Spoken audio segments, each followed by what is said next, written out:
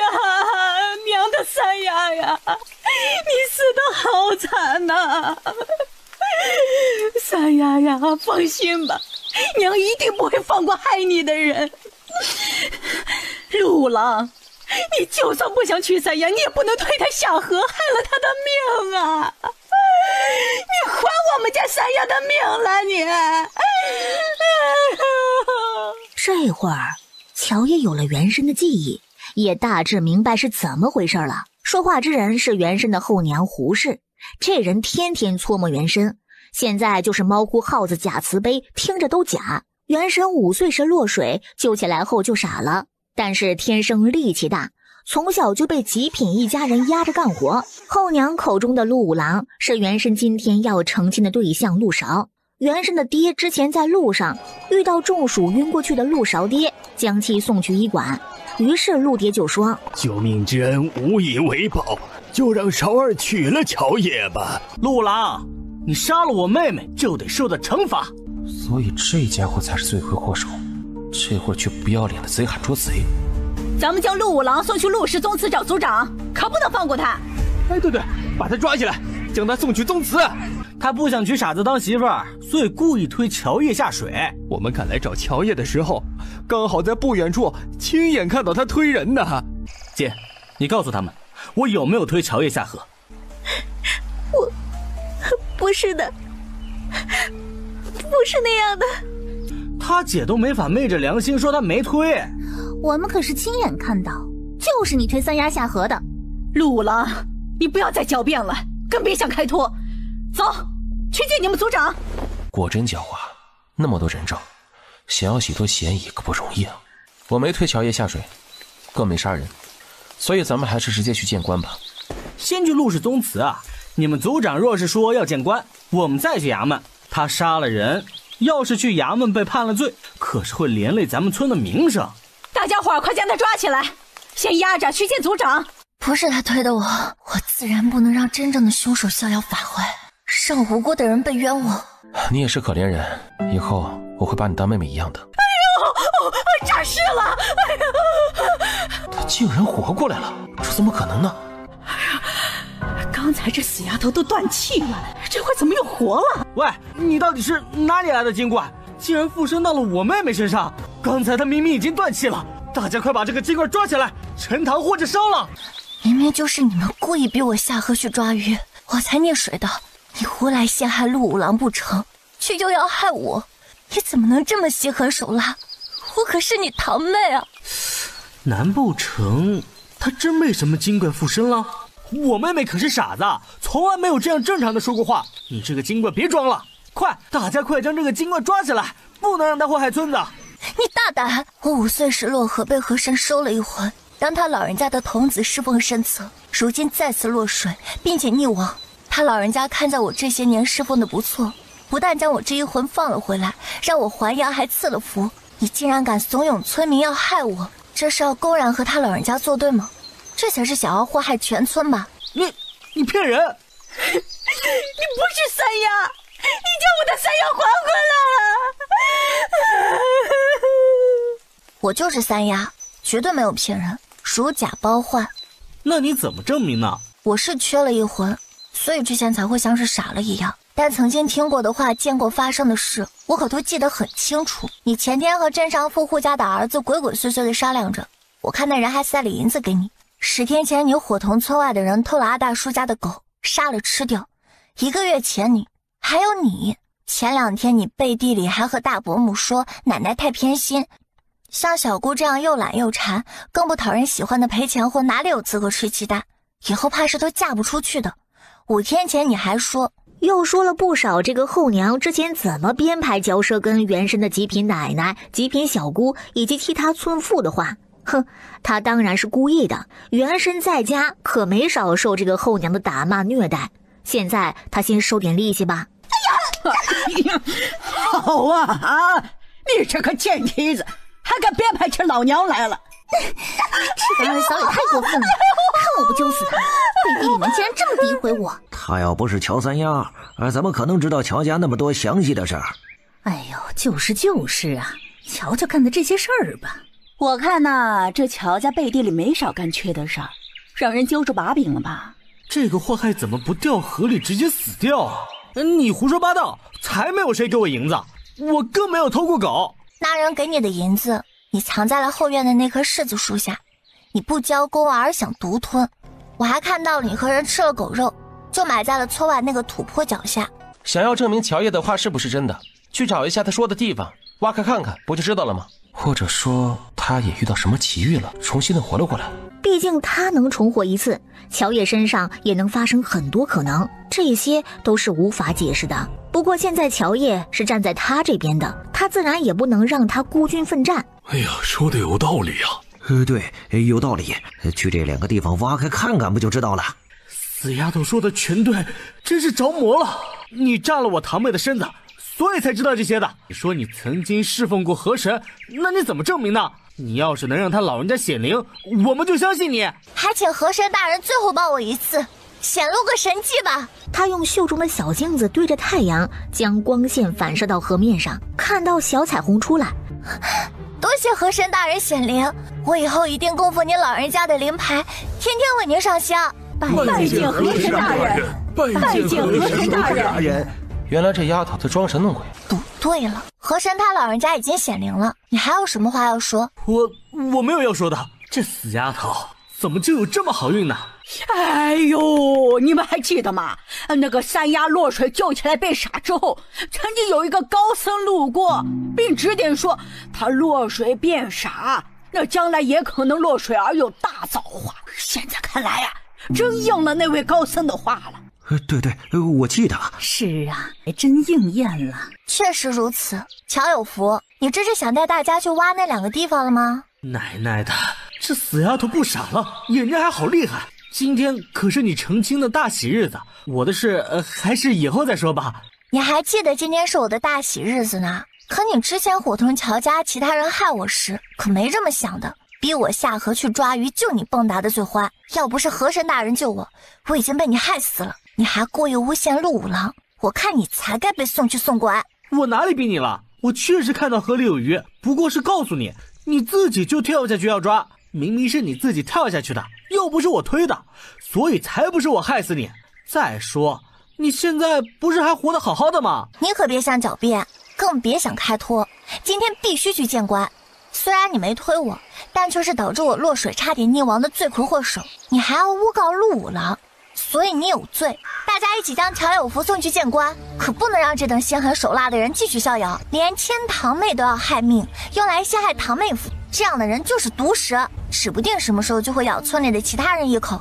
大家都别忘了啊，他还会偷狗吃呢，也不知道在我没看到的时候，他还有没有偷过村里其他人的东西，害过其他人。他才是村子里的祸害。这乔有福连堂妹和堂妹夫都要害，简直太毒了。而且阿大家的狗是养来打猎的，之前突然不见了，损失可不小啊。对，将乔有福送去见官。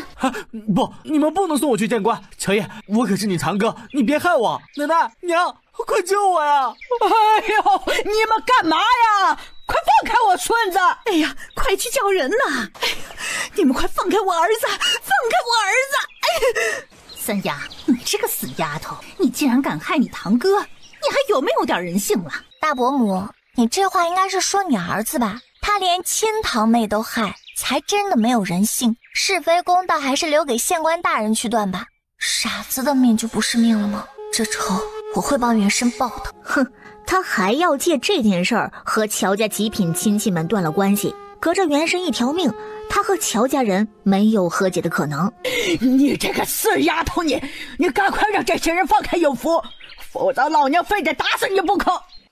行，那你打死我吧，你看会不会惹怒河神大人？到时候要是河水泛滥，将整个村子都淹了，你可就是害了全村的罪人。哎呦喂，这乔家人也太毒了，瞧瞧给这孩子打的，这青一块紫一块的。反正这些年要不是我命大，早就被你们和后娘打死了。家里地里的活我干了大半，却从来没有吃饱穿暖过。要是还这样继续活着，我真不如死了算了。行，既然你们要这样逼我，那我就去请河神大人做主，我不活了。乔三丫才被河神救了还阳，这要真让他再跳河死一次，河神大人发怒，让河水淹了村子，咱都完了。哎呦，快拉住这丫头啊！哎呦，怪可怜劲儿的，快拦着呀！明明是你孙子的错，你做甚要打死三丫？看看三丫手上都这么多伤，那身上肯定也少不了的。哎呦，这乔家真是作孽呀！是啊，三丫干活那可是一把好手，还被打成了这样。哎呦，真是可怜啊！乔老太，你们这心也太狠了。你们自己坏和作孽，可别连累了我们。呸！我打我孙女，关你们什么事儿？是不关我们的事儿，但你就不怕惹怒了河神大人降罪吗？哎呀，老二呀，快管管你家三丫呀！他要让人送有福去见官，可别埋我这个奶奶狠心啊！三丫，你太不像话了！有福可是你亲堂哥，有什么事不能回家说呀？赶快让人放了你堂哥！爹，堂哥比我下河，差点害死了我。你不怪他，反而一来就责怪我。这些年来我被他们暴打欺负和天天饿着，你都装作没看到。现在我不过是想去县令大人那儿求个公道，你却指责我不像话。你到底是他爹还是我爹？哎呦喂，这个后娘啊，太心狠了！就是他吹的枕边风，才让乔二牛不管女儿。哎，三丫，这事是你大堂哥的错，但咱们是一家人，哪里有隔夜仇的？你这不还因祸得福了吗？你放心，等回家之后，我一定好好教训有福一顿，给你出气啊！咱们就不用闹去衙门了吧，否则多难看呀，对你的名声也不好。对，咱们可是一家人，有事关起门来解决就是了，别在外面丢脸了。路上我也听大丫说了事情的经过，有福看到鱼，你那会儿还傻又馋，自己跳下河去的，也算不上是他害你。一家人打断骨头还连着筋呢。有福可是你亲堂哥，他平常对我这个叔叔很尊敬，对你也不算差。你这丫头别胡闹了，有什么咱们回家慢慢说。爹，你说乔有福对你很尊敬，对我还不算差，可那天乔有福和人吃狗肉的时候，却和村里的人说，你和三叔就是乔家的两个大傻子，自己有儿子不供，却供着他这个大房侄子念书。特别是爹你，他说你不但傻还很蠢，竟为了省钱给他隔了个房子的侄子念书，让亲儿子服兵役，还不知道你儿子能不能活着回来呢。乔有福还说，虽然他书念得不好，却要一直混下去，不想回来当你们这样的泥腿子。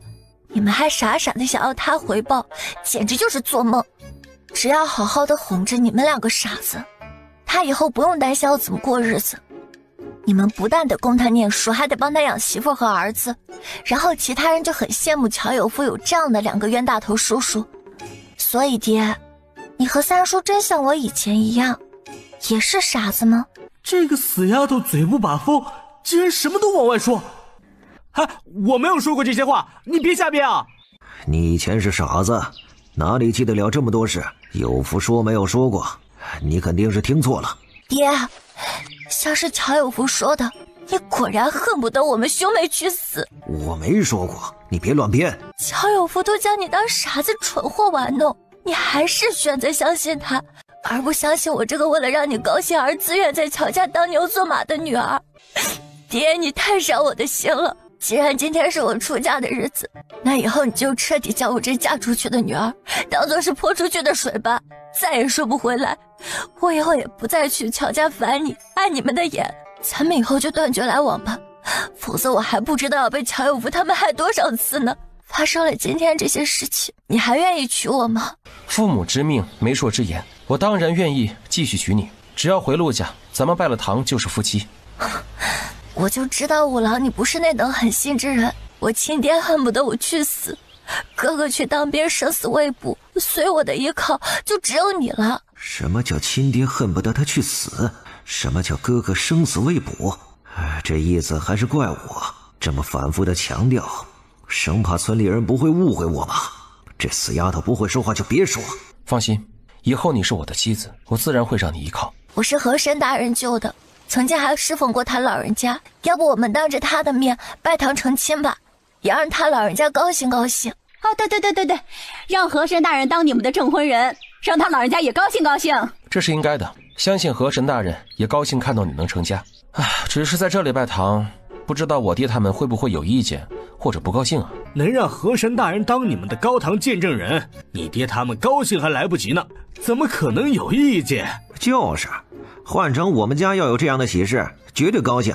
放心吧，到时候我们去和你爹说这事儿，保管他不会说什么。他绝对还会很高兴，你们能得到河神大人的见证和赐福。好，那就有劳各位做个见证，再帮忙去和我爹他们说一说。放心，有我们的。你们快拜吧，我们也都能沾沾喜气儿。这死幺蛾子真多，你们要是不嫌弃，我来帮你们唱礼吧。当然不嫌弃，那就有劳大娘了。五郎，你们愿意就成了，那就开始吧。一拜天地，天长地久；二拜河神大人，四季安康。哎呦，河神大人又显灵了！他老人家果然高兴的。拜见河神大人！这个死丫头，不但能嫁给陆五郎这个全村最俊的读书人，还得到了河神大人的庇护。就这么恢复正常，怎么就那么好运？好运怎么总给他呀？为什么当初去给河神大人当童子侍奉的不是他们呀？多谢河神大人，您的大恩大德，乔爷会记一辈子的。真是不好意思啊，以后都要拉着您老人家扯大旗喽。夫妻对拜，百年恩爱。难得遇到个同样悲催的人，彼此做个伴都是也不错。李成。你们现在是正式夫妻了。相公，现在我就是你陆家的人了。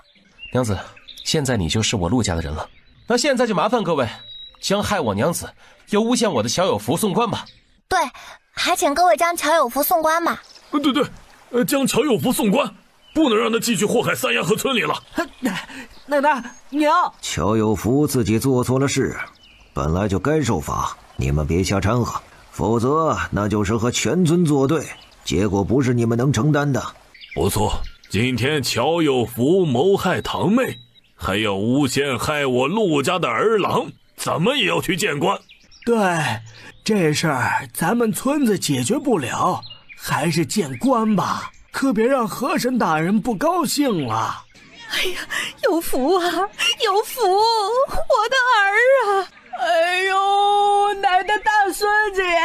哎呦，对了，为了证明我娘子的话，我也怀疑乔有福谋害我们有幕后主使，所以咱们还是先去乔家的后院，将那钱袋子挖出来，一起带去县衙。到了村口的时候，再将狗骨头也一起挖出来，让阿大叔家确认一下。这小相公还挺腹黑的。哎呦，我不活了，我不活了！哎呀，这可咋活呀？活了大半辈子，活了个熊样，这个挨趁到的呀！你们想抢就来啊，到时候谁抢了，就一起以抢劫罪送官，刚好大家都可以作证。对，我们作证，谁抢就一起送官。对，一起送官。哎呦妈嘞哟，这可是要了我老太的命了！你们这些狗杂碎，那祖上就是狗娘养的，欺负我个老太婆！哎呦，奶，你孙子偷杀了阿大叔家的狗，你还要骂人家祖宗，这不好吧？你们别还想去挖人家祖坟吧？哎呀，这种事情他们家还真的能干得出来。哎呦，你闭上你的臭嘴！你家祖宗才！你要是敢对我们家的祖坟下手，我们不但要去将你们老乔家的祖坟给刨了，还要去将你们家给拆了。打得好，就欠打。对呀，往死里削他！你这个吃里扒外的死丫头，你让人来欺负你亲奶奶，你这是丧了良心不孝的东西！奶，我这是帮理不帮亲，你要不骂人家祖宗，要挖人家祖坟也不会被挨打啊。要是你们的祖宗被骂，祖坟要被挖，你们能忍吗？是啊，不能忍呐，怎么可能忍呐？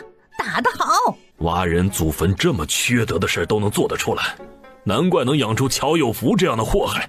你们欺负人，都是你这个小贱蹄子害的。乔爷已经嫁到我们陆家，可不是以前了，还能随你打骂虐待。乔爷不孝呀，这个死丫头，联合着外人欺负我这个老太婆。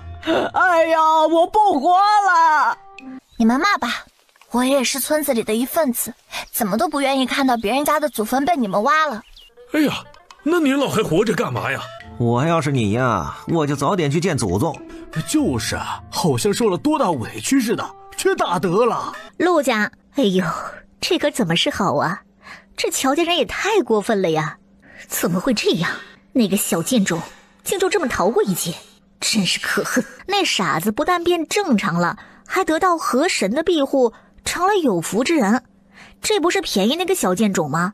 要早知道这样，当初啊就不该将两人凑成一对儿。乔家真是欺人太甚，我去县衙看看。乔家也是过分，当我这个秀才是摆设吗？哎呀，我也是担心五郎和他媳妇儿，咱一起去看看吧。以后你要是有了意中人，或者不想和我继续一起生活，你记得告诉我，咱们就和离就行了。好，你也一样。如果不想继续生活了，就告诉我。那就这么说定了。现在咱们成了夫妻，也是一条船上的人了。你跟我说一说你们家里情况，我好知道该怎么应付你家里人。我爹和玉婉之年轻的时候就彼此爱慕，但那会儿呢，陆家很穷，玉家看不上，于是将玉婉之嫁到县城一个开杂货铺的人家。她丈夫死后没多久，她就被小叔子夫妻赶出家门，没办法，带着一双儿女回了娘家。没多久之后，我娘就生病去世了。接着我外公也病逝了。我爹为了不让人说闲话，守孝了1年才娶玉婉之进门的。哼，还对外称是为了我才娶了带孩子的寡妇。实际上他们早就已经勾搭在了一起，是再续前缘了，关系亲密着呢。这件事情陆家其他人和村里人都不知道，只有玉婉之母子和他娘家少数人才知道。我爹更是爱屋及乌，对玉婉之带进门的一双儿女很是重视和疼爱。我这个亲生儿子是远远比不上的。我爹这个人很伪善，表面上很关心和重视我，实际上并没有多少真心。你刚才提到2年前的事儿，我要解释一下。有一天他继妹抓蝴蝶从假山上摔下来，陆少刚好路过将她扶起来，然后他爹和玉婉之就出现了。哎呦，这是怎么摔了呀？是我不小心摔的，不关我哥哥的事儿。可我爹却因此认为是我导致继妹摔下山的，要让我罚跪。我没做过的事儿自然不会承认，于是我要死都不认罚。我爹气怒不已，就亲自拿棍子打了我一顿。过了2天，更直接把我送回乡下老家。因为怕影响继妹的名声，我爹就和家里人说是我顶撞了他，他要让我长点教训受惩罚，这才送回老家的。你这真是有了后娘就有了后爹，为了妓女给你身上泼脏水。哎呀，你爹呀也是个极品人渣。而我姐姐，我曾经很信任也很护着她，我们也关系很要好过。不过现在嘛，你之前看到了，村里传他和继母关系很好，这个看来是真的吧？玉婉之才进门的时候对他表面上很不错，后来他侄子来过家里2次，我姐自己就看上了，主动找玉婉之说想嫁。玉婉之就毫不犹豫地促成了2人的婚事。我那个姐夫呢也在读书，我爹可没少因为玉婉之而照顾。那看来你姐和后娘是有了共同的利益，所以她选择站在了你的对立面。是，所以你以后不用管她，想怎么对待都随你。没事，那些都过去了，以后你好好考科举，只要一步一步高升，这日子过得越美啊，就能让他们眼红嫉妒，痛苦后悔，天天难受死他们。你和我想到一起去了，这小媳妇儿莫不是上天送来补偿我的吧？那其他人呢？其他人就和你听说的差不多了，不过他们呢也都是坐在表面上的针对，没有帮过我什么，除了会对外编排一下我，家里给我甩甩脸子，倒是没有下手害过我。我以前是住县城的，回了村子几乎每天都要去镇上读书，和他们相处的时间并不多，没什么感情。老陆家的人呢，用你的话说，其实都挺极品的，所以会被玉婉之收买，表现出这样的态度也挺正常。你爹一家是靠什么生活的？你外公留下的财产，他们看上去还挺富有，不但是有马车，逢年过节还会大包小包的买东西送回来。我奶就很极度羡慕这事儿，没少在家里骂几个儿子不成器。我外公和我娘留下的财产主要是现成的房子、马车，还有一个商铺。银子留给他的虽然不少，但我爹去考了2次举人，平常吃穿用度也并不省，应该花去大半了。他们每次大包小包回村是真的，可离开的时候呢，这些东西又会被他们带走大半。不过这个呀就没有让外人知道了，历来都是做样子给村里人看，营造一个好名声，哄一哄陆家人罢了。哦对了，我念书的花费，自从我回到村子里以后，都是我自己一个人出的。除了曾经我外公留给我的一些积蓄以外，都是我抄书和写话本赚出来的。哎呀，你爹真是渣的可以呀，雁过拔毛做的还挺溜哎。你爹和后娘会想将我们分出去单过吗？除非我被污了名声，比如之前被诬赖把你杀了，否则他们是不会分家的。他们一方面呢见不惯我，一方面也不想我脱离掌控。而且就算分家，他是我爹，在孝道上还是压了一头，并不是就能全断了的。他要是告我不孝，坏我的名声，对我也有不利。那你想分家吗？你嫁给了我，陆家人肯定会被玉婉之收买，挑唆着想欺负收拾你。我在家里的时候能护着你，可我呢还需要继续出去读书，就怕你一个人在家的时候不好对付他们一群人呢。那其实要分家也不错，你不用受他们的委屈，也能更自由一些。不，我觉得分家对我们来说反而不是最有利的，而且还挺吃亏。不利？吃亏？分家了，你爹还能用孝道继续压你。他这个人很会伪装，现在对外还是慈父形象。所以就算是分家了，他会提出什么要求，或者是后娘作妖，咱们要是反抗或者抗拒，那就是不孝，对名声会有碍。你不读书倒是无所谓，但要是科举入仕，这名声就很重要。而且他们利用陆家人赚钱供养，一直趴着吸血，这也太便宜他们了吧。你爹能用孝道压你，我们也可以啊。你那战斗力很强的极品奶奶可还活着好好的呢。所以我觉得咱们不分家，反而是要让你奶他们主动把你爹和后娘一家分出去，还要撕开他们伪善的嘴脸，让大家都知道他们的真面目。这些极品亲戚用好了就是一把好刀，专门扎你亲爹后娘。你奶奶虽然重视和宠你爹，但和你后娘却是对立的婆媳关系，这不忠不孝的玩意儿，不分他们出去，那分谁出去？这个确实是个好办法，对我们呢也最有利。不过要想让我奶奶和其他几房人放弃我爹那一房，而站在我们这边，可不是那么容易啊。重视和疼爱投入那么多年了，放弃了等于打水漂了。哎呀，这世界呀，没有永远的朋友，就有永远的利呀。只要咱们给的利益足够，不怕他们不重新站队。放心吧，这些就交给我就好了。你的任务呢，就是好好读书，考过你爹，要是能出仕当官最好，然后为我撑腰。好，那家里就靠你了，我去外面拼，以后当你最坚固的靠山。你识字吗？认识啊，在侍奉河神大人的时候学过。除了认字外，我还学到了一些赚钱的法子，所以才敢说要用利益打动另外几房，让他们上咱们的船。那为夫以后可就要靠娘子家里家歪一把抓了。我会是个很好的贤内助，你就放心吧。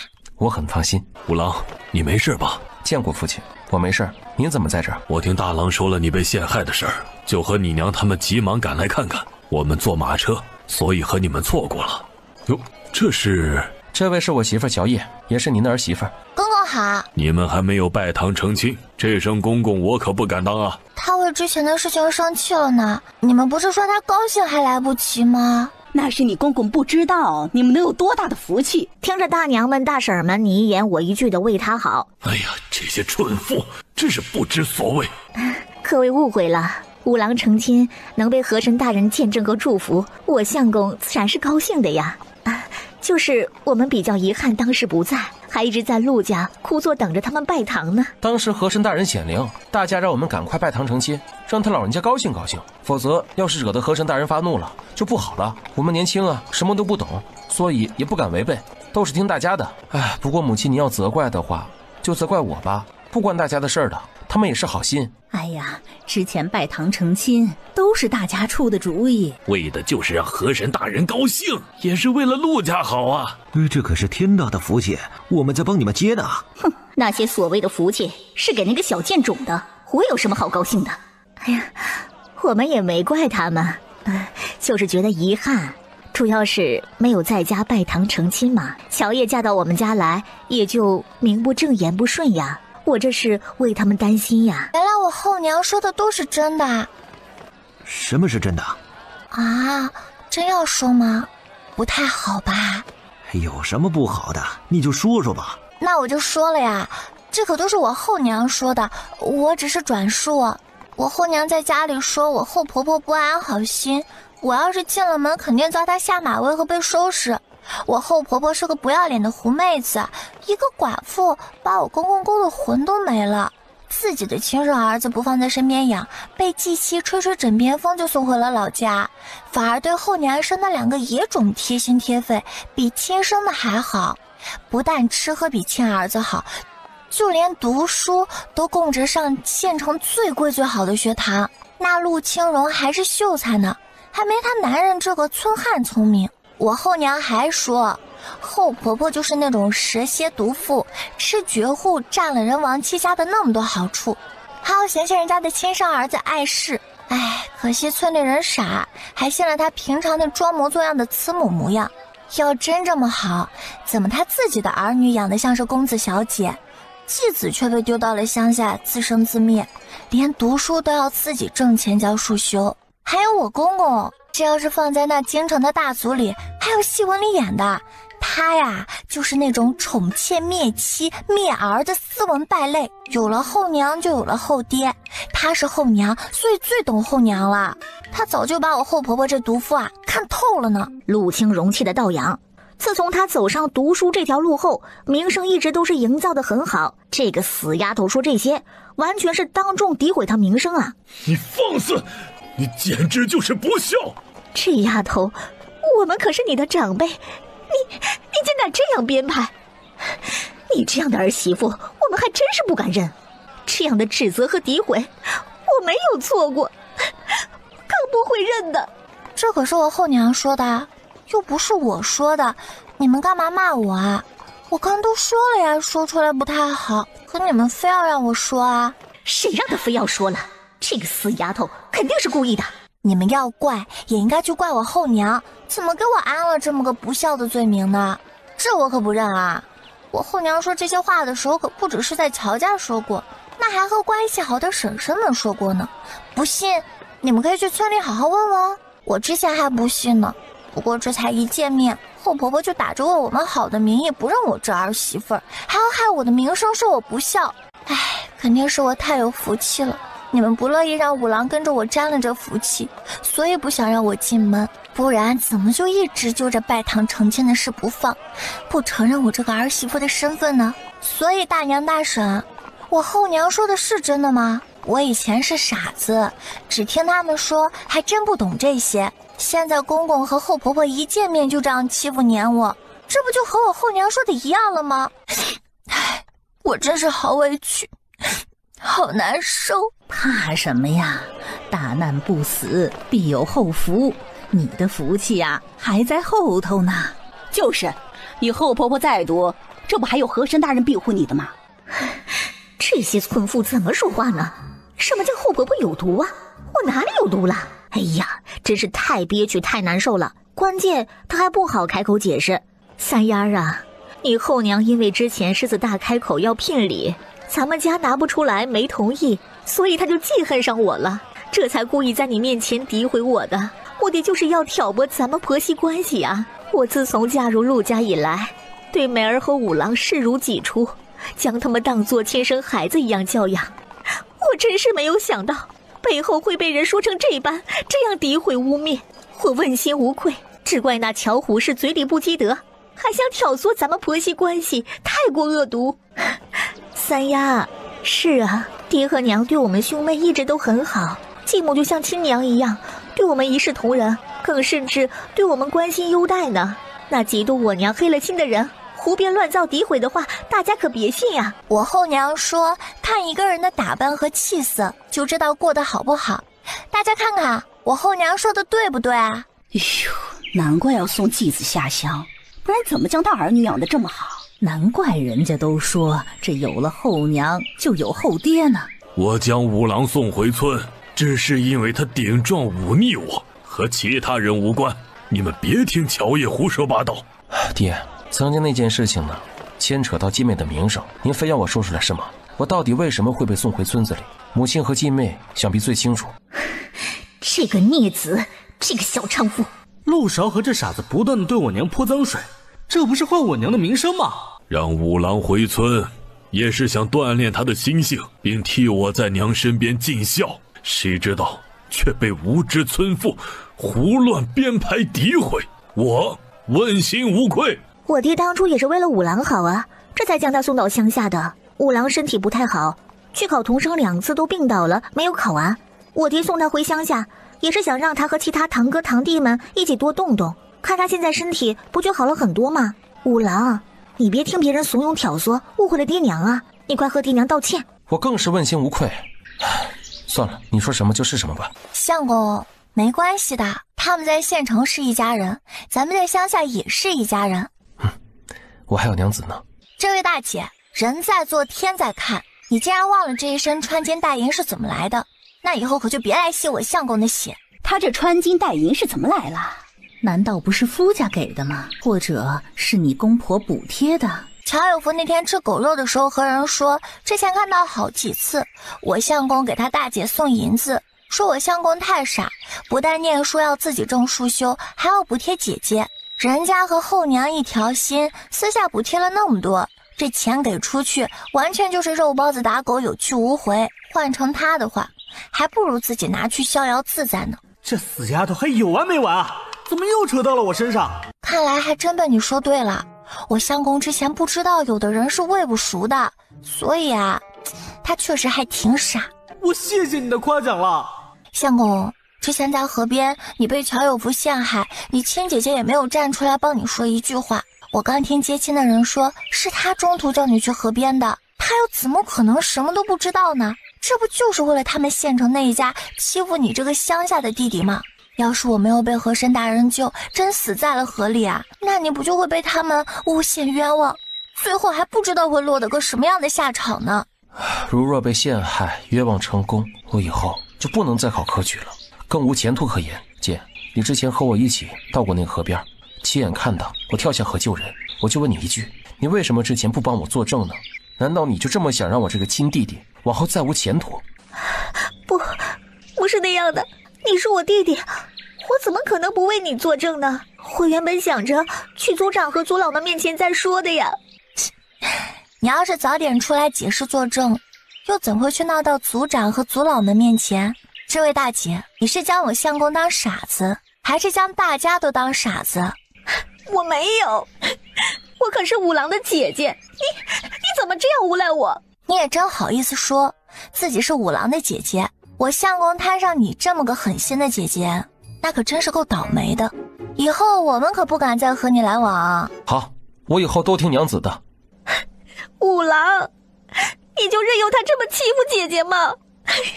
我媳妇是为了我好，我和她现在才是一家人，她说的也是我想的。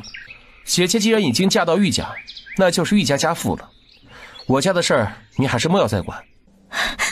你怎么能这样？我可是你亲姐姐。那在湖边的时候，那会儿你知道你是我亲姐姐吗？五郎，不是你想的那样的。不是还要送乔有福见官吗？再耽搁下去，县衙可就要关门了。哎，对，先办正事要紧。乔兄，你回去之后还是好好管一管妻子吧，这样口无遮拦的胡编乱造诋毁，太过了。这都是我家那丫头瞎说的，你们别当真。爹，偏心后娘就拿亲女儿背锅，这样昧良心的话真说得出口。不过看你们俩倒是很有共同话题，毕竟情况都一样。哎，难怪关系那么好，还惺惺相惜的结为了亲家。这个死丫头一张嘴就没好话。不过两人都已经领教了，乔爷现在真是伶牙俐齿，所以虽然憋屈难受气愤，却都忍着没有再接话，否则还不知道他又说出什么惊人膈应的话。我媳妇这张嘴啊，真是有理不饶人，我喜欢。报官之后，县太爷很快升堂。大人，我要状告乔有福诬陷以及故意谋杀我妻子。大人，乔有福杀我们家的狗，我要赔偿。堂下之人乔有福，你可认罪？我当时真看到河里有鱼，就说了出来，不是故意害堂妹的。阿大叔家的狗，我承认是我偷吃的。大人，给乔有福劫难的人是我的同窗，还和我有仇。主要是我无意间听到他们说一件事，他可能想借刀杀人，将我除掉。这不过是你自己的想法而已，你有证据吗？就凭认出一个钱袋是谁的，可不能证明对方收买乔有福谋害你们。可是这个消息关系重大，还请县令大人明察呀，和您有关，涉及到人命，得要好好查查才行。娘子，你带上大家去这条街的酒楼吃些东西垫垫肚子，我还有些事儿，一会儿再过去啊。哎呀，不用破费了。就是也没帮啥忙。这陆五郎啊，果然是个好的，是个知恩图报的君子。哎呀，就是啊，多好的人啊！你听到了什么消息？这就不劳父亲您操心了，大人现在还在后面等着我。父亲您有什么话，要不以后再说。见了大人可别胡乱说话，否则后果不是你能承担的。父亲放心，这件事情连累不到您的身上。这孽子说的什么话呀？相公，现在该如何是好啊？先出去等着，这里不是说话的地方。相公，那连家势大，五郎要是犯浑胡乱攀扯就麻烦了。而且听连家小姐的意思，她会对锦儿以身相许来报恩呐。这个孽子被那个傻子和村民一捧下怂恿，都飘得不知道自己姓什么。只希望他别脑子发热乱来，否则我饶不了他。另一边，你之前听到了什么消息？大人，我之前无意间听连春义和人说，要引您儿子去放印子钱，说只要能将这个把柄握在手里，您也就脱不了他们的掌控了。新仇旧恨加起来，就从现在开始清算吧。你真的听到了这些话？他知道最近儿子时常出门和县城里的几个公子哥混在一起玩，之前并没有怎么放在心上，现在却不得不多想了。我确定，大人，现在呢，他们计谋还没成功，您可得多做防备啊。咱们县城了以后，可还要您来支撑呢。当朝有律法规定，官员及其家人不允许放印子钱，否则就是重罪。如果被人告并且查出来，他头上的乌纱帽就没了，儿子的前途也断了。依你看，这件事若是真的，本官当如何呢？大人颇有远见和才能，来到我们麻玉县本来可以大有作为，可那连家却不断阻挠，着实可恶。如若大人不嫌弃的话，我这里倒是有一计献上，能让连家先退上一步，等大人您站稳脚跟，就能施展开手段，那时的连家将不足为虑。上来说话。大人您可以先用刑审问乔有福，让对方吐出被人收买指使的真相，有了人证和物证，就好捉拿连春义，将连春义绳之以法。不但可以让百姓更敬畏和崇拜大人，大人想要在麻玉县施展一番作为，收拢民心也颇为重要的。有全县百姓的拥护支持，大人的政令才好实施啊，还能借此试探和打压连家。另一边，三丫头，你过来。奶，你有什么事就直说，我就不过去了。你怎么只让这小二上2桌菜呀？我们的呢？你们要吃什么自己点了付钱不就行了，不用和我说啊。这陆五郎不是给你钱的，让你带着我们来吃饭的吗？奶，你们是不是有什么误会？我相公说的是为了表示感谢，让请我们的人来酒楼吃饭。你们不但没有帮我们，可还害死了我，诬陷了我相公，所以你们也好意思坐下让我相公请？哎呦，我们可是你娘家人，你们请吃饭不是应该的吗？你这个死丫头太不孝了。奶，嫁出去的女儿泼出去的水，可没听哪个不要脸的娘家人能干出吃外家女这种事来。而且我今天才嫁到陆家，你们就这般作态，这要让陆家的人怎么看我？我又要怎么在陆家生活？你们到底是我娘家人还是仇人？再说了，我之前就和你们断了关系，说了以后啊，不要再往来，你们也好意思跑过来蹭吃蹭喝，能要点脸吗？大娘大婶们，你们说对吧？对，哪里有这等好事儿？陆五郎是感谢我们才请吃饭呢。是啊，你们这些要害他的人也好意思进来想蹭吃蹭喝呀，真是不要脸。三丫今天才嫁到陆家，公婆原本就对她有意见，你们还这般不要脸的让她贴补娘家，不是要将她推进火坑里吗？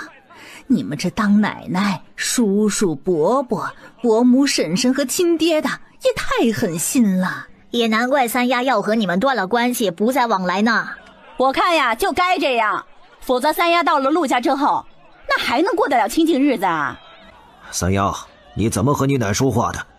快过来，和你奶磕头认错，否则以后你要是在陆家受了什么委屈，可别想找我们帮你出头。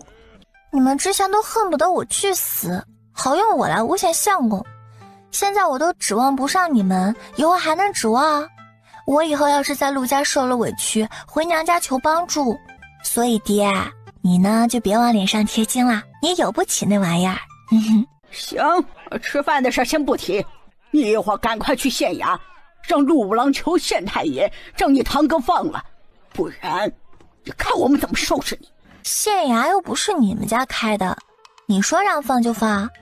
奶，不懂律法你就少说这种话吧，否则你们这样的行为真的就是妨碍公务，也会被抓去坐牢的。你胡说八道什么呢？你要是不信，你们一家现在就去县衙闹，让县太爷将乔有福放了，看看会不会被抓起来，一并被关到大牢里去。哎呦，都是你这个丧了良心的三丫呀，还有狠毒的陆五郎，害我有福。乔爷就让小儿过来，说乔家人打扰他们吃饭，能不能将人请出去？老乔家人哪里舍得花钱在酒楼吃啊？原本是准备赖上乔爷的，谁知道却被2个小二一起将他们给轰了出去。哎呦，你这爱钱刀的小娼妇！公公、后婆婆，你们之前没有帮上任何的忙，现在不会也是来蹭饭的吧？我相公平常上学读书吃饭花的那可都是他自己辛辛苦苦挣来的钱，你们难道连这点血汗钱都不放过吗？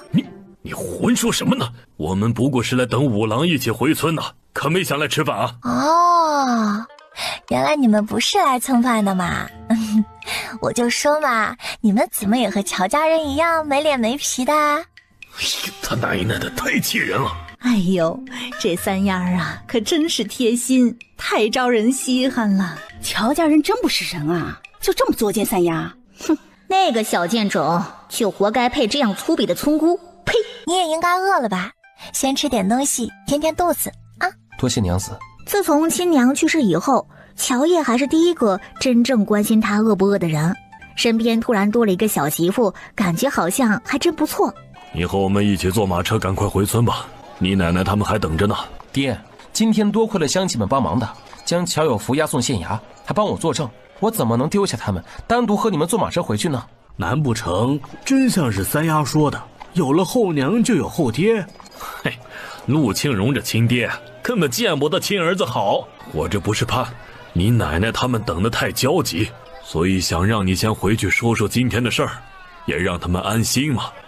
我看你媳妇儿和乡亲们相处得很好，晚回去一会儿也没关系。公公是读书人，看不上我们这些泥腿子，不愿意和我们一起同路回去也正常。我们年轻健壮，再走1个时辰回去也没什么。可今天陆家的2位族老以及村里另外几位长辈也跟来了，唉，这一路走来已经很累了，还得回去再走1个时辰。要坐马车的话，也该是他们去坐。我和相公啊，历来是尊老爱幼，所以这车还是请长辈们坐吧。公公，你果然像我后娘说的，是个爱护继妻和继子的好丈夫。马车要留给他们坐，舍不得他们受一丁点儿的苦。我们是泥腿子怎么了？陆清荣不也是农户出身的？这不过才去县城几年呀，居然就瞧不起他们了，真是忘本。娘子实在是和我想到一块儿去了。我原本就想着各位长辈们这一路可真是辛苦了，过去这条街呢就有一家车行，我准备雇几辆马车和大家一起回村子里。哎呦，还是五郎人家想的周全，也懂得照顾老人，并没有看不起他们这些泥腿子。这个镊子今天是怎么了？怎么一直跟我反着干？娶了个所谓的被河神庇护的傻媳妇，翅膀就硬了。哎呀，咱们不愧是父子啊，都想到一块儿了。我原本也是想着雇几辆马车，将长辈们和大家一起送回村的。还是公公会说过后话，不愧是读书人。男人们说话，你别插嘴。哎呀，这个死丫头真是太讨厌了。公公竟然嫌弃我，那又为何只想让相公娶我这傻子呢？我因祸得福变正常，公公怎么反而不高兴了呢？哎，相公啊，看来公公还是更希望我是傻子呢。可是和珅大人已经让我恢复了，我再也变不回傻子了。公公不高兴又嫌弃我，那我以后在陆家该怎么办啊？没事，我不嫌弃你，我相信你这么好，这么有福气，奶奶他们也不会嫌弃你的。都说什么混话呢？你变正常了，我高兴还来不及呢，怎么可能不高兴和嫌弃啊？可你表现出来的就是不喜我呀。我以前虽是傻子，但对别人的喜恶却是比别人更敏感。公公，你可别将我当成以前的傻子了，我已经正常了呢。哎呀，真不知道怎么反驳呀。景荣，乔爷可是和珅大人庇佑，有福气的丫头，你们家能娶她进门也是一种福气，你们可别不当回事儿，将这福气败了。再说乔爷也是你为了报乔二牛的恩，主动要给亲生儿子娶的，可别因为一些妇人之言就忘了亲疏有别啊。也是看出来了，陆清荣不喜亲儿子和儿媳妇，怕真被那妇人吹枕边风，想给亲生儿子娶个傻子，以后好做拖累。三伯误会了，我没有不喜儿媳妇儿，没有不喜就行。所以想要有好名声，有底气，背后有支持，那就要好好拉拢族人和村里人。你怕吗？又不是什么龙潭虎穴，没什么可怕的，反而我还挺想和奶奶伯母他们亲乡亲乡呢。那就好，不愧是我不按照常理出牌的小媳妇儿。哎，我一会儿要干什么你都不会阻止吧？当然了，你想做什么就去做。相公你真好。娘子也很好啊。你们说的像什么话？你们两个回去之后好好听你们奶奶的教导，像是之前在县城里做的事说的话，我不希望再看到了。公公，你怎么一点都没自知之明呢？之前有外人在，我们只能学你一样虚伪，给你点脸。这回没有了外人，咱们也就不用再假惺惺的父慈子孝了。你这后爹做了什么事儿，我相公和我也不是傻子。以后你就好好疼爱你那个恶毒的季氏一家，和他们在县城好好过日子吧。我们的事你就别管了，管了我们也不会听你的。切！你大胆！我可是你公公，你信不信我立即将你说的话让全村都知道？那你就快点去说吧，去看看村民信不信。你要是去说这些，那我就说你被后婆婆在马车上吹了枕边风，你们想要将我这福星赶出陆家，不让你亲儿子好过。而且以你在县城的表现和偏心，你觉得村里人会相信吗？而且谁能证明我说过那样的话？你简直无耻！要论无耻，我可比你差远了。至少我不会为了钱和前程娶老师的女儿当凤凰男，更不会吃绝户拿来养外人，还为了个季氏害亲生儿子。你不管他吗？父亲要是生气不平，尽管现在就去村子里面宣扬一下我们的不孝，看看大家到底信不信。相公，我刚才说了什么你听到了吗？你刚才不是让父亲保重身体吗？公公，我刚才可是好心让你保重身体，我相公能作证呢，你怎么能冤枉我不孝呢？哎，果然我变正常聪明你就不高兴了。你们我们怎么了？让公公保重身体是不孝，难不成要让你赶快去地下去找我亲婆婆作伴，那才是孝顺？放肆！你简直放肆！我要把你送回乔家去，问问他们家是怎么教女儿的，怎么会教出你这种忤逆公婆的女儿？我爹和你一个德行，这还用去问吗？直接看你的做派不就知道了吗？我这呀也是和你们这些人学的。去吧，你现在就去。这个儿媳妇呀，简直比那些地痞无赖还不要脸和难缠。谁家女子会像她这般？真是气死人了！看看你都娶了个什么祸害回来！父亲，您怕不是忘了，之前可是你非要报恩，让我娶的乔家女，现在怎么变成我娶了个祸害啊？您这样说自己的儿媳妇儿，您县城里读书那些同窗们，他们知道吗？好，你们真是好样的，陆少，看来你对我这个父亲怨气不小啊！啊，今天一成亲，翅膀就硬了。哼，我就看你们能嚣张多久。真当我治不了你们呢？他也知道今儿不是时候，可能真没人相信，所以他忍了。但这口气之后一定会找机会给出了。等有其他人在时，他再激怒死丫头这般嚣张，继续说出刚才那样的话。哼，到时候他非得将他撵回乔家不可。奶，您一看啊，果然就是和蔼可亲的好奶奶。我早就想要有个好奶奶了。哎呀，可惜我的亲奶奶太坏，没成想在陆家就让我给遇到了，咱们可真是太有缘分了。相公，你快将我特意给奶奶买的糕点给拿过来。这小媳妇什么时候给奶奶特意买糕点了？哦，这是她之前在车上吃剩的糕点，难怪乔叶下车前重新包裹之后才又递给她拿着。哦，原来是要演着一出戏呀。奶奶，您尝尝看，合胃口吗？你要是喜欢的话，以后相公去县城的时候就让他给您买回来。奶，你别听他的，这明明是他买给五郎的糕点，现在却拿吃剩下的给你。乔家丫头，你姐姐说的你认吗？这位大姐，您不能因为之前的事情就在奶奶面前对我栽赃陷害啊。这糕点我可是买了2份，一份给了我相公，一份放在怀里，这用我的真心捂着，特意带回来孝顺奶奶的。你说谎！你一个嫁出去的女儿，这每次都空手回来，只想刮着娘家补贴夫家，自己不孝顺奶奶，居然还容不得别人孝顺。哎呀，奶奶，你这个孙女啊，也太不孝了吧！我看她对我后婆婆可孝顺的厉害喽，这却连个糕点都舍不得让您吃。你貌似还真是啊，这个孙女嫁出去那么久了，每次回来都是空着爪子，也没见买点什么孝顺一下自己。我就不一样啦，我和我亲奶奶已经断了关系，以后啊，我生是陆家的人，死是陆家的鬼，我只孝顺您一个奶奶。五郎媳妇儿，听说你之前在县城可没少顶撞忤逆公公婆婆，还将我们陆家的脸都丢光了，你知错没有？大伯娘，你们这是听哪个卑鄙无耻的小人说的呀？这不就是故意挑拨我和陆家的关系吗？之前乔有福还诬赖我相公杀人呢，这不就去坐牢了？哎，咱们可已经是一家人了，你怎么也这样子是非不分，要去相信小人的挑唆呢？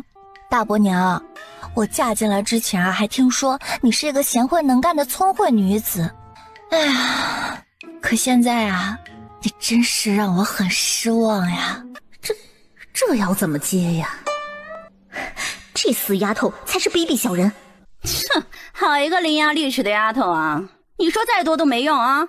进了我们陆家，那就得按照我们陆家的规矩来办。二伯母，你的意思是咱们就不用废话了？否则咱们这陆家大门可不是你想进就进的。几位伯母好大的阵仗，我的媳妇儿还不用别的人来管。相公不用担心，几位伯母呢也是爱护我，既然他们不想要多说废话，那我就和他们重新交流交流。忘记告诉你们了，我以前不但傻，还有病，谁要是惹我不高兴啊，我会很难过生气的。我这一生气啊，就忍不住想要砸东西，更甚至是打人。我现在就很生气，那实木大桌子被他玩似的朝着门口砸飞出去。哎呀妈呀！乔也知道原身力气大，也是天生比常人大不少。二伯娘，你对我好像很有意见的样子啊！我现在很生气，我这个病还没有完全发完呢。为了不影响其他人，咱们还是出去单独聊聊。我不去啊！哎呀，这救我！你快将我媳妇放下来！行，既然二伯都开口了，我自然是要听长辈的。二伯，那我们出去聊聊，毕竟我的病还没好呢。放我下来！你快放我下来！我和你没什么好聊的，可怕，太可怕了！不是你们让我别废话直接上手的吗？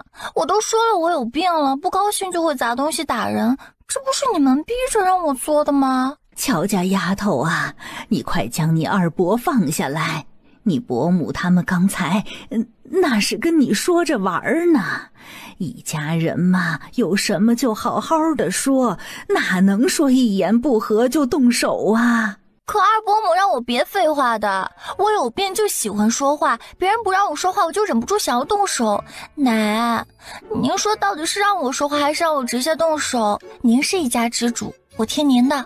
当然是好好说话啦，乔家丫头啊，以后少动手，多说话啊。奶奶，你怎么还是一直在喊着我乔家丫头啊？我不是都嫁到了你们家了吗？难道你不承认我这个孙媳妇儿？怎么会呢？我就只是喊习惯了。五郎媳妇儿，咱们从今天开始，那可就是一家人了。你先将你二伯放下来，咱们好好说话。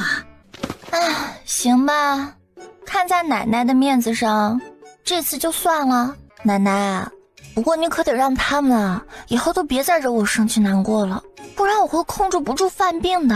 放心，奶奶肯定会让他们别惹你生气的。我就知道奶奶最好啦。奶，我后婆婆他们回来没说我会犯病的是吗？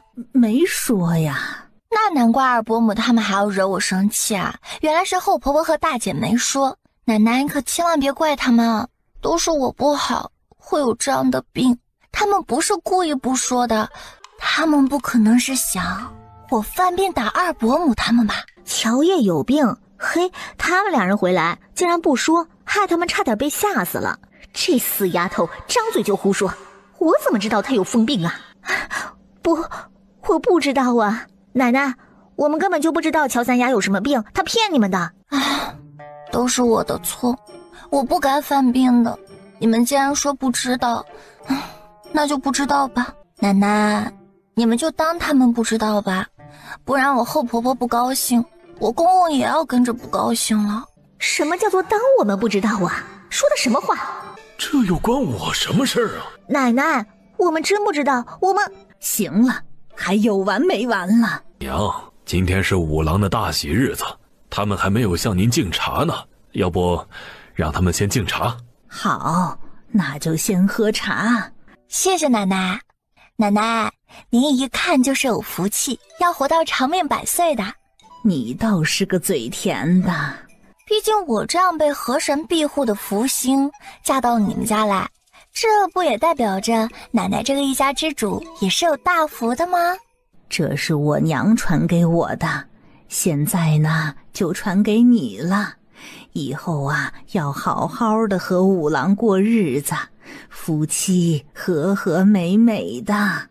哼，老太太竟然越过他们这些儿媳妇，将银顶针传给五郎媳妇，凭什么呀？哼，凭什么非得传给他呀？谢谢奶奶，以后等我和相公挣了钱，就给奶奶买金首饰。我看后婆婆都戴了玉手镯、金耳环，奶奶怎么着也要比儿媳妇戴得更好才行。我公公不给您买，我和我小相公以后啊，就多买几套金首饰给您戴着玩。她这个婆婆都没有戴过这些贵重的首饰，老媳妇这个败家娘们儿还就先戴上了。娘，你不要误会呀，这不是相公给我买的，是我娘家给的。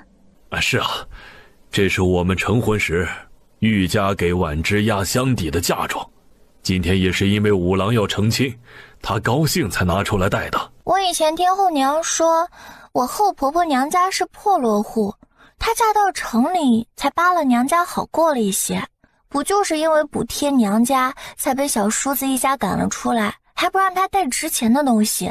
接着因为嫁给了我公公，这才又扒了的娘家得了利，日子越来越好。以前的破落户也能买得起玉镯子和金耳环，这么贵重的首饰吗？那咱们陆家还能补贴养着玉家，岂不是村里面最有钱的人家啦？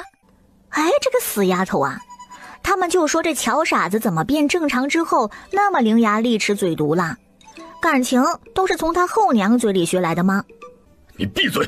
敬茶就敬茶，哪里来的这么多话？嫁入我们陆家就要守妇德，不要搬弄是非。我怎么搬弄是非了？公公，人家都说女生向外，没想到到了你这儿就反过来了，娶了媳妇儿忘了娘。你这啊就是其中的翘楚。我后娘说，你为了让狐狸精高兴啊，可没少补贴帮助玉家。玉家做生意都是靠你拿钱扶持起来的，你们这样做是不对的。后婆婆嫁到陆家来，那就是陆家的人了，怎能花着陆家的钱去养着娘家呢？我就绝对不会去拿陆家的钱去补贴娘家。连我这个傻子都懂的道理，你们居然都不懂。要说不守妇德，那也应该是后婆婆吧。我后娘还说你和老陆家的人都傻透了，给玉家当奴隶使呢。哎呀，娘！天哪，我怎么摊上这么一个儿媳妇呀？一进门就教训吴千起我这个婆婆，这可怎么办呀？娘，不是她说的那样的，我从来没有过。这又不是我说的，是我后娘和村子里的妇人说的。他们还说这些都是听你娘家村子里边那些人说的。要不信，奶奶，你们可以去玉家在的村子问。我后娘说的对，后婆婆就是后婆婆，我这才进门就诬陷我。你嫁到了我们陆家来，就是陆家的媳妇儿，可别什么都想着娘家，傻子都知道的道理，希望你也能明白。婆婆教训的事，儿媳记下了。媳妇确实没有补贴娘家，反而是这些年我娘家人做生意，反过来补贴我的。那些村妇啊，就是羡慕嫉妒我嫁了相公这样的厉害人，才胡说八道污蔑我的。娘，你可要相信我才是啊。娘，您别听那些小人胡言乱语。婉之的哥哥这几年在县城做生意，反而补贴照顾我们家呢。那些人啊，就是羡慕嫉妒才搬弄是非的啊！您别信。老五要真拿钱去补贴玉家，那岂不是拿的是宫中的钱呐？凭什么呀？村子里的那些妇人确实是喜欢嚼舌根子，这次我相信你，但是你呢，可别让我们失望才行啊！我们全家人呐，都还指望着老五考上举人，更甚至考那个什么进士，当官来着。你和你们玉家可不能拖他的后腿。娘教训的是啊，我和娘家人肯定不会拖相公后腿的。哼，等我将来飞黄腾达的时候，看这老太婆还敢这样对我娘不？原本是要办喜宴的，可因为之前出的事情，人都走光了，现在这个点儿也办不了了。你们又已经在河神大人和村里人的面前拜了堂，成了亲了。我也喝过你们的茶了，这亲呐，就正式结了。你们今天又是落河，又是去县衙的，也累了，就先回房休息去吧。啊，好。还是奶奶好，会体谅小辈。那我就和相公去休息啦。等吃晚饭的时候记得叫我们啊。这死丫头的脸皮还真不是一般的厚。放心，吃饭会叫你们的。这乔三丫进了门，不应该是她好好表现做饭吗？怎么现在还得我们几个婆母吃饭伺候啊？不过这会儿啊，谁都不敢再出头说这事儿，怕死丫头又发病。这死丫头不干活还要等着吃，那几个轴鱼的性子怎么能够容下她？相信没几天这陆家呀就要闹起来了。相公，娘，今天的事实在是太丢人了，我被五郎媳妇气的，哎呀，这会儿胸口有点疼。我现在婉之他们回县城了，过几天再来看你。那要不然你先回房躺着休息一下，这又要去县城，多累呀。我想去县城的医馆看看，明年我还要去考举人，不能在这关键时候气出病来啊。所以我们还是回去吧。哎，行吧，那你现在就去县城看看大夫，回去之后呢，好好的照顾你丈夫。是娘。你那儿媳妇儿之前就是个傻子，什么都不懂，都是听她那黑了心肝的后娘说的。你呀，就别气了啊！我才懒得和他一个傻子计较，只是今天他当众顶撞我，让我们没少丢脸，才被他气到了。我回去之后还得买点好的食补下才行。那你们把买的肉菜带回去吃。也不用都拿着，留点给娘也补补身子。我身体好着呢，不用补了。你明年要去府城考试，现在就得好好的补一补，还不快去给老五家装肉菜去。娘，那我们就先回去了。啊，行，你赶快去找大夫看看。他要带走的肉菜你没花钱吗？没花呀。行，你没花钱，那就让他们啊最后再带这一次回去，一举三得啊，完美。还得多谢渣公公和后婆婆的贪心呢。你现在嫁给了我，我会努力让你过上好日子的。你想做什么就随便你，我就是你的依靠。好啊，我相信你。不过我也会和你一起并肩作战，咱们一起努力过上好日子。既然咱们成了夫妻，接下来还要并肩合作，那我便说一下各自接下来的规划安排。我先说一说啊，我呢准备要找点法子赚钱，先把吃住方面改善了。我准备先写个画本挣些钱，来改善一下我们的生活。明年2月的童生考试我会继续参加，考上秀才之后呢，我还准备一路接着考。科考入仕还曾是前世的遗憾和执念。你这次对考童生和秀才有很大的把握吧？不出意外的话，我这次一定能考上秀才。听说你上2次去考童生，中途都病倒放弃考试了，是不是有问题啊？之前2次考童生我都是去县城住的，然后呢，我姐会特意给我熬鸡汤。我的成绩历来比陆周瑾更好，那些题我都会。如果不是中途肚子疼无法继续考试，童生考试我怎么也能过的。你那个姐姐还真是让人一言难尽啊。如果只是1次还能说是巧合，可是连着2次那就不一定了。你这次考试呢，我觉得她应该还会再给你送鸡汤，到时候就拿过去好好检查一下。如果里面真放了料，那咱们就闹出去，让大家都知道。我也是这么想的。你要是考上了秀才，甚至是考上举人进士，对他不是更加有利吗？到时候你能够为他撑腰，夫家也不敢欺负他。要真是他下的料，那他图什么呀？图得到后娘的喜欢？比起让我这个弟弟有前途，她更愿她丈夫能考上秀才。后娘和我爹能够帮上她丈夫，所以对她来说呢，不难选择。亲爹不疼，后娘继哥继妹恶毒，连一母同胞的亲姐姐也要害她。没事没事，先苦后甜，你的好日子还在后头呢啊。咱们都先苦后甜。我手里还有最后一些银子，明天先带你去买2身衣服。好啊，那就多谢啦。你要不先躺下休息一会儿？我房间里就只有这1张床，被子也只有1床。你要是介意的话，只能明天去镇上买一个小榻，再买1床被子，我来睡。反正今天都得要睡1张床之后也就无所谓了嘛。咱们1人睡1头，明天再买床被子，分开自己盖自己的就行了。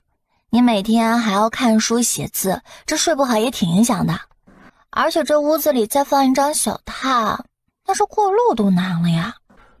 行，那明天再去买1床被子。你先休息，我翻翻书。好。他在现代5岁时不小心摔进游泳池，被救起之后就发现掌心多了1颗痣，还能感应到里面有一汪泉水，不过却没有对谁说过这个秘密。这泉水对人体没有什么太大作用，喝下去呢能够增强体质，却不能治病、美容美颜什么的，不过能够促进植物生长，催发植物的生机。像是快死的植物，滴上一点泉水就能救活，用泉水洒过种出来的瓜果蔬菜，口感就会比普通的好了不少。五郎，奶奶叫你们出去吃饭了。马上就来。你醒了？是啊，醒了。奶，我们来了。来了呀。行，那就吃饭吧。奶奶，咱今晚就吃这个啊？不然呢？今天不是我和相公成亲吗？怎么就吃得这么寒酸？能有这些吃的就已经不错了，别家想吃还吃不上呢。你们老乔家吃的还不如这个呢吧？今天吃的呀，已经比以往好了。怎么，你第一天进门就开始挑三拣四的啦？哎呀，我吃这么寒酸倒是无所谓的，毕竟我还年轻嘛。可我这不是担心奶奶和几个伯伯伯母吗？担心我们？担心我们什么呀？唉，奶，您看看您自己的身体，这都成什么样了，居然还吃得这么差。我之前说我是福星，你也能沾上福气，长命百岁。接着他又话锋一转，但是确实得有个前提啊，不然这寿元也难长久。什么前提呀？前提是您的身体好，这要是身体都衰败亏空了，那就是吃个仙丹妙药，那也活不长呀。你这是咒我呢？我身体好着呢。哎呀，奶，您身体是表面上看着还行，可这内里呢，已经开始衰败了。您看看您啊，两边颧骨泛污，气管五行属金，颧骨在五行中呢为金木交汇之位，颧骨黑者为金生水，那是泄气太重之象。什么是泄气太重之象啊？就是从您面相里呢能看出您容易得寒喘之症。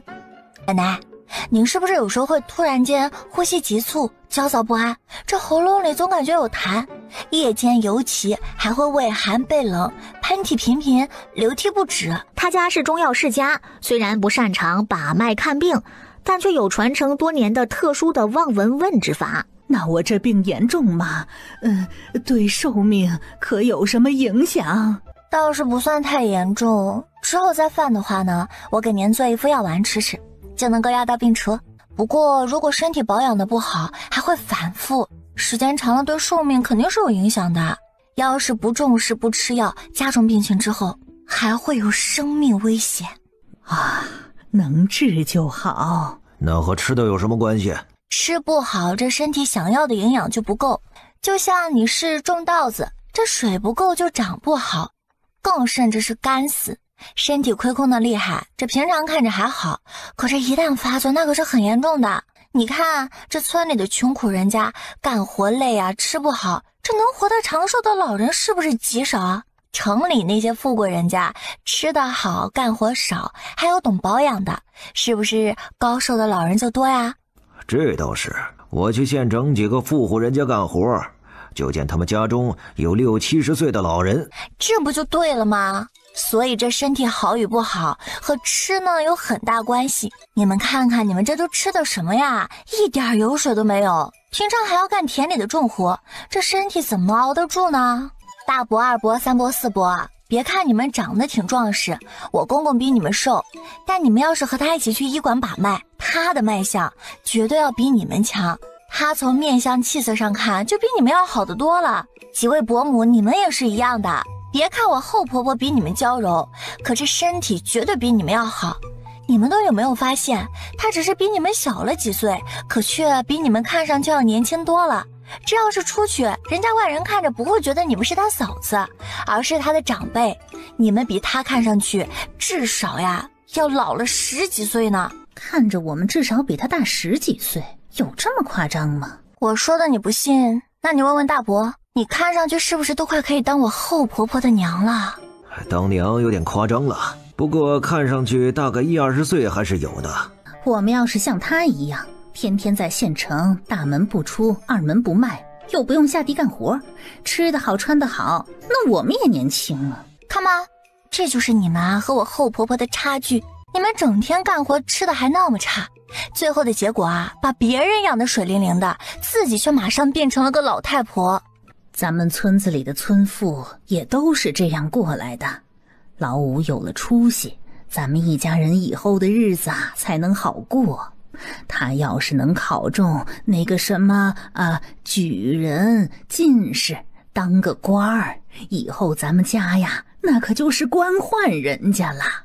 出去别说是在村子里头，就是去了县城，那些个大户人家也得高看咱们一眼。就算是我公公能考上进士当官，可你们还有命来享受吗？他现在只是个秀才，考举人3年一次，他都考了2次都没中。那就算是这次中了，要继续去考进士没中，又要再过3年，3年复3年，还不知道要过多少年呢。怎么可能这么长时间呢？不会的。我听过一个故事，叫范进中举，现在就说给你们听听啊。有个士人呢叫范进，他考了20多次，在54岁这年终于中举，却开心的疯了。最后别说是做官了，就是活着都没法自理，还得要拖累着家人去照顾。奶，要是我公公50多岁才中举，你不好好养好身体，你觉得自己能熬到那会儿吗？要是熬不到，那还怎么等他孝顺过好日子啊？那会儿啊，就算你们都还活着，也都60多了，还能沾我公公什么光啊？牙齿老掉了，想要吃点好的东西都嚼不动，就算嚼得动，老了肠胃不好，吃点带油水的就要上吐下泻。都那么大年纪，就算穿好点，腰弯了被驼了，穿出去也难看啊。更何况他们现在这么苦，又吃得不好，能不能活到那会儿还不一定呢。一生都为我公公一家当老黄牛，最后一辈子吃不好穿不好。所以你们图什么啊？这个不是我咒你们啊，完全就是为你们着想。别说为了孩子，人活一世连好日子都没过过，你们不觉得遗憾可惜吗？难道要一辈子泡在苦水里？关键你们这也不是为了孩子呀，而是为了我公公和他的继妻继子继女。你们全家吃不好穿不好，天天拼命挣钱供我公公读书，也就不说了啊，毕竟那是你们的血亲，可凭什么供周家的血脉读书啊？我相公要是考上进士当了官，人家都会羡慕夸赞说你们老陆家的祖坟冒青烟了。可要是陆周锦当了官啊，人家都只会说老周家的祖坟冒青烟了。你们说对不对啊？哎，自己省吃俭用送去啊，为人家养野孩子过好日子，我都为你们心酸心疼，亏死了。可是陆周锦那个野种，凭什么花我们的钱念书啊？那野种念出来，以后也是老周家风光。我们吃不好穿不好，还那么辛苦，是图啥？要不是知道亲爹明年能中举，他都差点信了。他爹呀，得50多岁才可能中举的事儿呢。小媳妇这嘴可真是厉害。现在有了乔叶，爹和后娘再想将这群人当成老黄牛驴子使唤，可就难了。吃啊，你们怎么不吃啊？吃不下去。这不是比平常吃的都要好吗？哎，这会儿我公公他们啊，应该已经在县城吃着红烧肉、猪肉炖菜、小鸡炖蘑菇了吧？这么说，这个粥还真是有点没滋没味的。哎，看看堂哥堂弟们啊，一个个明明是陆家亲生的子嗣，可却比不上一个外来的血脉。不说吃的穿的用的，就说读书这点，人能在县城找最好的老师念书，你们呀却只能围绕着那1亩3分地当人家鄙视瞧不起的泥腿子。还有堂姐堂妹们看着又黑又瘦，还穿着打着补丁的衣服，连朵头花都没有。可我后婆婆的女儿，我今天看她穿着粉色的新衣，别说头花，人还戴着银钗和耳环，这么看着比起来，人家呢就像是朵含苞绽放的娇艳花骨朵儿啊！我这个人吧，说话不喜欢藏着掖着，我从今天开始也是陆家一份子，所以我心疼你们。只要是平常吃好点穿好点，好好养一养，你们能比那野的差？哎呀，我真是无法理解，你们之前到底是为了图什么？居然虐待自己孩子，却把那野的养得那么好。亏了亲生的，把那2个野种养得那么好，是图什么呀？那之前他们是怎么想的呀？哎呦，这怎么就当了这种冤大头呢？凭什么呀？连周家的野种也要供，这就不得劲儿了。他的亲孙子除了五郎之外，其他人都在家里干农活，吃穿用度却什么都比不上那2个野种。五郎读书花的还是五郎自己挣的钱，要是供五郎读书他都认了，毕竟这再怎么说那也是亲孙子。可凭什么那2个野种要压他孙子孙女们一头啊？还有老五媳妇，一个寡妇在家的妇人，整天打扮的妖里妖气的，被村里人骂成狐狸精，这也太不像话了。我之前呢去县城住过，他们吃的穿的也没比我们好多少嘛。那2个野的穿的也就比农家子好一点儿。今天可能是五郎要成亲了，才穿的新衣服。那只有2个可能，一种可能呢是故意在您面前装，吃得过得一般，所以你们才不会多想，继续不停的补贴。第2种可能呢，我后婆婆不想给您吃好的，所以才故意抠缩。那不是还有老五吗？他怎么敢呢？我们去老五家吃的也没有多少油水，就比我们在家好一点点。那毕竟是在县城生活，吃太差了要被人笑话的。你们每次去县城是不是都提前告知了他们？是啊，你们提前告知，那人家不就有所准备了？你们要不信的话，以后呢就别提前打招呼，临时去看看。奶，你明天就可以带着几位伯伯伯母去县城看看，保管我公公带着回去的肉菜可能一半都剩不下了呢。不是他们自己吃掉的，而是被我后婆婆送到娘家去了。而且呀，今天可是我相公成亲，他还穿着旧衣服去接亲呢。怎么那2个野的反而是穿了新衣服，带着那么好的配饰和首饰啊？你们要不信的话，明天还可以顺带去看看那2个野的房间衣服配饰到底是有多少。哎，这个法子好啊，娘，咱们明天就进城去看看。要是老五媳妇真将肉菜送给他娘家，那我们可不依啊。行，明天就去县城里头看看。我不吃了，没胃口，不吃了。那你也多吃点儿。好，这菜是谁炖的？味道还不错。这是我娘炖的。你娘厨艺不错啊，吃吧。五嫂，你这样拿着发给我们，奶奶知道会骂的。没事儿，我不怕奶奶骂，你们尽管吃就行了。老太太将好的都省下，送去给渣公公一家了。你们的父母擅长干什么活呀？我爹会给人修房子，我娘做饭好吃。我爹会干木工活，我娘会织布，会做衣服。我爹会编篮子草帽，我娘会打烙子，也会织布呢。我爹也会编篮子，我娘做的饭也好吃，也会织布。这些是编去卖的吗？啊，这是2伯和4伯编的，去镇上或者县城就会带着去卖的，不过不值什么钱。很多人都会编藤篮和竹篮。那有藤柜和竹柜吗？没看到你说的这种柜子。你想用藤条和竹条做柜子？对啊，不管是藤条还是竹条都能做成家具呢。你2个伯伯擅长编这个，咱们可以编造一些家具去卖了试试。藤制和竹制家具制作起来更省时省力，关键是材料便宜，所以卖的可以比木质家具便宜许多，应该会有人买。要是能够做起来，咱们还能再开一个家具作坊，藤制、竹制和木质的都可以打。这个可以，我大伯就会木工活，打家具他会一点，另外3个伯伯也能帮上忙。我对木工活也懂不少，他们有欠缺的，我应该也能帮上忙。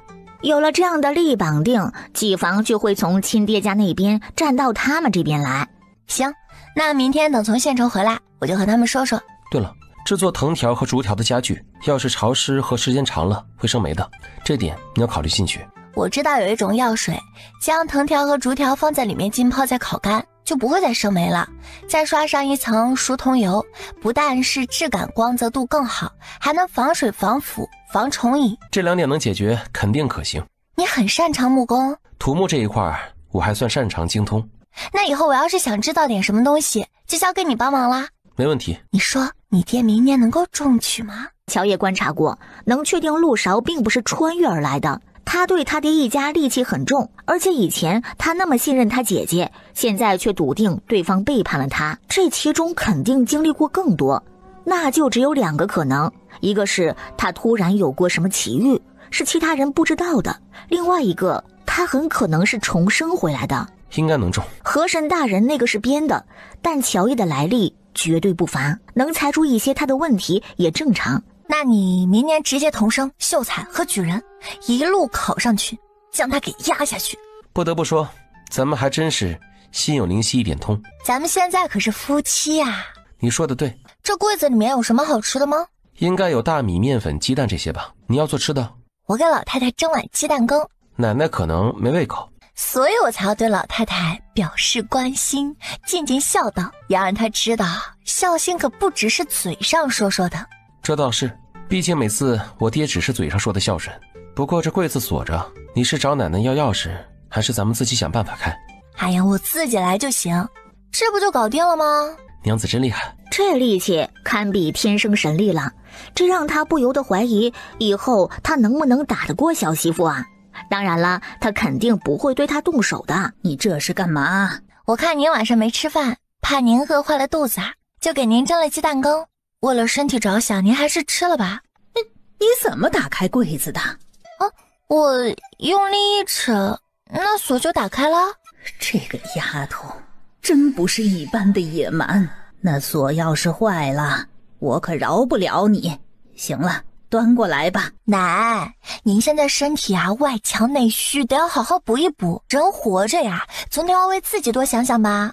您自己舍不得吃，舍不得穿的，这一辈子就这样过了，哎，想想都心酸。咱家又不是吃不起，何必要委屈自己呢？我奶奶就和您不一样，她有好的都会留一部分给自己吃，所以她身子骨其实比您好。您想要好好活着享福呀，那现在就得要好好补补。哎呦，有多少年没有吃过这个了？哎呀，她一个寡妇拉扯那么一家人，年轻时候因为穷吃不起好的，等儿子们都长大了，这日子呀好过了，又要供劳务科举，也舍不得吃啊。这活了大半辈子，她好像还真没有吃过什么好东西。谁不想吃点好的呀？可这不是你公公要读书考科举吗？不从大家的嘴里头省，哪里来的钱供他呀？你明天自己去看看我公公一家在县城里的生活再说吧。那现在快趁热吃吧。你拿碗来，我分你点儿。我已经吃饱了，您自己吃吧啊。这蛋羹是你蒸的？当然是我蒸的啊，好吃吧？还行吧。这个丫头脸皮太厚了，还是不夸她了，否则这尾巴呀不知道要翘得多高呢。嘿，这个丫头还真是有几把刷子，这手艺怕是跟在河神大人身边时学的吧。我现在一点困意都没有，你之前写的画本能让我看看吗？当然可以，你也坐到这边来看吧。我房间里只有一盏油灯。我看看啊，蜡烛贵吗？比油灯贵多了，一根蜡烛看好坏大约在20到300文左右。那确实还挺贵的。过几天呢，我们自己做点蜡烛出来用。对了，草纸也得要做点用。你会造蜡烛和纸？会，其实文房四宝我都会造。咱们这儿竹子很多，可以造竹纸，你自己写字用。墨的话时间太长了，要1年多才行。砚台做着也麻烦，这两样还不如去买来用。改天有机会，我给你做几支狼毫笔吧。好，那我就等着有娘子造的纸和做的笔。没问题，等咱们生活稳定之后，就去造点竹纸。很快就被书里内容吸引进去了。娘子，这会儿有些晚了，要不要先休息？晚上在油灯底下看太多的书会费眼睛。行，那咱们睡吧。你写的画本还挺好看的，反转写的不错。这是我以前写的画本，我这次准备写一个破案的。这个不错，我也很喜欢看那些悬疑推理破案的故事。你看过这些方面的画本，能说说吗？我看过的可就太多了，要不以后我每天有空就和你说说那些故事，说不定还能给你点灵感。小相公要写画本养家，他也可以提供一点帮助啊。多谢娘子，我求之不得。不用客气。第二天一早，五郎媳妇儿啊，你看看我这个身体有没有什么亏空啊？你有点问题，是肝肾两谋赤，肝脏五行属木，眉毛也属木，你眉毛生赤气，所以肝脏因于过于劳累而受损。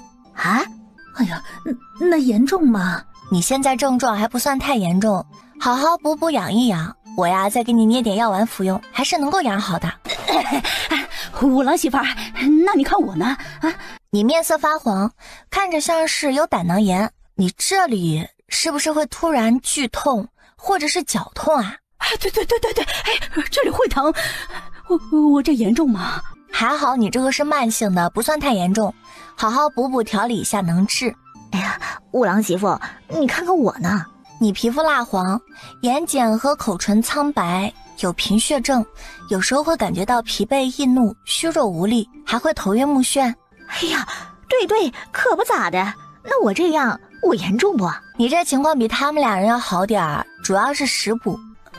五郎媳妇，那我呢？你寒胃口唇清，体内欠火，水生木旺。你有时候吃寒凉的食物时呢，这里就会疼，甚至还会呕吐。哎呦，真是神了！我确实会这样，那能治吗？能治，也是要养一养调理一下。五郎媳妇儿，你看看我呢？还有我。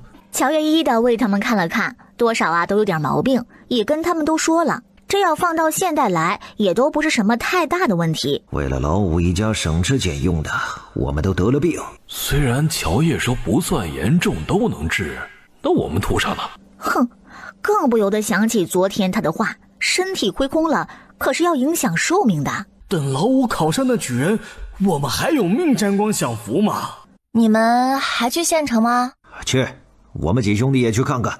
行，那咱们就全家都去，送五郎媳妇儿和五郎去给老五夫妻敬茶去。奶奶，让我相公去村里雇牛车，您坐着去吧，不然那么远走着去多累啊。费那个钱干嘛呢？奶奶，身体比钱更重要，您还想继续亏空身体，那就省这点钱吧。行吧，那就坐牛车去这么多人干嘛呢？小辈儿们就别去了啊。奶，就让大家一起去热闹热闹吧，也去县城里见见世面，天天待在村子里，眼界都变窄了。行，那就都去吧，一会儿到了县城可都跟好了，别乱跑。奶奶，我们不会乱跑的。真是吃饱了不干活，净瞎凑热闹。这牛车要不就不坐了吧。奶奶，大家身体都亏空的厉害，还是都一起坐车吧，走路多累啊。是啊，我们身体都亏空着呢。啊，行，都坐，真是些个败家的玩意儿啊。奶，相公要给我买衣服，我们先去成衣铺子看看吧。干嘛花那个钱呢？直接买布回去自己做，那能省下不少呢。我不会做啊。你大伯母他们几个都是会做衣服的，你买了布让他们帮忙做就行了。对，我们会做的。你买了布，我们帮你做。行，那就先买一套成衣，我换洗着去用，其他的就买布做吧。你这打算做多少啊？买一套再做个3套就勉强够了吧。这衣服有2身换洗的不就行了吗？要做那么多干嘛呢？是啊，一季最多3套，怎么都够换洗穿了。就是啊，买那么多干嘛呀，也穿不过来。你们没有听说过2句话吗？什么话呀？女人的衣柜里永远都差着一件衣服啊，梳妆台上永远都差着一件首饰。也不知道这傻丫头是从哪里听来的。哎，娶了这样的败家媳妇儿，五郎以后的日子可得怎么过呀？做几身衣服没什么，娘子喜欢咱就买。还是相公好，那我就不客气啦。乔三丫已经有傻子，现在好了呀，只想着败家。五郎居然也宠着，莫不是也跟着变傻了？相公，你给钱的模样真好看。娘子喜欢就好。哎呀，这五郎对乔三丫真好呀！哎呀，真是人比人气死人。三丫头，让伯母们帮你做，你就别买了。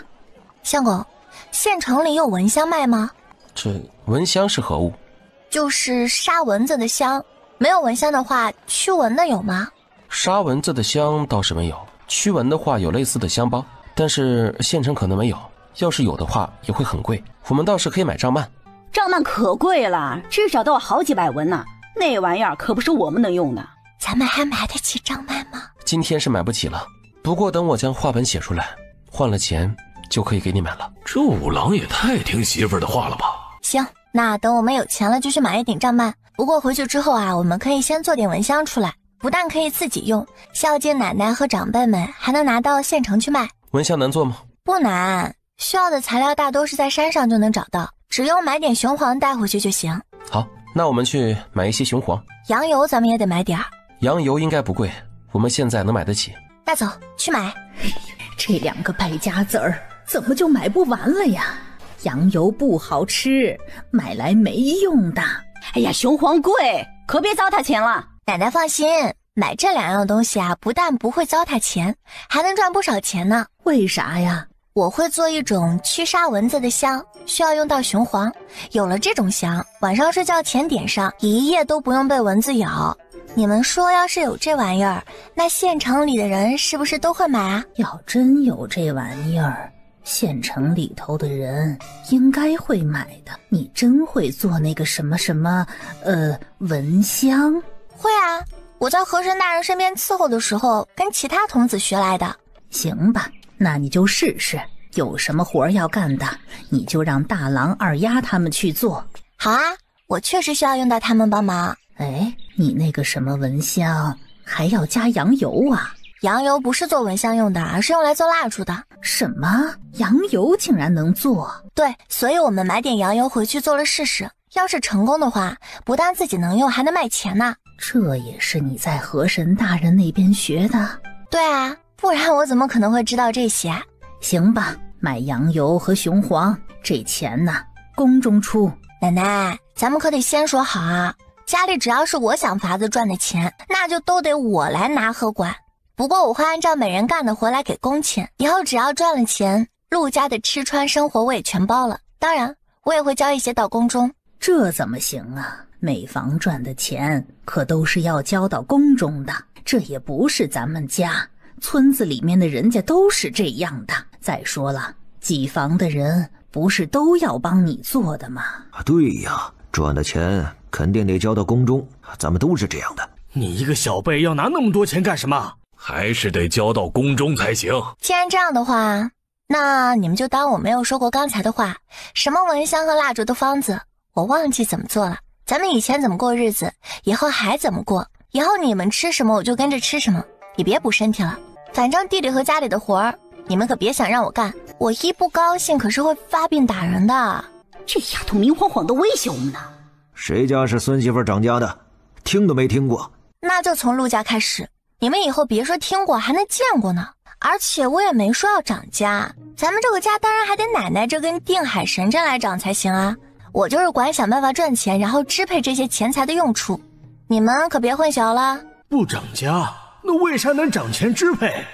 这事儿啊，等你把那个什么蚊香和蜡烛做出来了，我们再好好的商量商量。这个丫头有疯病，一言不合就打人，这还怎么压呀？至于五郎，让他去管媳妇也感觉不太靠谱。看他刚才一副只会听小媳妇话的模样，也是一个中看不中用的。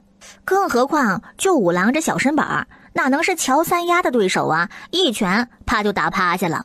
要是不让这个丫头管钱，这个死丫头绝对能作死我们。这样吧，那等我做出来再说。现在先去买雄黄和羊油吧。听到敲门声，我去看看是谁啊。如果是五郎带着媳妇儿来敬茶，您就让他们在院子里站着等。这会不会有些不太好啊？那总归是2个孩子，我也不好让他们站院子里。那再说了，父子哪里有隔夜仇的？要不就算了。都这个点了，那个逆子才带媳妇儿来敬茶，简直没有将我这个爹放在眼里，所以才得让他们长点教训。您尽管去做，就说是我吩咐的。行，那我先去开门。哎呀，来了！这是誉王氏。那个老太婆怎么会在儿子家？亲家母，你怎么来了？我这是带五郎和他媳妇儿过来敬茶来，你怎么会在这里呀？这不是五郎昨天成亲吗？我们今天就想着过来送点礼。那我就替五郎谢谢亲家母的好意了。大伯娘，把他嘴给捂住，别让他提醒里面的人。娘，你们怎么来了？哎呦，真是没想到，还真被这个乔丫头说对了。这一桌子菜比村子里很多家过年吃的还丰盛呢。怎么，我这个当娘的还不能来儿子家啦？哎呀，看娘说的，您要来儿子家，那当然随时都可以来呀。我这不是突然看到你们都来了，吓了一跳吗？还以为是不是出了什么事儿呢？娘，您还没有吃午饭吧？我去给您拿双碗筷来。我可没你娘的福气，没过年过节的就能吃得这么好。老五媳妇，你们这日子过得也太好了吧？咱们一家在乡下舍不得吃舍不得穿，把身体都亏空了，就为了给你们5房剩口粮和银子。你们倒好啊，在县城吃这么好。哎呀，二嫂啊，你误会了，我们平常哪能这么吃啊？今儿个啊，是我娘来家里送礼，所以相公才让我多做几个菜的。是啊，二嫂，你们误会了，我岳母带着孙子来送礼，我就留他们用饭了。你们吃过了吗？没有的话，快坐下一起吃吧。我们这会儿过来，自然是没有吃饭了。你去拿碗筷。兰儿，快去帮你奶奶和伯娘伯父们拿碗筷呀！快去。奶奶，我这就去拿碗筷。奶，人家吃剩下的，咱们才不稀罕吃呢。你想要吃好的，一会儿我相公带你去吃。你之前不是说要去厨房看看吗？要不现在就去？对，娘，先去厨房看看吧。我们也不是上门讨饭的，那人家吃剩的，咱们不稀罕。行，咱们去厨房看看。娘，您快坐下休息会儿吧。不吃剩菜，我现在让婉芝重新去给您做一份，去给娘做几个好菜来。好，我呀这就去给娘做。公公啊，你们是不是做了什么亏心事？这会儿看着很心虚的要掩饰啊。这里没你的事儿，你闭嘴。我这会儿啊吃不下去，我就想去厨房看看。娘，厨房有什么好看的呀？您老难得来一趟，先坐着休息啊，吃点点心吧。点心这么金贵的东西，我这个农村老太太哪里吃得起？要像你岳母这样的才有资格吃呢。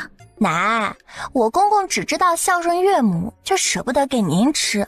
但是我和我相公就不一样啦，你想吃什么，咱们一会儿就去买。这些他岳母吃剩的点心，奶奶才不稀罕吃呢。你想吃多少，咱们一会儿呢就去买多少。是啊，奶，想吃什么，我一会儿马上去买。奶，您还有我们孝顺呢。这两个孽障这么急着表孝心啊！娘，你想吃什么，咱们一会儿就去买。不就是糕点吗？咱也能吃得起。老五的岳母来了，又是好菜又是点心的，我们娘都没有这待遇，凭啥呀？老五简直太不像话了。就是啊，人家吃剩的东西，我才不稀罕呢。走，去厨房看看。啊，我公公家的日子过得真好，光是这些糖油调料和白米面啊，就要不少钱吧。奶，你看厨房里就一碗酥肉，加上桌子上炒出来的肉可没多少，所以剩下的呀，可能是已经被我后婆婆拿去孝敬她娘家了。你们昨天带回来的10几斤肉呢？怎么就这么点儿了？我昨天割了一些，拿去送给同窗了。天气太热，我怕放家里放馊了。奶，原来我公公这么懂得厨房里的事情啊！到底是送给同窗了，还是孝敬岳母家了？谁知道呢？这个死丫头，娘，哎呀，看您说的气话啊！我要孝敬，那也是孝敬您啊！我和几个明年要一起去考举人的同窗，最近走动来往比较多，所以就想着送点肉拉近关系嘛。明年一起去考试，也好互相照顾。奶奶，我看到相公的继兄继妹穿的衣服啊，和昨天又不一样了，这料子款式好着呢。在我们刚才买的成衣铺子，一套至少都要几百文。哎呀，我相公昨天成亲都没新衣服穿呢。哎呀，这个死老太婆干什么呀？娘，那是我的闺房，堂哥堂弟们进去会不会影响我的名声啊？放心，我们陆家的男丁可不会这么没分寸。丫头要靠我儿子养，现在还嫌弃起我们来了。哼，都是你媳妇儿干的好事儿，她一进门就将家里闹得鸡飞狗跳，到底是何居心？爹这话说的太严重了，我媳妇儿不过是陪奶奶来的，你对奶奶有意见，也不用拿我媳妇儿做法子吧。我媳妇儿可不敢当，更不敢背这样的名。你逆子，你怎么说话呢？欲加之罪，何患无辞？父亲是长辈，想怎么说就怎么说吧，我们又能怎么样呢？就受着呗。好，你真是好样的啊！现在去将你媳妇儿叫出来，否则这样的儿媳妇儿我们家要不起，我一会儿就将她送回乔家去。爹，所以这个家现在是您做主，那您置奶奶于何地？奶奶可是很喜欢我媳妇儿的。你别煽风点火，我是你爹，这个主我还是能做的。几位伯伯，你们觉得应该将我媳妇儿送回乔家吗？怎么能将乔爷送回乔家呢？老吴，这就是你的不对了。娘不过想看看继孙女的房间，这和五郎媳妇有什么关系？五郎媳妇又没犯错，怎么就要送回乔家了？娘可是很喜欢这个孙媳妇，你是要越过娘做决定？就是，老五，你怕是昏了头，你可是秀才，别被妇人在耳边吹吹风就找儿媳妇的麻烦。五郎媳妇是个好的，送回娘家可不至于啊。这死丫头，怕真是什么精怪变的吧？你们到底站在哪边的？我们站有理的一边，有什么一会儿娘出来你和她说，反正我们都听娘的。陆家这些脏兮兮的泥腿子也太过分，太讨厌了。死老太婆和那个乔三丫，你们都给我等着！奶，你之前说这玩意儿不是我们用的，所以野的就能用啊？他更没资格用。我相公都从来没有用过这么好的宣纸，公公对继女比对亲儿子可要好多了。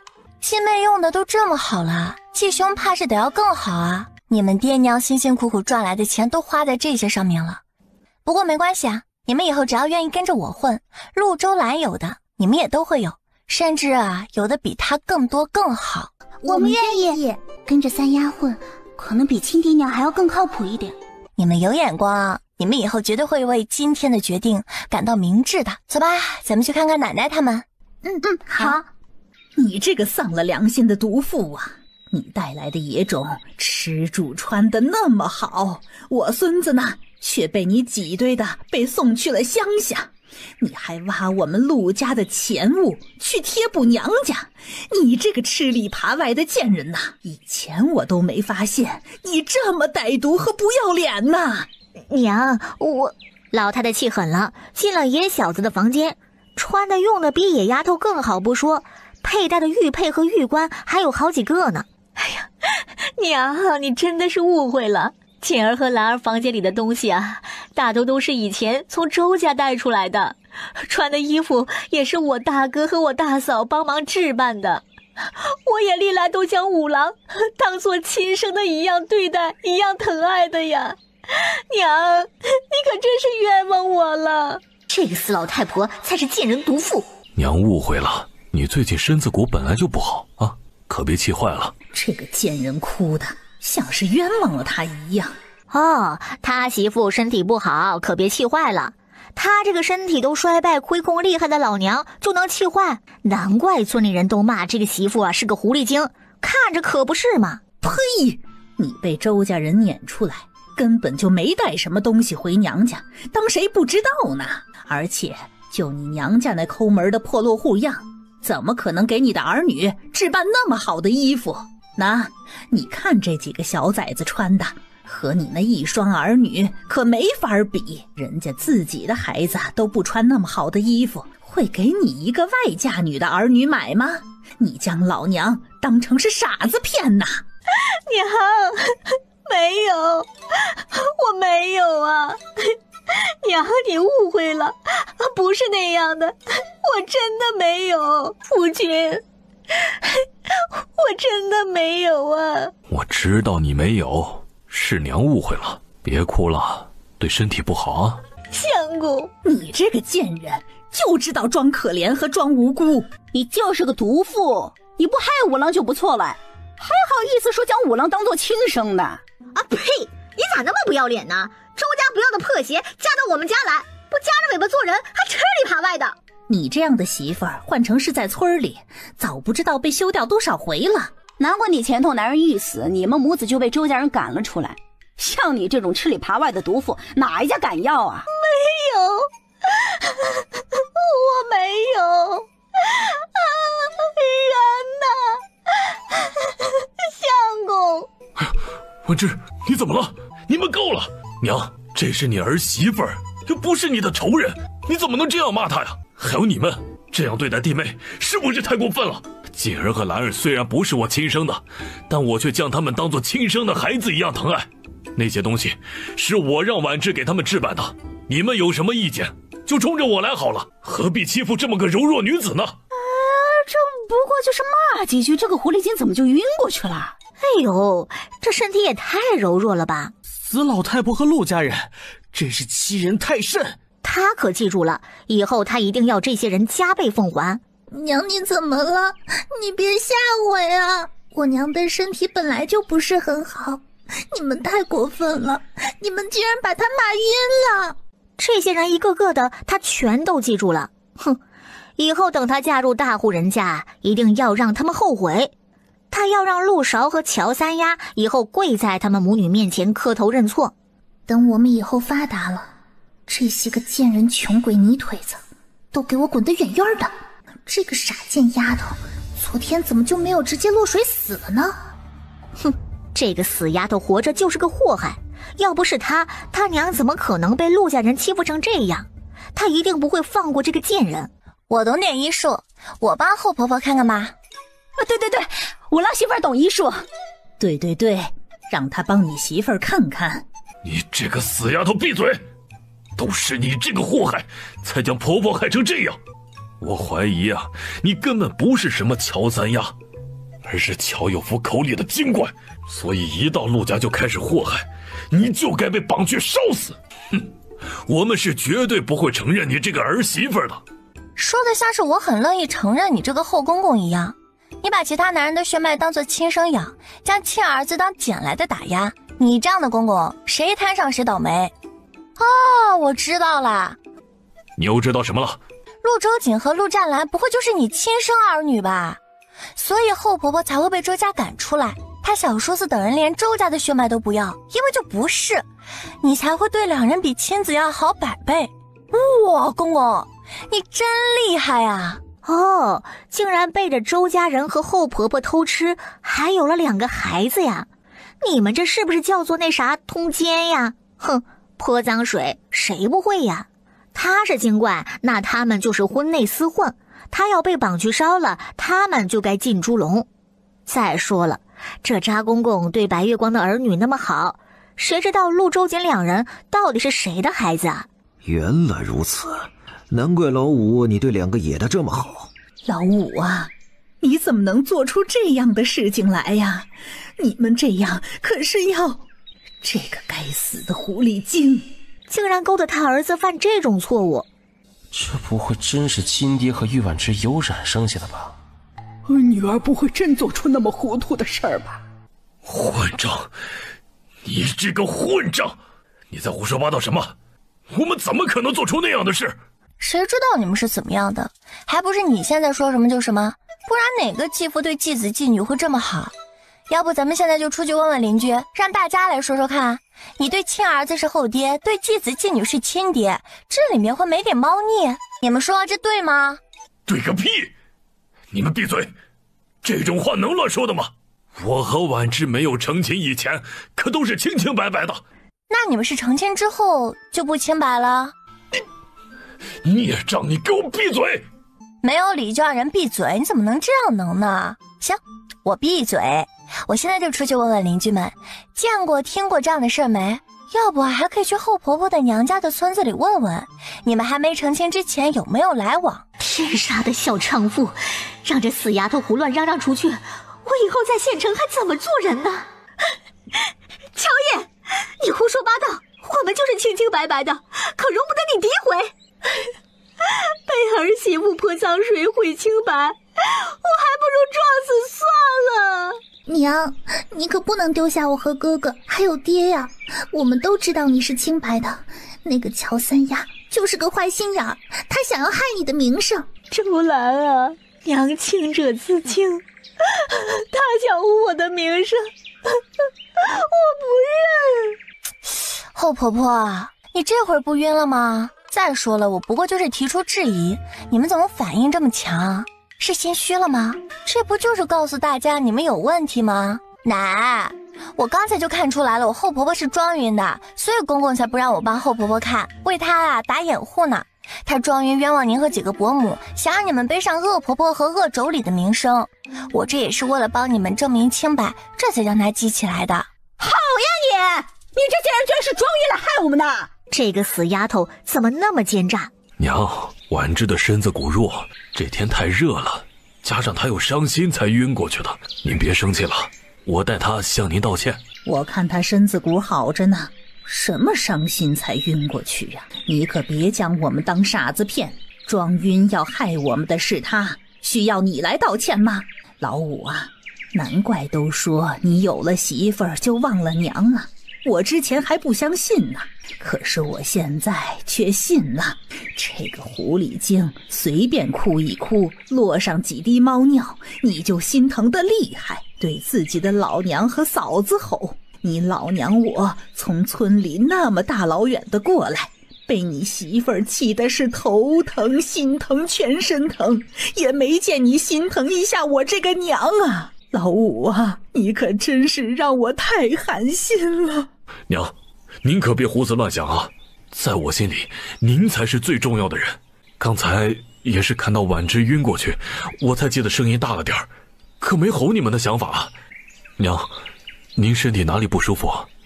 头疼吗？要不我现在送你去医馆看看吧。去什么医馆呢？花那个钱干嘛呀？我又没你媳妇儿那么娇气。奶，既然公公要送你去医馆看看，那你就去吧。你这身体亏空的厉害，也需要抓点药补补，或者是买点好的药材，我给您炖药膳调养。也是，难得你有心了，我这身体确实难受，那就去医馆看看吧。我就随便说说的呀。看，我现在就陪娘去看。奶奶，让公公把后婆婆也带着一起去看看吧。她不是装的吗？去看了也是浪费钱。人身子骨弱，以后要是再晕，等咱们走了之后，出去说是被你这恶婆婆和几个恶嫂子骂和气晕的，那你们不是还得要背锅？倒不如现在就拉着去看看，到底身子骨有多弱，和你们有没有关系？请大夫看看又花不了什么钱，不买药就行啊。再将玉家老太太也叫着一起做个见证，不然人家指不定出去说你虐待他女儿呢。行，那就带上你媳妇儿一块儿去。娘，您的身体才是最重要的。婉芝这是老毛病了，在家养养就行，不用看大夫。还是我带您去就行，她就留在家里吧。你这护得也太紧了，我还能吃了她不成啊？哼，今天啊，她也必须去看，要是再昏过去，不就能赖不在我们身上啦？啊，不但她要去，她娘也得跟着去。娘，那不过是五郎媳妇瞎说的，婉芝怎么可能会赖上你们呢？哼，不会有这样的事。再说，这不是还有我吗？公公，你才是最靠不住的吧？奶可是你娘，她的话你居然一点都不听。你这些年的书读到牛屁股里去了，有了媳妇儿忘了娘，你可真是不孝啊！闭嘴！您这是有辱斯文。斯文是什么？能当饭吃吗？怎么，我现在说的话对于你来说是一点作用也没有啦？我关心儿媳妇儿的身体，还关心出错来了。行，既然这样，那咱们现在就出去问问邻居，到底是你们不孝，还是我这个当娘的错了？娘，您说的话当然有用，您关心儿媳妇怎么可能有错呀？您误会了。多谢娘的关心，我跟我娘和你们去就是了。奶奶，我们买点米面回去吧，你和伯父伯母们啊也吃点好的补补身体。我公公的岳母天天吃大米白面，您可不能被他给比下去。有这么比的吗？这死丫头不挑唆老太太会死吗？大娘，你认识对面那两个人吗？认识，这是陆秀才的妻子和丈母娘嘛。我看你们是一起出来的呀，怎么还问我这个呀？陆秀才是我公公，我昨天才嫁进陆家来，有的事儿不太清楚，就想问问，不然就怕犯了忌讳，让我公公婆婆不高兴。我之前听邻居说，我公公很爱护妻子，也很孝顺岳母，是真的吧？我问清楚了才知道该怎么对待这位外祖母。当然是真的了，那陆秀才可是咱们这街上最疼爱妻儿和孝顺岳母的。连你们都知道这事儿，那他是怎么去孝顺岳母的？这陆秀才的岳母啊，每天早中晚都会带着孙子来他家帮忙做饭，吃完饭呢，才带孙子们回他大儿子家。还时常从陆秀才家提着肉食等回家呢。都说呀，是女儿和女婿孝敬他的。陆秀才呀，可是咱们这一片人人夸赞的好女婿。以后你想要讨你公婆喜欢，对你那外祖母就得敬着点儿。多谢两位大娘指点。我公公昨天从家里拿了10斤肉回来，应该也让外祖母拿了不少回家吧？可不是，不但他自己拿了1篮子的肉菜回大儿子家吃，他外孙还送了不少去他们村儿，说是孝敬外公和舅舅的。他外孙子每个月都会送东西去他们老家，哎呀，可孝顺了。陆老太这会儿气得胸口起伏，没想到小儿子不但骗了他，竟还长期供着岳老太和几个孙子吃饭。奶，你现在去问他们是绝对不会承认的，我公公还会帮忙去遮掩。不如你改天带着大伯母他们来县城抓个现行。行，我过几天再来看看。奶，忍住忍住，而且别露馅了，不然岳老太他们会防备你的。你只有抓脏抓到了才好闹，闹得大家都知道我后婆婆怎么补贴娘家，岳老太一家又是怎么扒着女婿女儿对陆家吸血的，闹得岳老太没脸再来这儿，闹得公公不敢再像以前那样补贴岳家。你们谁看病？大夫，你帮我看看我是不是有什么寒喘之症啊？这身体亏空的是不是也很厉害呀？你确实有寒喘之症，身体也有亏空，想治的话除了吃药最好再补补。大夫，我孙媳妇儿说可以买补药去做什么药膳，你看这能行吗？可以是可以，吃药膳对补身体比直接吃补药温和，效果也好，但不懂药材和药性，胡乱炖药膳的话反而会吃出问题来。你孙媳妇会吗？大夫，炖药膳我懂的，像我奶奶这种情况可以用。他说了几种补药的名字，说加到鸡里炖药膳，还说了药性和效果。你这药膳的方子很好，那我就不开单独补身体的药方了，你们自己买药材回去炖药膳吧。好的。你除了有点上火之外没有其他问题，都不用开药，回去喝点菊花茶败败火就行了。大夫，我儿媳妇的身子骨不弱吧？比我要好吧？她身子骨挺好，当然比你的好。有劳大夫了。大夫，我咋样啊？我这天天干活的，身子骨有啥问题吗？给我也开点药补补吧。金大夫一一为陆大嫂几人看，最后和乔叶之前说的病症也差不多。这丫头还真因祸得福，懂了这么多，好厉害呀！老五，你去将看病抓药的钱付了。我去付？不是你去付，难道还让我去啊？怎么，你对你岳母那么孝顺，对大舅哥等人那么好，给你娘和你哥哥嫂子买点药就舍不得了？这个死老太婆怎么能跟我父母和哥哥相提并论，也真是不要脸，带这么多人来看病还要我丈夫付钱。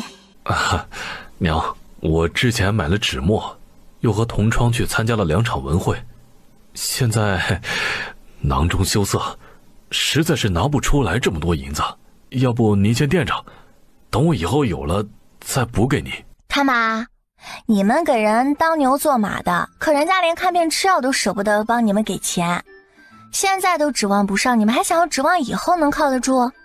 人家发达了也是带着岳母一家去过好日子，你们呀就继续当老黄牛吧。娘，我身上真没那么多钱，要不我去找同窗借点儿。行，那你去借吧。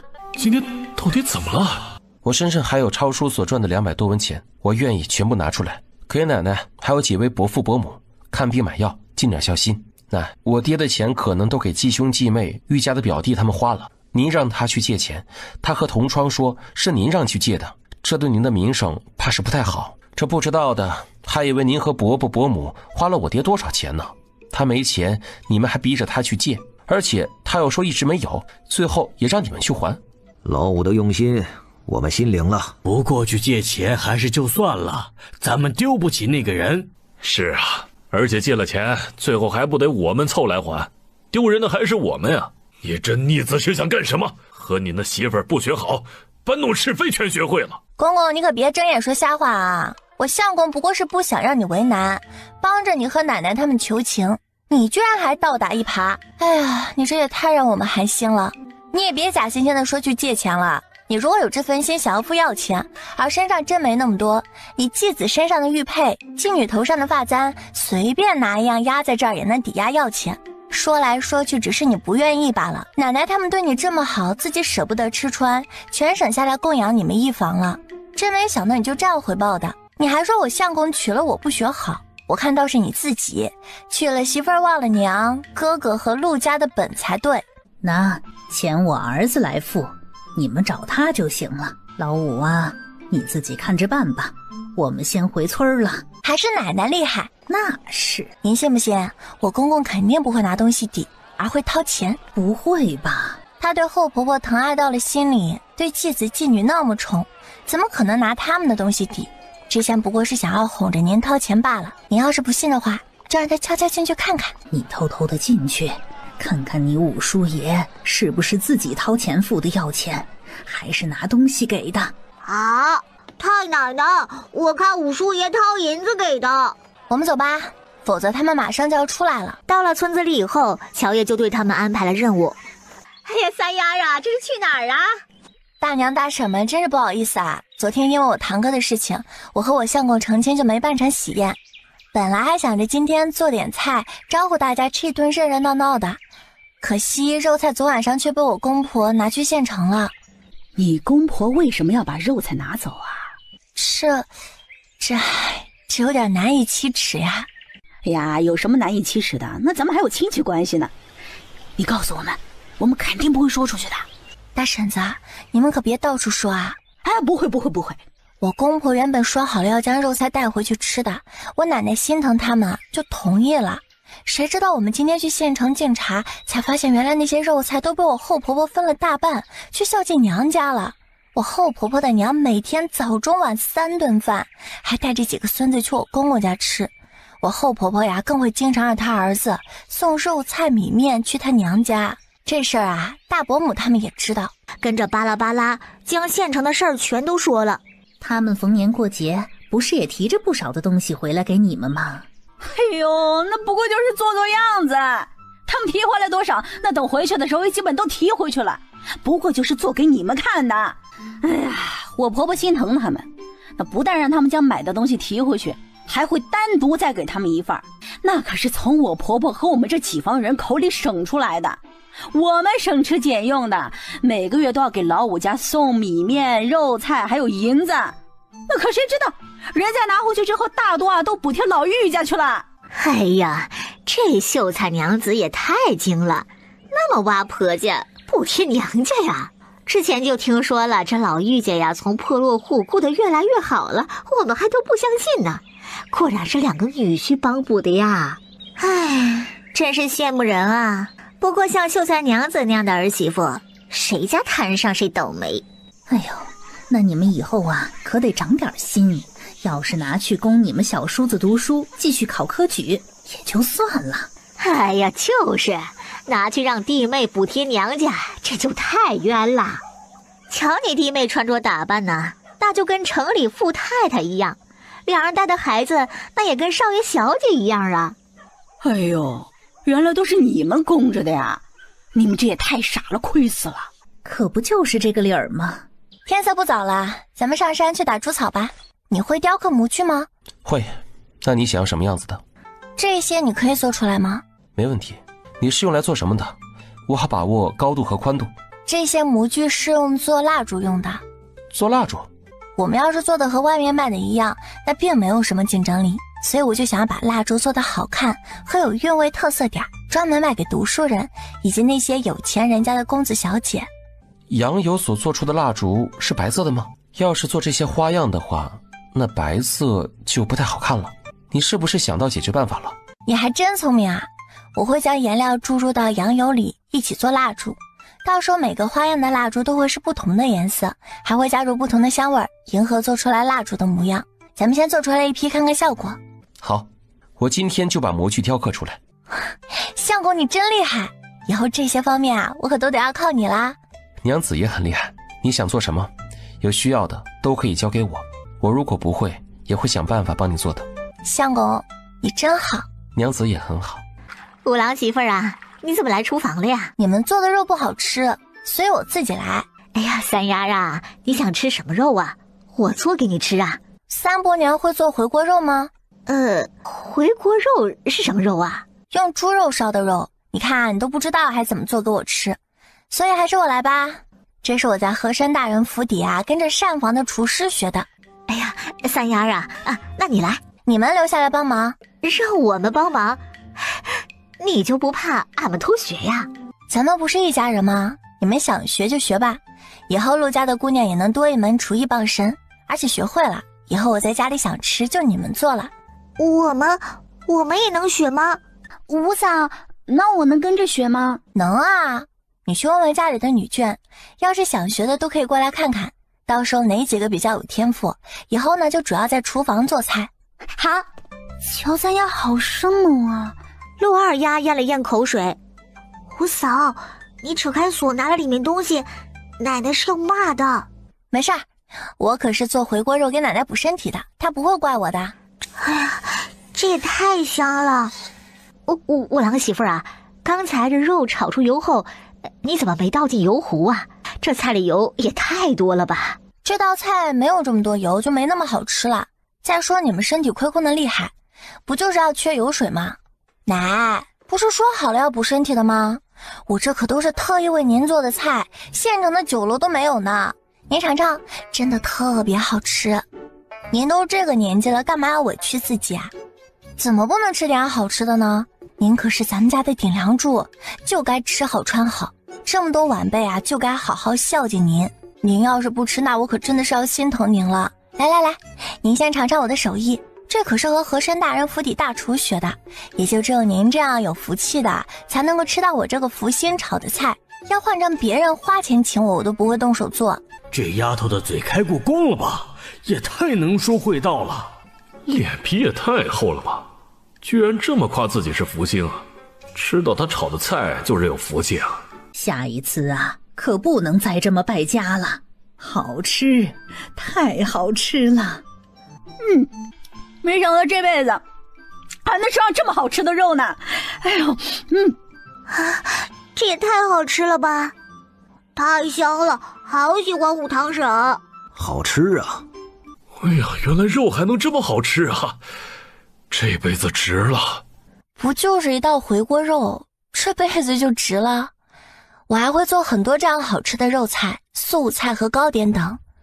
只要你们以后齐心协力，好好听话干活，那好吃的还多着呢。还是五郎媳妇厉害，不愧是能伺候和珅大人的福星啊！放心，以后啊，咱们肯定好好干活。放心，以后跟着我换，保管你们吃香的喝辣的。做蜡烛就那么简单？当然能成，只是松油做出来的蜡烛外观颜色没那么好看，亮度也没有羊油的亮，还有一股松油味儿。不过优点呢，就是不用花多少成本。这个松油蜡烛是要做好去卖吗？做啊，现在最便宜的蜡烛卖20文一支，咱们这个可以卖15文，应该会好卖。这个呢是走低端路线，赚点买肉买菜的钱；羊油那个就走高端路线，赚买山的钱。那这种松油蜡烛还要做其他的模具吗？不用，就拿竹筒和那个花瓣的来当模具就行了。这个卖的便宜，不用做的太好看，不然就和羊油的有冲突了。而且过不了多久，肯定啊也会有人卖这个松油蜡烛的。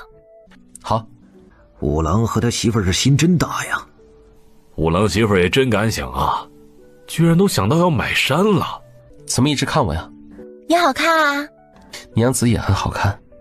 你居然昧着良心夸我，虽然我挺喜欢别人夸我好看的，可我现在这样子啊，还真是担当不起好看2字。你五官很精致，底子好，等补得胖一点，养白一点，肯定是个美人。少少，会说话你就多说点。娘子不但长得好看，嘴灵巧，能说会道，还很护短，厨艺超群，不比京城手店大厨差，还心灵手巧，懂得很多。你看可以吗？要是不行，我再重新刻。可以就好。现在的每一种只有一个模具，要不要我多雕刻一些出来？先不用，等将蜡烛做出来看看效果再说。竟然还真做成了蜡烛，别说，看着和外面卖的蜡烛，除了颜色外，确实有点像。是啊，而且确实比桌上的油灯更亮。油灯费油，要点得多1个月也费钱啊。而这蜡烛却用松枝就能做，简直是一本万利的生意啊！五郎媳妇儿，你真厉害啊！咱们都弄点出来，明天就拿去卖吧。山上这么多松树，刮下来的松枝能做不少蜡烛呢。一根蜡烛15文，10根就是150文，100根。这玩意儿15文卖不了多久，就得要降价的。为什么呀？我猜测不会超过半个月，就会有人拿着同样的蜡烛去卖。其他人想要卖过你们，自然就要降价。这东西不要什么成本，就算只卖2、3文一支都是赚的。等越来越多的人做出来卖，价钱也就会越来越低。那咱们岂不是赚不了那么多了？有多少赚多少呗，反正松枝又不花钱买，这点小钱也不用放在眼里。本来就是用来改善生活的，也没指望要靠着它赚大钱。哇，五郎媳妇这口气还真大。那个羊油做出来的蜡烛，是不是就能赚大钱了呀？一根蜡烛卖个3、5两银子，数量上不去，也赚不了大钱。什么？羊油蜡烛一根卖3、5两？这完全是抢人呐！会有人买吗？你们的眼界还是太小了。我们要制的蜡烛啊，可不是简单的蜡烛，怎么就不能卖这3、5两了呢？你们这只是小县城，要放在江南或者京城等富庶之地，完全可以卖10两甚至以上呢。你们等着看就是啦。武堂嫂，你现在还要做肉吃？做个灶子，明天下面吃。哎呀，现在天气太热了，这肉要放到明天就有味道了。三丫起来啦，其他人的也都按照这样来放料。哎呀，你的意思是每人都有1碗？这不废话吗？当然1人1碗了。以后陆家不用搞特殊，我们吃什么你们就吃什么。可没事儿，奶奶那儿有我呢。成。吃完了饭，乔爷就让陆家几兄弟带着几个男丁去镇上和县城卖蜡烛。客人要买几根啊？哎，大丫呀！四叔啊，你们怎么会在这儿卖蜡烛啊？这哪来的呀？昨天花的3两银子，以老五的性子，绝对会从老太太那里想办法扣回去的，所以不能让老五家知道。啊，我们认识一个跑商的小贩，他从外地弄了一批便宜的蜡烛过来，让帮忙卖呢。1天给我们10文钱的工钱。嘿，最近田里的活不怎么忙，我们就来帮着卖了。四叔，我家蜡烛刚好用完了，你给我几根呗？15文一根，你要几根？哎，这蜡烛啊，就是模样没铺子里的好看，燃起来都差不多，但要便宜很多。你相公是读书人，倒是可以多买几根去放着用啊。四叔，我不过是拿几根蜡烛，你怎么还跟我要钱呢？我爹和弟弟也是读书人，我还想着给他们送几根过去呢。哎，我们这可是帮别人卖的呀，给你们家1根，等和人家算账时，那我可得赔钱啊。家里的钱都在老太太那里，我可没钱补贴你们。你夫家条件那么好，不过是几根蜡烛而已，难道还买不起啊？也不知道家里还有没有了，等我回去看看，如果没了我再来买。四叔，我还有事儿呢，就先走了啊。哎，走吧。陆梅并没有回家，而是去了娘家。他们什么时候还认识跑商的了？不知道啊，四叔也没说。爹，我看那蜡烛还挺不错的，你要不去看看，和四叔拿点回来用。相公啊，咱们家每个月得用几百文钱的蜡烛呢，上次买的也快用完了，我还想着过2天去铺子里面再买点呢。那我去集市看看。爹，我带你去吧。四哥，你这生意看着还不错嘛。啊，哎，这个不是我的生意啊，我们也是帮人卖的。哎，四哥，你这蜡烛拿成多少文啊？你什么意思？1根你从中赚了几文嘛？嘿，没赚，就1天给我10文钱嘛。老四，咱们一家人不说两家话，兄弟几个你可是最精明的，你会不加点卖？真没加，你爱信不信？你什么时候认识跑商的了？之前可没听你说过啊。昨天我们回去路上，五郎媳妇儿和一个跑商的搭讪，为我们揽来的活。而且啊，你和大丫也别想白拿，否则我回去可没法向五郎媳妇儿交代啊。他那性子你知道的，这要是赔了，他突然发病打人，呀，就他那力气，我可招架不住啊。真的假的？我骗你干什么呀？我们要认识跑商的，早就拿蜡烛来卖了，还会等到现在啊？这不都是沾五郎媳妇儿的光吗？虽然10文钱对于你们这一方来说还不够一顿饭呢，但对我们来说都可以买1斗多粟米吃好几天了。哎呀，老四，你可别听乔三丫那死丫头挑拨离间，就对我生了意见啊！咱们可才是亲兄弟啊！我要是好了还能落下你们，就像是我考中秀才能免30亩地的赋税，不都给家里的地免了吗？以后考中举人好处更多，我好了你们才好，不是吗？哎呀，看你说的，你可是我们的兄弟，打断骨头还连着筋儿呢，我们怎么可能对你有意见啊？以后啊，我们可还都要靠你呢。五郎媳妇回去之后啊，并没说你们什么不好，你就别多想了，有意见又怎么样，也得给我忍着。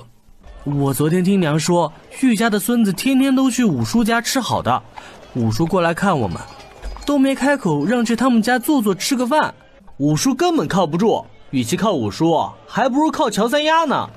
我们看清他就行，有五郎媳妇在，以后你五叔想再拿走家里的大部分银钱，可没那么简单了。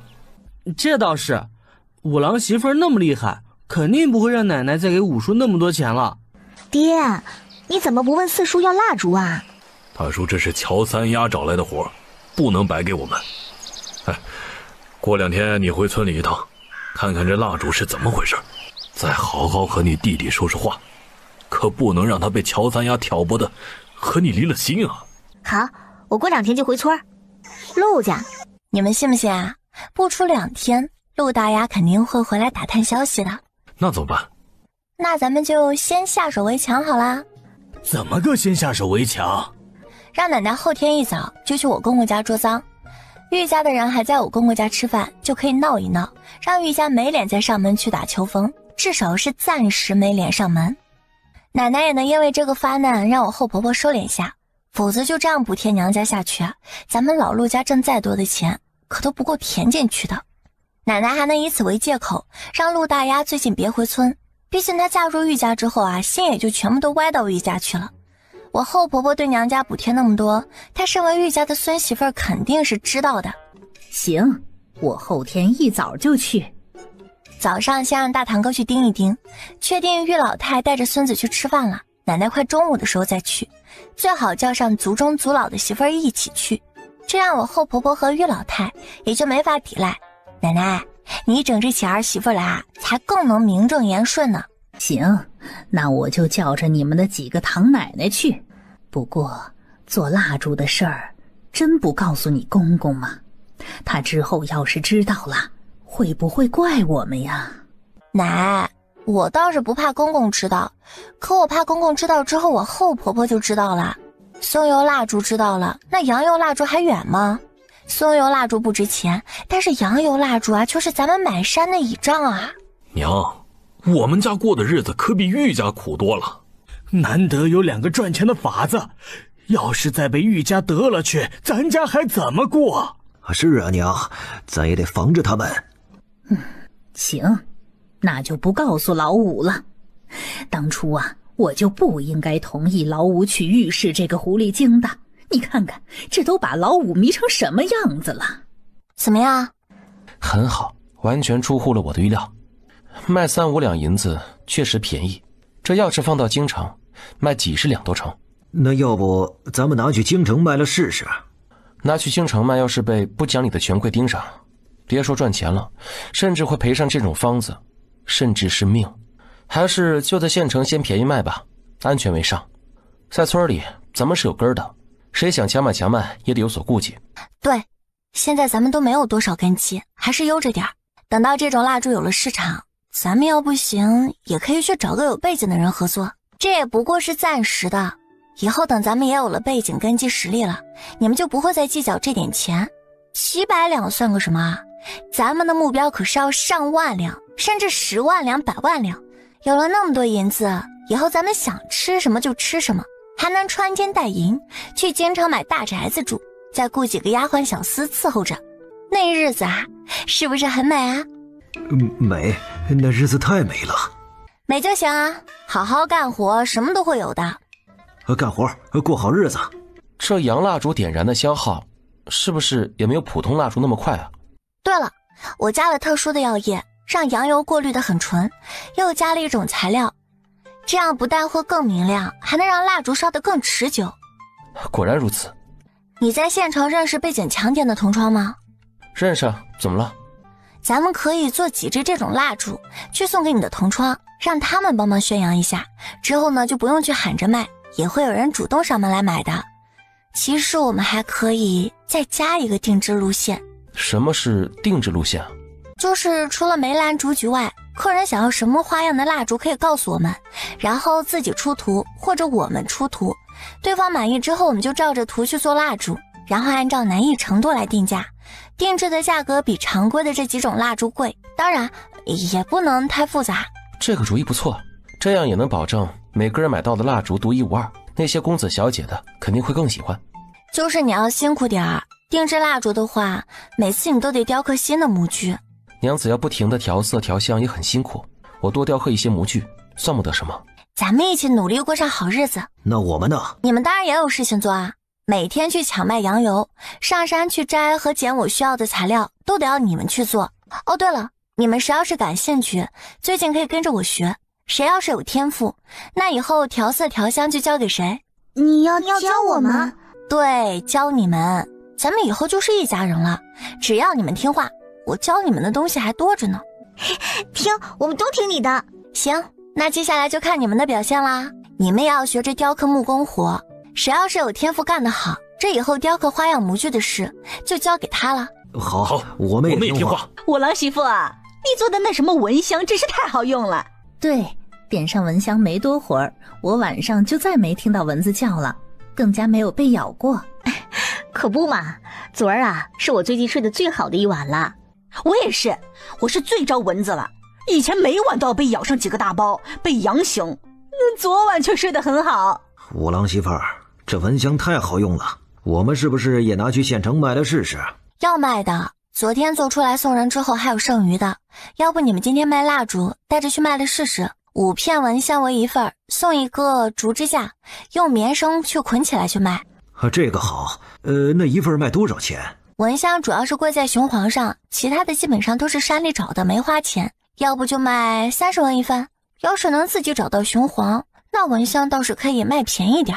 我知道有个地方有雄黄，要是不怕累，可以自己去捡，拉回来做蚊香。这有什么好怕累的？不就是出点体力活吗？要是能捡起来拉回来，可能省不少钱呢。那就去找免费的吧，要是能够找得到，那蚊香就卖15文一份。你们今天都别去卖蜡烛了，跟着我相公去找雄黄吧。好。到了县城，这个时候谁来了？该不会又是老陆家的人吧？我去开门看看。让梅丫头去开吧。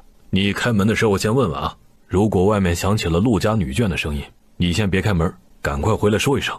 如果是我娘他们来了，还要麻烦您带着孙子们到后院的房间坐会儿。谁啊？是我，六郎。奶奶叫我给五叔送蜡烛用。四叔抠抠搜搜的，最后还不是奶奶疼我爹，主动让六郎送蜡烛来了。等一会儿啊，我也拿点回去给夫家用。唉，果然，娘还是最疼我。我去拿进来。岳母，你们也不用再去后院了。好，你快去吧。怎么会是他们？不是六郎来送蜡烛吗？你这个糟瘟的狐狸精啊，背地里头拿我们陆家的钱这么贴补娘家，看老娘我不抽死你这个吃里扒外的贱人！你居然推我，你这是要打杀婆婆呀！奶，有邻居在外面看，你哭给大家看，一会儿再打。天天杀的呀！儿媳妇儿居然打婆婆了！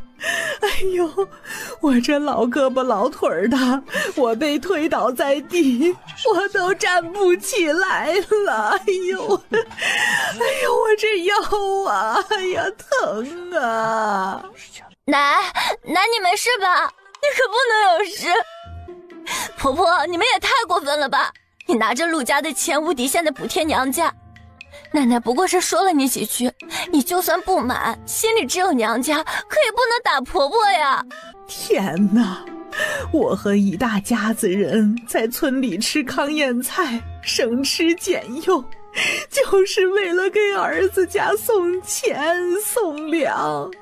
儿媳妇儿不但不知感恩，拿这些钱和粮食去补贴娘家，还不满地打我。哎呀，我这是做了什么孽呀？我还活着干什么呀？遇到这样不孝，恨不得我死的儿媳妇儿，就不如我自己一根绳子，我吊死算了。你这个不孝的混账，居然打婆婆！你这么做可是要被天打雷劈的。你一个被赶出来的寡妇，我嫂嫂不但没有嫌弃你，让你进陆家的大门，还对你那么好。你看看你吃的穿的，全都比婆婆还要好上许多。你居然丧良心的打婆婆，太不孝了！哎呀，全村谁不知道你婆婆对你最好，供你们吃好的穿好的，还不用你在身边伺候啊？你就是这么对她的？我没有，我没有打婆婆，你们怎么能这么冤枉我呀？我呸！你这个丧良心的贱妇，当我们是瞎的不成啊？我们可都是亲眼看到你推倒婆婆的，你居然还污蔑我们冤枉你！就是啊，我们可是亲眼看到的。这意思是奶奶冤枉你？你这不但是要打奶奶，你还要败坏她的名声啊！你这个丧良心的，我怎么对不起你了啊？你不但要打我，还要败坏我的名声，我们陆家要不起你这样的儿媳妇儿。你既然那么在意娘家，恨不得天天和你娘、你侄儿们在一起，那我就成全你，你现在就滚出我们陆家。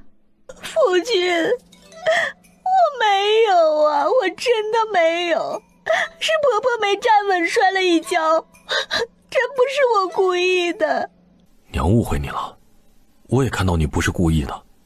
娘，您消消气啊，这件事虽然不是婉之故意的，但确实是她不对，我会罚她的，不值当您这样生气啊。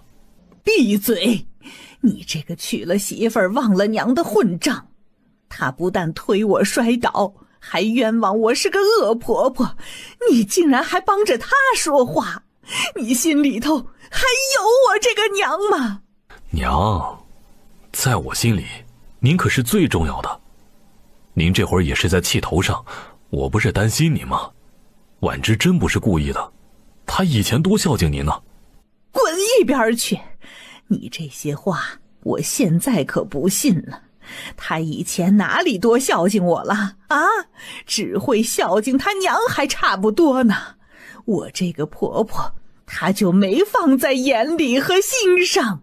我在你心里是最重要的。那当然了。行，那就让她滚回娘家去。正好她娘在，就让她娘带着她和她的2个周家孩子，现在就回娘家去吧。这样的儿媳妇儿，我们陆家可不敢要。娘，还不至于到这种地步。婉之有错，我会教她，惩罚她的，您放心吧。我呸！你这个混账，你哪里舍得惩罚她呢？你呀，就是哄着，想让我放过她。老五啊，你以前不是这样的呀。自从娶了这个寡妇狐狸精进门，你的心就彻底歪到玉家了。你现在的眼里头哪里还有我这个亲娘啊？亲儿子你也不管了，你心里头怕是只有这个狐狸精和你那个岳母了。哎呀，亲家母，您消消气。哎呀，我也看到了，刚才婉芝不是故意推你的，而是你绊到椅子才摔倒的，你差不多也就得了。你这个老不要脸的贱人，天天带着孙子来女婿家蹭饭，你也怪好意思的。你们老女家靠打女婿秋风，日子过得倒是舒坦了。老娘我早就看你不顺眼了，你那个女儿就和你一样的货色，都是不要脸的贱人。哎呦！婉芝啊，女婿，你们快来将这个泼妇给拉开啊！夫君，你快去拉了吧！你这个逆子，你放手！娘，我求你别闹了，还有人看着呢。哼，做错的人又不是我，怕什么别人看呢？娘，你这样闹，要是传出去，我有了不孝的名声，对你有什么好处？我还怎么考科举啊？我可还想给你挣一个诰命回来的。行，我不闹了。可是你这个败家的媳妇儿，必须送回娘家去，否则你以后也别回老家了，就和你媳妇儿、你岳母在县城里头过吧。我呀，就当没生过你。娘，你别生气了，都是我的错。你想让我回娘家，等我回娘家便是。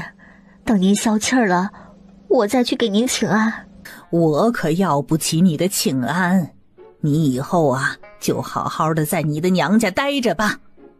立即将你的女儿和你的外孙、外孙女带走。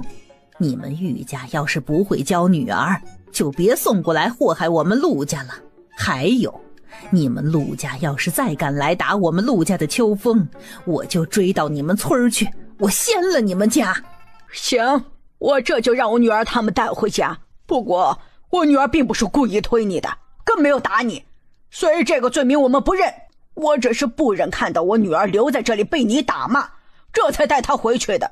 你就往自己脸上贴金吧，公道自在人心。你女儿做了什么事，犯了什么错，为什么会被撵回娘家，大家可都知道。你说再多，那也是没用的。娘，算了吧，咱们先回去吧。好，收拾东西咱们走。收拾什么东西啊？这宅子那可是我前儿媳妇儿的，你女儿吃穿用度也都是我们陆家的。她嫁进我们家来的时候可什么都没有，既然要滚了，那也不能拿我们陆家的东西再去补贴娘家了。你们直接走人，盯着他们，不允许他们拿我们家的一针一线。娘放心，有我们呢。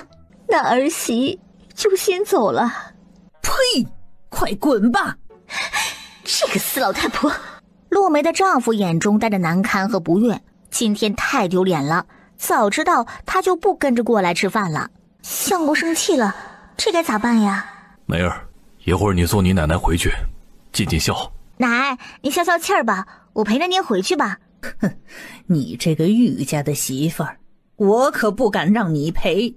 奶，就算我嫁到了玉家，可我也是陆家的姑娘啊。哼，我们陆家可要不起你这样的姑娘。我们陆家的大门更加不欢迎你这样吃里扒外的姑娘。你以后啊，就好好的在玉家伺候你后娘和你玉奶奶吧，别想着再回我们陆家打秋风了。就算是回去了，也不会让你进门的。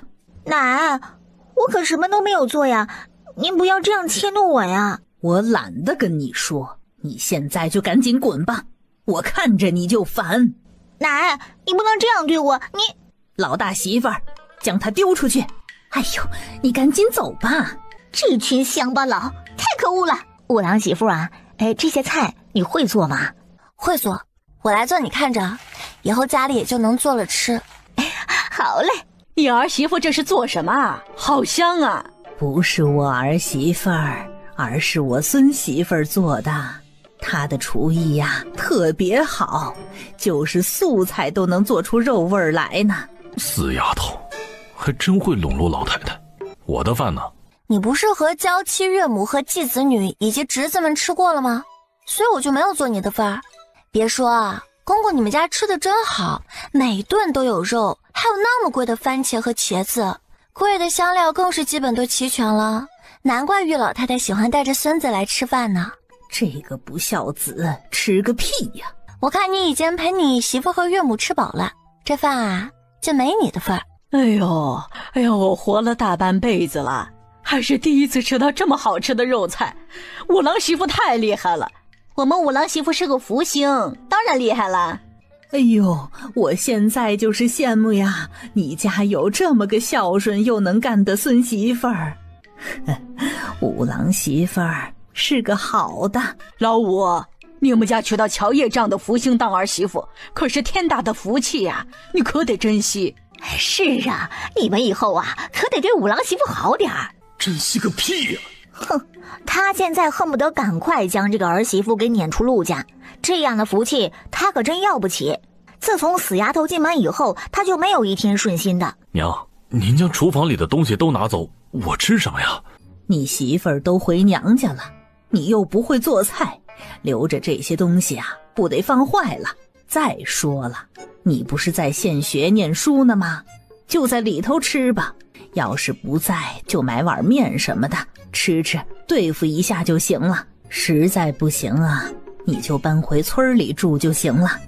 你三嫂跟着五郎媳妇儿学点做菜，手艺也越来越好了。要不你现在就收拾下东西，跟我们一起回村去吧。哎呀，娘想什么呢？我还要在县学念书备考呢，就不回村了啊。这些东西你就别带走了，我到时候请人帮忙做饭就行。怎么，不过是一点厨房里的东西，你都舍不得给呀？你对你岳母可不是这样的。哼，不知道的还以为你是玉家的儿子呢。娘，我怎么可能舍不得啊？我这不是想着这些都是我们用过的，您拿剩的回去不太合适吗？我们又不嫌弃，是不是舍不得孝敬亲娘啊？没有啊，娘，可别再来了。哼，以后每个月都来县城1、2次，看看这个不孝子有没有败家。想什么呢？我不太满意这菊花的样子，看着太单板了，我想要那种层层叠叠的感觉。我来雕刻试试。对啊，还能雕刻，那一会儿你试试。雄黄找到了吗？找到了。大伯他们每个人都备了不少，今年夏天用来做蚊香的雄黄都足够了。这样咱们就能卖15文1份了，让大多数人都能用上蚊香，也能将蚊香的名气打出去。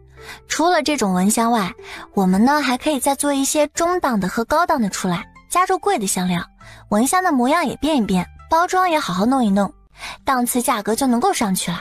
这个办法好。对了，要是蚊香很好卖，应该也还会有商贩特意会跑过来找我们批量的买。光是靠家里这些人，又要上山找材料，要做蚊香，根本忙不过来。所以我想等忙不过来之后，就在村子里收艾草等材料好了。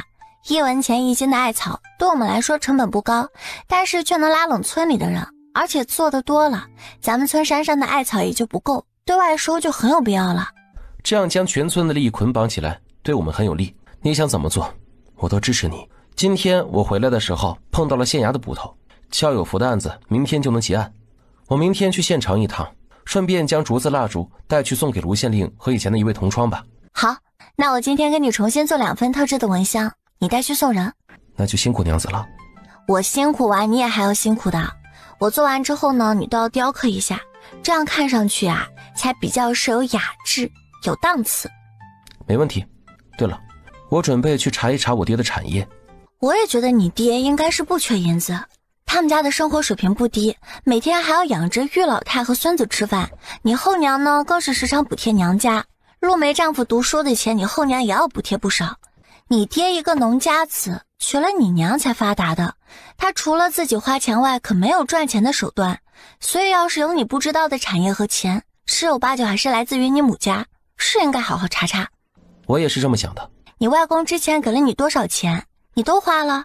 100两，我自己给书友合买笔墨纸砚，以及一些吃饭零散的花费，大约用了30多两，剩下的都被我姐用各种名义拿走了。去年这笔钱就花光了，我才开始写画本抄书赚钱的。没事儿，以后不再上他的当就行了。以后肯定不会再上当了。虎狼媳妇儿，最近田里的活不少，我们怕是没法每天去县城买蜡烛和蚊香，要不让大郎他们几个人轮换着去卖？我也是这么想的，以后去镇上和县城就小辈们轮换着去吧。明天就让大堂哥他们带着蜡烛和蚊香去县城卖了试试。蚊香不像是蜡烛，能试给别人看。以前他们也自己用过蜡烛，而蚊香他们都没听过，要是没人买怎么办？我明天和你们一起去县城，带你们卖几次，以后你们就按照这样子的卖就行了。第二天，这是我们做出来专门驱蚊杀蚊的蚊香，你们要带一盘回去试试吗？睡觉之前点上一盘，一晚上都不会被蚊子在耳边嗡嗡嗡的打扰，也不会再被咬了。真的假的？我说的是真的，你们可能也不信，所以呢，你们可以买一盘回去试试。如果买回去没效果，明天你们就拿回这儿，我原价退还给你们。真不真有没有效果，只有用了才知道。没效果还能退？对，因为我们这儿蚊香驱蚊杀蚊效果很好，所以相信你们用了之后是不会拿回来退的。如果真的没有效果，你们尽管拿着用剩下的明天过来退便是。我这家里人都是在这儿卖蜡烛，没必要骗你们。而且因为是第一次卖蚊香，所以前面3天会便宜卖，这样的一盒蚊香只卖2文钱，还送你们一个支架，3天之后就要涨回原价3文钱一盒，还不送支架，到时候支架只有买5盘15文一份的才送。对啊，大家今天可以先买一盘回去试试，好用了再来多买点。要是有效果，你们晚上不都能睡个好觉了吗？2文钱而已嘛，没效果还能退，买不了吃亏，买不了上当。那给我拿一盘吧。晚上睡之前只用这样点着就行了，要是不舍得一夜都点着，也可以在睡觉之前的1个时辰将蚊香在房间里点上，关上门窗闷着就行，这样一盘蚊香就能用3天，就等于1天还花不到1文钱。五郎媳妇儿这么厉害，不但将蚊香都卖了出去，还只花了这么短的时间，今天又能吃肉了，真好啊！五郎媳妇儿，刚才还有人主动来找我们问，是不是有蚊香卖呢？他们肯定是听别人说的，放心吧，咱们家的蚊香只会越来越好卖。我也觉得肯定好卖，咱们卖完最后的10几根蜡烛就能回家了。卖吧，我相公办完事之后会来找我们的，顺便等等他。哎，好。蜡烛和蚊香都卖完了吧？卖完了。你的事情都办完了？县令大人已经判了乔有福故意引导杀人，因为未遂判了入狱坐牢3年。连春义背后怂恿，虽然没有被判坐牢，但却被剥夺了以后科考资格。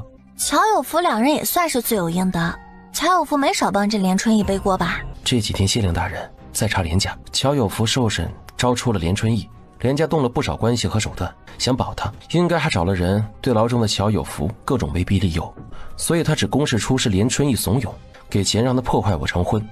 这个结果不错，乔有福被判坐牢，老乔家的人怕是要被打击的不轻。老乔家的人很可能会来找你麻烦。怕什么？咱们不是还有奶奶和大伯母他们吗？他们会护着我的。还是娘子高明。五郎媳妇儿，你现在已经是我们陆家的人了，我们肯定护着你。要是老乔家的人敢来找你的麻烦，我们绝对不会对他们客气的，更不会让他们动你一下。我就知道大伯母你们会护着我的，我们才是一家人，就得一致对外。必须的。回到村里，怎么样？蚊香有人买吗？全都卖出去了，之后还不停的有人来问呢。五郎媳妇儿太厉害了，他将乔叶怎么将蚊香卖出去的过程说了一遍。五郎媳妇儿怎么就那么厉害呀？难怪是能选去伺候河神大人的福星啊！他们家也是有福气的，娶了这样的孙媳妇进门。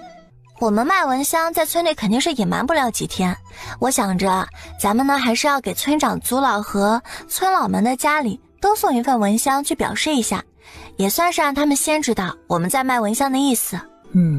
这么做合适。这村里一致对外的时候还是比较团结的，但是谁家要是过得很好，也会有人眼红泛酸，还得族老们和村长帮忙压着点儿。我就是这么想的，而且我准备过几天就在村子里收艾草，1文钱1斤。干什么要浪费这个钱？咱们家人多，自己去割艾草又不是多费事儿。蚊香的生意会越来越好，珊珊割艾草的时间都能做不少盘蚊香了，也代表着说艾草虽然会花去一些钱，但能做出更多的蚊香，所以最后呢，咱们其实赚的钱反而会更多。山上的艾草割完，咱们要去的是其他地方割，更费时间和精力，还不如去花钱收，也让村子里的人一起赚点钱沾沾光，眼红泛酸的就没那么厉害了。到时候奶奶您再释放出去话，说谁要是使坏了，咱们家就不收村里的艾草，去其他家里收，这样不用我们出手，想卖艾草赚钱的村民都会主动帮着看点的。哎呀，家里就你和五郎最聪明了，这些事儿啊都听你的啊。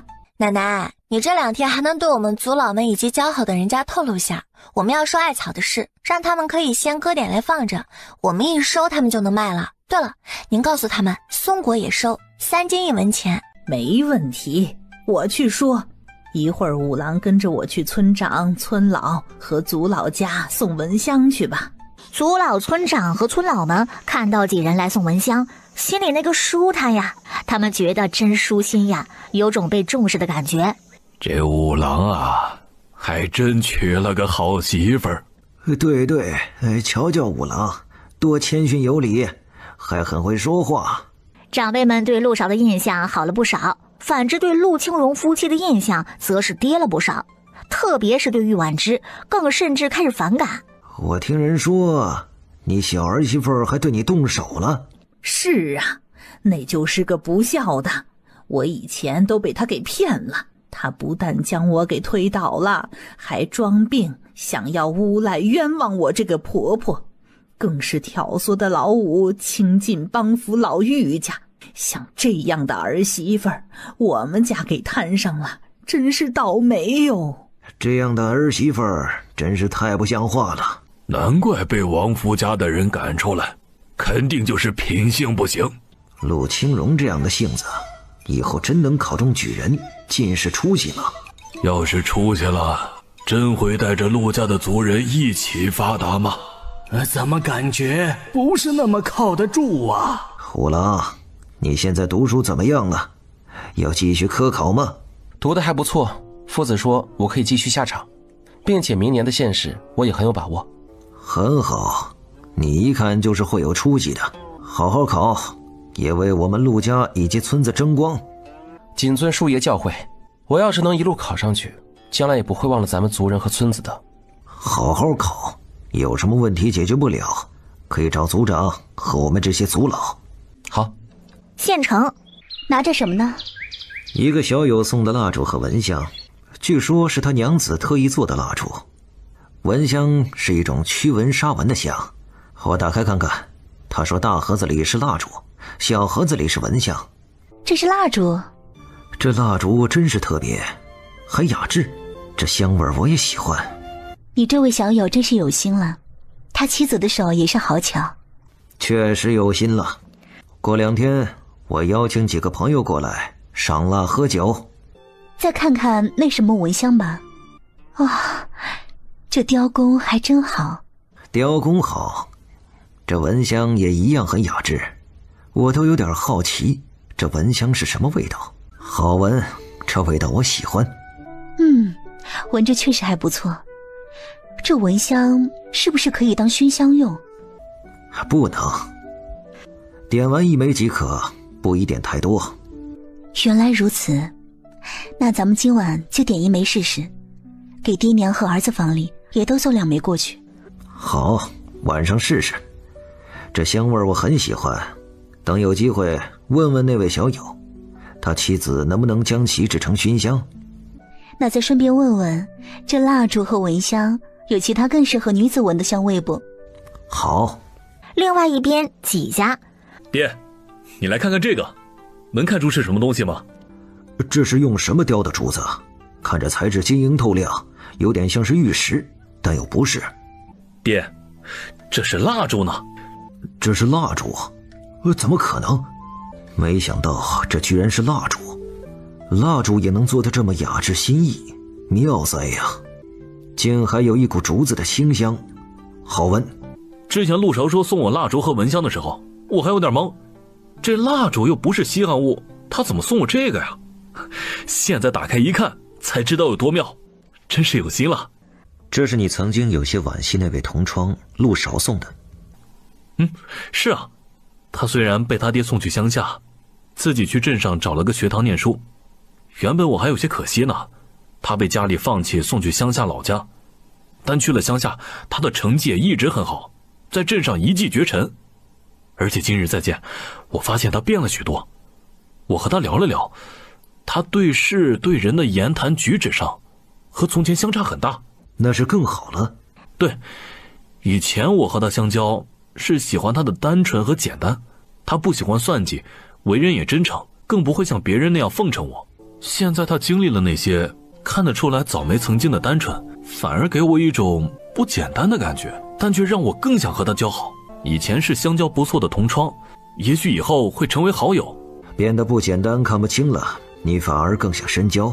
对，现在我和他能真正聊到一块儿了，很多想法理念更是不谋而合。而且这样的陆韶，将来在科举入仕上若有建树，前途不会差。那你应该没看走眼，连家都在他手上吃亏了。此子要是能成功入仕，我也觉得不会差。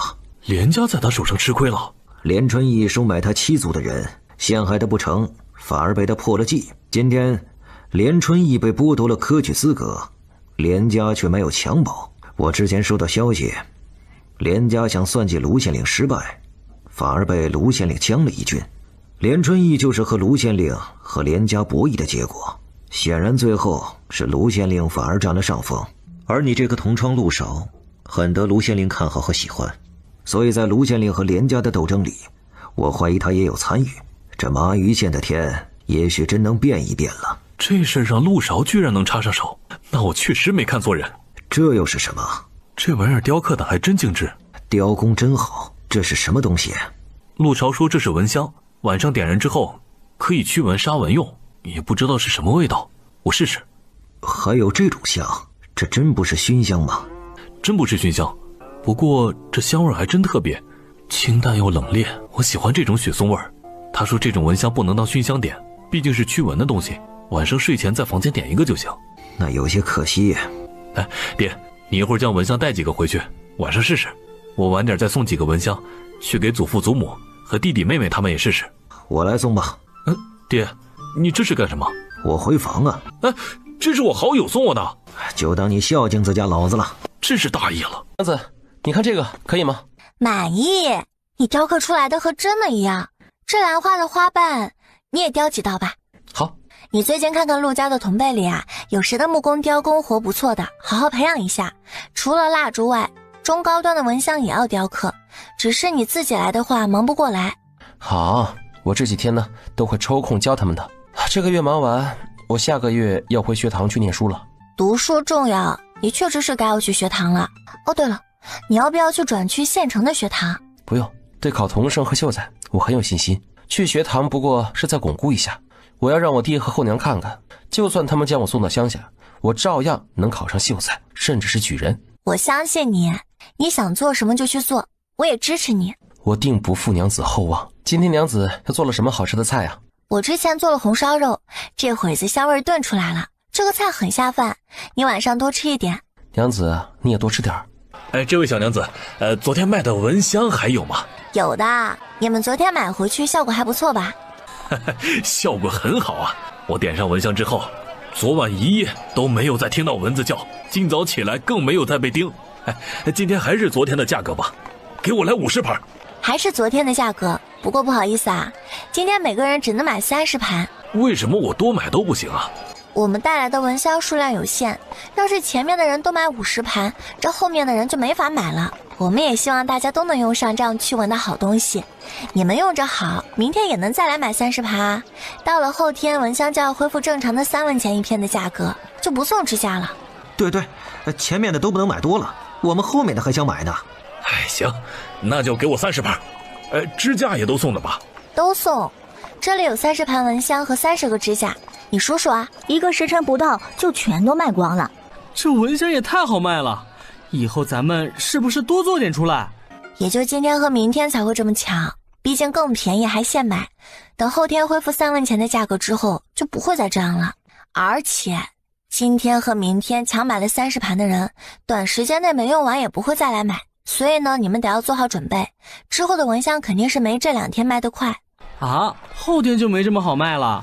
虽然没有这样好卖，但每天带来的蚊香也肯定能卖得出去的。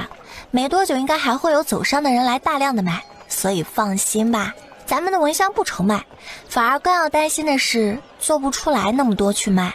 只要能卖完就好，咱们反正尽量多做点。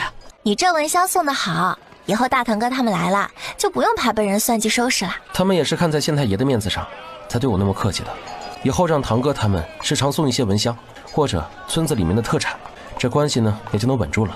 以后家里做了糕点或者是其他的东西，就让大堂哥他们带点就来送给这些衙役们，一直交好维护关系还是很有必要的。是这个理儿。你也选几块布料再做几身衣裳吧。这些布我都不怎么喜欢。下个月我抽空带你去府城看一看，府城的布料款式有很多新的。好啊，那就多谢相公啦。应该的。过段时间咱们家也要去买2头牛吧。好。为什么要买2头？1头拉车，1头帮着犁地，给你爹他们减轻负担。五郎媳妇儿真不愧是个败家娘们儿，哪家买牛还分拉车和犁地啊？买1头就行了吧，平常用来犁地，要去县城的时候就拉车。你们以后时常要去县城，1头牛肯定是忙不过来。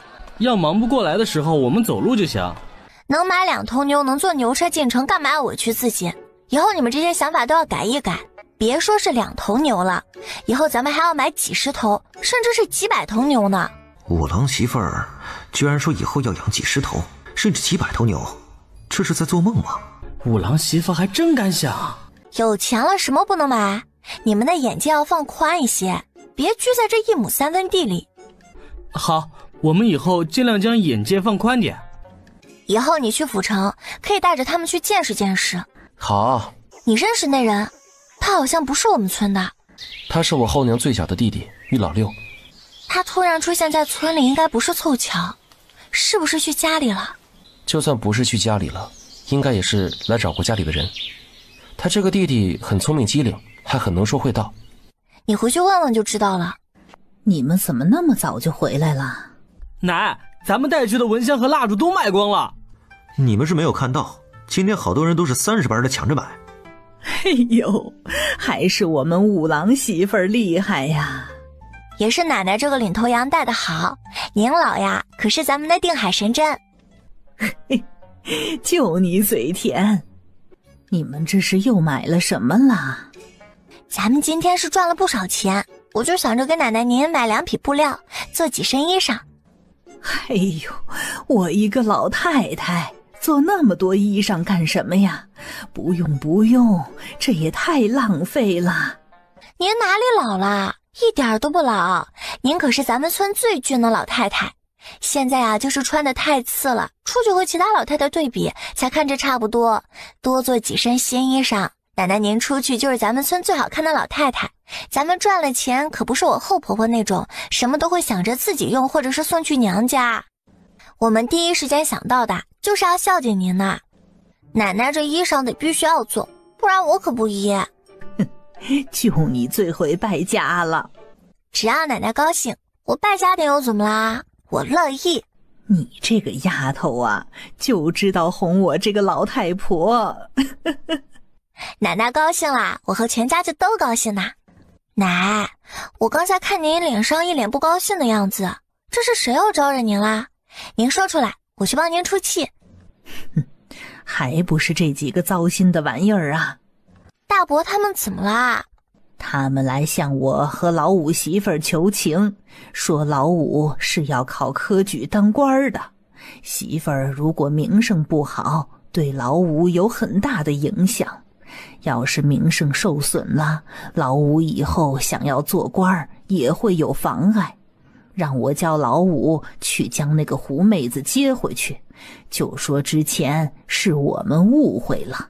这样不就成了奶奶您的错了？到时候县城的邻居会怎么说您？再说我后婆婆这是补贴娘家被您送回去的，关我公公科考做官什么事儿？清官难断家务事，这些京城的世家大族家里都有糟心事，别说是我们小地方啦，这事儿肯定是我后婆婆和玉家怕影响她名声想出来的办法。到时候啊，要是您吩咐我公公去接人，再到处和人说说，他不但能理直气壮的回来，还能说之前是您找借口冤枉折磨他的手段，他是无辜的，您就是恶婆婆，他因为孝道不敢违抗您，这才被迫去的娘家，所以您才会主动让儿子去娘家接他。我可没冤枉折磨他，这个不要脸的。今天玉家的人是不是来啦？没来呀。那就是玉家的人单独去地里去找大伯几人说话了。你们和奶奶说的那些话都是玉老六和你们说的吧？我们今天在地里干活，确实遇到来村里想收粮食的玉老六，然后聊了几句，他就忧心忡忡地和我们说，弟妹被送回娘家，影响了名声的话，对老五科举做官都有很大影响。我们这不才想着就一点小事，要不就先让老五将人接回来。我是觉得那玉老六来村里收粮食是借口，就是故意找我们兄弟的，说这事儿的。他呀没安什么好心，我也和大哥他们说了，让他们都别当真。玉老六精着呢，可他们却因为担心老五的前途不听我的。我们这不是怕耽搁老五的前程吗？被人挑唆几句就来劝我，你们就是猪脑子。我们当时真没多想这么多。以后你们要是遇到玉家的人了，可别再搭理了，他们都是人精，你们呐不是对手。知道了。怎么买这么多匹布啊？我也穿不完呢。最近几天大家做蚊香和蜡烛都辛苦了，我就想着各房也都奖励几匹布料，男爹女眷们都各自做一身新衣裳，一起高兴高兴。我们也有。有啊，我之前就和你们说了，你们好好跟着我干活，我就带着你们吃香的喝辣的穿好的。你们最近干活都不错，我说要奖励就会做到。再说我那后婆婆一个月派事都不只是做一身新衣服，现在我不过是奖励你们一人一身新衣裳而已，这多大的事儿啊。没想到我想穿件新衣服，不是自家男人买来的布，而是沾了侄子媳妇儿的光。你整天干农活，穿新衣裳不也是糟蹋？你自己的那身衣裳自己做吧，要不就送到县城里面去，让你弟妹帮着你做，毕竟你们赚的钱也有一部分被人家拿去做新衣裳了啊。他穿新衣裳可以，我们做新衣裳就是糟蹋。哼，就是凭什么县城的狐妹子穿的新衣服咱们就没有资格穿？哼，他可当少奶奶娇养着，而这田里和家里的活可都是我们干的。你的衣服也让你弟妹去做吧。哎呀，我也好几年没有做新衣裳穿了，我就不说了，可我3个闺女也一直都是穿旧衣裳，还全是陆大丫穿剩下不要的。县城里那个死丫头不但经常穿新的，穿的还那么好，还不用干活，我一天天的跟个野驴似的。你的也找那狐妹子做吧。这都什么事儿？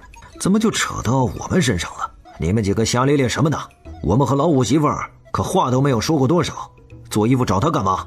再说哪家是弟妹帮忙做衣服的，名声还要不要了？就是，你们几个娘们瞎说什么呢？你们整天不是下地就是家里干活，穿新衣服本来就糟蹋了，现在能做件新衣服，怎么就嘚瑟起来了？就是几个老娘们也不看看，就你们自己这样的，穿旧衣服和新衣服有多大区别吗？啊，我们几兄弟自己不也因为整天在地里干活才没做新衣服的呀？哎呀呀，完了，这小娘们儿发疯了呀！我觉得几位伯母说的很对，下地干活怎么就影响和糟蹋穿新衣裳了？还有，你们说的这是什么话呀？什么叫这些老娘们穿新衣服和旧衣服没什么差别？你们这意思，她们是黄脸婆？她们这模样不配穿，只有我后婆婆才配穿是吧？可你们也不想想，几个婆母难道不想做个美人吗？这还不是因为嫁给你们，这得要天天下地干活，风吹日晒的，什么样的美人也得被糟蹋成黄脸婆。再说了，你们弟妹能穿那么好，那本来就是你们供的，伯母们也没说错啊。你们要当伏地魔，以后有事就去找你们弟弟妹妹去呗。你们供弟妹穿金戴银，打扮的跟个小姑娘一样，你们不但不觉得有错，居然还抖起来了。谁给你们的勇气？你们五弟和五弟妹吗？以后你们自己不疼媳妇儿，那我就来疼几个伯母和堂姐堂妹们。五郎媳妇，还是你会心疼人。就是，不像那些臭男人，太让我们寒心了。既然那么厉害的要当伏地魔，以后啊就跟着他们五弟媳妇儿过去吧。你们要是过不下去，那现在就送你们回娘家去。你们自己错了，被玉老六利用当刀使唤，一个个自己没有脑子，居然还这样欺负我几个伯母。莫不是你们看我后婆婆比这几个伯母长得好看又会打扮，这才忍不住想要怜惜？我公公被迷得拎不清，你们也被迷住了？你们胡说八道什么呢？你们这表情一看就是心虚了。我就问你们有没有觉得我后婆婆比几个伯母好看，比她们有风情韵味？你们有没有羡慕过我公公娶了那样娇软好看又会打扮的媳妇儿？说实话，不然叫我遭雷劈。你别乱说。好啊，你这个没良心的，还真是被那狐狸精迷住了。老娘当年也是村里出了名好看的姑娘，要不是嫁给你，又怎么会变成黄脸婆？你这个丧良心的，你居然嫌弃我，觉得那个狐狸精好，难怪挣了钱就往老五家送，原来是想去养那个狐狸精。你这个没良心的，太不要脸了！我们哪里就不如那个狐狸精了呀？我们要是不下地，吃好穿好，好好的保养，也不会比他差的。哎呦，你个爱钱刀的，你个臭不要脸的，哈哈哈！我可不活啦！媳妇儿，我可一直都是站你们这边的，我对城里那狐妹子可不联系，反而讨厌的紧。你对那狐妹子真不联系？我保证是真的。你要是不信，以后我赚的钱坚决不送去县城了。以后啊，我给你卖新衣裳，不便宜老五和他媳妇儿。我相信你一次，可要是让我发现你也对那狐狸精怜惜喜欢，看我不好好收拾你。是。陆家几兄弟除了渣公公之外，这位也能算是个聪明人，倒是可以重用一下。而陆老大、陆老二和陆老三这种头脑简单、四肢发达的，还是好好干活就成了。你真是太不像话了！再闹，我可就要还手了。你打呀，打死我，你就好去县城里头找那个狐狸精了。瞎说什么呢？我们和老五媳妇儿可半点关系都没有。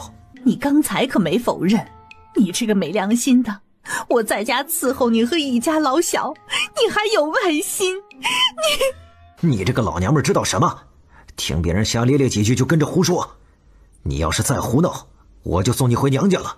你这个丧良心的，我才不去呢，错的又不是我。乔爷就扯着他的领口，将他整个人扔飞出门外。我现在很生气，我要发病了。哎呦，这五郎媳妇也太彪悍了吧！二伯三伯，你们刚才是不是想也送我二伯娘和三伯娘回娘家，败坏了他们的名声，为我后婆婆遮掩，这样才好向我后婆婆邀功？你别胡说八道！哎呀，五郎媳妇啊，你可要为我们做主啊！哎呀，我可不活了！哎呀，五郎媳妇，他们就是嫌弃我们是黄脸婆，被狐狸精迷的都不知道东南西北了。看着那狐狸精被娘送回娘家，他们就心疼了。可是将我们也送回娘家，到时候人家都来嘲笑我们了，帮那狐狸精分担骂声呢。这都什么跟什么呀？这些个死娘们儿！你这娘们再乱说，我就打你了！你打呀，打死我！你好去找狐狸精献殷勤，他可早看不惯我们几个妯娌了。你打了我，他肯定娇滴滴的感谢你这个二伯哥。二伯，你敢动我二伯娘一根手指头试试？我现在非常非常的生气。说完，他也扯住陆老二的领口，也将人直接甩出屋外。五郎媳妇儿，你要干什么？你们敢惹我生气，所以我就犯病了。这丫头犯病好吓人！哎呀娘嘞！别哭了，以后他们要是再敢欺负你们，这不还有我呢吗？他们以后要是再敢联系我后婆婆，我就打断他们的腿。他们相信五郎媳妇生气犯病还真做得出来这种事儿。对，他们以后要是再敢给那个狐狸精送钱，帮那个狐狸精，你就打断他们的腿。把你们的花花肠子都收起来，以后再和那个狐狸精有什么牵扯，搅和到一起去，不用五郎媳妇儿出手，老娘就先打断你们的腿。为了他们生气不值当的，以后呢，你们也打扮得漂漂亮亮的，不会比我后婆婆差多少。他们将你们当黄脸婆，等你们变好看了，也别理他们这种满身臭汗的村汉，也不看看他们自己，明明也没比我公公大多少岁，那一个个看上去的反而像是我公公的爹一样。可不是，他们也没比我们好到哪里去。比起老五来，他们不也是又老又丑？就是呀，怪好意思嫌弃我们的，我们还没有嫌弃他们呢。来，过来选布料，每人做一身漂亮的衣裳。等到多赚点钱之后啊，我再带你们去县城的银楼去买首饰。这个世间没有丑女人，你们好好养一养，穿戴打扮漂亮点，不会比谁差的。我们养一养，打扮一下，真的不会比老五媳妇儿差吗？我很好，更不觉得难，就不劳几位伯伯操心了。行，我们都懂。他们懂什么？算了，没法说，他自己知道小媳妇的好就成了。五郎媳妇儿，这是什么菜？我们的呢？这个叫做红烧狮子头，可不只是肉丸子那么简单。至于你们碗里为什么没有，这当然就要问你们自己了。问我们自己？你们白天为了我后婆婆嫌弃并欺负自己的媳妇儿，还敢动手动脚的，逼着我生气发病。所以今晚上的晚饭，红烧狮子头和麻婆豆腐都没有你们的份儿。以后这个家里不管是谁做错了就要受惩罚，就惩罚你们这3天都不能吃和我们吃一样的。你们就像是曾经那样吃粥和咸菜吧。这么狠？就是这么狠。怎么，你们不服气？你们又要惹我生气了？我就问问。奶奶，你快尝尝，这是我特意为您做的狮子头，软糯细嫩。桌子上的呀是麻婆豆腐，鲜香爽滑，都很适合您吃的。还是你知道孝敬我，这狮子头和麻婆豆腐看着就好吃。五郎媳妇儿，你这做菜的手艺呀，真是一绝。这2道菜我都喜欢，这太好吃了。哎呀，现在吃着咸菜就着粥，不但没有觉得饱，反而更饿了。最过分的是，每人就这么1碗，不准再添。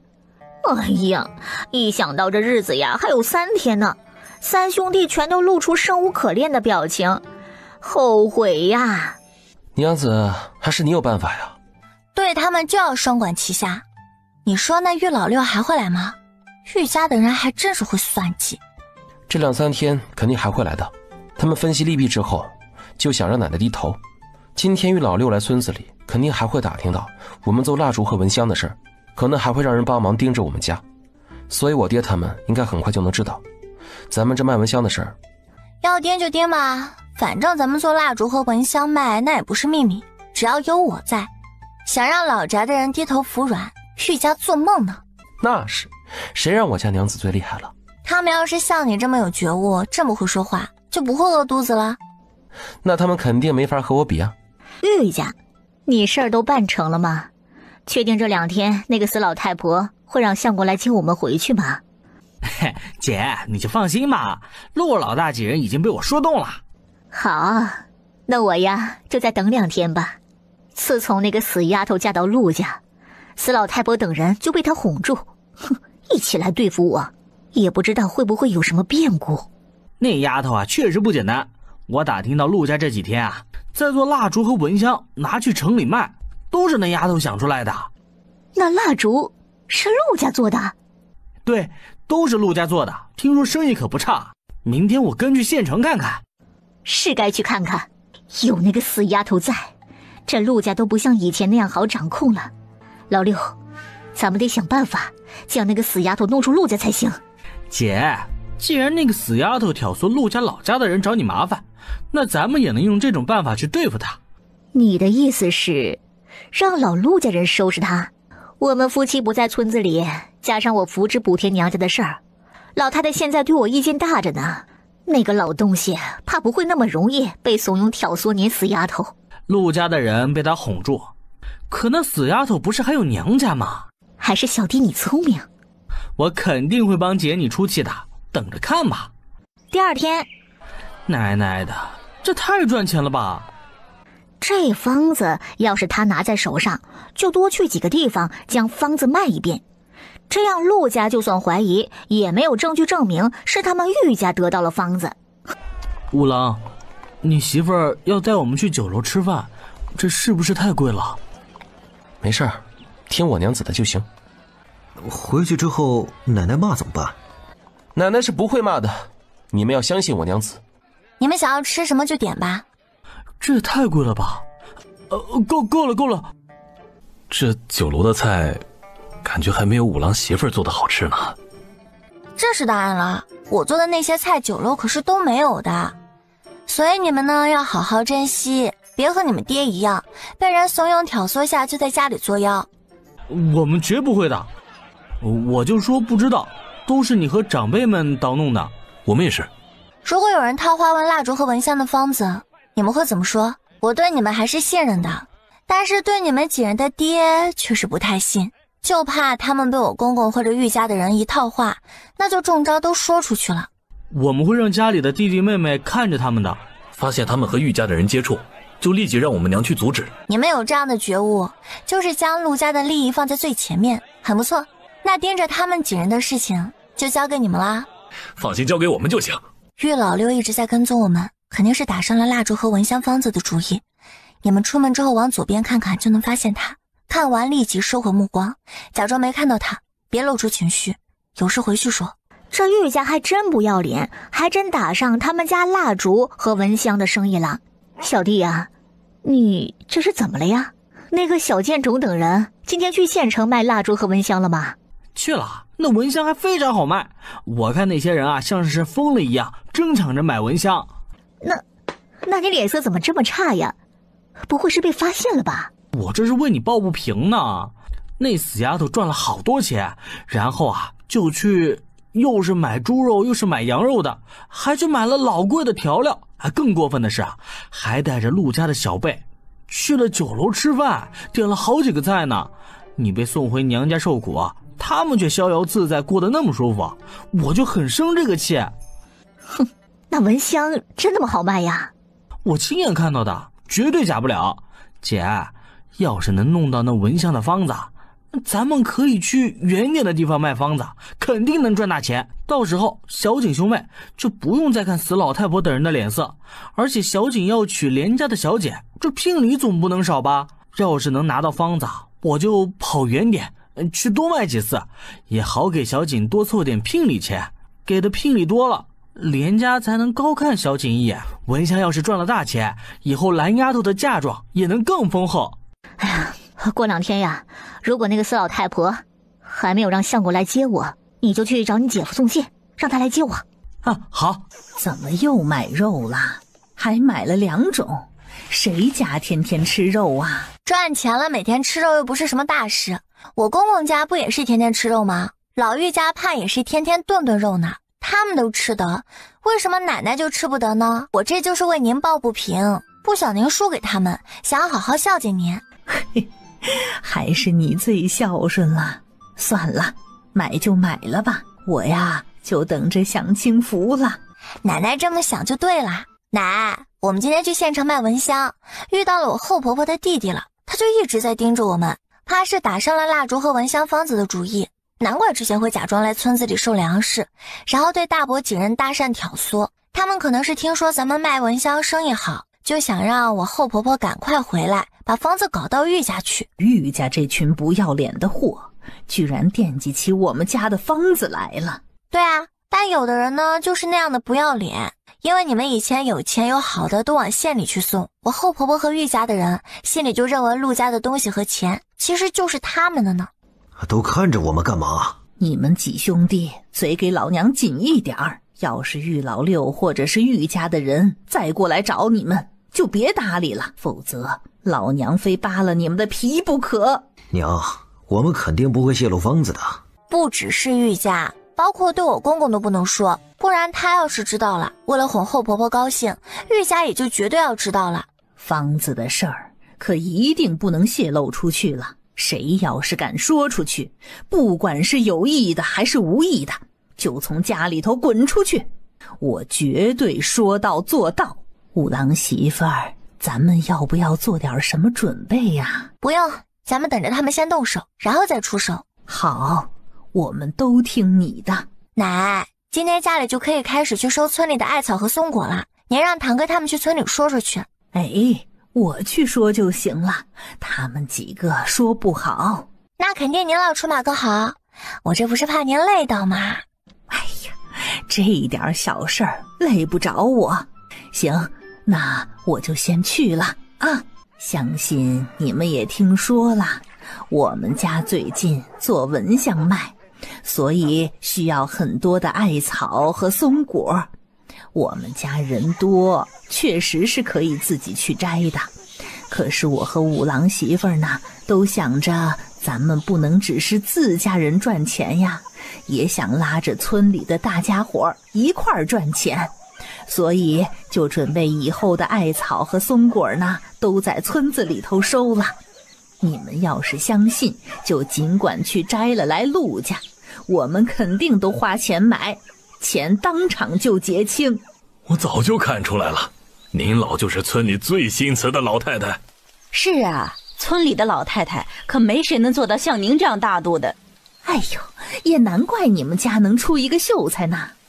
五郎一看也是有出息的，以后你们家怕是还能出第二个秀才。哎呦，这五郎媳妇啊，真是个福星。五郎媳妇也是个心善仁义的，咱们果然没有看错她。陆大娘，您就是有大福气的。当然也有人打探这蚊香啊是怎么做的，这可是我们家的秘方，这要是说出去，我们陆家还卖什么啊？五郎媳妇儿，那蚊香不会就是用艾草和松果做的吧？对，确实是有这两样东西。既然要收艾草和松果，大家肯定都能猜得出来，蚊香需要这两种东西。其实啊，就是不收，只要陆家人天天上山去摘这两样东西，别人也能发现。这两样东西就能做蚊香了？这就无可奉告了。你们要是觉得能做，那可以自己试试啊。另一边，卢县令和家人用了蚊香，都发现呀，这真是个好东西。这外面卖的蚊香比送你的可要差多了。他送来的蚊香快要用完了，我原本还说和他买一些，现在他们家的人在外面卖，倒是可以不用去问了。你还是得去问问，我可不喜欢这种蚊香的味道，爹娘和儿子女儿那里他也不会喜欢。我问过采买的下人，陆家人对外卖的蚊香和蜡烛并不是送我们那种。行吧，我过2天问问。又过了2天，姐夫，你们家做的蚊香真好用，我昨天买了几盘回来，家里的人都喜欢。我们家做的蚊香啊？姐夫，你不知道陆家在卖便宜蜡烛和蚊香的事吗？我知道卖蜡烛的事，你的意思是县城里的蚊香是我们家卖的？对啊，而且还是你家老宅做出来的。陆家不止卖，他们这2天啊还在村里花钱收艾草和松果，说这2样就是做蚊香的东西。不过肯定还有其他东西，不然村里的其他人家也能做出来蚊香。你是说那蚊香是我们家自己做的？这怎么可能啊？对啊，不只是蚊香，那便宜的蜡烛也是你们家做出来的。姐夫，你不知道吗？我最近都没有回老宅，所以不知道。你知道是谁带着做的吗？是五郎媳妇儿。那蚊香好卖吗？特别好卖，听说陆家每天啊都能赚好几两银子呢。之前每盘蚊香卖2文，这2天涨到3文了，一天能卖上千盘蚊香呢。还只是卖早上的1-2个时辰，要是一天都卖，赚的钱肯定能翻倍。生意这么好啊？对，我去买过蚊香，看好多人抢着买。他们卖的竹子蜡烛和宝塔蚊香是多少钱？竹子蜡烛和宝塔蚊香，没见他卖这个呀。姐夫，你见过？你姐的身体还好吧？回家习惯吗？我姐回来之后就病了一场，说担心她不在家，你能不能吃好睡好，还担心老宅那边的人会不会继续怪她。她整日以泪洗面，不想让你为难。其实并没有让你回来接，还是我实在是心疼她，怕她没有你在身边，病得越来越严重，这才主动跑去县城找你。姐夫，你要怪就怪我，可别怪我姐啊。我怪你干嘛呀？你做得好，你姐身体本来就娇弱，这几天受苦了。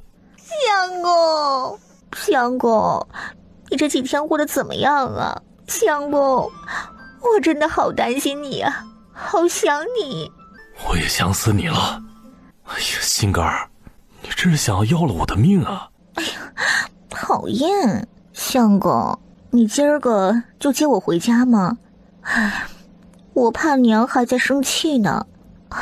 要不你先送我回老宅吧，我先跟娘道歉，让她消消气，先原谅我吧。哎，不然我这心里呀总是不安，也怕他们因为我迁怒了你，做什么都不征求你的意见。没事儿，我会将娘哄好的。不过回家前，确实需要去老宅哄哄我娘。我一会儿就陪着你回老宅。相公，我都听你的。这女儿真厉害呀，这都一把年纪了，还能将女婿迷成这样，真是好手段。玉老六去县城找我爹，我爹去玉家接着我后娘，现在朝着我们村来了。你让人盯着你爹和玉老六了？对。你爹肯定是知道我们做蜡烛和蚊香的事情，故意带着你后娘回来打探。而你后娘呢，十有八九是冲着方子来的。娘子高见。你后娘会不会让你爹直接问啊？以他的性子不会，他做事历来都喜欢耍心机，不会让我爹觉得他是冲着我们家方子来的。我猜他可能会说，为了让奶奶原谅，主动要求留下来伺候。他算计什么都是让别人上，就是个出淤泥而不染的清水莲花。他可不就是朵白莲花。你还真是会形容。要真是这样，那咱们怎么都得让他如愿。你意思是他想留下就让他留下？谁说伺候婆婆只能在老宅啦？将婆婆接到县城去享福，体验下他娘之前享的福，那也是认错和尽孝嘛。还真被五郎媳妇儿给说对了。老五带着这狐妹子回来，肯定是冲着蜡烛和蚊香方子的。呸！有点好的就惦记，真是太不要脸了。老五，娘不是将你那不孝的媳妇送回娘家了吗？你怎么又将她带回来了？是想故意欺娘？你们到了门口也不进去，居然站在门口腻腻歪歪的，这都多大年纪了也不害臊。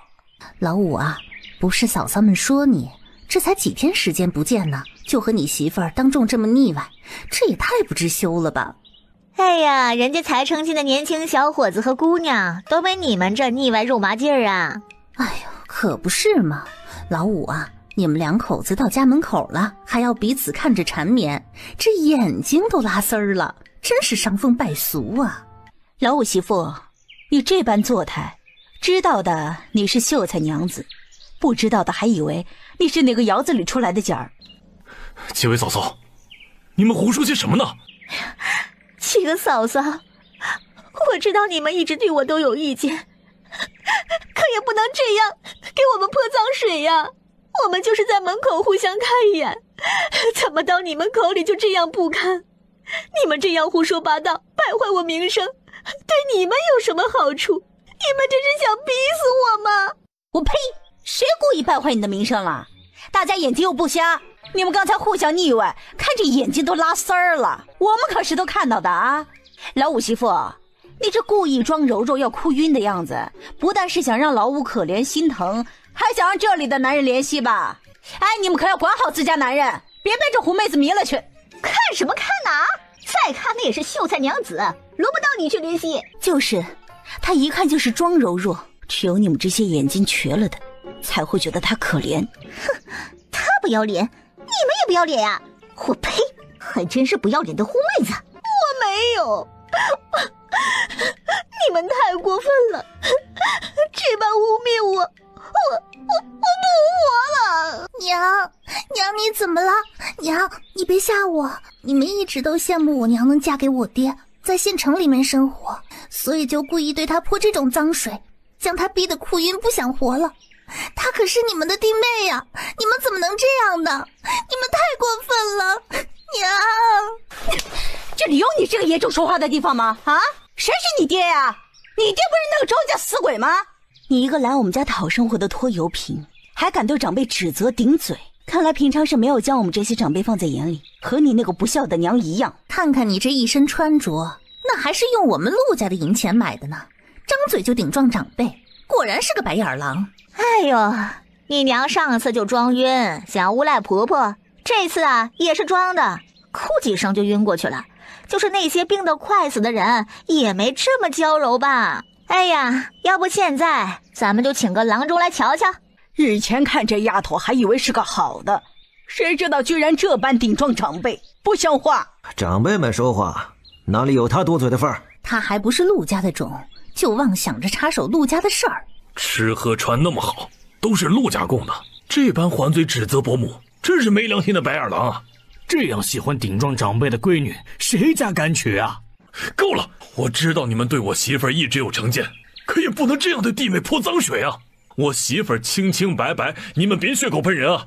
兰儿也只是心疼她娘晕过去，才说了几句。你们身为长辈，怎么就这么容不得人？刚才我们夫妻就互相看了一眼，在你们口中就说的那么不堪，你们简直就是无知村妇，不像话！而且对我媳妇儿泼脏水，我们丢了脸，你们能得什么好？我就说你媳妇和这野种怎么还敢顶撞长辈，原来都是和老五你学的呢。再怎么说我们也是你嫂嫂，你居然骂我们是无知村妇，不像话！你也是个白眼狼。你们看看自己的媳妇儿，还不快来管管？哪有这样对弟妹泼脏水的？不是我媳妇儿怎么了？她和她嫂嫂们说的也没错啊。老五，你自从考上秀才后是越来越飘了啊，不将我们这些泥腿子哥哥放在眼里。可你也不想想，这些年家里省吃俭用，给你送了多少银子都说，每个月还要给你们送肉、送鸡蛋和菜，新娘一出来就给你们送去。你媳妇儿还拿着我陆家的东西补贴了娘家那么多，让你丈母娘一天3顿带着孙子去你们家吃肉吃大米饭啊！你们在县城吃得好穿得好，我们和娘却在家吃糠咽菜，穿的也是打补丁的旧衣。现在我媳妇儿不过说几句，你媳妇儿就装晕，你那野种就敢顶撞长辈，你更是对嫂嫂不敬，对我们这几个哥哥也趾高气扬，你们才是不像话呢！你要是这么嫌弃我们，那以后就带着你媳妇儿在县城过，别回来了。你后娘又在装晕了，听得出来你爹已经愤怒到了极点了。你说他会不会和他几个兄弟闹翻啊？他不会的，不管是要继续占家中的便宜，还是名声上，他都会忍下去。当年他娶了我娘，就住到了我外公家的院子里，美其名曰好跟着外公念书，就有人背地里笑他，和上门女婿没什么区别。可他这都能忍，表面上对外公很孝顺，对我娘也很体贴，所以这点事儿他肯定能忍下去。那就让他忍着吧，这不过才是个开始呢。确实只是个开始。四哥，你怎么说话呢？你们对我不错，可我对你们也不差呀。家里的地不是因为我才免的税吗？服役的名额也因为我家里才免了。我对这个家也做了不少贡献，怎么到你口里就反成了我的不是啊？家里的地因为你免税啊，可大部分的粮食和收入却都送去县城给你们全家花了。你们天天大米饭顿顿肉，我们却在家里喝粟米粥吃咸菜。你这样啊，可比雇长工划算便宜多了。老五，你可不要将大家当傻子。以前我是顾念兄弟情谊没有说出来，可现在你却支持你媳妇儿和这个野种顶撞长辈，我就实在忍不了了。我们这些兄弟又算得了什么呀？不过是你的踏脚石罢了。四哥，不知道你被谁挑唆的要和我这个兄弟生分啊？可你这些话也太伤兄弟和气。大哥、二哥、三哥，你们就看着他这么诋毁我们夫妻吗？老五，你说的什么话？老子也是被你气到了才会这样说，怎么就变成诋毁了呢？你几个嫂嫂也没坏心眼儿，只是看你们夫妻那么不讲究，才没忍住说几句。他们几个嘴碎点儿，但也没坏心。你和你媳妇儿在外面也注意点儿。就是老五，你们夫妻本来就该自己注意点儿。我媳妇儿说的也没错，身为嫂子好心提醒你们，怎么就变成他们的错了？你们，老五，你们夫妻差不多得了。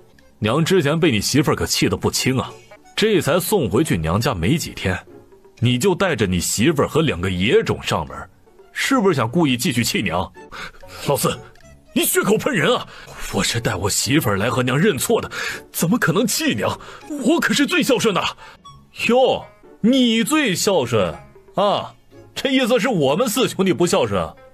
在村里一直伺候娘的可是我们4方的人。老五，你可别往脸上贴金了。你们是不是做蜡烛和蚊香赚了钱，就觉得用不上我这个弟弟，所以想甩开我了？你还说我媳妇儿和嫂嫂们会泼脏水，我看你才是最会泼脏水的。这些年家里给你送了多少钱？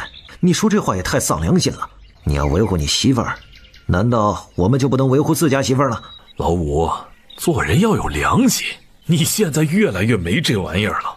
四哥，我可是一直都很尊重你们这些哥哥的，没想到你们赚了几天钱就飘的针对我这个弟弟。你们既然要这样，那我也没什么好说的了。但这个家里我也是一份子，我也是要孝敬娘的，你们别想阻止。我现在就要去见娘，扶着你们娘先进屋。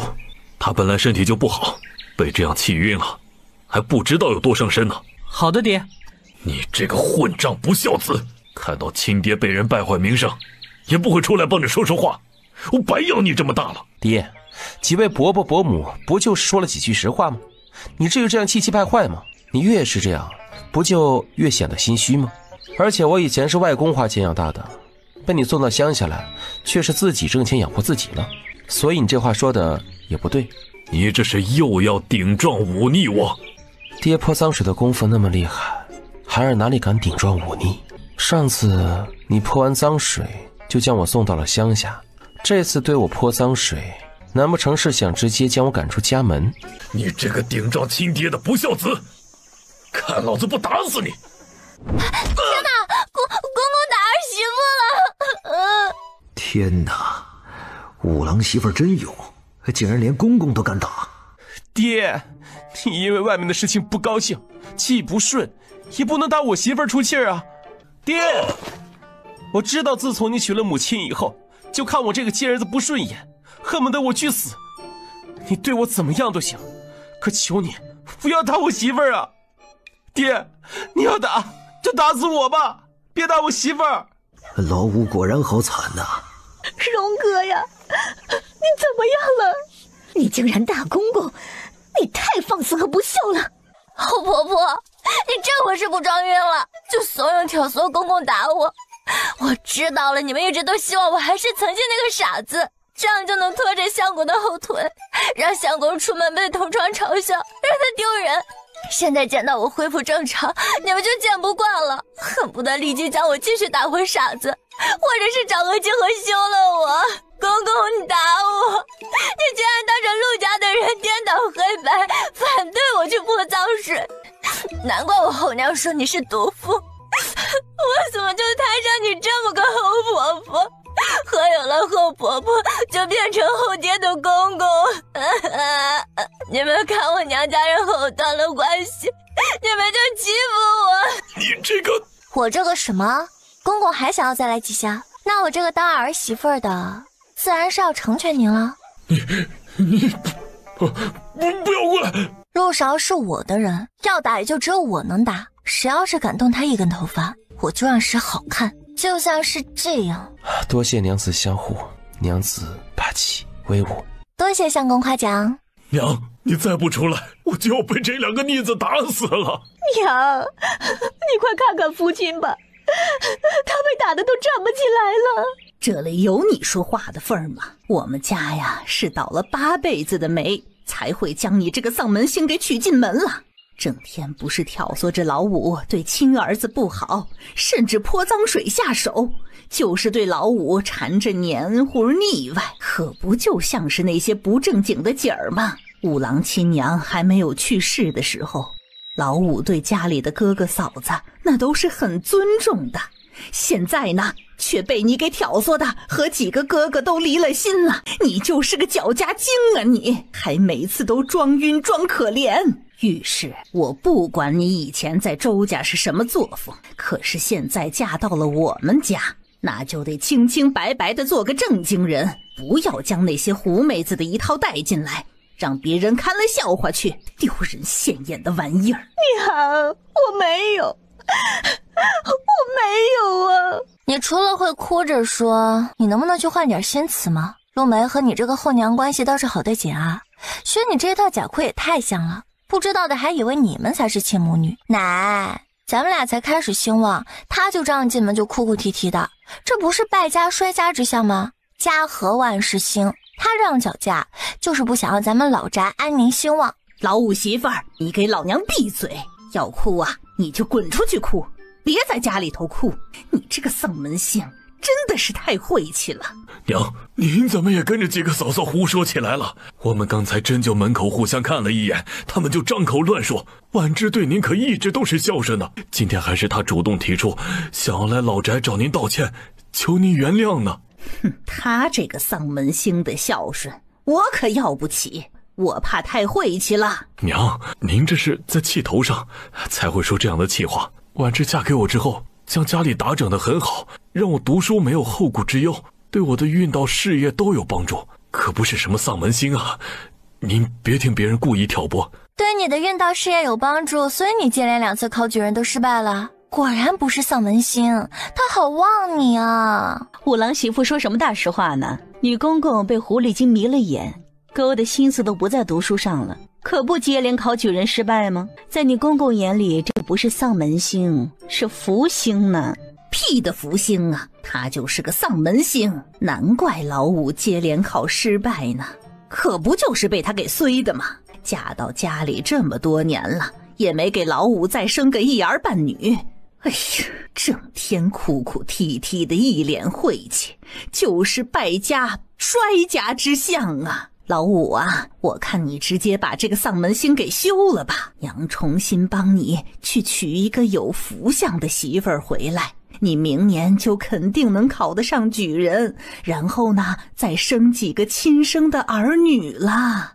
娘，我们一家都好好的，我明年肯定能考上举人，您就放心吧，您就别生气了。你儿子我现在被打成这样，你也不说心疼一下。哼，你也是活该，气不顺被丧门星挑唆个几句，就要对儿媳妇动手，你可出息了你呀！是五郎顶撞我，我这才没忍住想教训他的。谁曾想，五郎媳妇这么不孝，抢过扁担就打我，还将我踹倒。这件事我不能就这么算了，我要去找族长和族老们评理，这种儿媳妇不能要了。哼，我看五郎媳妇才该被休了。对，就该把这个有疯病的死丫头休了。乔叶是我妻子，休不休的可轮不到爹你来做主。他都打我这个公公了，这么不孝的儿媳妇我家可不敢要啊！我直接去找族长和族老，你不休也得休。他什么时候打你了？明明是你打的我媳妇儿。对啊，明明是你打我，但我躲开之后你打到柱子上，扁担反弹了一下，反倒打到了你胳膊上。接着呢，你很生气，再次挥扁担打我，我躲避你还将扁担砸到地上摔断了。我更没有踹你，是你故意躺下想要讹诈我。我们可以去请郎中来看你有没有受伤。你们说我说的对不对啊？不是说的对不对，而是本来就是如此啊。我只看到老五打儿媳妇儿，还不小心自己把胳膊弄伤了，摔倒也是自己摔的。哎，要不我让六郎去请郎中来看看？对，事情就是五郎媳妇和我男人说的，我也看到了。老五，你都当公公的人了，怎么还想诬陷儿媳妇呢？啊，对对对，我们也都看到了，明明是老五你打儿媳妇儿。我们也看到了，是五叔打五郎媳妇儿。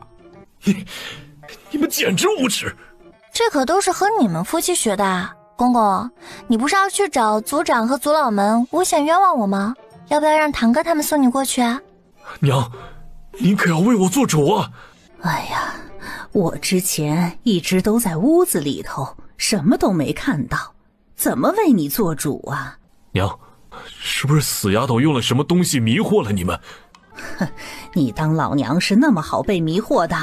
我本来就没看到。大哥、二哥、三哥，之前娘在屋子里没看到，可你们都在院子里啊，却都看到了。你们要当我是亲弟弟，咱们以后一起过好日子。你们就送我去见族长，帮我作证。公公啊，你们在县城过那么好的日子，可都是压榨吸血你这几个亲哥哥呢。现在他们都指望不上你过好日子，以后又怎么能指望呢？我看你其他本事不行，这画扁骗人的本事倒是厉害。大哥、二哥、三哥，我可是你们的亲弟弟啊！你是不是又被狐妹子迷住，所以想帮他们了？你别忘了，现在这个家是谁挣钱，谁才是带我们过好日子。你那兄弟说带我们过好日子，可说了那么多年都没有实现。哎，不对，他自己倒是过上好日子了，只是没想过你们这些哥哥罢了。这娘们真是彻底翻了天了。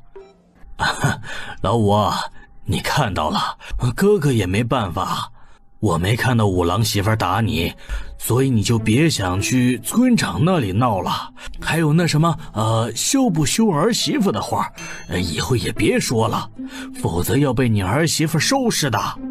你呢？别也是又要心疼怜惜那个狐妹子吧？怎么可能？我们和老五媳妇清清白白的。老五，你打儿媳妇的做法不可取，以后不能再这样了。老五啊，别闹了。你儿媳妇好着呢，你别总想着找她和五郎的茬儿。五郎是你的亲儿子，你这个当爹的怎么就这么狠心呢？这要是换成我儿子，我绝对舍不得动他一根手指头。你们，哎呀，让你媳妇儿扶着你进来。我进屋。相公，要不要先请郎中过来瞧瞧呀？先不用，我晚点回县城去看。娘，您别生气了，对身体不好。我们今天来啊，就是想让您消气的。自从我搬去县城读书之后，都是大哥他们在您面前尽孝，我这心里也一直都不是滋味。想要在您面前尽孝，只是碍于要去县学读书继续科考，这才没法啊。难得你心里还有我这个老婆子，我还以为你心里就只有那个丧门星呢。娘，我那天真不是故意推您的。娘，夫君在县城可一直都记挂着您，我也想对您尽孝。我这次回来就是想求您原谅的。我们也不回县城了，就留在您身边给您尽孝，直到您原谅我为止。对啊，娘，您就让婉芝留下尽孝吧，她留在您身边尽孝，我也能放心啊。等我回去后，再去县学请几天假，回来陪你，好好孝顺你。我不需要你们尽孝，你们回县城该怎么过就怎么过吧。娘，您以前总是念叨我陪您的时间少，现在我和我媳妇儿要回来，您又不同意，那您要我怎么办啊？我们夫妻就想在您面前尽孝，让婉芝弥补之前犯下的错，您就同意了吧？奶奶，既然公公他们这么有孝心，那您就如了他们的愿吧。五郎媳妇儿，你觉得应该留他们下来尽孝？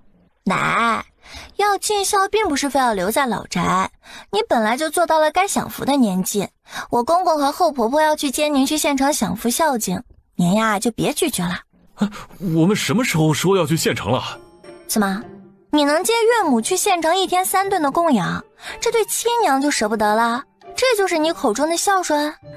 奶，他们不愿意接您去县城孝敬您，只愿意孝敬玉老太太。老五，这就是你的孝心？你是不是怕我去了县城阻拦你孝敬岳母啊？我这个老太婆碍着你们夫妻的眼了？娘，您误会了，我怎么可能会怕这个呀？您是我娘，我最重要的人，怎么可能碍眼呢？您别听这死丫头挑拨啊！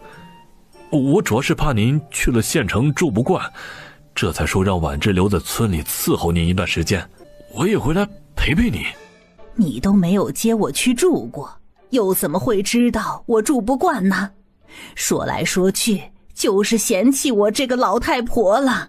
老五啊，你这个丧良心的，以后你就和你岳母过日子去吧，我们老陆家没有你这样的不孝子。娘，我和婉芝留在老宅孝顺您，不也是一样啊？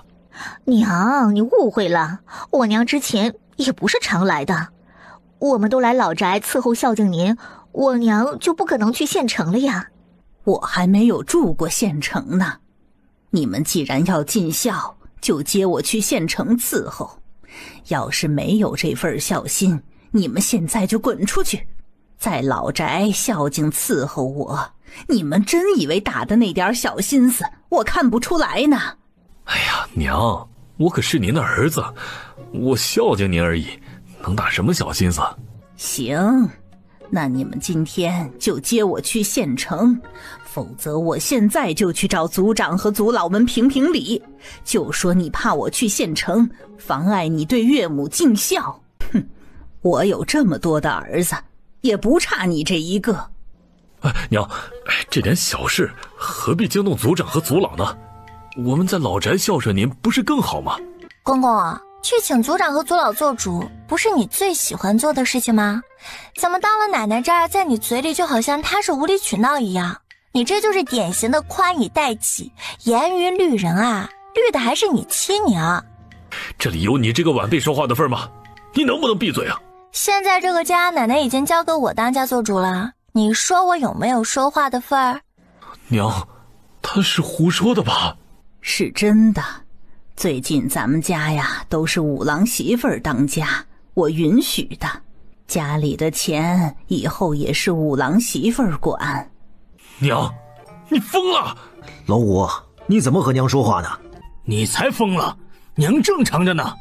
老五，老四说的没错，你当了秀才，娶了御史之后，越来越飘，现在都敢编排起娘来了。不错，之前你不将我们放在眼里就算了，现在连娘你都不放在眼里了，还咒娘疯了，你怎么这么不孝啊？再说五郎媳妇当家挺好的，我们每天都能吃上肉，还有新衣服穿。就是啊，五郎媳妇当家那是经过娘的允许的，我们都同意。我不同意，她就一个小丫头片子，哪里就能当家了？你们别被她哄骗了。你反对个屁呀！这个家还轮不到你来做主。我说让五郎媳妇当家，就是她当家。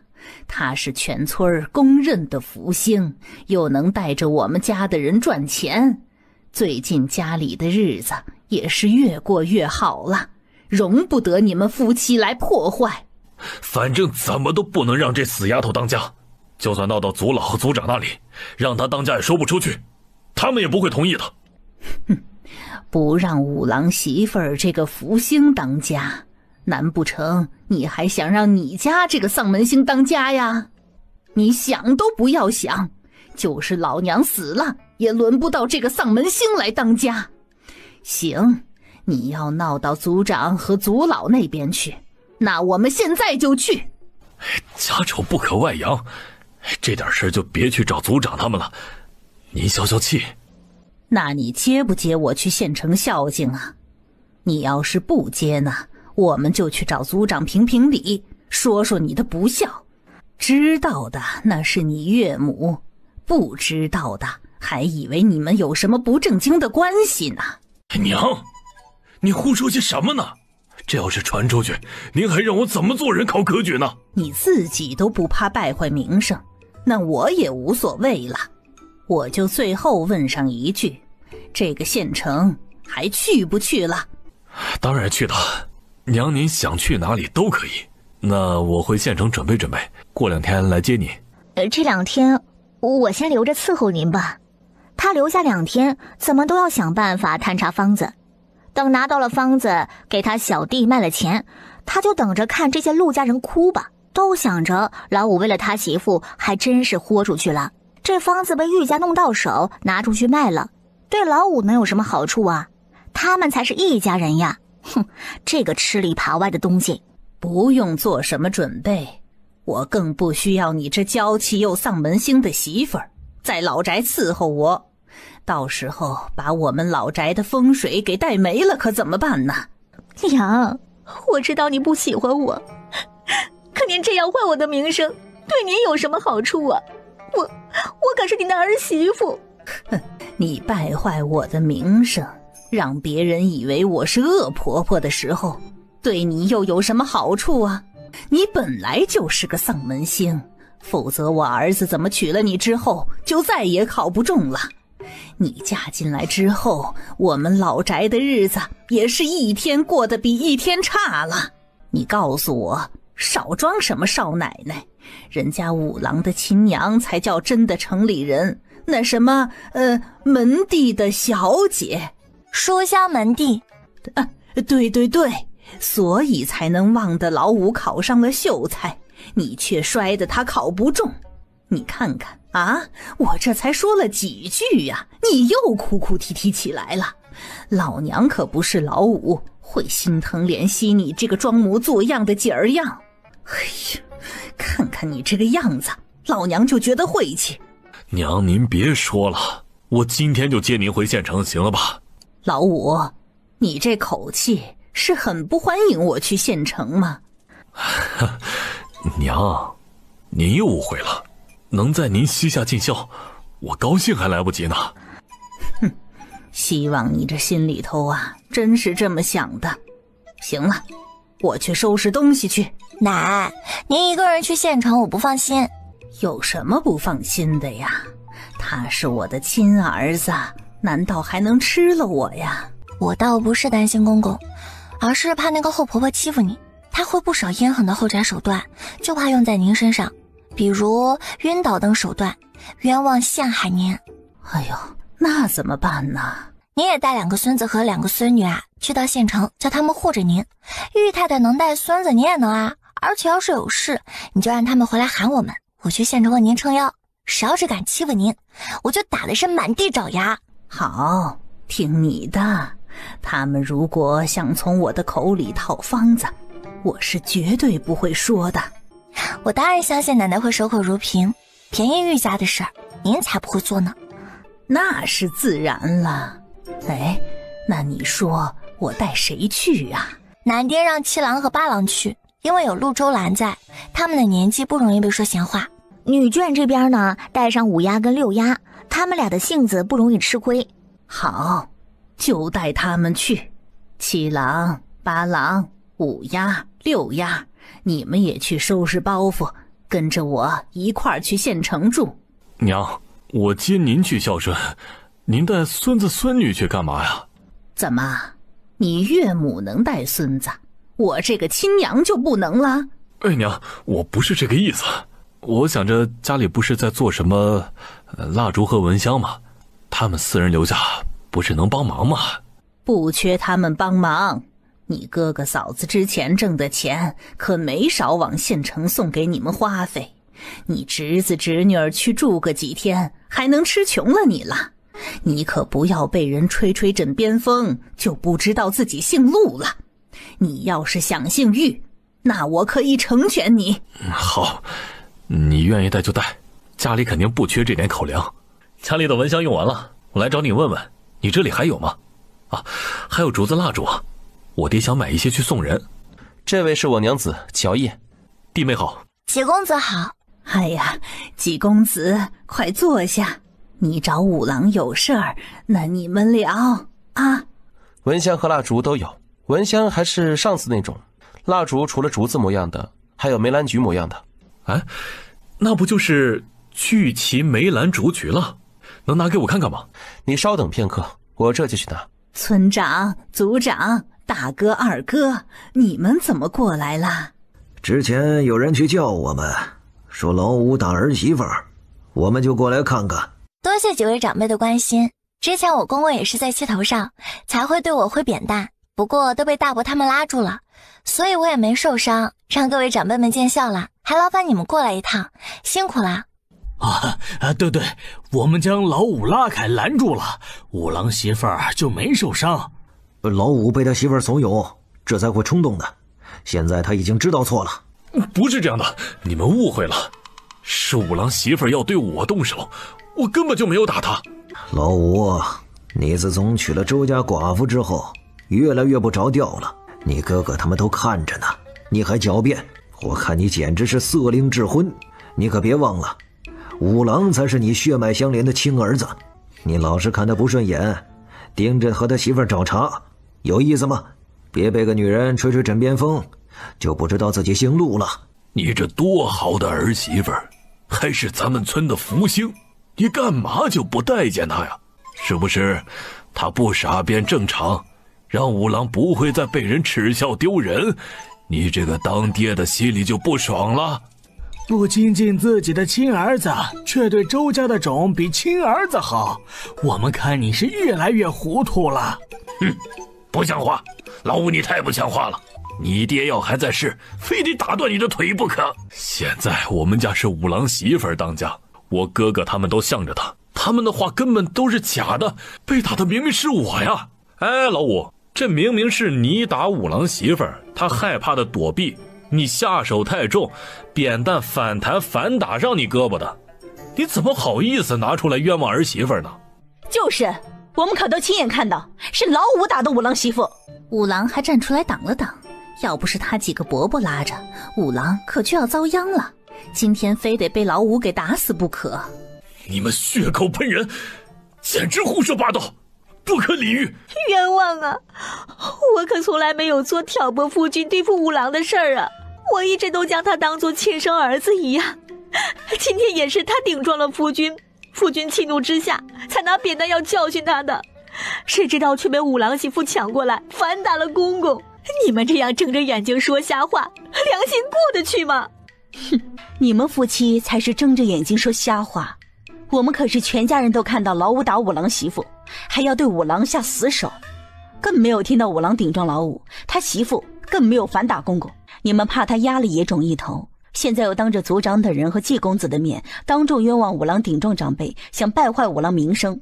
你这个毒妇，真有脸说自己没有针对五郎？你就是个毒妇，根本就不想五郎好。之前你就让我们去村里传了不少五郎的坏话，我们都不知道你的用心，还以为是真的，就被你利用去传了。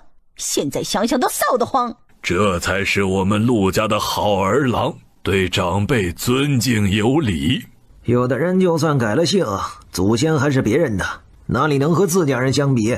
少帝，你打开蜡烛我看看。好，另外3种样式的蜡烛也做得一样栩栩如生啊，这个比竹蜡烛更活灵活现。哎呀，要不是早就知道这是蜡烛，我都会看成是真菊花呀。这是雕刻出来的吗？对了，蜡心在哪里？这菊花蜡烛又是什么香味？花蕊便是蜡心，至于味道你自己闻闻。哎呀，这蜡烛的味道真好闻呐！确实好闻，和竹香是2种感觉的清新雅致。我现在就很好奇，梅花蜡烛和兰花蜡烛是不是梅香和兰香啊？点上闻闻就知道了。怎么样？好闻，我娘应该会很喜欢这种香味儿。当然我也喜欢，你再点兰花蜡烛闻闻。好闻，这香味给我一种像是置身一片兰花丛中一样的感觉。你最喜欢兰花香？不，我都喜欢。梅兰竹菊蜡烛的香味各有千秋，不同的芬芳，不同的韵味意境。少帝，你们做的蜡烛真是惊艳到我了，我都想要。你的心啊，真包容。这形容我喜欢啊。少帝，这梅兰竹菊的蜡烛，你这边还有多少？每样有6盒，我全都要了。你都不问问价格吗？我知道少帝不会坑我的，这不是想先定下吗？这蜡烛是怎么卖的？价格一样吗？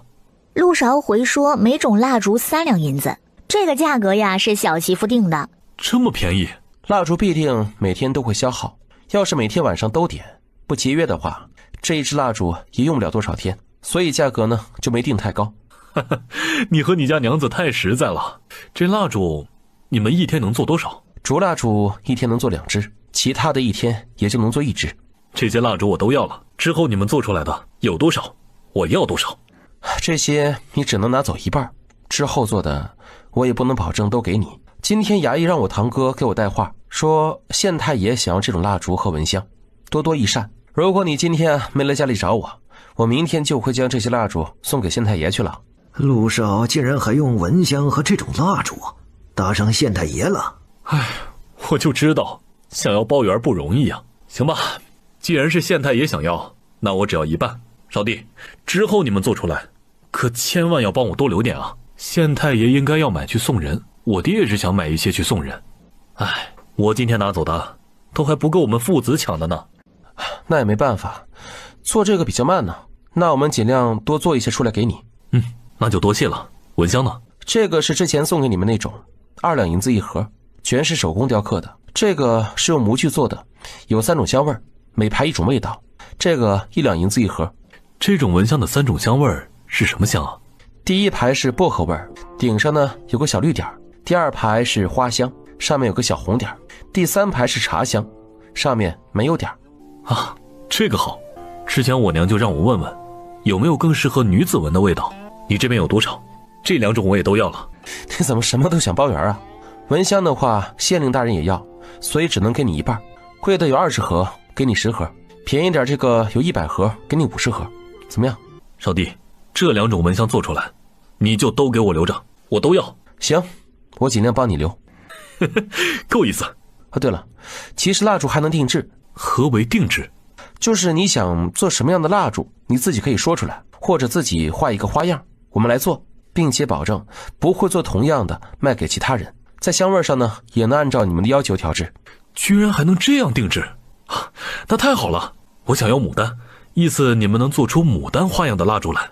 娘子，能做吗？可以啊，到时候还是要你雕刻花瓣，点燃之后的味道可以是牡丹香味儿。调香这个是他们家的传承技艺，他是继承人，所以都学了。你可以画1株或者是1朵，想要的牡丹模样交给我相公，我呢会帮你做满意的蜡烛来。弟妹还真厉害啊！启公子谬赞了。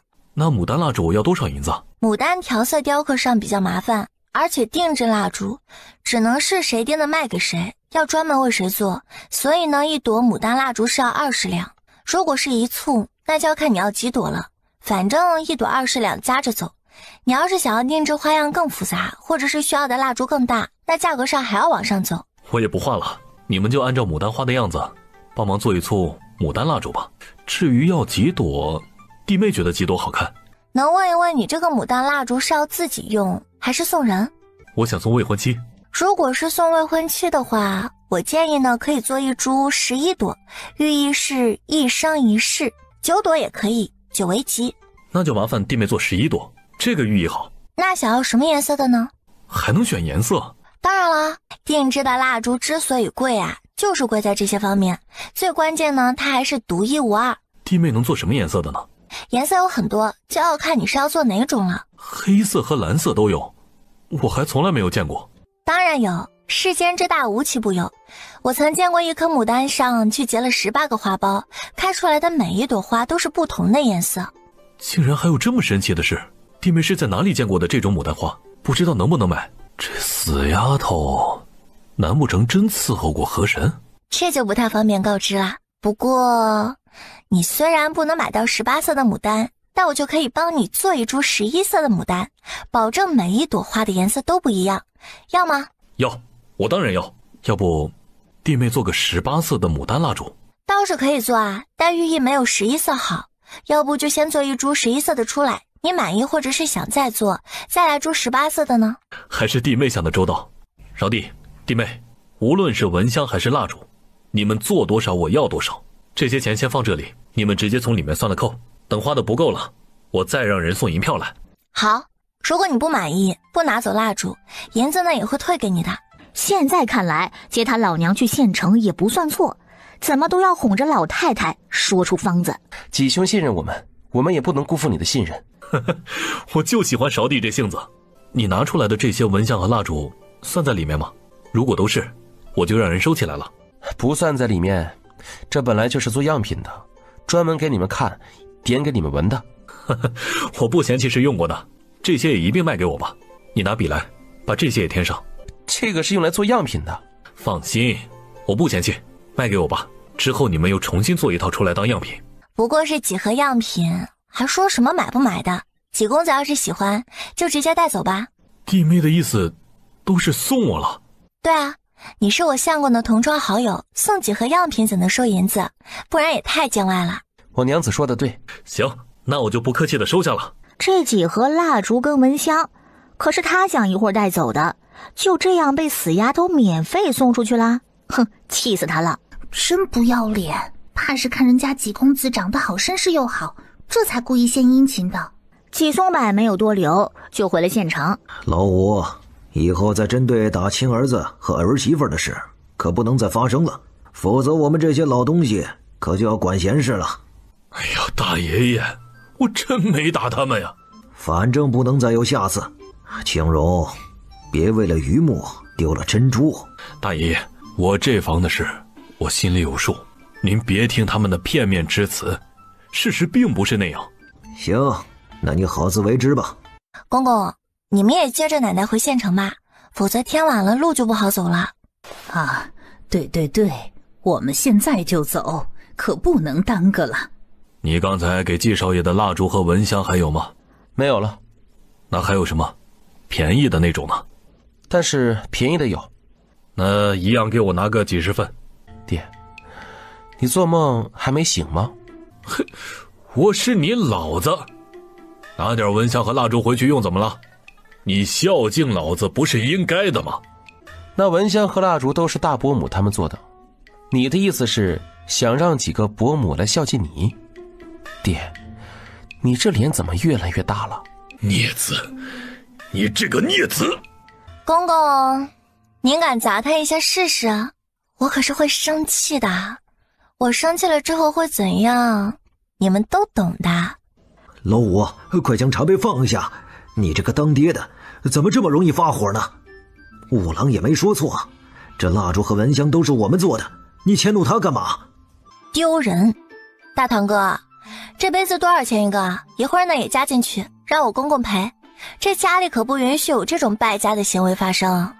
五叔，你要多少蚊香和蜡烛，我好去拿，顺便算算多少钱。大哥，我拿点蚊香和蜡烛回家用，你们还要让我给钱？我又不当家做主，你和我说这个干嘛？你们还是不是男人了？居然让娘们骑到头上！我们不是男人，就你是男人。那你有本事就去找五郎媳妇说呀。现在这个家是五郎媳妇管，你有什么都找他。哼，我才懒得和妇人计较。娘，这个家您已经没法再当家做主了，一点蚊香和蜡烛的小事您都不能决定了。我都和你说了，我允许五郎媳妇儿当家做主。既然让她当家了，那这些事情我自然不会再插手。行，一样给我来20份，我给钱。我要卖给季少爷那种蜡烛。那种没有，五叔你就别瞎折腾了。大哥，你儿子这样顶撞长辈，你不管管吗？他现在是五郎媳妇管的，我可管不了。我要是打了他，五郎媳妇会生气的，一生气你知道后果的。没有要这种蜡烛，而是拿了20盘蚊香。大郎算他3文1盘，还非要让他把砸坏的茶杯一起赔了。行，你们现在什么都要和我算清，以后我也会学你们的。只要你以后都别想再来占老宅的便宜就行了。你那点东西谁看得上眼？学就学呗。更何况从以前到现在不都是你占老宅的便宜吗？咱们走着瞧。行啊，那就走着瞧呗。这个我带回去给娘吃。我们本来就是要给奶奶拿的，奶去了县城呢您就自己吃，可别被人给哄了去了。我知道。奶奶不喝茶，所以你就不用惦记了。糕点也没有你们的份儿，想吃就自己花钱去县城买呗。每次你们夫妻一回老宅就跟蝗虫过境一样，还县城的秀才和秀才娘子呢，切，就这小家子气，丢不丢人？死丫头，你等着。等着的，我等着的，放心吧啊。娘子收好。好，你们看什么呢？想要？不，我们就看看。看你们这点出息，不过就是800两而已，你们得要学着习惯。行啦，以后让你们各房的私房钱都会超过这个数的，好好跟着我干就行。我们肯定跟着你好好干的。挨着我们村子的那座山和那座竹林的价格怎么样？没有人想过买那座荒山和竹山，所以不知道价格，得去问问村长。那并不是谁家的，应该是要和县衙那边花钱买。五郎媳妇儿，你问这个干嘛？我想把村里那座荒山和那座竹山去买下来，有大用处。800两不知道够不够？应该够了。那荒山一直放着，难开荒种地，所以不值钱。那座竹山全是竹子，也没人想要，应该也不会太贵。你要是想买，我晚一点和四叔去村长家里问问。好啊，那就辛苦你和四叔了。对了，你们再去问一问村口那片都是小石子的荒地怎么卖，我想要买下来修2个作坊。五郎媳妇，咱们家还要建作坊？是啊，建一个蚊香作坊，一个蜡烛作坊。蚊香作坊呢，过2个月还能用来干别的。蜡烛作坊以后也会兼做其他的东西。松油蜡烛要快没市场了，做贵的蜡烛数量不会多。现在这个院子太小了，这么多人住会很挤的，住着也不舒服。下次直接建个几进院那种，各房一个院子才能住得开啊。咱们还要建青砖大瓦房？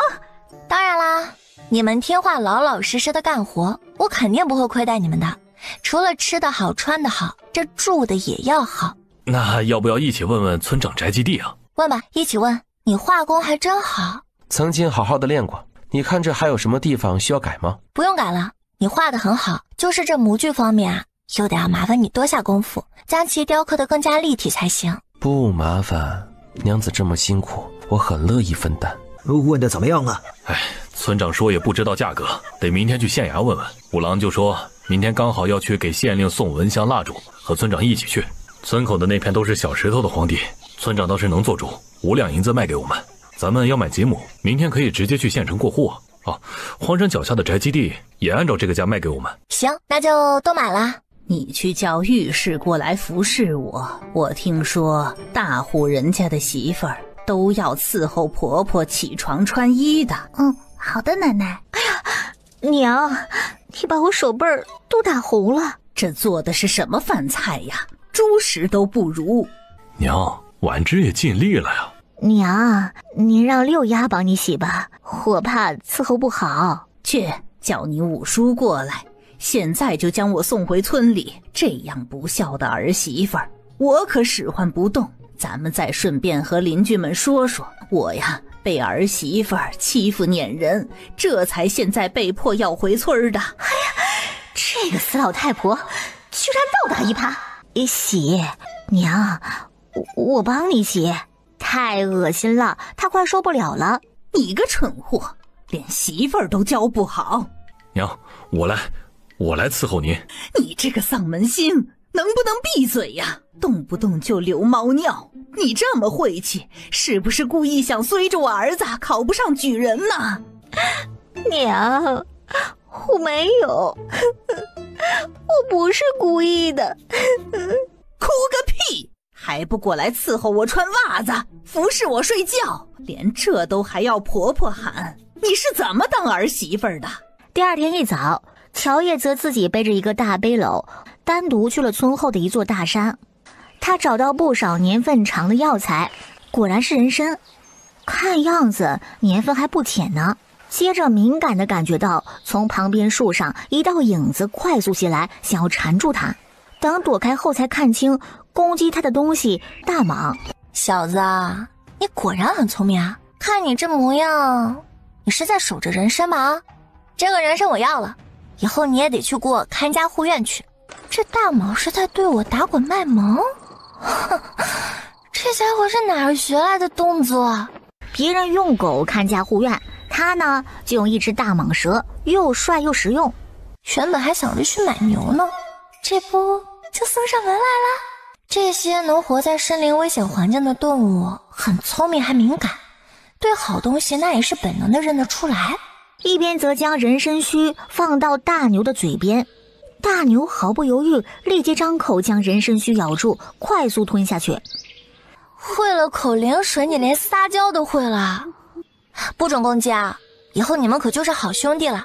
以后你和这大蟒哥就是兄弟了，要好好相处。乖孩子，这就对啦。你好好在山里待着，等我修好了大房子啊，能有你的容身之地，再带你回去啊。不过以后呢，我会经常抽时间来看你，去给你喂灵水的。五郎媳妇儿，你这牛是哪里来的呀？我去深山去采药了，刚好遇到了他们，就将他们给带回来养啦。带回来养？我们听阿大叔说，深山里的野牛群可凶了，连老虎豹子都能顶死的。带回来能养吗？你们也看到了，他们很乖的。乖孩子啊，回去给你们好吃的。这野牛真乖，五郎媳妇儿，我也摸摸试试。他们只对我才这么乖，不可能是让你们摸的。不过呢，你也可以试试啊。对你都这么乖，对我们应该也差不多吧？他们怎么一下这么凶了？因为他们的乖只针对我，我在深山里已经将他们驯服了。其他人要是敢碰，他们就会攻击。其他的野牛也是一样。我发现他们的时候，他们刚杀死一只金钱豹呢。看吧，这就是啊。五郎媳妇儿，那你是怎么驯服他们的？乔也知道大家肯定都好奇呀，伸出拳头对着大石头就是3拳头，竟被乔叶3拳就砸裂了。就是这样驯服他们的。这乔三丫太凶悍了，吓人！原来是这么驯服的，难怪只听你的话。妈呀，就乔三丫的力气，别说是野牛，怕是老虎都打的。那你们忙，我先回家了。以前就听说乔三丫力气大，可是真没想到能有这么大呢。也还好，他以前虽然力气大又傻，但不乱打人，否则老乔家的人啊，现在怕都要死绝了。也还好，他不乱打人。我还想着去山上抓一只野牛养，可这玩意儿居然真连 BOSS 都能弄死，现在可不敢了。对，乔三丫有那一把子力气，还有河神大人保佑，不是我们能比的。你怎么来了？我听家里人说你进山里大半天了，所以想着过来看看。放心，我对自己这条小命还是很珍惜的。这是你从深山里带回来的？对啊，大的这头之前和豹子搏斗的时候受了伤，我为他止血治了伤，否则他都活不到明天去。小的这头呢是他的儿子，聪明还很有灵性，外加我在他们面前展露了力大无穷，他们就对我感激加畏惧，我这才能成功将他们带下山。阿大叔家最凶的猎狗都不是他们的对手，所以平常还能够看家护院。还是你有想法，我觉得很好。我是不是很聪明啊？那是当然了，你最聪明了。这样的办法也只有你才能想到啊！整个村子里也只有我家娘子最厉害。少少，真没看出来你这嘴会这么夸人。会说话你以后就多说点，我只会夸娘子你，对别的人我可夸不出来。你很有前途啊！多谢娘子夸奖。还好你来接我了，不然拖着这豹子走了那么久，我这手都有点酸了。晚上我帮你揉揉吧，以后要做这样的苦力活交给我吧。好啊，是不是看着我太可人了，所以想要捏捏啊？对啊，娘子很可人。就我现在这面黄肌瘦的脸，你看着真可人啊。对啊，我看着很可人，娘子很好看，以后长点肉啊会更好看。我会越来越好看的，算你有眼光。我相信娘子会越来越好看，当然现在也好看。五郎媳妇儿，这2头牛以后真要养家里。是啊，放心吧，我会教他们不会攻击人的，他们都是乖孩子，很聪明听话的。不过你们也不能胡乱招惹啊，否则他们要是控制不住，那就不关我的事了。野牛能听话吗？乖孩子，过来摸摸，真是乖孩子。这一路都口渴了，来喝点水。这2只野牛也太聪明了，竟然能听得懂五郎媳妇儿的话。这么野的牛在五郎媳妇面前，竟然真的像是2个乖孩子耶。大伯，你们在后院修一个牛棚吧。行，刚好地里的菜都收了，我们几兄弟这就去搭牛棚。好，那就辛苦你们啦。不辛苦不辛苦。哎呦，这家里啊真是一点点的好起来了。怎么全是我的名字啊？这些银子都是你赚的，户主当然全是你了。哎，四叔他们也赞同了。这做蜡烛你也有一半的功劳呢。你是我娘子，我的不就是你的？所以啊，地契全是你的名字，没问题。你这话我爱听，以后继续努力。谨遵娘子吩咐。乖，荒山和竹山的价格，县衙给了你人情价。县令吩咐给算了个最低价，这2座山我们不买，也没有人会买，所以县衙呢得到这几百两银子也不亏。这些呢就交给相公保管吧。好，明天开始，咱们家就把村口空地的作坊修起来。大伯，你们几人知道村里哪些人会修房子，就去请来帮忙吧。每天看着给钱，供一顿午饭。没问题，村里哪些人能干不偷懒，我们都知道，明天就去找。忙完农活能赚点钱，他们肯定乐意干。这还包一顿饭，很厚道了。这事儿就交给你们了。等作坊修起来之后，就在村里招人过来做蚊香吧。五郎媳妇啊，这要招人来做蚊香，那他们都学会了怎么办呀？不用担心，只是雇人过来晒和捣碎艾草，家里的人呢还得自己烧松炭，然后做蚊香，将需要的东西混合之后，再让雇佣的人做成一盘盘的蚊香，晾晒和捆绑在一起等。你们也要学会用人，而不是什么都亲自去做，否则能够做出多少过来？这还不是要下地干活的。而且雇佣了村民干活，也能让大家更亲近我们陆家，让我们家的名声有好处。等家里的作坊修好并开始出货之后，你们就不用再去县城卖了。啊？为什么？以后都让走商的人来村里买就行了，以后2个作坊就交给你们来守，有人来买就卖，再看着点雇佣的人还能做其他的事，不浪费你们的能力。好，都听你的。蜡烛最近2天是不是越来越难卖了？是啊，像是你说的，有人做出来松油蜡烛了，价格比我们便宜，我们跟着降价，那些人又继续降价。今天又多了2个卖松油蜡烛的摊子，卖得更便宜。听说另一个集市也有人买，所以我们这边几乎没什么人买蜡烛了。唉，还剩下上百支没卖出去呢。我也准备和你说这事儿。那明天开始就不用再卖蜡烛了，剩下的上百支就在家里留着用吧。之后的价格肯定是一天比一天低。就算低到2、3文一支，咱们也能赚，真要放弃吗？2、3文一支又何必浪费那个时间去做呢？有去找和熬松油做的时间，都不知道能做多少盘蚊香了。这点小钱就让别人去赚吧。哦，对了，我一会儿去做些糕点，你们明天去县城的时候带给奶奶尝尝，就说是我特意做出来孝敬她的。你们每房也做点东西，让大堂哥他们明天带过去孝敬奶奶，不做热菜就行了。我教你做凉皮，你明天一早起来做，让大堂哥他们带去县城就行。哎呀，好，还是五郎媳妇你想的周到。县城，娘，我这腰都直不起来了。大郎，你们怎么来了？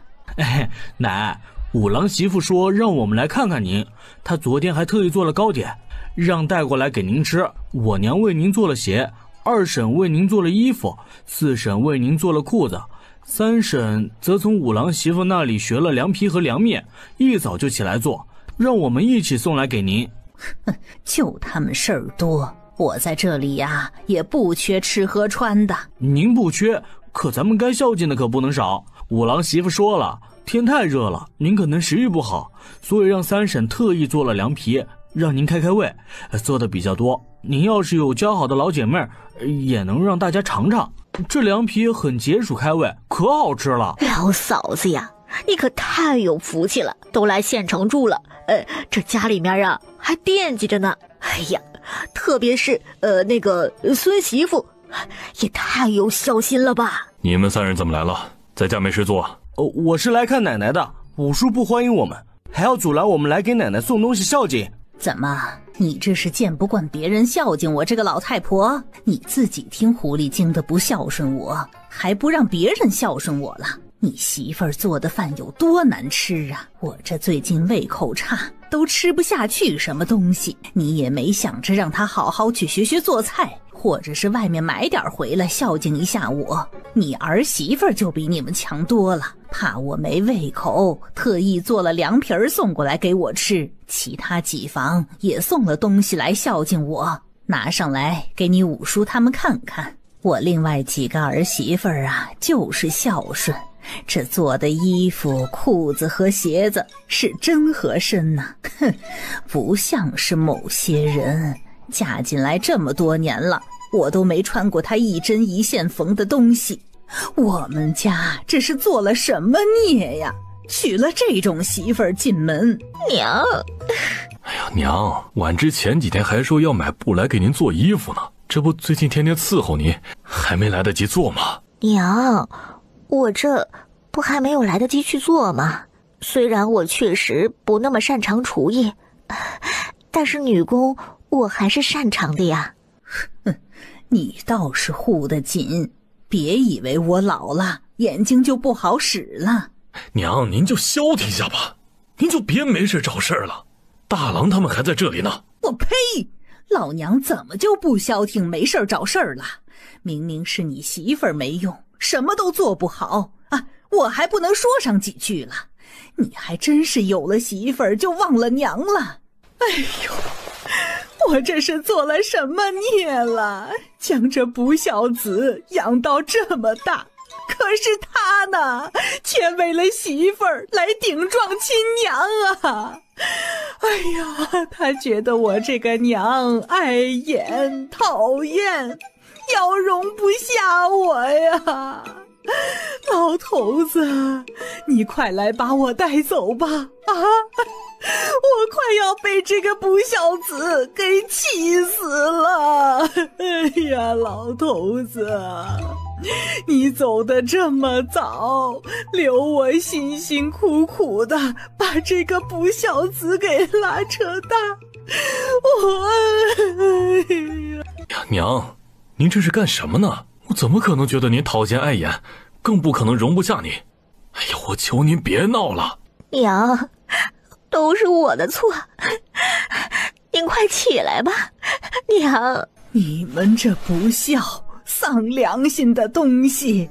大郎，给我们也来一碗。奶，五叔说他们一家要……他们吃个屁呀！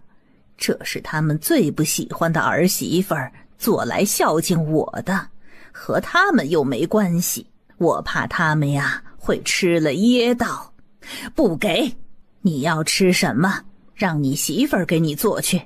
五叔，奶奶怕你们被噎到，让你们吃屁呢。混账！你怎么和长辈说话呢？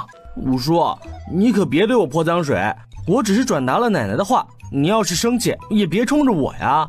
老五，你这是对我有意见呐？有什么火你朝着我发就行了，干嘛要骂大郎啊？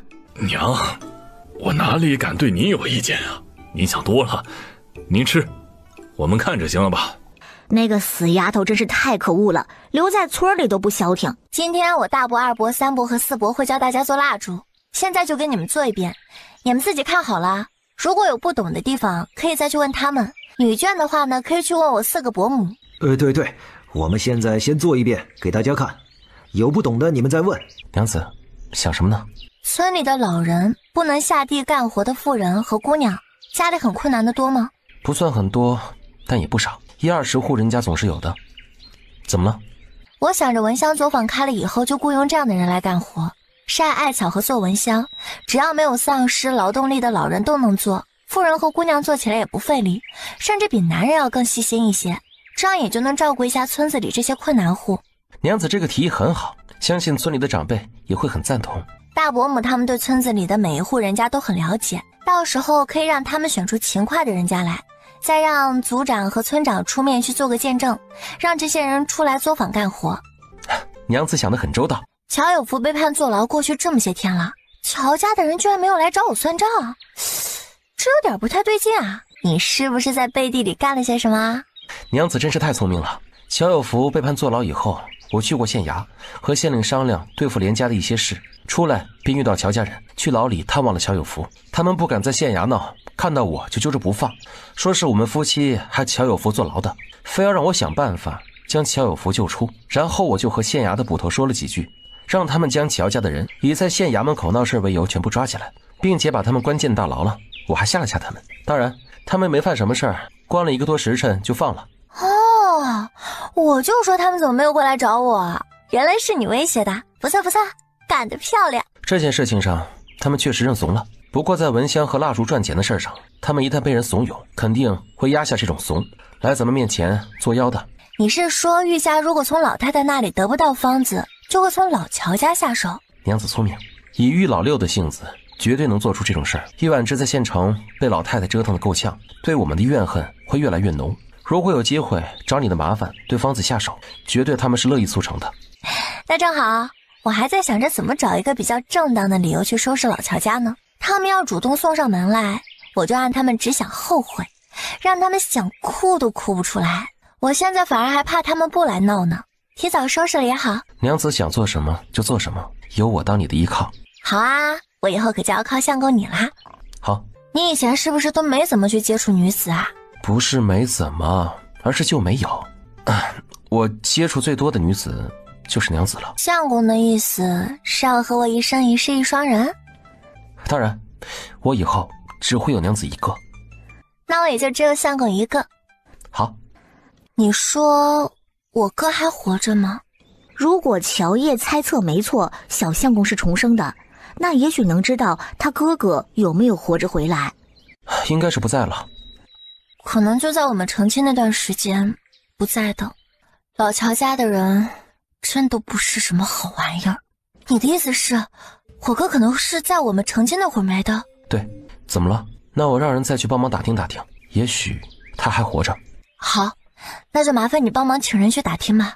好，是你去送给纪松柏，还是让他过来拿？我顺便去送吧。那我和你一起去吧，我也正好去看看老太太。好，我们一起去。五郎媳妇儿啊，你来看我啦。奶，我想您了，所以今天特意进城来看看您。哎呀，还是你孝顺。您怎么瘦了呀？别提了，你那后婆婆就是来当少奶奶的，连做菜都不会做，每天做出来的那个饭菜呀，就跟猪食差不多。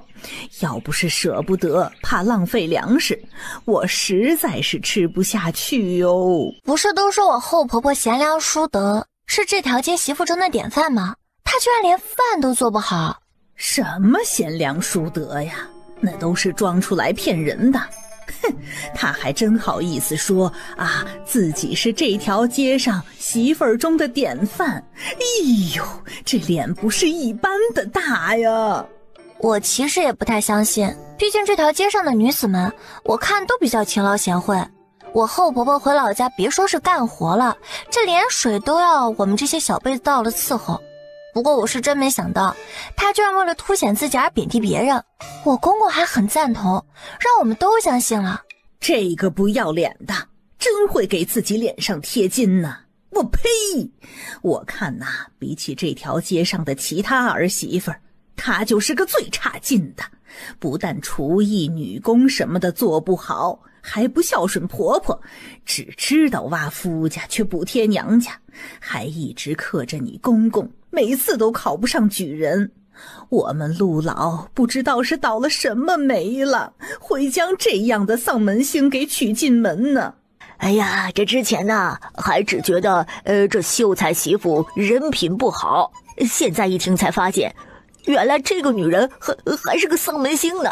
周家的那位怕也是被这女人克死的，难怪都听说陆秀才才学不错，在县学每次考试也都是前10，但却接连2次都没有考上举人，原来是被克着的。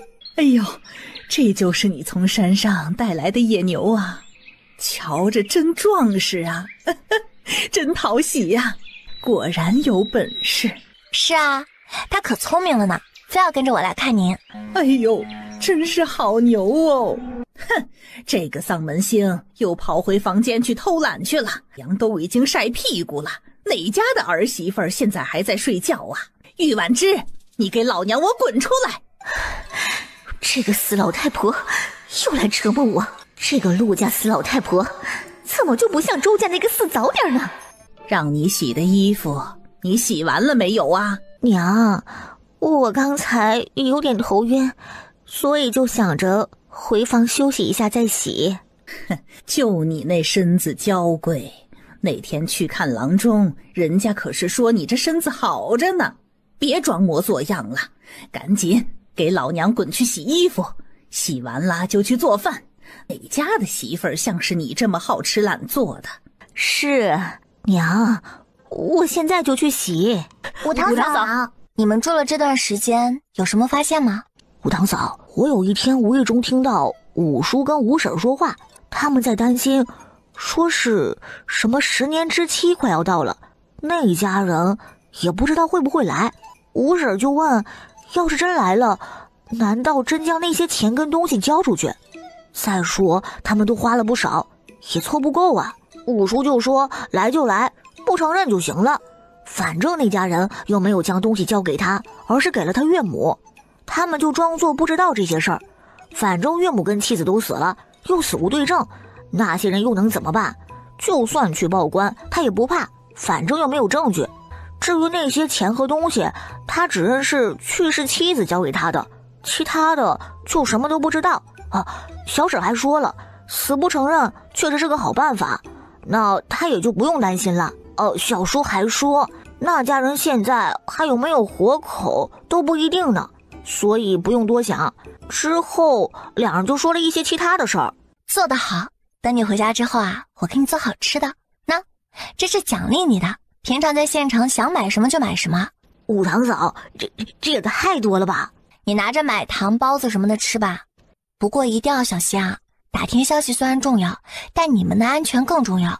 如果被发现了，绝对不能承认听到了什么，就找个借口糊弄过去。好的，谢谢五堂嫂。五堂嫂，我也有发现，前几天我看五叔带了2个人回来，我就假装蹲在书房门口玩石子儿，听到他们在里面说话。那2个人对五叔说：“老爷，这是这个月的账本，请过目。”五叔过了一会儿，就和他们说了账目的事，然后夸那2个人管着的铺子不错，明年给2人涨月钱。其中还有1个人说他弟弟管的庄子如何如何，因为说的有点多，我也没记住。反正就是和五叔说庄子的收成什么的。记不住是正常的，你也做得很好啊。回去之后呢，也给你做好吃的。那这个是给你的奖励。谢谢五堂嫂，你最好了。五堂嫂，我也有发现，我听到吴婶和陆周锦说，等拿到房子卖了，就给他当聘礼。他和连家小姐的婚事已经定下，让他安心读书，到时候风风光光的将人娶进门。我还看到吴婶塞了一张银票给陆周锦，让他去买东西，实钞哄哄连家小姐。我也有发现，陆周锦从连家小姐那里听说，最近有贵人来县城，其中就有未婚的贵公子。他说陆周兰说，看能不能制造一点巧遇，让他好好的把握。他也在试图和贵人结识。陆周兰很高兴，说把握机会，其他的就没有听到什么了。为老太太和4个小萝卜头做了3菜1汤。哎呀，这做的是什么菜呀？这也太香了吧！哎呀，这样的孙媳妇还真好，又孝顺又会赚钱，厨艺还那么好。这么一对比呀，这孙媳妇可比秀才娘子这个婆婆强太多了。早上乔爷说的话也被几个老太太在这条街传遍了，因此啊，他们都决定以后不但不能再搭理玉婉之，还得远着点儿，他们也怕沾了晦气。也因此在巷子里面，玉婉之是丧门星的标签也成功的从乔叶身上转移到他自己身上了。这次啊，不只是这条街的媳妇们口里相传，还传到男人们的耳朵里，然后又传了出去。没礼貌的丫头，这儿有你吃饭的份儿吗？衣服没洗完就别想吃饭了。再说了，这可是五郎媳妇儿做来孝敬我的饭菜，没你们的份儿。你们母女要是想吃啊，一会儿自己去做去。好啊，这个死老太婆又要换花样折磨我。奶，家里买了2块荒地和2座山，现在村外的荒地作坊已经盖好了，我准备这2天就在村里雇人来做蚊香，再过几天就能够雇人开始修新的宅子了。还是你最有本事了，这么快连作坊都已经修好了。咱们村的媳妇儿里头，你是最能干的，比你这丧门星的婆婆那可强太多了。啊，作坊要招什么人呢？要不我回去看看。我也是想要让奶回去看看咱们修的作坊，一起高兴高兴。您是家里的顶梁柱，村里哪些人家可以用您老最清楚了，所以我今天来呢，也是想要征询您的意见。您要想回去，那今天就和我们一起回去吧，我特意赶着咱们家的牛车来接您的。好好好，我一会儿就和你们回去。这方子还没有到手，又被死老太婆折腾成这样，怎么能就这样让对方走了？那不是亏死了？娘，您才住了不到1个月，怎么就要回去了呢？夫君跟我呀，一直都想在您面前尽孝呢，您就再多住一段时间吧。哼，这会儿你们倒是知道孝顺了，不知道是孝顺我还是孝顺其他的。既然你们要孝顺，那我就先回村里去看看，再回县城来让你们伺候。个死老太婆，谁让她再回来住了？之前每天都在试探他蚊香和蜡烛是怎么做的，还挑拨他跟五郎媳妇的关系。现在儿子这么快赶来，肯定是遇事让人报信的。这会儿我要是病了，这瘪犊子会来的这么快吗？娘，我听说您要回村啊？是啊，你儿媳妇孝顺，要接我回村里去享福呢。娘，您才在县城多久，怎么就回去了？儿子都还没有怎么孝顺您呢，我不想让您回去啊。行了，你把这些小心思放在读书上面，怕是状元都已经考中了。我也没说就不回来了，我回去住上几天又回来，包袱都不用收拾带回去了。放心吧，会让你们孝顺的。行，那我过几天去村里接你。不用你接，我会让大郎他们送我来的。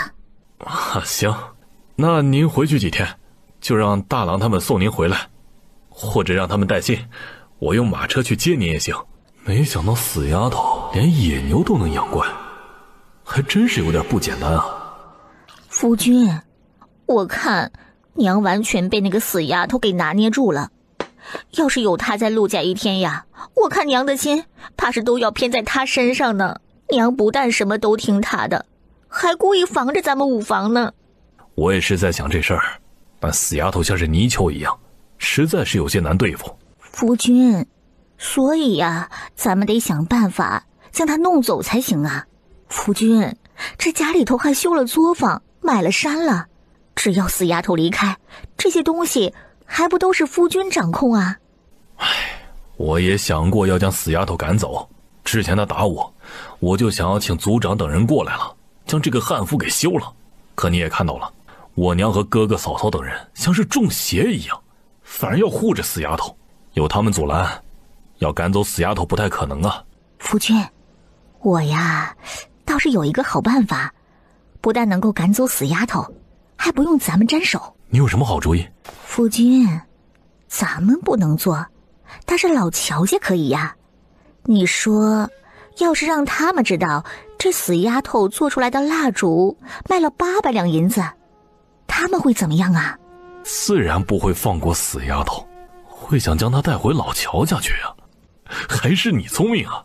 不过谁去和老乔家的人说这事儿呢？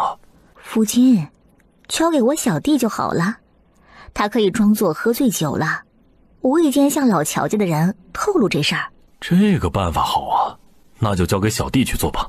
事成之后，肯定少不了他的好处。奶，我想去集市买点东西，您是和我们一起去，还是先去到牛车上休息啊？我和你们一起去吧，我也许久都没有去逛过集市了。好，那就一起去。好牛，真是好牛啊！喂，你们这头牛怎么卖？本公子要了。你这喜好什么时候能变一变？牛有什么好玩的？哪有烈马有趣？你不懂，这绝对是一头好牛。我就是喜欢牛，烈马驯服不了又不能骑，有什么意思？而这样健壮的牛要拿去斗牛，很有希望得第一呢。问你话呢，这牛怎么卖？五郎媳妇儿，这要怎么办啊？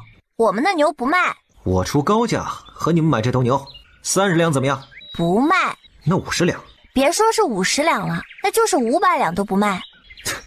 你在逗本公子呢？500两都不卖？500两卖吗？说了不卖就不卖。这可是500两银子啊，你就不心动吗？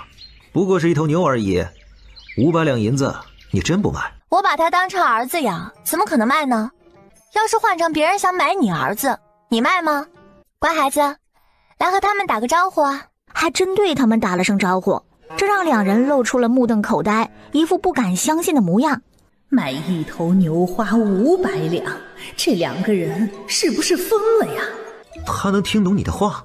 对啊。那你让他退后。小黑，往后退退。乖孩子，上前过来。果然是好牛。除了你之外，他们能让这只牛听话吗？不能。整个家里只有我五弟妹能换得动这头牛，他也只听他的话。君子不夺人所爱，既然这是你当儿子养的，那我也就不强求了。既然如此，那你们能让开了吧？你是不是会驯牛？会一点儿。这只牛是野牛吗？你买的还是自己去抓来驯养的？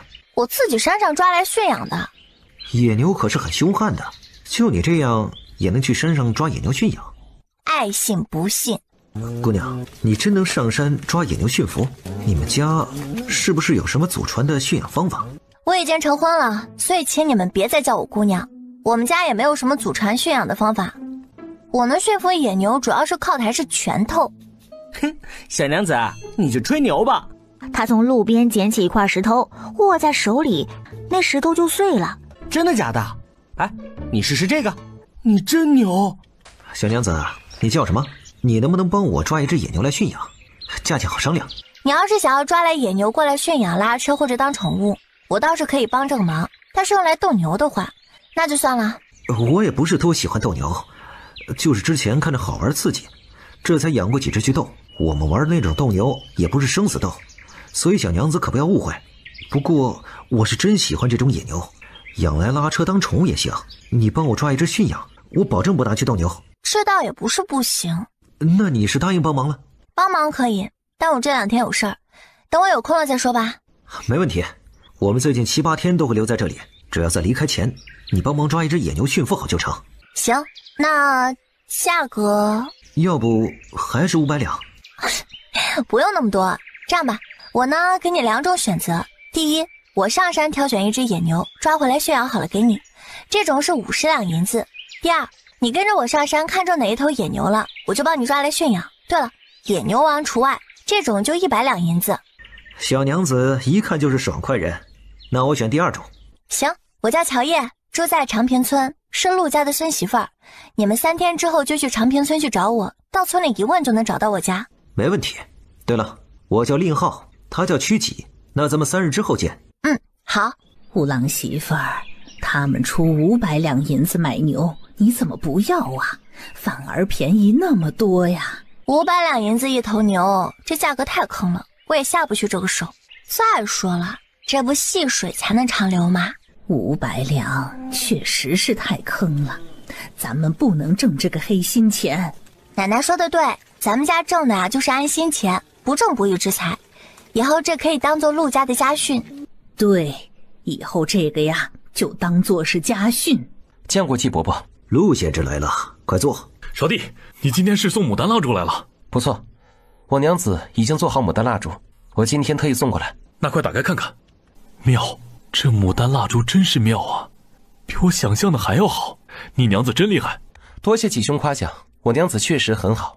哎，这牡丹我看还雕琢过的，是你雕的？哇，少弟这雕工，我服了。几兄谬赞了，雕工不过是小道。少弟太谦虚了。这么看的话，那几兄对蜡烛是满意的了？满意，太满意了。相信我未婚妻也会喜欢和满意的。这牡丹蜡烛我看着都甚是喜欢。陆贤侄，你娘子还会做什么蜡烛？我也想定制。陆勺和吉老爷聊了聊，对方定制了一株墨菊蜡烛和一个缩小版的屏风蜡烛，纪松白也定了8骏蜡烛。纪伯伯和纪兄的蜡烛我都记下了，是做完一个就送来，还是全部做好再一起送来？将我定制的做好，先送来吧。儿子，我等着要呢。别听他的，麻烦你娘子先将我的墨菊做出来，我要等着送人。7天之内能做完吗？我要送的人在县城大约还会待7、8天。这个我不能确定，得回去问一问我娘子。如果可以的话，我们会尽量在7天里做完。那就麻烦你们夫妻了。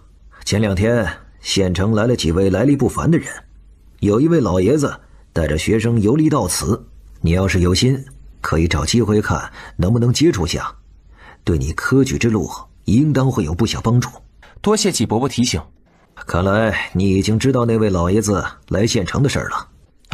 也是今早刚听说的。你今天要是不来啊，我都准备明天去一趟陆家找你呢。听说那位大儒收徒弟不拘身份，只看有没有眼缘。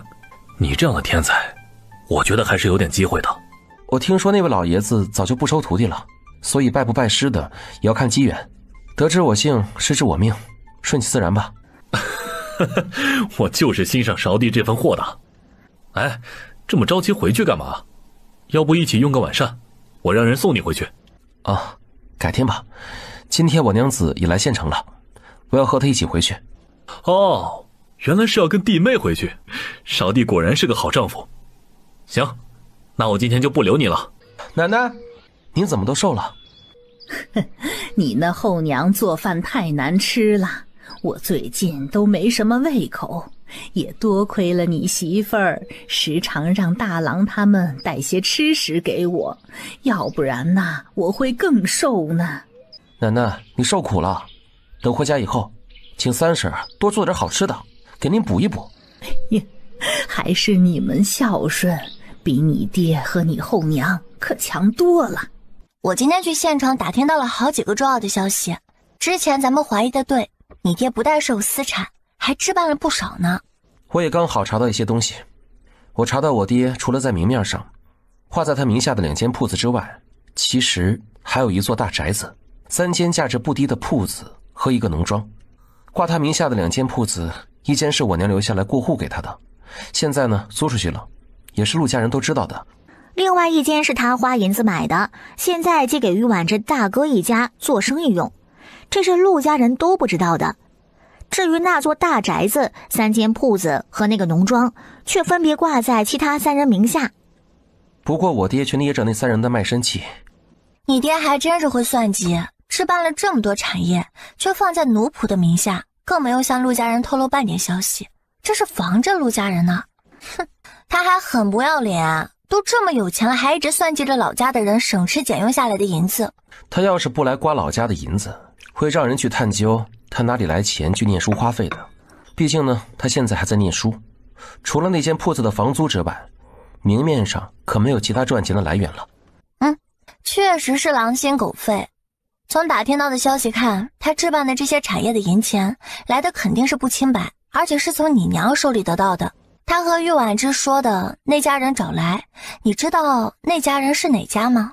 不出意外的话，应该是我娘的娘家。我娘的娘家原本是江南那边的富商，可却是因为一些事情被人算计落败了，最后只剩下了我外婆和舅公。舅公的妻子合力再嫁，这是我小时候听外公说过的，也因此我娘嫁妆有不少，否则以我外公教书先生赚的，根本留不下那么多钱。外公并没有和我提过舅公有留下什么钱目，他应该也不是太清楚这个事儿。不过我有个印象，曾经我听我爹和我娘闲聊时说，也不知道还能不能再见到故人，将托付的东西还回去，这样也能代表他们活着回来。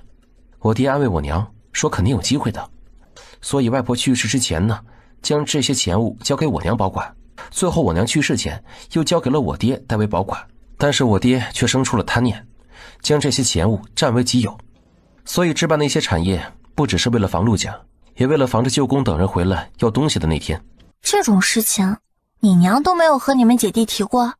没有提过，我不知道。陆梅应该也是不知道。虽然娘对我们姐弟也算比较疼爱，可她对我爹却非常在意，甚至更是言听计从，肯定是我爹叮嘱过，所以她从来没和我们提过。你外公和你娘真的是病死的吗？我曾经查过，确实没查出来，他们的病有问题。我外公和我娘生病时候请的大夫都确定我外公是感染了风寒去世的，我娘是伤心过度病倒之后一病不起跟着去的。我外公当年去考举人，在考场受了风寒，因为在考场拖了2天，回来之后越来越严重，所以他应该是感染了严重的风寒去世的。但是我娘的病逝，我却感觉有蹊跷。她因为外公去世，在灵堂上伤心地昏了过去，接着便一病不起。虽然是一病不起，可我之后去看她，我感觉她并不是严重到会去世的地步。我娘可能因为本来就生病，外加被气到吐血才身亡的。你是不是怀疑你娘发现了你爹和玉婉之背地里勾搭成奸，所以直接被气得吐血身亡？十有八九应该就是这样。你爹是真的心狠手辣，不过他这样爱面子、自尊心又很强的凤凰男做出这种事情很正常。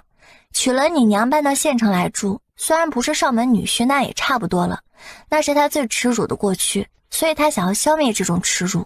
你爹就是典型的既要立牌坊又要当那什么。你舅公他们之后难道就没有回来过吗？我没有查到他们的事儿，所以我也不知道他们有没有回来过。不过我对付我爹他们的时候，江南有一个新崛起的豪商，暗地里一直在针对我爹，姓氏是乌，刚好和我外婆姓的一样。如果乌家真是救公家，那回来之后肯定找过我爹，但是我爹拒绝了交还财物，他们可能还听说了我娘病逝，我被赶走的事儿。要是这样，你爹也是贪心惹的祸，活该。这些财产难不成就这么便宜了他们了？不是还有我们吗？这次怎么着也得让他们吐出来，物归原主。对，就应该让他们都吐出来。那你外公家的产业你要弄回来吗？不了，这是他的遗愿，我不会违背。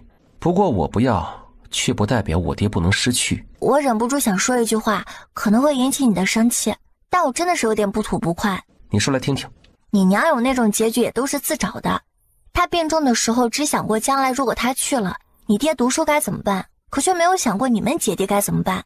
她后路一点都没有帮你们铺，她就没有想过你爹要是越考越往上，之后重新娶个后娘进门，打压你们姐弟，你们该怎么办吗？你外公都知道偷偷给你留点银子，他这个亲娘却没有想过这些。你是因为我才会气愤，所以你说的话我不生气，我又不是愚孝的圣父。都过去了，以后咱们越过越好就行，气死眼红死那些讨厌的人。都过去了，将来咱们会越来越好。之前陆家兄妹不是说有贵人会来吗？我今天见到了，他们一个叫做令浩，一个叫做曲启，你知道吗？知道，不过有些意外，这次他们竟然也来了。这两个人是什么身份啊？令浩是冠军侯的嫡出小儿子，也是当今皇后的侄儿，曲启则是牧羊侯的嫡出小儿子。我之前看两个人的穿着打扮和行为举止，感觉他们身份不简单，还真没想到有一个会是皇后的侄儿。我原本想着借着抓野牛的事情和两人结交一下，把陆家兄妹的路走了，但以令浩的身份和皇后扯上关系，咱们合适结交吗？对你以后会不会有影响？小媳妇连这个都想到了，她的猜测果然没错，小媳妇来历可不简单呀，否则一个村姑怎么可能一听令浩的身份就会想到和夺嫡牵扯呢？没事，多和令浩接触挺好的，皇后非常宠爱他。皇后有几个儿子啊？皇后有2个儿子，3皇子和7皇子。所以你觉得太子会胜出？不，胜出的是7皇子。他们兄弟斗起来了？没有斗，而是太子不久之后就要死了。7皇子从始至终都没想过要当皇帝，是太子的死推动了他。如果太子还活着，他不会选择夺嫡，而是如愿的当个逍遥王爷吧。他前世投靠的就是7皇子，陪着对方一路凶险夺嫡，所以知道很多事情。太子是怎么死的？去琼州处理公务时得了疟疾，疟疾无药可治，而且太子具体是什么时间以及怎么染上的疟疾都不知道，所以很难阻止他不死。我会做一种药丸，可以预防和治疗疟疾。你会做预防疟疾的药丸？对，如果你想要救太子，那咱们刚好可以借助令浩的手，将这种药丸送去给太子，他也就不会再死了。那就辛苦娘子了，这几天将药丸做出，到时候借令浩之手送给太子。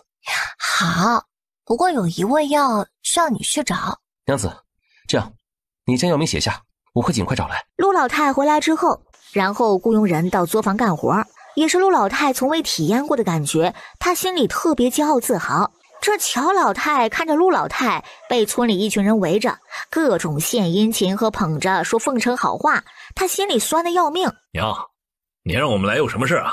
陆家开作坊并雇佣人干活的事儿，你们知道了吗？这陆家赚几个钱都不知道姓什么了，还花钱雇佣人干活，这真是败家死了。有这点钱干点什么不好啊？请的还是村里最穷那几家，真是有毛病。就是，老陆家真是赚了几个臭钱就臊得慌。还有三丫那个死丫头，完全就是胳膊肘往外拐。在家的时候，那没说带着你们做蜡烛和蚊香卖，去了陆家就将这种赚钱的方子拿出来了，简直不将娘家放眼里。对，这明明就该是我们家的方子，现在反而便宜了陆家。你怎么跑去喝酒了？你也是有几文钱你就臊得慌。今天这酒是别人请我喝的，不用花钱，而且我还因为这段酒知道了一个发大财的机会。什么发大财的机会啊？快说说。你们知道三丫那死丫头因为卖蜡烛赚了多少钱吗？听说赚了300多两，都拿来买山买地修作坊了。这是全村都听说的事儿，又不是什么隐秘。你们被骗了。我听说县城的几公子来找三丫，订着什么蜡烛，直接给了800两银子，还说等花完了再继续给。而且这只是蜡烛的钱，他们家最近卖蚊香，听说也赚了上百两，所以陆家才那么阔绰，花200-300两银子买没用的荒山和竹山。什么800两啊？真的假的？你听谁说的？我今天无意中碰到玉老六，一起喝酒聊起来，他不小心说漏嘴了，我盯着非要他说，他这才不情不愿地告诉我，他是听他姐姐和姐夫说的，他姐姐亲眼看到几公子给他800两银票的，还让我别说出去。好啊，三丫真是个吃里扒外的贱丫头，卖蜡烛赚了那么多钱，也没想着送点来孝敬一下娘家长辈。娘，三丫做的蜡烛和蚊香本来就是我们家的方子，她这吃里扒外的太过了，挖娘家这么大的墙角去补贴夫家，简直可恶，咱们可不能就这样算了。对，不能就这么算了。对，咱们去将方子要回来，可不能便宜了陆家。走，去陆家要咱们家的方子。对，我们去要方子，还得让陆家用我们家方子赚的钱都还给我们家，那山地和作坊得让他们过户给我们家才行。慢着，你们就这样去，怎么可能要到方子？你们别忘了，陆家可是有村长和陆家族长的偏袒，陆五郎还认识县令大人，我们去要方子，他们肯定不会认那是我们家的，指不定还会说那是陆家祖传的，和三丫无关。陆家不认，村里人也不会相信这是我们家的方子，毕竟我们家要是有这样的方子，不早就做出来赚钱了。我们也没有证据证明那就是我们家的方子，就算闹去县令大人那里，也是我们家没理。那怎么办？总不能就那样便宜陆家吧？你们就是太沉不住气了。坐回来，我有妙计。老四，你就别卖关子了，赶快说说你的妙计。你们说这蜡烛和蚊香赚钱的关键是什么？是好卖。蠢，那当然是三丫了。方子是三丫想的，那种卖上百两一个贵的蜡烛，听说也只有三丫才能做，所以咱们去要方子，反而是下策。哎，那你说咱们应该怎么办？当然是去将三丫带回来。她回来了，蚊香和蜡烛的方子也等于回咱们家了。你们也别被那点蝇头小利迷花了眼。山地和作坊，陆家肯定不会给我们的，所以就别想了。咱们只要将三丫弄回来，别说是800两，就是8000两都能赚到。不过要怎么把三丫弄回来呢？她毕竟是外嫁出去的姑娘啊。骗回来就是了，等到她回了乔家，还不是任由我们宰割？怎么骗呀？就说咱们家给她准备的嫁妆，她之前都没有回来拿，让她现在回来拿，然后咱们再哄哄她，就说家里人其实一直都疼爱她的，让她别听其他人的挑拨。二哥，之前那死丫头很听你的话，这次你可得好好哄哄她，别再凶她了。二嫂也放下身段去哄哄，为以前做的事儿道个歉，将人哄回来，就像是从前一样拿捏住了。你们想怎么收拾再收拾。之前咱们确实亏待了她，这次她回来也别再打骂，好好对她吧。行，只要她愿意回来，为了这个家，我给她道歉。陆家，我得到消息，玉老四今天请乔老四喝了一顿酒，不但将我们赚了多少钱的消息假装漏嘴说漏了出去，还为乔家支招，让他们过2天来哄骗，将你带回去。那就让他们来吧，我等着呢。这次送上门来，我就送给他们一个大礼包。那我家送一个给玉老六他们。好，咱们夫妻双双把礼送。娘子总是这么和我心有灵犀啊。毕竟我们是夫妻嘛。药在县城是不是没有找到？县城的药房都没有，不过季兄帮忙去找了，说是2天左右能够送来。那时间刚好。令浩他们来县城是干嘛的？他们是跟着当朝大儒秦老先生来的，2人都不走科举路子。秦老先生曾经是帝师，当今陛下上位之后，他就辞官四处游历。皇上很尊敬这位老师，秦老先生只要在京城，时常都会被皇上召见。虽然不在朝为官，但他的学生们大多数在朝为官。难怪陆周姐那么在意要来的贵人，他是不是想要拜秦老师为师？而陆周兰要是能攀上令一号或者区几中的一个人，就能够麻雀飞上枝头变凤凰，对陆周瑾的助力将会很大，还能扬眉吐气一番。他肯定就是这么想的，不过注定失望了。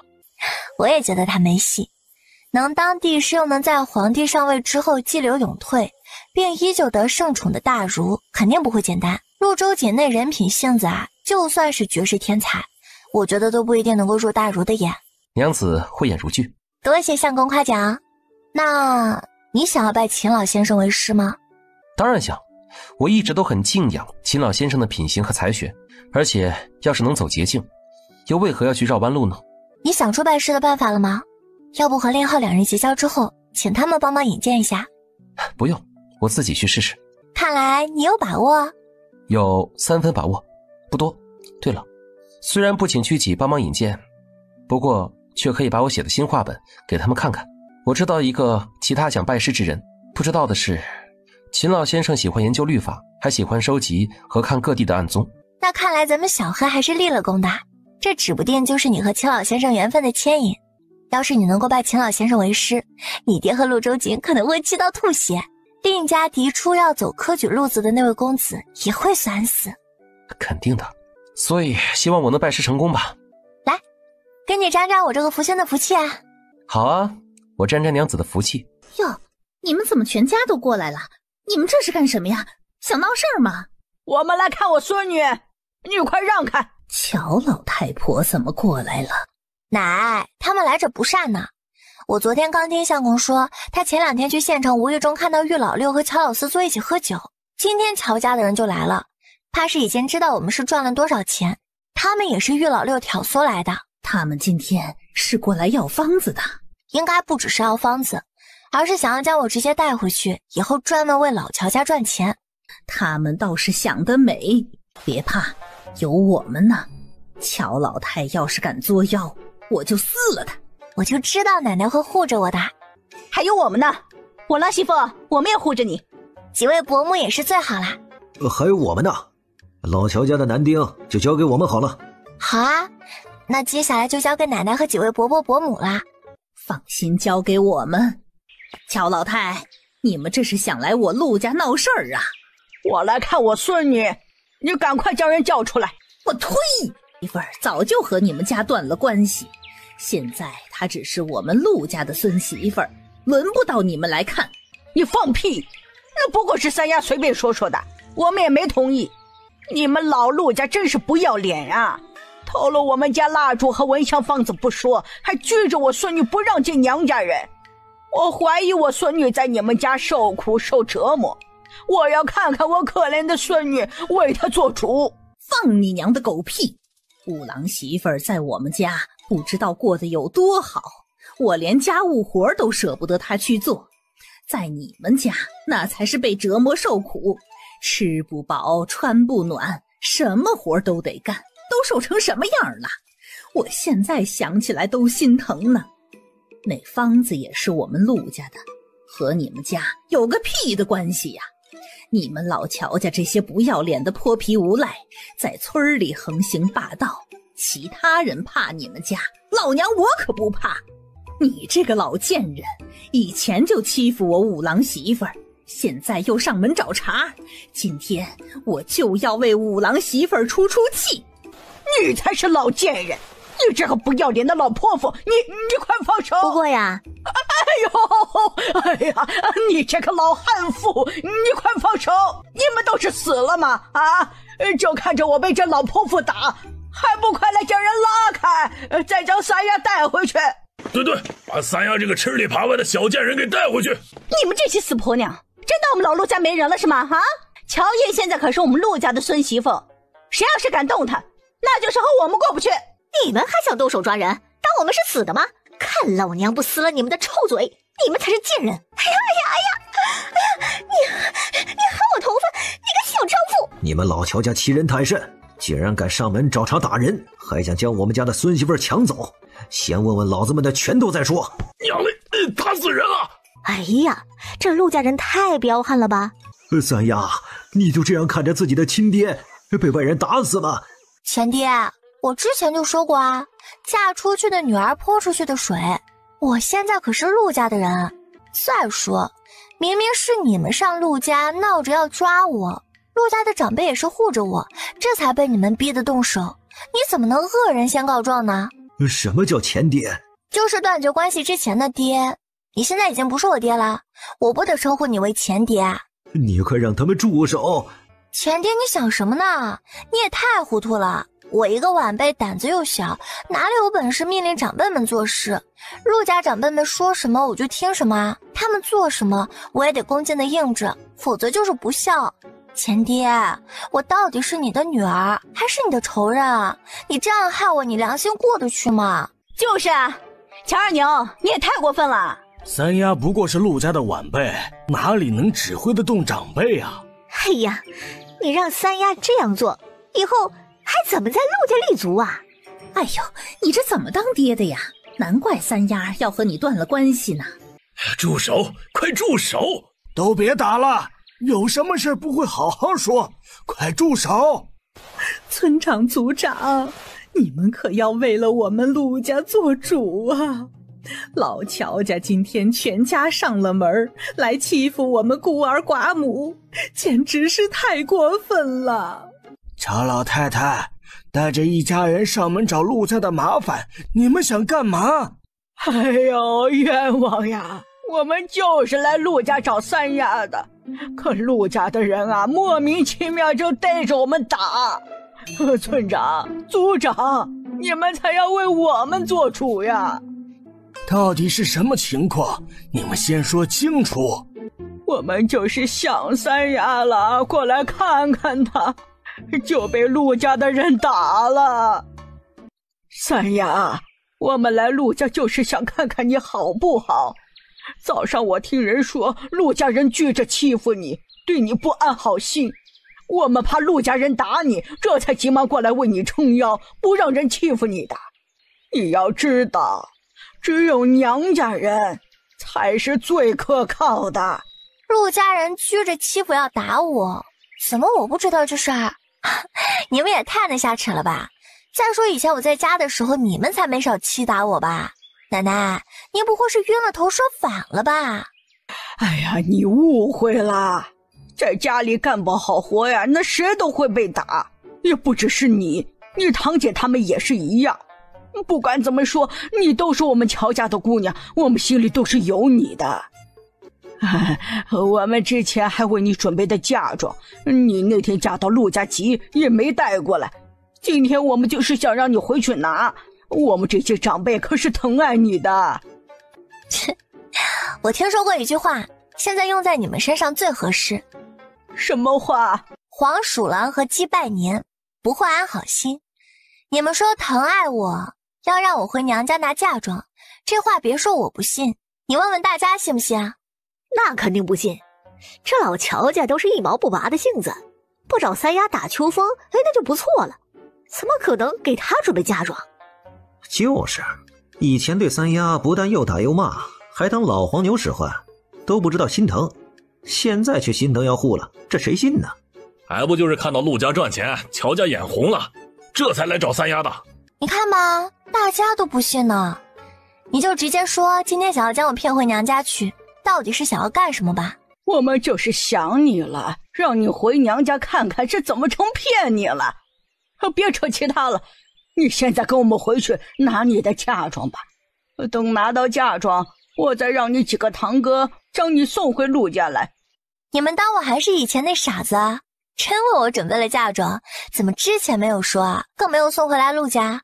现在看陆家卖蚊香和蜡烛赚钱，却又突然上门让我回去拿嫁妆，你们那点算计，真当别人看不出来？你这孩子，可别被陆家的人哄着就胡说八道啊！咱们是一家人，我们算计你干嘛？三丫，怎么跟你奶奶说话的？快和你奶奶道歉，跟我们回去拿嫁妆。你别忘了你姓乔，只有娘家人才是真心为你好。我已经嫁到了陆家，我还和你们乔家断了关系，以后我生就是陆家的人，死是陆家的鬼。断什么关系？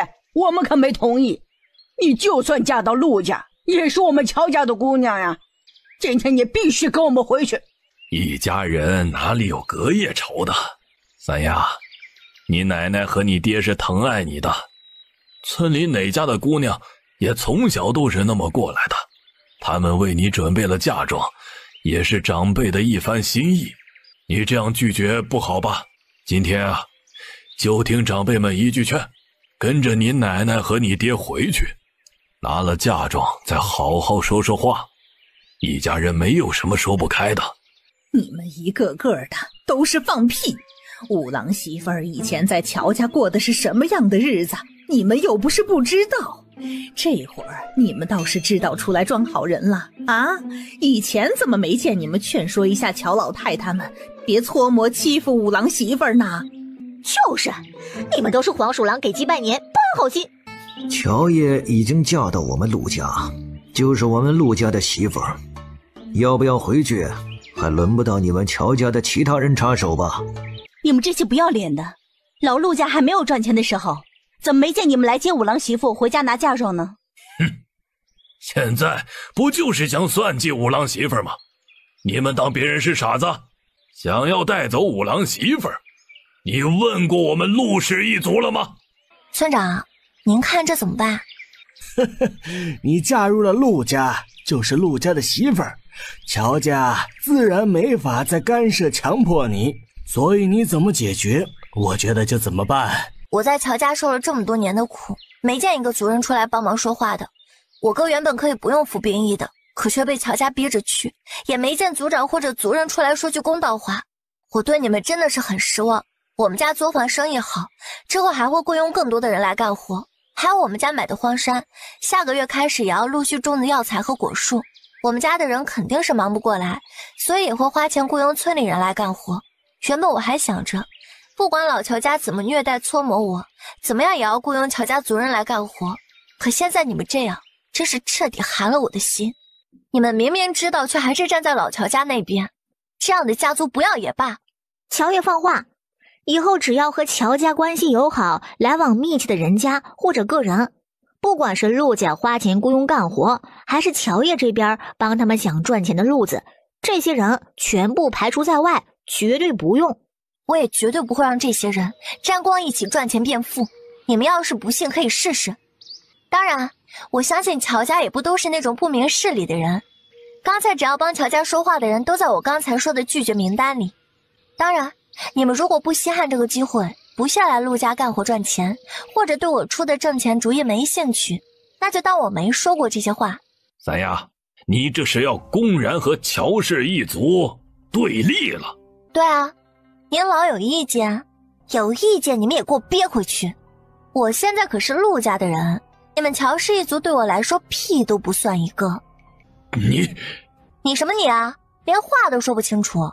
族长以后呢，还是就在家好好养身体吧，别出来掺和这些破事了，否则别到时候不但折了手，还崴了脚。各位说是不是啊？五郎媳妇说的不错，咱们陆家的人不欺负别人，但别人想要蹬鼻子上脸，那咱们也不会给脸。既然都帮着老乔家助纣为虐，也就别想占陆家任何的好处便宜。五郎媳妇儿带着村里人一起赚钱变富是好事，我很支持。当然，谁要是拖了他和全村的后腿，对他找茬闹事，那我也是不依的。你这个死丫头是想翻天了！你立即将刚才的话收回去，否则就别想我们再认你。那我可真是要谢天谢地了。我之前就说过和你们乔家断绝关系，现在乔老太太你又说了不认我的话，那以后咱们当陌生人就行。所以你们以后最好识趣的离我远点儿，不要一听人怂恿就来我面前作妖，否则可就不是被我夫家人打一顿就能完事的。你们的好日子可还在后面呢。对啊，您老有意见，有意见你们也给我憋回去。我现在可是陆家的人，你们乔氏一族对我来说屁都不算一个。你什么你啊，连话都说不清楚。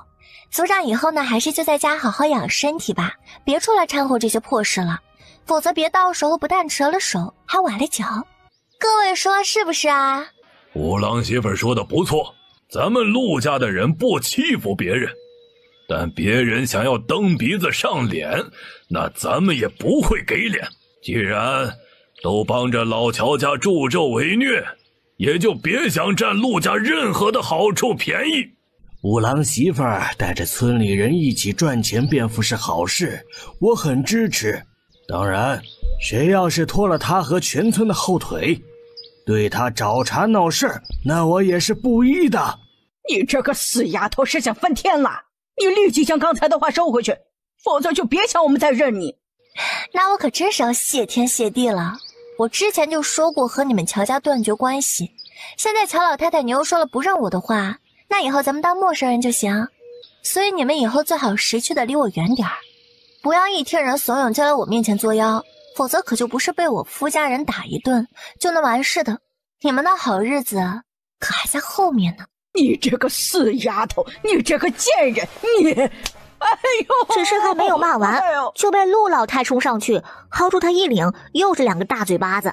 你这个老贱人，老毒妇，再敢骂我孙媳妇儿一句试试，看老娘我不抽死你！够了，还不嫌丢脸吗？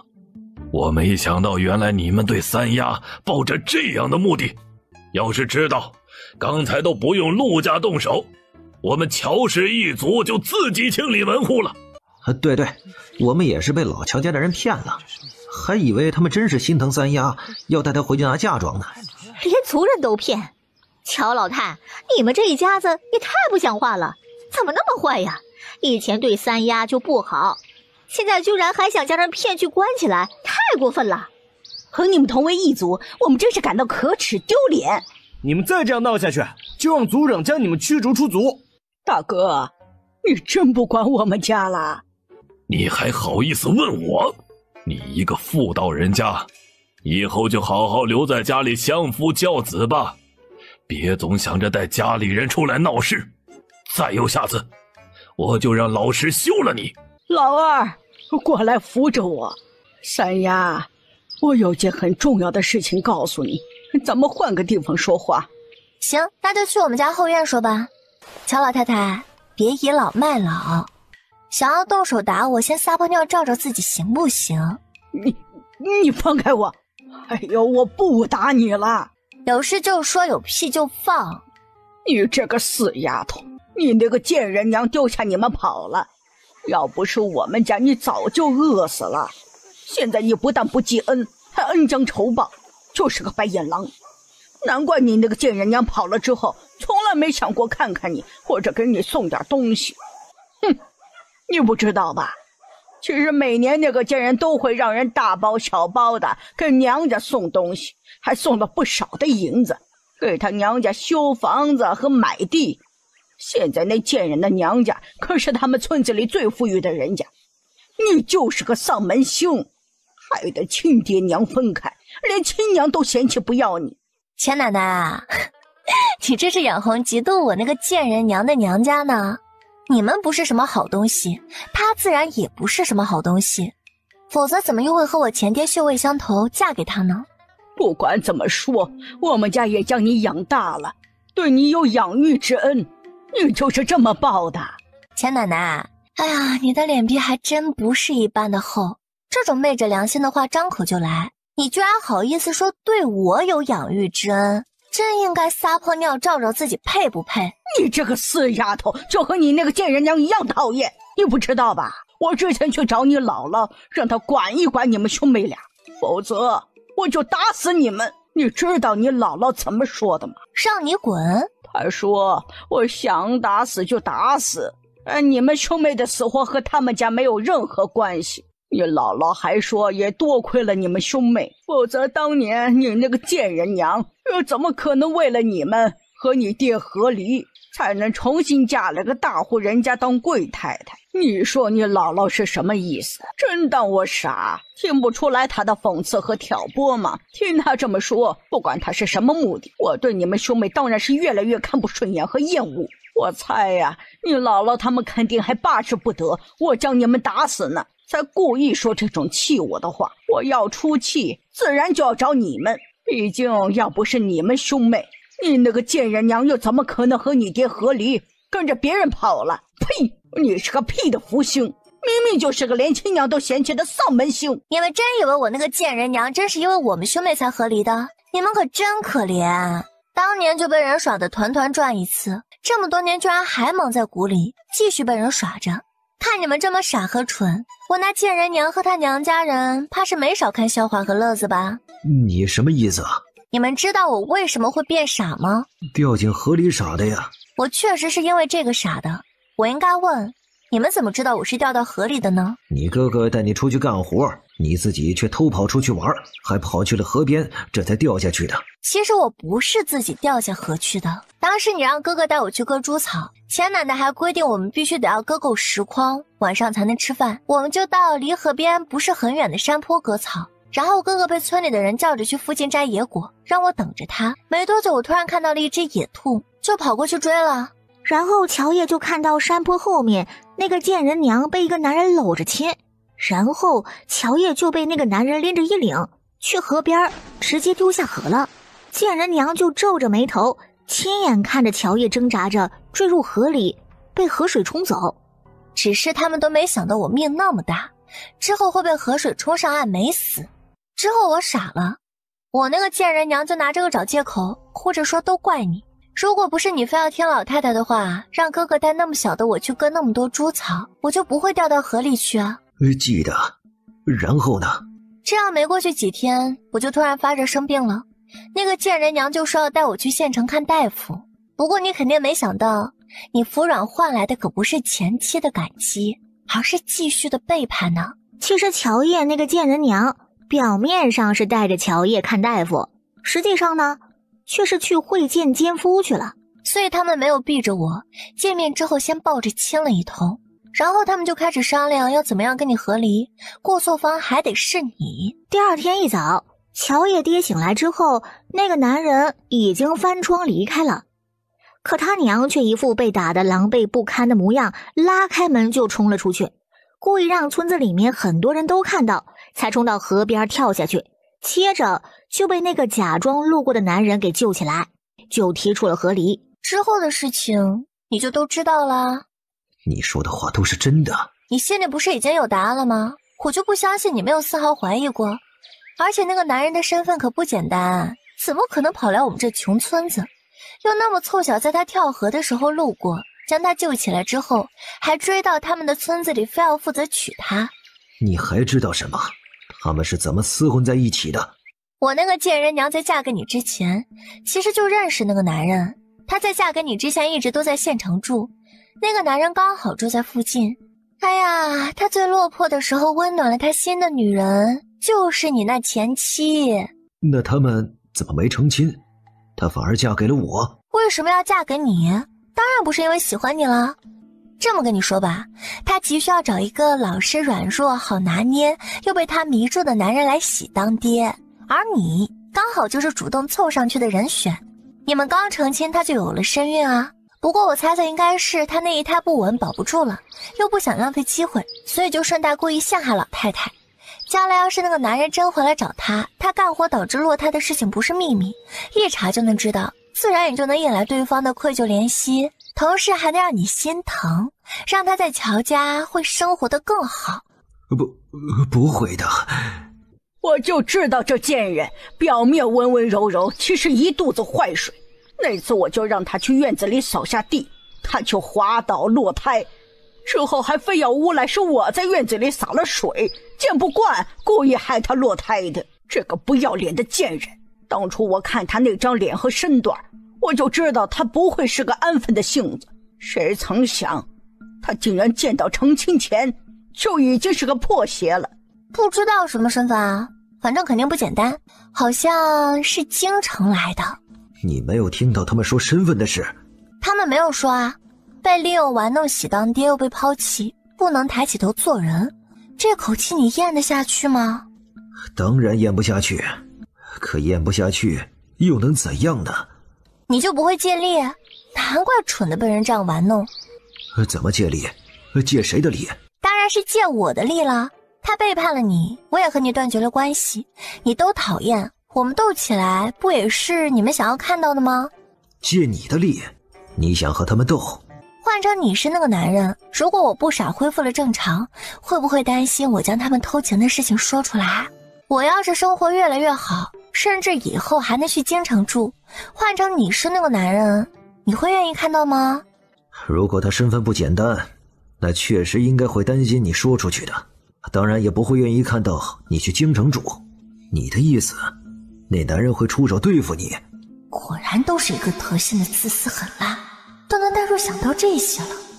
还有一点你要搞清楚，不只是对付我现在可是将那些秘密都告诉了你们2个人。要是他和那个女人知道之后，你觉得他们会放过你们吗？这四丫头真是太毒了，这是故意要将我们拉下水，害我们呀！你到底想干什么？亦或者要我们做什么？你们过段时间去他娘家闹，逼着他娘家的人说出那男人的身份。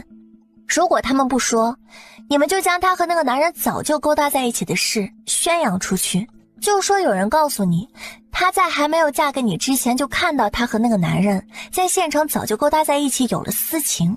他们能算计陷害，对你泼脏水，你不也能还给他们吗？只是这种事主动说出去，村里的人会怎么看我？你是乌龟吗？怎么那么能忍？我要是你啊，现在就拿出点骨气来。错的是那2个人，又不是你，被笑就被笑了。毕竟这种事情换村里其他男人头上，他们肯定都是忍不了的。好，我听你的。好，都听你的。什么时候去那贱人的娘家闹？这几天不是时候，再等等。你们可别擅自行动，等我觉得时机成熟了，你们再去。咱们可不是去送死的，而是要将那2个人从云淡拉下来，丢到泥潭去，让他们也尝尝咱们这些年过的日子。想要报仇就不能冲动，明白了吗？都听你的，你说什么时候可以了就找我们。当然，他嫌弃我们还是因为你又蠢又软弱又没用，他打心眼里去鄙视厌恶你。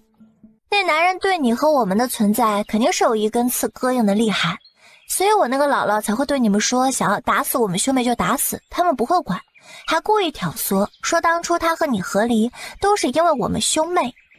哎，我那个娘说不定还能卖一波惨，让那男人更怜惜宠爱她。而你们确实没有让他们失望，还真虐待我，害得我差点落河死了。将我哥哥送去战场，现在可能也已经死了。以前是哪里来的自信，会认为他是因为看上你才会嫁给你的呢？哎呀，你竟然敢对我动手！别说是你，我连陆青荣都打过呢。你连陆青荣都打过？真的假的？你有什么地方值得我骗？对你们这些不识趣，更是动不动就想动手打女人的人渣，我不动手难道还请你们吃席？他就忍了？不然呢？现在陆家全部都站在我这边，他要打不过我，自然蹦跶不起来。而且我之前好像忘记告诉你们了，我不但力气大，而且还有病。谁要是惹我生气，我就会发病，一发病就会打人。所以你们之后最好别再惹我生气，否则我可控制不住会打你们的。如果不信，你们可以去问陆家人啊。你们是父女，哪有隔夜仇的？咱们好好说话，别动手。谁和她是父女了？我之前就说的明明白白，和你们断绝了关系。钱奶奶，你觉得我说的对吗？你们要是再敢乱攀亲戚，可就别怪我的拳头不受控制了。其实你们想我回家，我这现在想了想啊，也不是不可以。正好我发病的时候特别的想打人，而且只有打了人才能好。要不我还是跟着你们回乔家吧，只希望你们能够多活几年，不然都不够我玩的。你说什么就是什么吧，你既然不想回娘家，那就不要回了。放心，这次以后我们绝对不会勉强你的。我也是被那个贱人蒙蔽，这才会那样对你们兄妹的。既然知道了他的真面目，我也就不会再对不起你们了。打住！我可不想听这些废话。还有什么要问的吗？没有的话，你们就赶紧走。那男人到底是什么身份？行，那就这么办吧。你们回去之后对谁都先别漏口风。好。你们今天突然要带我来回乔家，是玉老六怂恿的吧？你怎么知道的？你们忘了，我可是侍奉过河神大人的。不过是这点小事而已，怎么可能不知道啊？所以你们以后啊，可别想着在我面前耍花样，我可是什么都了如指掌的。我们这是倒了什么霉，会惹上这样的煞星？你连亲爹和公公都敢打的人，我们现在哪敢在你面前耍花样？讽刺人那么厉害，可被人利用了还没反应过来，你们真是蠢的可以。你意思是玉老六故意的？这不废话吗？他为什么要这样做呢？玉家也惦记着我手里的方子，买的山河作坊，想要让你们将我带回乔家，这样他姐夫夫妻呢就好重新掌控陆家，将这东西弄到手。我那个后婆婆拿到了方子，会不告诉她亲爱的弟弟吗？所以呀，你们被人给当箭使了。你们看看自己到底是有多蠢，连外村的玉家都能利用，也难怪当年会被我那个娘耍得团团转。好啊，这两个狗东西算计老娘，想出气吗？当然想了，怎么出？乔爷跟两人出完主意之后，对两人做了一个请的手势。你们现在可以走了。娘，你没事吧？我没事儿，你弟受了伤，你来扶着他。老二怎么了？你不会对亲爹动手了吧？是我打的吗？不是，不是，说那么多话干嘛？你二弟是自己摔的。是，那我扶着老二。五郎媳妇儿，你前爹是怎么了？他们刚才惹我生气，所以我就犯病了。果然，乔二牛还真是五郎媳妇儿打伤的。五郎媳妇儿，他们不会再想抓你了吧？不会啦，他们现在可能只会想要离我远点儿。对了，他们刚才承认，确实是玉老六怂恿他们来的，他们也是被玉老六算计挑唆，而让玉老六这么做的人是我公公和后婆婆。这个该死的老五媳妇儿和玉老六啊，真是丧了良心的狗东西！老五也不是个东西，联合着外人，连自己的家人都坑呢。哎呀，这老五夫妻真不是个好东西。我们这会去玉家，不但能够看一出好戏，还能出气。老乔家的人被玉老六利用，咽不下这口恶气。他给乔老太两人出的主意，就是要让老乔家去玉家闹。你个老杂种，打死我了！我不敢了，再也不敢了。听完了事情经过，村长跟玉家族长也不好再开口责怪人家两家。这些天杀的！我不活了！要玉家赔钱，否则今儿啊，他们就留在玉家。天杀的小娼妇，狗娘养的杂碎！你们这对狗男女才是祸害人的！你们欺人太甚，我去告你们！你这个老不正经的！你看我貌美如花，就想亲我这老太太，我不活了！我这清白呀！今儿个玉家不给钱赔偿，他们就没完。最后在村长跟族长的调解下，又经过一番讨价还价，这玉家人只能憋屈的拿出3两银子赔给老乔家。遇到来询问的其他村民，大家自然没有隐瞒，就将玉家做的恶心事儿又宣扬了一遍。大家听完之后，同时对陆清荣和玉婉之的印象更是跌落谷底。娘啊，你们这怎么了？谁欺负你们了？我一定饶不了他！老四将老六在酒馆说的话添油加醋的重复了一遍，所以没人相信我们是无辜的。对了，老乔家的人还咬死老六是你们负气指使去挑唆怂恿老乔家闹事的，为的是见不得五郎好，要将五郎媳妇弄走。你们还想独吞蜡烛闻香方子，还想霸占新买的荒山和新建的作坊，他们都是被你们利用了。你们自己也小心着点吧，就怕老乔家那群无赖来县城闹。还有陆家，怕是也会让你们给一个交代啊！你们也是，干嘛让老六干这事儿啊？就算要干，也不能让老乔家那群无赖知道啊！真是个废物！这种事儿都做不好，反而让老乔家上门找茬闹事儿，更让陆家人都知道了，这不是害他吗？今天怎么回来的这么晚？今天我找了个机会见了一下那位老先生，去他住的地方聊了一下午呢。如果不出意外的话，我应该能拜他为师了。恭喜你啊！不过在成功拜师前，咱们得解决一件重要的事。解决什么事？解决我爹的事。否则我要是拜师成功啊，就更难甩开他们了。要是态度坚定呢，还可能落下一个见利忘父的名声。你的意思是在拜师前，咱们先甩开县城五房？娘子聪明，那咱们按照之前商量的，想办法过继出去啊。就过继，这是摆脱他对我父亲身份束缚最好的办法。你想出什么办法让他会同意？我已经拿到他和那几名买铺子农庄的人是主仆关系的证据了，我还拿到了他们签过的一份契约，我准备用这个威胁让他同意过后的事情。这能成吗？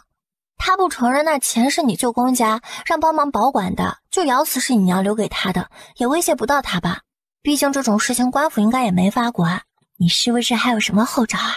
还是娘子懂我，只是这一点确实是威胁不到的，最多让陆家的人闹一闹，但他不会同意过继也没法。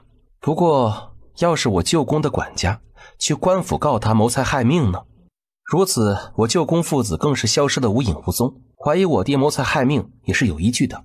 就算是谋财害命不成立，可是私吞别人财产的罪名是有证据的，他也犯法了。我爹为了不影响名声，断了他考科举往上爬的路，心里再不愿意和愤怒，也只能妥协。这主意好，他本来就做了亏心事，自然怕真被告，只能是被迫妥协。哦对了，今天老乔家来家里闹事了，我还顺水推舟让他们去找玉家闹了一通，并到处宣扬你爹和后娘才是幕后主使，原本只是想要趁机和玉家断了亲家关系，再败坏他们的一波名声。现在啊，咱们刚好可以利用这件事情做文章，过继之后让大家都只会觉得咱们是被逼的。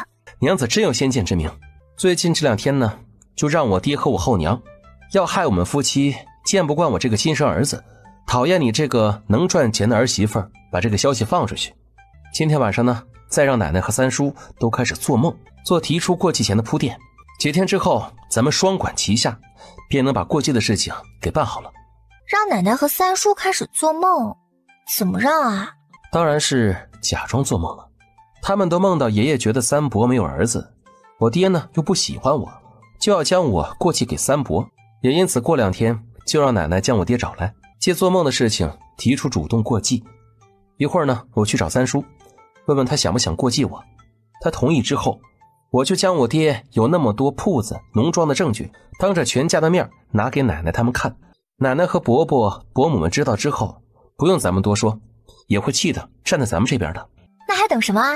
你去找三叔吧，我也去找几个伯母聊聊，让他们好好出去说道说道，我公公和后婆婆是怎么容不下我们的。陆老三夫妻这些年来一直愁的就是生不出来个儿子，他们之前还商量过呢，想要过继一个儿子。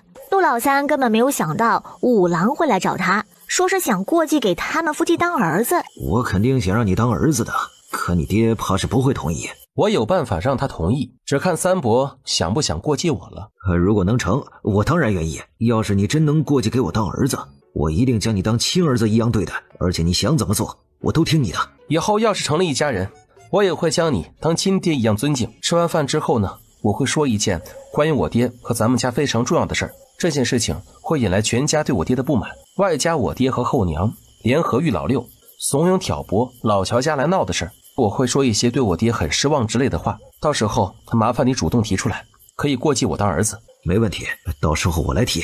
你爹要责怪下来，也有我担着，我是他哥，我可不怕他。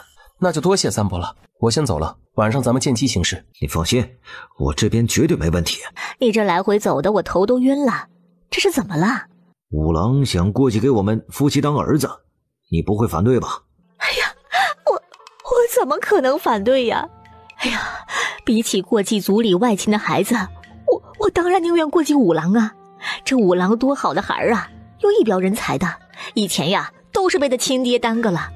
咱们能过继他当儿子，那不知道是几辈子修来的福气。他要是能当咱们的儿子，咱们呀可不能拖他后腿。哎，我跟五郎媳妇相处得好，以后啊这婆媳关系肯定和睦。我们也想要五堂哥当哥哥。奶，我最近跟在县令身边做事，无意中发现了一件关于我爹的大事，我也不知道该不该讲。咱们是一家人，有什么不好说的？可是我怕我说出来，我爹会怪我，甚至会将我赶出家门的。你放心，尽管说，我是一家之主，轮不到你爹来赶你出家门去。你爹要是做了不好的事儿啊，你得说出来，让我们都知道，也好有个准备。他要是还做错了什么事情，我也好及时去阻止啊。在我心里，奶奶才是一家之主，我和娘子最亲最尊敬的长辈，现在还这么疼我们，所以我就觉得这件事情虽然我爹极力隐瞒，但是我应该要让您知道，哪怕我爹怪我，要打我赶走我，我也不后悔。奶，我才发现我爹不仅有那间住着的院子和那个租出去的铺子，他在县城里还有好几间铺子呢，在离县城不远的村子里还有个庄子。你说的可是真的？我也希望这不是真的，这样也代表我爹没有隐瞒全家，置办了那么多的私产啊。可是我发现之后，请人帮忙去查了，确实是真的，只是这些铺子和庄子并不在他的名下，而是放在了他买的几名奴仆的名下。那几人的卖身契他捏在手里，他和那几人都签过了几份契约，证明这些产业都是他的。他以后要是想要回来，那些人就得过户还给他。这些契约我不但亲眼所见，我还拿了其中的一份回来呢，你们可以看看。大伯，你先看看吧。老五真是好样的，竟然有这么多私产，还让咱们吃糠叶菜，供着他们一家这些年。老五真是丧良心呐，这种事都做得出来。他这是什么意思啊？防着我们吗？有了这么多私产，不但不告诉我们，还让我们继续供养他读书，他将我们当什么了？当然是当你们是大冤种了。要是告诉你们，不但怕你们去占便宜，还会断了对他们县城五房的供给。孽子啊，这个孽子啊！还不止这个呢。还有什么？自从我后娘嫁给我爹之后，他就开始扶持补贴娘家，不只是每个月都要不停地送米面和肉菜，连玉家一年四季的衣服、束修、补药什么的都给包了。哦，对了，我还查到我爹买的其中一间铺子现在就给玉家大房做生意呢，而且房租是分文的不收啊。也不知道以后会不会把铺子过继给玉家大房。玉家大房开的是干货铺，生意还不错，我查到也是我爹联系帮忙进货的。混账，畜生，孽子啊！老娘怎么就生出来这么个吃里扒外没心肝的玩意儿啊！老五真是个没良心的白眼狼，这些年我们省吃俭用吃糠叶菜补贴他，可他却养着玉家一大家子，更不知道补贴了多少。老五媳妇儿怕是做梦都在笑我们蠢吧？我们在他眼中哪里是哥哥亲人，明摆着只是五郎媳妇儿口中的大冤种。我们的儿子和女儿一身衣服，这老大穿了老二穿，等穿破了不行才能做新衣裳。可是老玉家每一季都能做新衣裳，这凭什么呀？哎呀，我的命怎么这么苦啊！嫁过来遇到这么一个吃人不吐骨头的小叔子跟弟妹。你爹哪儿来的这么多钱呢？我查到我娘把家中的钱和嫁妆都留给了我爹，还将我舅公家让帮忙保管的钱物在去世前交给我爹帮忙继续保管，但是我爹却贪了用作己用。可是我们现在过的什么日子呀？这件事情是我爹他对不起你们，他连我都瞒着，根本就没有把我当儿子看，反而是我后娘和他的2个孩子却知道这些私产和钱财。我都忍不住想，是不是陆周瑾兄妹才是他的亲生儿女？这还真说不定，否则他怎么会这么不待见你？相公啊，公公要是知道你将这件事情说出来，是不是会更见不惯讨厌我们，甚至找机会将我们赶出陆家去？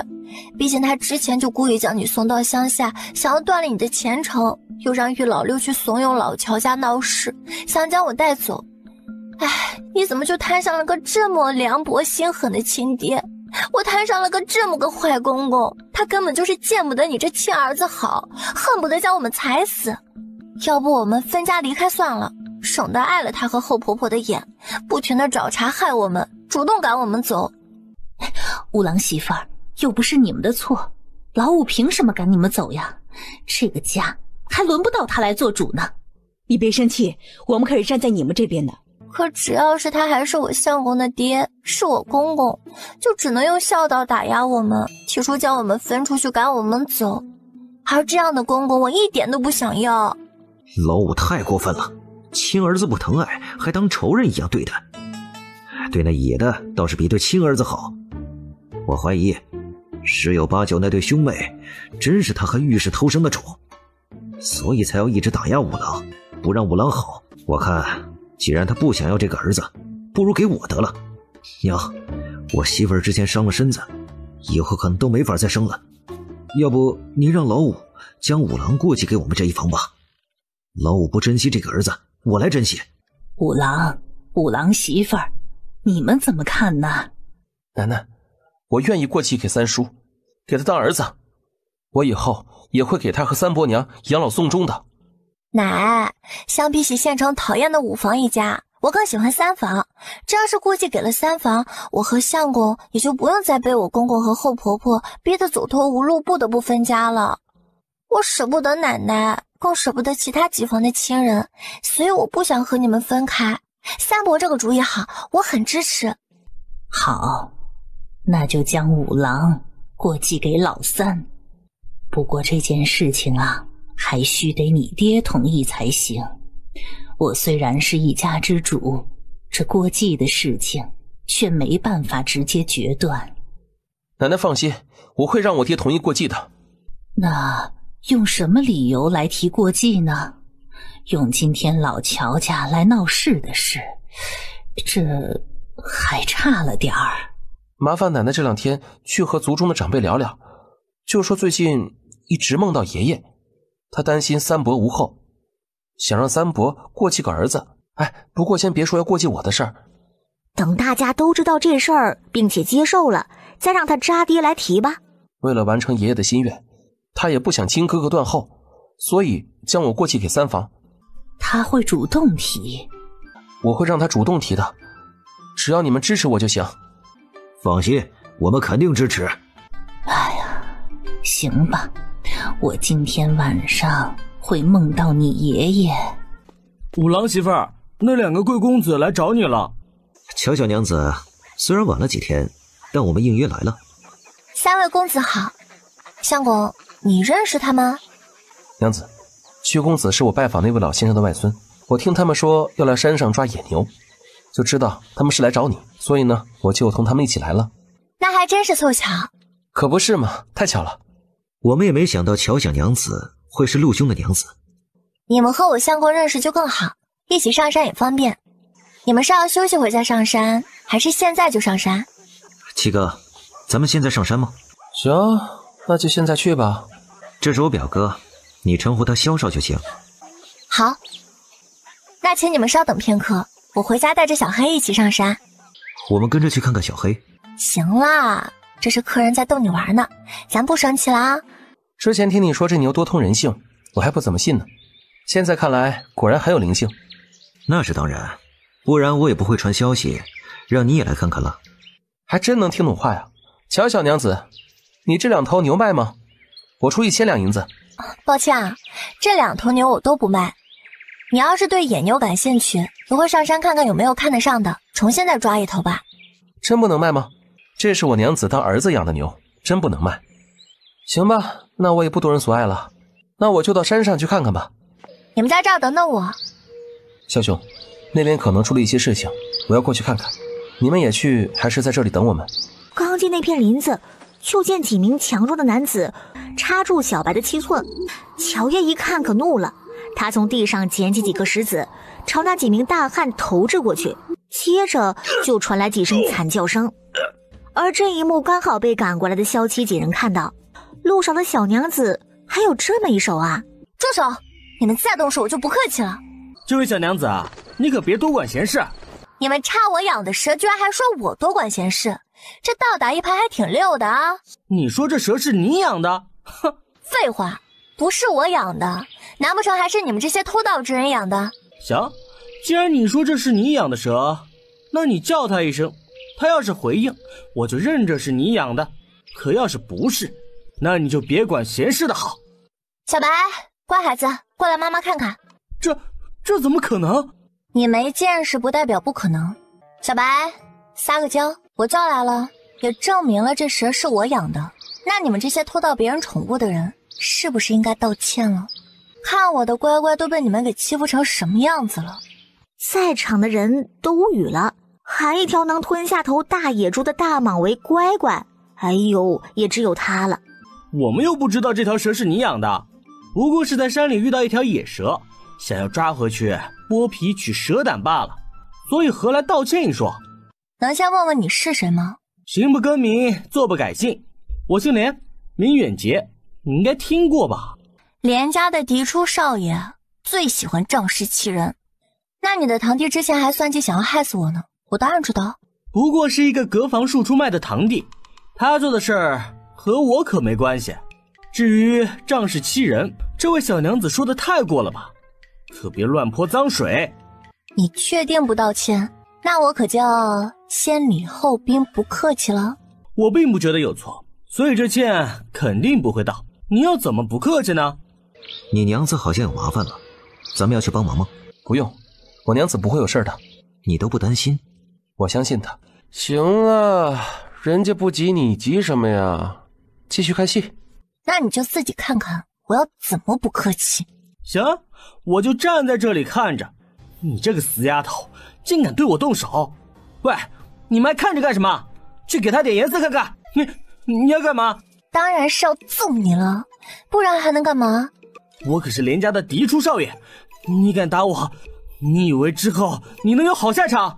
你这威胁还真是够逗的啊！我要是怕，刚才就不会踹飞你。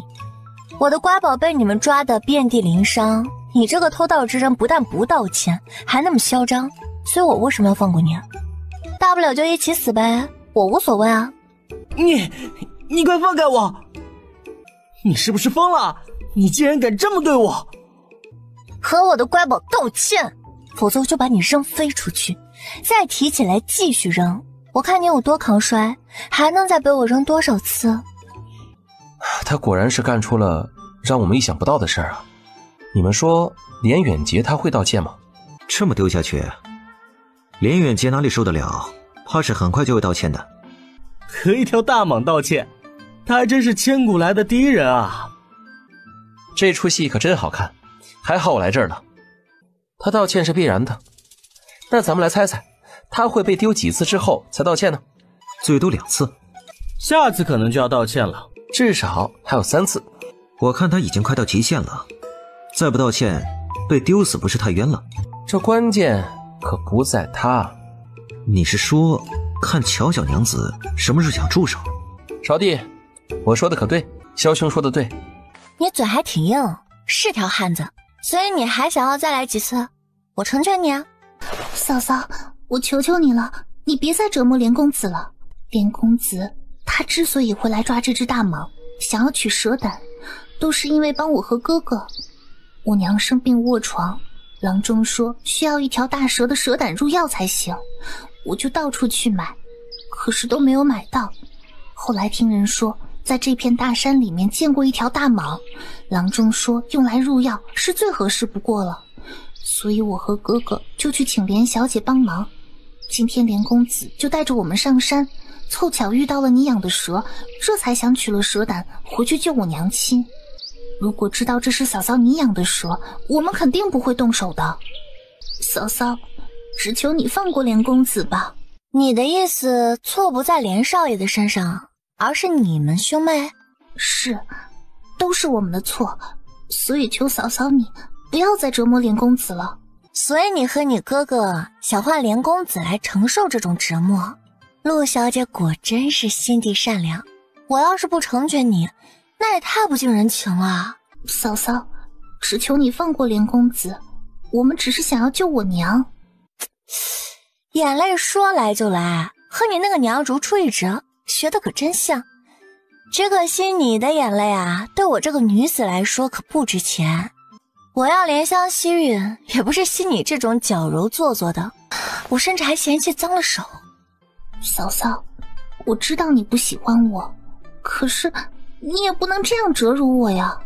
原来你觉得我在折辱你啊？行吧，那我就折辱了，你要如何？你太过分了。我就过分了，然后呢？嫂嫂，你到底要怎么样才肯放过连公子？刚才不是说了吗？你们要代替连公子承受折磨，我成全你们兄妹啊。那是你来还是从你哥哥来呢？我哥是你的兄长，我是你的妹妹，你真的要这么无情吗？你别乱攀亲戚，你们可是周家的种，和我有什么关系啊？再说了，我和你们县城五房的关系那么恶劣，你心里没点数吗？今天就算是换成你亲娘和后爹来了，我都是一样对待。别你的啊，赶快选一个，我没工夫在这儿陪你们瞎折腾。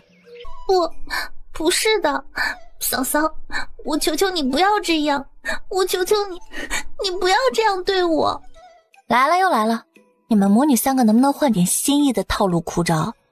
听你这意思，不要这样对你，那就是选择你哥了。我尊重你的选择。你要干什么？你说我要干什么？你妹妹要让你代替连公子呢。不，你不能这样。不要啊！我又没说过要去承受，你不能这样对我。你们兄妹情深，你妹妹的选择你也应该尊重呢。错了，我们错了，五郎媳妇儿，求你放过我吧。这才几次就求饶了，比起那位连公子，你还真的是孬。对哦，你刚才都还没有和我的乖宝道歉呢，要不是陆公子求饶，我都差点忘了这事儿。乔娘子，之前是我们眼拙，没有看出那是你养的蛇，不该伤它的，我道歉。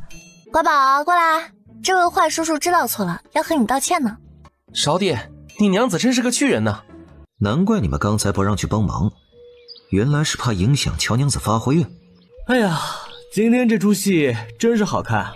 是啊，我娘子很好。哎，是不是轮到咱们出场了？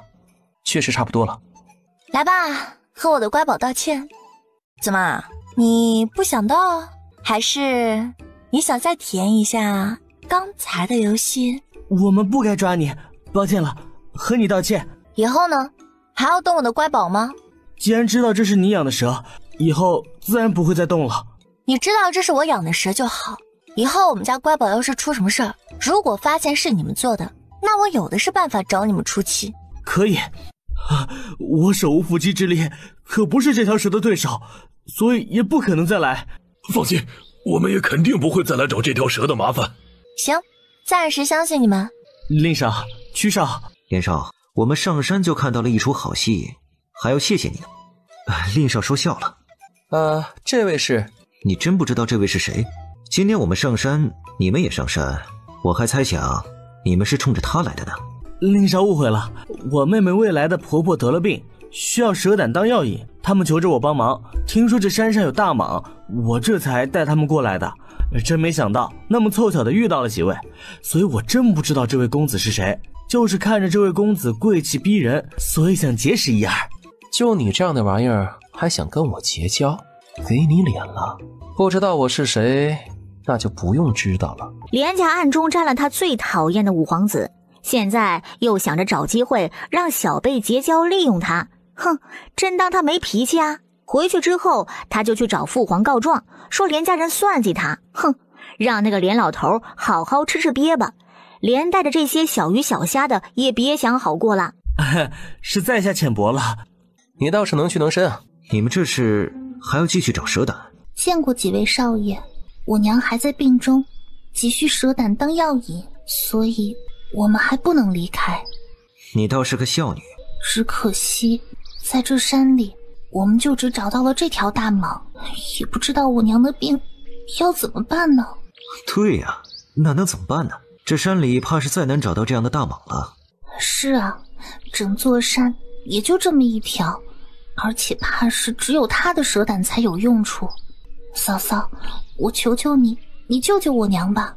不管怎么说，我娘也是你的婆婆，是你的长辈啊，你不会见死不救的，对不对？陆小姐，你这是要道德绑架我呀？不是的，我没有，我只是不想让我娘的病再拖下去了，所以还请嫂嫂您成全。那你要失望喽，可惜在这事上我没有道德，所以你绑架不了我。你娘这是要死了吗？那我今天回去之后可得要和奶奶他们说一说，早点准备丧事。哎呀，难怪奶奶说你们兄妹是丧门星倒霉蛋，专门克人的。你爹这才没死多少年，你娘要被你们克死了。但你娘死后也不知道我那个狠心的公公会不会将你们两个野的赶出家门。要是被赶出去了，那你们兄妹是不是就要上街去讨饭去啦？你怎么能诅咒我娘呢？她可是你的婆婆，是你的长辈，我们兄妹更不是什么丧门星。你说的太过分了。我怎么咒你娘了？不是你自个说她病得快不行了吗？我娘没有病得快不行了，只要拿这条蛇的蛇胆当药引，她就能好。那你娘还是继续不行吧？这蛇胆她是没这个口福能吃喽。说实话，你娘确实是太老了点儿。你怎么能说出这种话来呢？你也太不孝顺了。对想要害死我的后婆婆孝顺，我脑子又没进水。我都说对她没道德了，说出这种话不才是应该的吗？你无耻！我承认对你们全家我是没有道德，不会愚孝，可无耻这个我可不承认。不孝和无耻的不正是你自己吗？我才没有呢！你别当着几位公子的面诋毁我。行了，你也别想着将他们当傻子。你和这位连公子唱的哪出戏我都能看得明明白白，更别说他们了。之前你们唱的那戏，他们不过是当笑话看罢了。你别乱说，我才没有。几位公子又不是你，你别自以为是的乱泼脏水了。所以你诋毁我也没有用。真不知道你哪里来的自信。我刚才说的话你们认同吗？我家的洗脚丫鬟都比她的模样身段周正，所以乔小娘子说的对，这点把戏在我们眼里不过就是个笑话罢了。这样的女人送给我当洗脚丫鬟我都嫌弃。就她这样的，从清风楼随便拉一个出来都比她强多了。我们眼睛又不瞎啊。对了，清风楼是京城比较大的一家秦楼楚馆。你们怎么能这样呢？年少，将这样的货色找来勾搭我们，你是不是觉得我们眼瞎的厉害啊？还是想将我们当傻子玩啊？这位公子误会了，在下没有这个意思。你有没有这样的意思，你自己心里清楚。拿这种货色来勾引我们，你侮辱谁呢？我回去就告诉我祖父，你们连家瞧不起我，随便找个女人就想塞给我，想玷污我的清白。几位公子，真是误会了，我们真只是上山来找蛇胆，凑巧和你们遇到了，还要狡辩。要不晚点下山，我们就请带来的御医去为那个病得快不行的妇人看看，是不是真没蛇胆就活不下去了。她一个秀才娘子，哪有资格让御医看病？还是不劳烦了。哼，确实没资格。不过今天爷高兴，就帮你们这个忙了，省得你们在山里忙活浪费半天，又是唱戏又是抓蛇的。行了，带着你的人滚吧，看着碍眼，再啰嗦废话我就让人出手了。到时候我就说你们想暗杀本少爷，我的人就是将你们都斩杀在此，你们连家都不敢有人来本少面前放个屁，你信不信？信，我信。我们这就离开。乔爷为了小白几颗蜜丸安抚他一通，这才让他回窝。我们现在就抓野牛吧，离这儿不远了。好，这条蛇你不带回家养吗？我看着也好通人性。我们家现在太小了，不适合养，等到新宅子盖起来，我就将它带回去看家护院。这山里是不是没有其他这样的蟒蛇了？当然了，我家乖宝这种可遇不可求。你真厉害，养什么都这么有灵性。可能是河神大人的庇护吧。河神住的地方是什么样的？乔野就将仙侠剧里头看过的宫殿综合起来描述一下，听上去就很像那么回事儿，所以三人都信了。聊着聊着，在小黑的带领下，几人找到了野牛群。除了牛王外，你看上哪只就说。一会儿咱们抓的野牛，有小黑这么聪明通人性吗？可能性很小，小黑这样有灵性的野牛很少见。你们要野牛吗？不了，我就看上了小黑这样的，既然再难找到，那我宁缺毋滥。我对牛没什么兴趣，你自己来吧。乔娘子，你觉得哪只好？要不就那只小牛，我看他刚才一进牛群就被其他小牛排挤出来，他娘应该已经不在了，更容易带走。这样的小牛你带回去，比成年牛或者小黑这种半大牛犊子更好养乖。我做了一些牛喜欢吃的蜂蜜丸，可以卖点给你啊，你时常拿着喂养训练，等到这只牛长大了，应该会比较听话乖顺。你如果不要这只小牛，那我就要了啊。那就是它了。咱们要怎么抓？直接上？你直接过去抓，一会儿就被野牛群包围顶死踩死了。我力气这么大，我都不敢冲进去直接抓牛。那怎么办？当然是靠它了。小黑，去把那只小牛给带过来。这样就行了？不然呢？难不成还跑去牛群里打一架？那样咱们都肯定是有去无回。再说了，咱们要抓的是幼崽，哪里能这么暴力？吓到他怎么办啊？你说的有道理。好了，接下来呢，你自己将他带下山吧。一路上你就多摸摸他，用这个蜜丸哄着走就行。你们等我会儿，我采点那种药材来做药丸。你还会做药丸？难不成你还会治病？我不会治病，但会做不少有针对性病情的药丸。你会做治疗疟疾的药丸？会。我现在要去采摘的药丸呢，就是用来做预防和治疗疟疾的药丸。我们家有老人和小孩，我就想着还是先做一些预防着。你能肯定这药丸能治疗和预防疟疾？我能肯定。这也是你从河神那里学的？对啊，所以我不会看病，但是会做一些有针对性的药丸。那你现在还能和河神见面说话吗？不能，我从河里活过来之后就断了和河神大人的联系。药丸你们想要吗？如果要的话我就多做一点，你们拿去试试就知道效果了。当然要，有劳乔娘子多做一些了。还有你刚才说的那些药丸我都要。我们也都要。行，那我多做点给你们。我之前听说府城里有家小姐请了闺中好友去欣赏牡丹蜡烛，并被传为家坛。那牡丹蜡烛有11朵，每一朵的颜色还不同呢。听说看上去和真牡丹相差无几，是你们家做的？对，那牡丹蜡烛就是我娘子做的。哎，现在还有吗？我想看看。我们也想看看。萧兄说的这个牡丹蜡烛是县城的几家少爷定制送给他未婚妻的，独一无二的。我们这儿现在也没有了，倒是他父亲先前定制的墨菊蜡烛还没有送过去。你们感兴趣的话可以看看。那等什么呀？走走走，去看看。哇，这也太精致了。哎，卖给我吧。这个是几家家主定的，所以没办法再卖了。不过我听说他是要送给你外公的。这个几家家主倒是会投其所好，我都这么喜欢墨菊，我外公肯定也会喜欢。我能定制几株一样的吗？不能，我们定制的蜡烛都是独一无二的。你可以定制其他的墨菊，比如开花的模样不同，朵数不同的墨菊，但一模一样的不行。那我要定制，除了墨菊，其他的菊花也要。令浩看到桌上放着一张八骏图的图，这个不会也能定制做成蜡烛吧？当然可以啊，这是几公子制定的，到时候会按照这个图将8匹骏马做出来。那我要定制和小牛一模一样的蜡烛，能做吗？可以做，就是调色有点麻烦。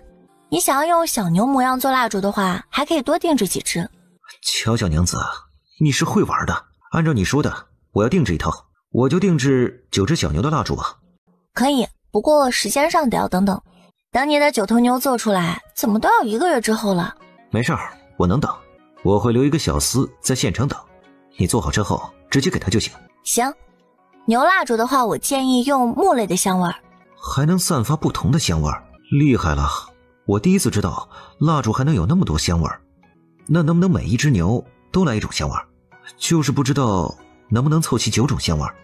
可以凑齐9种，我就给你每一只牛调一种香味儿。蜡烛的烛芯就在2只牛角和尾巴上吧。好，就这么做。相公，一会儿呢，你照着外面的小牛多画一点不同姿态的模样，让令公子选择9只。接着曲姐也挤过来，定了9种不同的菊花蜡烛。那龙形的蜡烛你能做出来吗？做倒是能做，但这怕是不妥。为什么不妥？不是能做吗？龙代表着真命天子，也只有当今的陛下才有资格拥有。乔娘子想得很周到，这样你尽管放心的做。这蜡烛呢，我就是用来送给当今陛下的。有你这话，那就没问题了。你是要做1套还是1条？能做1套，当然1套好啊。那你给一个建议。要不做5条龙，然后摆放成5龙戏珠的模样。香味的话，要不都做成龙涎香。这个主意妙啊，那就按照你说的做。好，你如果要献给陛下的话，那就要求精，所以时间上会长一些。还有龙涎香用其他香料调出来的不正宗，所以最好是你来提供。没问题，我会派人送龙涎香来给你。时间上3个月左右，能成吗？没问题。那个计划准备的怎么样了？其他的都准备好了。你应该都已经想到了让谁去点火最合适吧？娘子想到的肯定和我想的一样。奶，虽然我们认识这3位贵公子，但县城那2个野的却得罪了他们。那2个野的怎么了？陆家人等人听完之后，本来的激动换成了气愤。嘿，这个不知羞耻的，真是丢人呐！还那么狠毒，连你养着的蛇都不肯放过。哎呀，这得罪了3位贵人，会不会牵连你们呢？牵连倒是不会，3位贵人还是比较明事理的。就是吧，以后这种事儿啊，怕经常会发生。这次不连累，下次也可能连累呀。我看陆周兰野心很大，卯足了心思想要嫁到贵族家里去。这要是出什么事儿，不止连累我们，还会连累我们家姑娘们的名声。最近啊，抓紧时间，赶快将五郎过继给老三吧。五郎可是要继续读书考试的，不能被那2个不要脸的野种给连累了。好，我们听奶奶的。对了，奶奶，过几天可以去县城一趟。奶，他联合玉家人来膈应你们，你们也能反膈应回去啊。哎，好，等过几天咱们就去探病。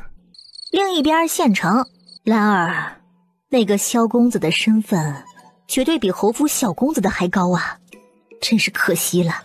好啊，这个死丫头，我让她绝不能留在陆家。娘，那要怎么赶她走啊？之前乔家都没有带走她呢。哼，这乔家带不走，那就让陆家人直接赶她走好了。陆家人现在将她当个祖宗一样供着，怎么会赶她走？要是她失去清白呢？那个小贱种跟陆家人还能容得下她？那死丫头力气大，一个能打好几个人，要怎么让她失了清白呢？你那个远房表叔不是在春风楼做打手吗？让他找几个人一起将那死丫头清白给毁了。他们这样地方出来的人有的是手段对付那个死丫头。他力气再大，如果被迷晕了，还不是任人宰割？只要事情能成，就给他30两银子。钱太少了，他肯定不会干的。好，我明天就去请表叔喝酒。你不能去，你怎么能让人看到跟那种身份低贱的人在一起呢？更不能让人拿住你这样的把柄。这样，你明儿个先将你五舅找出来喝酒，等喝得差不多了，就让他去找你那个远房表叔。还是娘想的周到。第二天，嫂嫂，这是谁惹你了？我看你刚才的脸色好臭啊。我那个后娘，你后婆婆。他们要做什么呀？想对我下手？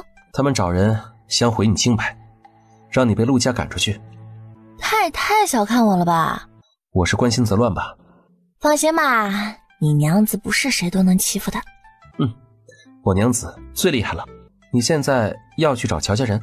对啊，我去找他们点火。那就再多添一把火吧。添哪一把火？比如玉婉之和我爹，在成亲前他们就有私情。陆周瑾兄妹到底是谁孩子这种？你这个主意好坏。你找我干嘛？是不是可以去你那贱人娘家闹了？那边还没有到去的时候。不过现在倒是有个赚钱的机会，问问你们想做不？赚钱的机会那必须要做。什么事儿？你说说。你让我们去找你公公和婆婆闹？哎呦，这死丫头是不是又傻了？这明显就是让他们去败坏那2人的名声。那2人名声坏了，对他跟五郎能有什么好处啊？这不是得被牵连吗？对，就是去找他们闹。你们的伤也养得差不多了，要是想要动手也是没问题。闹倒是没什么，但怎么赚钱呢？这还用我教你们？你们之前在玉家是怎么要赔偿的，在我公公家就怎么要呗。我们能闹大和多要点钱吗？当然能，闹得越大自然越好。什么时候去闹？今天怎么样？今天太晚了，等你们进城他可能都回家了。明天一早你就带着全家去县学，让人将他叫出来，也别去其他地方了，就在县学门口闹。要是不闹大，让很多人都看到了，以他的性子是不会给你们钱的。好，我就喜欢闹大。对了，你们还能拿他们的丑事宣扬。什么丑事？我公公对他带来的1双儿女啊，更是比对我相公这个亲儿子要好很多。这对劲吗？不对劲。你说我后婆婆为什么会被周家赶出来，还带着一双儿女？那一双儿女跟着陆家姓，周家却都没有任何反应。这不明摆着，这一双儿女是他们偷生的野种，所以你公公才会对他们比陆五郎好，毕竟也是亲儿子。原来他们是我公公的亲儿女，所以才会那么偏心他们。废话，这也太明显了，那绝对是他们生的野种。不过咱们就这样嚷嚷出去，别人会信吗？信不信是别人的事，你们的目的就是要闹大要钱，所以你们带着我后娘一起去，只认两人私会的事就行啦。再说一说两人以前大约在什么时候、什么地点私会。对，他们偷情被你后娘和别人看到了。不过这样的消息被宣扬开，对你和你相公也很不好吧？我那个公公和后婆婆一直都在想办法要将我赶出陆家，他们能做初一，我为什么不能做15呢？谁要是惹我，哪怕是拖着不要名声，我也要报复回去。你们都知道我可是有疯病的。这四丫头不傻了，却疯了，竟然为了报复连公公都要整，丈夫的名声都不管不顾啦。哎呀，以后他们家呀还是离这死丫头远点吧，否则鱼死网破什么的他们可承受不住。接着还在心里骂陆清荣等人黑心烂肺的，之前故意给他们出馊主意，让他们将死丫头给带回去，就是要害他们呀。那天要真成了，他们老乔家怕是还没有过上好日子，就被死丫头给毁了。那确实是他们太过分了。放心，明天奶奶就带着全家去帮你讨回公道的。是钱奶奶，记不住吗？对，是钱奶奶。看我这破记性，当然是他们丧良心了，不但想害你，还要害我们老乔家。这口气我们越想越咽不下去，就得找他们这2个幕后主使的人讨个说法。那我就等着你们的好消息了，你们可别让我失望才好，否则我会不高兴。哎呀，我这一不高兴啊，就会控制不住的发疯的。哎呀，放心，绝对让你满意。行，那我走了啊。第二天一早，你们怎么来了？我们出来瞎逛，刚好看到你们夫妻来茶楼，就上来找你们喝茶。你们怎么这么早就来茶楼了？我们来看一场好戏。哦，原来你们是来看戏的，那不介意的话我们也看看。当然不介意。亲家，你想往哪里走啊？哎呀，你们要干嘛呀？哼，你说我们要干什么？陆秀才，你们夫妻指使玉老六害我侄女和我们乔家，现在还一副趾高气扬的模样，太过分了吧？我什么时候指使玉老六害你们了？你们简直无理取闹！这里不是你们该待的地方，赶快走吧。呸！我们只是来找你算账的，又不是要待在这里。我可不是玉家人，能容忍你们胡闹。你们要是不走，那我就要让人去报官了。你要报官，那就去报呀！你这个黑心烂肝、丧了良心的陆老五，我将宝贝孙女嫁给你儿子，你和你那个狐狸精媳妇却看不惯，你天天想害她。当初可是你们非要让三丫嫁给你儿子，亲自上我们家门求娶的，还给了10两银子的聘礼。怎么看到他不傻，你们就不乐意了？无知泼妇，你给我住手，闭嘴！哎呦，我本来就生着病的，这一推摔倒，我的腰都快动不了了。哎呀，天呀，大家快来看看呀，秀才打亲家长辈了，还有没有天理王法？大家快来评评理呀！这陆秀才娶了个狐狸精寡妇当继室，就见不惯亲生儿子，一心想要害儿子。我孙女以前是个傻子，陆秀才夫妻就来下聘，非要给他儿子娶去当媳妇。我们想着傻丫头嫁到秀才家，日子应该会不错，加上那陆五郎一表人才，就同意了。可成亲当天呀，我那孙女就被这对夫妻指使他们的大女儿害得落水差点死了。我们怎么可能做出这种丧心病狂的事情？但是越想越觉得咽不下这口气。陆秀才夫妻实在是太欺负人了，今天就是来为我孙女和我们家讨要公道的。一派胡言，你们简直胡说八道，大家都别听他们的，都是他们胡编乱造的。明明推你孙女下水的事就是你大女儿害的，她也是个丧了良心的玩意儿，被后娘收买了要陷害亲弟弟，黑心干的贱人。你不惜亲儿子，只保被寡妇带来的一双儿女。这件事儿只要是去你们家附近或者去我们村里随便一问，大家可都知道，我怎么就胡说八道了？你说的简直是笑话，我怎么可能会害亲生儿子？你们今天过来不就是想讹钱吗？我才不上你们的当呢。咱们现在就去官府说道说道。陆秀才，你敢对着天发誓，你对亲儿子好吗？你怕亲儿子出头，所以故意找借口将人丢去乡下，还故意给他一个读书人，娶了一个傻村姑当媳妇。你们别听他乱说，我怎么可能这样对亲儿子？我可就这一个儿子。呸！你表面上确实就这么一个亲儿子，可那两个继子却也是你的亲儿子。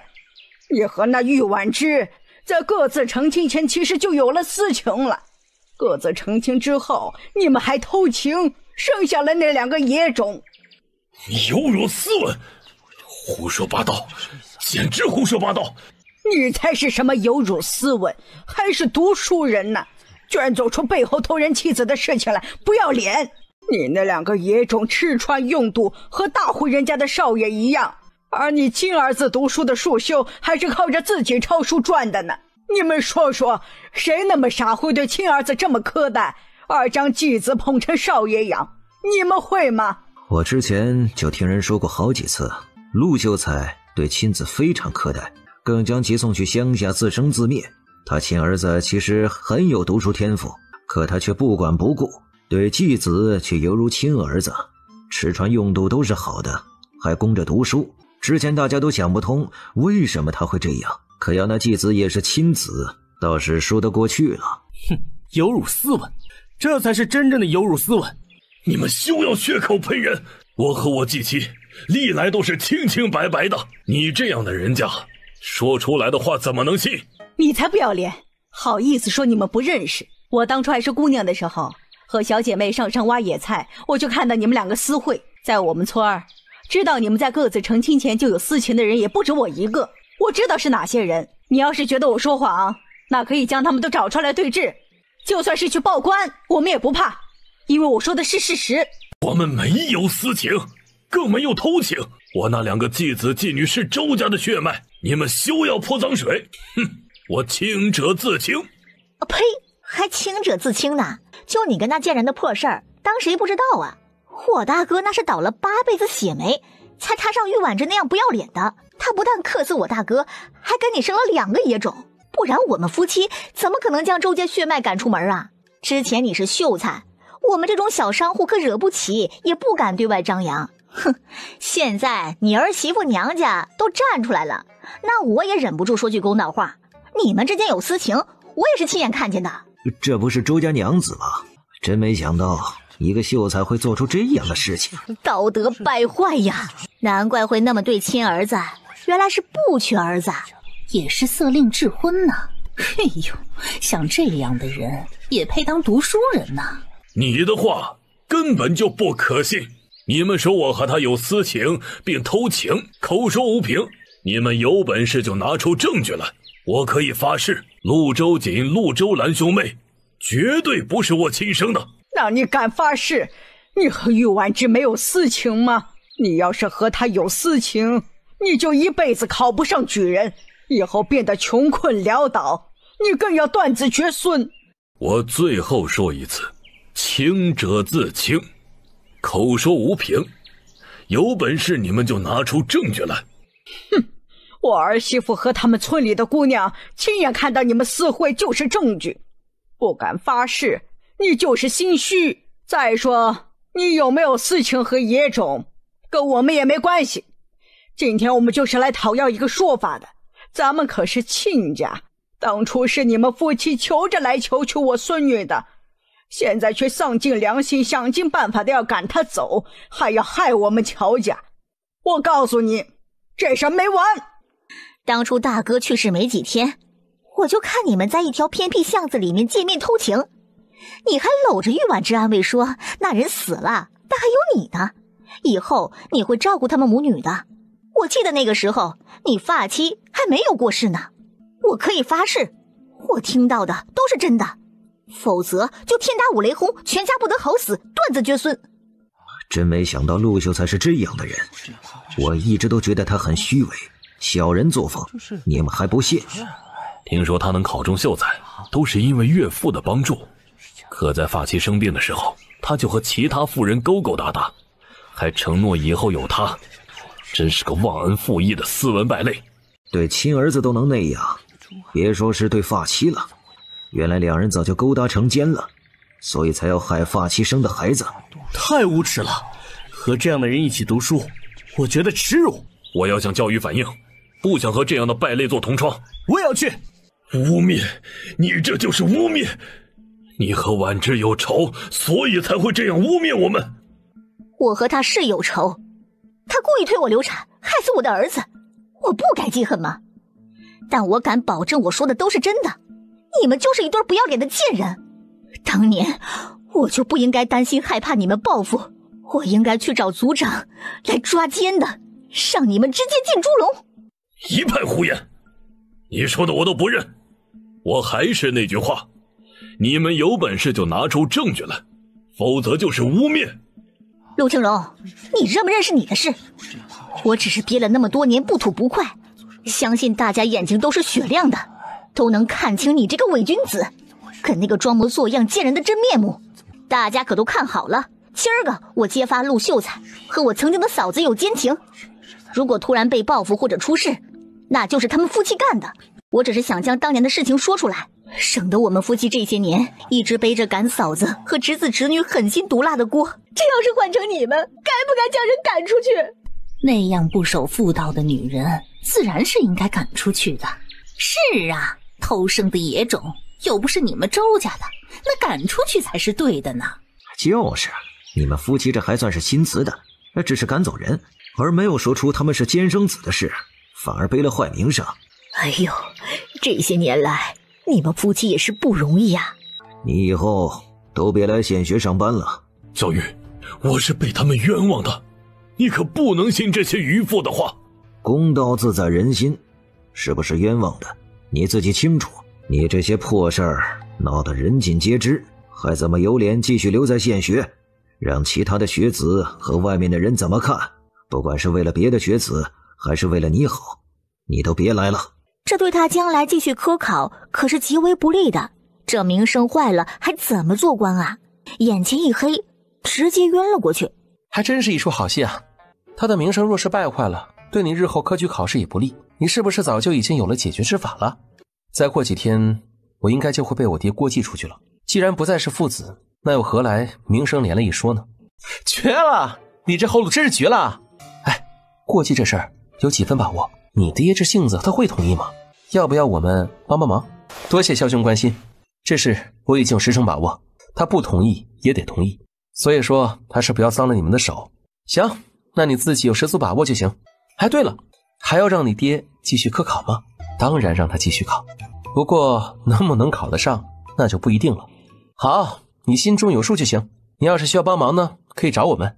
还真是有件事情需要你们帮一下忙。我爹的名声坏了，势必会影响到陆周瑾，这样很可能会让连家退婚的。所以我想麻烦一下你们，在离开前的最近几天带他玩玩，连家应该会因此打消退婚的打算。你是想让陆周瑾和连家绑在一起？这县城的连家虽然不怎么样，可京城连家的势力还是不小的，你就不怕陆周瑾借助连家翻身吗？那要是整个连家都倒下了，陆周瑾还怎么翻身呢？你要对连家下手？对，我已经拿到连家圈地和剥削百姓的证据，只看卢县令要不要下死手了。如果拿这件事情做文章的话，对京城的连大人应该能有不小的影响。哟，少弟，真有你的啊！放心，卢县令他肯定会下死手的。陆周锦呢，也肯定能娶连家的小姐。你们在这里干什么？哎呀，亲家，看你说的，我们在这里当然是等你了。你晕过去还是我们送你来的医馆呢，否则你指不定就死在献血门口了。如果不是你们瞎闹，我能气晕吗？我们说的是事实，怎么能是泼脏水呢？而我们救了你也是大家都看到的，我们好人做到底，送你一起回家，否则啊，就怕你在路上又晕过去。我已经好了，就不用你们送了。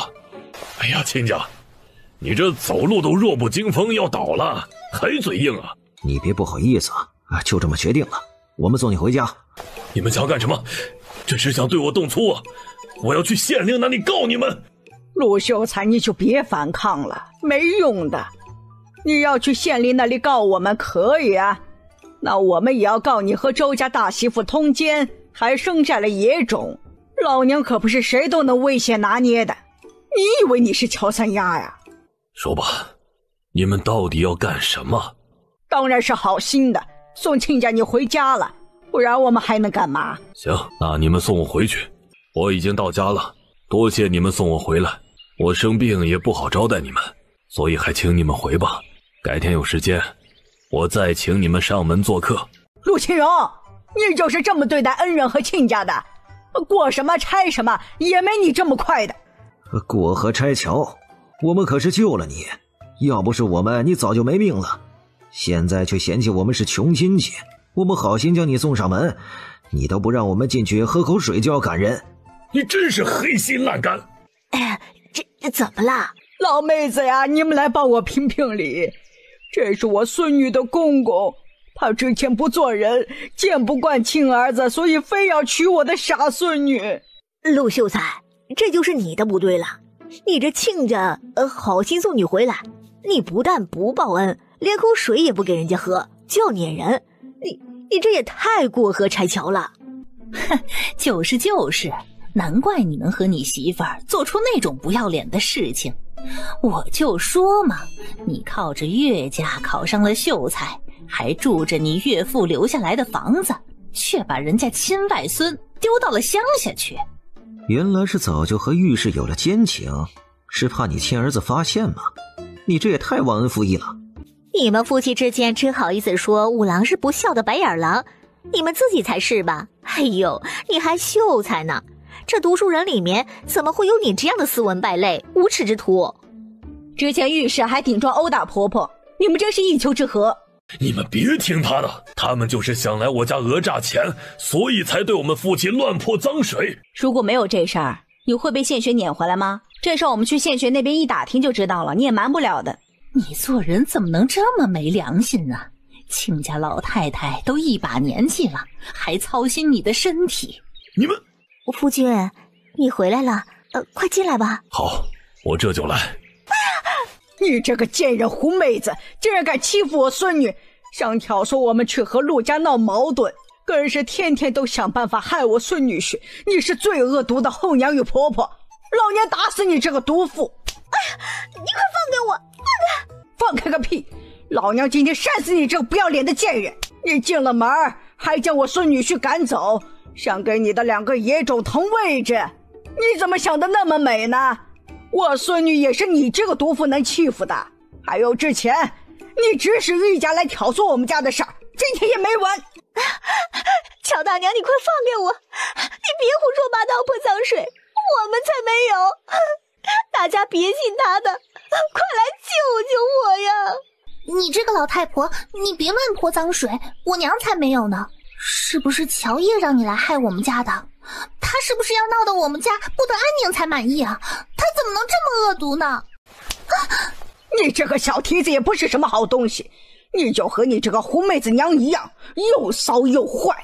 今天老娘就教教你做人。玉婉之看到女儿被打，自然也要去帮忙。住手！乔老太，你给我住手！你将他们放开，我们进屋去谈，有事好商量嘛。否则你们今天要是继续再闹下去，别想从我们家得到一分好处。行，那咱们就进屋去说，毕竟是亲家，我就给你这个面子。娘，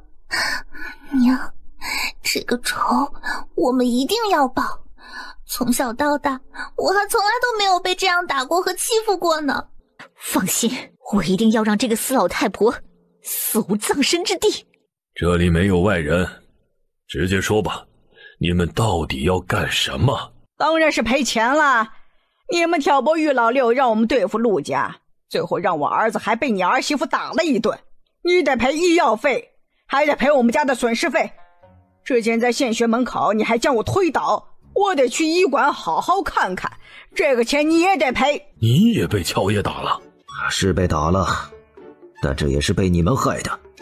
我听他说你也被他打过，咱们彼此彼此吧。所以你不找他，反而来找我闹？我们都被打了，难道不该一致对他吗？这个被打的仇你就不想报？都打不过怎么报仇？再去找他，那不是继续找打吗？我可没那么傻，而且那是我闺女，我又不是有病要和你一致对他。陆秀才，别说那些有的没的，我们是不可能再去找三丫的麻烦，你就死了这条心吧。快点赔钱，否则就别怪我们不客气了。这在你们家，我几个儿子想怎么打你可就能怎么打，要么赶快赔钱我们走人，要不就让你们见识一下我们折磨人的手段。我就只有这么多钱，你们全拿去吧。怎么就这么点儿？你大发叫花子呢？我之前已经给了你儿子2两，加起来也7两多了，你们还要怎么样？我自己都还要靠着陆家供养，手里哪有多少钱啊？你孙女进门之后，现在陆家已经是他当家做主，他更不让陆家再给我送钱。我就这么多，你们要就拿走，要是嫌少，那我也没办法。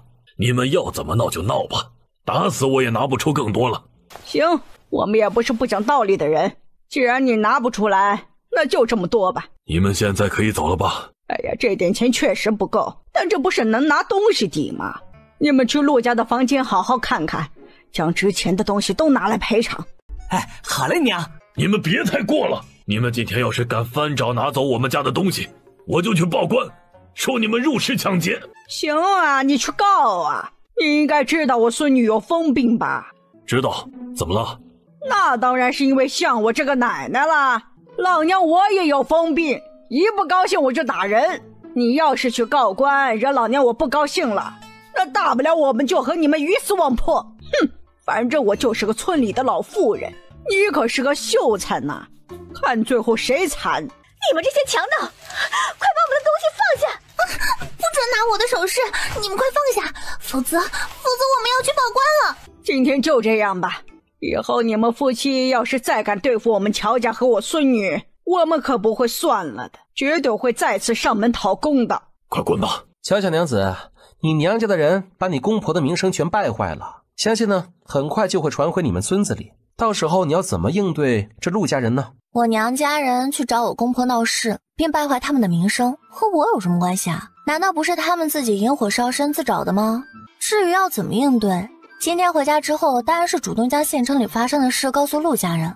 我可是清清白白的无辜人，相信他们不会牵拖到我身上的。你们别忘了啊，我们夫妻可也是会被连累名声的小可怜，他们同情心疼我们还来不及呢，又怎么会怪我们呢？哎呀，真是绝了，连他们都忍不住有一些佩服。这一招玩得真好，他们以后啊也得学学。你们怎么来了？快坐。大爷爷，我娘子有事想找您商量一下。什么事？你尽管说。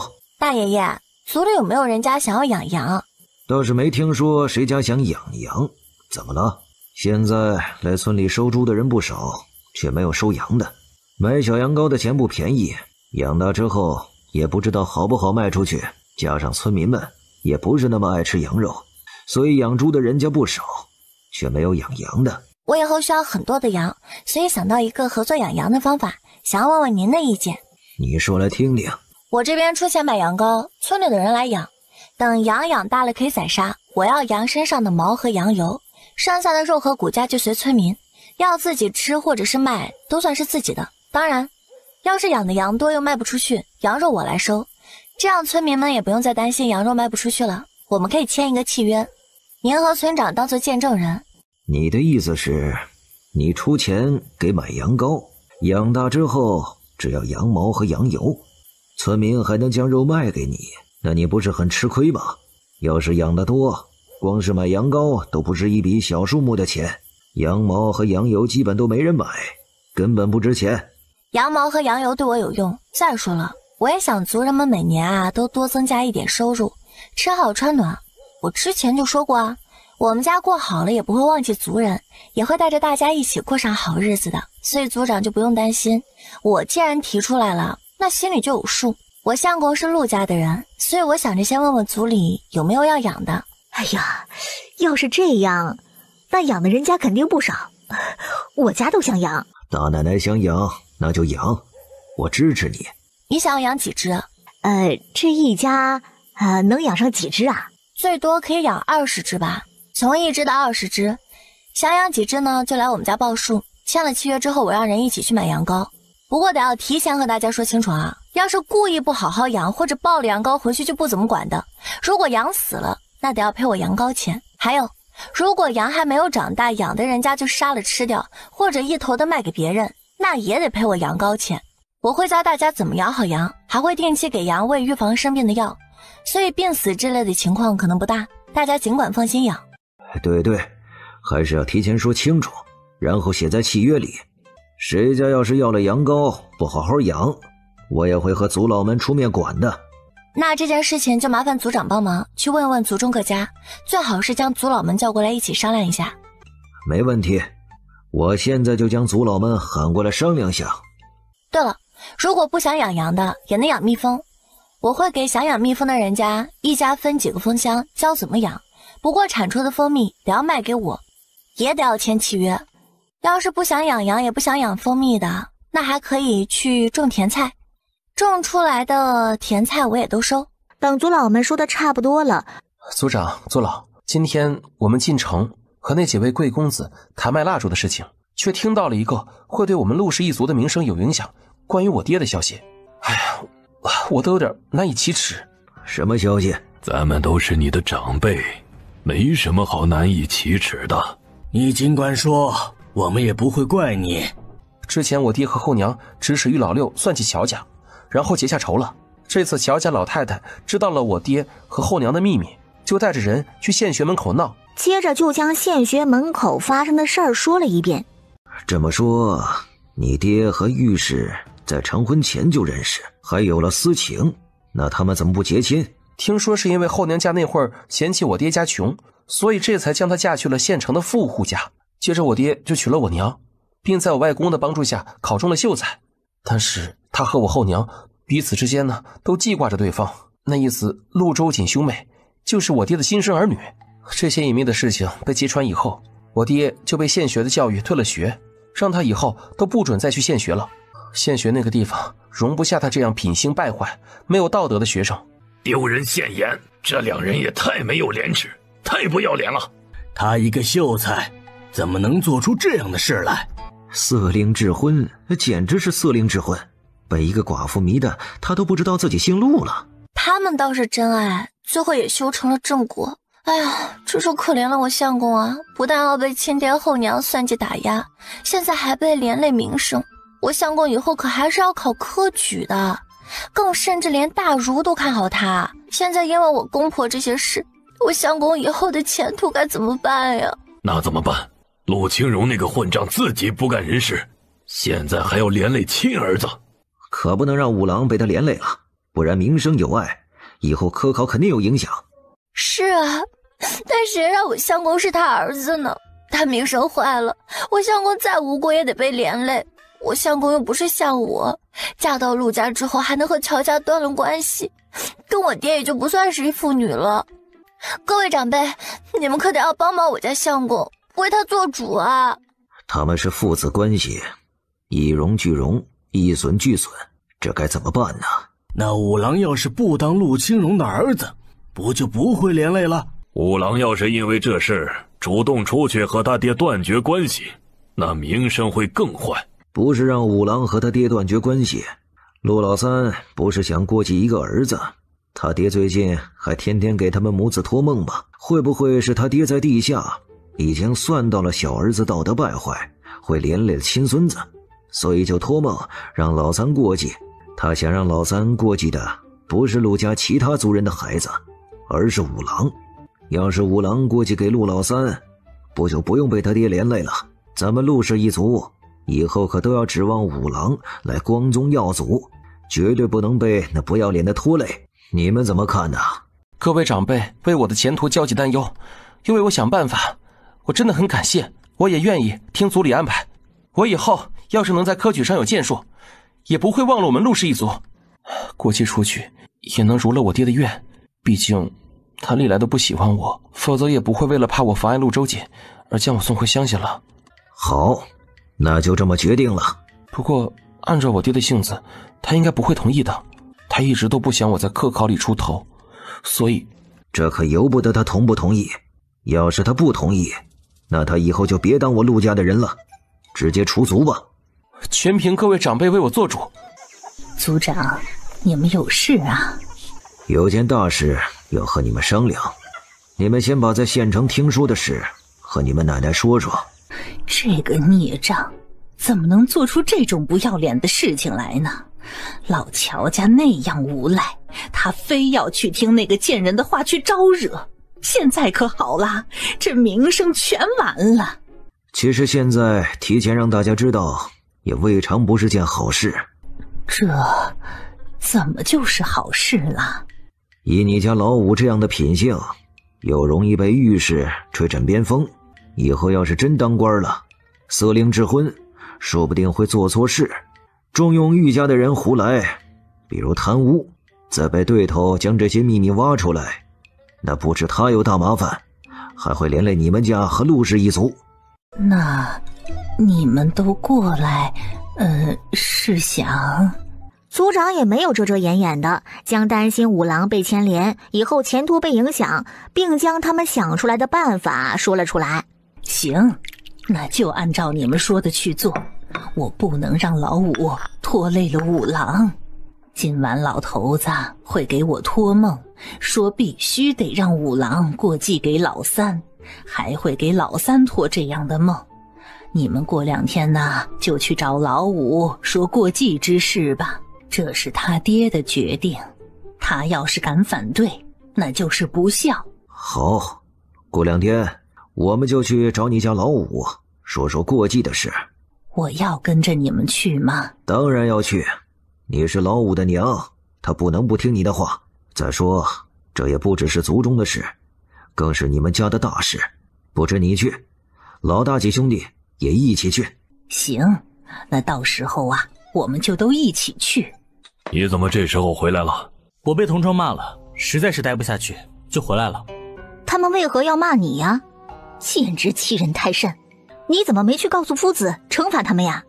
现在学堂里都在传，我和妹妹是你们的尖生子，是野种。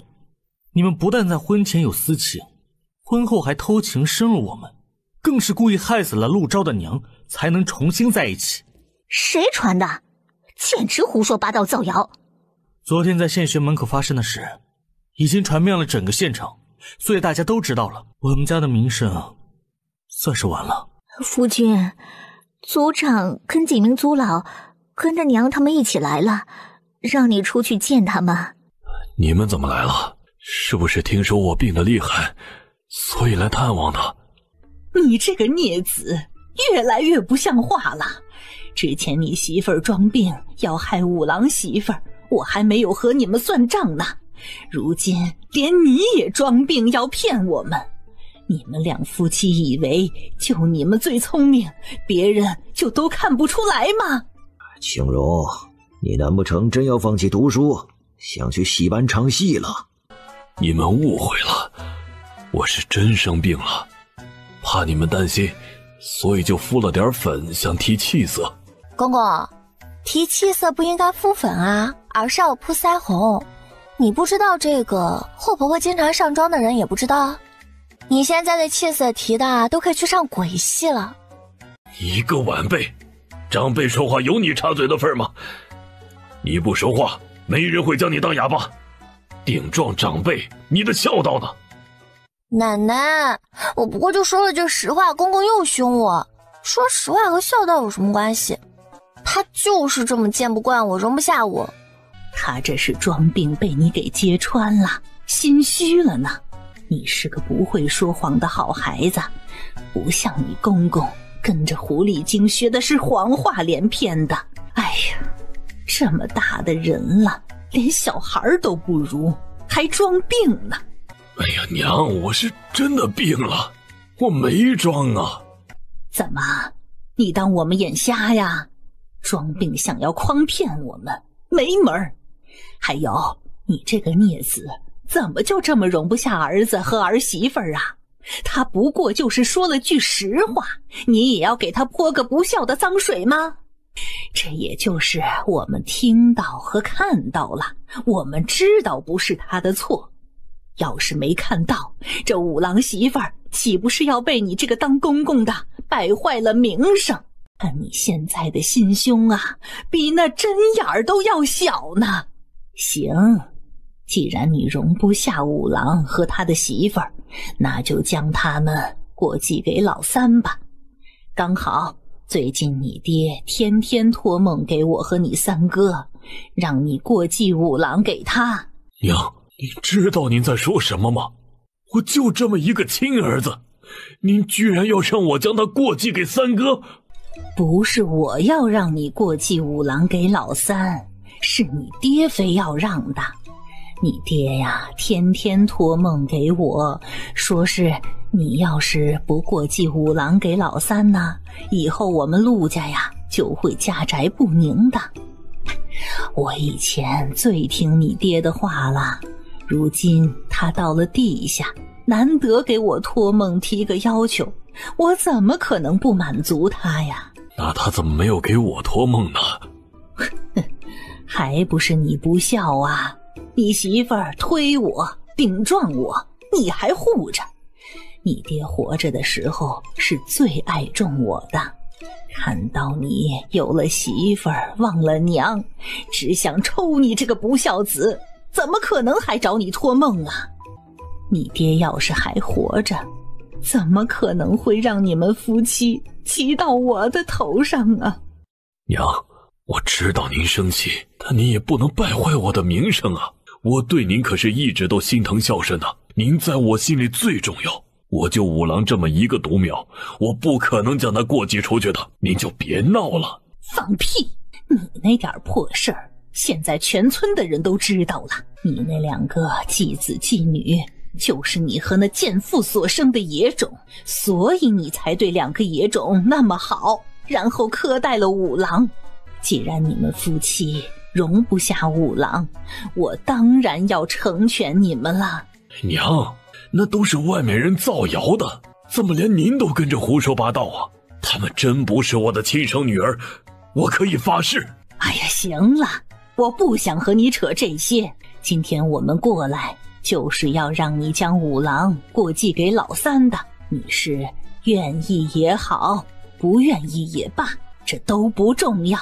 五郎是我的儿子，我不愿意过继，就算您是我娘，也不能勉强我。都说了，是你的死鬼爹非要让过继的，怎么你连亲爹的话也不听了？青柔，你爹让你过继，你不听的话，那可就是不孝。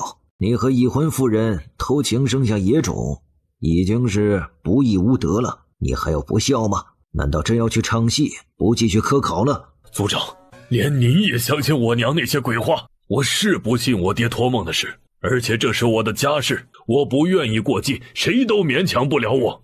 你当着这么多人讽刺亲娘说鬼话，你这是诅咒我呀！你是不是希望我赶快去和你那死鬼老爹做个伴儿啊？天哪，我怎么就养出了这么个不孝的儿子来？族长啊，你可得为我做主啊！老五，有你这么诅咒亲娘的吗？顶撞长辈，你的孝道呢？我没有诅咒我娘，我只是不愿意过继我唯一的亲儿子，这也有错吗？你爹和我们是兄弟，他在地下的遗愿，我们肯定要遵从。你如果非要不孝，要和族里作对，那行，我们就只有开祠堂将你除族了。我来之前已经问过其他族老和族人，他们全都是支持将五郎过继给老三的。这已经不再是你一家的事，而是全族的事。你们居然想将我除族？是不是我的名声被人害得败坏了，你们就容不下我了？只要你同意过继，自然就不用除族。我如果不过继，你们确定要将我除族？你们要是这样，那我只有去报官，说你们强逼了。好啊，你去报啊，那我也去报官。你诅咒不孝亲娘，你媳妇儿还打骂婆婆呢。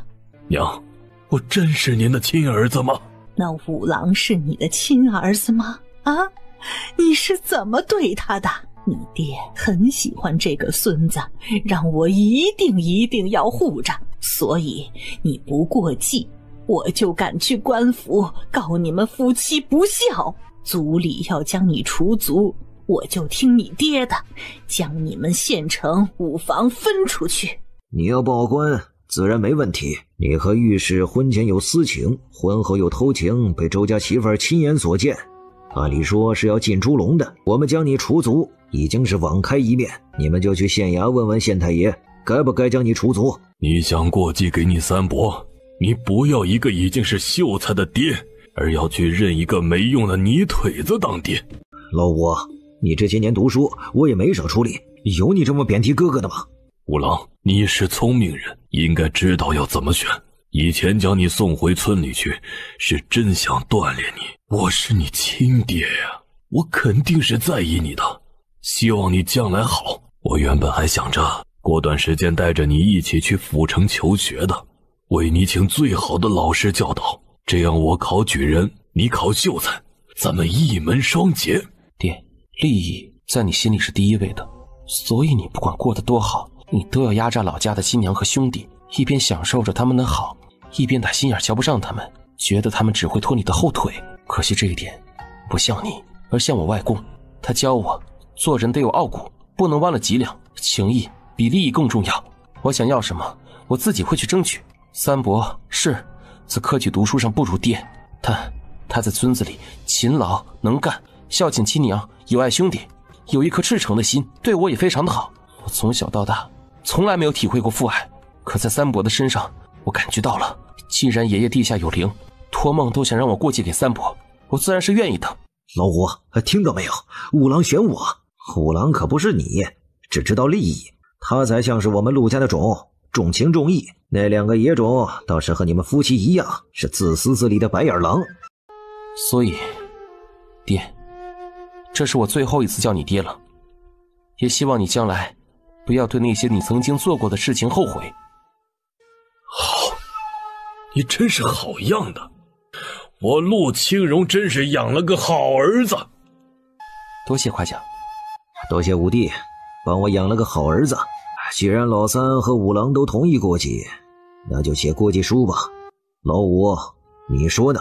族长，你们真要这样逼我吗？你们这是不想我继续照拂族里了？你之前有照拂过族里，我们怎么不知道？反而是族中的长辈帮了你不少忙吧。就是你的老师，当年还是我欠了人情，请人带你去拜师的。有几位族老还将在县城认识，能对你有帮助的人都介绍给你认识。他们自己的儿子都还没有去搭这层关系，人情却都用在了你身上，可你却都只是嘴上感谢，却从来不会用实际行动报答。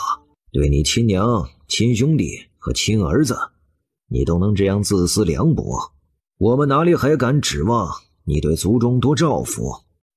你们就这么确定陆韶能成为陆氏一族的希望？他指不定一辈子秀才都考不上呢。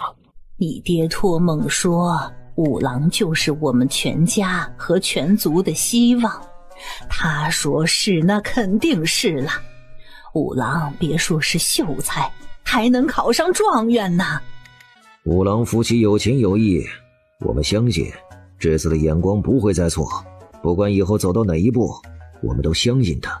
不用再多说废话，出族书或者过继书，你赶快选吧。不管是哪一个，我们都要赶去县衙改户籍，耽搁太晚，县衙就关门了。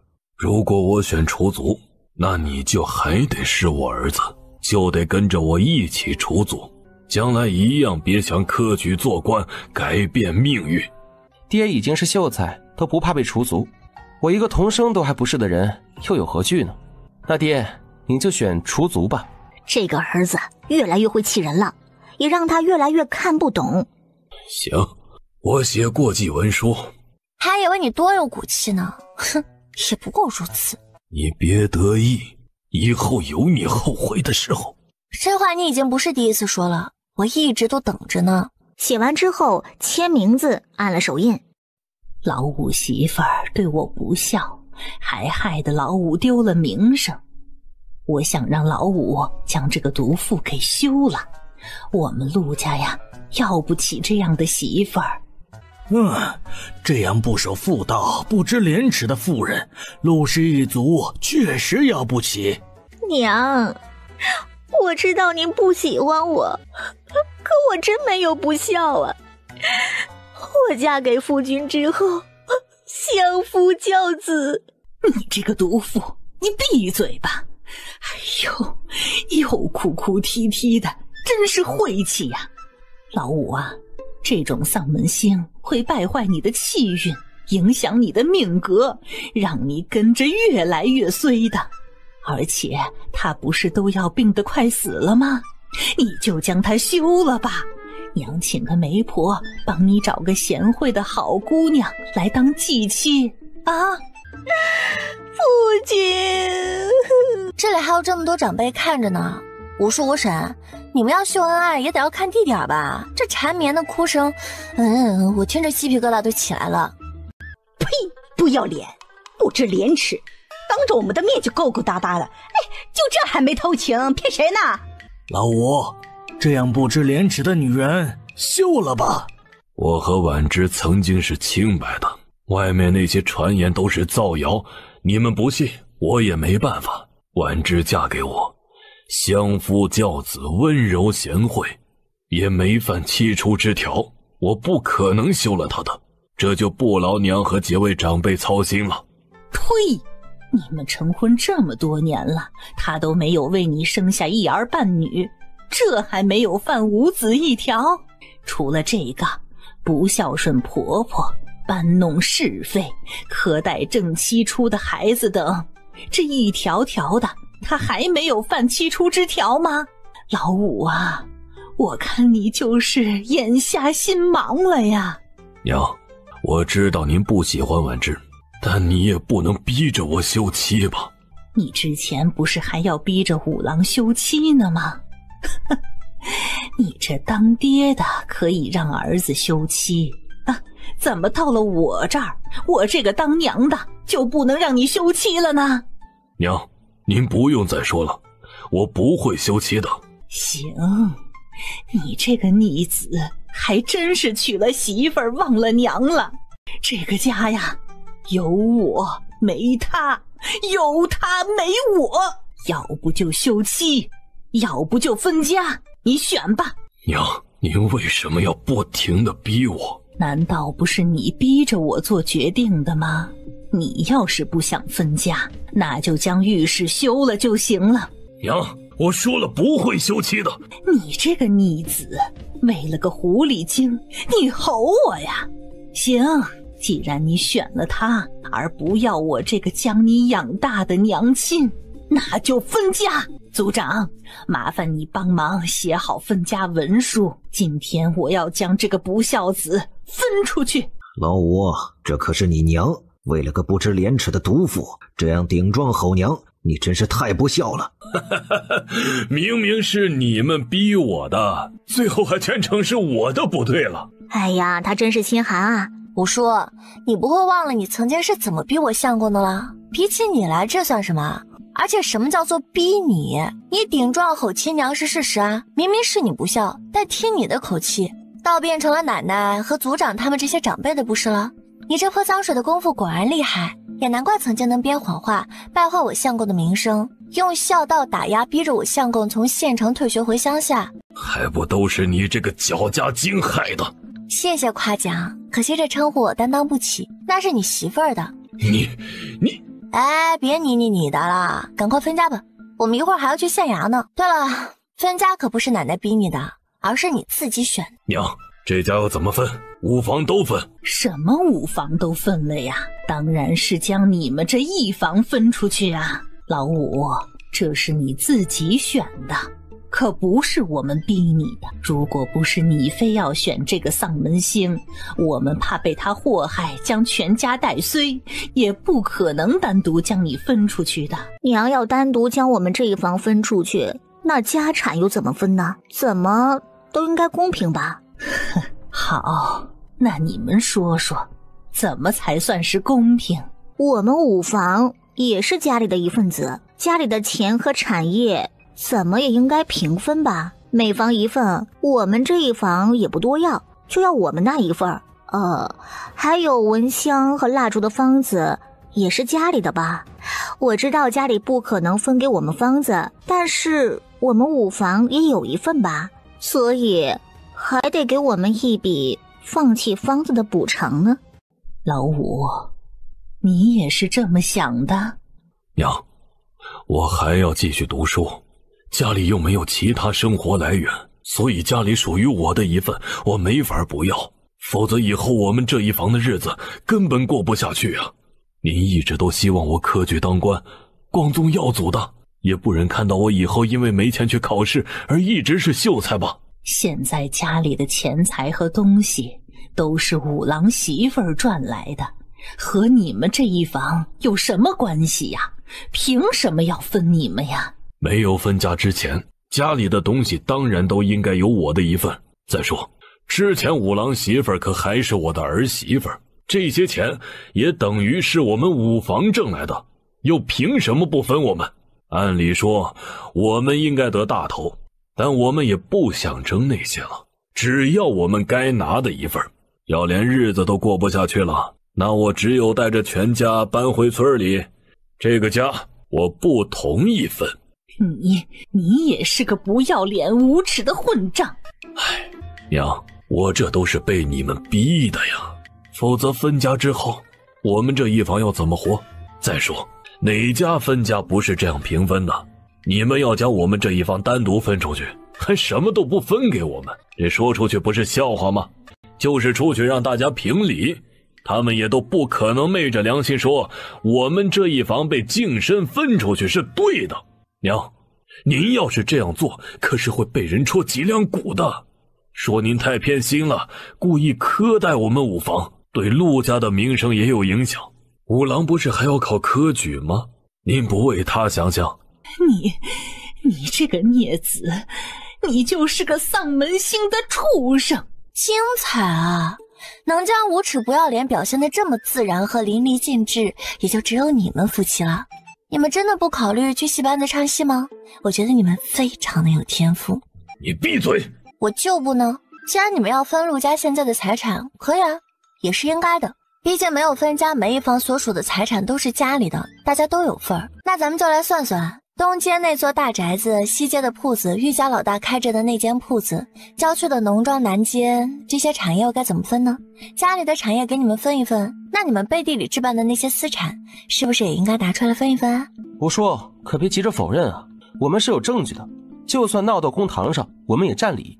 既然要分，那今天就一次性好好算清吧。我不知道你们在说什么。族长，这些是我五叔所置办的私产，不过他没用自己的名字，而是买了奴仆，将这些产业放在奴仆的名下，再利用手中的卖身契拿捏他们。这是我请县令帮忙查到的，还拿到了一份他和奴仆签订的契约。五叔不承认，我们可以去官府问一问呢。你哪里来这么多私产？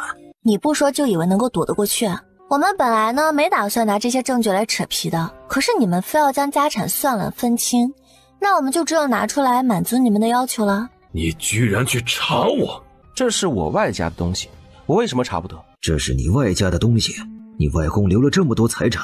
不是我岳父留的，而是我发妻留给我的。这是我岳母的嫁妆，然后给了我发妻。我发妻去世前又全都交给了我，作为我将来读书生活的花费。所以你的发妻给你留了这么多财产，这么些年来你竟然还让在村里的亲娘和兄弟们辛苦劳作赚钱，省吃俭用的供你生活和读书。陆清荣，你还有没有心？而且你们都有这么多财产了，竟然还非要闹着分陆家村里的财产，你们夫妻哪里来的脸？这也太无耻了。这是我发妻的嫁妆，我这些年也没有动用，是准备将来实在没办法再变卖的。妻子的嫁妆，这算不到宫中的家产中吧？所以说你拿着我娘的嫁妆给继妻的哥哥开铺子，却分文不收租金。你们夫妻和继子继女穿的衣服、佩戴的饰品，用的也全都是这些嫁妆，你这还叫没动用吗？这个是你们家大概1个月花费的账单，你们家1个月的开销有好几十两，村里的陆家可是供不起你们的。这是我发妻留给我的嫁妆，就算我用了，又能怎么样呢？你说这是我娘的嫁妆，证据呢？既然是嫁妆，那肯定有嫁妆的清单册子，你拿出来给奶奶他们看看。这要不是你娘的嫁妆，又是什么？我一个穷秀才，哪里来的这么多财产？你拿不出证据，反而来问我，你哪里来的这么多财产？不过我还真查到了，我查到外婆确实留了一大笔财产下来，不过呢，却并不是她的嫁妆，而是帮她娘家保管的财产。这一大笔财产是乌家的东西，外婆承诺将来如果他们家的人回来要，就会还回去的。所有的闲物都有清单账册记录，当年舅公交给外婆之时，外婆还亲自签了契约的，而这份契约保存在乌家管家手中，只要能够拿来一对，就知道你以前陆续卖掉那些东西是不是乌家的了。他只告诉我这是他娘留给他的嫁妆，他不想看到我将来受苦，所以全部留给我用作读书和生活打点等花费。那你有证据吗？没有，你娘是口头告诉我的。你没有证据，我有。乌家的管家以及他手中拿着的清单账册，以及外婆签的保管契约单，这些就是。所以说这些不能算作陆家财产，拿来供中分的。但是你也应该要物归原主吧？这些事情全是我请县令帮忙查的，乌管家呢也是县令的人找到的，并且查证确定这些都是真的。所以就算你否定狡辩也没有用，县衙只讲究证据，你要是想独占乌家财产，管家会代表乌家去县衙告你。行，你将证据都给我。我之前不知道那是你舅公家让保管的财产，现在既然知道了，那要是他们回来讨要，我肯定会还的。现在乌家只有管家，我不可能将这么一大笔财产交给他，否则他把钱财都卷跑了，我去找谁算账，又怎么给你舅公交代？这归还财产确实是不适合给管家，但是乌家的管家确实有监管的权利，其中有不少钱财已经被你拿来置办私产了，那这些私产就用来抵其中的一部分财产，让乌家管家接管。这些房契等等，还有剩下的一些财产，我会请县令大人帮忙做个见证，先放到县衙帮忙保管。而至于你这些年花掉的，当然也要还。这就不用管家和县衙代劳了，只要乌家的人回来，我自然不会赖账。你都能拿出这么多去置办那么多的私产，谁知道以后还剩多少？这件事情乌管家会请县令大人做主，所以你愿不愿意都是一个结果。如果你非不同意的话，乌管家还会告你杀人谋财。毕竟我舅公父子消失了那么多年，一直杳无音信，谁知道是不是被人给害了？而五叔你可是最有嫌疑的呀，就算不能判定你杀人，但夺财的证据可是有的。毕竟你明知这是乌家财产，不但动用了，还不愿意交出，那可就坐实了你私吞夺人财物的事，这可是犯法的，会坐牢的。要是这样的话，那你以后啊，可就只有唱戏谋生路了，继续科举也别想了。你这个孽障逆子！老三，老五，你有毛病吧？你骂我儿子干嘛？你再骂他一句孽障逆子，我就揍死你！哥哥揍弟弟，哪怕你是秀才，我也有理。老三，你是不是疯了？谁要是骂我儿子，我确实就会发疯。老子也有疯病，怎么不可以？这些产业我都要归还的，自然就不能拿到宫中分。那我们继续说家里的财产怎么分吧。要让五叔你失望了，因为那些产业都是我娘子的私产，你想分蚊香和蜡烛赚的钱，置办的产业，那只有去做梦了。购买山河地的地契，修建的作坊都是我娘子的名字，官府有留底，你不信可以自己去查。所有赚的钱呢，也都归属他了，这是陆家人都知道的，他们也能作证。相公，他这个心理承受能力也太差了，就这还想要考进士做官？五郎媳妇儿，现在该怎么办呢？奶奶，既然五叔和五婶要求公平分家，那咱们怎么样也要满足他们。你不是一直都让大伯帮忙记账吗？账本大伯也带来了，那咱们现在就好好算一算，这些年来宫中总的赚了多少，每一房应该分多少，然后再将这些年来每一房的总花费算出来，哪一房不足该分的钱，差多少就补多少给这一房。如果哪一房超了，那就得要反补还回来给宫中，这样对每一房都公平。算出来之后，就请族长帮忙写分家文书。分家是由长辈决定，你也满足了五叔五婶的要求，不管他们同意还是反对都不重要了。您看这样行吗？你说的有理，就听你的。老五夫妻非要什么公平，我这个当娘的又怎么能不同意呢？毕竟我曾经可是最偏宠他们这一房的。族长，那就麻烦你们帮忙做个见证。这样分家很公平，我们自然会做见证。你们算吧，算好我会一起写在分家文书上的。将账本拿出来，让五郎和五郎媳妇儿帮忙算算，他们算得快。既然是一家人，我也不想再计较。娘非要将我们这一房分出来，那就这样分吧，你们也不用再算了。怎么能算了呢？刚才可是你和五婶要求公平分家的，奶奶和全家也是满足你们的要求。如果就这么算了，以后你们出去泼脏水，说分家对你们不公平，那奶奶不是要背上骂名？那可不行啊！我可不想背不公平苛待你们这一房的锅和骂名，还是算清的好。我们这一房为什么要补这么多？我看看。我不可能算错，你不信自己看吧。老五，五郎算的没问题吧？没问题。行，那我就写分家书了。那么就请五叔五婶将欠宫中的钱补回来吧，否则对其他四房就太不公平了，特别现在都分家了呢。这个小蹄子，哪壶不开提哪壶，小贱种！家里是真没钱了，之前的首饰等也被老乔家抢走了，这些银子就只能先欠着，等以后有了我们再还。你们要不信，可以自己搜啊。没事儿，既然家里没钱也没有值钱的东西，那就用五叔现在名下的那间铺子来抵吧。那间铺子现在的市价差不多就是300来两，补了欠着宫中200多两，剩下的就当做是你给奶奶的养老钱，以后奶奶吃喝或者生病就都不用你们这一房管。那是你相公的娘特意留给我考科举用的，怎么能拿来抵账呢？那和我们有什么关系啊？他留给你的，你用来抵债，是你自己败掉的，没毛病啊。你既然拿不出来这么多银子，那肯定得要拿铺子来抵。这些年你花了300多两的利息，我们都没和你算呢，这已经是够仁至义尽了。所以你也别想着赖账，你要是不拿铺子抵债，那我们就只能去县衙告你，欠钱还钱，分家之后也要奉养老人，天经地义。相信县令大人也会公平审判的。你无耻！无耻这2个字可是你们夫妻专用词，我可不敢当。一会儿呢是跟着我们去县衙过户，还是我们去县衙告你，自己选一个吧，我们没时间陪你在这儿耽搁。老五，你娘和几个哥哥对你真算是仁至义尽了。既然要公平的分清，那你们欠的账也该今天就算清，奉养你娘更是应该的，否则闹去县衙实在是太难看了。好，铺子过户给陆家抵债和抵将来的养老钱。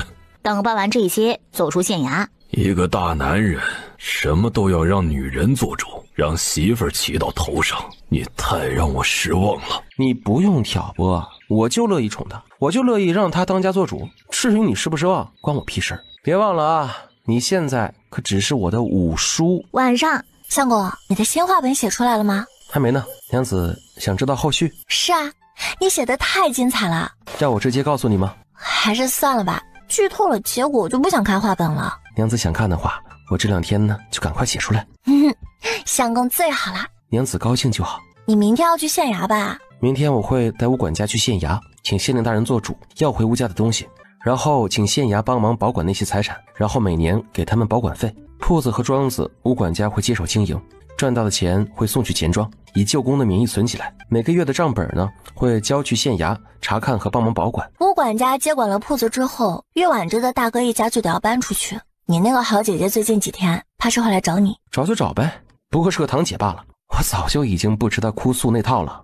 再过几天我就要出远门了，我就怕他和玉婉之作妖，你防着点。还有，玉婉之要害你那个事儿，肯定会继续的。要不我先把他那个表弟收拾了吧？不用，让他们来。你收拾了他的一个表弟，他还会找其他人作妖，还不如一劳永逸。而且这可也是让玉家人自己狗咬狗的机会。我还想着看戏呢。放心，我会保护好自己，还会反将他们送去大牢去的。好吧，我相信娘子的厉害。不过我还是想让人暗中保护你。我离开县城以后，你如果有事呢，也能让他们给我传信。好啊，你要是有事啊，也让他们给我传个信。好。过2天秦老先生宣布收你当弟子之后啊，你武术一家估计又会想气得吐血，眼红极度酸死。那我以后啊，就多让他们吐血。第2天一早，昨天县城发生的事儿在村子里头也传开了，陆清荣夫妻可被骂惨了。相公，你看现在这种情况，就让大哥一家先暂住这儿吧，等以后再说。这是你的手笔吧？娘子还是那么聪明，干得漂亮！请神容易送神难，你武术家接下来的日子啊，肯定会过得特别的有滋有味和精彩。那必须的。陆梅今天回了一趟村，加上你不在，她就委屈的哭着跑了。我猜测呢，她可能会想办法找机会堵你。你这几天注意点。又过了2天，秦老先生正式收陆韶为学生。晴儿，你脸色这么难看，是不是病了呀？我没事，只是听到了一个消息，很是震惊意外罢了。什么消息啊？秦老先生今天正式收陆韶为学生了，还说过几天离开县城，会带陆韶一起继续游历。什么？这怎么可能？我也希望这是谣言，但我去确定过，是真的。不会的。原来如此，原来如此啊！五郎，你进城是来找我的吗？你误会了，我只是来县城办事儿的。不是来找我的也没关系，咱们姐弟好久没见了，我去买你爱吃的烤鸡，一起回家吃个饭，说说话吧。不用了，你的烤鸡我可吃不起，吃你这一只烤鸡啊，不知道我得赔上多少烤鸡的钱才能让你满足。你说的什么话呀？我可是你亲姐姐，娘去世前可是叮嘱过要让我们互相照顾的。娘要是地下有知，知道她女儿为了帮后娘连亲弟弟都要害，肯定会后悔曾经的叮嘱。再说了，她说的是让我们互相照顾，你比我年纪大，可是以前我却没有见过你照顾我什么。以前呢，算我眼睛瞎，没看出来你的心完全偏向了后娘和玉家，和后娘一样是一个面甜辛苦的毒妇。你对我嘴上的好，不过是想从我身上得到好处，根本就不是真心的。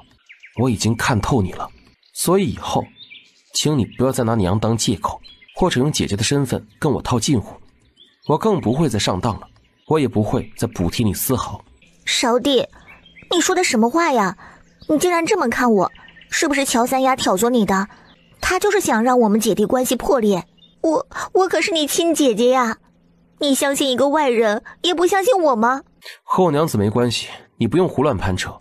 你敢那天在河边故意哭哭啼啼不解释，不是想害我吗？更何况我现在过继给三房，你也不是我亲姐姐了。你可是我弟弟，我怎么可能害你呢？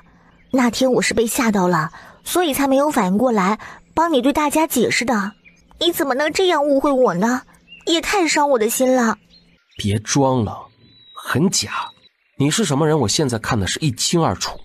陆梅，我说过的话绝对不会收回来。你已经不是我姐姐了，不要再想从我的手里哄钱哄东西，更别想再利用我。陆少，就算过继了，我也是你血脉相连的姐姐，你不能这么对我。我说了没有害你，就是没有。少弟，你这样做简直太冷血无情了，我弟弟不会这样的。你这装模作样假惺惺的样子真的很恶心，所以以后你要是再来我面前拿姐弟关系说事，或者敢去找我娘子作妖，你信不信我就拿你最在意的丈夫出气？你说我是打断他的腿好，还是弄断他的手不能再让他写字好呢？你敢？你要是敢这么做，我就这么认和不管你这个弟弟了。还威胁我呀？看来是不信我说的话呀。哼，既然如此，那就让你丈夫先从断腿开始。五郎，你要是敢对你姐夫做什么，我绝对不会原谅你的。我需要你原谅？以前没看出来啊，你脸那么大呀。那咱们就走着瞧呗，我的好堂姐。有个大郎媳妇，你这是怎么了？阿梅，是不是谁欺负你了？怎么哭过？我遇到了五郎，本来想着跟他好好说说话的，可是他不但挤兑我一通，还不顾姐弟情走了，我这才被他气哭的。哎呀，别哭了，到底是怎么回事？你和我好好说说。一边哭一边将他跟弟弟遇见后的对话说了一遍。玉大郎忍着想大骂陆梅的冲动，他并不相信陆勺的威胁，这一次不行就多找几次嘛，姐弟之间哪有什么隔阂呀。第二天，玉大郎去学堂，在路上突然撞到一名脏兮兮的乞丐，就抓住他让他负责任。这玉大郎怎么可能负责呀？还鄙视骂了乞丐一顿，让他们滚，别想讹诈他。啊！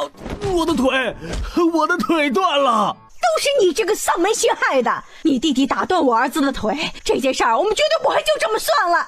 成事不足败事有余的玩意儿，老大要是有什么好歹，你就滚回娘家去吧。梅儿，到底怎么回事啊？昨天陆少威胁我要把我丈夫的腿打折，这件事确实是五郎做的太过分了。今天能打断大郎的腿，明天就能打断他的手，他还怎么考科举啊？那要怎么办？只有闹开了，才能让五郎有顾忌。听说最近五郎每天都会去秦老先生住的院子，你去堵着闹一闹。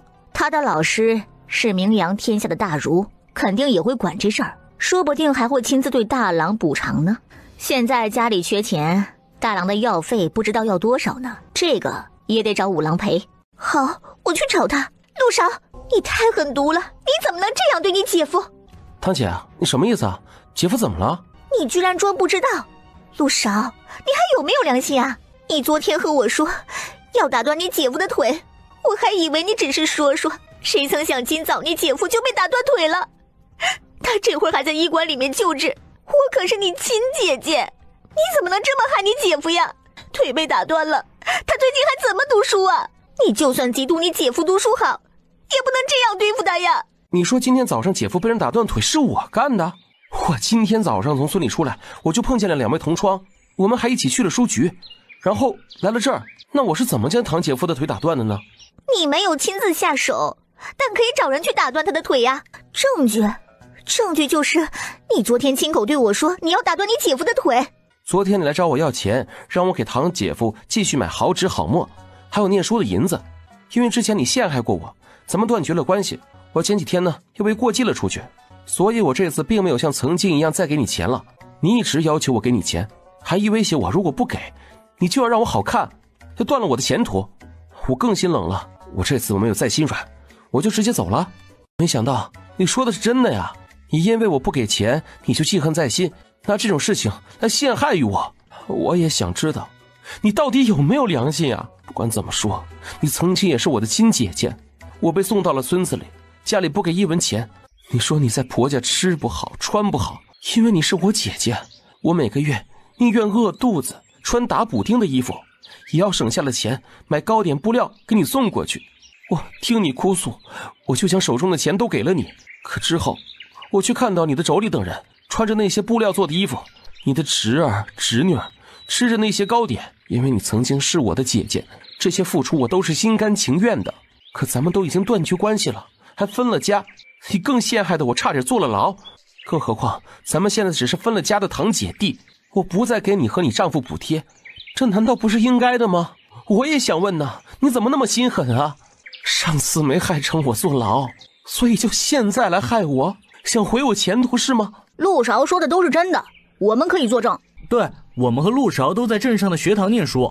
陆勺的字写得好，还会写画本，所以我们都知道他读书的银子都是自己赚的。他每个月都会省吃俭用补贴姐姐姐夫的事儿，我们也都知道。不只是我们，不少同窗都知道，谁要是不信可以去问。真没想到这世上还有你这样如此恶毒的姐姐。陆勺吃的差，穿的衣服旧了破了都舍不得换，用的纸笔也是最差的，都省下来补贴给你们夫妻了。他在意你这个姐姐，可你却接二连三害她，你也太恶毒了吧。对，我们其实早就想说了，你一个嫁出去的女儿，凭什么要让弟弟供着你丈夫读书，供着你们吃喝穿，给你是情分，不给才是正常的。你不但不记得陆勺的好，之前还联合乔有福，差点害他坐牢。为了点钱，现在更跑到陆勺老师家门口来泼脏水陷害。你丈夫这种人太丢我们读书人的脸，就是一个靠七弟供着读书的卑鄙小人，是读书人的耻辱。我夫君读书是家里供的，不是我弟弟给的，你们可别乱说。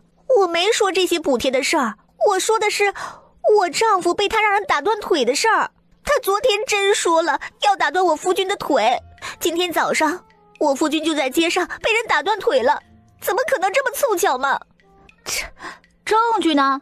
你说是陆勺做的，你拿出证据来呀！你说陆勺昨天和你说，那还有其他人听到了吗？没有人听到，我就是证人。你的话谁信呢？明明是你要钱威胁不成，才故意来陷害陆勺的。这时突然一名书生站出来，说她今天早上看到她丈夫被打断腿的事儿。明明是她丈夫撞了一名乞丐，那人被撞得口吐白沫，晕倒在地。乞丐的同伴就让她丈夫负责送人去医馆，可她丈夫不但不负责，还叫嚣着乞丐是低等人，别想讹钱什么的，骂得可难听了，也因此才惹怒了那几名乞丐，将她打了一顿。失控之下才打断了腿。明明是你丈夫自己惹的事儿，你居然跑来诬陷是你弟弟害的。你们夫妻这样无耻人，在下还真是第一次见到。很快就有人扒出她丈夫是隔壁几条街学堂的学子玉大郎，还有一个和人偷情生下野种的姑姑等等。报官吧，堂姐，上次你故意害我，我念在亲姐弟一场的份上，没有和你计较。这次咱们还是去公堂上，请县令大人判吧。不用去县衙，你姐夫的腿肯定就是你让人打断的。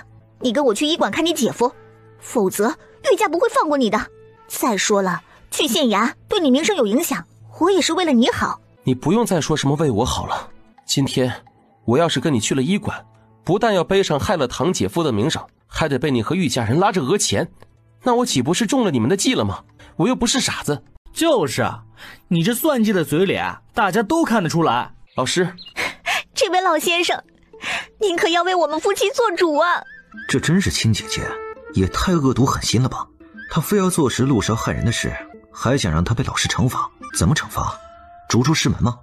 哼，他将我外公当傻子吗？以为当众这么告状就会纵容听他的了？我外公可是最为护短的。说了这么多，证据呢？据我所知，在陆勺娶亲那天，你就伙同人诬陷亲弟弟。在收陆勺为徒之前，我也让人查过他。他刚才说那些补贴你们夫妻的事，确实都是事实。可你们夫妻却从来不记恩，只知道一味的索取。你那个读书人的丈夫更是没有丝毫风骨。现在看他被我收为徒，你就想来泼脏水，败坏他的名声，简直岂有此理。现在他已经被你爹过继，你们这一房还被分了出去。你一个堂姐哪里还有脸找陆勺要钱要东西？我相信自己学生的品性，你非要咬着这件事是陆勺做的，那就像是他说的，去县衙解决吧，最公平公正。请这位玉夫人去县衙。这位夫人，请吧。放开我！不，我不去。你不能因为陆勺是你学生就这样袒护他。要是连学生都不护，那我还当他的什么老师？再说，我让你们去县衙，请县令来判，不是才最公正吗？这要都是袒护，我都不知道要说什么好呢。多谢老师，学生现在就将这件事情处理好。去吧。去了公堂之上，县令秉公处理。案子现在也很清楚了，陆勺是无辜被陷害的。陆梅当众诬陷，被县令判罚了当众掌嘴20下。这玉大郎也被县令教育一通，颜面丢尽。五郎，我可是你亲姐姐，你难道真要看我被掌嘴吗？你多次陷害我的时候，有想过我是你弟弟吗？再说了，你触犯了法律，县令大人判的掌嘴，你本就应该受罚的，和我有什么关系？五郎，你帮我求求县令呀，只要你不追究，不就可以了吗？你接连害我，我不会原谅你的。回村以后，我还会请族长和族老们做主，和你彻底断绝关系。陆勺，你怎么变得这么心狠手辣？我可是你亲姐姐，你不能这么对我。你现在只是我的隔房堂姐，还是分家出去的，所以请你不要一直拿姐姐来说事。你这样的话很侮辱姐姐这个身份。我说过的话，你现在能记住了吧？今天你突然来闹，是你后娘挑唆的吧？真是太蠢了，一直都被后娘和玉家利用。爹藏了那么多财产，我们姐弟不知道，但是后娘和她的一双儿女不但知道，还享受了那么多年的富贵生活。除了爹私吞舅公的财产，剩下的可是外婆和娘留下的嫁妆。那些嫁妆按照正常情况都该是咱们的，可是没有哪家岳母和妻子的嫁妆是归丈夫的，不都是儿女继承吗？我已经被过继分了出去，也不稀罕那么点嫁妆。可是你不同，你还是五叔的亲女儿，那嫁妆就应该都是你的。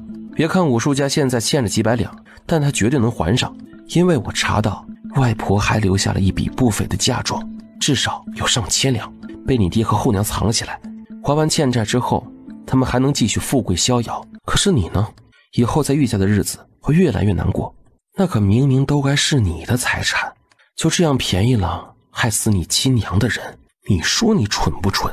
我才查到你爹和后娘早就已经勾搭在一起了，娘是发现了他们的奸情，被活活气死的。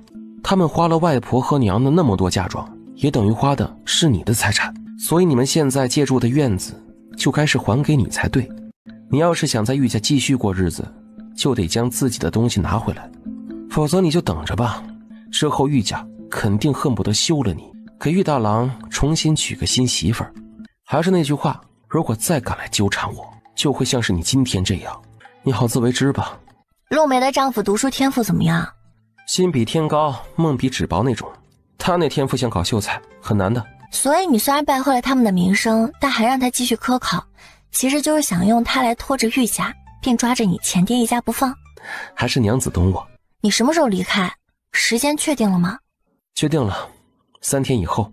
那么快啊？要不是收我当学生，老师早走了，所以他说不能再耽搁了。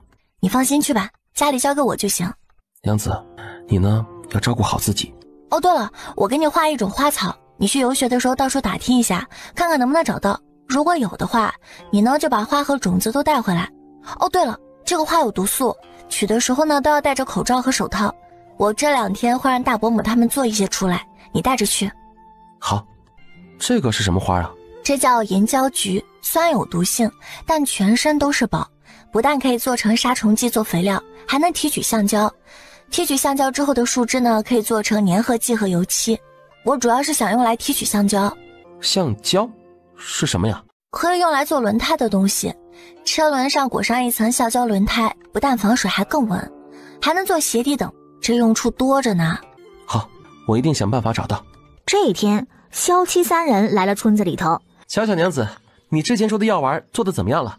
小荷包里面都有一个瓷瓶，而且瓷瓶里面装着的就是我做的药丸。每一种药丸的用法和效果，我也都用写在纸上了，塞在了每个荷包里。荷包上呢也绣了字，对应着药。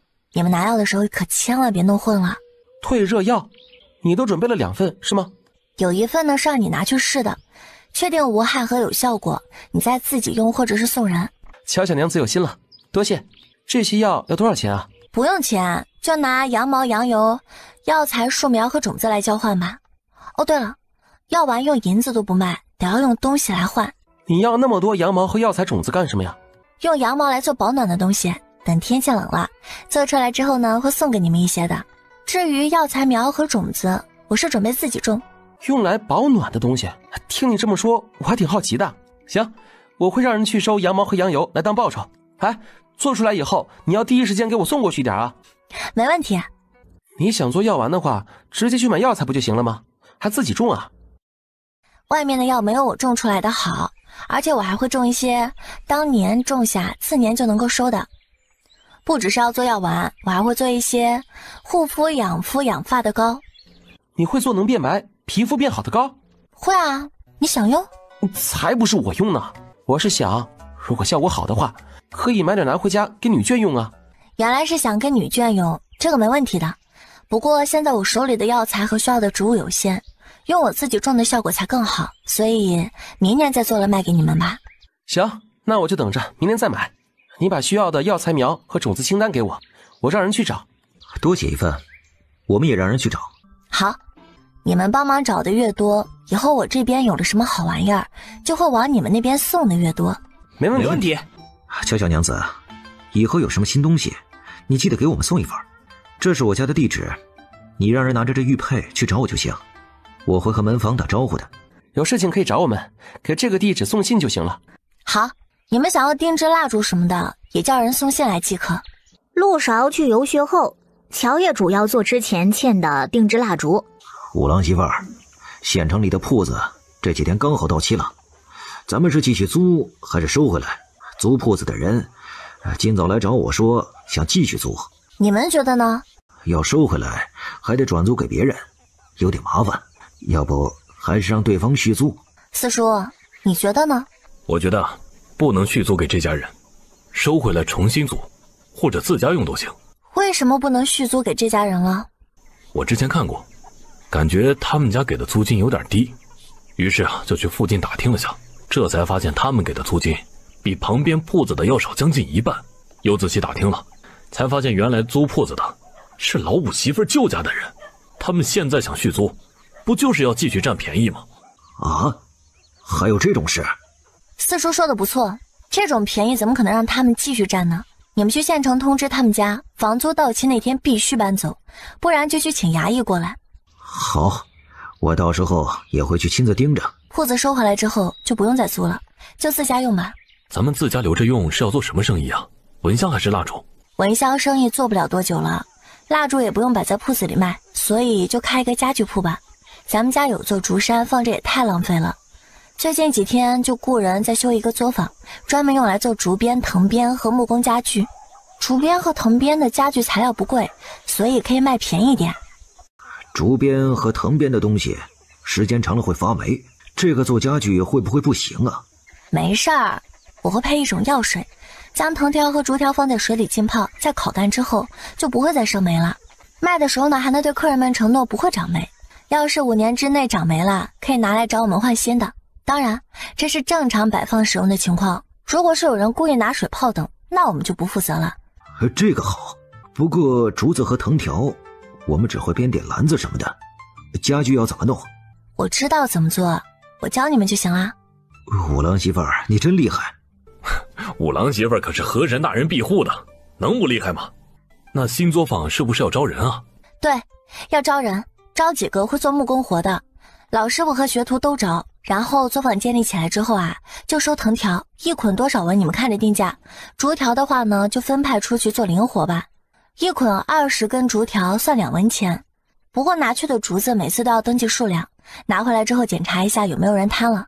家具的制作最主要呢，就交给大伯来负责，还有其他的杂事，比如招人、收藤条和竹条等啊，就交给四叔来负责。好，木工活是我的强项。哎，怎么不直接招几个人来专门做竹条啊？让做零活不但麻烦，不比招人花的钱少吧？确实比招人做更麻烦，可却能带动咱们村子的人气啊，来来往往的人会越来越多的。而且这样做了，咱们家在村里，其他村和县城的名声是不是会更好？那肯定会更好。咱们家现在也算是村里最富的人家了，没必要立个靶子让人嫉妒羡慕恨，只是盯着眼红，让大家都跟着赚点钱挺好的啊。要是有人想要对我们不利，这些和我们利益相关的人不用我们鼓动，都会主动站出来维护我们的。要是没了咱家人雇人干活，收艾草、松果、养羊、养蜂蜜的事情，你觉得他们会直接抓着陆梅骂吗？还有啊，陆梅之前作妖，我相公回来就去找族长和族老们做主。要是换成以前，你们觉得可能吗？换成以前，那肯定不可能。你们记住了，天下熙熙皆为利来，天下攘攘皆为利往。利要是用得好了，就是咱们手中最大的利器。咱们家其实不但不亏，还赚了名声。哦，你说的很有道理。嫂嫂，这是谁呀？他怎么了？我在河边救的人。二丫，你去找一套干净的衣服过来，我们帮他换了。四丫，你去打一盆温水过来。嫂嫂，你瞧，她长得真好看。是啊，她很美。才为对方换衣服，他还发现这美女的身份绝对不简单。她身上穿的衣服面料竟和七皇子穿的一样。你们2个轮流在这儿守着，如果她发热或者出现什么情况，亦或者醒来了，就叫我。好的，嫂嫂。第二天，婉之，你可真不要脸！你脱了我娘的嫁妆，赶紧赔给我！陆梅，你个死丫头，你怎么跟我说话呢？啊？怎么？你现在不爱听了，你赶紧把嫁妆还给我。这五房一家人的日子呀，过得是苦不堪言。这边怎么还要带着这只小的？带着它保护我。你就这样单独去看药材，不怕遇到危险吗？不用再带2个人吗？不是说了吗？有牛保护我，不用带人。哎呦，你这牛真厉害。成哥，这丫头中招了，我就说我出手肯定不会有问题。花娘出手，我当然放心的。这丫头姿色上乘，好好的补一补身子，再打扮一下，能培养成头牌。要不将她带回楼里去？这丫头是良民，她丈夫听说和县衙的人关系不错，带回楼里去很麻烦，还是算了。这还不简单呀，卖去远点的青楼就行了。她虽然瘦了一点儿，但是五官底子却很好，绝对是能卖个好价钱的。要是你们同意，那就老规矩，我去联系买家，分30%的钱。唉，这次的货卖不了，我这边的雇主啊，要让我们毁了他的清白，还要闹得人尽皆知呢。哎呀，这样上乘的货真是可惜了。不过随你们吧。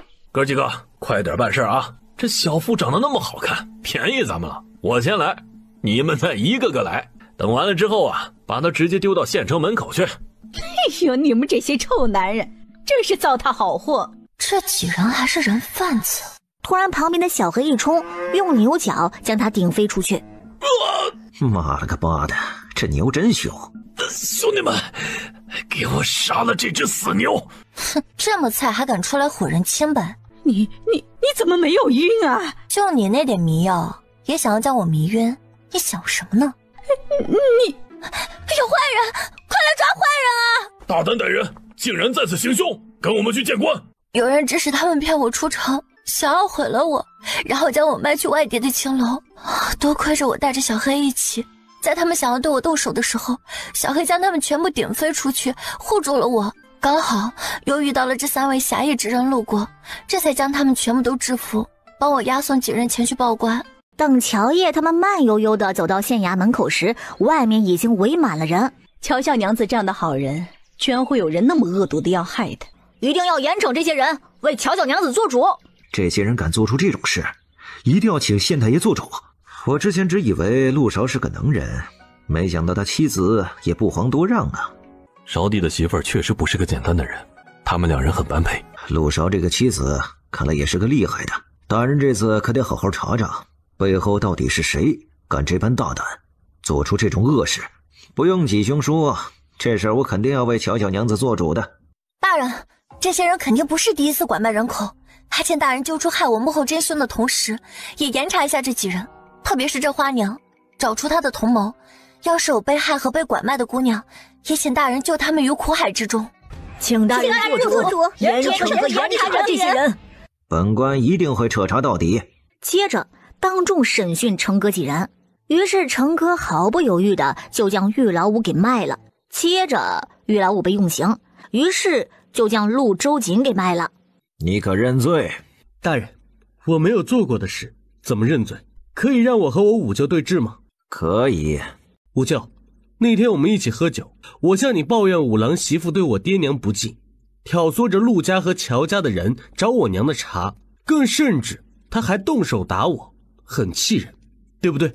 然后你很气愤，说要为我们母子撑腰，主动提出要收拾五郎媳妇，对不对？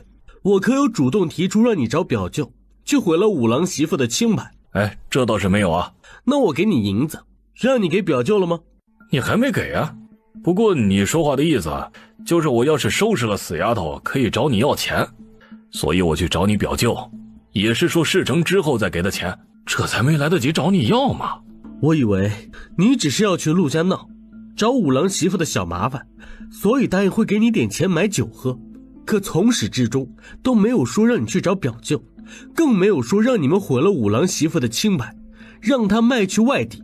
你五舅，你擅自做主要害人，虽然是想要为我们母子打抱不平，但你也不能做这种违法的事啊！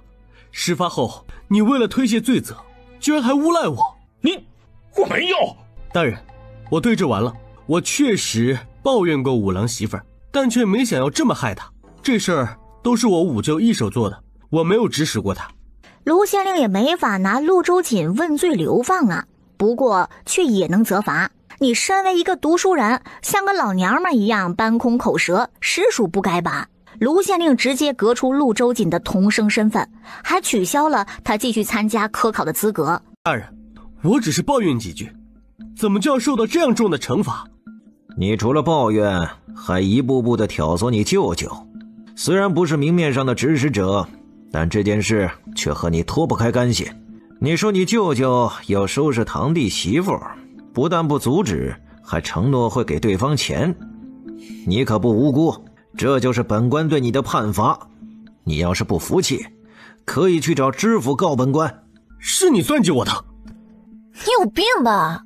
害我不成，居然又想要诬赖我。你是不是也想像陆梅一样被掌嘴？我也真是没想到你会这么恶毒，挑唆你舅舅过来害我。这些年来陆家真是白养了你。你真是好算计。这个陆周瑾还真是成事不足败事有余，我是瞎了眼了。哼，这个没用的东西。爹，我不要嫁给他。现在说退婚已经晚了。那就悔婚，反正我不想嫁给他了。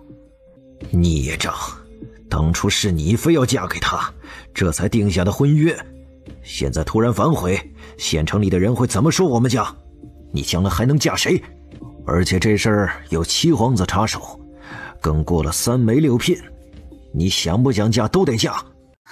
爹，我不要嫁给他，我不要。老爷，陆周瑾拜访。告诉他我不见，这是县令的判罚，我可改变不了，帮不上忙。是，老爷。你回来的好突然啊，我刚刚还准备给你写信呢。我们本来在隔壁府游历的，但是发生了一些大事，不得不离开。我找到了你要的银胶菊，因为有毒，不放心让别人远送。老师准备带我们去一趟边境，允许我先将银胶菊送回来，事办好之后再赶过去会合。快到县城以后，我骑马先行，马车在后面，傍晚才能到。我让他们直接送去村里。你厉害啊，这么快就找到了银胶菊带回来了。带回来的多吗？带来了10几辆马车，我将能找到的都让人挖来了。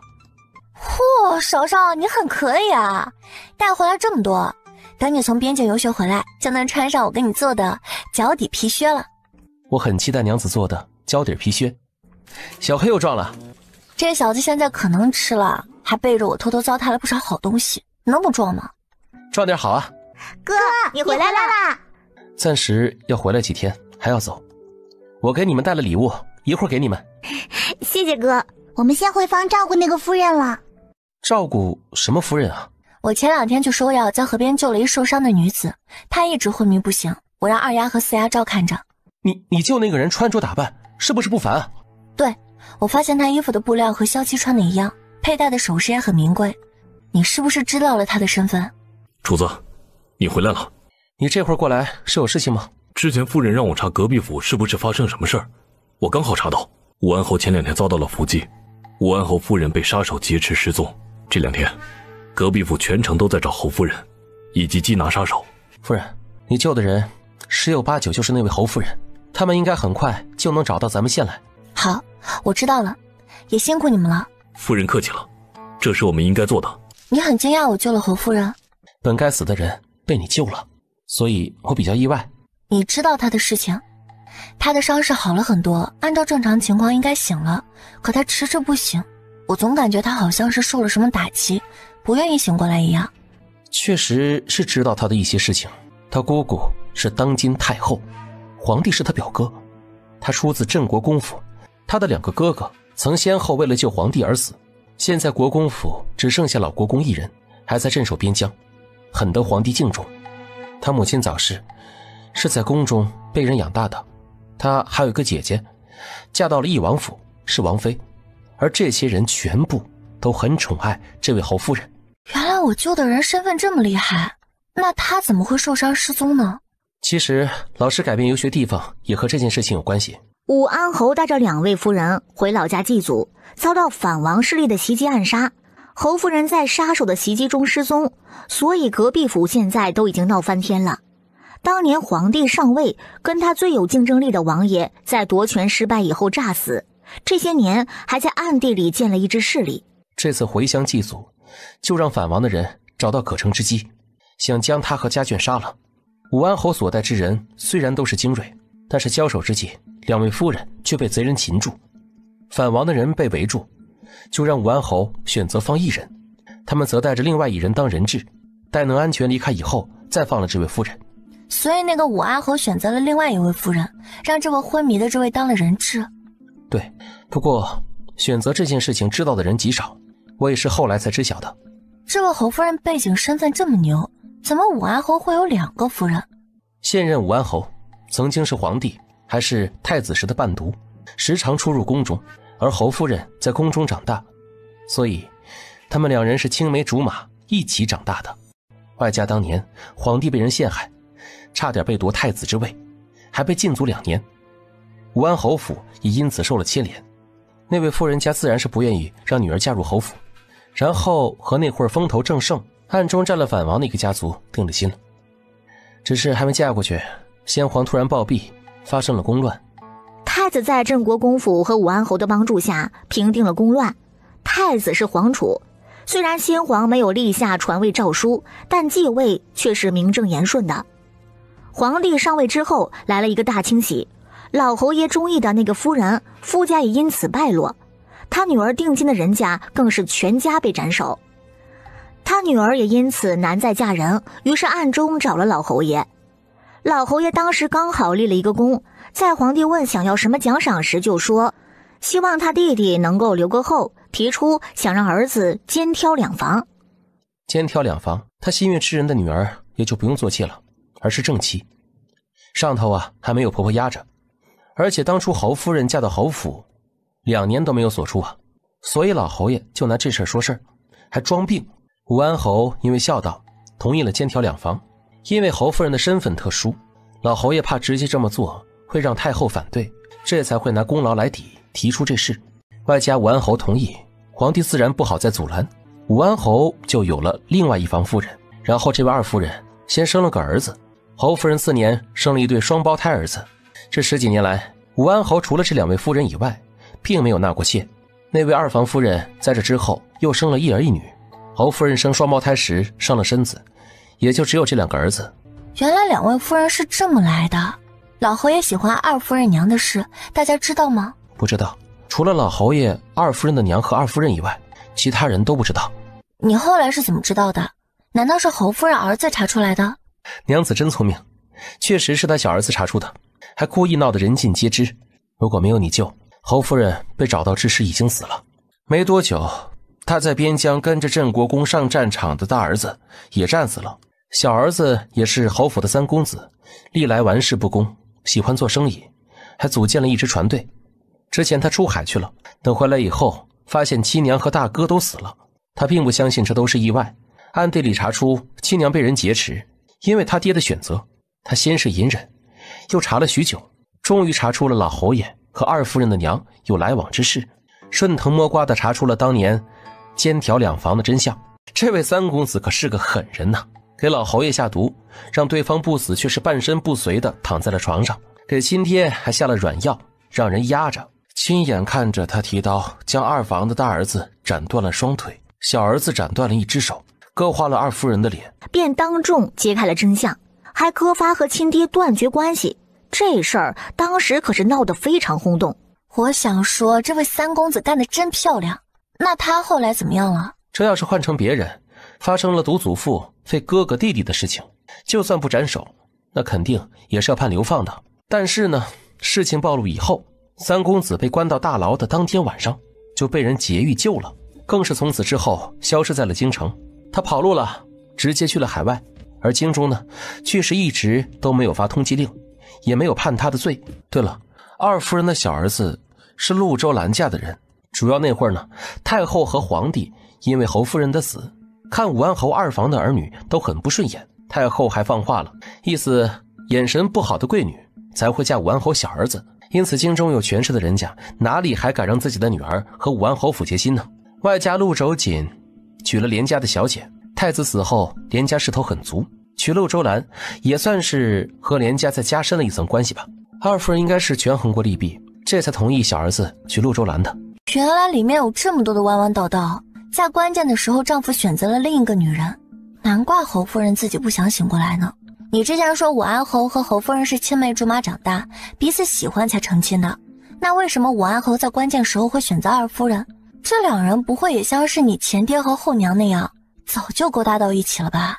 是三公子所查出的消息，他爹确实是因为老侯爷让监条两房，才娶的二夫人。在京都府尹的公堂上，三公子和武安侯割发断绝关系。武安侯一直质问他，独贪亲祖父将二房同父异母的亲兄弟斩残，对二婶毁容，为什么要那么做呢？三公子就回答说，是为了报仇。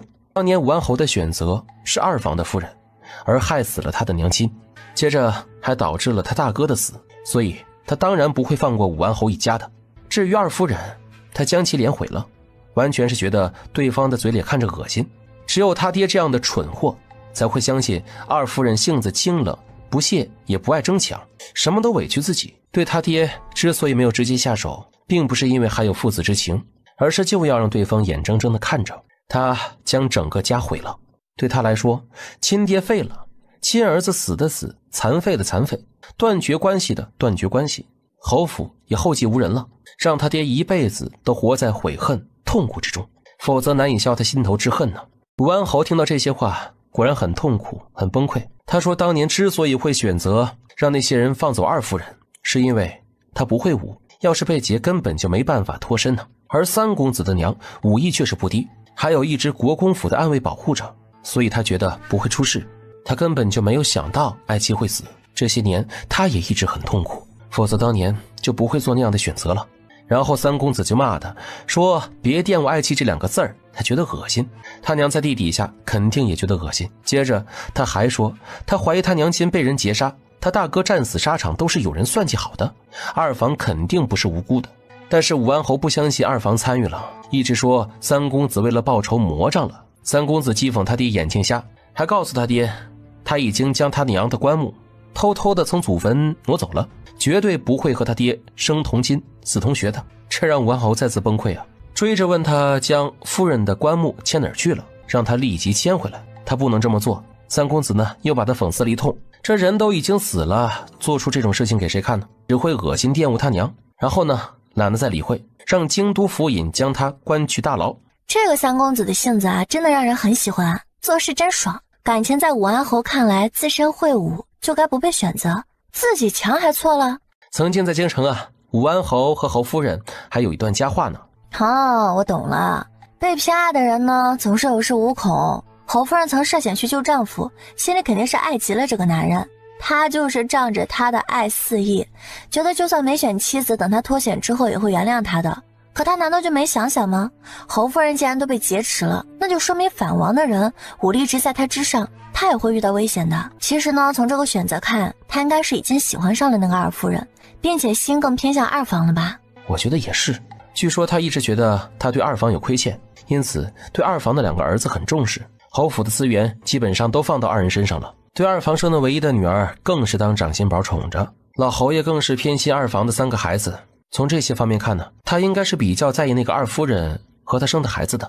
侯夫人这样身份高贵的大美人，摊上这样的人家真是倒霉。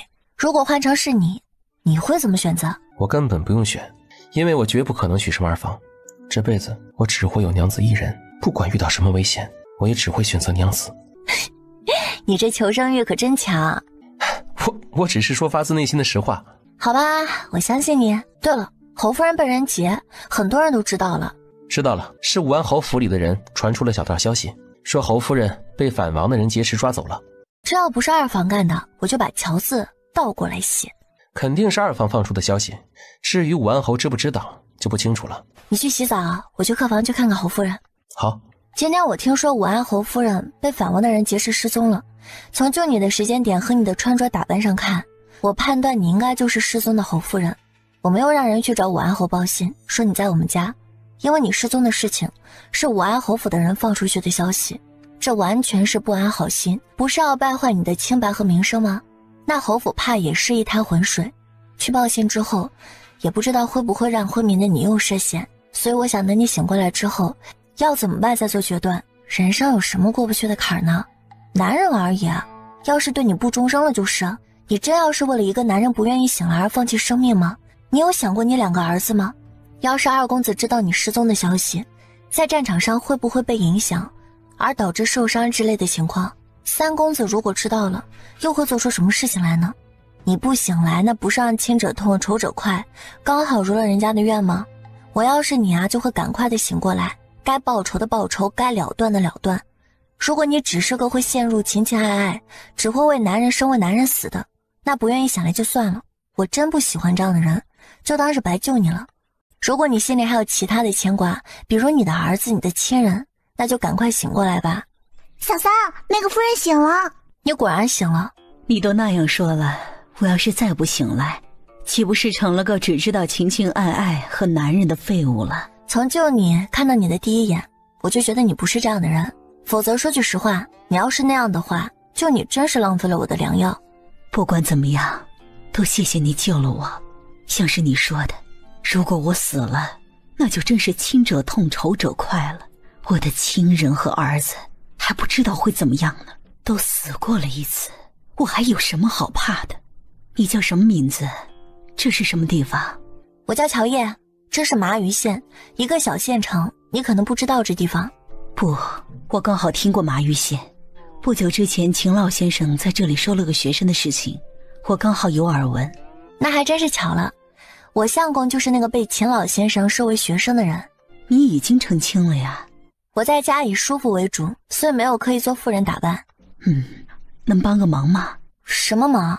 麻烦你相公帮我拿个信物去大营钱庄。没问题，你之前穿的衣服已经洗干净，佩戴的首饰和荷包也都放在床边的凳子上。这是信物，再麻烦你们附上一个地址，我的安卫看到之后会来这里找我。好，要帮你给武安侯传信吗？他们这2天一直在到处找你。不用，既然他们想找，就让他们一直找吧。名声对我而言已经没那么重要了。回京之后，谁要是敢在我面前拿这个说事儿，我就扇谁耳光。就是，让谁不快都别让自己不快。说得好，我真是越来越喜欢你了。我也是。你的人跟着我相公过来了，刚好我们今天有事要回村几天。你和你的人要是不嫌弃，可以在这儿继续住。我会给你留一瓶滋补调养身体的药，每天用蜂蜜水送服1颗。蜂蜜呢，我放了1罐在前天的桌子上。好，多谢了。我让那个女的进来了。好，你们现在就要回村了？是啊，我的2个妹妹也会一起回去，所以这个院子里啊，只有你们住了。你们要是离开，将院子门锁上就行。好。主子，我们来晚了，你受苦了。我没事了，让魏竹装扮成我的模样，再让安卫装成反王的人，挟持他前往边境，务必要让武安侯等人发现。主子是想让侯爷带人去边境找您，您不想让他知道您在这儿？我不想见他，也暂时不想回京。反王想送我去边境，那咱们就陪他演一出戏。至于江继阳，让他慢慢找我吧，多让他奔波奔波。既然我不舒服，那他也别想舒坦，他已经不值得让我再放在心上。主子，你早该这样了。原来连你们都看出来了不值，我真是傻了10几年。主子，您还有国公和2位公子他们呢。这是我最后一次为他哭，你不用担心，我已经想通了。让魏一进来。主子，你没事吧？没事儿。魏春，你去找纸笔来，我写几封信。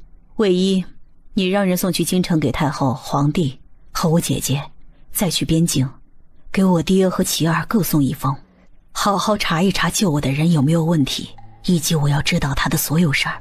是。过了2天，村长来访。今天突然有个贵人家的人买了咱们村乔富贵家的房子，还找人来修葺，说过几天要搬来住。这贵人应该住不了多少，村长不用担心。是不是侯夫人买的？说不定对村里来说还是好事呢，十有8九是他。我今天早上刚收到一个消息，武安侯带人朝边境方向追去了。我猜测是侯夫人搞出的障眼法，所以他现在呢，短时间里不会回京了。他要搬来村里住，那应该是冲着我来的吧？应该是，他不想回京，肯定还查了我们的事儿。他对你可能生出了兴趣，所以才会选择来村子里住一段时间，这样刚好还能避开一些人的追查。谁能想到过惯了富贵生活的侯夫人会跑到一个穷山村子里暂住呢？来就来吧，我和他还挺聊得来的，要是相处得好，他说不定还能成为我的亲大腿呢。能和他交好挺好的，以后啊对上了你亲娘还有一个不错的靠山。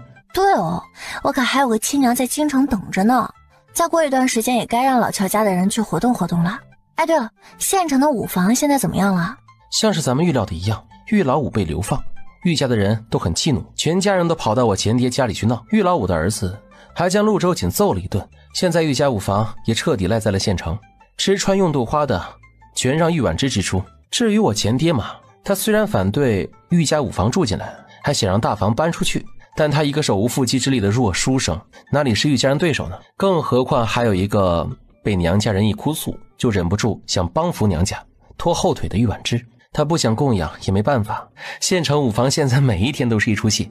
那真是太好了，现在他们自家的地盘全部都被玉家占了，玉婉之不但没有反抗，还继续帮扶着娘家，就看查五叔对玉婉之的爱还能持续多久。是啊，我也想看一看他们的爱能走多远。对了，我去边境游学的时间里，我前爹家应该会出现变故，会损失所有的钱财。如果说他们想搬回村子里住，你联合其他几房让奶奶别同意。你又搞事啦？这次啊用玉老六为诱饵，半个月以后呢，县城会出现一个海商，会带着不少稀奇的珍珠和珊瑚等路过，然后就说自己得大病了，想将带回来的这些东西全部便宜卖了，换钱去治病。这人是不是骗子啊？对，就是骗子。他那珍珠和珊瑚啊都是造假的，但是拿出来看着确实很像真的。可是过段时间以后呢，珍珠珊瑚都会褪色，变成原本的模样，是陶制品。玉老六一直都想发笔大财，好拿去做大生意。要是碰到这种好事了，以他的性子肯定不会放过。但是玉家可没钱能吃下那些珍珠珊瑚。玉家没钱，但是查五叔手里可还有。查五叔夫妻最近损失那么多钱，肯定是想要找补回来。玉婉之又相信玉老六，这个局肯定会主动钻的。对，我会让人蹲那个骗子，并且在对方身边暗示我前爹家有钱，又最需要赚钱，可以从玉老六入手。那骗子还有同伙，而且行骗手段非常的高明，不会主动找上玉老六的，反而会让玉老六主动找他买。我前爹家的钱要是不够，还有房子可以拿去抵押，借钱出来周转。这就是你早就算好的啊，难怪你以前说会让前爹一家因为玉家的人而一无所有。你这么算计，除了让前爹一无所有外，还会和玉家反目成仇吧？对，我就是想看看，既然他们那么爱，会因为利益和贫穷而变成一对怨偶，还是会一如既往的那么相爱下去？那咱们就等着看好戏。查五叔既然一直选择的都是爱妻和玉家，那出事变得身无分文后，也别想和老陆家来往和蹭一个铜板。娘子，你将我的心里话全部说出来了。那个骗子之后你要解决吗？放心，等他骗完玉家和我前爹一家，将骗到的钱花得差不多的时候，就会被卢县令派人抓住他。他们行动啊都是骗一笔，然后就可劲儿的吃喝玩乐花掉，再继续骗。那就好，乔爷就去忙家具作坊的事儿了。巧巧娘子，这蚊香要停卖了，你那梅兰竹菊的蜡烛能不能做点批发给我？梅兰竹菊的蜡烛现在还没法大批量的做，所以还卖不了。不过再过2个月应该就有可能批发卖了。那真是太好了，要是梅兰竹菊的蜡烛能批发，我一定赶来拿。对，错过了什么都不能错过这种蜡烛。唉，只可惜这2个月蚊香和蜡烛生意都做不了，又要到处去找货了。卖不了蚊香和蜡烛，但是你们可以卖竹制品家具啊。竹条做的东西太普通了，不少人还都会编，人家不爱买。用竹条做桌椅什么的，时间长了还会长霉。是啊，而且用竹子做成家具那么占地方，咱们就算拿去外地卖也不方便。一车才能拉多少？拉去外地卖，指不定还不够路上的花费呢。你们说这些我们作坊当然都考虑进去了。我们家作坊的竹条都是用特殊药水泡过的，只要不是刻意去拿水去泡，是不会长没有味的，这个我可以保证。如果不是你自己故意损坏泡坏的，5年之内生霉了都可以拿回到作坊过来退换。什么？居然不会长霉啊？还能退换？就算这样，我们也拿不了多少，太占地方了。这样赚头可没多少啊。是啊，这种不划算拿货卖啊。我们家柜子啊可不占地方，因为是折叠的，可以拆装的。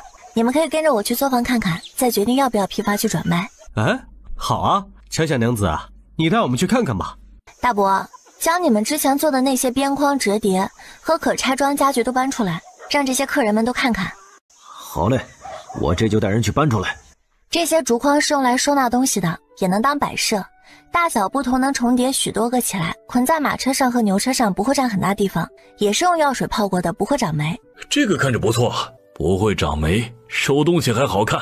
这些可以折叠起来，要用的时候打开，不用的时候折起来放着就行。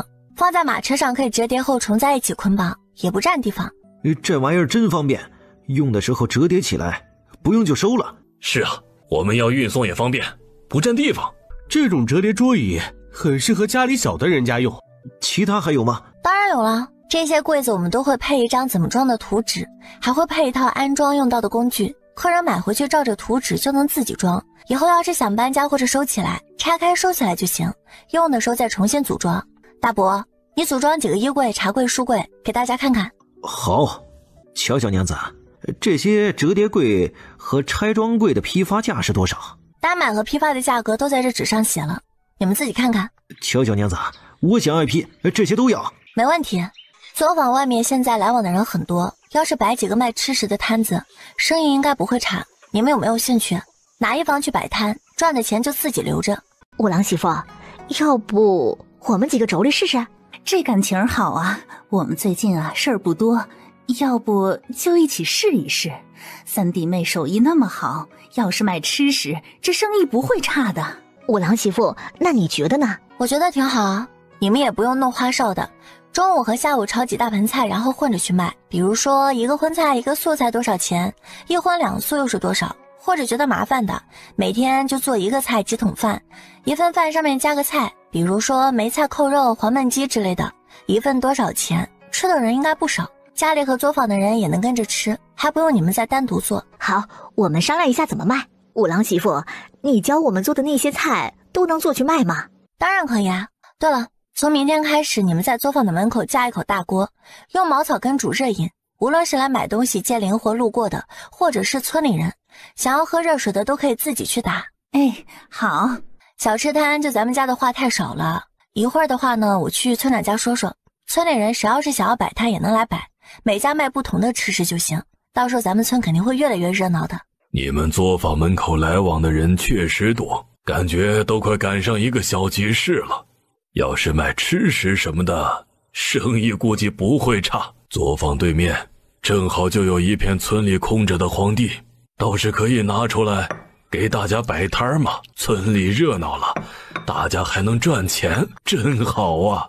其实开客栈应该也不错，竹制品我们家的作坊会一直批发，过2个月还会上好几样新东西，都是外面没有的，会让更多的商人聚集到村里。天气越来越冷，来往赶路等着出货也辛苦，如果村口开个客栈，价格比县城便宜，不少跑上的人会愿意住。这个主意好。对了，如果是卖吃食，每家都不要一样的，这样就不会因为竞争闹什么大矛盾了。到时候最好组长和村长统计一下。没问题，这事儿啊就交给我们吧。五郎媳妇儿，我代表全村的人感谢你。陆家的族人也很感谢你。村长就让他儿子家家户户的去通知，让在村口开会。明天开始，我会在作坊教大家打各种烙子、编头绳、手绳。有兴趣的婶子、嫂子和姑娘们可以来学。这边会有不少跑商的人来我们作坊拿货。你们要是打出好看的络子和头绳、手绳，他们肯定会要的。学打烙子、头绳、手绳这些活，我希望学的人卖了换钱之后，都能够留一部分当私房用。我教大家学这个，也是希望村里的未婚姑娘自己手里能攒点钱，将来嫁人后自己也能更有底气。各家的媳妇儿们手里也就能够有点私房。我希望咱们村以后家家户户都能过上好日子，但却不想看到哪里再有苛待媳妇儿和女儿、孙女的事发生。如果被我知道，那以后我这边有什么能赚钱的法子，就不带他们家了。当然，谁要是被搓磨虐待，也能够去找村长和族长，相信他们都会为你们做主。而虐待搓磨你们的人，以后也就不用跟着我们大家一起发家致富了。村长跟族长纷纷开口表示支持，还再次警告一遍大家，做人可千万不能忘恩。村子里面越来越热闹，成了麻玉县的一个特色地。他怎么会想着让你带着我一起去？按照他的性子，这次下帖子邀请应该是冲着你来的。他肯定是看到你开的作坊很成功，又让村民们能够摆摊赚钱，带着村中的人富裕起来。卢县令到了麻玉县之后，一直都想做点政绩出来，但却是没能找到一处入手之处，所以我猜测他可能会向你来讨一讨法子。哦，原来如此。如果给他方法，他会好好去做吗？会，他除了想做出政绩以外，确实也一直有心想为麻玉县的百姓做点实事。卢县令才上任1年，正是胸怀百姓，想做些实事的时候，有激情。再过几年估计就没这个心了。我懂了，所以趁热要打铁，2天后才去做客。你还能再耽搁吗？老师他们坐马车，一路边看边走比较慢，我再过4、5天走都来得及，指不定呢还不到边境就能追上他们了。怎么了？你哥在之前的交战中没死，不过确实失踪了。那他肯定还活着。我写一张纸条你带着，这次去边境，如果遇到我哥你就交给他。哥哥，明年我们一起去看北极光吧。在出事那天，他对哥哥说过这个提议，他用的还是简体字。如果对方真是他亲哥哥，他一看就知道他也来了。北极光是什么？出现在空中的一种绚丽多彩的光，特别的美。以后有机会我带你去看看。好，野后娘子一定要带我去看看北极光。夫人，你怎么来了？我在这村里买了一间房，明天就搬过来住。今天先过来看看，顺便找你玩。那我陪你去新买的房里面去看看啊。我就是来叫你陪我过去看的。看着你气色好了很多，身体恢复的也差不多了吧？都是你的药好。你怎么会想着来我们村里住？难得出来一次，我不想那么快回去，刚好趁机搞点事儿。在县城住挺无聊的，我听说你又是上山采药，又是开作坊的，觉得跟在你身边应该会很有趣，我就让人买了这村里的房子搬来住。原来你是为了玩，不过在乡间上山下河，确实是比待在山宅大院有趣。你都找来了，那最近我带着你玩。我就知道你懂我。夫人准备在这儿待多久？先住了看吧，要不10天半月，要不更长也不一定。还有，你不用叫我夫人，感觉很生疏。那称呼你为什么？魏姐姐。小叶子，你也太会说话了。我看上去像姐姐。是啊，咱们走在一起，别人看着都会觉得你就只比我大几岁。这话我爱听。要不是怕我2个儿子跳脚，我都想认你当干妹妹了。他们可比你可还要大1岁呢。突然多出个小干姨来，那确实可能会跳脚。要不我认你当干女儿吧，我真的很喜欢你，以前还一直想生个女儿，可惜上了身子一直怀不上，以后就算身体恢复了，我也不会再生，所以我感觉咱们很有母女缘分。你认真的？当然是认真的。那就这么说定了。行啊，那我以后就喊你干娘了。当然了，以前你亲娘不疼你，以后干娘来疼你。而且你不但多了一个干娘，还有2个干哥哥呢。谁要是欺负你，就放你的2个哥哥。这感情好啊！五郎媳妇儿，外面来了几个人，自称是你的外婆和舅舅舅母，想要见你。外婆舅舅，我可不承认。不过还是去看看他们打的是什么主意。三丫头，外婆来看你了。三丫头，我是你外婆。哪里来的老太太？怎么随便跑到别人家里攀关系？我可不认识你。三丫头，我是你外婆呀。你之前还没有恢复正常，可能不记得我了。虽然我以前是傻子，但是我可什么都记得了。自从我傻到了现在，可没见你和你们家任何人出现过。以前我傻，过得又不好，你们不但私下没有照顾帮扶过我丝毫，还挑唆乔家人虐待搓磨我。现在我恢复正常，日子一天比一天好过，你们就冒出来认亲了。你们觉得我还是以前那傻子？直接说吧，你们今天是冲着什么来的？冲着我经营的作坊越来越好，你们也想要分一杯羹？还是冲着我相公拜师秦大儒，想让他引荐之类的？亦或者这2样你们都想图？三丫头，我们就是来看看你，哪有什么目的？你误会啦。之前不是我们不管你，而是乔家不准我们插手。你娘这些年来可是一直都想着你们兄妹的，也让我们多看顾着你们兄妹。可我们每次要去乔家都被你奶奶他们阻拦了，想给你们兄妹送钱送东西也被他们拒绝阻拦。因为你娘和离的事儿，你奶奶和你爹还曾警告过我们家不准接触你们兄妹，否则啊就要把你们卖了。毕竟你们兄妹是乔家的人，你奶奶和你爹真要卖了你们，谁都阻止不了。哎呀，我们也因此就不敢再来，怕你们真被卖了。现在也是听说你和乔家断了关系，他们家再也无法对你下手了。我和你大舅才想着过来看看你，你娘更是想你们兄妹的厉害。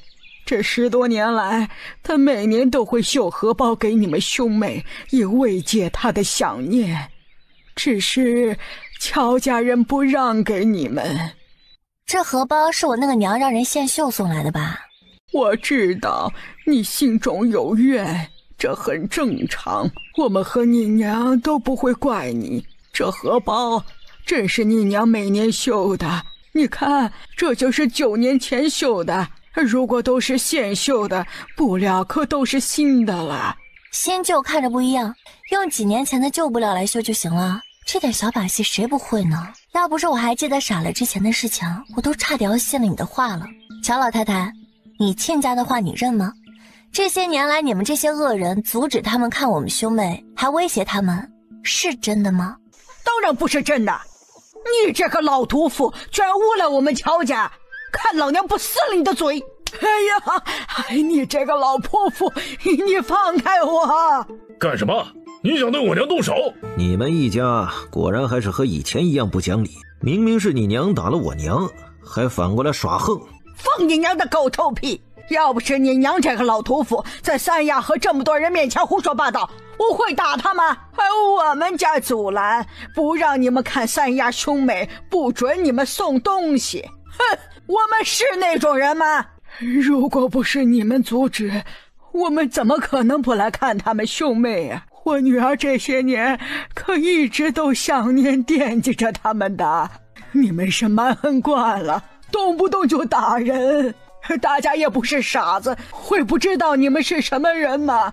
哼，大家当然知道我是什么人。你们说，要是温家人送东西来，我会拒绝吗？有便宜不占是傻子，我怎么可能不让他们送？还警告威胁他们不准送。呸！你那个不要脸的贱女儿，攀上了富贵人家，当年不经过我儿子就去官府将和离书拿到了手，那男人身份不简单，还有钱。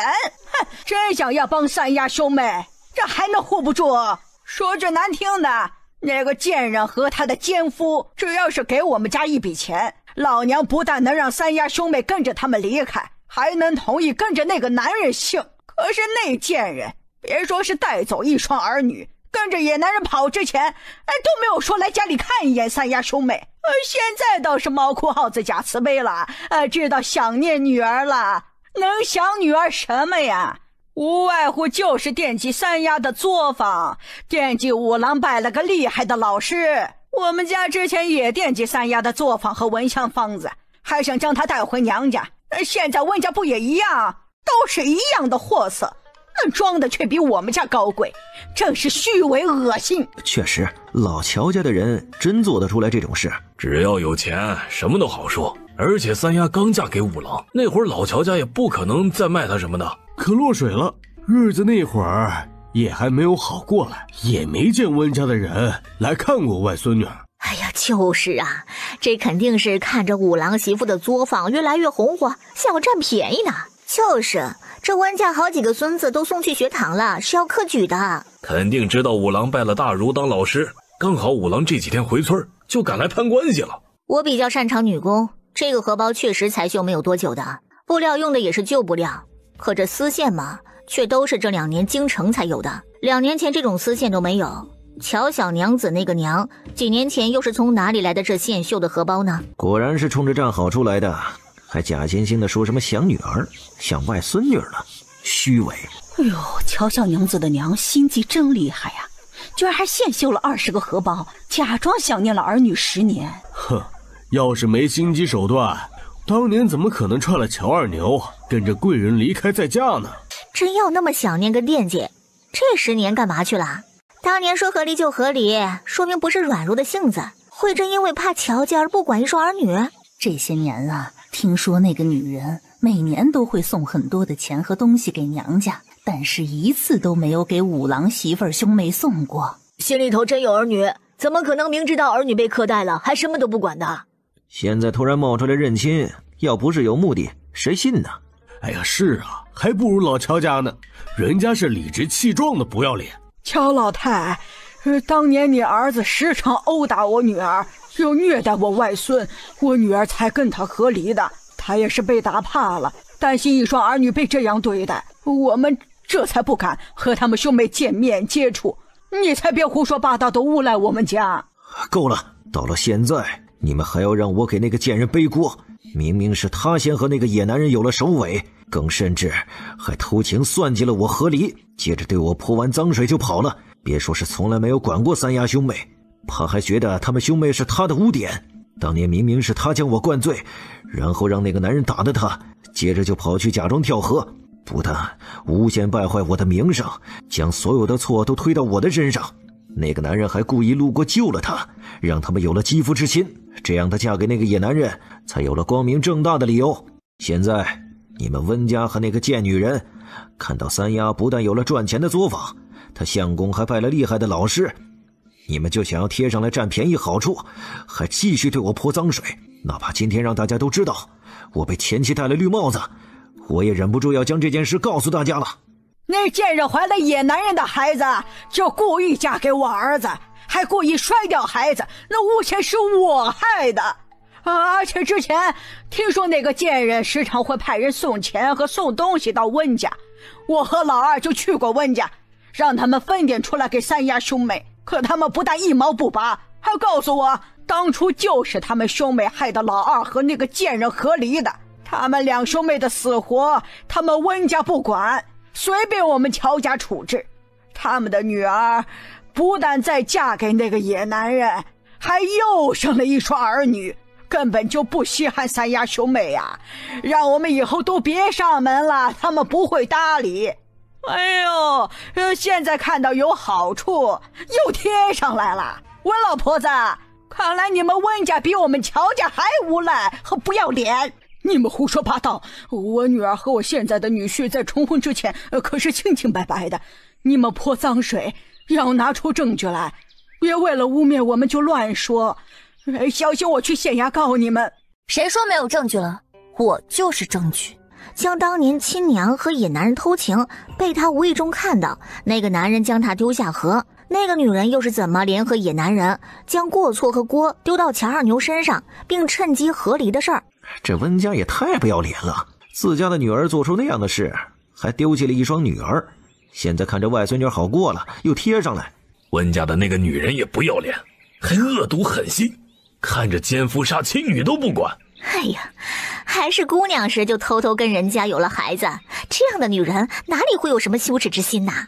所以你们现在知道我为什么对着你们的话一个字都不信的原因了吧？因为我亲眼看到那些肮脏的事，也被亲娘差点害死，然后傻了这么多年。她一直将我们兄妹当作是污点耻辱，巴不得我们赶快去死都来不及呢，又怎么会想念我们呢？连20个荷包都能伪装思念秀出来，在这点上我对她的无耻都忍不住要佩服了。没有这些事儿，那会儿你才5岁，怎么可能还记得发生过的事儿？你肯定记错了，亦或者被你奶奶和你爹骗了。你这会儿还想着将大家当傻子？我现在是陆家的人，和温家以及那个女人没有关系，连乔家我都断绝了关系，跟害我性命那个姓温的女人以后就更加没有任何关系了。她看着奸夫将我丢下河，并默认对方杀我的事情，便丢下我们兄妹跟着野男人离开，这10年来从未管过我们，更甚至还让你们温家人挑拨暗示乔家人害我们兄妹。因此我被乔有福害得落河，我哥被乔家人推出去服兵役，所以很早我们兄妹就当亲娘死了。以后你们温家人和那个女人，别想从我们兄妹这儿占到丝毫的便宜好处。我们和他以及你们可不是什么亲人，而是有着害命之仇的。你简直太不孝了！呸！这是我们陆家的孙媳妇儿，一个温家的死老婆子，有什么脸说她不孝啊？她对我这个奶奶那可是孝顺得很呐。倒是你那个不要脸的女儿，做的事情都可以抓回来进猪笼了。我家五郎媳妇儿和你那不要脸的女儿可没有任何关系，你们就别来攀关系了。你们温家以后要是再敢来找他，你信不信我立刻带着陆家的人去掀了你们温家。乔爷就算和我们家断绝了关系，可也姓乔，和你们温家没有半点关系。以后你们要是再敢找他，无赖对我们乔家泼脏水，老娘就天天带着乔家人去你们村里闹。你们欺人太甚，我懒得和你们这些泼妇说。走，我们回去。你如果知道你娘嫁的人是谁，今天就不会做出这样的蠢事。得罪了你娘和那人，你们不会有好下场的。那你倒是说说，你那妹夫是什么了不得的身份？难不成比皇帝还厉害？你别胡说八道，皇上自然是最尊贵的人。至于我妹夫的身份，你们可没资格知道。连身份都不敢暴露，不过是个缩头乌龟罢了。我倒是要看看是何方神圣，做出那么不要脸的事儿，还敢针对我干女儿。这是一群怂货。三丫头，咱们就这么放了老温家？他们家这么造你们家的谣，让你儿子背了这么多年锅，还戴了绿帽子，你更是背了这么多年恶婆婆的骂名，你想算了吗？当然不能就这么算了。那个小贱人怀了野男人的孩子，居然栽赃陷害我这个婆婆，这件事儿老娘得去他们村好好说的。你们为他们家背了那么多年的锅，难道不应该赔偿？除了温家，京城的那个女人难道不应该赔偿你和你儿子？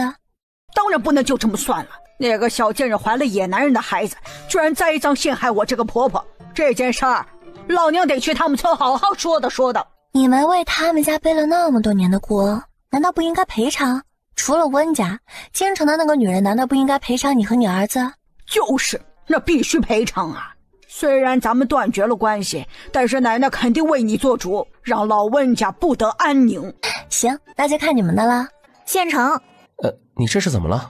我最近几天都在找人，所以到处跑。你是找武安侯夫人？你怎么知道？因为我知道她最近几天失踪了，不少人都在找她。我们家得到消息，有个杀手组织的杀手在到处找侯夫人，今天还来了我们县搜查，也不知道侯夫人现在什么情况，有没有危险，所以我们得抓紧时间寻找。你的意思是有专门的杀手在找侯夫人，想杀她？是啊，所以我和我爹才那么急，这几天都没怎么睡。能问一句，你们为什么会跟着一起找侯夫人吗？投靠了武安侯？武安侯夫人的娘和我们季家有亲戚关系，季家嫡出一脉和镇国公府走得比较近，要是不出意外，武安侯的二公子将会是镇国公府的继承人，而我们季家现在是为他所用。我之前还想，如果有机会的话，将你介绍给二公子认识。武安侯夫人没事，你们假装派人去隔壁县找她吧。你怎么知道的？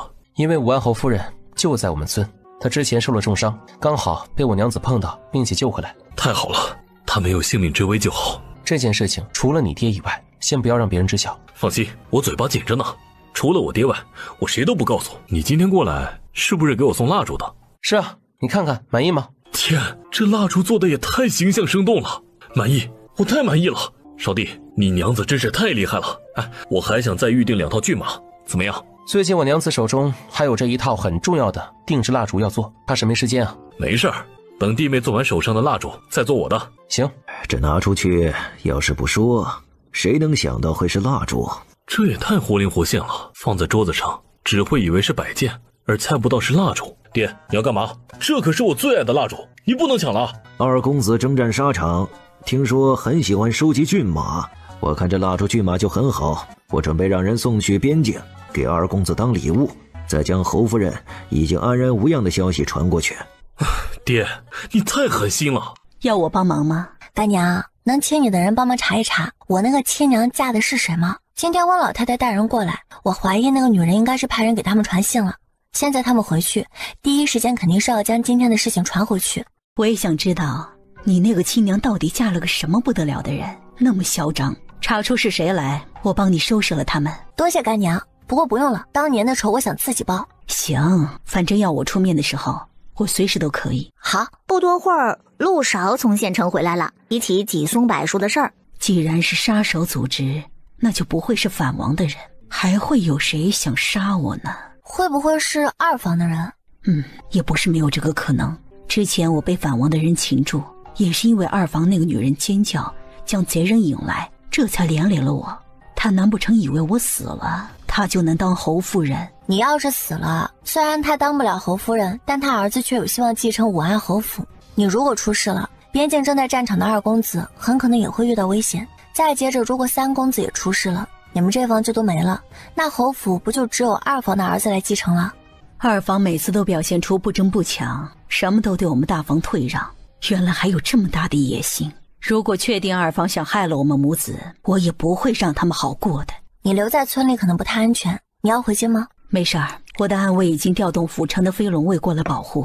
我失踪能吸引他们的注意，暗中查一些事儿。那就好，反正安全为上。主子，已经查到小姐亲娘嫁的人是关永伯。居然是关永伯？关永伯在京城很厉害吗？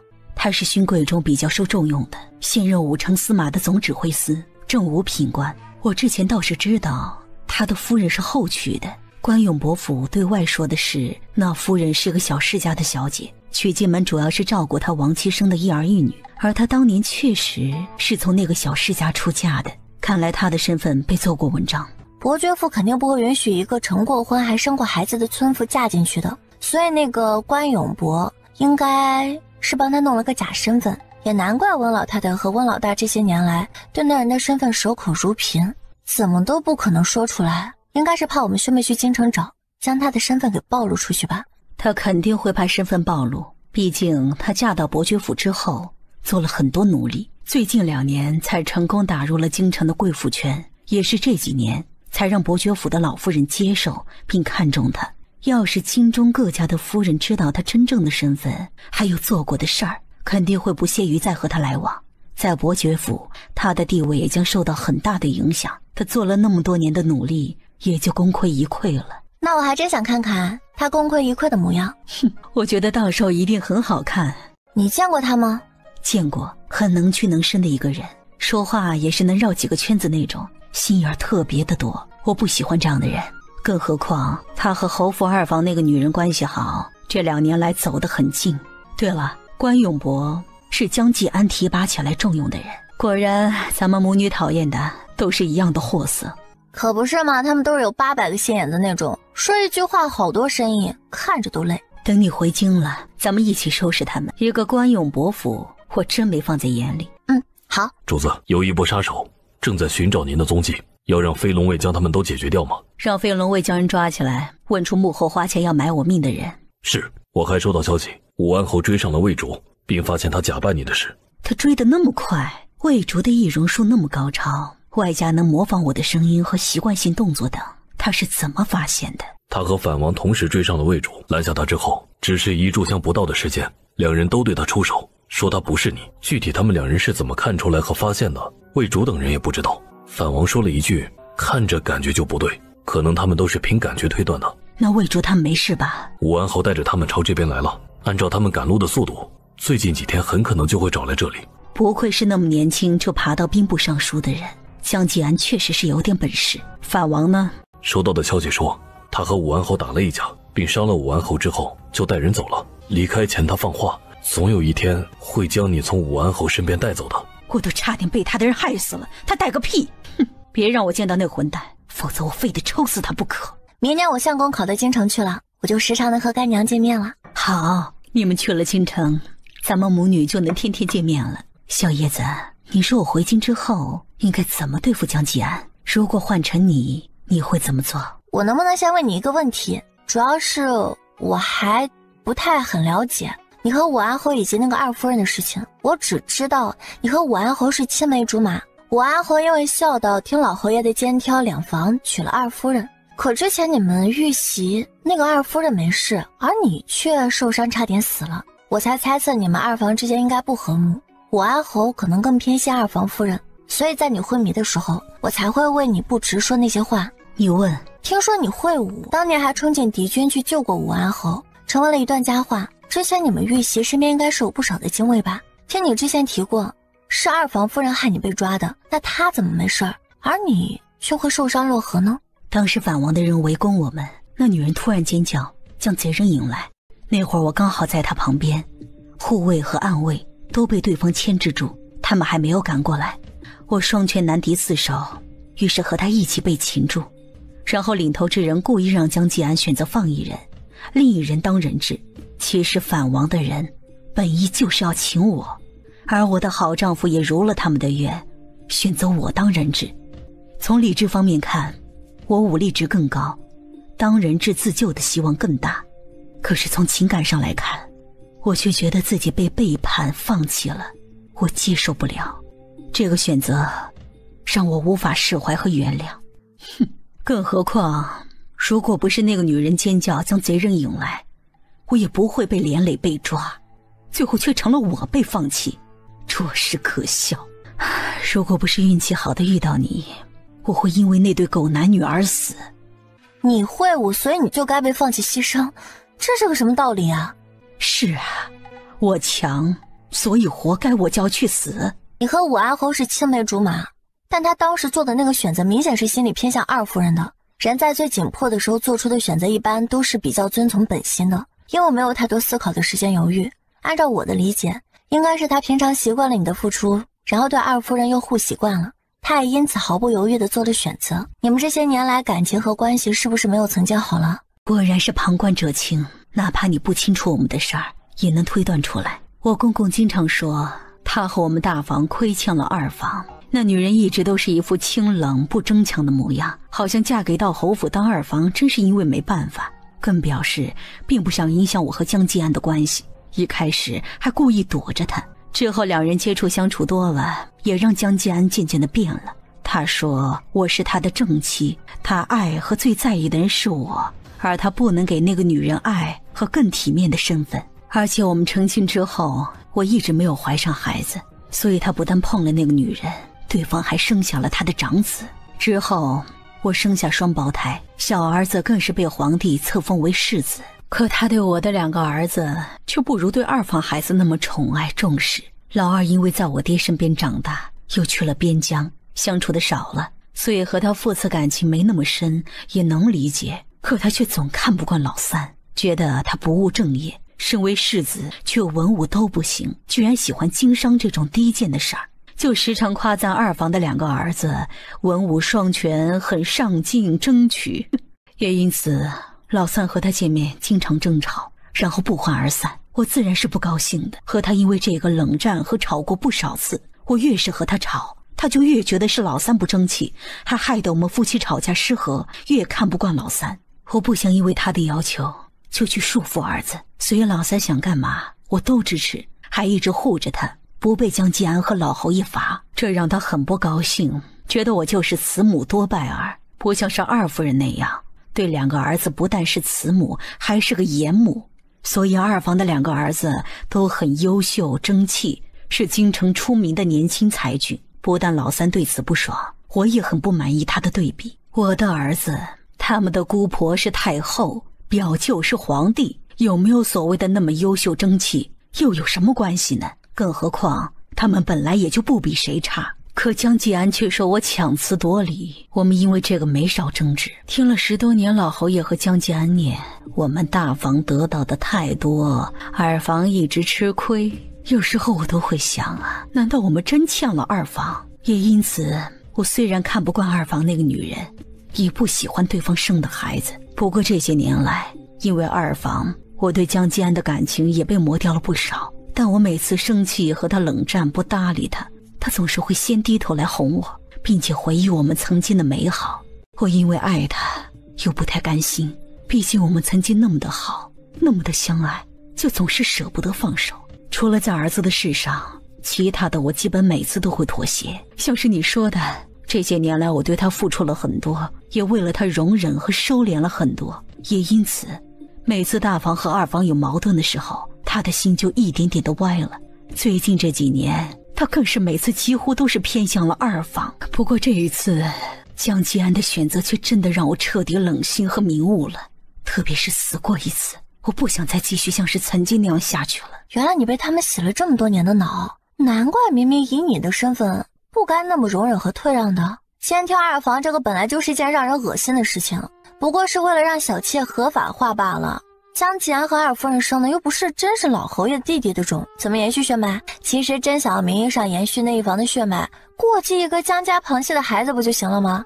你就是被他们联合骗了。他在这些年肯定是对二夫人动了心，有了真的感情，才会偏心的，才会在最危险的时候选择对方放弃你。他之所以觉得亏欠，还让你也觉得亏欠二房，其实不过是为了他背叛你们曾经的感情找的借口罢了。这样还能光明正大对二房的女人和孩子好，美名其曰呢是补偿。慢慢的他自己都相信了你们所有人都亏欠二房，其实你们大房明明才是最吃亏的，怎么可能会亏欠二房？明明二夫人才是你们之间插足者，你是侯夫人，你的儿子本来就是侯府的继承人，反而是多了二房，你不但得要将丈夫的爱分至少一半出去，你儿子应该得到的父爱也被二房的孩子抢了，还有侯府的家产和资源本来就该全是你儿子的，可现在呢却分出去了不少给二房。老侯爷和武安侯自己觉得亏欠二房，那是他们自己的事情，凭什么要让你和你儿子也要跟着补偿二房？更何况明明是你们大房才是吃亏的一方，二房才是不要脸的侵占者，一直吸着你们的血，该补偿的应该是对你们大房才对啊。对呀，这些明明就该是我和我儿子的，二房才是侵占者，怎么反而变成我们亏欠他们了？我以前的脑子肯定是进水坏了，才会差点相信了他们的鬼话。你说我该怎么办呢？回去之后找他们好好的骂一顿，更甚至打一顿，再关起门过我们大房自己的日子。可这样的话，我觉得出不了这口恶气，好憋屈。我现在想着那些事儿，那些人，就忍不住的犯恶心。这样的男人，这样的家，我觉得不要也罢。换成是我的话，这样的男人绝对不会留到过年，肯定直接踹了。踹了？对啊，直接休了他呗。以你的家世背景，何必要留在侯府委屈了自己和你两个儿子？江继安既然这么快就发现你的替身是假的，说明心里是有你的，也就不会愿意你离开他，离开侯府。可是他心里同样是有二夫人，在意二夫人。这次呢，你就先发制人，换你来说，你成全他们，所以就不破坏他们感情了。他既然选择了那个女人，就让他和那个女人过一辈子去呗。你离开并果断踹了他，让他知道你爱他并不是他糟蹋伤害你的底气和理由，你也是随时可以转身离开，让他滚蛋的。这样才会让他痛苦，并且体会一下你这10几年的委屈和憋屈。你还这么年轻又这么美，踹了他之后啊，说不定还能遇到一个只一心一意对你比他更好的男人呢。你要让他明白，昨天的他不选择你，今天的你就让他高攀不起。对呀，我可以休了他。这话说得太好了。好，我回去之后就休了那个混蛋。干娘，武安侯是不是除了你们两个夫人外没有纳妾啊？是，他只有我们两个女人。当年他娶我的时候说过只爱我一人，绝对不会纳妾。哼，他这些年来确实没有纳妾，但却娶了其他女人，这更膈应人，还让我背上了母老虎的恶名。京城的人都说是我不让他纳妾的，我不贤惠。干娘，你就算要离开，也不能让那对狗男女好过，也不能让你受过的委屈就这么算了。之前大家不是说你不贤惠，是你不让武安侯纳妾吗？那你回到京城之后，就照着二夫人那样的风格或者长相，给武安侯纳10-20个妾。反正你是当家主母，你要帮丈夫去纳妾那么贤惠，谁还能说你的不对啦？指不定还有老封建的酸儒夸你懂事了呢。等之后你离开侯府，就让人去散布消息，说江建安和二夫人早就看对眼了，只是碍于你的身份，外加不想让二夫人委屈做妾，这才弄出来个兼挑二房来，所以纳的妾呢都和二夫人一个款，这样让人唾弃两人的同时还能恶心他们，特别是二房那女人，膈应死她。当然啊，要这些人自己乐意当妾，以后进了侯府啊，才好和二房那女人打擂台。纳的妾别找老实直爽性子的，就找那种各种心机深沉800个心眼子，装柔弱装高冷的，懂得怎么欲擒故纵的，反正各种厉害的都给武安侯安排上，最好多找2个和二夫人很像的，让武安侯自己去体会。反正这些年那个二夫人背地里肯定没少泼你脏水，算计你。那个是你阻止武安侯纳妾，你不贤惠的流言，很有可能呢就是他搞出来败坏你名声的。然后呢？你回京之后往素雅方面打扮，看上去虚弱可怜，像是一碰就要碎了的样子。然后进宫啊，去找太后和皇帝哭诉之前的事，还有这些年的委屈，再找你姐姐哭诉一通，铺垫你要修复的事，让他们心疼你，反感膈应江静安和二夫人。对外比较交好的夫人，你就暗示这些年受了不少的委屈，让大家忍不住站在你这边，暗骂鄙视那两个人。然后你就一边将该是你们母子的东西转移出去，什么都不能便宜了侯府和二房，一边呢就为武安侯广纳美妾，他反对也没用啊。等财产转移的差不多，在侯府买几个钉子，美妾们也安排好了，就甩给武安侯一封休书，直接走人，气死他们。然后你搬出去住，还能暗地里让人挑唆着那些妾轮流去对武安侯各种争宠，和二夫人斗。你呢就在外面休闲又自在的天天喝着茶，看侯府唱鸡飞狗跳的大戏。哎，我觉得一定很有意思啊。小叶子，果然还是你有主意，这个办法太好了。之前他们都说我不贤惠，是霸占江静安的母老虎。哼，等回京之后，就让大家看看我有多贤惠。你这性子不但对我的胃口，和你三哥也肯定合得来。那臭小子就是一肚子坏水，不过以前碍于我，所以退让了不少，受了委屈。以后我就让他想怎么干就怎么干，不用再顾及我和名声。当然，你们都是对付敌人和坏人才这样，我喜欢这种损。可不是说你们不好的意思啊。我知道，要不是和你亲近，我也不可能给你出这种主意。当然啦，我们可是母女，你们应该很快就会见面的。那肯定的，有我们陪着你，肯定让你觉得修复离开侯府是再正确不过的决定了。我很期待和三哥见面的那一天。那小子要是知道我收了个干女儿，还帮我想通了，绝对会跑来看妹妹的。你二哥的性子虽然又闷又冷，但是知道我收你当干女儿之后，也肯定会好奇，找机会见你，他也会喜欢你这个妹妹的。好啊，他们要是来了，我一定要好好招待。干娘，我觉得这世间没有无凭无故的好。老侯爷对二房那么偏心，对那个女人那么护着，我怀疑是有什么秘密。我听了你说侯府的事，想到了我的前公公和后婆婆的事，所以我忍不住怀疑老侯爷会不会和二房那个女人的娘有关系。比如老侯爷喜欢二夫人的娘，却求而不得，就让他的儿子来完成遗憾。亦或者是江静安会不会曾经就认识那个女人，其实一直就想要将人娶进门，但又不想让那女人做妾受委屈了，就和他爹商量着出监挑二房的事。这样不但能光明正大娶对方，还能让对方不用当妾，生的儿子也是嫡子。我觉得这些都是有可能怀疑的，你最好都要查一查。如果真的查出了什么，就为他们好好的宣扬宣扬。你还别说，我以前就有一种感觉，老侯爷对二房那个女人和他生的孩子也太偏心过度了。按理说我才是侯夫人，他正儿八经的儿媳妇，我儿子才是侯府的继承人。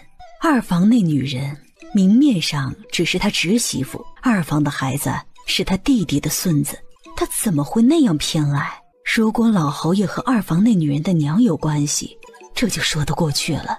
当然，我前几天思来想去，也怀疑过江继安，所以才会支开他去边境，让人去查他和那个女人曾经到底有没有私情。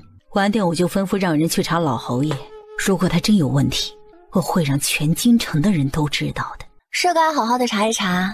武安侯已经是兵部尚书，你要真是查到了侯府的龌龊事，闹得大家都知道，皇上会阻止吗？我爹镇守边疆，为他守护大营的安宁。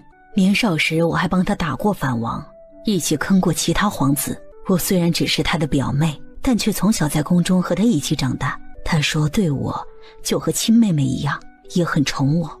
这样一来，皇帝不但不会怪我，还会站我这边，责罚他们的。干娘有这么强的靠山和背景，你就想怎么闹就怎么闹吧，将这些年受的气全出了。好，我听你的。回去之后，我一定搅得侯府天翻地覆。干娘，你婆婆还在吗？老侯爷有妾吗？我婆婆还健在，老侯爷并没有纳过妾，不过他对外说他爱重妻子，所以不愿意纳妾，所以他在京城名声很好。那老夫人在侯府是什么态度？我嫁到侯府之后，他就将管家权交给了我，倒是对我们母子比较亲近，对二房很冷淡疏远，最疼爱老三那个臭小子，还说将来她的嫁妆都是要留给老二和老三。我曾经还以为她和老侯爷可能经历过什么大矛盾，才会那么的相敬如宾的。虽然老夫人从未说过，但是我总觉得她有点厌恶老侯爷。可现在看来，也许有什么隐情。干娘，回到京城之后，你如果查出来老侯爷的什么龌龊事情来，就可以去找老夫人说说，说不定她也早就猜到或者知道不满意老侯爷了，只是这些年来却一直忍着，眼不见心不烦。你可以联合她一起坑老侯爷。这种类型的老太太愿意当妾，当然是冲着侯府荣华富贵和后半生养老去的。老侯爷只知道偏心补贴二房，他们当了老侯爷的妾，自然不会愿意家产便宜二房，甚至呢是想抠钱去补贴原来的儿女，就有的闹了。小叶子，还真的是你，这主意太绝了。陆家遇到了你，武安侯府和关永伯府都要倒大霉。那是他们自己造的孽，活该呢。如果没有发生这样的事情，关永伯以后的前程会怎么样？在武安侯和五皇子的扶持下，他爬到了禁军副统领的位置。品级虽然只是正三品，但是位置却是非常重要。不过他最终下场可不好，被抄家问斩了。那武安侯呢？武安侯因为被三公子做的事情搞得崩溃了，之后呢，再也无心朝堂上的事，到处去找侯夫人被迁走的坟去了。不过也因此让他和侯府都躲过了一劫。他要是真想和干娘同墓，所以到处去找坟，那我只能说迟来的深情比草贱，就像是三公子说的，太让人膈应了。第二天去了县令家。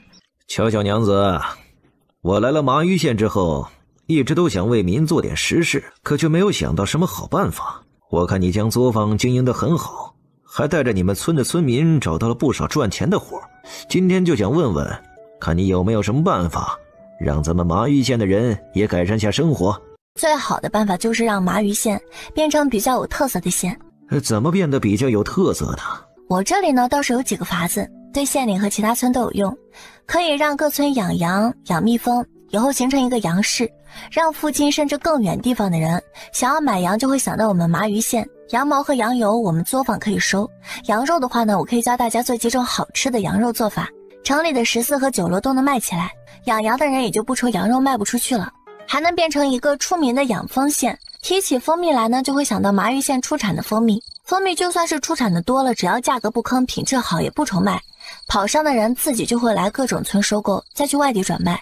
蜂蜡、蜂巢，只要价格不坑，我能保证我们作坊有多少收多少，还能在县里各种多种油菜花，又能采蜜，还能榨油。各村各地的山上多种山茶树，一样不但能采蜜，还能榨油。这样将来麻鱼县说不定啊，还能成为出了名的油乡。都在说巧巧娘子人厚道，聪明又心善，我看也是如此。那如果其他村的人要养羊，你还出羊羔钱吗？这个太多人养，我就没办法了。之前是为了照顾我们村才这样做的。养的人多，确实不适合你提供羊羔，只是不少村的村民家里条件不好，一次性买几只甚至更多羊羔，怕是买不起。你有没有什么办法让大多数人都能养羊？其实县衙可以提供羊羔，让村民来领了去养，但要签契约，等养大之后，村民卖了之后，要把羊羔钱还给县衙，不拿钱用粮食或者绢布等价抵也行啊。相信也没人敢故意欠着县衙的钱。这倒是个好办法。养蜂蜜呢？蜂蜜这边你能提供吗？我的意思是向你买，既然羊羔都提供了，那蜜蜂县衙这边也提供吧。等村民们收了蜜，卖了钱再还给县衙。我这边可以培养一些蜜蜂出来，一箱一箱的卖，会给一个最优的价格。我养出来的蜜蜂蜂蜜的品质不会差，这点你们也可以放心。那太好了，今天将你叫来真是太对了。其他村的村民想要种甜菜也是一条路子，我这边大力收。你要这么多甜菜干嘛？甜菜能制糖，要是各村大量种植，就算我们作坊不收，也可以用来制糖。当然只要他们卖是正常范围内的价格，我这边是肯定会收的。你也能告诉麻鱼县要种甜菜的人，我这个承诺。甜菜居然还能制糖？居然还能制糖？对啊，不但可以制糖，它的产量比甘蔗还要高。甜菜可以在寒冷的地方种植，根部富含糖分，而且与甘蔗相比，甜菜的生长周期要更短，适应的地区呢也更广泛。我可以将用甜菜的种植方法、注意事项等，以及制作提炼糖的方法写下来。您可以写成奏折送去京城，要是全国都能普及甜菜种植，制出大批量的糖，不但能够将糖的价格给降下来，还能让很多人都能吃得起，哎，还能卖到其他国家西域和海外去呢。乔小娘子真是大义。这样的方子没有握在手里牟利，居然想着让全国都受益。他发现他之前都小瞧了这个女子。我也希望大家都能吃上便宜的糖。这样日子又过了几天。你失踪之后，我很担心，你明明在麻玉县，却要让人假扮你，引着我差点追到边境去。凤华，你要任性到什么时候啊？我任性你爹，你要是不乐意可以不找我，反正你们都巴不得我死了，现在来这里假惺惺的，做给谁看呢？姐姐，夫君这半个月到处奔波找你，就是因为担心你啊！你说出这样的话，实在是太伤人了。我和江继安说话有你插嘴的份吗？还有，谁是你姐姐？我可没有你这种装模作样看着就倒胃口的妹妹。我家国公府更不是你这破落户有资格攀亲戚的。二夫人一点礼数都没有，开口就顶撞本郡主。魏春，去掌嘴。是，郡主。自从你失踪到现在，我们都担心的夜不能寐的，夫君更是马不停歇的奔波千里去找你。夫人可真是好大的威风啊！哼，夜不能寐我倒是相信，毕竟我到底有没有如你愿死了，你总是要担心的。魏春，打！风华，你要胡闹到什么时候？秋兰最近一直担心你，一见面你就这样，真是太过分了。这宠妾灭妻的好理直气壮，也好恶心啊！你是谁？这里有你说话的份吗？我中箭落河快死了，是他救了我，现在她是我收的干女儿，这里当然有她说话的份。我胡闹，那天要不是他故意尖叫，将反贼引来，害得我被抓，我会差点死了。那天你耳朵聋了听不见，现在一见面他就讽刺顶撞我，你不但耳朵聋了，还眼睛瞎了，看不见。我差点醒不过来的时候，你又在哪里？现在居然有脸来质问我，更说我胡闹任性。你误会了，那天秋兰是被吓到才会尖叫出声的。这些日子你受苦了，我很担心你，有什么话咱们回去好好说，行吗？你倒是了解他，他怎么想的都知道。看来你们还真是心有灵犀的恩爱啊！你非要这样说话带刺吗？我担心你的安危，你却让人耍我，现在你还要这样闹？江继安，我给你脸了是吗？他故意害我被抓，你不但不怪他，还要站在他那边指责我。江继安，那天你选择他而放弃我，让我真正的看清了你。既然你那么在意爱他，以后就和他去过日子吧，我不稀罕你，也不要你了。一个上不了台面的二夫人也敢在我的面前叫嚣，看来是我以前太给你脸，让你不知道认不清楚自己的身份。我知道你生气之前的事，但我那样选择也是因为你更有自保能力，而且知道那人不会对你下杀手，我并不是要放弃你。可我还是被刺伤落河，差点死了，所以你的知道真是多余啊！哼，不用再解释了，我不想听。以后咱们就桥归桥，路归路。掌嘴！魏风华这个女人，她是不是疯了？夫君，江继安，你敢踹我的侍女，这些年我真是给你脸了。魏风华，你差不多行了，胡闹也要有一个度。胡闹你爹的狗臭屁！老娘今天就要抽死你们这对狗男女！夫君，你到底要怎么样？我刚才已经说了，我要好好的教训一下你们这对狗男女。你真是不可理喻！来人，去将魏春、魏夏拿下，保护二夫人。飞龙卫听令，将武安侯的侍卫全部拿下。风华，我求你别再闹了，行吗？你求我，我就要同意。你以为自己在我这里还有脸面吗？你们去和咱们的武安侯好好练练，擒住他。郡主，武安侯已经被擒，将他和这个女人都扔出去，以后10丈的范围内都不准他们再靠近我。京城我会回，但却不是和你们一路。看着你们这对狗男女，我就倒胃口。所以你们以后离我远点儿，否则老娘见一次，就像今天这样打你们一次。这就是那什么二夫人，长得比魏夫人也差太多了吧？不只是长相，气质也不如魏夫人，就这模样，是怎么迷住魏夫人丈夫的？哎呀，被这么丢出来，真是羞死人了。哎，魏夫人真霸气啊！不愧是五郎媳妇的干娘啊！这样的狗男女就是活该，魏夫人干得好。哼，这种不要脸的女人。那些杀手的嘴撬开了吗？撬开了，是一名男子去找他们的。不过我们查到那名男子只是府城的一名混混，现在人消失了，我们正在找。真正买凶杀您的人非常谨慎，并没有暴露出来。如果真是水秋兰做的，以他的性子，肯定不会留下什么把柄。你们找到买凶的那男子，十有八九已经是个死人了。不过越是这样，我越觉得就是他干的。属下也认为那人应该已经死了。你们退下吧，安排一下我们3天之后出发回京。小叶子，买凶这事儿应该是难挖出那女人是幕后主使。挖不出来也没关系，你回去之后向皇上和太后哭诉时，咬定是他就行。这次没有证据，你回京之后做的事啊，也能逼得他狗急跳墙，总会露出马脚的。这倒是。我先回去，让他们在侯府把戏唱起来再说。真舍不得你啊，要不你先和我一起去京城，然后等陆少考中举人，来京城找你。我也舍不得丢下他那么久呢，等有机会我会来看你的。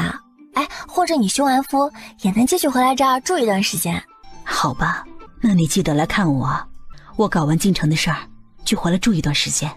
就是你救了风华。是啊，你有事见到本侯你应该行礼。我干娘之前说的很对，给你脸了，想要耍侯爷威风，我建议你还是换个人，我可不吃你这套。你信不信我现在就回去找干娘告状，让她再派人打你一顿？你救了风华，我也很感激。虽然她收你当干女儿，但你们之间身份地位悬殊太大，所以我可以给你一笔不菲的钱，再帮你相公进个好书院。以后你少和风华来往。你还真将自己当盘菜了？要钱我不会自己挣啊，会吃你的嗟来之食。我相公拜师秦大儒，还需要你介绍好书院？我要是没记错，你自己的小儿子想要拜师秦大儒，可都被拒绝了。所以你应该赶快回去撒泡尿照照，看看你自己配不配。你简直太粗鲁了！对你这样的人太礼貌会侮辱了我自己的。你要是想要警告我，让我远离干娘，那你就注定要失望了。我这个人呢，就是一身反骨，别人越是想要威胁强迫我做什么，我呀就喜欢反着干。所以我不但要继续和干娘来往，还要看她怎么收拾你们这对狗男女。你放肆！去教一教他该怎么有礼。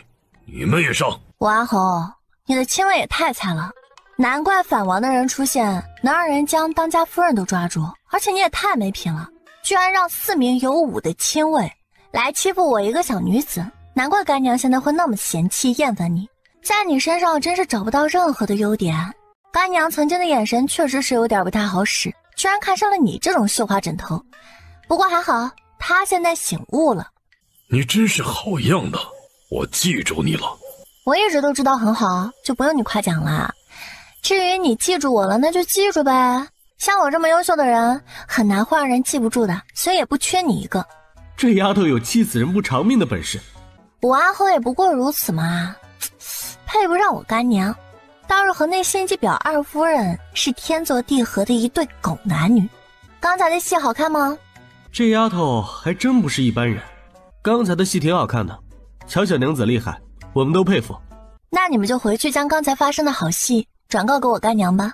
包括你说她眼神不好使那句。对啊。好，我们一定原封不动地告诉郡主。小叶子说得对，我以前的眼神真是不好使，更甚至还眼盲了那么多年，居然会看上江继安这种没品的混蛋。你们出去打江继安一顿，让他赶快滚，别站在门口碍眼，看着他就烦。以后你们就这般好好伺候侯爷。是。侯爷最偏爱疼宠的是二夫人，所以想要得到她的宠爱，你们最好先联手。侯爷喜欢吃。接着他把江继安的喜好、忌讳和讨厌的东西都说了一遍，好让这些姑娘们攻略对方。这呀都是从小叶子那儿学来的。我们都听夫人的。直接进了宫。姑姑，娇娇，这是怎么了？伤还没好吗？怎么瘦这么多呀？面色这么差。姑姑，我差点就见不到你了。好想你呀，我难受死了。娇娇这是怎么了？表哥，有人恨不得我死，我差点就回不来了。你和姑姑可要为我做主呀。是谁这么大胆？是不是萧景晨那个混账？不是他，是江继安和水秋兰。我之前写给你们的信，你们都收到了吧？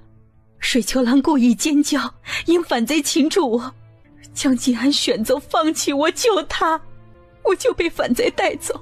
他们想将我带去边境，威胁拿捏我爹，我自然是不能让他们得逞，于是暗中偷跑，但是却被发现了，然后被人刺中了要害。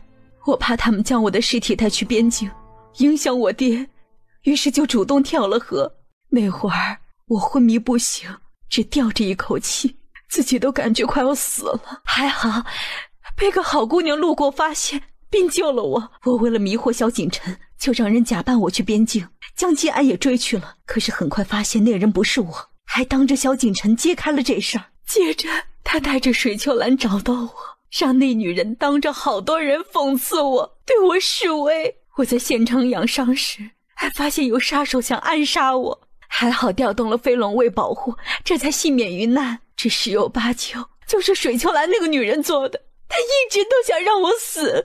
这些年她一直给我使绊子，她挑衅算计我。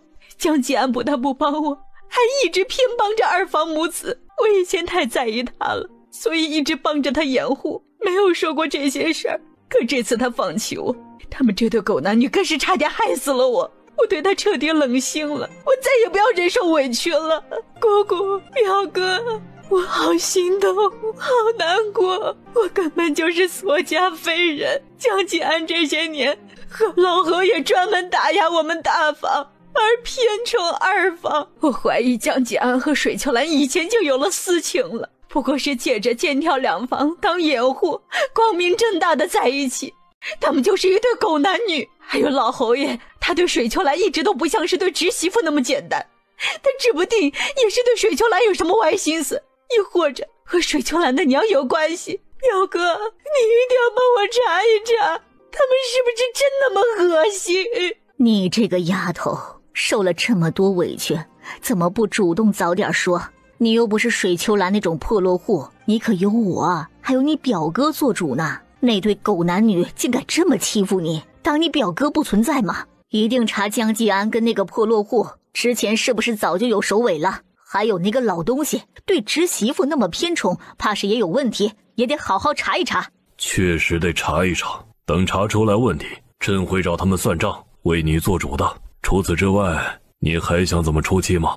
我要休了江继安。你说什么？我说我要休了江继安，他背叛了曾经对我的誓言和承诺，还差点和其他女人害死了我。跟他和离实在是太便宜他了，所以我要直接休了他，让他在全京城丢脸。好，那就休了他。什么玩意，敢欺负我家娇娇？还是姑姑懂我，对我好。从前朝到现在，还没有听过哪个贵夫人休夫的。那我就来当这个第一人好了。表哥，你是不是也要偏向江继安那对狗男女？朕当然是站你这边的，不过休夫这事儿还得从长计议，不能是现在，得让你站在制高点。等他们查到江继安父子有问题后，用这个来开刀吧。我就知道表哥一定会站在我这边的，我也没想现在就休了他。当然要去查，拿住他们的小辫子。再说，我受了这么多年的委屈，除了休夫之外，也不能这么便宜了他们父子。最近这段时间，我先回去让侯府搅和得不得安宁，出气再说。该是我儿子的东西，我也得都拿到手。对，可不能便宜他们，你想怎么做就怎么做，姑姑给你撑腰。你怎么高兴就怎么来吧。听说你一路给江继安收了好几名侍妾。是啊，之前很多人不是说我不贤惠吗？那我就贤惠给他们看。那样的狗男人，我现在又不稀罕了。水秋兰让我膈应，我就在离开之前先膈应死他。这些主意你是怎么想到的？我干女儿帮忙想的主意，她可聪明伶俐了，性格行事作风特别对我胃口。之前她不但救了我，还将昏迷难醒的我从鬼门关拉了回来。如果不是她的开导，我还沉浸在被江季安那对狗男女伤害里出不来呢。除了这些之外，她还会好多东西，更是连河神都庇护的福星。等他来了京城，你就带进宫来，哀家也想见见他。我肯定要带他来见姑姑的，她现在可是我女儿，你也是她的姑外祖母呢。你呀，还是那么爱憎分明。皇帝总感觉这个名字咋有点熟啊，像在哪儿见过。仔细想了想，突然想起来了前2天这户部侍郎递了一个奏折上来，说是甜菜能够制成糖，还将种植和制作方法附上了。而这个办法和那张方子就是一个叫做乔叶的妇人写的。你说的乔叶是不是麻鱼县的？他会用甜菜制糖？对啊，就是他。他不只会用甜菜制糖，还会很多东西呢，做的蜡烛更是一绝。我让他帮忙做几份定制蜡烛，送给你们当礼物。等做好送到京城来，姑姑和表哥就知道，原来蜡烛还能做成那样呢。还有驱蚊的蚊香，等明年夏天，我就让他做一些送到宫里来。看来你收了个不简单的干女儿啊，连朕都想见一见了。等他来京城，我就带他进宫见表哥。哦，对了，他相公也很不错，看着就是个栋梁之才。不久前还被秦老头收做学生了。哦，原来他还是那个陆韶的媳妇儿，还真是巧了。所以啊，这都是缘分。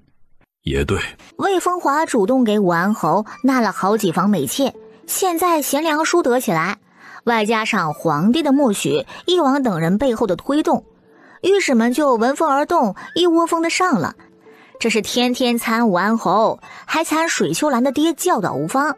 见过姐姐。我之前就说过，我可没有你这样破落户的妹妹。上次长嘴，看来还没有让你长教训。魏春，再去给二夫人教教规矩。你下次再胡乱称呼，我会再教你规矩的。江季安偏宠你，本夫人可不会惯着你。夫人，老侯爷请你去正厅一趟。本郡主要回院子先洗漱一番，让老侯爷先等着吧。让老侯爷等，这不太好吧？哼，让他等等本郡主是给他脸，有什么不好的？嬷嬷，本郡主让他等等，违背规矩了吗？您是先帝册封的一品郡主，当今陛下更是下旨赐予您公主身份，按照品级身份来看，让老侯爷等一等，那是合乎规矩的。听到了吧？这是太后身边正三品的管事嬷嬷，还曾伺候过太皇太后的老人，她是最懂规矩的。现在可以让老侯爷等了吗？是，我这就去禀告老侯爷。滚！是。这等了半个多时辰了，魏风华才慢悠悠的姗姗来迟。老侯爷找我有事？你是怎么做儿媳妇的？见到我这个公公不喊爹也不行礼，太不像话了。我以前对你行礼喊你公公，那是给你脸，现在不想给你脸了，自然是想怎么来就怎么来了。你要是不高兴，你就出去叫嚷，说我不孝呗。你简直放肆！有事儿说事儿，有屁就放，我可没时间在这听你废话。你真是反了天！叫人来，给我将夫人带下去，家法伺候。你这个老不休，今天你敢动我一下试试？你敢动我，我就立即去宫里找我姑姑和表哥做主，并将你觊觎侄媳妇，更甚至和侄媳妇不清不楚的事情宣扬的全京城都知道。胡说八道！你简直胡说八道！我就坐在这儿，看谁敢对我动家法。你不见公公，还出言顶撞污蔑，这样不孝，今天这家法我还就动呢。你们去，给我将他抓起来。谁动？一会儿我就让人把谁卖了。你们别忘了，我现在是侯夫人，管家权可在我的手里。你们是不将我放在眼里，我的话都不听了是吗？他能卖你们，我就能让人将你们拉出去杖毙了。别搭理他，他只要动手，我就将你们的卖身契都放了，到时候你们就不再是奴仆。他敢将你们杖毙了，我就去京都府尹处告他草菅人命。放肆！你太放肆了！你信不信你再这么嚣张跋扈，我就让季安休了你。好啊，你现在就让他来休了我。你要是不喊，你就是老王八怂蛋。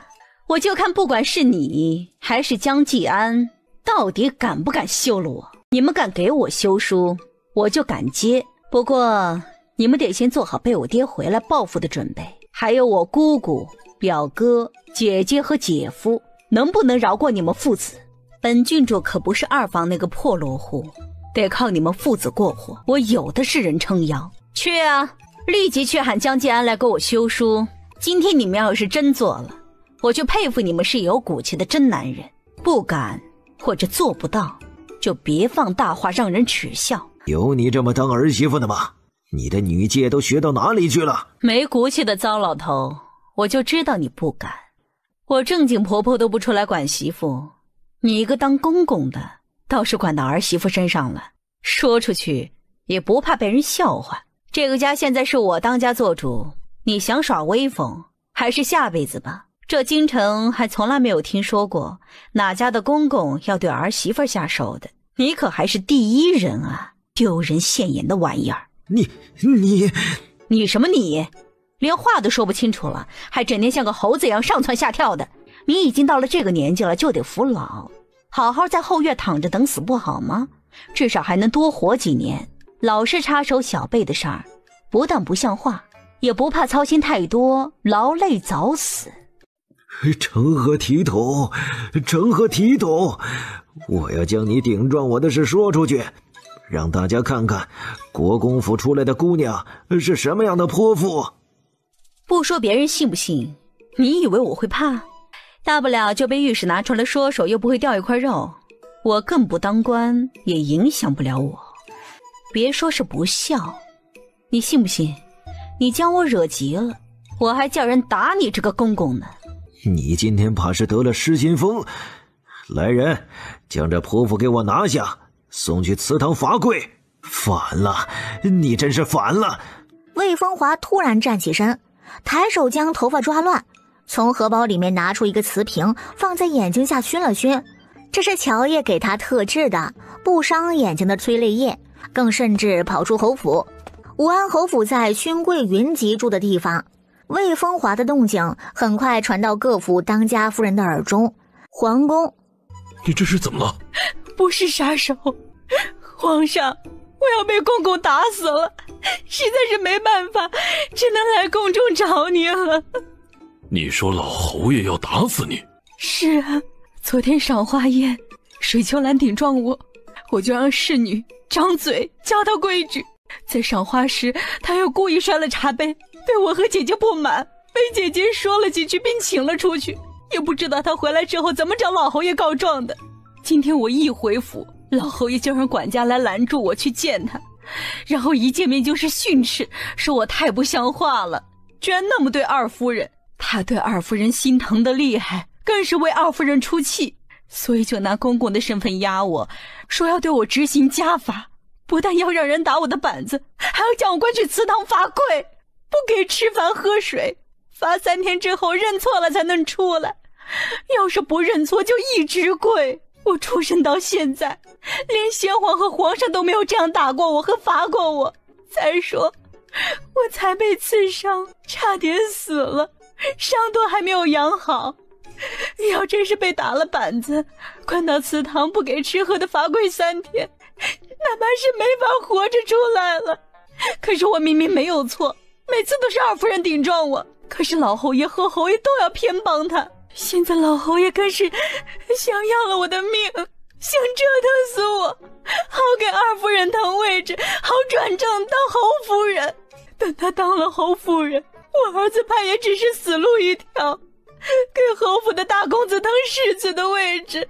他是我公公，为了孝道，我也不敢违抗。可我已经好几年没有见过我爹了，他在边境为国征战，没法回来。我想在死前见他一面，所以就来求皇上先送我去边境见我爹一面。等回来之后，老侯爷要怎么打杀我，让我腾位置，我都认了。谁让他是我公公呢？只求皇上能在我死后帮忙庇护一下我的2个儿子，别让他们也遭了毒手。什么死不死的？他敢！他对自己的侄媳妇偏宠过度，却拿你来出气，简直不成体统。就算是你公公，也不能这样放肆。你可是先皇亲封的一品郡主，更是太后的亲侄女，朕的表妹。哼，他好大的胆子，居然要用这种手段害你！陛下，风华不久前受伤差点死了，这伤都还没有养好，要是被打了板子送去跪祠堂，可不就是要了他的命吗？老侯爷其心可诛啊！皇上，虽然武安侯夫人是儿媳妇，但这次的事确实是老侯爷这个当公公的太过了，帮侄媳妇出气，更甚至要害儿媳妇，这简直骇人听闻。还请陛下彻查，不能让这样的风气助长下去，否则这次郡主逃脱一劫，将来还可能会有第2次。郡主出事了，这不是要让在边境为国征战的老国公寒心吗？陛下，臣怀疑老侯爷是敌国奸细，或者是反王的探子。毕竟当年那什么2夫人可是和反贼定亲的，他们想要害死侯夫人，就是想将郑国公引回来，好让敌国进军攻打，亦或者让反王好作乱呐。皇上，我爹肯定不是敌国奸细和反王的探子，还请陛下明察。以王，你可别没有证据就胡乱泼脏水。如果不是这样，那他为什么非要对儿媳妇下这般狠手？我爹因为觉得亏欠他弟弟的缘故，所以平常确实有些偏帮2房。这次可能是觉得我夫人不该当众打脸2夫人，让2房跟着丢脸，才说要用家法。他也是在气头上，等我回府之后，自然就会将我夫人从祠堂带出来，所以绝对没有想要害死我夫人的意思。江建，你这个没良心的！这些年你和你爹打压大房，偏宠2房我都认了，现在你爹想要害死我，你还偏帮他们说话，你是不是也想让我立即去死，好将你最宝贝的2夫人扶正，好让你最受宠爱最受重视的大儿子继承侯府？你们父子和侯府真是欺人太甚！好，你们既然都想让我死，让我腾位置，那我就成全你们。快拦住他！御医，选御医！今天要是娇娇有事儿，我要让你们侯府陪葬。哎呀，这一时间呢，京城的瓜都集中在武安侯父子和2夫人身上，大家吃瓜吃得不亦乐乎，还主动去挖瓜。这好戏都演了大半你才回来，可惜了。哎呀，娘，您还真是心急，都不等儿子来了再搞事。你没事吧？没事，这都是做给别人看的。那就好。娘，你真是早该这样了。我以前是钻了牛角尖，才会受了这么多年的委屈。还好，现在我看清了。哦，对了，我准备要将你爹休了，然后离开侯府。你们兄弟应该没意见吧？那可真是太好了，这么好的主意，娘你居然都想到了，这可不像是你啊！我看上去就那么好欺负吗？想不出来这么好的主意？还真是。臭小子，这方法，确实不是我想的，而是你干妹妹教我的。娘，你在认亲方面是这个，等你休了夫，我就去看看干妹妹。去吧，只可惜我短时间内出不了京城，否则我也想再去村里住一段时间。没事，我带你去也行。你可真是我的好儿子。那必须的。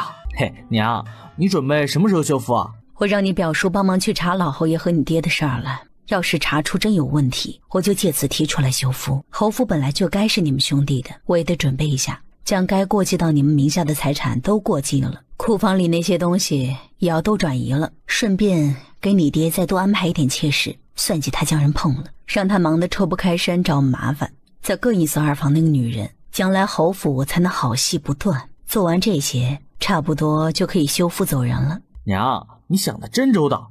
哎呀，侯府的烂摊子我以后会处理，你还是尽快休夫吧。等我回府之后，会再帮你加一把火的。你呀，就是一肚子的坏水，也不知道你祖母是什么想法。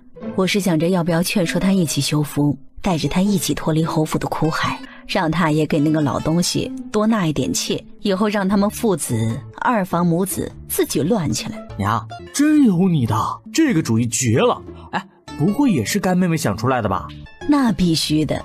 那我回府之后就去找祖母，把那老东西休了，让他一起离开，最好不过了。你做好修复的准备，剩下的就交给我吧。灵儿回来了。祖母，我之前进宫看了我娘，她没事吧？她没事，好着呢。那就好。她以后打算怎么办？我娘要修复，这倒是她能够做得出来的事儿。你也支持吗？能离开侯府，挺好的。那您想离开侯府吗？怎么离开呀？也一样的修复啊。那老东西这些年对你从来没有好过，你就踹了他。我跟你娘不一样，她有底气修复。离开侯府之后，也有人接纳，我却不知道要何去何从啊。祖母，你还有我们呢，谁说修复之后就必须得回娘家了？有我娘和我们帮你撑腰。我娘的意思啊，也是想你一起修复，脱离侯府这臭水沟的。以后啊，我和我哥还能陪着你，多走走看看外面。你那娘家的人要是敢说你半句不是，或者找茬，我就敢带人打上门去。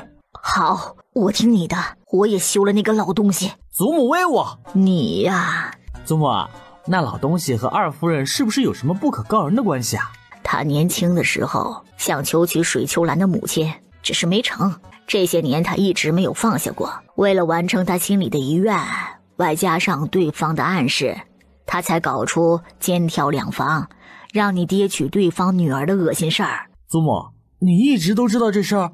这倒是没有，我嫁进侯府，那老东西对我就很冷淡，不会跟我说这些。生了你爹之后啊，他更是很少踏足我的院子，要不是他被派出去打仗，管家权也不会交给我。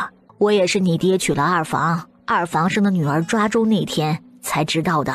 老东西那天晚上突然来我的院子，难得和颜悦色，还说了不少好话，更高兴地喝了很多酒，还说呀，他孙女长得好，将来肯定很出众，他要物色一个最好的孙女婿，比如皇子。我总感觉他有些不对劲儿，二房生了个女儿，他至于那么高兴吗？接着他又喝醉了，走出门摔了一跤，伺候他的人垫在地上，手杵折了。我就带人送他回去，他不回房间，非要去书房，我就送他回书房。他醉的神志都不大清楚了，也没有注意，就从书房一个暗格里拿出一个锦盒，抱着躺到榻上。他一边摸着锦盒，一边嘴里轻声怀念，说他真像你。我平生啊少有生出这种好奇心，于是等他睡着以后，就将锦盒打开，然后发现这锦盒里头有几幅画，画的都是同一个女子，我出嫁前见过，那就是水秋兰的娘。除了画之外，还有几封写给那个女人的书信，信里倒是没有明显私情的话，但却诸多暗示，比如暗示老东西冷待我，比如让老东西帮他夫家一些事渡过难关，比如让你爹娶他女儿。我这才知道这个老东西为什么会主动提亲娶我，又那么冷淡，为什么非要让你爹搞个肩挑两房，还对二房那么偏宠。灵儿啊，我也提醒过你娘，让她一定抓住侯府的管家权，不能让二房沾染，让她防备着点二房，守好你们兄弟，对你爹也别太全身心付出。我曾经更一直犹豫，要不要将这事儿告诉你娘，想来想去呀，我还是放弃了。如果说了，这闹出去啊，侯府颜面何存呐？那会儿你跟你哥才几岁呀？我怕这事儿对你们名声不利，让你们将来受影响，也怕你们将来怪我。而且我要是说出来，那个老东西肯定不会让我好过，十有八九会让我死。唉，都说好死不如赖活着，我虽然过得不如意憋屈，可确实还不想死，还想看着你们兄弟娶妻生子呢。还有你娘，她对你爹那么深情，可你爹那会儿已经跟着老东西偏宠二房了，我也没有想到还能和离，或者休夫。想着你娘要是知道这事儿得多膈应，还怎么在侯府过下去？最主要啊，她根本放不下你爹。只要她是侯夫人，她就不好管公公的私事儿，只能憋屈忍了。说不定还会为你爹偏宠二房找借口，觉得都是老东西让的。因为管家那些年也培养了一些亲信，只能暗中顾着点你们母子一二，防止那个老东西跟二房作妖。祖母，那你就用这事儿为借口来休夫吧。那锦盒里的东西就是证据，这事儿怎么都要将老东西二房的女人和他娘都钉在耻辱柱上。好，你怎么做我都支持你。祖母，除了支持外，你其实也可以做点事儿解气。怎么做呀？帮老东西纳10个8个的老妾，在休夫前时常去院子里看看好戏啊。他现在躺在床上，丫鬟小厮哪里能有妾室伺候的用心？纳妾可是为他好呢。您多贤惠啊！你看我娘不也贤惠的帮我爹纳了不少妾吗？你可真是他的好大孙呐！嘿嘿，那当然啊，我对他可孝顺了。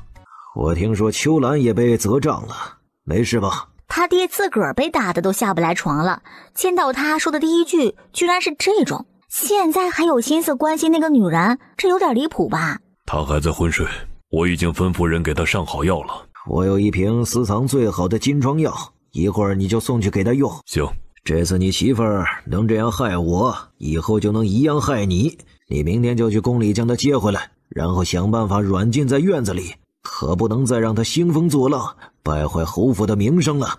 好，你们居然合谋算计要害我娘，我明天就要进宫去向表舅告状。你这个臭小子，简直太不像话了！谁叫你擅闯祖父房间的？外面又没人守着，我来探望祖父，怎么能是擅闯呢？更何况我要是不来，岂不是就要错过你们的密谋了？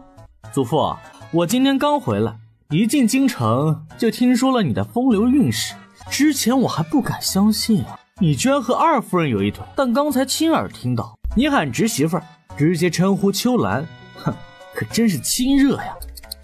私藏的金疮药自己都舍不得用，也要送给二夫人用。我要不知道那是我爹的二夫人，都会以为那是您老的二夫人呢。你这个混账，胡说八道什么呢？这次你二婶是因为被我连累了，我心里愧疚才说送药的，你可别乱泼脏水。祖父，这话你自己怕是都不信吧？你觉得我那么傻会信？更何况这些也不是我说的，而是外面传的。外面是怎么传的？外面啊，传你和二夫人一直都有私情，早就勾搭在一起了。虽是两房人，但都住在侯府，私会起来就很方便。还有我爹帮着打掩护，所以你们那点事儿啊，这么多年才没有人发现。所以他们真是你的种吗？啊，难怪从小到大你都不喜欢我和哥哥这两个亲孙子，而喜欢和重视二房的侄孙，对侄孙女更是当宝贝捧着。整个京城啊，我现在谁也不服，就服你。混账，你这个混账，净说混话。祖父，你越是这样激动，越让人看着心虚啊。再说孙子变儿子也没什么大不了的，你也不用不承认啊，反正现在大家都知道了。放屁，那些都是胡乱传的，根本没有的事。要没有这些事，人家干嘛要那么传？祖父，你历来对二房的不同和偏宠，府里的下人们也不是眼瞎，所以就别抵赖了。啊，可怜了你那个死鬼弟弟，死了都不得安宁啊，要被你拿来当接种的冤大头。他活着的时候，听说你对他也没有多好，你也不怕他从坟地里出来找你？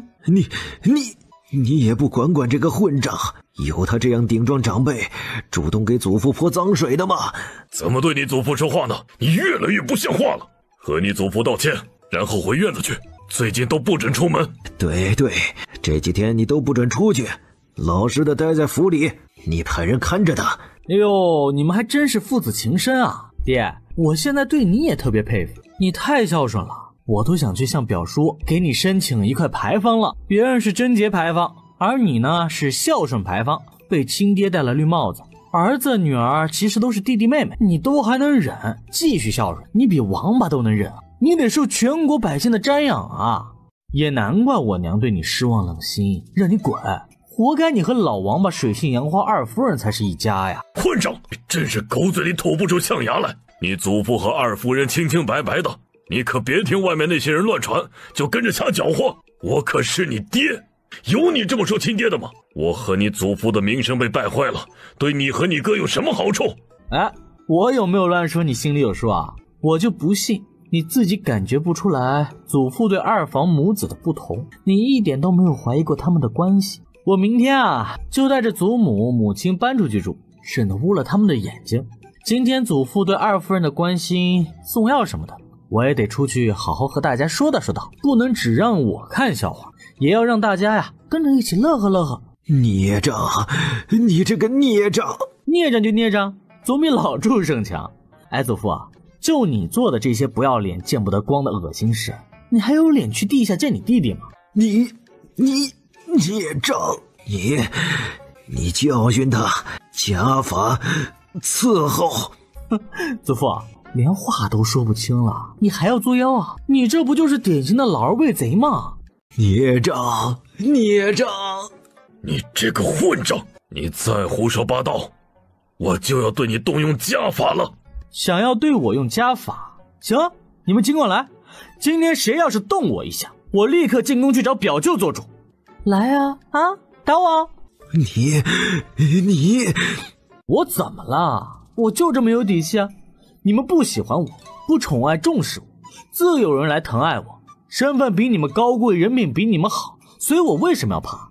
要动家法就快去，别磨磨唧唧的。我一会儿可还要出去啊，和朋友喝酒聚聚，说说家里这些个破事儿呢。关起来，将他关起来。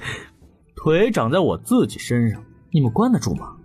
祖父啊，您就别操心了，好好养伤吧啊！我呀，一定会教你在府中怎么私会二夫人，轻易喊着秋兰。平常呢，经常送首饰、布料和糕点等事，让大家知道的。你们俩以后啊，也就不用再偷着来了，光明正大的卿卿我我多好。反正我爹比王八还能忍，肯定会包容你们继续的。我呢，也一定会给我爹立个孝子牌坊。放心，我们武安侯一定会在史书上留下浓重的一笔，让后世的人啊都知道你们父子的去世，不会让祖宗失望的。切，随便说几句就吐血气晕过去了，真丢人！混账，将祖父气吐血晕过去，你也是京城的第一人了。传出去，你可是大不孝，对你可没好处。你能不能别总想着伤敌1000自损800？能当京城第一人挺好的，多有排面啊！你们要是不爽，就去宫里找皇上评理告状，说我不孝呗，看皇上会不会偏袒你们。你到底要干什么？我刚才说了呀，我要出去喝酒，和大家说说家丑，明天啊再带着祖母和娘搬出去住，你有意见？来人，送三公子回院子，不准他出府。你这是要关着我？你好好在府里待几天，我明天去将你娘接回来。我要是不呢？那可由不得你。除了他们外，侯府还有上百名禁卫，我会将他们全部派来跟着你，不会允许你出去的。行，那我就看看你能关我多久。还有，我不要回自己的院子，我要去祖母的院子。行，反正只要不出府，你干什么都行。这可是你说的。是我说的，你快走吧。爹，你可要为娘做主报仇啊！一定不能放过大房那个坏女人。你不小了，也应该知道谨言慎行。爹，你居然凶我，我讨厌你！这上面的灯笼呢？启禀侯爷，夫人回来后就让人将灯笼取下了扔了。我的衣服和茶盏等物呢？夫人回来之后，让我们将这些东西全部都收起来扔了。只要是关于侯爷的东西，已经全部都扔了。全扔了？竟然全都扔了？这是要干嘛呀？哎呀，走水了，快救火呀！那是谁住的院子？禀侯爷，这像是老夫人的院子。世子是不是已经去了老夫人的院子？半个时辰前，世子已经去了老夫人院子，并且没有出来。救火！快救火！一定要将老夫人和世子救出来！儿子和娘可千万不能有事啊！祖母，咱们现在就去京都府尹，你不怕吧？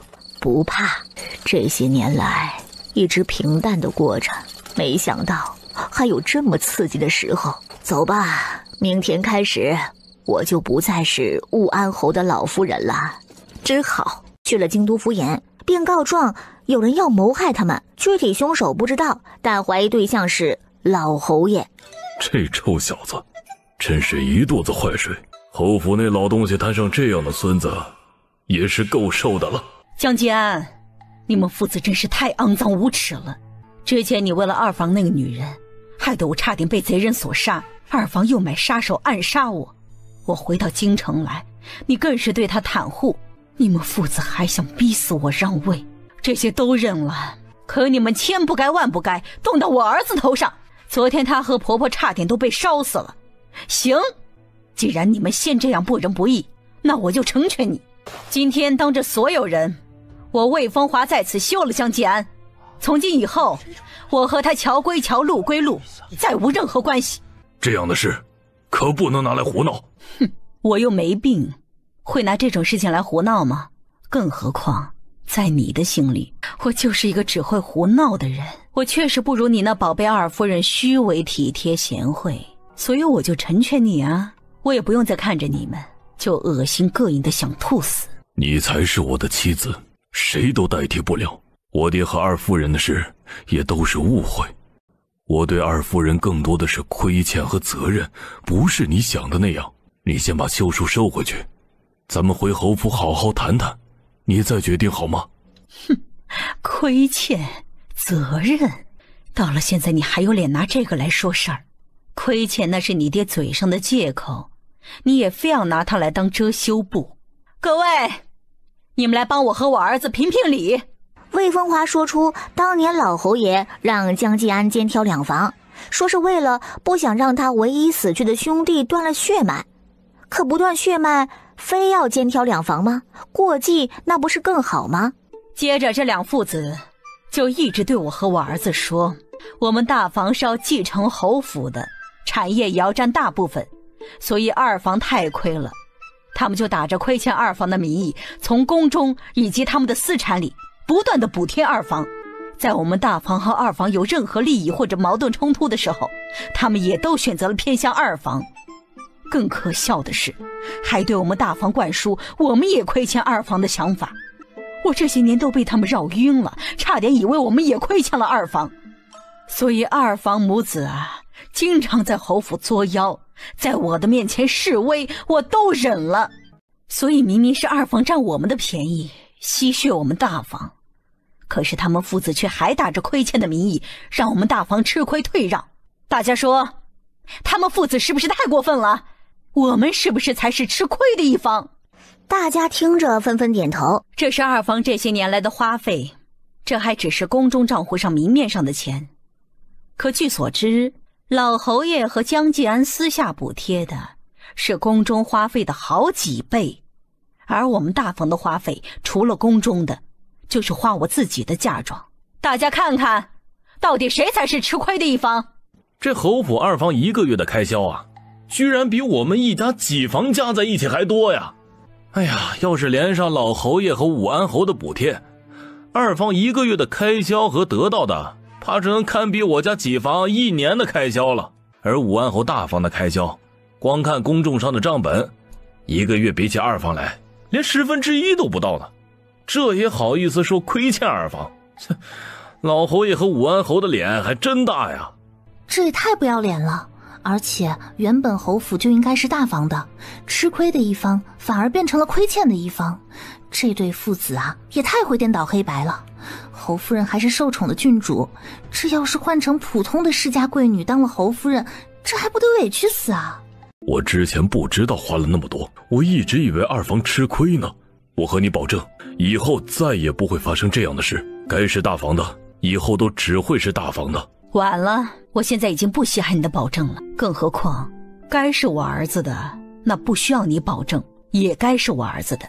我儿子是皇上亲封的世子，也是江家最正统的嫡出血脉，他的东西除非自己不要，否则谁也抢不走。所以你的保证和承诺就是个笑话。你跟我回侯府，我们以后都不要再闹矛盾了，我也不会再惹你生气，让你再受委屈，我们好好过日子。我保证以后我不会再偏宠二房了。江继安，曾经你求娶我时，自己承诺此生绝不纳妾，只会爱我一个人，只会对我好。可是你却失约了，你是没有纳妾，但却多了个偏宠的二夫人。现在你还有脸跟我说要好好的过日子？我只想说，放你爹的狗臭屁！老娘一点都不稀罕你的保证，更不稀罕你这个臭狗屎。之前我被水秋兰故意奸叫，引来反贼害我被抓，而你让反贼放了他，将我留给反贼当人质带走。我为了维护清白和名声，逃跑被刺伤跳河，差点死了的时候，而你护在怀里的却是害我的女人。所以那时我们的情谊就已经断了。这些年是我眼瞎，才会看上你这种虚伪的男人。今天更是我魏风华恶心你，瞧不上你，不要你了。所以你也不用再多说废话，我的决定不会改变。这休书我不接，我不同意。今天这休书我给了你，你接也好，不接也罢，反正我们夫妻情断，再无任何关系。这是我特意向皇帝求的休夫圣旨，所以我现在也算是奉旨休夫了。江继安，你不同意是要抗旨吗？你真要做得这么狠？我们这么多年的情谊，你真的不要了？比起狠，我哪有你狠呢？这些年你可没少对我捅心窝子，所以我这也是被你逼得这么狠的。至于情谊，不都被你这么多年来所作所为磨灭了吗？好了，我们的事情已经说完并结束，就不要再纠缠浪费时间了。现在我们来说说老侯爷的事儿。这个锦盒是老侯爷私藏多年的东西，画上的女子年轻人可能不认识，但只要上了点年纪的贵妇人都能看出来，这是水秋兰娘年轻时候的样子。当年老侯爷一直想求娶水秋兰的娘，可惜人家嫌弃他是个粗鲁的武夫。那会儿武安侯府还很落败，自然不愿意嫁给他。不过另嫁他人之后，那个老女人似乎是一直吊着老侯爷，跟他多年都保持联系。这些就是老侯爷保存的跟那个老女人写给他的信，给大家念念。不准，你不能这样做。原来老侯爷这些年来一直记挂着水秋兰的娘，还为对方做了那么多事儿啊。所谓的为了弟弟才让儿子肩挑两房的事儿，原来都是那个老女人提出来的。信里说，水秋兰其实一直心悦江继安。当年老侯爷想为儿子求娶水秋兰当儿媳，也是因为他夫家怎么都不同意，他才没法拒绝的。水老太的女儿因为前夫的事儿没法嫁到好人家，这才求老侯爷让他想办法将水秋兰嫁给江继安，还暗示他女儿不想当妾。然后在第二封信里提了一嘴肩挑两房，倒是没有明说，但表现的也很明显了。老侯爷为了心爱的水老娘，自然要儿子去做呀。所以肩挑两房根本就不是为了什么弟弟，没有任何亏欠和愧疚，不过是他们私情之下的遮羞布。老侯爷娶了我婆婆之后，更没有对外说的那么重情义，反而是冷落我婆婆，让我婆婆这些年一直在小院里吃斋念佛。我婆婆也是无意中发现了这个锦盒里的秘密，所以昨晚就遭遇了一把火，被想杀人灭口，所以我婆婆和儿子才会状告她。我没有，不是我放的火，你们算计冤枉我。到了现在，你还要狡辩，还是一如既往的无耻。大人，他确实是最有动机让人纵火的凶手。除了他侄孙女满月那天，他喝醉酒，让我送他去书房，然后我亲眼看到他拿出锦盒里那个女人的画像，一边抱着亲，一边说那孩子像他。除了我发现他跟那个女人的私情以外，还因为我撞破过几次他跟侄儿媳妇支开伺候的人单独相处。你不要血口喷人，没有的事。之前我在院子里吃斋念佛不出门，就是怕他害我，这样就不怕我出去乱说了。可最近因为他跟水秋兰的事儿被宣扬出去，他就忍不住怀疑说是我做的。特别是我孙子回来以后，就来我院子陪我，他担心我将这些秘密告诉孙子，所以找人放火，要烧死我们。当然不正常了，我们又不是傻子，他说什么我们就信什么。我见过二夫人和这画像上的人是有几分相似的。老侯爷这是明显将二夫人当成他娘了呀！原来如此，难怪会那么偏宠二房呢。原来呀，和母女是这种关系啊！这还真是勋贵家里天大的丑闻，丢我们勋贵的脸，那母女也好不要脸，竟做出这种伤风败俗的事儿。哎呦，武安侯不但被亲爹安排娶了心爱之人的女儿，还被亲爹戴了绿帽，京城第一大冤种啊！也难怪郡主和老夫人要休夫离开。这么恶心的侯府，谁受得了？武安侯真是个大孝子，这都能忍？不是这样的，我和他们母女真是清白的，这都是他俩胡乱对我们泼的脏水。我承认，我年轻时心悦水秋兰的娘，也让我儿子娶了他女儿，但我和他们之间绝对没有任何私情。锦盒里的画和信都是我自己收藏的，不关他们母女的事。你们要认定我们有私情，就拿出证据来，否则我绝对不认。哼，这些证据摆出来，难道还不够证明？再说，我可亲眼瞧见你跟水秋兰私会的，你敢说你们没有？你血口喷人，我们不过是商量事，到了你嘴里就是私会。我们没有，我们是清白的。行行，你们是清白的，随你怎么说吧。有什么事商量？需要将丫鬟侍者支开单独谈的？那可是你儿子的女人，你的侄媳妇儿，这不是明显有猫腻吗？就是呀，哪家的大伯会单独和侄媳妇儿商量事啊？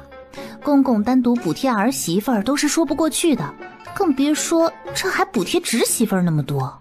昨晚我儿子要是被烧死，世子之位可不就轮到二房那个不知道是谁的种来当了。气得又是一口老血喷出来，直接又晕过去了。爹，你终于回来了。你已经是这么大的姑娘了，就算是亲人也不能再这样扑到男子怀里，有话就站着好好说。爹，外面那些话都是乱传的，您可千万不要相信。娘说了，我们就是你的孩子，他和大爷爷是清白的。是啊，爹，你可千万别中了那些人的离间计啊！这些呀，都是大房母女跟那个老婆子搞出来害他们的，太可恶了。你不如明说，是夫人和老三搞出来的离间计。现在这个家已经散了，你们还不满意？一见到我就开始抱怨暗示，你们想干什么？让我去帮你们找老夫人和老三问罪报仇。爹，我们不是这个意思，我们只是不想你误会。你和娘在一起生活了那么多年，难道还不知道她的为人吗？她肯定不可能做出对不起你的事。我还真不知道她的为人，谁让她这么会伪装呢？就算他们真是清白的，你们就是我的种又怎么样？这样夫人就能回来吗？如果知道会有这么一天，我一定不会娶什么二夫人，也不会想要其他女人生的孩子。以后有事别来找我，去找你们大爷爷吧。我一看到你们就会忍不住想起那些流言蜚语，更忍不住迁怒。你们大爷爷和你们二房母子害得我痛失所爱。爹，你怎么能这样呢？你和我们明明才是一家人，你和娘相亲相爱，更是最疼我们兄妹的，我们又没有错，你怎么能听人故意挑拨，就真的中计迁怒我们呢？爹，我好害怕，你别生气了。不是，我和大房明明才是一家人，是你大爷爷和你娘算计拆散了我们，现在你们满意了。爹，求你别生气了，娘真是无辜的，她之前还吐血昏迷了，她一直惦记着你，求你跟我一起去看看她吧。见她配吗？现在她的计谋算计成了，不应该高兴庆祝，还会吐血昏迷，她又是装的吗？滚！不要再让我看到你们，不要让二房的任何人靠近我，否则拿你试问。是。皇宫还真是够精彩的，可惜没能亲眼所见。不愧是江依林，一回来就搞出了这么大的事儿。确实精彩，风华还是那样的真性情。我听说风华这样的改变都是他干女儿开导的，那应该也是一个很通透的姑娘吧？不但通透，还非常的聪明有主意，最是鬼机灵了。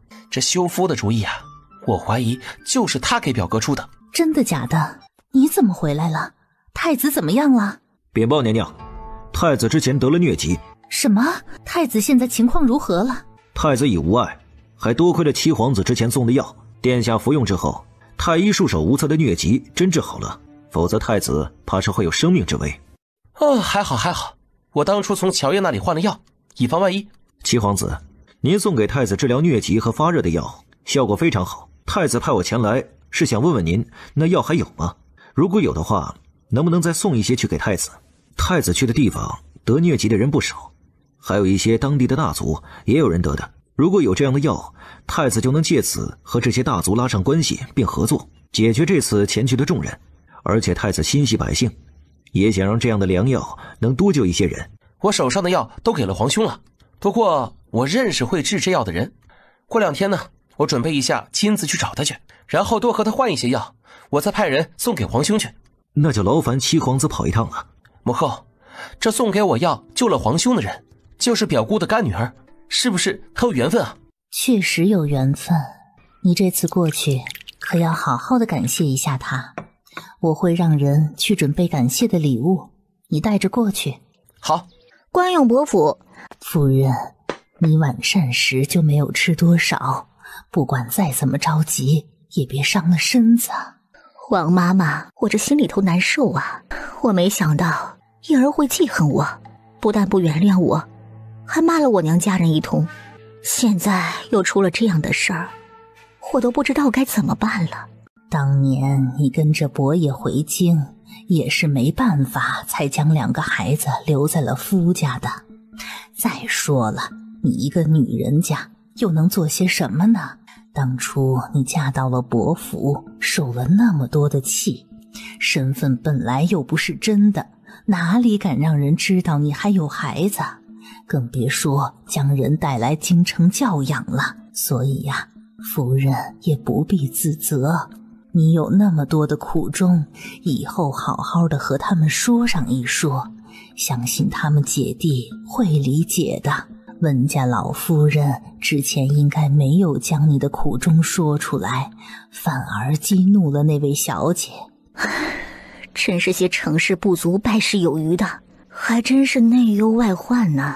这事儿可千万不能让老夫人知道，否则还不知道那个老东西会不会搞事。这件事情一定不能让老夫人知道。夫君呀，你回来了。果然五皇子的人已经查出来你和乔叶的关系了。那五皇子是什么意思呀？太子不久前得了疟疾，却被七皇子送的药救活了，而这药是七皇子从乔叶那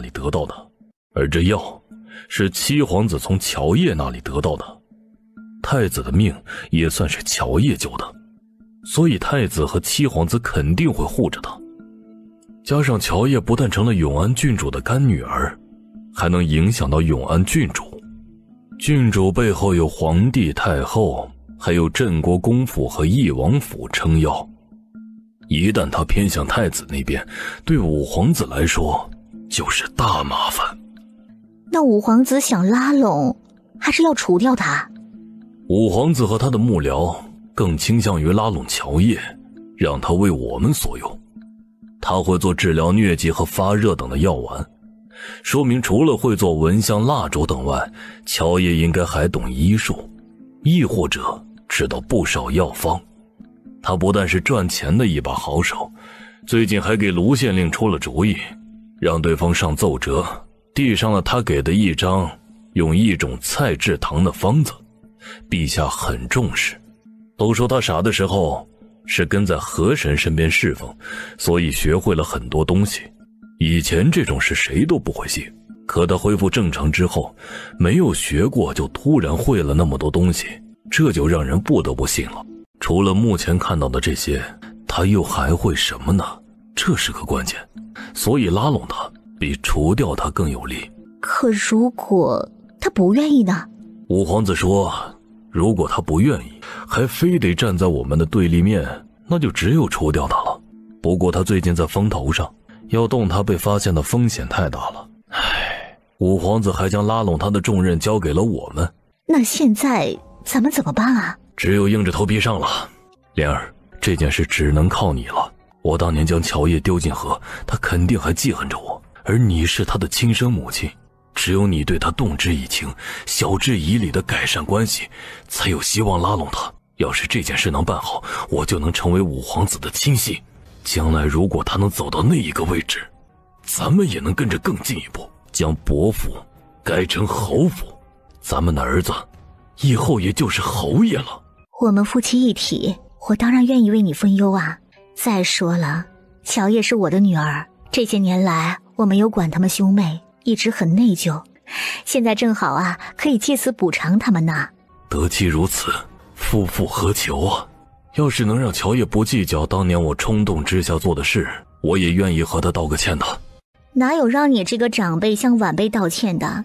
你呀，就是太好说话了。放心吧，这事儿啊，交给我去办。那我亲自回一趟麻鱼县，再让我娘和哥哥们去办，我不放心。老夫人可一直盯着你的，要是你回麻鱼县，她很可能会顺藤摸瓜查到你真正的身份，以及那些过往。那怎么办呢？要不派个咱们信得过的又会办事的人过去？奶娘，这事谁去办我都不放心，只有麻烦你跑一趟了。行，既然你们这么相信我，那我就去一趟麻鱼县吧。同一时间，哎呦，老爷，你可要为妾身做主啊！哎呀，二房那个死丫头，居然骑到我头上来了，都不将主子放在眼里。哦，老爷，你是谁？放开我，滚！我是你最喜欢的爱妾呀，老爷，老爷。你可不能因为有了二房的侄女就不宠我们了啊，老爷！滚！嘿嘿，子父啊，你还真是艳福不浅啊！除了二夫人外，还有这般的爱妾。孽障，你这个孽障！你赶快将这些丑妇带走，我不要妾！哎呦，说什么呢？我们都不嫌弃你一个死老头子，你居然说我们丑！你说你是不是又想着二房那个狐狸精侄女了？看把你能的！我可告诉你，有我们这些爱妾在，以后啊，你可不能去二房偷腥，否则看老娘怎么收拾你！对，你要是敢去偷腥，看我们怎么收拾你！放肆！你们放肆！子父，既然这些爱妾那么疼爱你，那你就从了吧，看看和你多般配呢。孽障！你这是想要气死我！嘿嘿，祖父，这怎么是气你呢？你这躺在床上起不来养伤，我找几个美女伺候你，让你乐不思蜀。像是我这么孝顺的孙子，整个京城都难找出第二个来。你怎么能颠倒黑白诬赖我呢？混账！你这个混账玩意儿！我的人呢？你的人当然都陪着你一起躺床上养伤去了。放心，3个爱妾既然不能够伺候你，我一定会帮你啊，再多找几个送来的，保管将你伺候的满意。我放个屁的心！你将这些人全部带走，我不需要他们伺候。我的人受伤了，就从其他院子调人来伺候。那还真没有，反正就这些人，你爱要不要？祖父，你好好享受爱妾的伺候吧，我就不陪你了。你敢？我当然敢，这不是都做了吗？几位姨奶奶，你们可得好好伺候我祖父啊！放心吧，我们一定会好好照顾，好好疼爱老爷的。唉，作孽呀，作孽呀！风华，风华，你见见我吧！老天呀，我是做了什么孽了？江介安德行有问题，连后院都管不好，还怎么管兵部？就将他从正二品尚书变成3品侍郎。麻玉县老陆家就搬进了新家，新建的宅子很大，每房一个大院子。有事？打扰小娘子了，我家主子心急发作，要去县城的医馆，可马车却突然坏在半路，一时半会儿又修不好，所以能不能劳烦小娘子载我家主子一程去县城？你们这车坏的还真不是时候啊。可不是，我家主子现在情况有点麻烦，还请小娘子通融一二，事后必有厚报。乔也直觉马车上的人是冲他来的，既然如此，那就会一会好了。救人如救火，当然没问题。你将你家主子扶到我们的牛车上来吧。这位公子既然有病，那就坐到牛车里面去吧。那就多谢小娘子了。不客气。几位是不是长平村陆家的人？你怎么知道？我们一直听说麻鱼县有个厉害的乔小娘子，而且她还有2只比较出名的大黑牛，所以看到你们就有点像。看你们的打扮模样，不像是县城的人，还对我这般了解，不会是特意过来找我的吧？小丫头果然很聪明啊。对，就是冲着你来的。想必你也看出，生病搭车不过是个搭讪理由罢了。当然，毕竟你们搭讪的方式实在是太不用心了。你这性子还真是直接啊，难怪能被那个凶婆娘喜欢，并被收为干女儿。不过我就喜欢和性子直爽的人打交道。凶婆娘说的是我干娘？谁会这么称呼干娘？你姓萧？这么快就猜出我身份来了？你一个反王，这么明目张胆跑来这儿找我，真的好吗？有什么不好的？这天下还没有本王不能走的地方。哎呀，反正果然像传说中的一样张狂肆意。你确定要跟着我们进城啊？卢县令可是从京城来的，曾经可能是见过你。见过，但他能拿本王如何？别说是他，就是萧景睿来了，我也照旧想去哪儿就去哪儿。乔也知道当今皇帝叫萧景睿，这反王还真不是一般的狂啊。好吧，你都不在意，那我就更无所谓了。那我能不能问问你来找我有何贵干？我就是个小村姑，我可不敢跟你这样的大人物扯上关系啊。听说凶婆娘收了个好女儿，这个女儿还受河神庇护，懂很多东西，本王很好奇，就特意跑来看看。哎呀，我一直都知道自己很优秀啊，可没想到居然优秀到连反王都好奇的亲自来看的地步。哎呀，看来太优秀了也是一种烦恼。你现在看完可以走了吗？那肯定不能走，我觉得你很有意思，准备去你们村住一段时间，多看看。虽然你曾经是个王爷，但我可是有夫之妇，你年纪又这么大，我不会对你感兴趣的。首先，我从来都没有被剥夺过爵位，所以不只是曾经，现在我也是个王爷。其次，你放心，我对你这种黄毛丫头也没兴趣。那你到底要干嘛？你要是不说清楚啊，我可不敢将你放到我们村里去。我要说，我是来保护你的，你信吗？你自己就是个大麻烦，怎么保护我？你别带着害我就不错了。所以我谢谢你了，我不需要。不，你需要。你坏了别人的重要计划和利益，所以别看你现在过得有滋有味的，但却很危险。要不是本王最近刚好很无聊，之前又欠了凶婆娘一个人情，才懒得来管闲事呢。你是说有人想杀我？对，准确的说是想拉拢你，拉拢不了就要除掉你。关有侯夫妻吗？行啊，哼，小丫头反应还真快啊。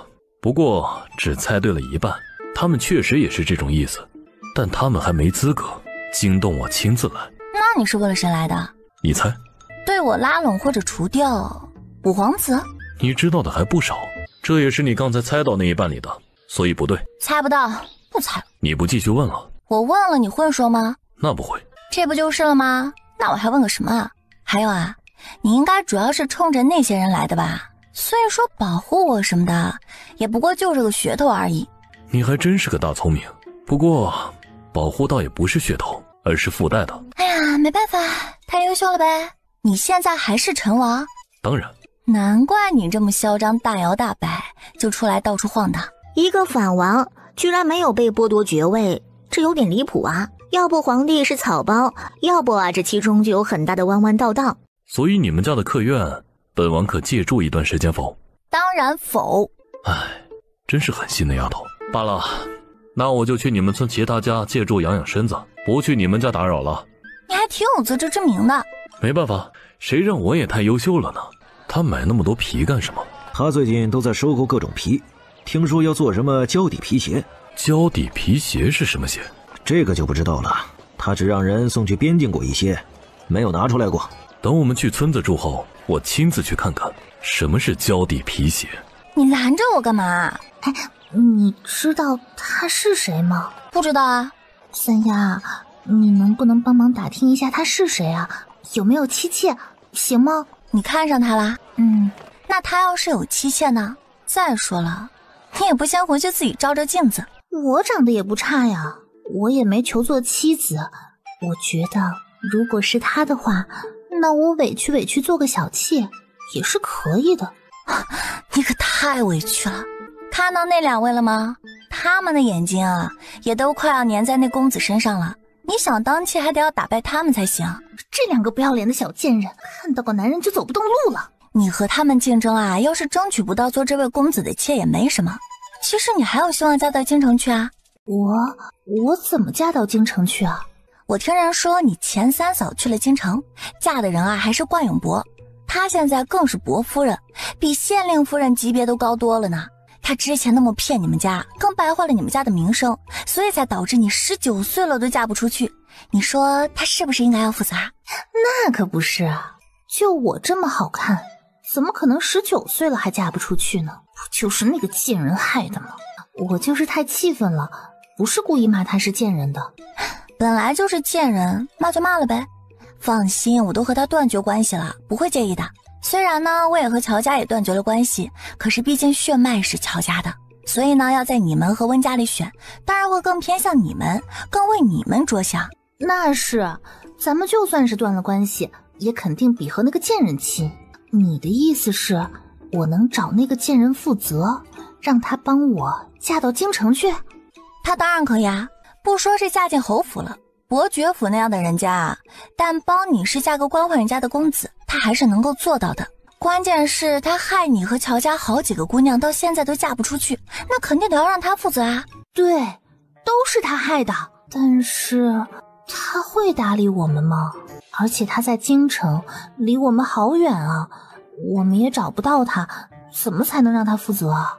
听说她丈夫的奶娘很快就会来到这儿，你们就去堵她，别让她带你们去京城。她要是不同意啊，那也得让她先帮那个女人赔你们几个姑娘的青春损失费。这样的话，我不还是不能嫁去京城吗？她不带你们去也没关系啊，我明年会和我相公去京城，到时候带你们一起去就好啦。你们家之前被烧，就是温家找人放的火，温家为什么要放火啊？谁有那么大本事啊？那可不就是那女人派来的吗？你们老乔家不但被她败坏了名声，还差点害得连家都没了，不该去找她算账和赔偿吗？就应该嫁不出去的姑娘啊，就让她想办法帮你们嫁个好人家。娶不到媳妇儿的男丁呢，也让他帮着娶个小姐回来。你们家被烧的不能住了，不得让他补偿你们一套房子，就让他在京城给你们买。对，就应该这样赔偿。哎呀，可是他能同意吗？他可是什么伯夫人，我们家也惹不起啊。以前他还是个村妇，就算计了我们一通，现在当了那什么夫人之后，那不是更厉害了？没事儿，这不还有我吗？而且呢，他在京城用的呀是假身份，婆婆等人不知道他其实呢是个合力过的村妇，身份还很低微，所以只要用这个威胁，也就不怕他不同意了。你们要是去京城找他负责，那不是比一直找老温家？当然，还没有找到他之前呢，也得要让老温家继续赔偿，不能便宜他们。还是你有法子，果然像是大家说的一样聪明。那是啊，所以以后呢，有什么拿不定的主意，可以过来问问我。咱们虽然断了亲，不再是一家人，但也是一个村的人，那不得互相帮助一下？好，其他人可都没有你聪明，以后我就来找你拿主意。你还惦记着那位公子吗？当然是惦记的，不过下去京城好像也很好。哎呀，你说我应该怎么选择啊？小孩子才做选择啊，你当然可以都要啦。啊，我还可以都要？这怎么好意思呢？一女侍奉二妇，这多不好啊！我做不出来那样的事情。哎呀，羞死人了！我的意思呢是，你可以先试试，如果再遇到那位公子还能够接近的话，你可以先去争取下。如果他不想纳妾，对你没兴趣，你再放弃啊。你说的对，那个公子那么好看又那么贵气，我也不能就这么放弃了。对，你可不能被陆周兰和温家的姑娘比下去。我这就回去好好的打扮一下自己，肯定将那2个贱人比下去。去吧，我看好你哦。五郎媳妇儿，你说你钱小姑能成吗？那肯定不可能成。第2天，五郎媳妇儿，昨天那个公子真搬来了村里住，搬去哪家了？我们家的老房子，之前租我们家的人高价转租给他了，那怎么办？要不要收回房子不租了？你就当不知道他是反王。再说他住在哪儿，我们也管不着。就算是退了租了，他也不会走，管他呢。不用担心，他待不了多久的，也连累不到家里的。下午，拖来村里住还那么讲究，能舒服点儿，为什么要委屈自己啊？听说萧七在这里订了一套舞龙戏珠的蜡烛，哎，你做好了吗？拿出来看看。你这消息还真灵通啊！消息要是不灵通，还怎么当反王？那不是晃荡不了几天就得被抓了？行，你厉害。还没做好，我只会做蜡烛，雕刻方面不擅长，得要等我相公回来雕。所以你要看的话没法。你不会也想要定制一套舞龙戏珠吧？我要那玩意儿干嘛？我又不当皇帝。所以你对当皇帝没兴趣？当然没兴趣了，整天起得比鸡早，干得比牛多，还得周旋前朝和后宫，就算对着不喜欢的女人也要去卖身，看不顺眼的朝臣也不能任性的打骂，整天操心国事。边境的战况如何？江南有没有又发水了？某地有没有又干旱了？哪里瘟疫了怎么办？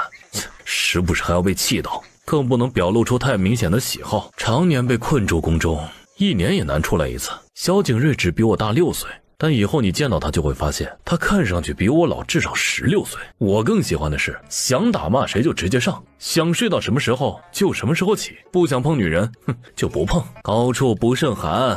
我还是更喜欢四处去这大好河山走走看看。咱们的想法不是那些凡夫俗子能懂的。那是你，我只是个粗人，你别带上我，谢谢。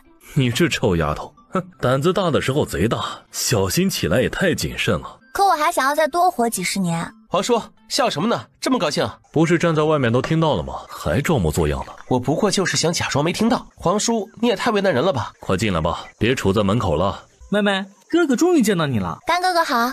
以后喊二哥。二哥好。来，这是二哥给你的见面礼。谢谢二哥。你打开看看，喜不喜欢？要是不喜欢就直接说，我给你重新准备礼物。乔叶的眼睛都快被闪瞎了。这位干哥哥的见面礼，这手笔还真不是一般的大。二哥，这见面礼也太贵重了吧？这都是我从海外带回来的，不算多贵重，给你玩的，你不讨厌就行。女人嘛，谁不喜欢这种亮晶晶又好看的珍珠宝石？我当然不讨厌啦。喜欢就行，等下次我出海回来再送你一些。行，那就多谢二哥啦。我也给大哥二哥准备了礼物，大哥的不久前已经送去边境了。之前干娘给我送信说你要来这儿，所以呢就没有送去京城。你给我准备了什么礼物啊？这个就是我送给你的礼物，有胶底皮靴、毛衣、毛裤和属香蜡烛。那我打开看看。你看看喜欢不？你要是不喜欢的话，我也再重新找到其他礼物送给你。好，这真是蜡烛？对啊，都是蜡烛。你要是好奇，可以点一支看看。这只猴子的蜡烛引线是这儿。不，还是不点了。点燃看看呀，我也好奇这蜡烛点燃之后是什么样子的。对呀，点了看看。不点。送二哥就是给你点了玩的。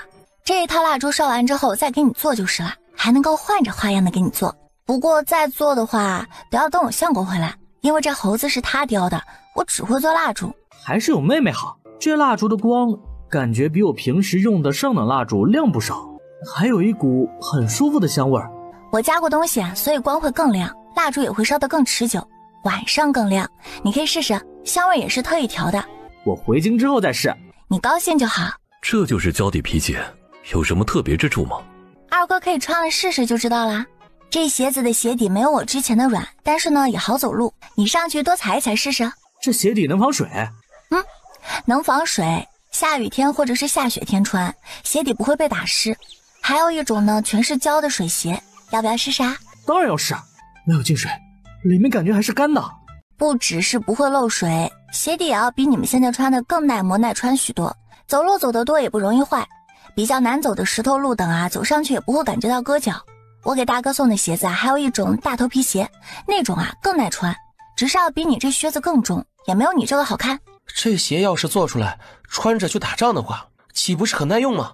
雨天或者雪天行军还不容易打湿呢。对啊，如果天气很冷的话，做鞋的时候呢，还能在里面多加一层毛，这样就不会冻脚了。那太好了，要是将士们都能换成这种鞋的话，行军作战可就比敌人有优势了。确实是这样，不过这胶底呢，我这边现在数量不多，只够做了送人，都不准备去卖，更别说提供给军中做鞋用了。如果全军都配备胶底皮鞋，那还得你们自己去提炼胶来做。这胶是怎么来的？有几种植物能提炼或者割胶，我用的是其中2种，岩胶菊和杜仲。如果朝廷有需要，我可以画出来，便标注那些植物有什么特点，怎么好找，怎么割胶和提炼胶的方法等。乔小娘子，你真是高义，你放心，这玩意儿不会让你白给的，我会让人直接送去给父皇，让父皇给你嘉奖。好，那你有没有什么想要的？能赏赐点京郊外的庄子和山吗？你就要这个？对，就这个。哎，平常不是挺聪明的吗？你这东西啊，价值不低啊，就是求一个湘军的身份，我觉得都行的，我可以帮你啊。我虽然是女子，但也想为我大营做微不足道的贡献，希望我大营呢能够越来越好，越来越强。要是边境的将士人人都能穿上一双胶底皮鞋，去将敌人打得屁滚尿流，想着就爽快豪气，我怎么能够拿这个去求封号什么的？不愧是表姑的干女儿，果然是巾帼不让须眉啊！你这话我一定帮你转告父皇。谬赞了。要是大营的子民都是像你这样的高义，何愁平定边疆，夺回曾经被抢的城池？你这夸奖我还真不敢当，我谢谢你喽。我妹妹就是厉害。来来来，我回去拆下一个礼物。这是什么衣服啊？摸上去很柔软，模样款式和我们平常穿的也不一样。这个呢是毛衣毛裤，穿在外袍里面的衣服，天冷的时候穿在里面很保暖的，不用一层层的加衣服，所以呢穿着不会显得臃肿。那我找个地方去试试。你可以去隔壁的空房间去换。这也是好东西啊，穿上去轻柔又保暖，太舒服了。看我的身形，还是这般的修长挺拔，一点都不臃肿。这个衣服我喜欢。当然，生肖蜡烛和胶底皮靴我也都喜欢。哈，果然还是有妹妹好。你看把你得意的，见谁有份啊？最近呢，刚好天气冷了，我正愁带出的衣服单薄呢。咱们身形差不多，这套就归我了。这毛衣毛裤真是好东西，我喜欢。这可是我妹妹送给我的见面礼。咱们是表亲，那你妹妹不就是我妹妹吗？所以说呢，她送给你的见面礼，那我拿一份也正常吧。小叶子，你好像还没有给皇叔送见面礼呢。哎，这儿还有个表哥呢。行吧，都有见面礼。公子，夫人为你准备了这一车的东西，特意让我送来，这是书信。一路辛苦了。小陆的娘子还真贴心，这么大老远的给你送礼物。小年轻才成亲没多久，正是亲乎劲足的时候，小陆也怕是想媳妇了吧？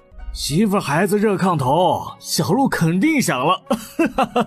哎，小陆，你媳妇儿给你送什么礼物了？我娘子给我送了一些衣服和吃食，不只是给我，还给我外公和吉哥送了。小叶子有心了。哎，小陆，你媳妇儿给元帅和将军送了什么？能让咱们也看看吗？没有什么不能的。这是什么雕的？似玉非玉。这是蜡烛，鹰嘴和2只翅膀最顶端的羽毛是引线。这居然是蜡烛？什么？这居然是蜡烛啊！真的假的？这样的雄鹰蜡烛别说见过，我听都没有听过呀。能点得了吗？元帅，点上让我们也见识见识吧。哎，还真是蜡烛啊！哎，你们快看啊，鹰嘴点亮之后，一双鹰眼跟着明亮起来，像是活了一样。神，真是神了！这蜡烛好啊，今天我们真是长见识了。元帅，你怎么就吹了？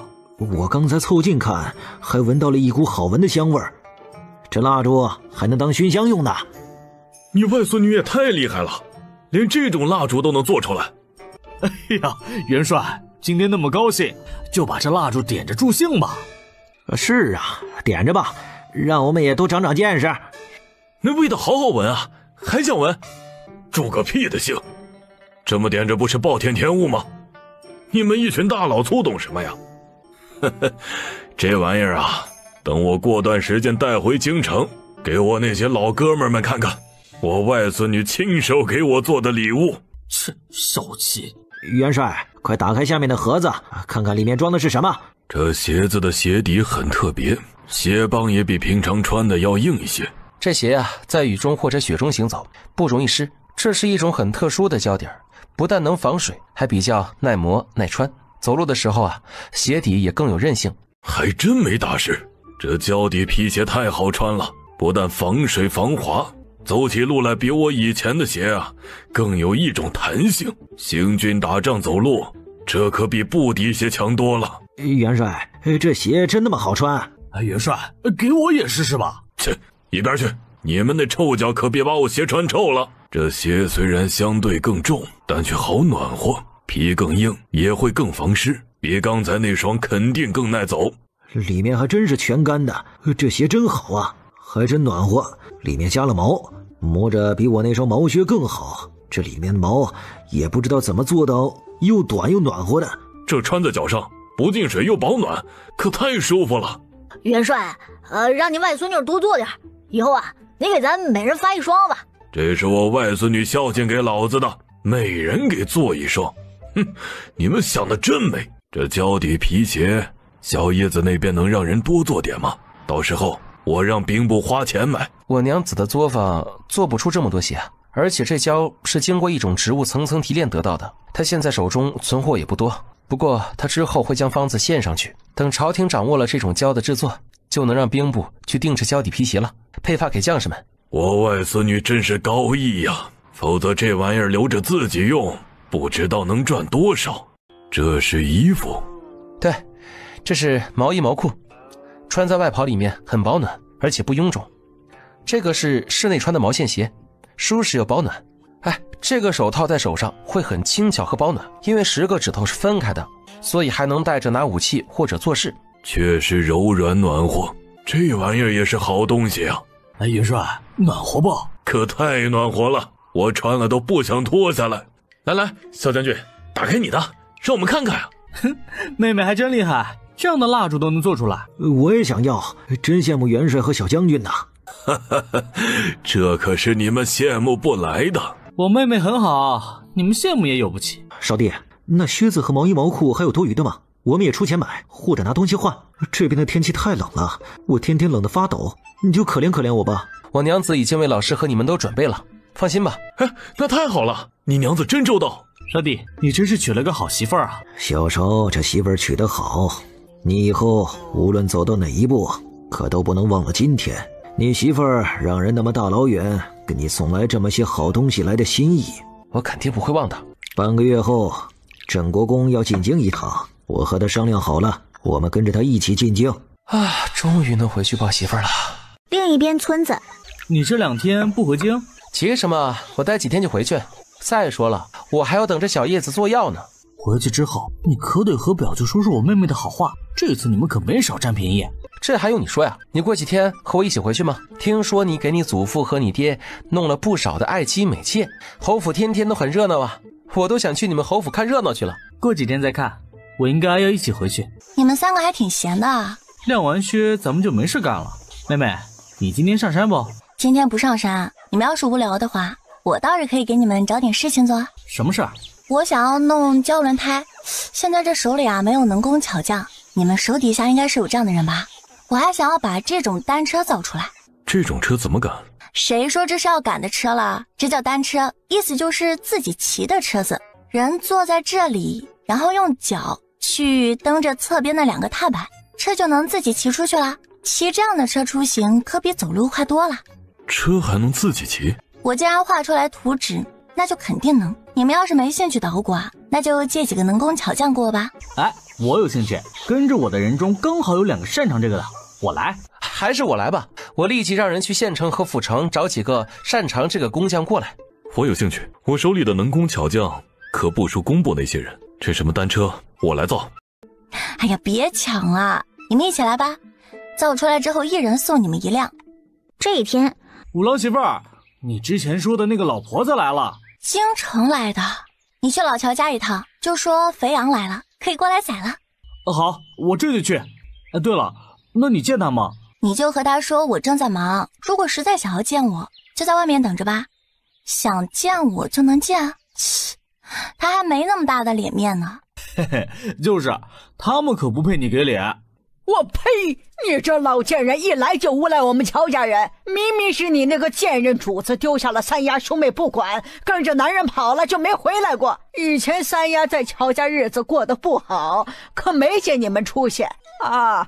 现在三丫开作坊赚了钱，她丈夫拜了京城厉害的老师，她又认了个身份高贵的干娘，你们就跑来接人了，当谁是傻子呢？你们乔家干的事儿，当然是你想怎么说就是什么了。你曾经一直搓磨我家夫人，现在到处败坏她名声，泼脏水，这也很正常。我可不想和你这种人废话，离我远点儿。你一个低贱的下人，也有脸在我的面前摆谱，看把你能的！你赶紧滚，否则我就不客气了。你要怎么不客气啊？老娘可不是吓大的，你来啊！我告诉你，我家的姑娘被你那个贱人主子害得嫁不出去，你就得负责。我家更被那贱人派人烧了，你们还得赔钱，否则啊，今天别想出这个村子。你们去请这位乔老太离开，她要是不走，就直接丢出去。要让人去帮忙吗？不用，乔老太的战斗力可没那么弱，否则我也不会想要带她去京城。哎呦，轻薄呀！有人轻薄我呀！你这个臭小子，居然不学好，要占老娘的便宜！我算是个老太太，但也得保住清白啊！哎呀，来人啊！有人要毁了我清白！你们去报官，就说京城惯用博的人啊，要轻薄我这个老太太，我要告他们玷污我的清白。不，我没有。天呀，丧尽天良的混蛋，居然要报我，连我这个老太太的清白都要毁，我不活了！怎么会有这样不要脸的老太太？你好，怎么轻薄了我娘，居然想跑？你站住！这是我们村，可不是你们撒野放肆的地方。我一大把年纪了，我居然被人轻薄占便宜，我不活了！带着这个登徒子去见官！你们滚开点，否则就别怪我不客气了。来啊，你来啊！轻薄了我娘，还想杀人灭口，你们到底是伯府的人还是强盗啊？你今天有种就当众杀了我们，否则这件事别想就这么算了。你们不但来我们村轻薄毁老太太清白，还要拔刀杀人，这也太嚣张了吧！大家一起将他们送官去。对，这里可是长平村，不是京城，还轮不到你们来这里嚣张。轻薄我们村的老太太，想要毁人清白，还要杀人，你们眼里还有王法吗？大家别怕，都去拿武器，将这些恶霸送去见官。哎呀，来人呐！哎呀，快将他们拉开！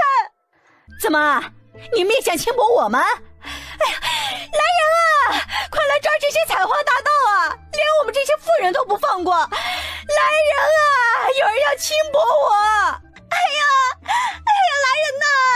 有人抓我大胸脯子了！哎呀，来人呐！唉，可惜这是你钱奶奶，否则我都想送去给我祖父做妾了。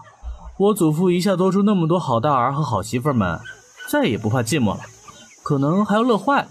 就冲他们这不要脸的劲儿，在侯府能无敌啊！你才真是你祖父的大好孙啊！我反正无所谓啊，要是他们乐意，我也不是不可以啊。好啦，你祖父不是被你祖母休了吗？现在还缺一个正妻，你可以对外为你祖父征婚，谁伺候得好，让你祖父满意了，就能够竞争成为老侯夫人呢。等我带着老太太等人上京城后，也能够怂恿她去竞争一下。哎，好主意，就这么干。这俩人还真是一个敢出主意，另外一个就敢照做呀。这两个祸害凑在一起，可想而知，这京城以后得有多热闹，多么鸡飞狗跳了。哎呀，放开！我们不去县衙。不去也得去，谁让你不安好心，居然让个小伙来毁我清白！你们到底想怎么样？赔钱！我和我儿媳妇的清白可不是你们想毁就毁的，你和那几个小伙都得赔钱，否则呀，都一起送官，让大人判你们坐牢。太不要脸了！哎呀，叶儿小姐，我是你娘派来接你回京的，你快帮帮我们呀！什么你啊？我可没有啊！我早就宣布了和亲爹娘都断了关系的，所以你们可别来乱攀关系。至于帮你们，那我就更没法喽。毕竟我和大家都看到你指使侍卫轻薄要毁乔老太和他那几个儿媳妇的清白，我们总不能昧着良心做伪证。所以啊，你们自求多福吧。燕儿小姐，你真要做这么绝吗？我家夫人可是你亲娘，这些年她虽是薄夫人，可日子也没有你们想的那么好过，上面还有一个亲婆婆压着，前些年什么都要听老夫人的。她不是不接你们兄妹去京城，而是她太难了，根本没法。叶儿小姐，你的意思是她头上有一个恶婆婆压着，老夫人很凶悍野蛮，天天打压她，她在伯府的日子过得很艰难，所以才没法就管我们兄妹的。唉，可不是吗？所以这些年来你娘也是很苦的，但她从来没有忘记过你们兄妹，天天念叨着呢。那她现在又怎么敢将我接去京城？还是说你接我去京城根本不是去伯府？是啊，伯府一直都是老夫人当家做主，夫人被压得喘不过气来，就是现在也不敢，更没法将你们接进伯府啊。不过却会将你们安置在一套新宅子里，再派上几个丫鬟婆子伺候着。你们这是将我当做以前的傻丫头吗？你看看我的作坊来来往往这么多人拿货，像是缺钱的吗？宅子我自己不会买，丫鬟婆子我自己请不起。我跟你们去京城，宅子和丫鬟都是他的，慈母他做了，名声他赚了，我能得到什么？哼，他是被他利用完了就丢了吧？这么多年都没管过，现在怎么可能那么好心？原来是冲着乔小娘子作坊来的，真够不要脸的。呸！这种当娘的，也难怪乔小娘子要断绝关系。这样的娘不要也罢。大家刚才可都听到了啊！这位冠永伯的奶娘，冠永伯夫人手下最得用的管事嬷嬷，刚才说冠永伯府的老夫人不但是个恶婆婆，还很是凶狠，压得他们夫人喘不过气来。对，我们都听到了。二哥，你认识冠永伯府的人吗？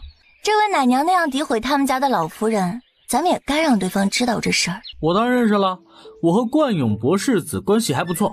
等回京之后啊，我就将这位奶娘的话转告他。不，我不是那个意思。老夫人不是恶婆婆，也不凶狠。你娘也不是你想的那样的，你可别听别人怂恿误会呀。你现在才解释啊，晚了。我和我二哥可没有诬赖你啊，大家可都听着呢。对，我们都听着呢。我就是京城来的，回去之后能帮世子作证呢。多谢各位仗义直言。你这意思是老乔家怂恿我的？乔老太太，他又针对你们啊，给你们甩锅呢。你这个贱人，什么臭的都往老娘头上泼，真当老娘是软柿子呢？看老娘不好好教教你怎么做人！你这个不守妇道的贱人，故意把衣服扯开，这是要勾引谁呢？村里的老爷们儿可看不上你这个老骚货。你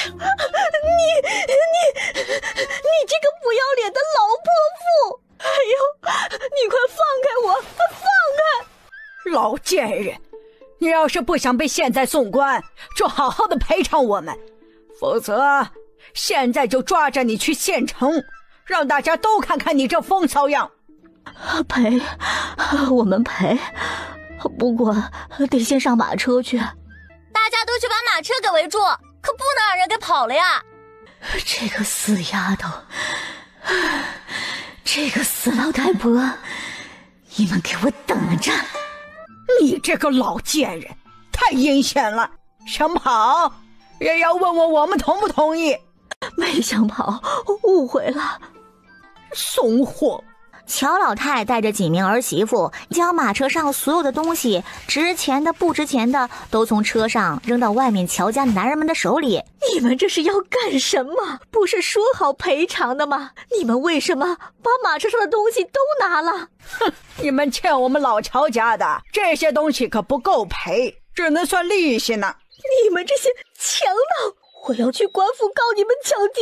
那你快去告！我还要去告温香莲和你们伯爷通奸呢。他和我儿子还没和离之前，就和你们伯爷搞在了一起，应该将他抓回来陈堂。走啊，去告啊，看咱们谁怕谁！我们老乔家就是无赖不要脸，名声对我们来说就是个屁，但是对你们夫人和伯爷来说，不知道这事儿让京城里的人都知道之后，他们还有没有这个脸？你们给我等着！放心，我们等着呢。回去告诉温香莲那个贱人，他害我们老乔家的姑娘嫁不出去，男丁娶不到媳妇，得负责。最近让他去帮忙寻摸这点官家的少爷小姐，跟我孙子孙女，否则看老娘怎么收拾他。一个无赖！对，我们就是无赖，所以让那个贱人好好想想，把事情给老娘办好了，否则我们老乔家可不会饶过他的。经过半个多月的鼓捣，弄出一辆自行车，虽然还有不少需要改进的地方，但也能骑了。这要怎么骑啊？看好了啊，原来是这么骑的，还有这样的车，也是神了。哎，小叶子，让我也试试。哎呀，这个院子太小了，对你们这种才要学的人不友好，去外面的水泥地上骑吧。这车真不错，不过骑着骑着会卡几下，还有一骑快就感觉你说的那链条像是要断了一样。现在车才造出来，肯定是有不少毛病要改良的，能做成这样已经很不错了。哎，对了，这木头的车架如果换成铁的会更加好。那就用铁打造几辆，我一会儿就让人去运铁过来。行，你们运来随便折腾吧。你们村到县城的路也太烂了，骑车坑坑洼洼的费劲儿。我准备过2天进城，去找卢县令说一说修路的事儿。不就是一条路吗？要不我直接拿出钱来修好了。不就是一条路吗？我出钱修也行啊，还能顺带修一条从作坊到你们房子的水泥路。你以后不用走回去了，直接骑单车就行了。我也可以修，除了去县城的路，把你们村的土路都换成水泥路都行。不用，这是整个县的事儿，还是让县城的人捐钱去修吧。你们要是想要帮忙，就将这几个能工巧匠借我用几个月。说什么借？直接给你好啦。就是啊，你要的话直接给你就行了。行，都给你。要是不够，我帮你再找一些来。也不用去勉强他们，愿意留下来的就留，想要跟着你们回去的就回去吧。我这边以后呢，也会收点有天赋的人去培养。好，我们问问妹妹，我们要的毛衣毛裤等织的怎么样了？等不及想要回京啦。那是，嘿嘿，我收到消息，我哥他们已经在回京的路上了，我得赶在令号之前回京。对，可不能让那小子把我们的风头抢了。幼稚。那是皇叔，你不能回京去出这个风头，否则你会放过吗？皇叔，当年你可就是京城独领风骚的人物啊。你不说话，没人当你是哑巴。你们要的毛衣毛裤和鞋子等啊，再过2-3天就能全部都弄完，所以你们可以做回京的准备咯。那我肯定能赶在令号他们之前回京。哎，妹妹，你要跟着我去京城玩玩吗？顺便一起过年，过完年我可以送你回来。不用了，我相公快回来了，我要等他。开年之后他就要去参加科举考试了，如果顺利的话，明年咱们也就能在京城见。好吧，那我们在京城等你。第2天，卢县令听了乔爷的建议以后，觉得很不错。好，县城修路的事交给我就行。乔爷教他怎么放消息造势。妙，就按照你说的做。夫君呀，卖出去了吗？媒婆，怎么样了？怎么样？假的，全是假的。什么假的？你是不是疯了？这可是珊瑚啊！珊瑚个屁，全是假的！是不是你勾结他们做的？我怎么可能和他们勾结？我的家底也全都投进去了呀！完了，咱们完了，一个老六啊！这怎么可能？你们是不是想独吞了钱，所以才故意骗我们？你们每房都分了不少的东西，现在拿出来刮一刮就知道了。你们这会儿怪我了，当初要不是你们等不及，非要催着赶着将东西全都买下来，我们也不会被骗。报官，我们赶快去报官。老五那么精明的人，竟然也会上当受骗，这不是将全部家产都赔进去了吗？天哪，这得被骗了多少银子呀！还好咱们已经分家了，发财的事儿也没想到我们，不然说不定还会拉我们下水呢。他们之前要发财的事确实是没想到你们，可现在他们完蛋了，那肯定就能想起你们来啦。有好事儿的时候从来都想不起来我们，倒霉了就能想到我们了，真是晦气。以老五和那狐狸精的性子，他是会先来找娘和我们借钱。没钱，我们这一方可没钱借给他们，借老五一家钱，那不是和肉包子打狗一样，有去无回吗？有好事的时候，这老五想的也只有玉家，所以这出了事儿也还是找玉家去吧。再说了，本来也是玉家害的，我们3房可没钱。哼，这个败家玩意儿，谁爱帮谁帮，反正都已经分家了。我也不管。这第二天，我之前就说你是个丧门星，老五还不信呢。现在可好了，家产都被你这个扫把星给败光了。你这个倒霉催的，真是谁娶了你谁倒霉呀！你这御史别说真有点邪门啊。可不是，嫁娶谁家谁倒霉呀。前夫被他克死了，陆秀才本来好好的，也因为和他勾搭坏了名声，还一直考不上去。就是啊，她嫁进陆秀才家，这陆秀才就和亲儿子断了关系，还被陆家分了出去。这五郎可是前途无量啊，这以后发达了，这陆秀才都沾不了光。毕竟现在可不是亲爹，而是隔房分出去的堂叔。现在更听说，因为他娘家的弟弟，害得陆秀才被骗光了所有家产。这可真是个丧门星啊，以后啊得离他远着点儿。也只有陆秀才才会将这种丧门星败家娘们当宝吧。娘，之前都是我的错，您就别生气了。我以后也不走了，就留在你身边孝顺你。有钱的时候可没见五叔你这么孝敬奶奶，现在家产被骗，宅子被抵押出去，你倒是想起来要孝敬奶奶了？到底是想要混吃骗住，还是真的孝顺？大家可都一清二楚啊。就是啊，以前可没见你这么孝顺。哼，以前不但不孝顺，还一直吸血老家的亲娘跟兄弟呢。现在突然孝上了，没有点猫腻谁信啊？娘，停！我现在呀住得好，吃穿更是不愁，我用不着你孝顺。你把自己的日子过好了，我就谢天谢地了。娘，我现在不去献学了，所以想搬回来住。你们一房都已经被分出去了，所以盖新宅子时就没算上你们的。现在回来可没你们住的地方。再说了，这盖的新房每一房都出钱出力了，你们是一文钱没花，一分力也没出，哪里来的脸要回来住啊？娘，你真要那么狠心？我可是你亲儿子。对于你这样的不孝子，我可心软不了。我更怕会引狼入室，让咱们家都被丧门星给带衰了。啊，听说你们的房子拿出去抵押了，这钱也别想从家里头扣或者是借，我们一文钱都没有给你们的。你有好事的时候，从来就没有想过亲娘和亲兄弟，只帮扶玉家。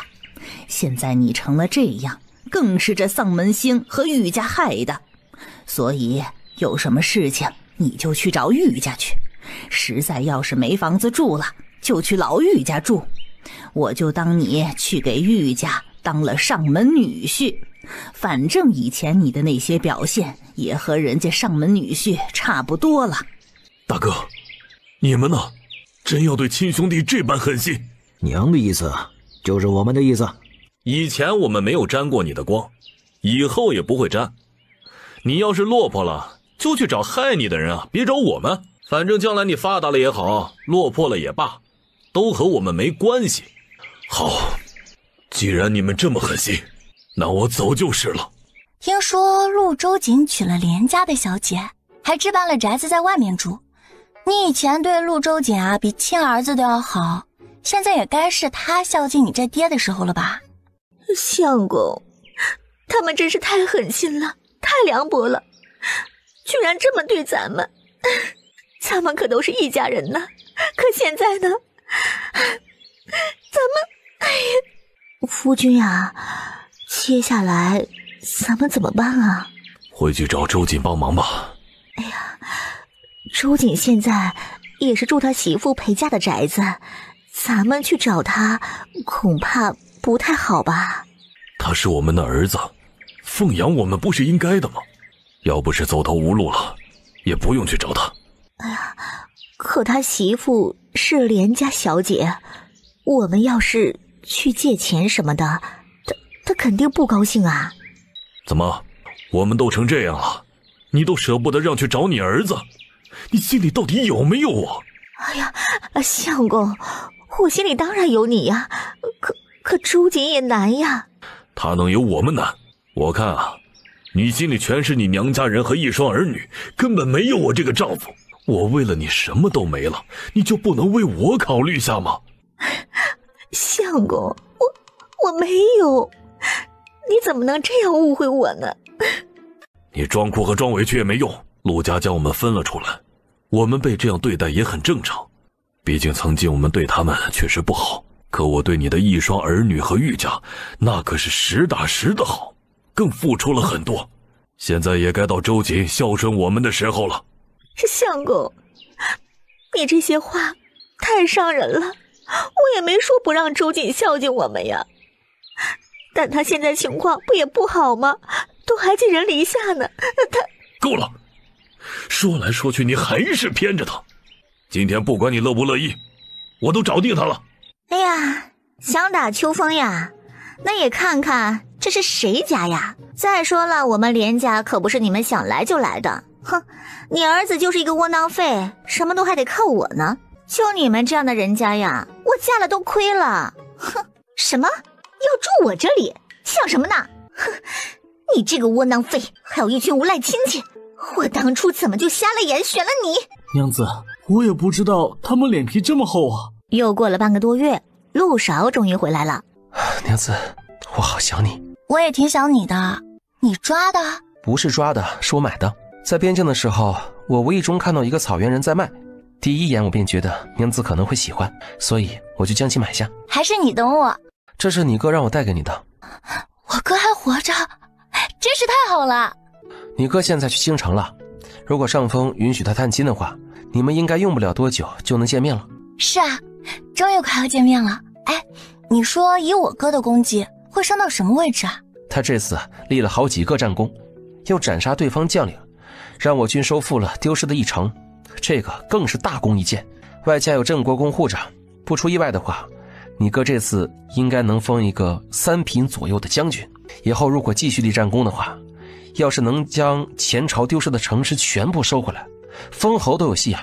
我哥果然还是那么厉害。小姨子送我的礼物呢？娘，有这么急的吗？这不废话吗？快拿来。你的都在这里。哎，姨母，这是你的。我也有啊。魏哥、叶哥，你们这是下衙了。你驾着的是什么车？哦，这是单车，不用驾，而是自己骑的车。我妹妹捣鼓出来的，骑着可快可方便了，还好玩。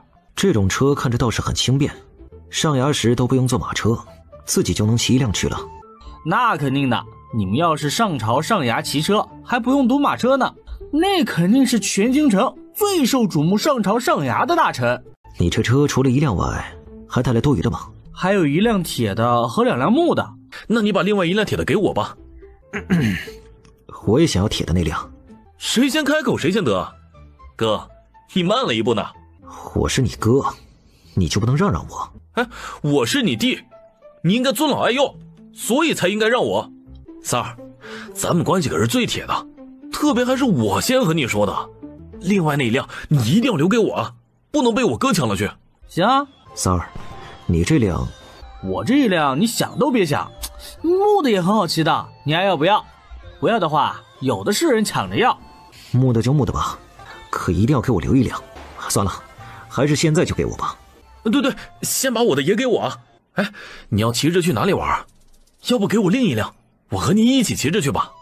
骑这玩意儿啊，可不是上去就会的，还得花时间好好学一学呢。我可没空等你们，车就在我院子里，我让清随带你们去拿，顺便教你们怎么骑。哼，他才不乐意被分去一半的风头呢。亲表哥那也一样，他要像是妹妹说的，今儿啊要做京城最出风头最亮的那个崽儿。江一林就在大街上来回载着相熟的人跑，又吸引更多人的目光和围观。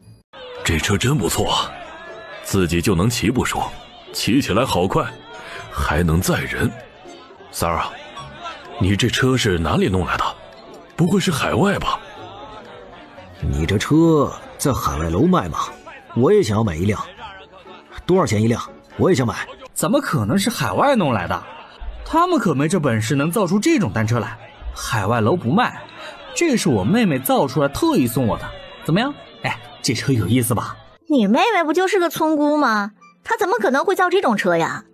你就算要为他挣面子，也不用撒这种谎吧？啊！我妹妹虽然在乡间长大，但却有大智慧。她曾经更是侍奉过河神大人，学会了很多你们没听过、更没见过的东西。她不但会造单车，你们夏天用的蚊香也是她弄出来的。我妹妹是麻鱼县长平村的乔叶，你们要是不信啊，可以让人去查，或者随便找个卖蚊香的跑商，问问他们认不认识乔叶，就知道是不是真的了。哟，侍奉过河神大人，哎，你要编也编个听着能让人信的事儿吧？这怎么可能？这太假了吧！哎，我还真认识，蚊香确实是乔小娘子弄出来的，不只是蚊香，现在京城里流行的竹编饰品和组装家具，也是她作坊里出的呢。我亲自去过长平村拿货，也听说过乔小娘子为河神大人庇护的事儿，确实是真的。之前好多人都还看到过河神大人展露神迹呢。你们要不信啊，随便去麻鱼县一打听乔叶，大家都知道他呢。对对，我也去过麻鱼县，乔叶可是名人，大家都知道。我卖过蚊香，应该有人认识我吧？我就是去乔小娘子的作坊买来的。没想到三哥你妹妹那么厉害啊！嘿嘿，废话，我妹妹能不厉害吗？哎，对了，你们见过野牛和蟒蛇赶牛羊的画面吗？野牛和大蟒放牛羊，听都没听过，别说见了。是啊，这种事有可能吗？哎，还真有可能，我就见过呀。乔乔娘子养的宠物野牛和大蟒就会放牛羊，放的还可好了。早上会将牛羊赶去山上专门的地方吃草，有跑散或者想撒野的，立即就能被他们追回来。等牛羊吃的差不多了，他们又会将牛羊赶回固定的牛圈羊圈里去。我以前也不信啊，可上次去长平村听说过后，亲自上山去看过，嘿，还真是。你们要是不信，也可以去看看呀。他们说的乔叶就是你妻子的亲生女儿吧？应该就是她。让你们办的事办得怎么样了？殿下，乔叶对我们误会很深，根本不搭理我派去之人的话，还有些敌视，所以被我们拉拢的可能性很小。要是他的存在妨碍到殿下，我愿意大义灭亲。要除掉，现在怕是比较麻烦。他现在不但是永安郡主的干女儿，江义林重视的干妹妹，还入了萧七的眼。今天萧七刚从麻鱼县带了不少东西回来，让我父皇龙心大悦。听说那些东西就是从乔叶处得到的，我父皇很看好，所以父皇最近对乔叶印象不浅，外加有萧七盯着，可不是动手的好时机啊。那我让我妻子再想想办法，继续试试拉拢他。实在不行，他非要不识趣的话，等时机成熟了就动手。也只有这样了。我听说了一件事儿，这说起来还和这乔叶有关。什么事？别卖关子了。他嫡亲舅舅家的儿子宋少阳，这镇国公带着一名立了大功的少将前来京城嘉奖，那人叫乔宇。听到这个名字，武志恒脸色变了变。乔宇不会是乔叶的亲哥吧？不错，就是乔叶的亲哥。他之前不但救了江一林，还接连立下大功，这事儿你们应该都听说了吧？而且他还会造杀伤力很强的新武器，这次回来还会报上去让兵部制造。也因此要除掉乔叶的话，除了之前你们说的这个乔宇也是个问题。这还真是个大麻烦。那还是尽量拉拢乔叶，要不行就从他那个相公下手吧。是，我派人去试试。你不会要亲自去麻鱼县吧？我想要会会乔小娘子，不亲自去麻鱼县怎么会呢？麻鱼县我就去定了。你高兴就好。哎，三儿，这是什么做的摆件？看着好看，还有种剔透感。哎，这猴子做的也太有趣了吧！这可不是什么摆件，而是蜡烛。什么？这是蜡烛？那是你们没见识，这也是我干妹妹特意为我做的生肖猴蜡烛。你们要是不信啊，我就点给你们看看。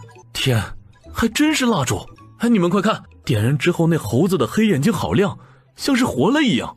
你们有没有闻到一股好闻的香味？闻到了，像是雪松的香味儿，太神了！蜡烛竟然能做成这种模样，还能散发香味儿。哎，除了猴子，他还会不会做其他蜡烛？我妹妹当然侍奉过河神大人了，除了这些，他还会不少东西呢。我妹妹可以按照你们的要求来做蜡烛，想做成花草树木或者生肖都行。你们想要做啊，那得排队到年后了，前面还有不少人定制的蜡烛等着呢。哼，我妹妹最厉害了。三儿，我想定制这种蜡烛，有没有扇子模样的？只要不是太繁琐复杂，基本都能做出来。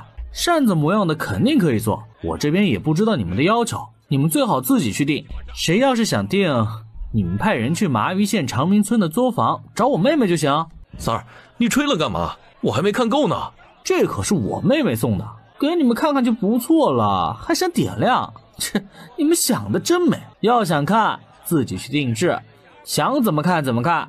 哎呀，你们过来看热闹的人太多了，堵着我都好热啊。哎呀，三哥，你这穿的啥呀？咋毛的红的？这又不像毛皮做的。哎呀，好细腻，好柔软呐。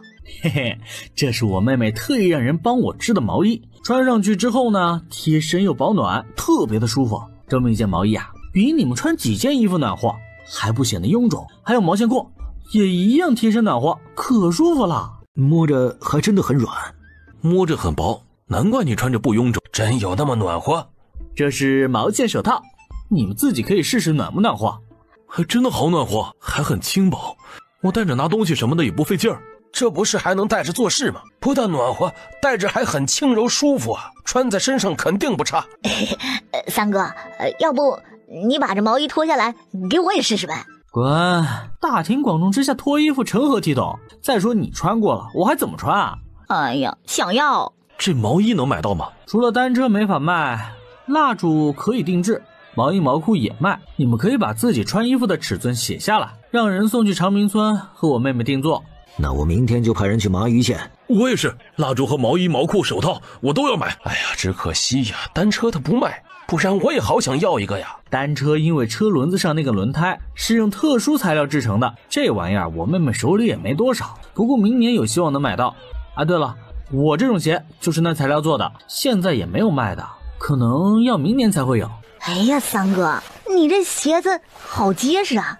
这鞋子有什么特别之处吗？我这鞋子踩水踩雪，鞋底都不会打湿，鞋身也不容易湿。真的假的？还有不会打湿的鞋底呢？你们不信啊？那我就试给你们看看。哎呀妈呀，这全干的，不只是鞋底儿，整个鞋里头都是干的。三哥，你这鞋子咋这么暖和呢？因为我这鞋里面加了一层绒，轻薄好穿又保暖。还真没事，确实好暖和。这玩意儿你感兴趣吗？当然了，我过2天就去麻鱼县一趟，不只是要会会江一林的干妹妹，这些玩意我也想要。没想到那个乔小娘子这么不简单，这次就看你的了，最好能将她彻底笼络过来，为我们所用。我也是这么想的。皇宫里，皇帝本来就对乔叶有印象，现在呢印象就更深了。于是不但赏赐京郊外很好的2个山头，以及连带着的庄子，还有上百亩良田之外，又赐了一座京城位置不错的宅子。也因此啊，乔叶在京城可是扬名了。王爷找我何事？哎，你没毛衣和胶体皮靴呀？那个不孝子从外地带了那么多好东西回来，先是去天仙楼显摆出了一个大风头，接着还送了翼王等人那些好东西，却偏偏忘记他这个亲爹了。灵儿还没有回府，所以我没收到这些东西。哎呀，那你肯定收不到了，因为三儿已经把带来的毛衣毛裤和胶底皮靴都分了啊，单车也是1辆都没剩下。呵呵，多谢王爷告知了，我回去之后问问灵儿。三儿对我们很孝顺，毕竟啊，人和人之间的相处好坏是相互的，你可不能指责或者骂他，否则别说是我，就是陛下都会不高兴的。微臣不敢，王爷要是没别的事，那我就先走了。没事了，你退下吧。你这混账还知道回来呀？这侯府啊，以后都是我的，我想什么时候回来就什么时候回来。哎，爹，你脸色和气色怎么这么差呀？是不是我给你送的妾服侍的太好，让你天天去后院流连忘返了？爹，虽然好美色没什么，但你也要注意点身体啊。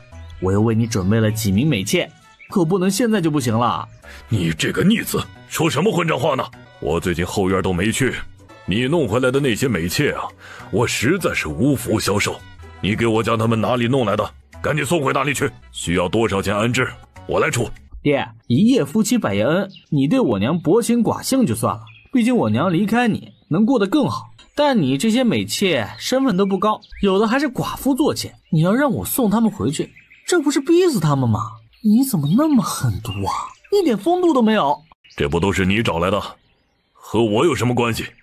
爹，没想到你和二房的人一样，都那么不要脸和无耻啊！你要是非要将他们赶走，到时候他们去关门口或者兵部门口闹，吊死什么的，丢的可是你的脸，你可别来找我啊！你这个混账，非得想气死我是不是？爹，我气死你对我有什么好处啊？我本来就是陛下亲封的世子，这侯府以后注定是我的，你早点死和晚点死不都是一样的结果？我又不是二房的两个孽种，天天盼着弄死我们兄弟，再弄死你好夺权。再说你做了那么多对不起我娘的事儿，我把你那么早的气死啊，不是太便宜你了吗？逆子，你还记得自己是侯府的世子呢？整天在家里瞎搞事，我看你就是见不得这侯府安宁。嘿嘿，爹，你真聪明，这都被你看出来了。这侯府本来就到处的污秽不堪，干嘛要安宁？你和祖父天天这么热闹，不是很好吗？好个屁，我们不需要。这可由不得你们。爹，你要没事我就去祖父那里了。去你祖父那里干什么？是不是要给你祖父送你从外面带回来的毛衣毛裤和什么胶底皮靴？那些东西他配吗？我们有好东西只会送给真心疼爱护着我们的人，比如姨父他们，这就是一报还一报。爹，你说对吗？我知道以前不对，我这不是一直都想要弥补吗？爹，求你别恶心我了，你看我全身都起鸡皮疙瘩了。你那什么愧疚补偿，我们母子早就不需要了。你与其将精力放在我娘身上，还不如好好去宠幸下你后院的美妾们。逆子，你说些什么混账话呢？你不介意，我介意啊！我心里只有你娘。爹，我发现你就是喜欢犯贱，我娘是绝对不可能搭理你的，所以啊，你还是死了这条心吧。你要去找你祖父干嘛？我准备给祖父争妻，去问问他喜欢什么样的老太太。你说什么？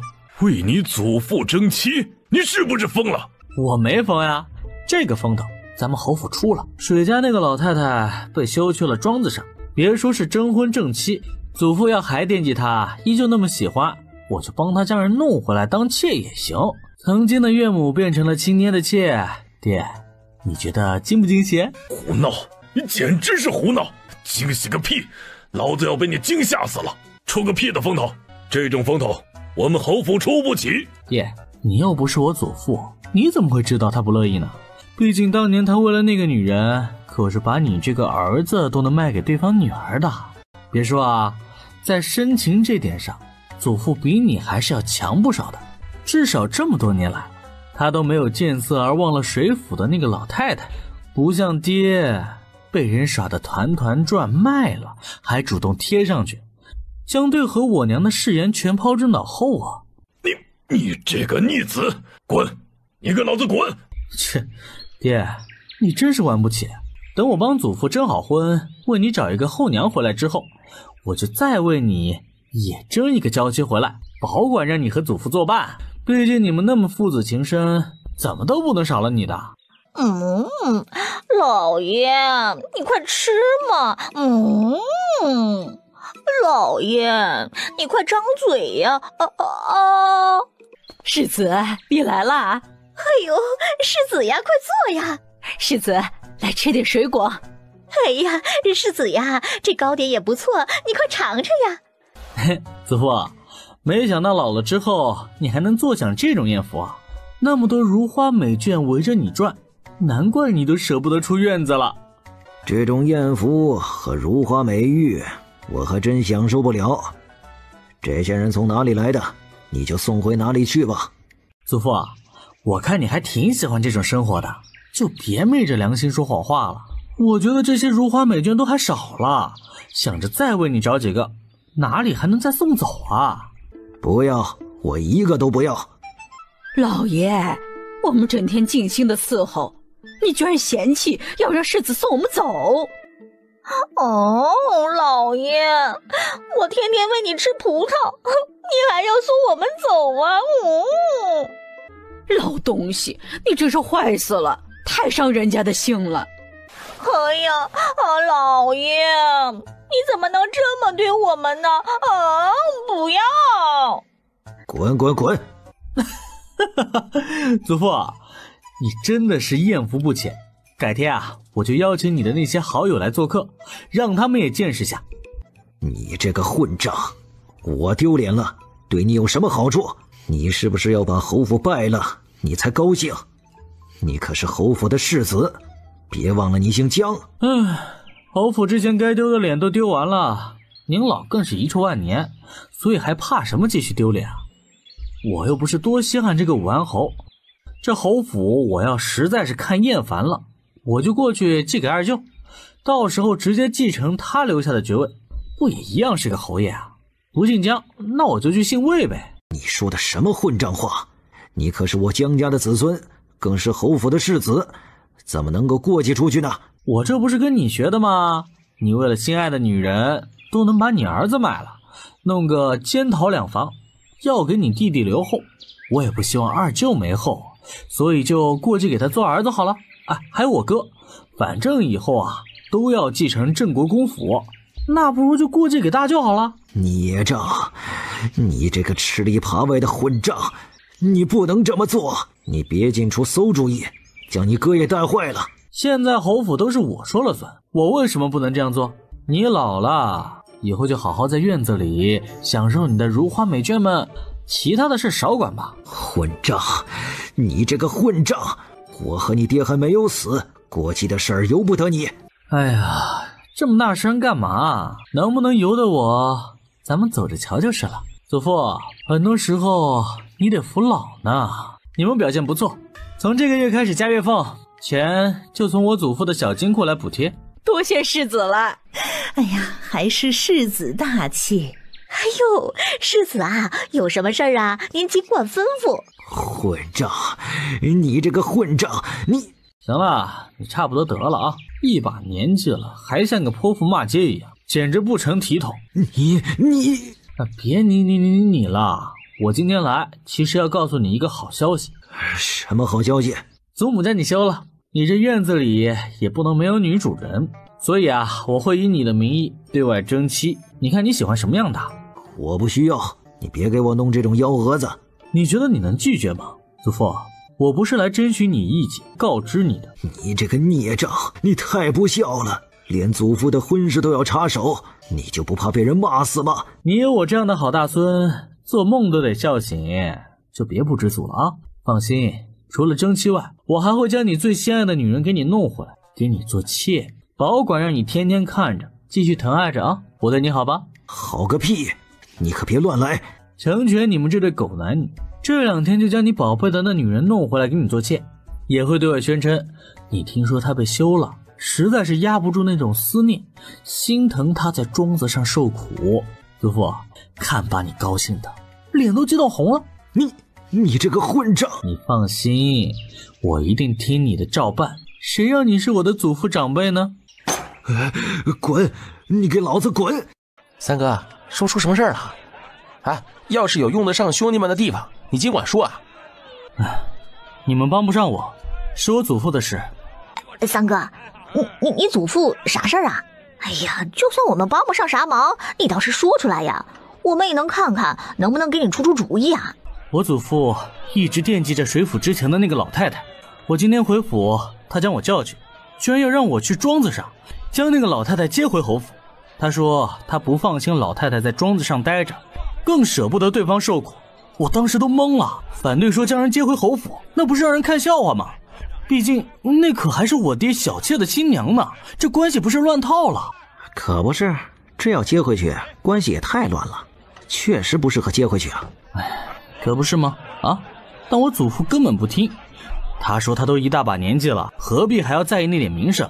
他喜欢一个女孩子那么多年，对方现在被休去了庄子上，又写信对他诉苦，他怎么就不能将人接回侯府了？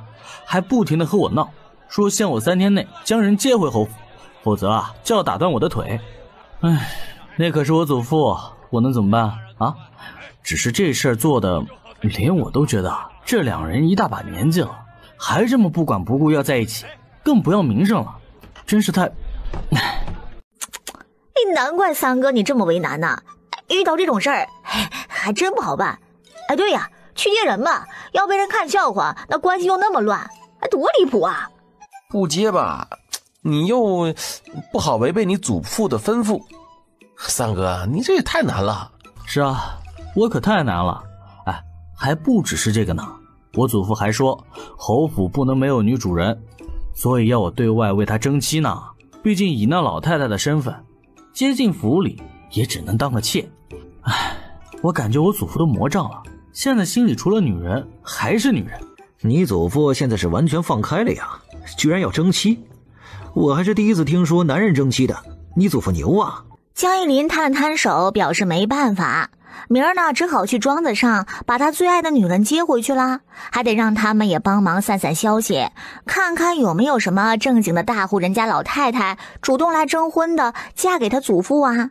我不想看到你这个不孝的孽障，你给老子滚出去！祖父，怎么一见到你的心上人，你就忍不住要耍起威风来了？心上人？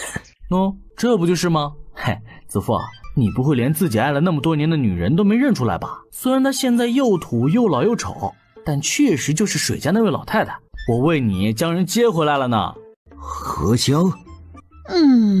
写信的时候，我的笔名又是什么意思啊？你笔名是在水一方啊。你说所谓伊人在水一方，你求而不得，所以取了这个名字。这人还是他心心念念那么多年的女人吗？他怎么变成这样了？和曾经心里那人完全是两个人嘛。这一刻，什么白月光朱砂痣的，在老侯爷心里头全变成了泡影。祖父，你是不是太惊喜？哎，高兴的都说不出话来了。嘿，这是你心心念念爱了多年的女人，我帮你接回来了，你可得好好疼爱照顾她。嘿嘿，不用谢我，毕竟我可是你最孝顺的孙子。孽障，你是故意的。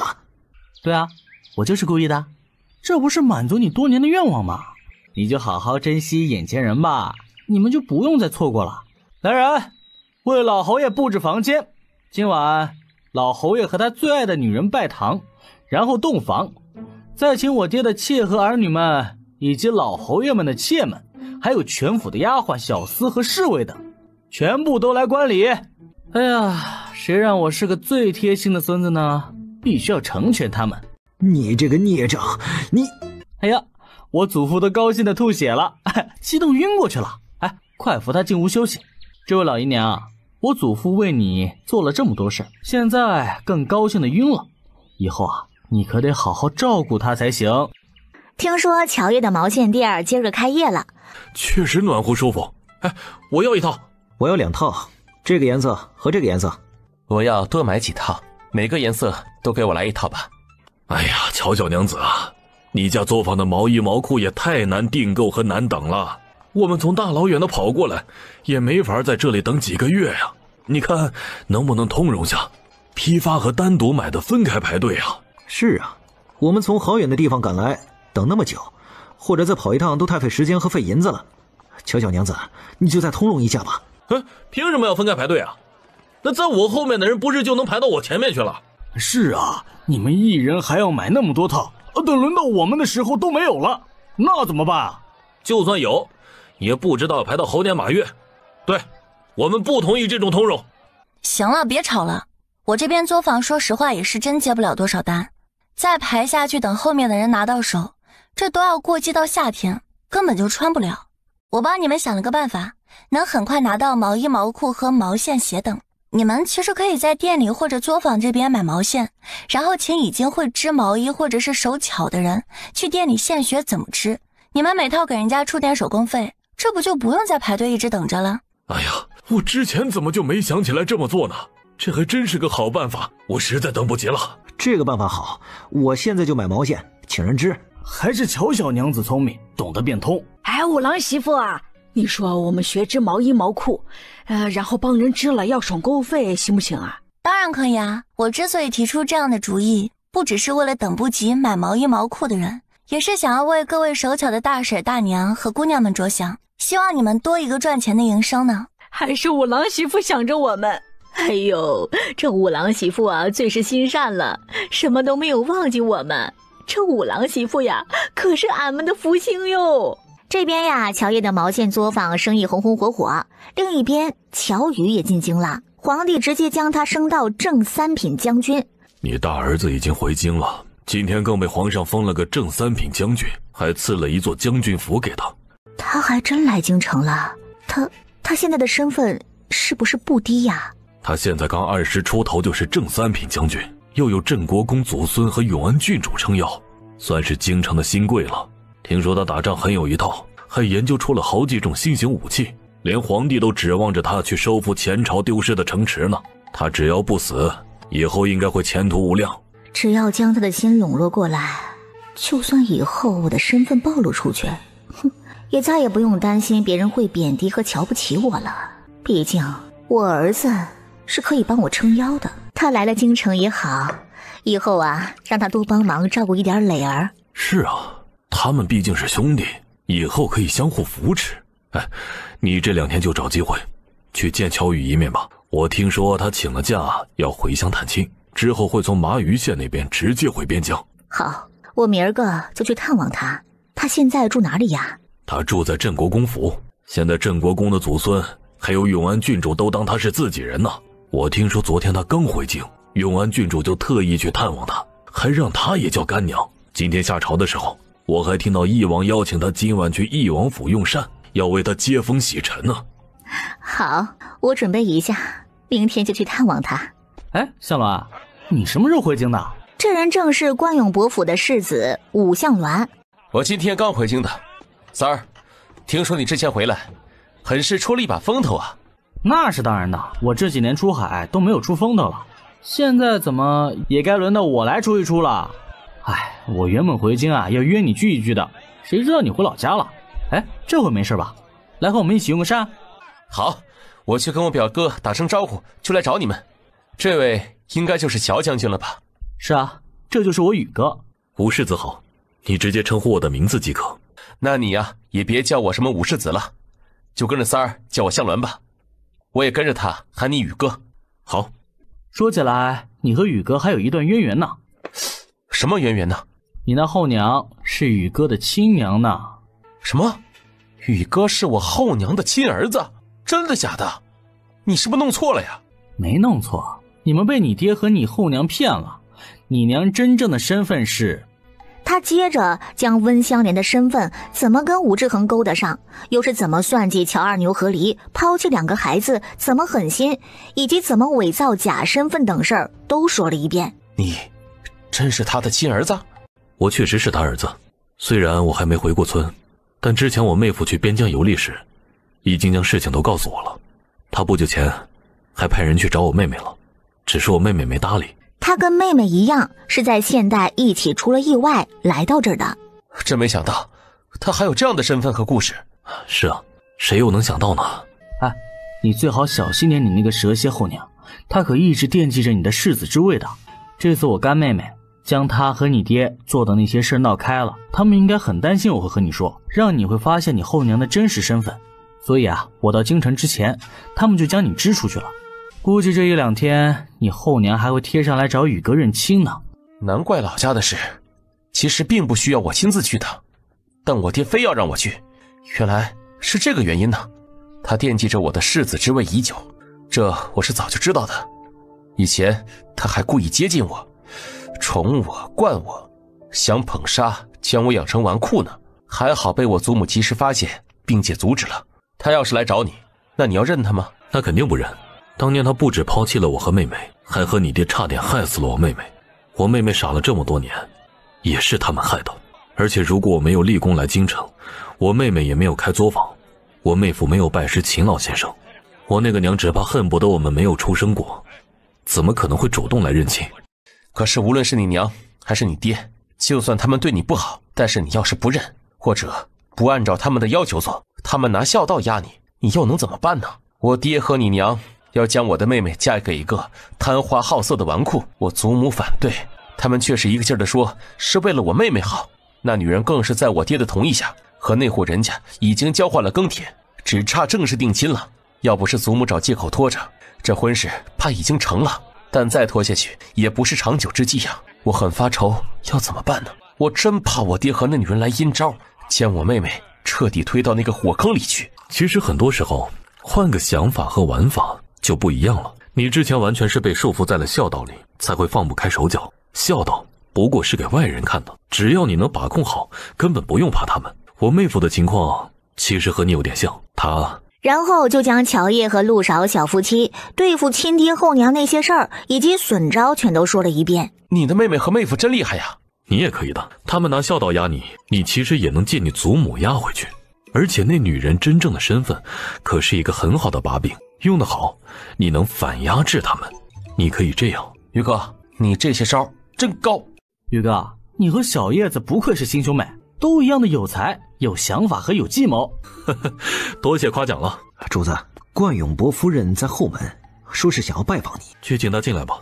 于哥，不介意我们去屏风后面听听吧？当然可以，我和伯夫人可没那么熟，还请叫我乔将军。我知道你怪我，可当年我也是有苦，我是被逼的呀。我这些年来一直都记挂你们兄妹，更恨不得将你们接到京城来。只可惜我虽然是伯夫人，但却做不了主啊。这伯府的老夫人一直盯着压着我，我不敢有一点错。你怪我，我能理解，也是应该的。伯夫人，你这演戏的天赋真不太行啊，哭得很假，说的话很假，动作还给人一种娇柔造作的感觉。都这一把年纪了，又不是小姑娘，怎么说不上一句话就要娇柔的抹泪呢？人家姑娘抹泪能引人怜惜，忍不住想要哄一哄，可你抹泪那就和囚犯抹脖子一样，很是辣眼睛啊。要不我让人拿个镜子来，你好好照一照。你现在这样子真的很难看啊。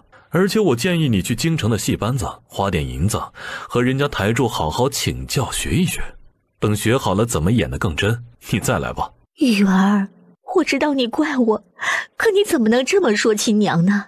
亲娘，你配吗？你应该还不知道啊，妹夫去边境游历的时候，已经将你和冠永侯做的那些恶心狠辣事全都告诉我了。所以啊，你不用在我面前继续装模作样演戏，我可不吃这一套。那都是婴儿误会瞎编的，他那么小，怎么可能记得以前的事啊？他是被乔家人给骗了。别狡辩了，我不想听。你今天如果是来认亲，是来缓和关系的，那我可以明确的告诉你，不可能，我不会认你，更不会承认你是我娘。乔宇，我可是你亲娘，你还三品将军呢，你连孝道都不懂吗？你这样顶撞我，我可以去官府告你不孝。那你去告啊，正好让大家都知道冠永伯夫人是个什么样的身份，以及什么样的人，让大家都知道你在和前夫没有和离前就勾搭了冠永伯，还多次偷情，更是勾结奸夫，恶毒的将亲生女儿丢到水里，想要淹死灭口。曾经你更未婚有子，还陷害前婆婆而故意落胎。你做的这一桩桩恶心事儿都闹出去好了，我反正无所谓。我不靠考科举做官，需要营造多好的名声？我去边疆打仗，只要立了大功，依旧能继续上升。哼，可你呢？不知道武家的族长和族老们会不会联合伯府的老夫人，要将你这样不守妇道、本应该带去进猪笼的恶妇休了呢？你这个逆子，你这样恶毒说亲娘，你要遭天打雷劈，遭报应。你这个勾搭奸夫又不知羞耻的毒妇，都还没有被天打雷劈，怎么也还轮不上我呢？至于你要遭的报应，相信倒是不会远了。你太狠心了，竟然不顾我们母子的情分，你太让我伤心了。我和你之前什么时候有过母子情了？当年还小不懂事，才会被你虚假的模样骗了。现在我已经不再是当年那个老实巴交又容易上当的乔宇了，到时候也让皇上知道你们夫妻那些年做的狠毒恶心事。还有，你们也别想再打我妹妹的主意，否则我就直接带兵去冠永伯府闹，让大家都欣赏下你们丑恶的嘴脸，重新认识下你们夫妻。有干娘和干外公为我撑腰，外加我现在也是三品将军了，这样的事儿我绝对做得出来。你敢？你们夫妻如果不信，那可以试试，看我敢不敢。你这个不孝逆子！我知道自己是不孝的逆子，我也没说我不是啊。这话你都说了好几遍了，你没说腻，我听着都烦了。能换个说辞吗？你真要这么对我这个亲娘吗？你要这样绝情，咱们以后就真没有母子情分了。当年你可是最依赖、最听我这个娘的话了。你都说那是以前了，谁还没有个不懂事的时候呢？你今天来除了认亲外，应该还有其他目的吧？是不是想让我把将军府交给你来管，顺便安插点亲信，以后更好掌控我？是不是还想让我在边境挣来的钱财都交给你保管？是不是还想利用我攀上镇国公府？不，我没有，你别乱猜乱想的。随你怎么想，反正我肯定不会顺着你来就是了。还有其他事吗？要是没有的话，薄夫人就请离开吧。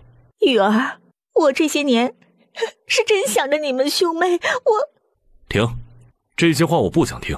我都说了，让你去戏班子学学再来。你现在这样很假。你薄夫人请吧。我今天见你，可不是对你还有感情，只是单纯的要告诉你，我们母子情分早就断了，以后也不要有任何牵扯。下次我可不会再这样就轻易见你了。好，你可不要后悔。放心，我绝对不会后悔。好，你真是够狠心绝情，哼！我就等着看你以后会怎么样。放心，就是你和你那奸夫死了，我都会活得好好的。所以你那点小心思，还是收起来吧。你这个混账！比不上你这个恶妇。行，咱们走着瞧。好啊，那就走着瞧呗。于哥，你真牛，将那女人挤兑的都快要无地自容了。于哥真会说话，连我听着都觉得大快人心。我要是不这样挤兑讽刺他绝对会以为我对他还有感情，就会蹬鼻子上脸。对这样的人，可千万不能给脸。反正他比我更怕闹出去，所以我当然要怎么爽快怎么来了。确实，他们夫妻才是最怕僵尸闹大的。你什么时候启程去麻屿县？2天后就出发，我想赶去和妹妹妹夫一起过年。快过年了，不然我也跟着你去麻屿县，然后再一起回边疆。以后有的是机会呢。确实。另外一边，夫人怎么样了？那个逆子不认我，死丫头已经将当年的事情让陆少告诉他了，所以他怕是怪我和伯爷呢。这都是多少年前的事儿了，至于这么一直记着吗？这对兄妹呀，也太小心眼儿了。可不都是心眼太小了。伯爷，我看他那样是真不愿意认我。不识趣的东西，他既然如此不识趣，那就别怪我心狠了。真是没想到啊，他们夫妻的胆子那么大，竟然玩这种偷梁换柱、搞假身份的把戏。祖母啊，您别生气了，谁都想不到他们会做出这种无耻的事情来。不过这对咱们来说呢，其实也不一定就是坏事。怎么说？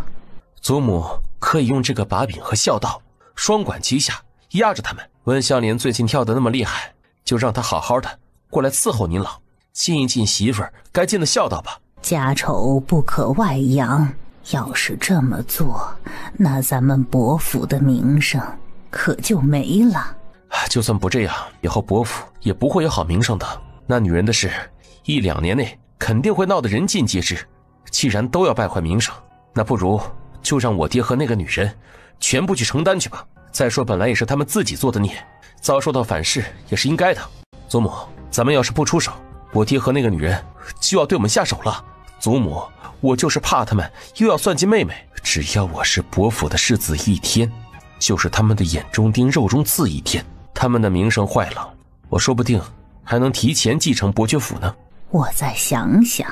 祖母，我听说我爹已经完全投靠五皇子了，我爹却是一意孤行的主动掺和了进去，这涉及到夺嫡大事，一旦失败，咱们伯府可就完了。我更看好太子，为了以后不被清算，我会主动的去和7皇子接触，多一点走动。哼，你爹的眼皮子真是太浅了，这样的事情怎么能掺和呀？他这是想将全家推上断头台不成吗？行，我都听你的。与其这伯父让他败了，咱们这些人被他连累害死，还不如让你赶快继承伯父。咱们就只能先下手为强了。那你就多和七皇子接触吧。夫人，老夫人不舒服，让您过去伺候呢。好，我知道了。怎么，你又要去叫府医过来，帮你媳妇儿演戏栽赃我是吗？娘，我也是担心香莲的身体，又怎么可能栽赃你？娘，我也是担心香莲的身体，又怎么可能栽赃你？每次都用这种招数，你们不腻，我都腻了。那你们自己做了什么事情，自己看。至于你的香莲，也不必再装病了。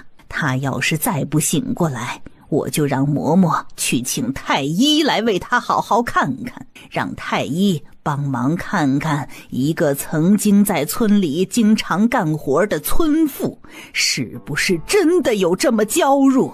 娘，这些东西您是哪里来的？你不必问这东西我是哪里来的，反正上面的情况属实就行了。我是真没想到你们胆子居然那么大，干出了这么多胆大包天又无德恶毒之事来。你们不想将这件事情闹得人尽皆知，最近就安分些，你媳妇儿就留在我的院子好好市集吧。渊儿的婚事你们也想个法子推了，否则就别怪我豁出去，将你们的那些个事情全部让人传出去。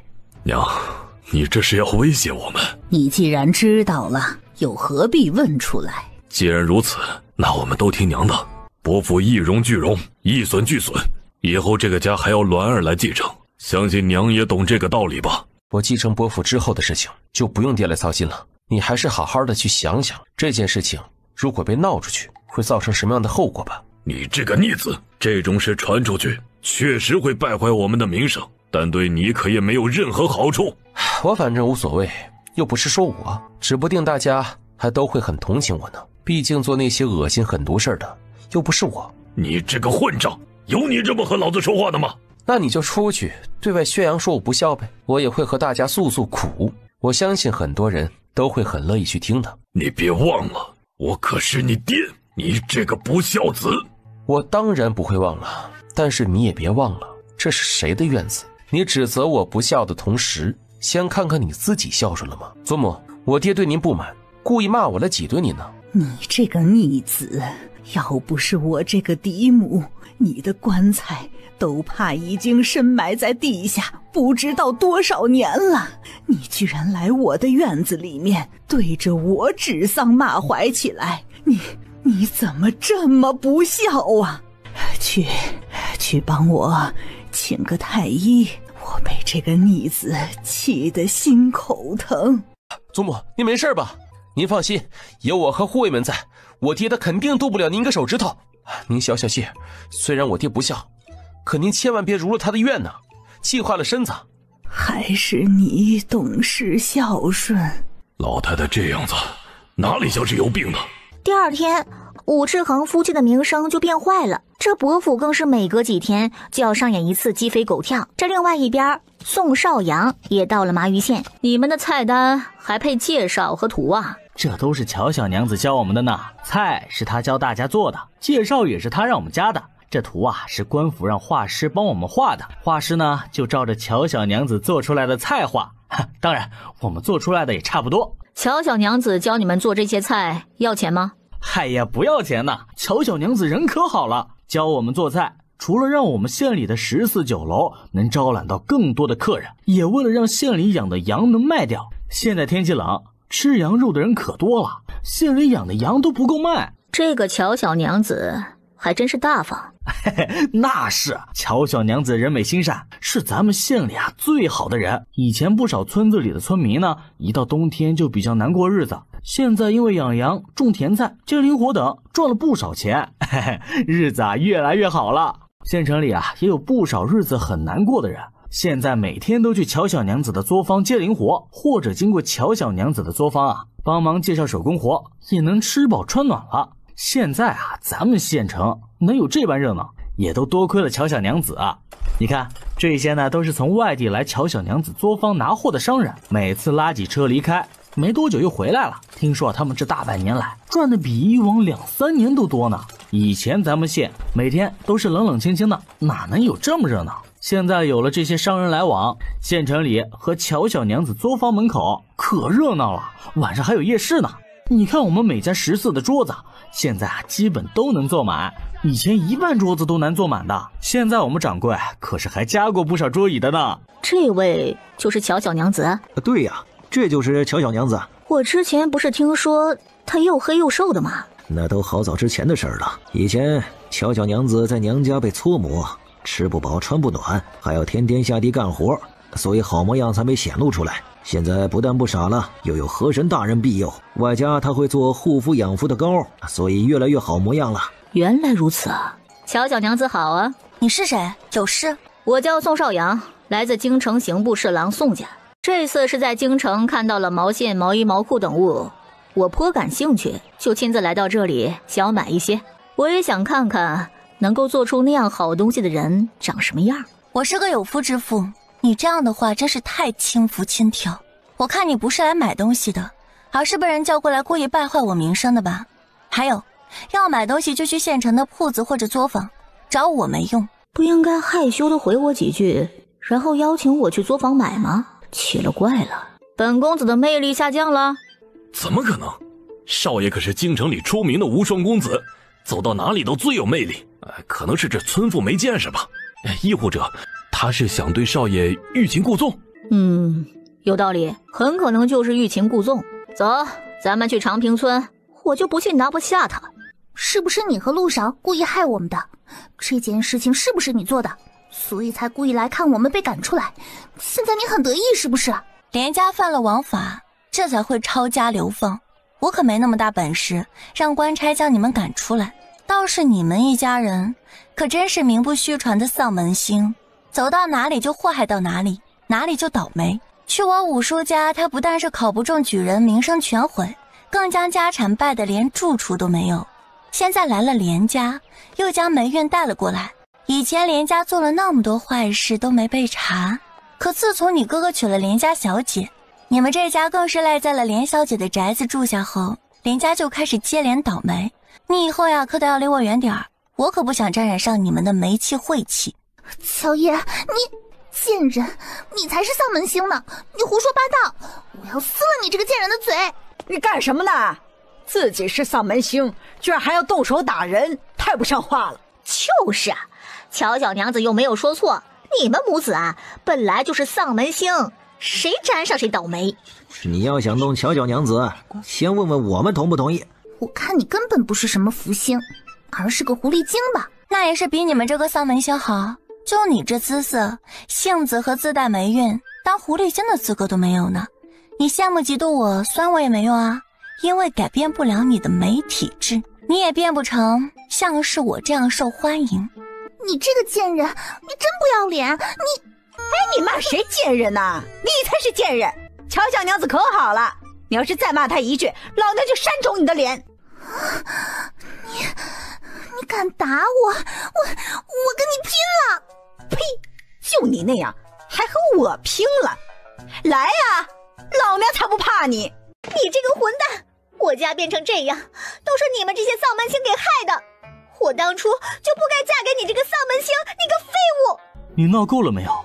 还嫌不够丢脸吗？你们家会这样，都是坏事做的太多而事发了，关我什么事儿？别人随便挑唆下你就听了，你怎么那么没脑子？好你个陆周姐，你敢打我？你放屁！陆周姐，我们家才没有做坏事，是你们全家都是丧门星！你还敢推我？你胆子肥了！嬷嬷，快来呀！打死你个不要脸的，你个小狐狸！救命啊！这样的好戏，以后估计不会少。这要是已经做官，不是也得被三人害得同样的下场？不行，可不能再这样下去了，否则非得被这3个丧门星害了。哎呀，他更是后悔没有听他娘的话。趁着当时日子还好过，手里还有很多财产，就应该将玉婉之这个丧门星给休了，将陆周瑾兄妹这2只白眼狼给赶出去呀。回到家，他就将现成的事儿跟他说了一遍。宋少阳肯定是冲着你来的，他除了想有目的的接近我，是不是还有很大问题？是，他这个人呢，表面风光霁月，在京城被称为无双公子，很是讨京中的一些贵妇和小姐们的喜欢，而背地里却是一个龌龊变态的作风。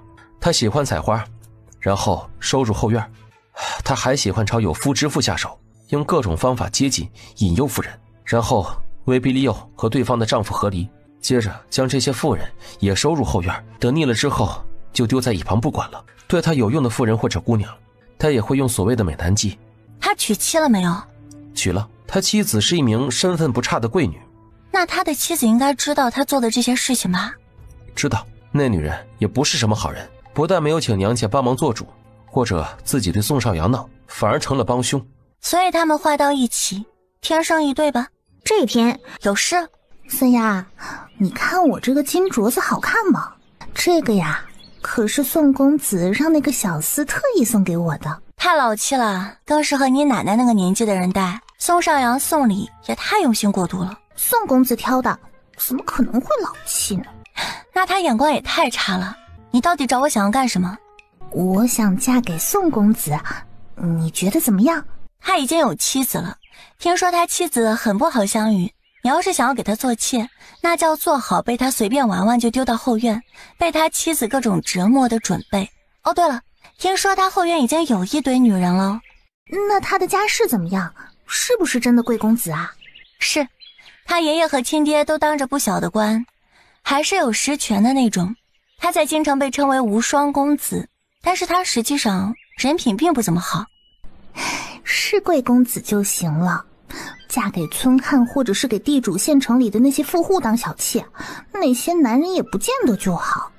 我呢，还不如给宋少阳当个小妾，他长得好，还大方。你想要给他当妾，他并不一定乐意。哎呀，所以我才来找你了。三丫，你就帮帮我吧。你真要进宋家的门，那怕是得要先和他生米煮成熟饭了才行，而且还要闹得许多人都发现，让他没法赖账。不过他可不是善茬，你真这么做了，他当时可能会憋屈的收了你，但过后会不会想要把你除掉的，就不一定喽。我不怕，反正富贵得自己去争，我只要想办法拿捏住他的把柄，并且告诉乔家的人，他应该是不敢除掉我的，否则就让我奶奶他们去京城闹，他敢杀我一个，总不会敢杀我全家20几口子人吧。他虽然是个贵公子，但是杀这么多的人也是要坐牢的吧。原来你还是有点脑子的嘛。不过还得需要你帮帮忙。直说吧。听说你干娘和干哥哥很厉害的，所以你能不能帮忙打听一下宋公子他有没有什么把柄啊？行吧，我去帮你打听打听。你要是不在意宋少阳有多少个女人的话，我倒是可以给你一个建议，让你之后更加能够安全点。什么建议？快说说。找一个或者2个人结盟，你们可以一起给宋少阳当妾，在没有很大利益冲突的时候就结盟一起应对他，应付他家里的那一堆女人。你们还能一起和宋少阳发生关系，闹得大家都知道。那样的话他就没法赖账，也只能将你们都收了，你们好几个人他也不好直接除掉。这倒是个好法子。那我去问问他们对宋公子有没有什么兴趣，我们知根知底，又是一个地方出来的，以后真要是都进了宋府，也能互相帮助，至少比人家原本后院的那堆女人更加熟悉些。是这个理，你们要是不联手，就可能被宋少阳后院的女人联手弄死，所以你多找几个帮手就很好。果然还是你最聪明了。那就麻烦你去帮忙打听一下他的把柄，我去找其他人问一问。好。咱们俩不愧是心有灵犀一点通的夫妻啊！我之前也想到了，给陆周兰透露一些宋少阳的身份和口风，让他主动去攀上宋少阳，说不定还能送1带2呢。送1带2？你也想到了乔小莲和温秋梅？这个我真没想到，我想到的是玉婉之。玉婉之，你前爹是不是搞事了？对，他们一家被赶出了连小姐的宅子以后，继续赖上了连小姐。我前爹去了老玉家之后，不再像是曾经那样受到热情的招待和尊重，老玉家的人直接变了一副嘴脸，对他各种暗讽瞧不起，还撵他们，意思是他不过是个女婿，却是不要脸的上岳父家蹭住蹭吃喝，简直不像样子。玉婉之只知道哭，一点忙也帮不上他。我前爹被气得不轻，他从小到大便被老陆家捧着，在村里算是富养，娶了我娘之后呢，更被我娘捧着。我外公对他也不苛刻，反而很好，他之前哪受过这种委屈啊？更何况他曾经对老玉家多好啊。他不但把免税权利收回给了别人，还将老玉家从连小姐那儿搜刮的钱财全都拿走了，现在这老玉家人到处找他呢。你前爹也是个大极品啊，对他心爱的白月光说气就气，看来爱也有限嘛。他爱的永远都只有他自己。他也是活该，真正对他好的人他不珍惜，反而是养着一群白眼狼，最后才发现他落魄了，那些人比别人都更能踩他。那他去哪里了？你知道吗？我的人传来消息，他朝着隔壁府城去了。那要告诉老玉家吗？你觉得呢？先不告诉吧，毕竟老玉家的人将他追回来也没用，不过却不能让他好过，重新崛起。要是陆周兰那里真能送一带二，以后倒是可以将消息透露给更落魄的渣武叔，让他去找白月光前妻和妓女要好处，那样咱们就又能看不少好戏。还是娘子厉害，这么好的主意都想出来了。那送一带二这事儿，我一定要帮穆周兰母女达成，咱们也算是成全她的喜好了。这主意真好，乔小莲让我帮他查查有没有宋少阳的把柄，他想要用这个拿捏，让宋少阳只能收了他，还不能将他斩草除根了。你知道宋少阳有什么把柄吗？不会涉及很危险必须要灭口的事，但确实是能拿下宋少阳的那种。他后院中有几名有夫之妇是被他从外地哄骗，跟着他去京城的，并且没有和丈夫和离，就类似于突然失踪了。你可以让乔小莲用这个把柄，等他和宋少阳事成之后去威胁宋少阳，等明年我考中进士做官之后，咱们就不用再这般束手束脚的了。到时候咱也不用再有这么多顾忌了。对了，我过几天再将宋少阳喜欢有夫之妇，并且后院都是有比他大10几岁妇人之事，在一起透露给乔小莲吧。乔小莲要将陆周兰拉做盟友，应该也会将这样的事情告知，这样以后才好应对。等到乔小莲再来找我，我就让她去找陆周兰的时候，最好是有玉婉之在场，咱们正好看看玉婉之听了之后会怎么选择。好，我也想看看玉婉之会不会想主动送上门，或者是有羞耻之心，不和他女儿去争这个。不过呢，最近的老玉家已经容不下他们母女二人了，他选前者的可能性更大。过了2天，乔小莲找到乔叶，说是已经拉拢了温秋梅，也询问乔叶他能不能将陆周兰也拉上。无所谓啊，也将宋少阳后院的事儿以及那个把柄告诉了乔小莲。乔小莲，你又想做什么？我有好事儿找你。得了吧，你不害我就不错了。真有好事儿，要不是看在你心机厉害的份上，我才不会找你呢。有什么事情你直接说吧。你知道宋公子吗？什么宋公子啊？他就是京城来的那个贵公子，爷爷和爹都是大官。对了，他表哥还是皇子呢。然后呢，你干嘛要将他的事情告诉我啊？我想跟你结盟，一块儿去给宋公子做妾。对了，温秋梅已经确定跟我结盟了，我们俩都觉得你更有心机些，以后去了京城，咱们可以更好的应付宋公子后院的那些女人们。你们想的还真远，那位宋公子能看得上你们？我们也没那么差吧。再说了，他看不上，那不代表我们不能给他当妾呀。你看，这就是他让人送我的金手镯和耳环。他虽然是冲着三丫作坊来的，但是不妨碍咱们攀上他这根高枝嘛。你很有信心我们就能当上他的妾？那要怎么做？当然是生米煮成熟饭了，要不然以他的身份应该是不会收我们的。那要是生米煮成熟饭之后他不认账怎么办呢？这个可能性是很大的。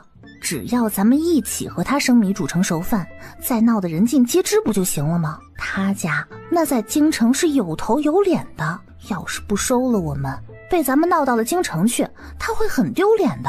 而且我还知道他的把柄，只要用这个相威胁，他不但得捏着鼻子收了我们，还不敢将我们给除掉。你是怎么知道他的把柄的？是乔三丫告诉你的？对啊，再怎么说我都是他的姑姑，这点忙他还是会帮我的。他能有这么好心，怕是他看那个宋少阳不顺眼，才会将你们推给人家吧？这样不是更好吗？他有目的，对咱们才更有利，这样他们能帮到咱们不少忙。我一直都知道他所谓的好心就是想我们去祸害那个宋公子，但是我就宁愿上当，毕竟我想进富贵人家当妾。再说了，那宋公子长得可俊呢，还是京城的什么无双公子，这不比嫁给县城里面那些又肥又老的男人当妾，或者是嫁给一个村汉强多了。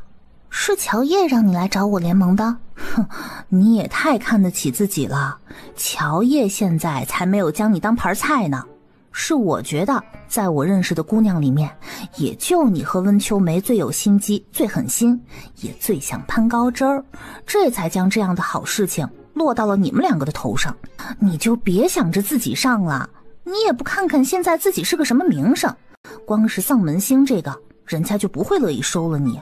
而且比起京城的那些姑娘，你的姿色也就差多了，和我们联手才是最好的选择。我背后有乔叶撑着腰，温秋梅呢有她姑姑伯爵夫人撑着腰，你除了个坏名声可什么都没有，找你一起也是我们瞧得起你。你要是没兴趣呢，那我就去问问别人，或者就我和温秋梅两个。兰儿，这事儿啊可以考虑。那我就听娘的。那个宋公子有什么把柄？你先说一说，我看看有没有危险，再决定要不要结盟。就你心眼儿多，告诉你也没什么。然后就将宋少阳后院的那些事儿给说了出来。行吧，那我就和你结盟。至于要怎么生米煮成熟饭，就看你的了。我等你的消息，这个肯定得靠我。行，有消息我通知你。我先走了。这倒是个机会呀！哼，我可不想嫁给那个又丑又老的老官夫。人不为己，天诛地灭。更何况，要是有我在，也能更好的照看兰儿。娘，咱们去看看那个宋公子是不是乔小莲说的那个样子吧。娘，这个宋公子长得可真好，我挺喜欢的。我也觉得挺好的，总比隔壁村的傻子强多了。这棵大树，你怎么都要攀上了，才能远离玉家的泥潭。我一定会远离玉家人的掌控。兰儿，你说那个贵公子看着俊朗风度翩翩的，怎么会有那种癖好，喜欢有妇之夫呢？哎呀，兰儿啊，咱们母女真是受苦了，要是还能在一起该有多好啊。到时候咱们互相扶持。这个不要脸的贱妇也不撒泡尿照照，大白莲都有那种想法，那他差啥呀？玉婉之母女能去攀高枝儿，那他也可以呀。哼，他要给玉大郎戴一顶绿帽子，让玉家丢死人。他爹狠心走了，他弟弟狠心不管他，那他更无所谓啦。我才不要天天当牛做马呢，还要被打。你们都给我等着。另外一边，少爷，我们发现前面有一帮人在跟踪乔小娘子，看样子是杀手。怎么会有杀手？难道是关永伯来找的人？不太像，反而有些像反贼组织的杀手。难道是反王派人要杀乔叶？可他不就住在村子里吗？时不时的还会去作坊看看。感觉也不太像反王手里的人，更像是前朝余孽。这乔叶还真能招惹。少爷，这些人心狠手辣，遇到了怕是连我们也不会放过的。我们现在要不先下山吧？咱们要是走了，那乔叶怎么办？咱们要是能将他救下，他还不得以身相许啊？咱们的人数虽然和对方差不多，但对方的实力却比我们强。别乔叶没救下来，咱们先全军覆没了。我觉得我们还是赶快下山，向反王求助，让他派人来救乔叶吧。上，杀了宋少阳。我家少爷只是上山玩耍，并不会妨碍你们做事。我们现在就下山，咱们没必要交手。我们就是来杀宋少阳的，这手当然得交。保护少爷！你怎么会在这儿？他们又为什么要追杀你？我也不知道他们为什么要杀我。我听说山上挺好玩的，就说带护卫走走。谁知道这些杀手突然冲过来要杀我。看来你还挺招人恨的。这些人凶神恶煞，看着就不是普通的杀手。你就没有遇到杀手？遇到了，不过像是刚才那样解决了。你没事吧？你看我这面色红润的模样，像是有事的。倒是你，再不止血和服药，等到山下怕是要失血过多而亡了。小娘子，你能不能救救我？你放心，我会给你丰厚的报酬的。我可以救你，不过我现在不缺钱，你就欠我一个人情吧。以后还人情，我不会让你做杀人放火或者犯罪的事情。好，我欠你一个人情。小娘子，再帮我看看我的护卫还有活着的吗？只要你帮忙救下，我再欠你一个人情。好，不会是那些杀手还有埋伏吧？不像是那些人，应该是萧锦晨带来的人。你怎么知道？听出来的。你还真听出来了呀？这也太神了吧！你有什么值得我骗你的？你一个京城来的贵公子，能不能不要什么都一惊一乍的？你来的还真是及时啊！不是你让我别派人保护你的吗？我一收到消息就带着人赶来了，还好你没事。多谢关心，我确实没事儿。这位宋公子和他的人就比较惨喽。宋公子是死是活，我并不关心。杀手全部都死在了山上，你可以带人去看看有没有什么用得到的地方。你盯着我干嘛？我越看你越觉得你厉害，你还真是这世间的奇女子啊！前面那句厉害我认了，后面这句你还是收回去吧。我这鸡皮疙瘩都起了一身。你还真是与众不同。看来这个乔叶比较厉害的地方和情报上还是有所出入的，真是一个神奇的丫头。难道她会的这些真是在河神府里学的？三丫，我们听说那位宋公子被追杀，还受了重伤。是啊，要不是刚好遇到了我，他小命就嗝屁了。他这受了重伤，那我们还怎么跟他生米煮成熟饭呢？现在这不是才是最好的机会吗？好三丫，我确实是没你聪明，你仔细跟我说说，这为什么反而是个好机会啊？他受伤躺在客栈，他的护卫死的死，伤的伤，是不是很需要人照顾？刚才他让我帮忙找几个伺候的人，我可以帮你推过去，到时候你就自己看着发挥吧。他受伤了不能生米煮成熟饭，但就不影响让别人认为他已经毁了你们清白，其他的你自己去悟吧，我只能帮到这儿喽。三丫，果然还得是你，这件事情要是成了，我一定好好的谢谢你。行啊，以后我要是用得到你，会找你的。没问题。乔小莲留在客栈干活。娘，你倒是帮忙拿个主意啊。那就搞个意外，生米煮成熟饭，到时候我也创造一个意外，被毁了清白。将之前搜到的2枚令牌递给陆少，其中1枚是反王的人常用的，应该是故意带在身上陷害反王的。这1枚我倒是从来没见过，得好好查查。这枚令牌你是在杀手头领那里搜到的吗？你说反王的人会用的那块还是从他身上荷包里找到的，这1枚藏在他束发的发带里，因为他和我交手的时候我一剑刺过去，他躲的时候刚好挑到了他的束发带，当时我就感觉到像是刺到了什么有些硬的东西。等他死了之后，我就想起来去检查了一下，才从束发带里找到了这个。他将令牌缝在了里面，其他的人我也都看了，并没有这玩意儿。还好娘子细心，否则根本发现不了这枚令牌。这些方面我比较敏感。这上面的花纹我好像在哪儿见过，我得好好想想，再仔细查查。你曾经也没见过这令牌吗？反间没有被朝廷一网打尽？没有，不过我一直在查，掌握了一些东西，需要进一步去证实时却使出了意外。这2枚令牌要给反王吗？给吧，我将另外这枚上面的花纹拓印下来，令牌给反王。他一会儿应该会来找我问山上的事，到时候我就给他。这是我在那个头领身上找到的。这玩意儿对我们来说很重要。小叶子，你还真是他们口中说的福星啊。能对你有用就行，毕竟我也想找他们算账呢。你要是找到了人，要是能告诉我，可一定是要告诉我啊。好，我一定告诉你。另外一边，宋公子，那些人之前没有害成你，还会不会再来啊？现在你的护卫都已经受伤躺在了床上，他们要是再来，咱们也不知道能不能防得住啊。没事，我已经调人来保护了，最迟后天应该能到。巧巧娘子也会让人看顾着我们的。看来得赶紧实施那个计划了，要不他跑了怎么办呢？于是他们就商量着今晚就实施那个计划。公子，请喝茶。你这是怎么了？说话声音有些不对呀。我被村里的2个姑娘缠住了，我之前和她们大吵了一架，所以嗓子很不舒服，这会儿还憋着一口气没有发出来呢。那你不用再伺候了，先去把人打发了吧。好，多谢公子体恤。快点，都把衣服给脱了。就将早就准备好的迷药给吃了。在他们药性发作睡熟之后，这玉婉之就进了客栈，也脱了衣服躺进去，同样吃了一丢丢迷药。而玉婉之刚刚躺下睡着，这陆梅也进了客栈。出什么事情了吗？刚才听梢客栈的人过来说，玉婉之和陆梅都进了客栈，还都进了宋少阳的房间。玉婉之会这样，倒是在我们的预料之中。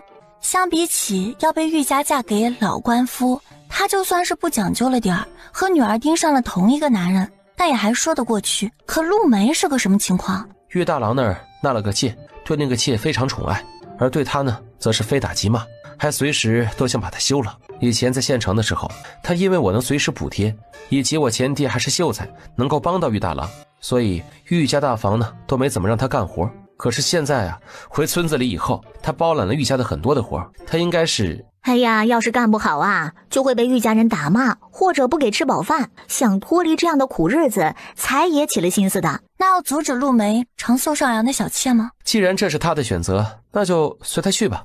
也还好你之前明智，让奶奶直接将5房分了出去。陆梅做出这种不要脸的事情，对家中的影响也是有限的。我倒是想看看他最后的结果会是怎么样。我也觉得让他自己去作死吧。咱们明天一早就去客栈看好戏吧。第二天一大早，这些人的情况不对啊。他们中了迷药，还麻烦哪位婶子帮忙去请郎中过来。我去。他们都没有在房间里，不会是被谁给掳走之类的了吧？难道真遇到什么采花贼了？那怎么办？要不咱们先再找找，不行就去报官吧。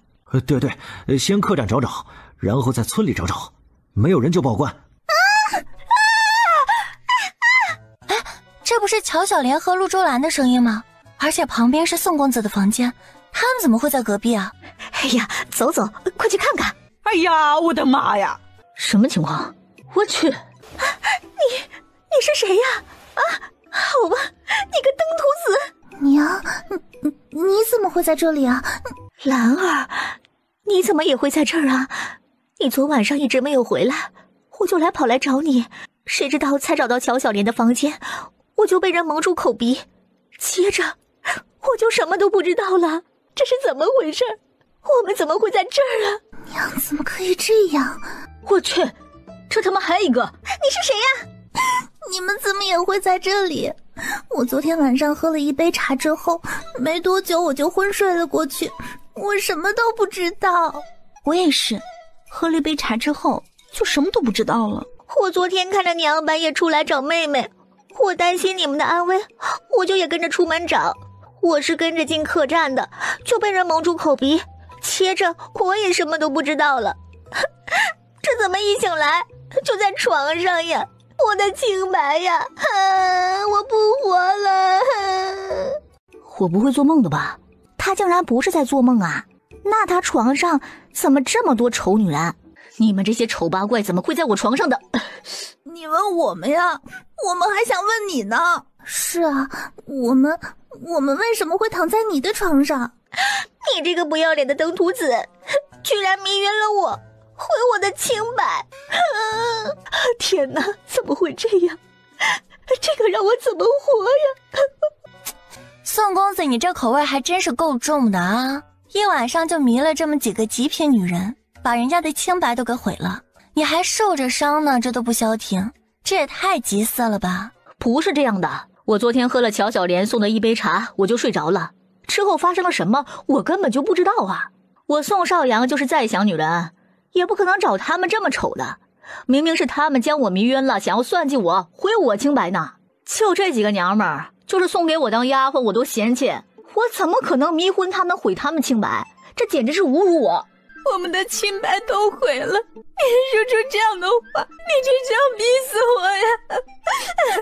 你是不是被算计的我不知道，但是我肯定是被谁算计了。我还是个未嫁的黄花大闺女，今天发生了这样的事情，我以后我还怎么嫁人呢？我就是来找人的，谁知道醒过来就在这里，这让我以后怎么活呀？我有丈夫，可是发生这样的事情，我还怎么面对他？我会要被他打死的。就算要算计，我们也不可能一起算计你吧？哼，不管是不是你们算计的，反正这事儿肯定不是我干的，我更没有毁你们的清白。滚！现在立即滚出我的房间！哼，我说我醒来之后怎么这么恶心呢？这样吧，我一人给你们100两，补偿一下吧。但是我得说清楚了，我什么事儿也没做。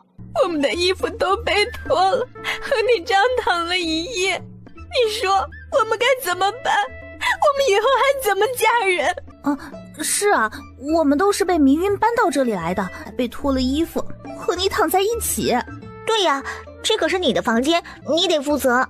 就你们也配我负责呀？啊，你们先去撒泡尿照照吧。什么100两？你就想要买我们的清白了？你做梦！你要是不愿意负责任，那我们就去报官，让县令大人为我们做主。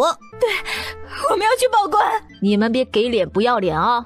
你们要报官，我还想报官呢。就我这受伤的样子，我连下床走路都费劲，怎么没晕你们？宋少阳有一种感觉，他绝对是被这5个娘们算计了，但他们却坚定地说要报官，这肯定是有人背后给他们支招。可是不管怎样，报官他也丢不起那个脸，让郎中帮他们看看是不是都中了迷药。你们确实都中了迷药，不过这药没毒性，昏睡醒来之后药性就散了，所以不用担心。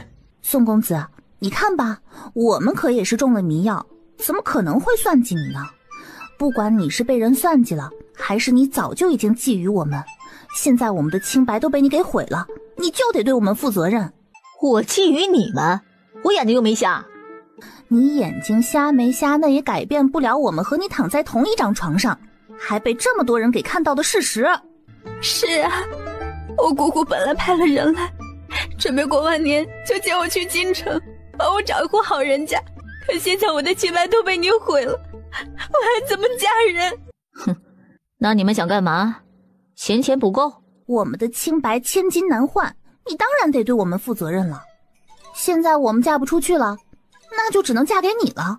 是啊，现在到了这种地步，只有你对我们负责了。否则不是要逼我们去死吗？行啊，那你们就去死好了。你们的清白又不是我毁的，我也是重要的受害者。你怎么能这样啊？我为什么不能这样？我的清白还被你们玷污了呢。你们要死就给我死远点儿，别在这里碍眼。你这个京城来的贵公子，居然是一个狠心的无赖！这可是我们村儿，由不得你让我们死，我们就要去死。我还是花一样的年纪，我不想死。不管怎么样，你就得对我们负责任。燕儿，你可得帮帮我！你姑姑都要被这个男人给欺负死了，你说这让我以后可怎么活呀？巧巧娘子，我是被他们算计的，我对他们绝对没有觊觎之心。就他们这样，连你一根脚趾头都比不上，我怎么可能看上他们？请你好好说话，别用我来转移话题。这里是我们村，可由不得你毁了人家姑娘夫人的清白，还想着让人去死。既然都睡一块了，那该怎么负责你就怎么负责吧，否则我们村里的人可不答应。是呀，虽然你是京城来的贵公子，但毁了他们的清白也不能不负责。这里可是长平村，你就算是京城来的，也不能什么都说了算。不管是谁算计的，他们的清白可都被你毁了。你是想我对他们负责？这和我有什么关系啊？不过我前姑姑的清白被你毁了，你负责不是应该的吗？否则他们还怎么嫁人啊？我不想收他们，要是动用一点手段，更不用负责。不过既然是你想让我负责，那我就收了他们。我的院子里也不在乎多几个女人。哎，你可别扯到我身上啊！说的你是因为我才要收了他们，这个锅我可不背。我谢谢你，我可不会领这样的情。我没让你背锅，只是你想让我负责，那我就负责好了，没有其他意思。行吧，那你们好好聊聊怎么负责，我们就先走啦。好，看在乔叶的份上，我就收了你们，回去收拾行李。过段时间我带你们回京，别想再出什么幺蛾子，否则你们能不能回到京城可就不好说了。宋公子，你误会我们了，我们不管是不是误会，你们都入不了我的眼，也不看看自己是个什么玩意，也敢算计我。既然你们那么想进我的后院，那我就成全你们，只希望你们可千万不要后悔。滚，否则我让你们今天就出意外，比如受不了清白被毁，跳河，或者回去上吊自杀。公子，你明显就是被算计了，这里面的巧合太多了。从乔小莲被安排来伺候你，他们可能就打上了你的主意，而他们的背后应该有乔叶之招。可是乔叶为什么要帮那几个丑女人？他就那么喜欢给我找女人？他不会是也对我产生兴趣了吧？之所以这么做，主要是想试探一下我的态度。我要是能将那2个有夫之妇也收了，以后也能收了他。哎呀，公子什么都好，怎么就是个恋爱脑呢？他们这位公子啊，就是在女色上太没忌讳了，更是脑子会时常不好使。应该不是这个原因，他怕是已经猜到是冲着他来，要算计他的事了，所以他这算是反击你吧。那丫头精明聪慧着呢，怎么可能就被公子迷住了？听你这么一说，果然我真正看上的女人没有那么肤浅，我就喜欢她这样敢爱敢恨、敢算计的性子，我怎么都要得到她的心。心累，毁灭吧。第二天，宋少阳就带着乔小莲5人离开了。时间一晃啊，就到了年后2月，陆韶去参加县试。老陆，你这回有什么感想？还好吧，我也算是考生中的第一人了。我的相公那必须是考生中的第一人，你好好考，等到考试结束，我们又来接你。放榜的时候，陆韶考中了暗手。3月的皇帝寿宴，父皇，儿臣今日给您献的寿礼，保管是这天下间的独一份。那真得好好看看了。你这是找人雕刻的五龙戏珠，这是用什么东西雕刻的？父皇，这是五龙戏珠的蜡烛呢。这是蜡烛啊。七弟，既然是蜡烛，那是不是能点燃照明？父皇都不急，你急什么？看着就是了。我既然说这是蜡烛，当然就能点燃照明。你这臭小子，尽喜欢卖关子，那就点上，让朕和大家都开开眼吧。父皇要看，那我就点给您看。这龙珠怎么自己转动起来了？朕还闻到了一股像是龙涎香的味道。这龙珠为什么会自己转？七皇子这寿礼还真有点东西呀。哎呀，还得是乔叶会玩啊。龙珠之所以会转动，当然是因为父皇了。父皇是真龙，因为有您在，以及您散发的龙气，这才让5条龙突出龙息，让大家看到了真正的五龙戏珠，而且才会从龙里突出龙涎香的香味。父皇是真命天子，今天更是父皇的寿辰，这是上天都在为父皇贺寿呢。乔叶让他的人给萧琪带话，要是皇帝问，他可以不用当着大臣们说转动的原理，就说呀，是因为皇帝是真龙天子，才能让这五龙真的戏起珠来，让他出尽风头。这七皇子真是会睁着眼睛说瞎话，拍龙屁的功夫还真不是一般人能及的。好，很好，这果然是天下间独一份的礼物，老七有心了，赏。能让父皇龙心大悦，就是对儿臣最好的赏赐。你这个臭小子越来越会说话了，都平身吧，该赏的还是得赏。你有孝心了，今天朕也高兴，就封你为秦王吧。父皇，您要封我为王？对，你今天的寿礼是独一份，送到了朕的心坎上，朕就封你为秦王。无论如何都要想办法将乔叶拿下。这女人是有点邪门，她像是表弟说的，真受河神庇护吧。关永伯府，父君，这是怎么了？刚才我和五皇子见了一面，被他责骂了一通。他干嘛要骂你呀？还不是乔叶和陆韶的事。乔叶帮七皇子做的蜡烛，在皇上寿宴上大出风头，还被封了王，引起了五皇子的不满。他让我们拉拢乔烨，我们没做到，又让我们去对付陆韶，离间两夫妻的感情，我们也没将这事办成，这才将我叫去骂了一通。而且他很担心，怕乔烨夫妻因为七皇子倒向太子。很快就到了府市，咱们就是在府城里面等着放榜吧。还是娘子想得周到，我都听你的。要不要雇几个人看门、打扫和做饭的？不用雇，我手下刚好有一人从边疆将父母兄弟带了过来，想让我帮忙安排一些活，到时候就安排他们来这边宅子干活吧。以后铺子那边呢也能帮上忙。那再好不过了，你的人用着也放心。放榜的日子，老陆啊，这暗手你觉得自己能拿下来吗？如果不出意外的话，我应该会是暗手。要也是暗手，说不定你能考个小3元回来。好，我一定努力为娘子捧个小3元回来。这次府市的暗手是麻鱼县的陆韶，没想到暗手居然来自小小的麻鱼县。你知道什么？这陆韶可是乔小娘子的相公，秦大儒的弟子，非常有才学的，拿暗手才对啊！原来是乔小娘子的相公，那难怪能拿暗手。听说他读书天赋很强，更甚至有过目不忘的能力，这暗手他不拿谁拿？之前赌房压注，这位暗手的赔率是最低的。是啊，不过虽然赔率低，但我觉得他最有希望考中暗手，所以压了他，果然中了。恭喜啊，入暗手！也恭喜娘子，府城的人很多都认识你了。现在呢，大家提起我，第一的反应就是乔小娘子的相公。所以说咱们是天生一对吗？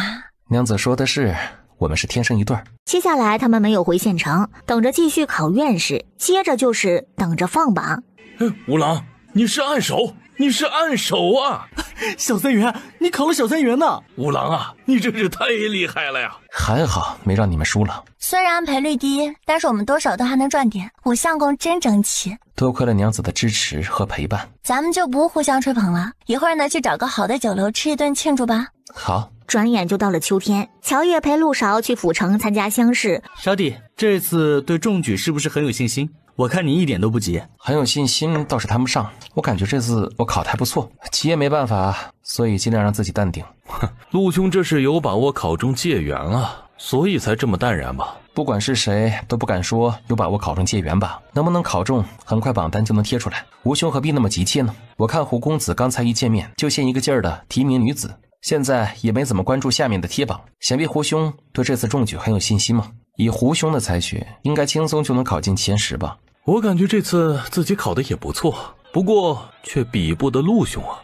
最近可是有很多人都很看重陆兄，各大赌场的解元压注上，陆兄也有一席之位呢。我看啊，这次的解元十有八九就是陆兄的囊中之物呢。虽然不敢当，但是我还是多谢胡兄的看好，承你吉言了。要是我真的能中解元，一定请你吃饭。那我就先恭喜陆兄了。公子中了，你中了！太好了，我中了！少帝，我中了，我竟然中了！这次真是多亏了你，有了你的指点，我才能中举的。对，这次咱们能考中，也有韶帝的一份功劳。要是我真能中解元，一定请你吃饭。你们能考中，可都是因为自己的才学到了，以及这10年寒窗的苦读。不用这么谦虚，和你们一起探讨学问，我自己也是受益匪浅。解元是麻鱼县长平村的陆韶。哎，少帝，你是解元，你真是解元啊！多谢。吴郎，你是解元，你是解元呀！哎呀，太好了！这要是传回去，家里人和族长他们也得高兴疯了。是啊，四叔我中举了。公子，你没中。我还有事先走了。他最近脾气越来越怪，还老是喜欢在我们面前夸赞一个商女。是啊，考试之前一起吃饭就提过。前2天我和少帝吃饭，刚好遇到他，他非要凑过来和我们一起吃，又提了一次。今天大家一起来等放榜，他刚才又提，难不成是想纳那个商女当妾？看着他也不像是那个意思啊。我没在的时候，他会在你们面前提吗？你不在的时候，他没提过。这是什么意思啊？难不成他想将那个商女塞给你？我有这种猜测，因为他最近每次都会和我重点提这人。他为什么会想将那个商女塞给你？我只是有这个猜测，是不是真的，很快应该就能知道了。也是。五郎啊，你媳妇儿那么好，你可别被外面的女人迷住了眼。四叔放心吧，我不会和外面其他女人有染的。那就好。恭喜你啊，陆解元，我相公真棒，继续努力，你前娘最近他们应该要算计我。她说的那个商女，听着从性格上和你有些像，他们可能以为我是喜欢这种性格的女子，所以就想吸引我的关注。听说武志恒去了你前娘后院一趟，接着就去赶人找方法，继续算计我。这个主意啊，十有八九是你前娘给的。他们是不是太闲了？再说了，为什么非要给你塞女人，让你纳妾，然后笼络住你，像是江继安那样？我感觉他们是更想理解我们之间的感情，甚至让我们和离。我的人前几天刚传来消息，你前娘最近没少出去走动，打听未婚的姑娘，还有一些能利用的上世家的公子。我怀疑啊，她惦记上你和你哥的婚事了。他这脸可真大，手伸的也太长了吧？温秋梅可能想和我合作。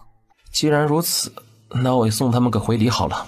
你要怎么回礼啊？也送武志恒几个女人？看来咱们想到了一起了。我现在学到了，要以其人之道还治其人之身。对，就该这么还回去。至于温秋莲，等我们去了京城，我亲自还她这些。好，这次回村之后，将该交代的事情交代完，咱们就上京吧。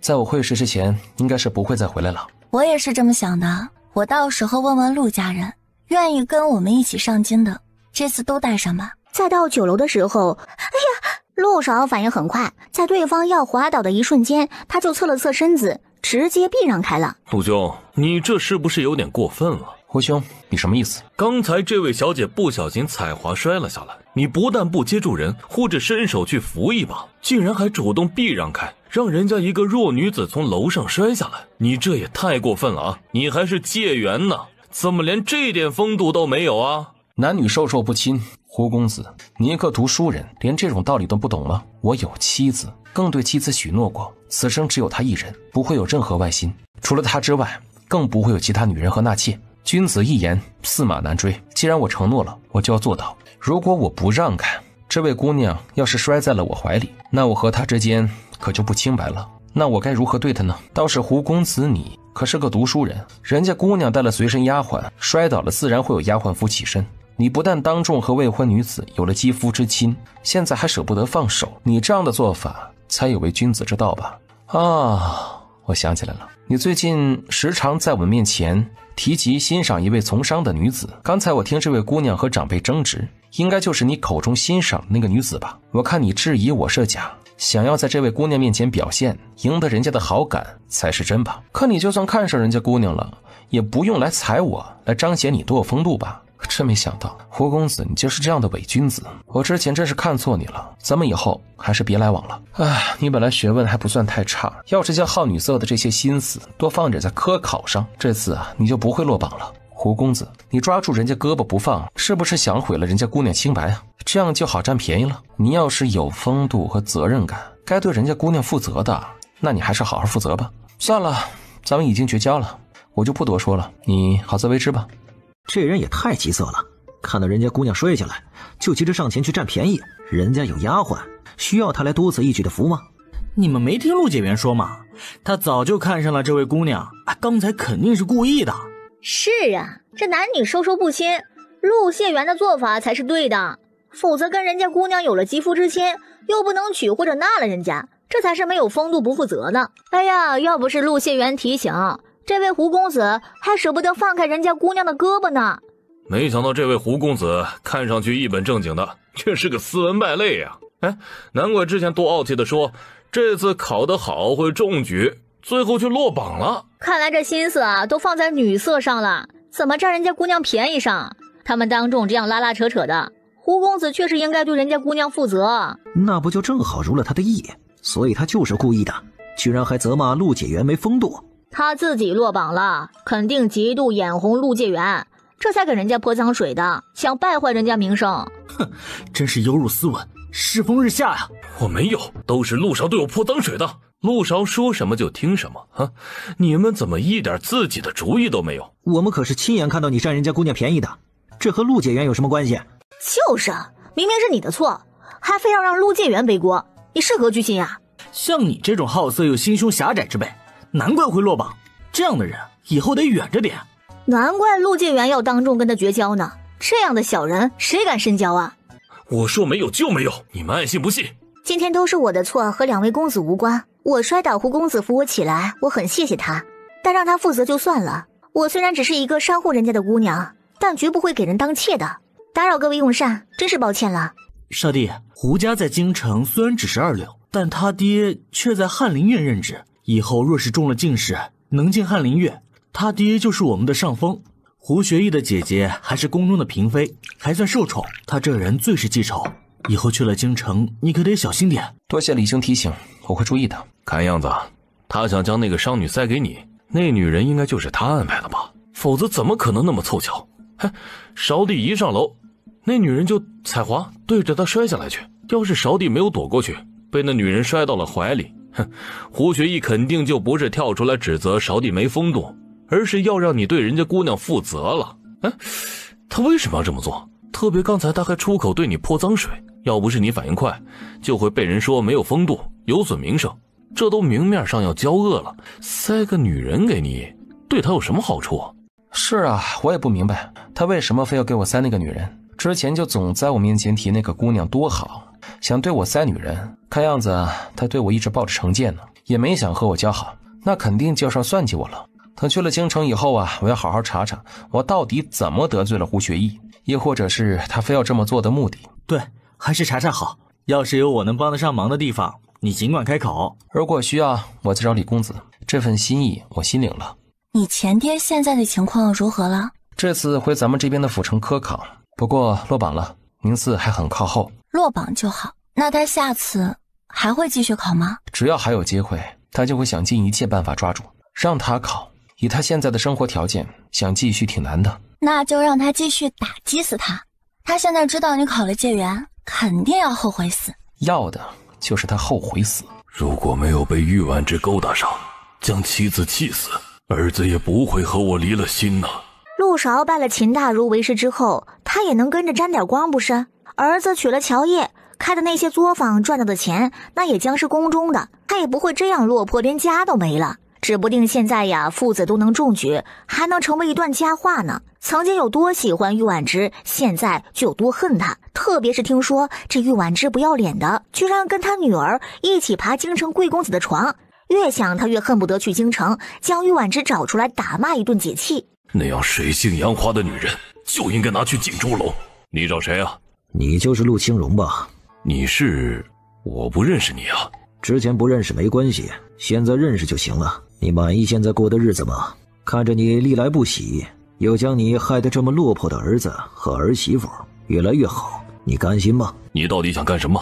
我可以帮你。我都不认识你，你为什么要帮我？我凭什么相信你？我要对付陆韶夫妻，需要用到你，所以我才会帮你摆脱现在的落魄，还能帮你将陆韶打压下去，让他知道姜还是老的辣。你是他爹，就算过继出去，你还是他爹。你和我们合作还有希望翻身，可你如果放弃了，现在陆韶已经是举人，之后再参加会试，要是考中了进士并做官，你觉得他会让你出头吗？等他越走越高后，你只会被压得越来越落魄。聪明人都知道该怎么选择。五郎媳妇儿，我准备等以后五郎当了大官我再去。三丫啊，娘跟你爹也不太想去京城。我们到那儿啊，这人生地不熟的。再说了，你瞧瞧我们这样，哎呀，肯定会给你们丢人的。我们就先不去了，等后面再说啊。三丫啊，娘这每天摆摊儿做生意也能赚不少钱呢。而且呀，这村里人都夸我做的菜好吃，还有一些商客们也喜欢吃我做的菜。我每天呀都有好多收入，这些钱存起来，将来呀都给你跟陆韶用了。等明年春闱考完会试之后，再给家中的姑娘和男丁说亲。等我去了京城稳定下来，就会接你们去，不用局限在这一方小村子，走出去看看。怎么了？我收到消息，我前爹被人带走了。知道他是被谁带走的吗？是几名黑衣人，我让人盯梢他，所以他走到哪儿就会换人假装去那个地方干活。我的人伪装成了小二，听到一名黑衣男子找到他，说想联手对付我。之后我前爹将人放进房间，有人守在门口，我的人就没听到他们在房间里商量什么。到了晚上，我的人看到他休息了才离开，可是第二天一早却发现他消失在客栈，原本还交了好几天的房钱都没退。你能猜出来他是被什么人带走的吗？我感觉就是两帮人，要不是五皇子党的人，要不就是反贼。我的想法和娘子差不多，不过我更倾向后者。那些人的穿着打扮更像是反贼，他们将我前爹带走，以后想利用他来对付我的可能性，比五皇子那边更大。我也觉得是他们的可能更大，还好之前明智将你前爹一家分了出去啊，还和他基本断了关系，不然以后他勾结反贼，那可是要连累死陆家人。是啊，多亏了你明智，只是不知道他会给我们带来什么麻烦。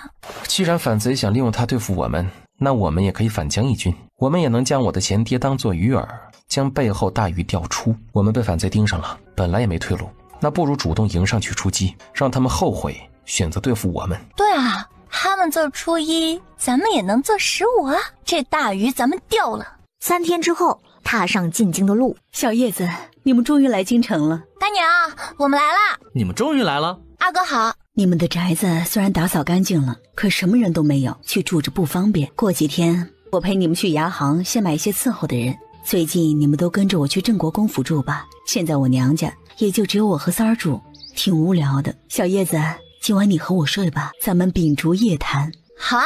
那我带韶弟他们出去玩。第二天，魏风华带巧叶去见了翼王妃。这个丫头真是漂亮灵动，性格确实爽朗，怪不得我们风华常常念叨呢。姐姐，我们小叶子比那些世家小姐强多了。陆韶旁边的女子是乔叶，虽然和以前差别很大，可从五官里还是有她的影子。真没想到乔叶好好打扮下自己，这么好看。是啊，她和以前真是一个天一个地的感觉。还有人想来看她的笑话，等看到她这姿容后，估计会被惊到。我也很期待他们大吃一惊的模样。少弟，巧巧娘子，好久不见了。三哥，别来无恙。咱们也许久没聚了，别来无恙啊。好久不见。巧巧娘子，我差点没认出你来，你这变化可真大。没办法，谁让我底子本来就好呢？之前和你们见面时啊，我才刚恢复正常不傻了，还没有来得及调养打扮自己。你们又离开村子之后，我做了不少的调理的药丸，又做了适合自己的护肤养肤品，所以才变得让你们都差点认不出来啊。你做的什么药丸和护肤养肤品，这效果也太好了。是啊，那你卖不卖？现在材料还不够，做不出来，过段时间应该会卖。那你可得给我们留几份，我们买。没问题。我订了包间，咱们先进去吧。宇哥，你这是怎么了？我看你满面愁容啊。我之前和人合作，搞了一支出海的船队。不久前他们带了一大批货回来，可却卖不出去。我不但将所有钱投了进去，还说服祖父用宫中的钱投了不少。现在东西却卖不出去，全砸在手里的话，我们得亏10几万两银子。平摊后，我也得赔进去几万两。重点是我那几个堂哥堂弟可一直都盯着我，别说是赚钱，这次要是没法回本，他们肯定会去我祖父那边诋毁我。三儿是做生意的好手，要不你请教下他，看看有没有什么办法。三儿，来帮哥哥出个主意。你们现在的情况确实很难搞，听说带回来的货成色品质很一般，有钱的人家觉得档次低了，自然嫌弃不想要，条件差点的又觉得贵了。关键你们这次的这种货太多了，正常卖的话没多少希望卖出去的，这次换成我摊上，我也没法。那看来我只有认了。妹妹，你有没有什么好主意？苗公子的货都是些什么？珍珠最多，还有不少宝石。我大约知道了，我想想啊。没事，你慢慢想。我倒是有一个办法可以试试。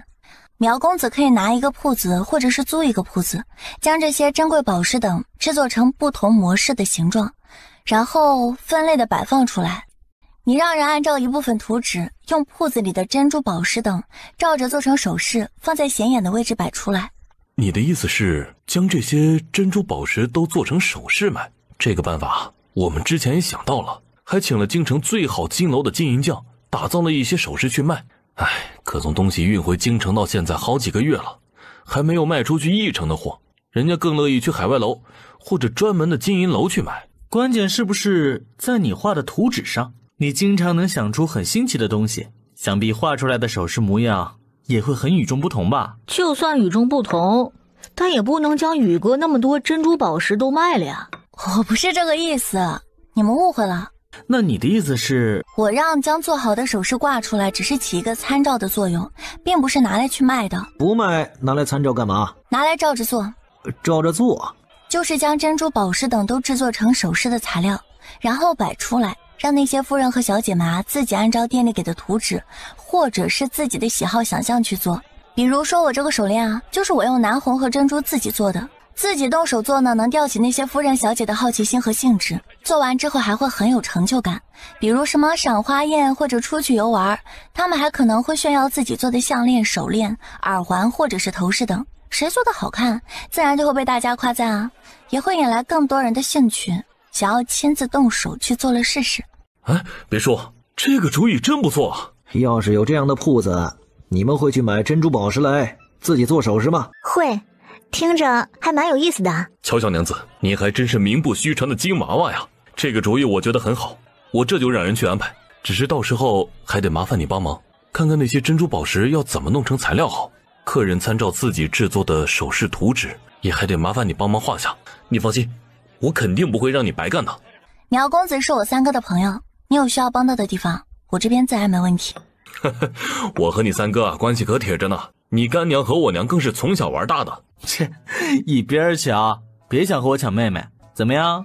我妹妹厉害吧？乔小娘子确实厉害啊，传闻不如见面。我以前还以为传言夸大了，但今天才发现，嘿，是我狭隘了。乔小娘子果然是个金娃娃，这随便一想就是金点子呀。今天这主意你们可别泄露出去啊，否则要是被我知道了，我可是要生气的。要是找铺子的话，怎么布置比较好？乔叶都给了比较心意的建议，苗飞宇听着似懂非懂，更怕他的人做不好，于是就主动提出想请乔叶帮忙。这个死丫头，怕是踩了什么狗屎运吧？我的命就没有她那么好。夫人，您要不要去见见乔叶呀？那个丫头啊，还真是厉害，这才到了京城半个月都没有呢，居然就和这些贵公子有了交情。行吧，我去会会她。无论如何，总得试一试。这是我的女儿，我也是经历千辛万苦才把她给生下的，怎么也该报答一下我的生育之恩吧。奶娘，她是不是没有认出我来呀？就算是没有认出你来，但她那么聪明，应该已经猜到了你的身份了。毕竟她可是见过我的。叶儿，五夫人有事。叶儿，你既然认出我了，一定要这么生疏的称呼吗？不然呢？五夫人，你这表情控制的不太到位啊，我感觉得出来你并不喜欢我，你却要装出受伤在意的模样，演得很差劲啊。你要不就先去戏班子和人家学学怎么演戏，再来找找我啊。我可没时间在这里和你演母慈子孝的把戏，所以你还是省省吧。可真是两个不孝的孽障，说话都这么气人。不管怎么说，我都是你娘，你一定要这么不孝的顶撞我吗？我连亲爹都能将他打得满地找牙，并断绝了关系，你这一个抛夫弃子跟人苟合的贱妇，你有什么资格在我面前自称是娘啊？想要用孝道压我，那你注定就要失望。不管怎么说，我对你都有生育之恩，要是让大家知道你这个界园娘子这般对亲娘顶撞侮辱和不孝，你说大家会怎么看你啊？用你的真面目说话，这才对啊！不然看你装着慈母，或者是诉说这些年来有多少的苦衷，我真的是会膈应死的。你，我对你不敬顶撞了，你们都看到听到了吗？娘子说话那么真实有理，怎么会是不敬和顶撞呢？五夫人的眼神和耳力都不太行。不敬和顶撞，你有吗？我怎么没看到啊？这位伯夫人，麻烦你认清自己的身份，可别胡乱对我妹妹泼脏水，否则就别怪我们不客气了。你们太过分了，我要是嚷嚷出去，我就不信对你们夫妻名声没有影响。那你就赶快嚷嚷吧，闹得越大越好，闹得人尽皆知。我们的名声有没有影响我不确定，但是你的真正的身份，曾经未婚有孕勾搭奸夫抛夫弃子的事儿，我能保证肯定会宣扬开。想要用名声威胁我，你当我是被吓大的？这点上你可以去查查我前公公和你嫌弃的那个前夫乔二牛，看看他们当初用孝道以及名声威胁我，最后都得到了个什么下场。你这个孽女！对，我就是孽女。武夫人，曾经你奸夫差点害死我的事儿，我还没和你们算账呢，你倒是先上门过来找茬了。我这个人最讨厌的就是别人威胁，既然你那么想闹大，那放心，我一定成全你。你想干什么？当然是告诉大家我和你的关系，你又是怎么不孝的。我说了，肯定会满足你的。你是不是疯了？我的身份被道破，你能得到什么好处？人家只会连你一起鄙视唾骂，因为你是我的女儿，还肯定会连累你的相公的名声。我有什么好处？我觉得爽快了，这算吗？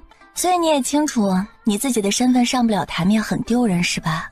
武夫人，你现在最应该关心的是，好好想想我闹大之后你要怎么应对。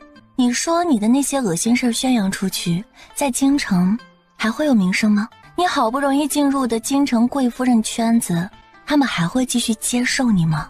你真是疯了。你说的对，我这个人呢比较疯，谁招惹我，我一定不会让他好过的。所以这次你招惹我，我之后会闹开，你要是再招惹我，我还会做更多疯狂的事情出来。你如果不信，可以试试啊。我刚才就随便说说，可没想对你找茬，你可别误会。我找你是想着我是你的母亲，就算你不喜欢我，不想认我，但血缘关系可是改变不了的。你刚来京城，想融入那些夫人小姐们的圈子会很难的，但我是伯夫人，我可以带你多走动，介绍那些贵夫人和小姐们跟你认识，帮你多多融入。你感觉怎么样？我觉得不怎么样，你还是没有看清自己的身份。当了个伯夫人，看把你能的啊！你这会全身都在散发着一种孔雀开屏的优越感，越是自卑，觉得自己身份卑贱的人，才越是会这样。你想利诱我，让我抛开曾经的杀身之仇，和你们握手和解，可你就不想想我还需要你来带着去融入那个圈子吗？你自己都还需要捧着那些夫人小姐的脚，低声下气的才能融入进去。哼，我傻了才会跟着你去卑微的奉承讨好别人，还不一定能够融入进去。我干娘在贵夫人的圈子能横着走，她带着我和人相交，我根本就不用向谁低头，奉承迎合谁。所以你是哪里来的自信，想要用利益来打动我？你不会还将我当做曾经的那个傻子吧？武夫人，你真该清醒脑子了，认清自己的身份才是最重要的。就是，有我娘这个身份高贵的郡主带着，我妹妹想融入什么圈子不能融，还需要你一个连身份都是假的伯夫人带。你真要这么绝情？武夫人，你问出这话自己不觉得好笑吗？我这可都是在和你学的呀。而且要论心狠手辣和绝情，我在你面前也是要甘拜下风的。你这个孽女，你这样不孝是要遭报应的。你这种狠毒不要脸的贱妇都还没有遭受到报应呢，这怎么样也轮不上我这样的好人。不过你不用急啊，你的报应很快就会来的。这些年也不知道乔二牛跟乔家人怎么养的，竟然养出这么刁钻恶毒不孝的逆子来。果然这老乔家的种都不是什么好东西。武夫人，我和你不但没有任何亲情可言，还早就断绝了关系，更和你们夫妻有杀身之仇，所以你就别再白费力气的来找我了。对你这样的人，我软硬都不吃，你回去等着，我会让你满意的。你可别乱来，鱼死网破是最不可取的。我以后不来找你了，行了吧？不行，是你先来招惹我的，既然招惹了，那你就得要承担后果。行了，我还有事情，就不和你废话了，咱们就走着瞧吧。奶娘，你觉得他说的是真的还是假的？哎呀，以乔烨的性子，真有可能会做出疯狂的事情来。他相公的亲爹和他的亲爹，真是被他收拾得很狼狈。我听说他真的打过乔二牛，只是因为伪装得好，那些捧着他的人根本就不相信。但是我去长平村的时候啊，发现乔二牛和乔家的人都很怕他，他肯定是做过什么事情，吓到过乔家之人。所以夫人，你还是小心一些，最好是做好万全的应对呀。但我该怎么应对呢？她已经不是曾经那个连老乔家都能搓磨欺负的傻丫头了，我就算想除掉她，恐怕也难呀。夫人，你可以去求老夫人帮忙啊。老夫人已经知道你的身份，他很注重伯府的脸面，要是你的身份和那些事情被传了出去，不但伯爷丢脸，伯府和世子也会跟着丢脸的。所以呀，他肯定也不想让乔爷将那些丑事传出去。只要他不会做事不管，就得对上那个死丫头。你可以借刀杀人呀，让老夫人和死丫头去斗，你坐收渔翁之利呀。还是你有办法，等回府之后我就去求老夫人。你现在就要将她是你娘的事闹开？时机还没到，再等等。什么时机啊？下个月我会让人去长平村将老乔家的人接来京城，除了他们外，卜志和安排那名想勾引我相公的商女，前2天也来到了京城了。那女人既然来了，就肯定会有动作。我要闹开闹大，但却要站在制高点，名声败坏的是他们，我只是被大家同情的受害者。高还是妹妹高？以老乔家的无赖劲儿和战斗力，确实等他们来了再闹更好。这京城啊，好久没有热闹看了，相信到时候一定非常热闹和有趣。老乔家的人啊，在别人看来是只想躲着的无赖，而在你手里却能变成了对付敌人的利器，让他们狗咬狗一嘴毛才更有趣，不是啊？那必须的。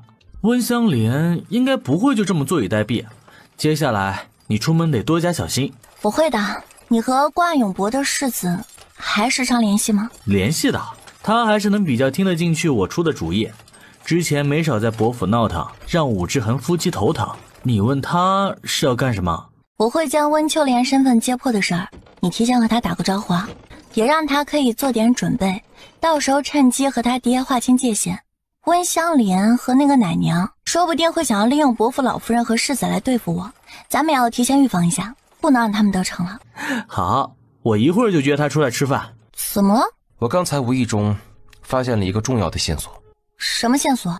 之前你从反贼的身上找到那枚隐藏小令牌上的图案，我一直觉得有些熟悉，好像是在哪儿见过。今天咱们在楼外楼，我差点被一名戏子撞到，无意中看到他腰间系着一块玉佩，而玉佩上的花样和那枚令牌上的是一样的，只是令牌上的图案是彩色画上去的，玉佩上的花案是雕刻上去的。我刚才仔细想了想，终于想起来为什么会觉得熟悉。京城最大的戏院，他们戏单上的印花就是那个图案，居然和戏院有关，难怪反王也会觉得图案有些熟悉。图案一样绝对不可能是凑巧，这样是不是代表那戏院背后的老板和反贼有关，亦或者就是反贼开的戏院？要是这样的话，他们胆子确实是很大，不过也很聪明啊，毕竟很多时候最危险的地方其实反而是更安全，也就是灯下黑。要这么的话，他们对京城的渗透肯定很深，你和反王联系一下，暗中好好查一查。我也是这么想的，一定不能让他们得逞。如果真是反贼开的，那之前的仇咱们怎么样都得要报了。他们是京城最大的戏院，那咱们就让他们开不下去。另一边，京城最大的戏院，吴首领，我今天无意中撞到陆韶，我趁机试了试，他好像没有武功，就算有也不太可能是那么多人的对手，所以杀了二首领的人应该不是他。我知道杀了我哥的人十有八九是乔叶。乔叶倒是听说他力气比较大，但要对付二首领等人还要反杀，他能做到吗？应该是反王的人干的吧。我收到反王那边传来的消息，我哥他们主要是被野牛顶死和踩死的，而只有乔叶能控制那些野牛，乔叶夫妻和乔宇都不能留。不只是我二哥的仇，还有他们的存在破坏了我们不少的计划。如果不是乔叶的药，太子已经得疟疾死了。那乔叶很有可能就是真凶了，咱们要不要将他引出来，然后……不行，在京城之间暗杀他太冒险了，我们得借刀杀人。反正乔叶必死，但动手的得是别人才行。让人和温秋莲试着接触，这女人也许能有点用处。还有宋少阳那边，他不是觊觎乔叶，想将其收到后院吗？这个也可以用，将这个消息想办法传到宋少阳夫人的耳朵里，再添油加醋，说宋少阳对乔叶动了真心，不只是想收了乔叶，还想对乔叶明媒正娶。毕竟以乔叶的性子以及永安郡主干女儿的身份，不可能做妾。以那女人的性子，肯定不会放过乔叶，让宋少阳真收了。好，我会安排。还要让我们的人继续接触勾引陆少吗？继续吧，人反正都来过了京城，不过可以改变策略，之前那个明显不行。那要怎么做？只要我们在京城能将乔叶陆少除掉，乔宇那边势必会受到影响。只要做成，咱们这一脉又能立功了。主子将来论功行赏，咱们会比其他脉更强。我们一定办好这些事，将乔叶夫妻除掉。你去吧。你有事？我想来伺候一下娘。哼，无事不登三宝殿，以前可没见你有这种孝心。有事说事，没事你就回去吧，我过2天会让你来伺候，你不用急。娘，我今天遇到乔叶了，也就是我曾经在老家生的那个女儿。娘，她还记恨着曾经伯爷将她扔下水的事儿呢，所以不但不认我，还说要将事情闹大，将我的身份以及当年我跟伯爷的事情闹得人尽皆知呢。娘，我倒是不怕身份被他说出去，但我却怕连累伯爷和伯府的名声啊。要是真让他闹开了，以后世子出去，他也会被人指指点点的，更甚至会影响仕途啊。看你做的好事，而且你也别说的那么好听，明明是你怕他将你的身份和那些狠毒之事闹出去，影响你在伯府的地位，以及让京城的那些夫人小姐们鄙视。你来找我是想做什么？娘，我也不想的，当年我和伯爷是真心相爱的，可……行了，别说那么些废话，我不想听，你就直说你今天是来做什么的。娘，我求求你帮帮我们吧，伯府的名声要是被败坏，对您跟世子还有大小姐都会有影响的。娘，以前的事情我已经知道我错了，娘，只要娘能帮忙，以后我跟伯爷全都听您的。我怎么帮你们？娘，您能不能去找乔叶谈谈，想办法将他的口给封住就行，只要他不宣扬闹出去，伯府的名声就不会被败坏。真是会想啊，居然让我去封口，你们自己惹出来的乱子自己去收拾。娘，我已经想了不少办法了，可是那个乔叶软硬不吃，他还记恨着我这个母亲呢。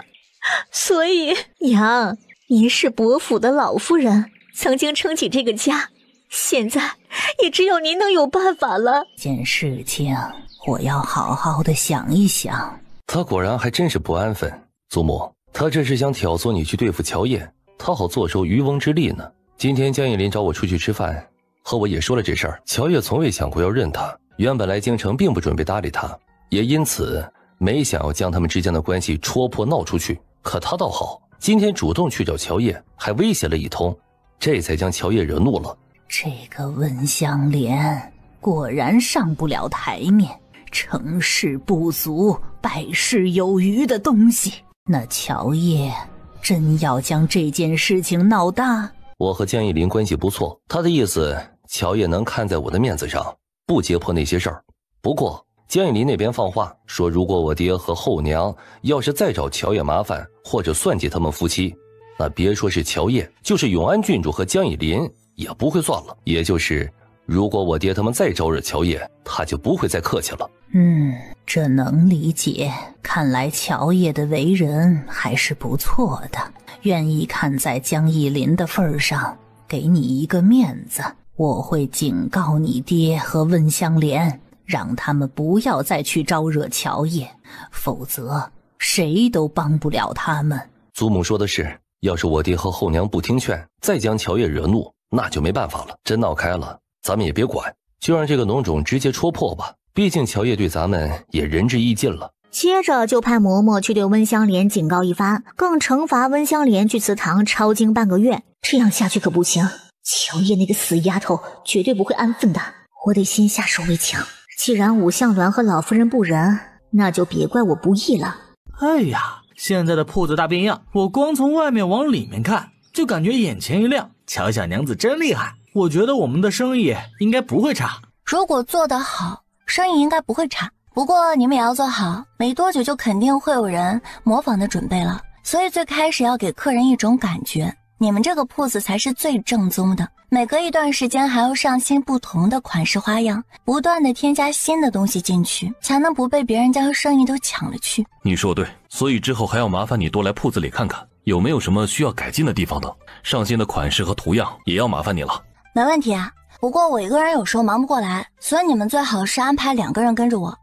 最好呢是女子，这样跟着我才方便。我会教他们怎么做，教他们怎么和那些客人维护好关系。做得好了，就算以后同样的东西有人卖的比我们价格低一些，但这些老客户都还会来我们这儿。要是有人模仿价格比我们低，但我们也不用降价，否则会让买贵的客人不高兴。除了招呼客人买东西的小二，最好再安排2名专门做记录的人，比如一个客户来买，然后将他的名字或者称呼记下来，以后他每买一次东西花了多少钱都记下来，当花到多少钱时可以赠送一件礼品。当然要是有客户不喜欢上名单被人知道，更注重隐私的，可以和铺子打个招呼，然后就不贴他的名字。还可以不时的放出新款式限量抢卖，一个款式呢就1件，或者是不超过3、5件，抢着买才香，旺铺子里的人气。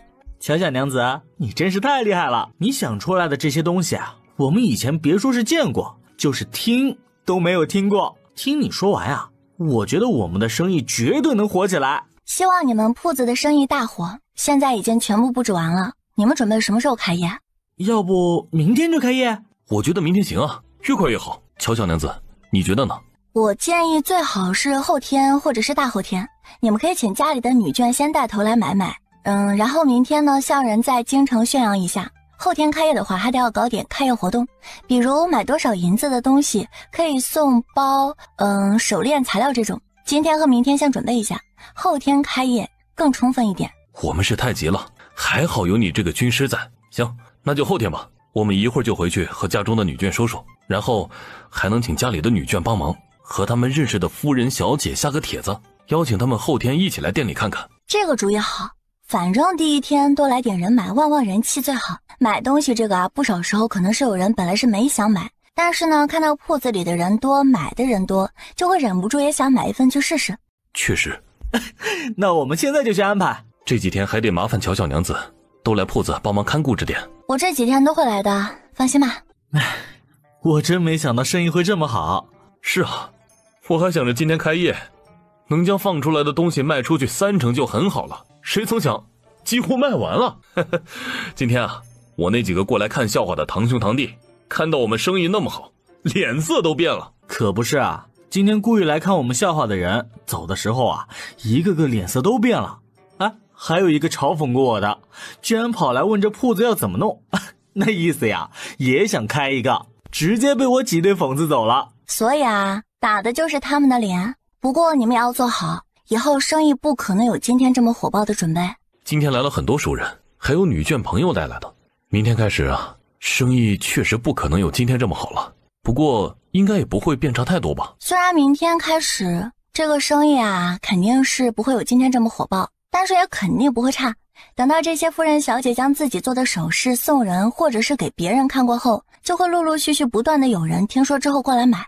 不过以后你们每天得要多换这点花样去准备，这样才能够吸引已经买过的夫人小姐们时常继续过来买。你们这边最好再找几名对珠首饰款式模样、颜色、款式搭配比较有天赋的人来培养，以后就由他们来画图纸以及搭配材料，我可以教他们，遇到不懂的也能过来问我。好，我们最近就招人。之后的几天，这位嬷嬷今天来找我是有什么事吗？我们夫人听说你很会帮人想主意做生意，所以想雇你帮忙。雇我帮忙？对，你来帮我们夫人做事，以后少不了你的好处。那你们准备怎么样个雇法？我们夫人每个月给你100两银子，你直接去夫人铺子里做事儿，要是做得好，以后夫人会给你奖赏的。1个月100两银子的雇佣银钱，在整个京城都是很高的了，那也是夫人看在永安郡主的面子上才给这么高的。这么说还是我赚了？那是当然啦，也是我们夫人看得起你，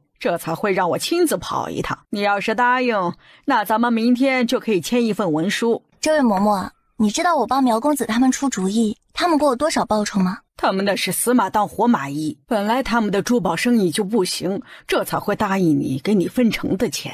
而我们夫人的银楼生意好着呢，也是看得起你，才想要雇你当大管家。这样的殊荣可不是谁都有机会的。那我真是谢谢你们夫人看得起了。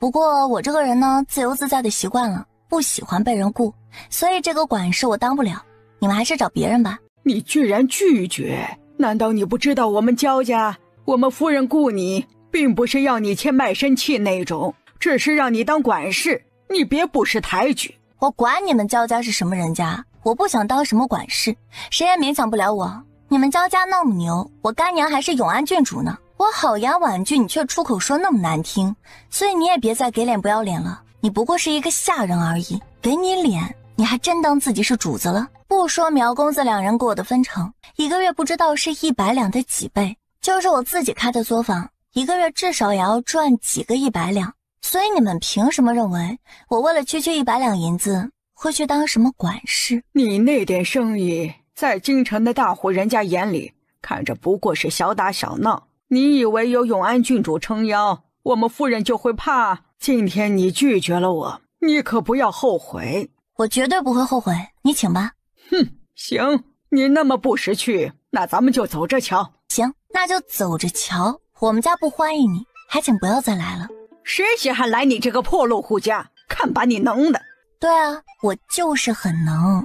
好，你这是好样的，你给我等着。饿了吧？我今天绕道去买烧鸡，耽误了一会儿。不饿，菜刚炒好。我昨天晚上突然想要吃烤鸡，你今天就去买啦？你想吃了，我自然得上心啊。娘子今天没出去吗？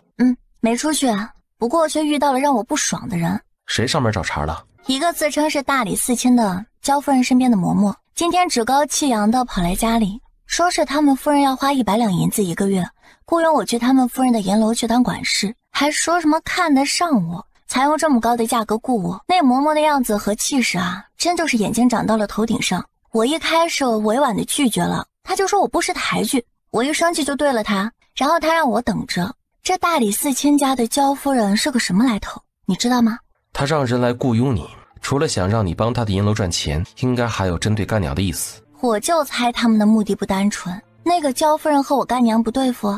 听说两人从做姑娘时就不对付，之前干娘休夫的时候，他就没少在背地里说风凉话，还说干娘一点都不贤良淑德，居然主动休夫，简直是京城女子中的耻辱，违背了女德，不知道会不会带坏其他女子等等。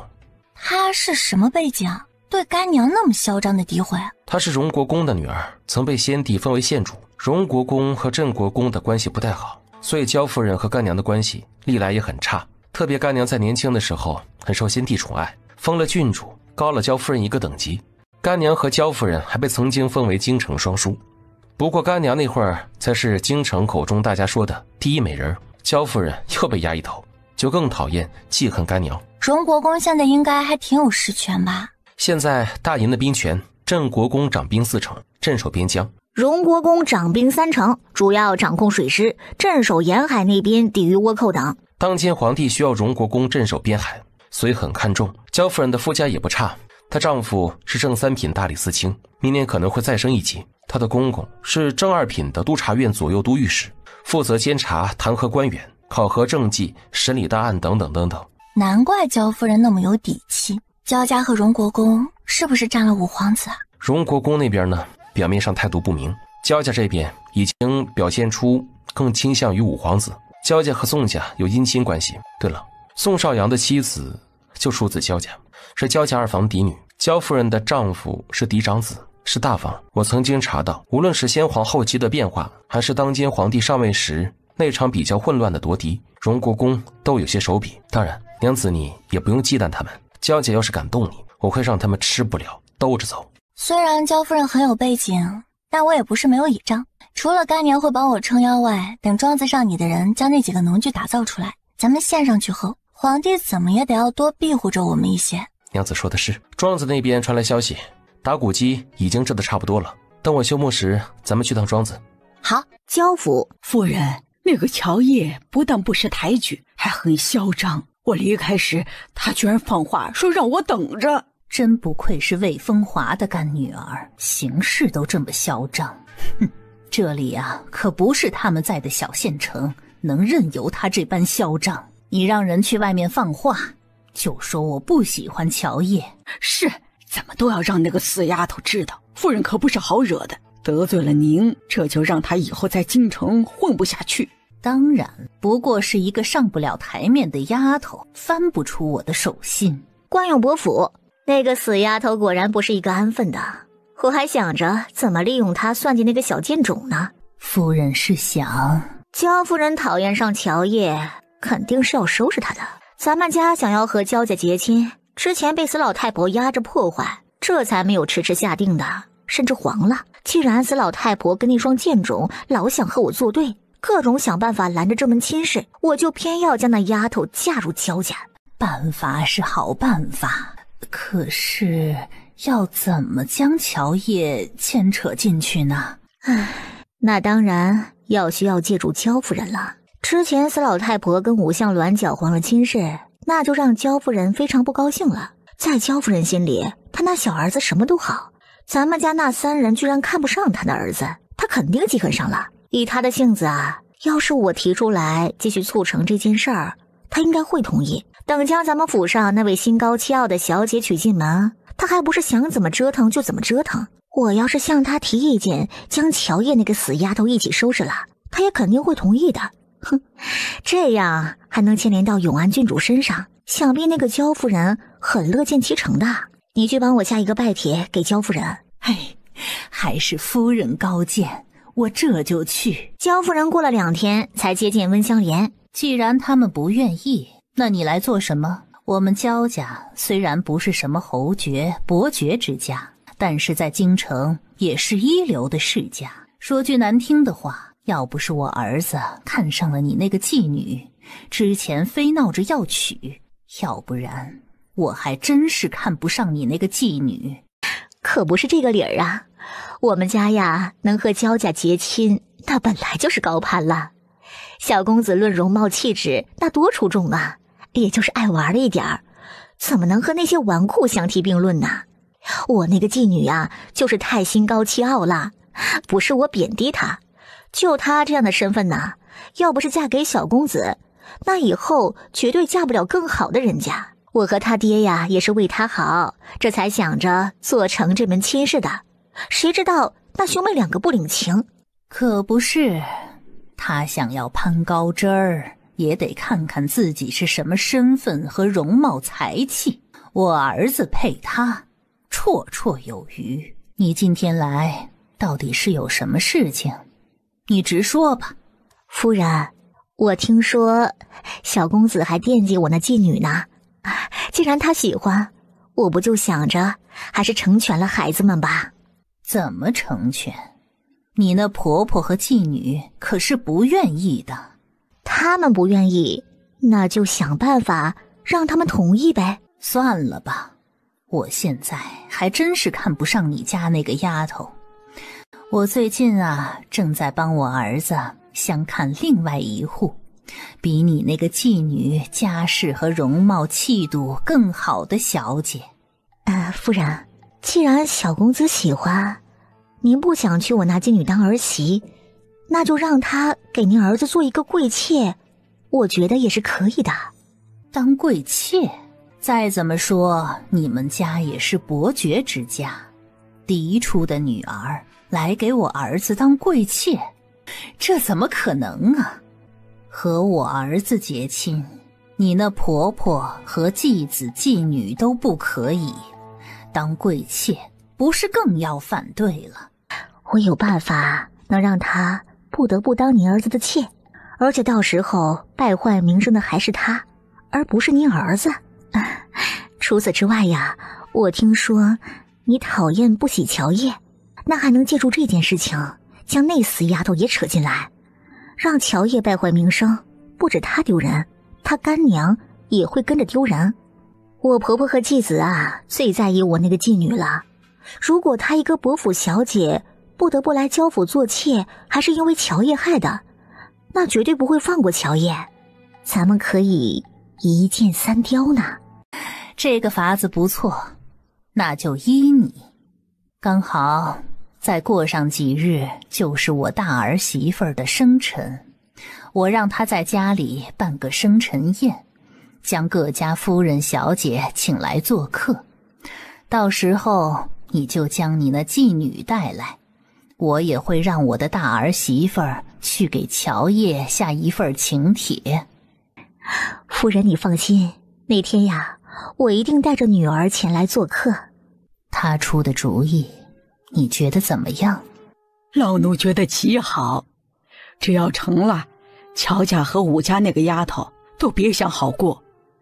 武家丫头之前拒绝了亲事，让您一直膈应，等她来了府里当贵妾，还不是夫人想怎么折腾拿捏都行。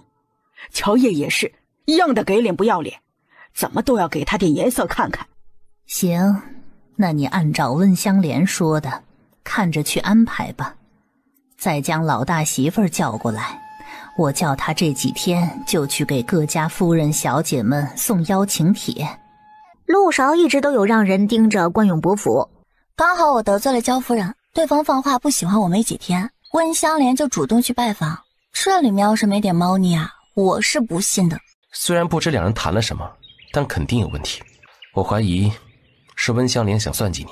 温香莲和焦夫人之间关系不错，之前焦家差点和武家结亲了，温香莲想将妓女嫁给焦夫人的小儿子，所以温香莲在这样的情况下还主动的去拜访，肯定是想联合焦夫人去算计什么。很有可能主要算计武小姐，至于我，有可能会被附带上。既然知道了他们可能算计我，那我最近得要防备着点，很快就应该知道他们要干什么了。过了2天，焦府就送来一封请帖。哎，还真是要算计你，可不是盯上了我了。这请帖来者不善。娘子要去吗？要是不想去，推了就行。推了一次还有第2次、第3次，被贼一直惦记着，时常要防备也挺烦的。我就去看看他们想要做什么妖。哼，我怀疑他们的主要目标是武小姐，我是附带的。我们竟然和武相鸾暗中联合，我去看看，要是能帮到武小姐的忙也不错。我主要是怕焦夫人拿什么压你，毕竟她除了是焦夫人，还是先帝封的县主。我肯定不会自己单枪匹马的去赴宴，干娘说她和我一起去呢。啊，干娘陪你去的话倒是不错。生辰宴一般都会请戏班子，我到时候呢也会安排2人去焦府，有什么事情的话也好和你接应。哎，对了，你也和武氏在暗中打个招呼，让他妹妹到时候自己小心防备着点，最好尽量和我们待在一起。还是娘子想的周全，我明天找个机会和她见一面。乔叶和魏风华到的时候不早也不晚。见过郡主，这位就是郡主的干女儿吧？这模样气度啊，真是出众。你呀，就是嘴甜。夫人谬赞了。见过郡主。起吧，这位就是府上的大小姐吧？真是个可人的姑娘。谢郡主夸赞，您谬赞了。定亲了吗？回禀郡主，还没有呢。除了家世外，你自身的条件不错，让你祖母好好为你选户好人家。我回去之后会将郡主的话告知祖母的。现在永安郡主夸赞贱丫头好，能找一个好人家。等过了今天之后，这贱丫头来焦家当了贵妾，那还真是打脸呀。这位就是京城里头名声大噪的乔小娘子吧？夫人说笑了，名声大噪不敢当。你这脾气还真是挺硬的，之前就听说过你行事嚣张，我还以为只是传言呢，今日一见，果然很是嚣张啊。夫人若是还记恨着之前我婉拒了你的人当银楼管事的事，那我认了。你放肆！你一个小小的平民女子，也敢和本夫人叫嚣？谁给你的胆子？去给这没有尊卑的丫头掌嘴，教一教她规矩。是夫人，我看谁敢动我的女儿。焦夫人，你这是好大的威风啊，想要当众让人对我女儿掌嘴，是不是太不将我这个郡主放在眼里了？哼，你今天敢动我女儿一下，你信不信老娘直接扇你的嘴？魏风华，你别忘了，这是在焦府，不是在镇国公府。那你也别忘了，我是郡主，你不过是个县主，你想要用身份压我女儿，还不够格。你身份是比我高，可你女儿不过是个平民，她一个平民居然敢顶撞我，怎么，我还不能让人教一教她的规矩了？哼，谁说她是平民了？她可是我女儿，那自然就是镇国公府的小姐，就算要教规矩，也该是太后这样身份的人来教。你算老几？真好意思大言不惭地说要教我女儿规矩。要不咱们现在就进宫找太后评评理，看你是不是有资格教我女儿。要是太后都说你有资格，那别说是我女儿让你教，就是老娘都让你扇嘴巴。可要是太后也认为你是狗囊耗子多管闲事儿，那你就让我扇10个耳光，怎么样？太后是你姑姑，我傻了才会和你进宫。你还知道太后是我姑姑？那你在我面前嚣张个什么劲？我女儿可是太后都夸赞的好姑娘，你居然说她没规矩，还想找茬长嘴？你不将我放在眼里也就算了，居然连太后你都不放在眼里，你还说我女儿嚣张？我看你这个焦夫人才是最嚣张跋扈，比太后还威武呢。你休要对我泼脏水，我怎么敢不将太后放在眼里？你别胡说八道。哼，这些年来你这看人下菜的性格行事还是老样子。太后是我姑姑，乔烨是我女儿，那太后也就是她的姑奶奶。在这一点上太后也是承认的。本来太后想要召见我女儿，只是最近偶感风寒，这才推后了。你就当我女儿是软柿子，想要捏一捏。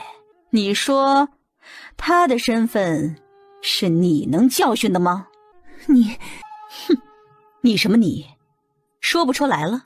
然后讽刺，怎么样？焦夫人还要继续逞威风教训我女儿吗？你准备的怎么样了？要开席了吗？已经可以开席了，我在后院摆了宴席，还请了戏班子唱戏呢。各位夫人小姐，请跟我一起过去吧。巧巧娘子好。看到你啊，我有一种一见如故的感觉。我也有这种感觉，果然是2个不省事讨人嫌的死丫头，能玩到一起。哼，看你们现在相处的那么好，一会儿被算计，刚好不会被人怀疑，真是天助我也。臭丫头，我看呀，你和巧巧娘子相处得很好，要不你就跟她坐一桌吧。你们这个年纪的小姑娘应该比较聊得来。好，如果一会儿有丫鬟或者什么人对我们泼茶水或者汤水之类的，并让我们去换衣服，我们就一起行动。你身上有问题，他们绝对是要针对你。好，奴婢不是故意的，还请夫人和小姐饶恕。你说不是故意的，谁信啊？真是好笑。刚才在花厅里，你们夫人没有找成我女儿的茬，外加之前我就听说焦夫人说不喜欢武大小姐，之前没成功，现在居然想用甜汤泼他们，怎么？这是想毁我女儿和武大小姐的容吗？魏风华，你可别乱对我泼脏水，但是也不至于吩咐丫鬟故意做这种事情。你历来就是小心眼出名的，没有吩咐丫鬟这么做，她敢吗？这样毛手毛脚的丫鬟，你们放在宴席上给客人端菜，不小心就要出事儿，这合理吗？毕竟你们焦家可不是那种没规矩的小门小户。焦夫人，你一而再再而三要找我女儿的茬，是不是太过了？你和我有仇，当然是有点事情就冤枉我了，这可不是我吩咐的，我不认。不过这件事情确实是我们府里丫鬟的错，所以我会给你们一个交代。来人，将这个毛毛躁躁的丫头拖下去，杖责30棍，就拉到前头去，一会儿让永安郡主他们亲眼看着结果。夫人，小姐，奴婢真不是故意的，求求你们饶了奴婢吧。这是焦府，你伺候的不好，坏了规矩，是焦夫人对你的惩罚。你对我们磕头求饶有什么用呢？我们又不是焦府的主子。更被焦夫人不喜。你这对我们磕头求饶，是想要逼着我们帮你向焦夫人求情吗？可我们就算是求情了，你们焦府的规矩这么严，外加焦夫人那么不喜欢我们，不是要让你雪上加霜吗？现在我们无能为力，你只是被责杖30，要是我们开口求情，你指不定会被责杖50、60呢。再说了，刚才要不是我眼疾手快拉了五小姐一把，她说不定已经是被你毁容了。她是伯府的嫡庶小姐，要是被你毁容，那以后的亲事可是要被耽误了。别说是你，就是你们夫人也负不起这个责吧。所以啊，你与其呢以退为进，用磕头哭求，喊着求饶去想逼迫我们，还不如好好向你们家夫人求求情，看她能不能看在今天有这么多客人的份上而饶了你。还站着做什么？这丫鬟冲撞了贵客，为了逃脱惩罚，还对贵客这般无礼，赶紧拖下去杖责，再加10棍。是。府里的丫鬟不懂规矩，让大家见笑了。乔小娘子和武大小姐的衣服脏了，你带他们去客房换套新的。另外一边，哎呀乔小娘子、武小姐，实在对不起，奴婢肚子好痛啊！要不你们先去客房，从这条路走到尽头就是了。客房里放着干净的衣裳，你们找一套换上就行。奴婢很快就来找你们。好，你去吧，我们自己先去客房。我们去客房吧。好啊，那我们先过去吧。人走了，可以放心说话了。乔姐姐，他们让我们去客房，是不是要算计我们什么呀？你可以把是不是去掉，是绝对要算计我们，而且重点是算计你。这是谁给你的？是不是今天出门前才给你挂上的？这确实是我身边伺候的丫鬟，今天出门前给我特意挂上的，说是这味道好闻，不浓不淡的刚刚好。乔姐姐，这香包是不是有问题？对，你这个香包的味道我闻着不对劲，但是这样佩戴和闻着不会怎么样，但要是和另外一种香接触融合，就会产生一种催情的香味儿。所以我猜测，那客房里这会儿肯定是点了与众不同的熏香。他们怎么会这样？真没想到他们会联合起来害我。我实在没有想到，我身边的贴身丫鬟居然是继母的人，否则怎么可能临近出门，她故意给我换了这种有问题的香包？乔姐姐，那我们现在该怎么办啊？那个客房还要去吗？这个药丸服用之后能够解一些毒，我们一人吃1颗，去了客房之后就能不受熏香影响。要是不去，他们也会想其他办法毁你清白，算计我的。所以咱们还是将计就计更好。乔姐姐，你身上没有香包，你也要吃吗？他们既然要连我一起算计，那客房里的香薰肯定还有能够迷晕人的。我们进去之后先是被迷晕，然后我可能会被他们拖走，留下你单独在客房。等到娇小公子进入房间之后，会让你先醒来，但你身上的那种药性也会发作，迷迷糊糊就失了清白。到时候他们就会栽赃给我，说我为了帮你和娇公子偷情打掩护，促成了你们未成婚就乱来。我做出这种事情肯定会被那些夫人小姐不喜和谴责，到时候我的名声也会被败坏。你祖母和哥哥还会记恨上我，以为是我害了你而对付我，娇夫人和温香莲的目的也就达到了。只是他们不知道，也更不会想到，我相公和你哥哥私下早有往来，我们是同盟关系，早就猜到了他们会算计，而有了防备。他们真是太坏了，我一直知道继母不是表面上那么良善的人，可却真的没有想到她会恶毒到这种地步。可不是太坏了，不过咱们也不是好欺负的，放心吧，他们会被反噬的。我已经有办法怎么脱身，并将他们拉下水了。乔姐姐，这要是真能成，真的好解气啊！谁？夫人，我是公子派来保护你的。你原本就是这府里的侍卫。我昨天刚来的，不过已经将焦府的路线摸熟了。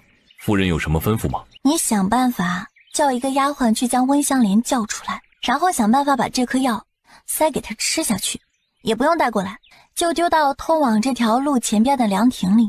没问题。混进来的人除了你之外，还有其他人吗？还有2个接应的人。那你让他们过会来到这里，等到焦公子或者其他男人进了客房，我会将人弄晕。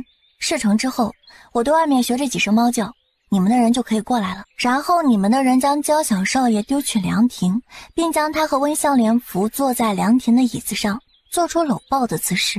接着你们其中一个像是发现了什么大事一样，去前面禀报焦夫人，但是别说具体的人，就是让焦夫人去看。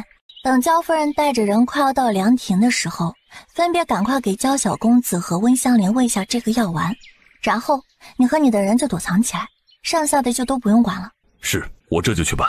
小姐姐，那咱们现在就进客房吗？对，咱们先去客房，一会儿我带你去躲着看好戏。当好戏看完，我们又迅速回到客房，装作一直在那儿等着那名侍女来的模样，那样和我们也就没什么关系了。好，我什么都听乔姐姐的。一会儿你坐在这边，然后装作晕过去，趴在桌子上，我会埋伏在门背后，等焦公子和他的人进来之后，我会打晕他们，然后你再起身。好。这小贱人之前看不上我，不想嫁给我，现在还不是落在了我手上，随我玩。你去屏风背后将那个乔爷扛走，等我娘等人过来后，你将他丢到客房附近弄醒。他醒来之后，本能的应该就会尖叫，或者看到那么多人就会主动跑过去。接着就让那瓶丫头来向我娘认错，就说我和武小姐有私情，听了乔爷的建议，在这里幽会，乔爷则将他一起拉走，为了给我们创造机会，抬手直接砍在焦小公子的后颈，对方还没有反应过来，一下就晕过去了。夫人，是我们。这人丢去凉亭和温香莲偷情，另外那个人找一个偏僻的地方丢过去，短时间之内他醒不过来。谨遵夫人安排。小姐姐，我们什么时候去看好戏啊？走，现在就去。我们呢，先去花簇后面躲着，等到好戏看完再偷溜回来。什么？有人在凉亭私会？哼，我倒是要去看看是谁有这么大的胆子，竟然做出这种事情。什么？居然还有这样的事？我也去看看。还真有人私会偷情。老美人，来香一个。今天把小爷伺候好了，多给你点赏钱。你是谁呀？你这个不要脸的混蛋，居然轻薄我！臭娘们儿，老子给你脸了，你竟然敢打我！也不打听一下老子是谁？这凉亭里的女人怎么会是温香莲呢？不应该是武家的那个死丫头吗？可现在要变成温香莲，那他儿子不就成了跟有夫之妇私会偷情吗？对方还是伯爵府的夫人呐！哎呀，这要是传扬出去，他儿子的名声也会受影响。你这个不要脸的贱人，不但勾引我儿子做出这种事情，居然还敢打他！你的胆子也太大了！你也不看看，这里是你能放肆的地方吗？不是这样的，你儿子不是应该……你这个贱妇，你真是不要脸！焦夫人，你误会了，我和小公子根本就没什么的。焦夫人，我宴席上晕了，然后就被人放到这里，和小公子靠在一起。温夫人，你要编故事也编个像样点的吧？你在宴席上什么时候晕过去了？对呀，你在宴席上也没有晕呀，反而不是你自己离开的吗？我什么时候离开了？我怎么不知道？哼，你什么时候离开的？你问我们？你现在装不知道也晚了吧？毕竟我们刚才过来，可是亲眼看到你们俩在亭子里抱着亲热的呢。你们私会偷情被我们抓到了，也不用找这样蹩脚的借口来开脱吧？是啊，我也看到你是自己离开宴席的。我也看到了。我真的不知道我怎么会在这儿。我也是刚醒来，不信你们可以问问焦小公子。你是怎么来这里的？我也不记得自己是怎么来这里的，好像我要去什么地方，接着就睡着了，醒来就在这里，然后和这个女人亲热。你认识她吗？好像不认识。你不认识她，怎么会和她亲热？切，她不是来主动找我的吗？她主动送上门来，我又历来是心子软的性格，不懂得怎么拒绝，就满足她了。再说亲热下也没什么吧？不，我没有，我根本就不认识他，我更不知道我为什么会在这儿。这里可是我家后院，你不是主动送上门，怎么会来这里啊？还在我怀里，刚才更是双手紧抱着我。哎，我知道，你就是不好意思，反正都被他们看到了，你说再多，他们也不信，所以又何必编呢？你胡说八道，我根本就不认识你。哎，行吧，你想怎么说就是什么好了。他是哪家的？他是冠永伯的夫人。原来是伯夫人啊，有意思了。哎，娘，这事啊交给你处理，我先走了。行，你去吧。你们怎么会在这儿？我们为什么不能在这儿？我的意思是，你们换个衣服，怎么这么长时间？是不是发生了什么？是啊，你们怎么换了那么长时间的衣服，还自己来了这里？焦夫人，你的丫鬟带我们到这个凉亭，突然说肚子很疼要去方便，然后给我们指了路，让我们自己去客房，叮嘱一会儿来找我们。五小姐换好衣服，我们等了许久都不见那个丫鬟，所以就想着自己回宴席去，否则离开太久也不好啊。总不能那丫鬟一直不来，那我们就一直等着吧。她和之前泼我们的丫鬟是不是关系很好？所以故意想要让我们等。你们府里的丫鬟也太没规矩了，不但故意用热汤泼客人，带客人换衣服，还故意离开，让客人久等。这就是你们焦府的待客之道。我今天算是领教了，以后你们焦家，我和我干女儿可不敢再来了。你们也别再下帖，就算下了帖子，我也不会让我女儿来的。我听干娘的。你真当自己是香饽饽呢？不来就算了。我还真不稀罕来，你们这种藏污纳垢的地方，我们也不敢再来。以后你儿子要和什么人私会偷情，还是别搞什么宴会为他们遮掩了，你直接请人来小聚，让他们私会不就行了？反正我是不会再来看这种恶心玷污眼睛的事儿。才没有什么私会偷情之事呢，你可别乱泼脏水。你当然要为他们遮掩了。我可听说这次宴会前温夫人才单独来你们府上做客呢，以前也没听说你们关系多好，现在看来是有原因的，怕是他和你儿子早就有了首尾吧。哎呦，以后谁家的女儿嫁给你儿子，谁倒霉。你休要血口喷人，还请郡主慎言。随你们怎么说，反正这是你们的事儿，丢人的又不是我，这样的丑事儿我还不想再看了呢。小叶子，咱们走吧，以后离这焦府和焦夫人、温夫人远点。好的，干娘。你这继母做出这种伤风败俗的事儿，你还是和我们一起走吧。还好你是伯府老夫人养大的，和她这个继母不亲近。多谢郡主，我和你们一起走。谁允许你先走了？你眼里可还有我这个母亲？夫人还是好好想想要怎么和父亲交代吧。我是被人算计的，自然会和你父亲说清楚。那我就先和郡主他们离开了。夫人保重，今天真是多谢郡主和乔姐姐了，否则我都不知道我会成什么样子。你是个好姑娘，我们自然不会看到你被毁了。再说这件事儿啊，主要是小叶子帮忙的，我就是护着你们点。咱们可是结盟关系呢，我当然是要护着你点了。不管怎么说，今天都是你们帮了我，以后要是有用得上我的地方，尽管吩咐，这份恩情我记下了。好，要是有需要帮忙的地方，我们不会客气的。渊儿，你怎么就回来了呀？祖母，我今天差点就被毁了。到底是怎么回事啊？我听说妹妹回来了，过来看看。这次真是多亏了乔姐姐，否则我就完了。哥，还好你有先见之明，让我跟好乔姐姐。这件事绝对不能这么算了。这两个混账东西竟做出这种事情，确实不能算了。休了，让你们爹先休了那个恶毒的女人，否则再这样下去，整个伯府都要被那两个混账给毁了。祖母说的是，这样不要脸的女人确实该休了。焦府，我看到温夫人自己走到后院的凉亭的，我以为少爷回了院子，就去找了。谁知道是温香莲为了单独勾引少爷呀？你这个贱妇！好啊，之前说什么要算计武家那个丫头，原来是你觊觎上我的儿子，想要勾引于他。你也不看看自己是个什么年纪，什么身份，你配吗？你就是倒贴给我儿子做妾，他都嫌弃你。我是疯了才会觊觎你的一个废物儿子。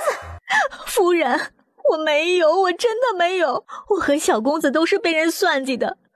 我怀疑就是乔叶跟我那个妓女搞的鬼，否则他们去了客房，怎么可能会安然无恙的出来？您不是让人在客房放了熏香吗？听说乔叶懂药理，肯定是他破坏了我们的计划，然后将小公子和我弄晕，搬到凉亭去，又引来你们。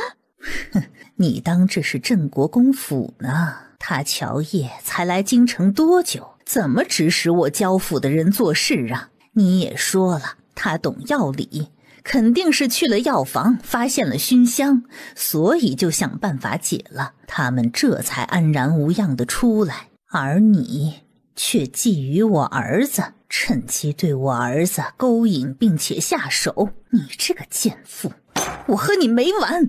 是不是那个死纨绔之前就看上我了，然后假装说要毁了妓女清白，实际上是想对她下手？指不定这里面还有焦夫人的手笔呢，否则我是怎么晕的？来人，把他们赶出去！你们给我等着，毁我清白还要倒打一耙，我是不会这样算了。另外一边，你们听说今天焦府发生的事了吗？听说了，不得不说焦家那小子玩的也太花了。焦府发生了什么事儿？焦家小子玩什么了？今天焦家办宴席，焦家小子和参加宴席的人跑去后院的凉亭偷情亲热，然后被一众夫人小姐抓到了。他和谁偷情？嘿嘿，这个人啊，说出来你们绝对想不到，是关永伯的夫人呐。我之前听说焦家小子看上武家的大小姐，焦家也想和武家定亲，怎么现在那小子和人家继母勾搭上了？和武大小姐定亲，哪里有和伯夫人私会偷情刺激啊？不过啊，要不是焦夫人和一众夫人小姐亲眼看到他们亲热，谁能想到两人有私情啊？听说伯夫人时常会去焦家拜访焦夫人，就是去和焦小公子私会了。焦家小子艳福不浅呀，听说冠永伯夫人长得还不错，颇有韵味啊。夫君，你回来啦！贱人，你就这么缺男人吗？你居然不相信我是被人害的，否则我怎么能做出这种事儿啊？够了，哭有什么用？说，到底是怎么回事？我和焦夫人商量，让他们私会被人看到，然后再定亲。你怎么就那么不小心？你知道你做的事现在已经传遍京城了吗？现在都传你早就和焦家纨绔有一腿了，之前时常去焦府就是为了和焦家纨绔私会偷情。说，这是不是真的？你是不是真背叛我了？不是真的，我怎么可能背叛你呀？你相信我，相信我呀！你做出了这种事，你让我怎么见人？我今天变成了京城大家饭后的笑料，你说以后我该怎么办？这伯府的名声该怎么办？我不知道，夫君，我真是被陷害的，你不要生气了，咱们好好想想该怎么办吧。怎么办？你说怎么办？这个伯府你怕是暂时不能待下去了。你是什么意思啊？你去京郊附近的庄子住一段时间吧，等京城的流言蜚语没了，你再回来。我去。明天一早我就让人送你去庄子。没想到我这个薄凉狠心的爹对温香莲倒真是重情义。不能就这么算了，去把伯爷叫过来。母亲，您这是怎么了？你还有脸问我怎么了？我只问你一句，你媳妇儿做了那么丢人的事情，你要怎么办？我能怎么办？只有暂时将她送去庄子上避一避了。你可真是糊涂啊！发生了这样的事情，避一避就能过得去吗？这件事情连我这个不怎么出门的妇人都听说了，明天绝对会传遍京城。你可是冠永伯呀，你就不嫌丢人吗？你只是将人送去庄子上，人家肯定鄙视笑你，连媳妇儿也管不住，笑你被戴了那么大的绿帽，居然也能忍。你是乌龟吗？那我要怎么办？当然是要休了这样不要脸又水性杨花的贱妇了。不管怎么说，她嫁入伯府这些年，为我生儿育女，操持家里，就这样休了，会不会太绝情？哼，那你就去当全京城的绿乌龟和笑话吧。你正在被皇帝重用的时候，你说这件事情要是传到皇帝耳朵里，会如何看你？想要将你从你现在的位置上拉下来的人又会怎么做？会不会想去陛下面前说你连妻子也看不住，管不了？小家都治理管不下来，你还能办什么大事啊？皇上要怎么想，你以后还会有前途吗？我会好好想想的。行，你自己好好的想一想吧。我只希望看到伯府越来越好，并不是想拆散你们。你要是实在舍不下温香莲，豁出去不要以后的前途，那我也由着你。我言尽于此，要如何选择你自己考虑吧。我知道母亲是为了我好，我会好好考虑的。祖母，要是我爹真休了温香莲，你说他会想要报复吗？可能性不小，毕竟能和你爹搅和在一起那么多年的人都一样的小心眼儿，不报复我们没什么损失，要是他想办法报复，我们刚好乐得看戏。这倒是。祖母，我爹这次是不是嫌弃温香莲了？可不就是嫌弃了，否则他哪里听得进我的话去？他明明就有了想要舍弃温香莲的想法，只是还没有彻底下决心罢了。他以前不是都没有嫌弃温香莲成过亲，还生过2个孩子吗？怎么现在温香莲就被人抱着亲了下脸，他就嫌弃，还准备放弃了？哼，你以为他以前不顾温香莲的身份将人娶进门，真全是因为深情？难道不是吗？曾经不过是爱不到他的利益罢了，后来他突然能回来，不就舍弃了温香莲，为了得到我的支持而娶了你娘吗？和你娘成婚之后，不管他是真心还是假意，对你娘都很好，更甚至还很爱重，连通房小妾都是你娘给他安排的。你娘是家中的嫡女，出身又很好，所以对他可不会像是温香莲那样捧着仰望着。所以呀，你娘死后，他应该不再想娶一个高门贵女来那么尊重着。外加那会儿高门贵女哪有我对她有用啊？我利用手头所有的关系，外加我娘家一直对她扶持，她才能坐稳这伯爷的位置，才能尽有实权的武承司马，并一步步的高升。他知道，我怕他娶一个高门贵女而对你们不好，我压不住。所以啊，为了让我安心，他就想到了温香莲。这次温香莲可是当着那么多的人被一个纨绔又抱又亲，更是传遍了京城。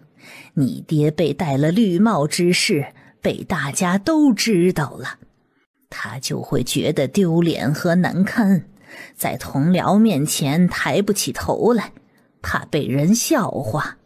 外加我之前说的，发生了这样的事情，想要拉他下马的人自然就要趁机落井下石了，所以他就会担心，怕影响了将来的前途，然后选择放弃。这样他就能安心地想，都是温香莲的错，她也是被逼无奈的。姜还是老的辣，还是祖母看得透彻。另外一边，夫君，你相信我，我和那个纨绔真的没有什么事儿。今天之前，我从来没有见过他。我相信你，可那又能如何呢？之前老夫人将我叫过去，让我休了你，我不愿意，她就威胁我说，如果我不休了你，她就要去娘家，让娘家人打压我，然后让我将伯父的大权让出去，交给向鸾。她这样逼我，我真的很难呐。我要是不听她的，以后不但自己将步履维艰，也没法再护着你。所以你这是决定要听她的安排，放弃我了？我也不想的，可你今天真的是太不小心了，还被那么多人抓到把柄。我也不想听老夫人的，可我没办法，不能不听她的。所以你这是决定要听她的安排，放弃我了？唉，我也不想的，可你今天真的是太不小心了，还被那么多人抓到把柄。我也不想听老夫人的，可我没办法，不能不听她的。不管怎么说，她都是我娘，用孝道压我，我根本没法反对。香莲，我并不是要放弃你，休了你只是权宜之计。等我以后彻底掌控伯府，爬到谁都不能再左右我的位置，我就会将你接回来的。好，我都听你的。为了你，我什么都愿意做，哪怕是被当个休妻的妇人，我也认了。只要你好就行。香莲，你放心，我一定不会辜负你的。你明天还是先去庄子上住，等风头过了，我就安排你回京住，然后找机会将你接回伯府。好，我相信你。你拿着吧。武志恒休了温香莲，哎，你说这两人会反目吗？温香莲有心计手段，又心狠手辣，这些年知道武志恒的不少事情吧？要是报复武志恒，应该能想出什么办法来。哎呀，我最喜欢看狗咬狗的戏了。娘子，咱们每次都能心有灵犀一点通，我也是这么想的，我会这样。老陆，还得是你啊！哎呀，三哥来了。是啊，今天我一个人说来喝喝酒，谁曾想包间没了。我和大厅的人也不是那么熟。哎，你订的包间了？我今儿啊刚好订了个包间，叫了几个朋友一起来玩。三哥要是不嫌弃，要不咱们去包间凑一桌啊？也都是你认识的。行啊，还是你够义气，那我也不客气了。三哥客气了不是？哎，走走，今儿咱们兄弟不醉不休。哟，三哥怎么也在？怎么不欢迎？当然欢迎啦，早就想和三哥一起玩了，以前只是没找到机会而已。咱们娘的关系是他们的事儿，咱们处咱们的。那是，他们是他们，我们是我们。来来，兄弟，我听说你艳福不浅啊。哎呀，我的艳福可多了。三哥说的是哪个？不就是最近传的最多的那个？你连伯夫人都拿下了，听说伯夫人为了你和冠永伯吵了架，两人直接闹掰了，伯夫人更搬去了京郊的庄子上住。哎，我确实太招女人喜欢了。嘿，别说啊，那伯夫人别看着温温柔柔的，实际性子辣着呢。哦，那个温夫人我见过一次，看着很有韵味啊。你小子真是有艳福啊。哎呀，确实有韵味，滋味啊更是说不出来的好。只是啊，他现在去了庄子，也不好再和我私会，不然改天带出来给你们看看。我听说了一个消息，冠永伯被你戴了绿帽，实在是咽不下这口气，想要报复你和温夫人呢。我的人刚好发现，他安排了人要去庄子上对温夫人灭口，还想打断你的腿呢。他敢？切，我可不怕他。他要是敢动我，爹娘和我外公不整死他。而且他也太狠心了吧，居然要对莲儿下手。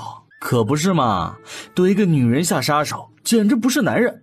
哎呀，这事儿还都是因你而起呢。哎，是啊，都怪我连累了莲儿。不行，我不能让冠永伯害了莲儿。你要是真喜欢温夫人啊，其实可以来一出英雄救美，到时候温夫人怕是会对你更贴心贴意呢。哎，好主意。三哥，你的人听说他们要什么时候行动了吗？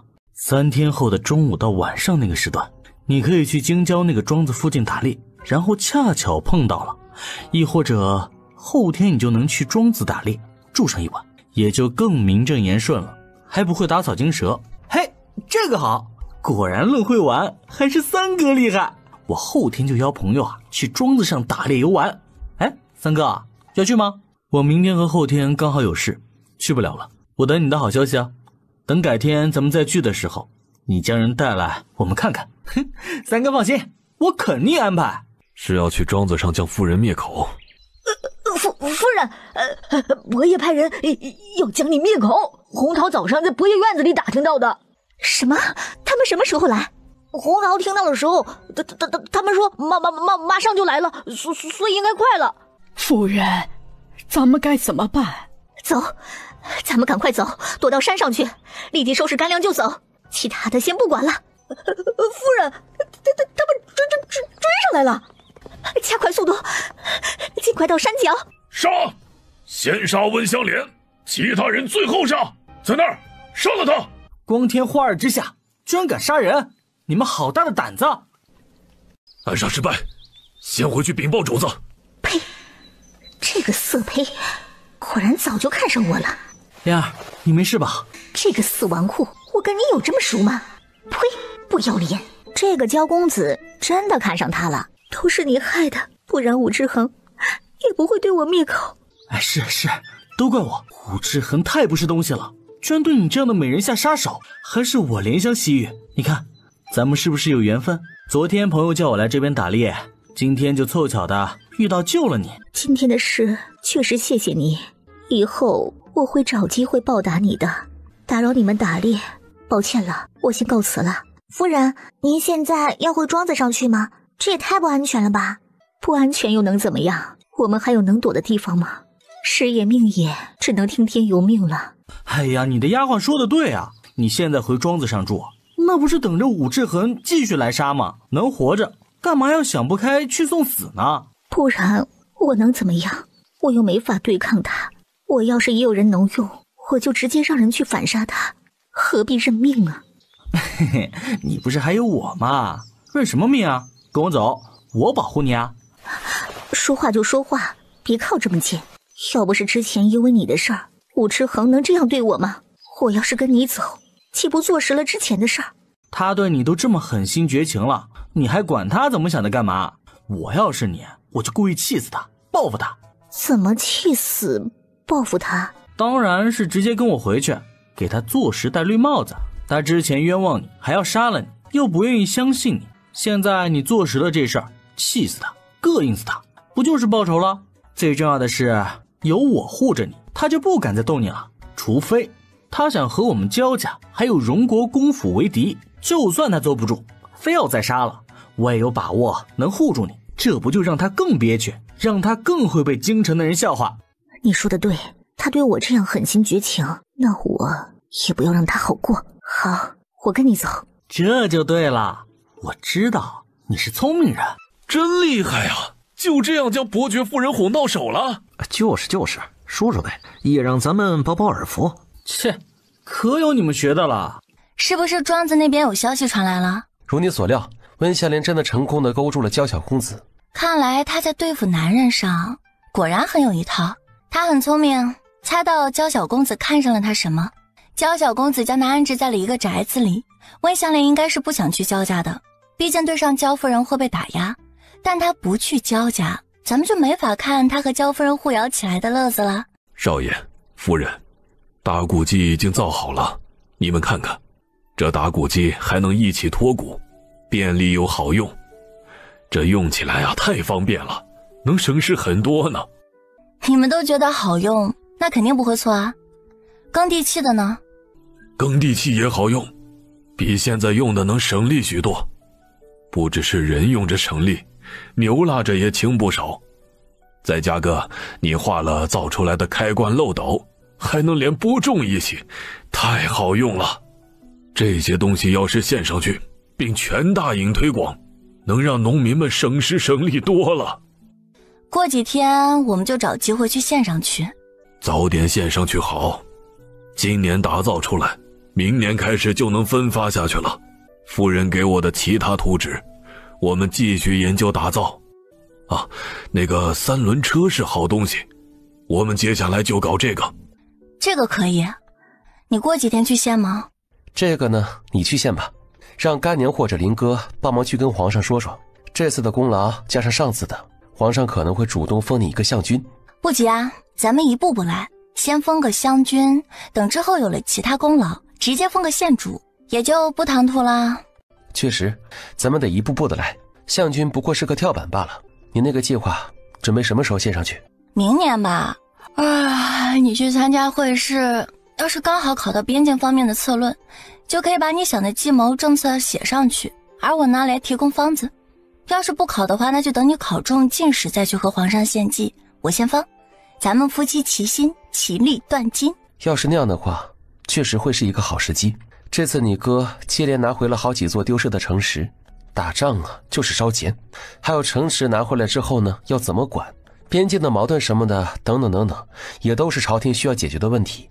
所以我猜测呢，明年会试很有可能就会考这个。那不就刚好了？咱们夫妻一起风光。哼，这话我喜欢。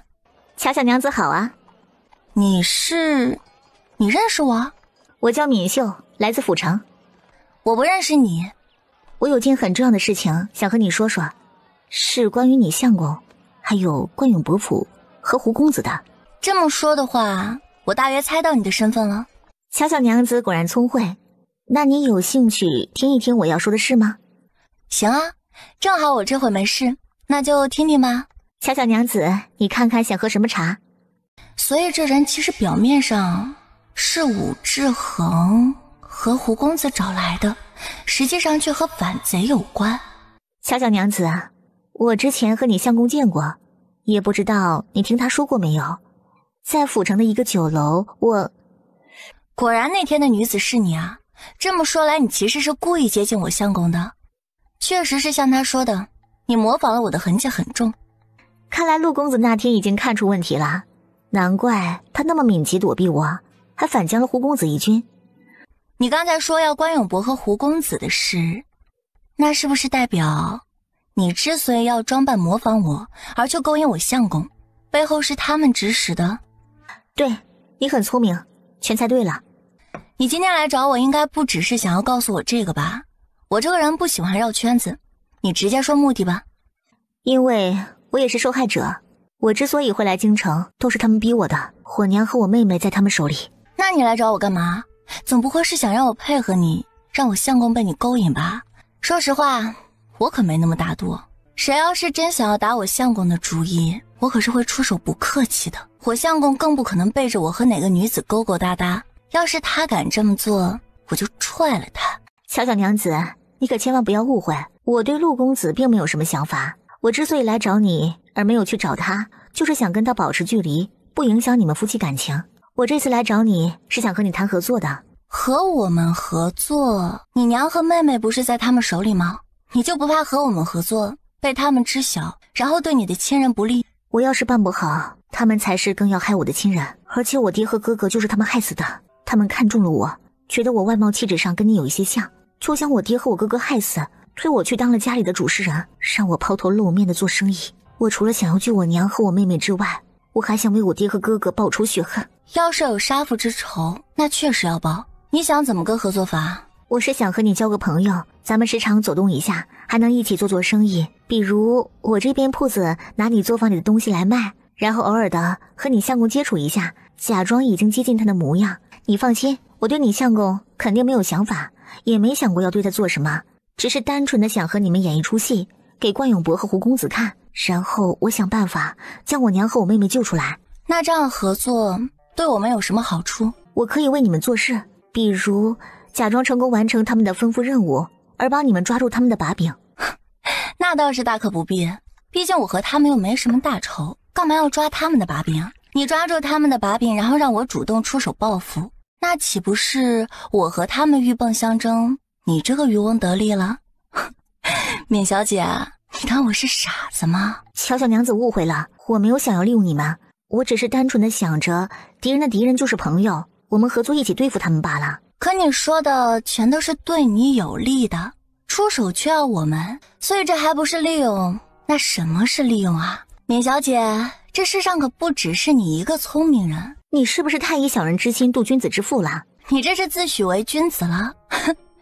你配吗？想要利用我们夫妻，还把自己放在正义的一方，你脸怎么就这么大呢？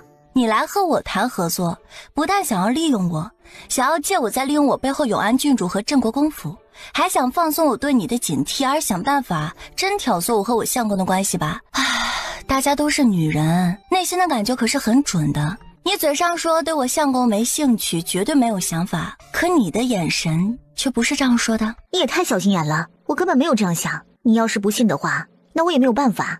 你这样的态度是不想合作。你不是自诩为很聪明吗？我这么明显的态度，你这都还不明白啊？行，你拒绝我，那我也不勉强，只希望你别后悔才是。这句话反送给你啊，希望你别后悔今天来找过我合作。好，我先告辞了，记得将茶钱给付喽。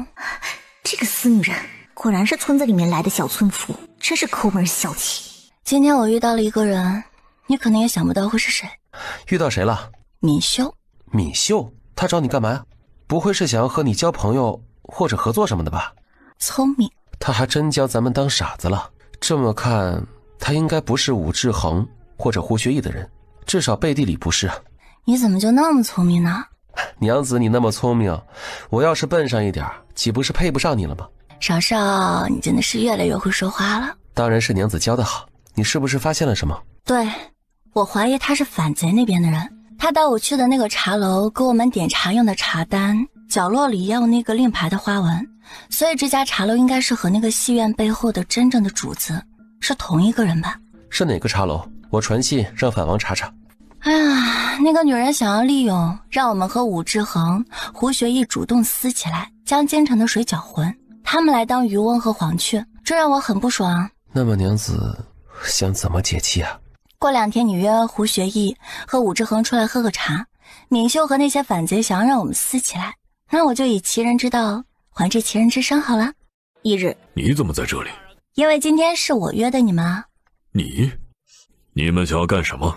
等胡公子来了再说吧，我可不想一会儿再说一遍。你怎么在这里？因为今天是我约的你们。你约我们干嘛？坐下说。闵秀是你们派来勾引我相公，离间我夫妻感情的人。闵秀是谁？我不知道啊。你是不是误会什么了？明人不说暗话，我既然将你们找来，自然是有十足的把握才这么问的。你是来找我们算账的？算账暂时可以先放一边，我是来向你们通个气的。啊？通什么气啊？前天闵秀过来找我，说你们派他勾引我相公，并离间我们夫妻感情，还想要将我取而代之。他说自己并不想这么做，更不想听你们的吩咐，但他娘和妹妹却在你们手里，他没办法，才被你们威胁拿捏着。他要干什么？真的假的？你不会是想诓我们吧？你没有什么地方值得我诓。闵秀前天在糕点店找我，然后带我去了一茶楼，你们可以去查。我敢找你们，自然就没必要骗你们。他找你想干嘛？只是向你揭露我们让他勾引陆勺的事。说是想要和我们合作，假装演戏给你们看，然后他想办法将他娘和妹妹救出来，重点和我强调他会帮助我们，反而将你们的把柄送给我，让我们好好对付你们。哦对了，他还说他和你们可是有血海深仇的。他说你们为了控制他，不但是抓了他娘和妹妹威胁，还杀了他爹和哥哥，他要让你们付出代价，也想要毁灭你们。他还真好意思，将这个锅都丢给我们背。我的人找到他的时候，一开始可没想将他爹和哥哥弄死，可他言语暗示，只有那2人死了，他才能彻底掌控闵家的大权，这样才能自强自立，让陆少能喜欢上他。他爹和哥哥死的时候，也没见他多伤心啊。现在看来，他对他娘和妹妹也怕是没多少感情吧。这个臭娘们居然敢耍我们，她主动送上门让我们利用，本来也要借着我们掌权闵家，现在倒全成了是我们的错，还我们逼着她的，还血海深仇，完全是颠倒黑白。你有什么目的？你可不像是这么好心的人，居然主动告诉我们这种事。因为我不想被人利用算计，我又不傻，为什么要当他的刀呢？他敢算计我，那我就原封不动的还给他。对你们通气是想着让你们去收拾他呢。我这个人从来不主动惹事，但谁要招惹我，我就会以其人之道还治其人之身。那你要不要和我们合作？你也当我们傻？和敏秀合作那是进狼窝，和你们合作也是进虎穴。再说了，咱们可还是有血海深仇的，那账早晚都是要算。敏秀不是好人，你们也不是个什么好鸟，我和你们合作与虎谋皮的事，我们才不干呢。行吧，你们不想合作就算了，我们也不会强求。敏秀的事我们会处理，你们就不用管了。放心吧，我们对管敏秀没有任何的兴趣，你们将自己的狗管好就行了。对了，敏秀敢算计和阴你们，又想利用我们，背后肯定是有人给他撑腰。你们可以查查，别被人给卖了，给人家数钱不说，还沾沾自喜的是认为你们有多厉害呢。到时候敏秀和他背后的人指不定是怎么笑话你们蠢如猪呢。说谁蠢如猪呢？这不是明摆着说你们吗？再说也不是我说的啊，而是敏秀和他背后的人这么看的。你们被人这么算计，又一直被玩弄于股掌之中，不就是你我们先告辞了，以后要是再有这种事，你可以再找我们。你们还想再被玩一次啊？还是自己学聪明点吧。说的我们很蠢一样，死丫头，太气人了。她这样伶牙俐齿，说话还歹毒，你平常怎么能受得了？他又不对我说话毒，我不但受得了，我还就喜欢他这样的。再说了，这样的体会，你们这种人呢，根本就不会懂。行吧，你高兴就好啊。拜见主子。让你办的事怎么样了？失败了。这个乔叶还真难搞和难缠。既然这样，那你还是从陆少那边下手吧，然后再挑唆下胡学义和武志恒，主动去对付乔叶。说要从胡学义那边下手吧，他性子更冲动嚣张，你可以暗示挑唆，让他去找宫里的姐姐诉苦，然后借用那位妃子的手来收拾乔叶。最近京城得要闹点事出来才好。是，又过了2天。杨哥，宋公子，你们这是？我有点事儿。你们这是要干嘛呀？如果不方便的话，可以不用说。我们被一个女人耍了，今天过来会会她，也和之前五皇子吩咐的事有关。走，去包间跟我说说。这么看来，这个敏秀确实有很大问题啊！不愧是我看上的娘们儿，这乔叶还真是聪明机敏呀。这种以其人之道还治其人之身的方法，也怕是只有他才能想出来吧？杨哥，你这喜好是让我们有点吃不消啊。你不懂，乔叶这样的小娘们儿征服才更有意思呢。以后让她进了我宋府，对我贴心贴意的，是不是很有成就感呢？确实有成就感。你是说敏秀只约了你了？是啊。杨哥，你说敏秀单独约我出来是想干嘛呀？可能是有什么目的。一会儿见面你可别主动训斥，别将乔叶告诉你的事儿说给敏秀听，你就先假装问他，让他主动说出来约你见面什么目的。那他怎么只约了我，而没约上关永博呢？应该是想着你更容易算计吧。早知道不问啊。一会儿我也不走了，进里间听听他要干嘛。见过胡公子。之前让你办的事办得怎么样了？没办成，陆少那边防备心很重，很难下手。我原本想着主动接近乔叶，想从他这边入手的，比如跟他交好再去接近陆少。可他不但不搭理我，还骂我觊觎他相公。他不只是骂我，连你也一起骂呢。他骂我什么了？他说像我这样的商女就该配你这样的癞蛤蟆，让我别觊觎他相公了，还不如把你这只癞蛤蟆抓在手里。你虽然是个不成器的废物，但却也是世家少爷，我这样的身份要是能进胡家，那也算是不错了。他还骂你蠢猪，好掌控。够了，这个死丫头竟然敢这么骂我，哼，胆子也太大了。是啊，他可不就是仗着又有安君主撑腰，所以行事很嚣张吗？不管怎么说，比起胡公子来，他才是要什么身份都没有，他哪里有资格这样鄙视骂你呀？公子，我都为你抱不平，我当时听着就很生气，所以因此跟他还吵了一架呢。这死丫头敢这么诋毁我，我一定不会放过她的。只是她一个女子，又时常在府里不出来，我也不好收拾她呀。公子，其实也不用你自己出马。怎么说？公子可以进宫找娘娘诉苦啊，将乔叶怎么骂你的话说说，让娘娘为你做主。乔叶还敢反抗顶撞不成？这样也能让乔叶知道，公子你可不是好惹的。乔叶那个臭丫头也别想在你面前嚣张。我想想。公子，这是最能收拾乔叶的好办法，也只有你能做到了。确实，也只有我能做到。我就知道胡公子最厉害了。他这边我会去收拾，但吩咐你办的事儿，你要什么时候才能办成啊？长得没乔叶好看，也没乔叶有本事，现在连个勾引男人都做不到，你也是个废物。你要是再这么废，就直接滚回府城去吧。闵家的主人也能换人了，你哪里配当啊？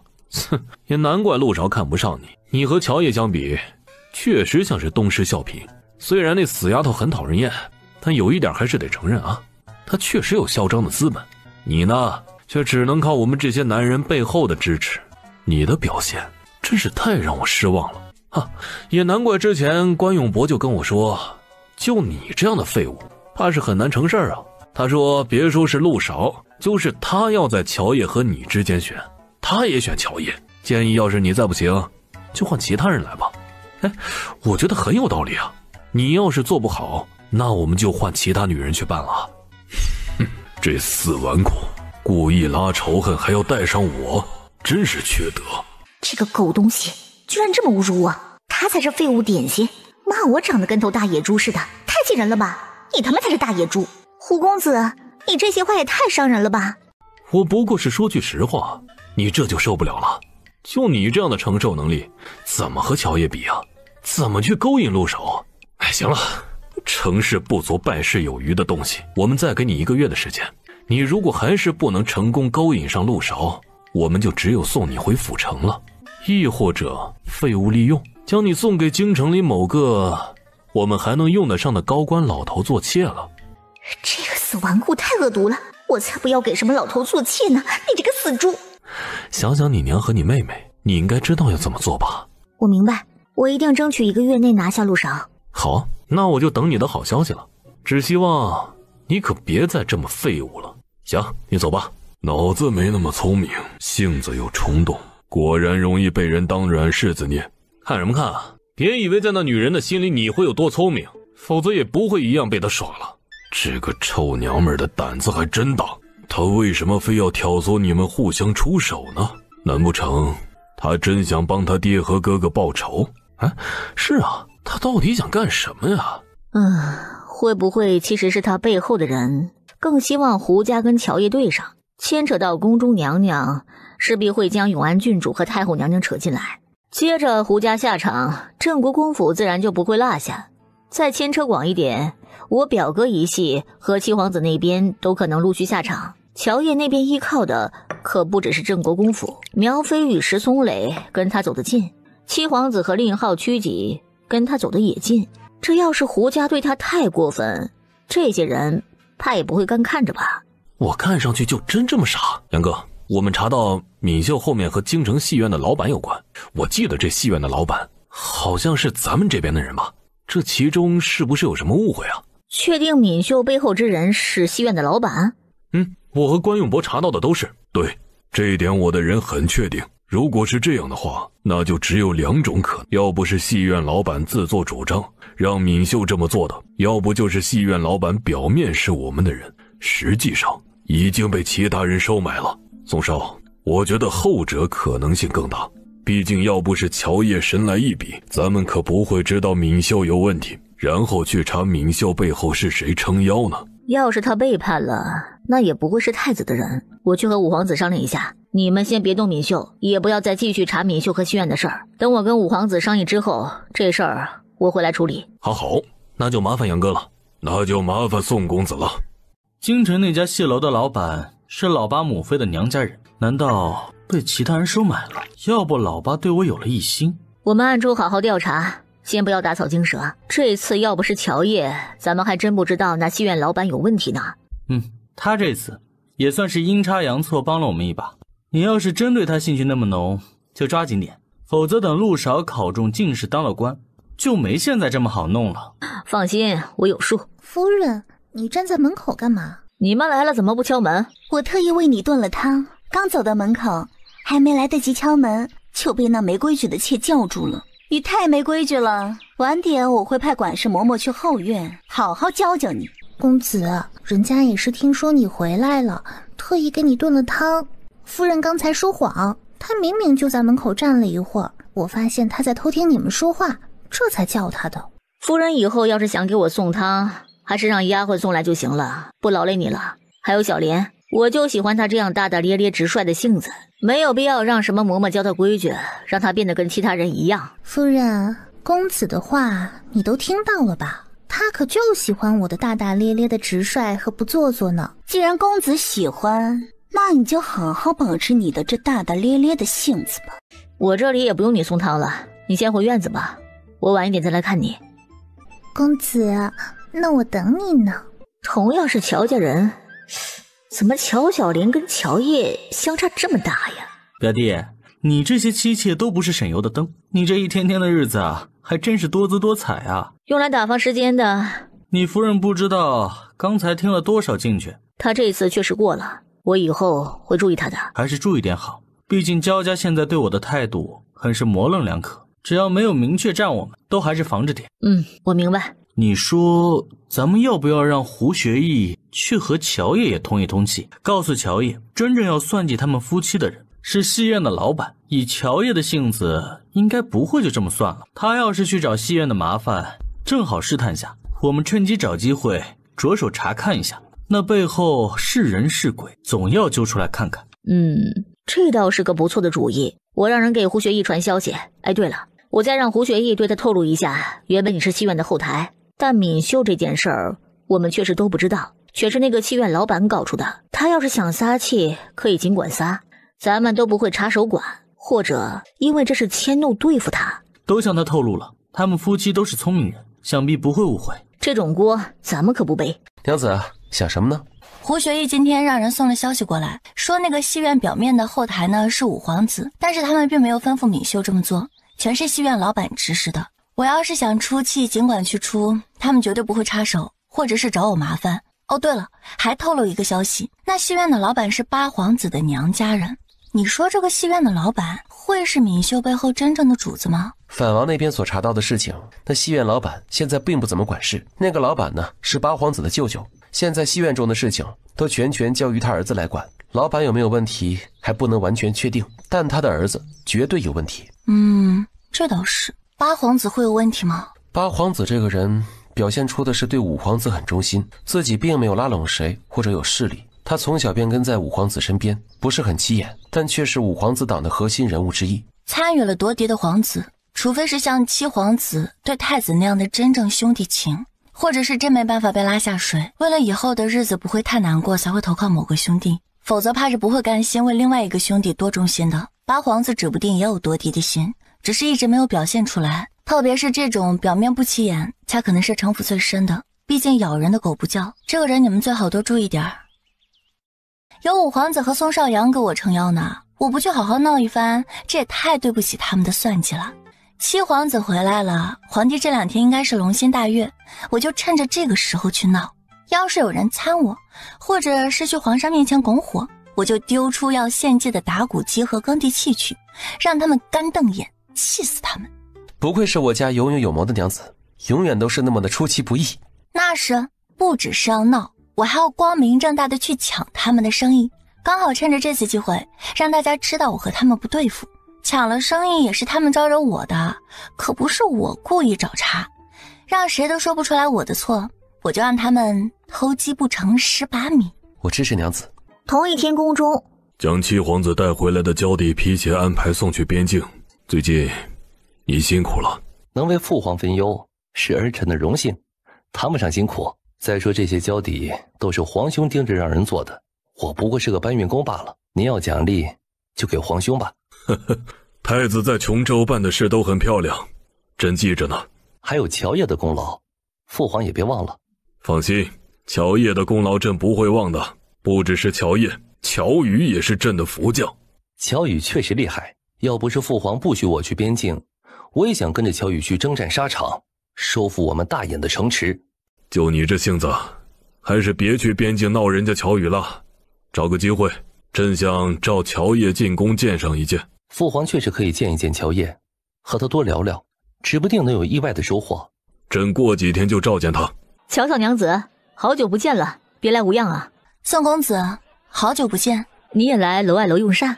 宋少阳，本世子这么一个大活人在这里，你看不到吗？你离我妹妹远点，可别胡乱觊觎不该想的。哼，江世子这话真是有意思。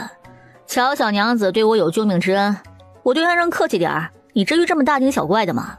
你也别乱猜，我就是单纯的想要报恩罢了。原来您只想报恩啊，那正好，很快你就有机会报答我妹妹了。什么机会？一会儿你来我们包间，自然就知道了。真有事儿？对，你之前不是欠着我一个人情吗？马上就能还了。行啊，只要你用得上我的地方，尽管开口。这位就是乔小娘子。你是？这位是五皇子。你们遇到老五了？是啊，也不知道真是巧遇还是他们刻意的。十有八九是刻意的，他们平常基本都是去天仙楼活动。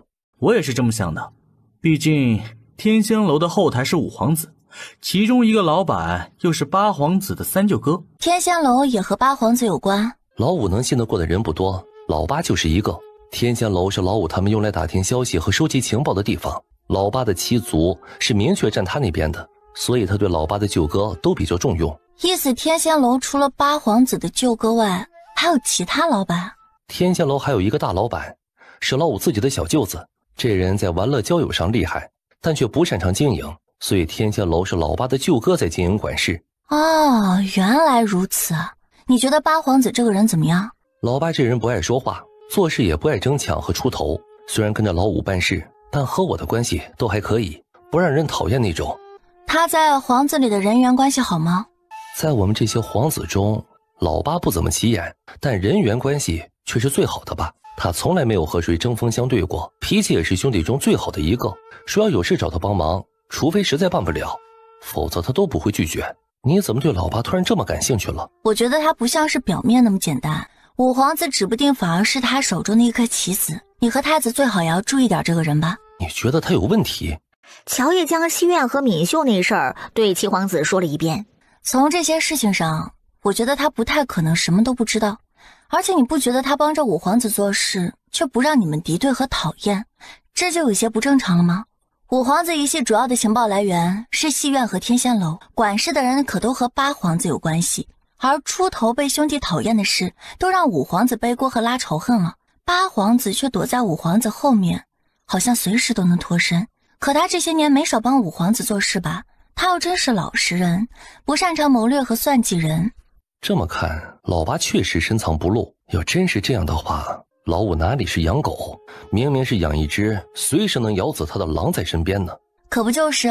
那你们说，老八和反贼会不会有什么勾搭或者牵连？我觉得也不是没这个可能。天仙楼还不确定，但那个戏院绝对是个贼窝。他舅舅和表哥怎么也不可能都是无辜的。要这么看，天仙楼怕也有问题，你们也暗中好好查一下吧。你皇叔也在查这事儿，所以你们要查的话，可别打草惊蛇，让反贼发现不对劲。好，我们会注意的。过几天我父皇会召见你，你有个心理准备。好。哦，对了，我过2天准备带人去砸那个戏院。五皇子和宋少阳想要利用我去打头阵，他们好试探和暗查戏院，我也不能让他们就这么干看着。正好遇见了宋少阳，我准备让他还我人情了。你要直接带人去砸，这么猛的吗？他们不让我低调，那我就高调给他们看看好了。这么出其不意，绝对能惊到他们。你去砸场子那天，算我一份，我去给你撑腰。这种事自然也不能少了我。那感情好啊，有了你们撑腰，我就更可以嚣张点啦。一会儿要指示宋少阳过来，那我就直接和他说，让他到时候带人跟着我去砸，或是派一个能代表他的人跟着我去。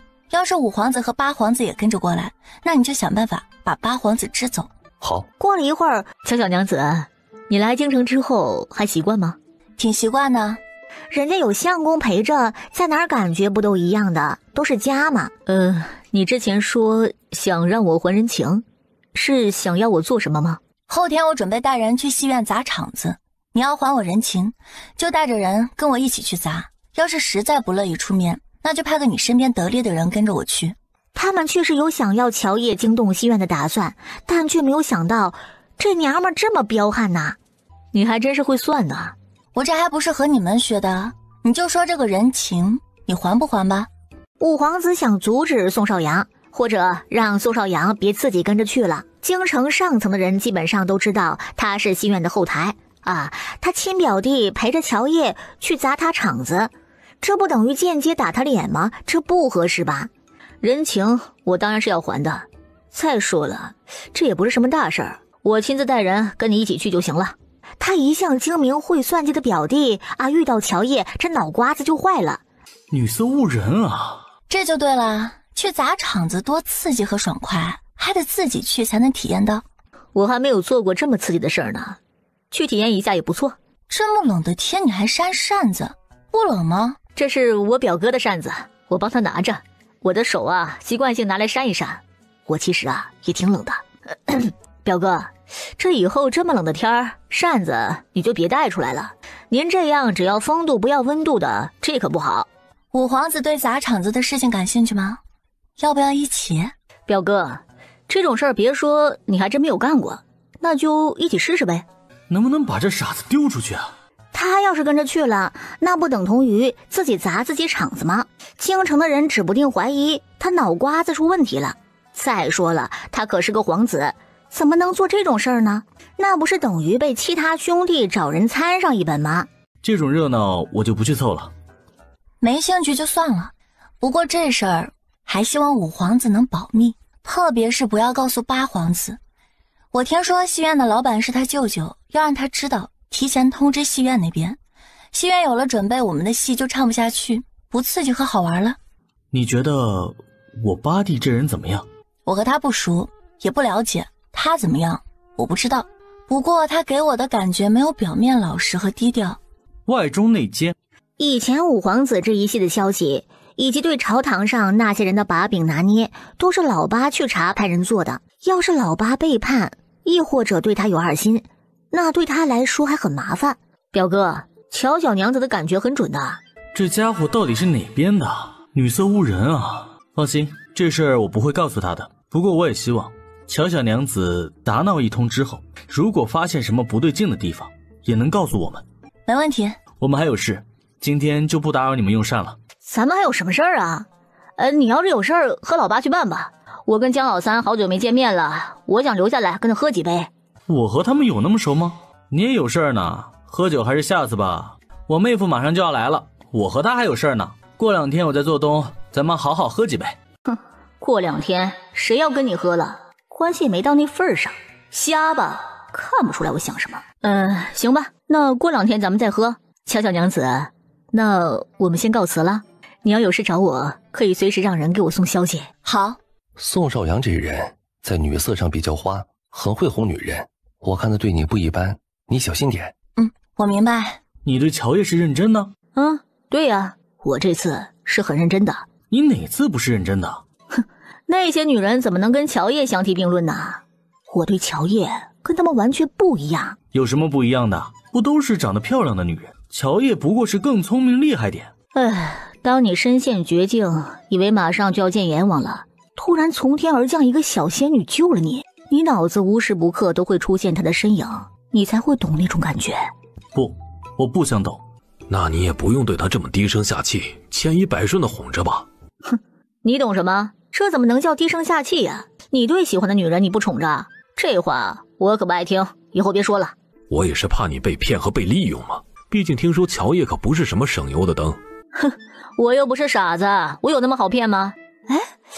你是不是对乔叶有意见？我跟你说啊，她是我喜欢的女人，你可别想对她来什么阴招。我第一次见她，和她有没有仇？对她能耍什么阴招啊？我也是看情报说她太精明了。她这次想让你还什么人情？哼，这是我跟她之间的小秘密，怎么能告诉别人呢？你没喜欢过谁，你不懂。五哥，我看少阳完全被乔叶迷住了，也不知道乔叶会不会利用他对付你。少阳心里有数，女人是女人，但兄弟和大事肯定不会忘的。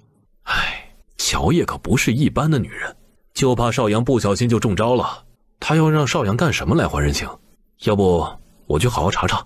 其实我也有点担心，之前虽然我在包间，但少阳却被乔叶叫到角落。富尔说的话，我被江逸林拉着说话，没听到。我问少阳，他也不告诉我。这老八对乔叶要叫宋少阳做什么那么关心，这就不太对劲啊。这种事怎么能少得了我们呢？就是啊，我们必须跟着去凑热闹。行，你们想去就去啊。你有兴趣一起开个戏院不？一起开戏院，我倒是感兴趣。只是京城的名角都在老五支持的那家戏院，咱们开了也不知道能不能将生意抢过来。谁说我要开个一样的戏院了？我要开的和他们开的不一样。他早就有了计划，想开个舞台剧和情景院那种戏院。接着他就大致和七皇子说了说设想。要是这种戏院的话，那应该可行。我光听着就有意思，可行可行。那你们有兴趣掺一脚吗？我们当然感兴趣了。那就一起合伙开一个戏院。你们要是不想管的话，到时候有我和二哥，你们每个月分红就行了。回到家，你老师找你有事？老师让我和他明天去外地拜访一位好友，可能要离开京城半个月的样子。可是我想着后天陪你去砸场子，就说我有些事情要办。你明天和秦老去拜访好友，你不用跟着我们去。你很快就要考会试了，我本来呢就想着后天让你继续去书院，现在秦老要带着你出去，那正好。你的意思是我不去戏院？对啊，我本来也就没准备带你去，这种事情啊，我自己去更好。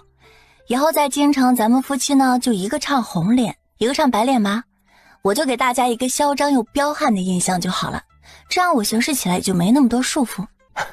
以后娘子也是京城里的小霸王了。就怕以后会有人说你管不住媳妇儿，我是母老虎，指不定还挤兑你惧内呢。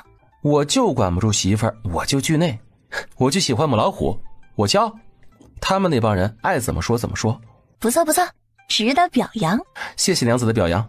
翌日，干娘，你回来啦？昨天傍晚刚回京城，我听灵儿说你们要去砸戏院，我就跟着去凑个热闹。我还吩咐了郑国公府的亲卫，让他们先赶过去，等我们到了就开砸。有干娘在，我就更有底气了。那必须的，我这次出去遇到萧景晨了，那混蛋啊，居然占我便宜，被我打了一顿。他怎么占你便宜了？我们游玩到一个寺庙，上山去上香时，巧遇他下山。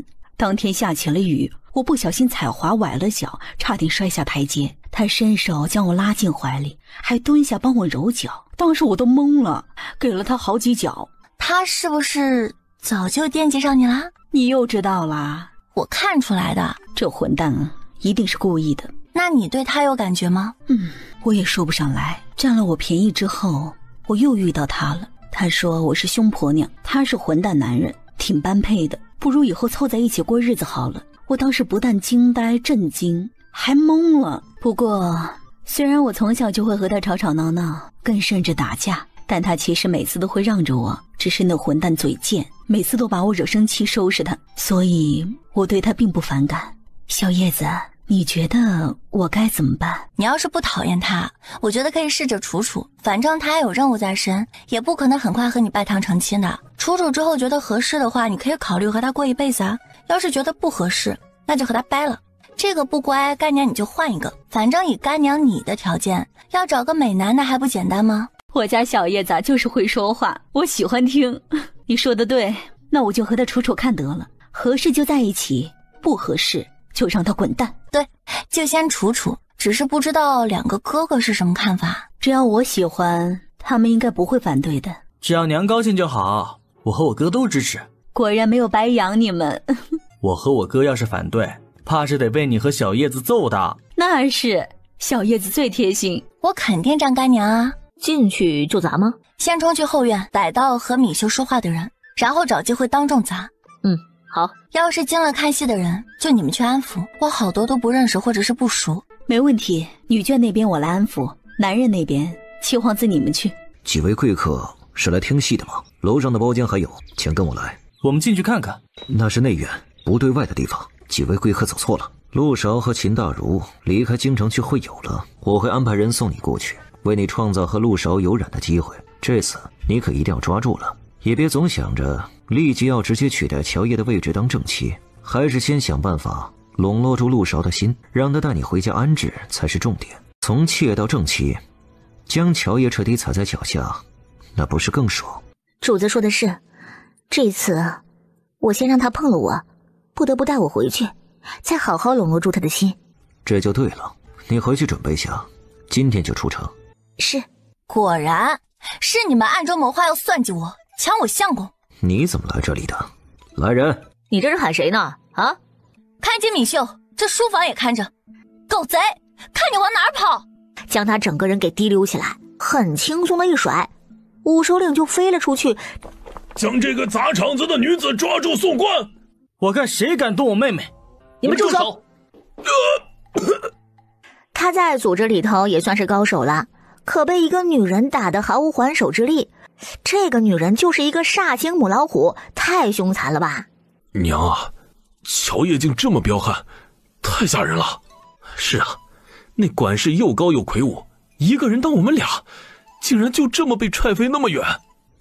真看不出来乔烨这么凶残。可怕，这哪里是女人，这简直就是只母老虎。那天就算没有野牛拳，乔烨这样的无力值也能救了我呀。唉，真是与众不同。多谢各位为我撑腰，那我就不客气了。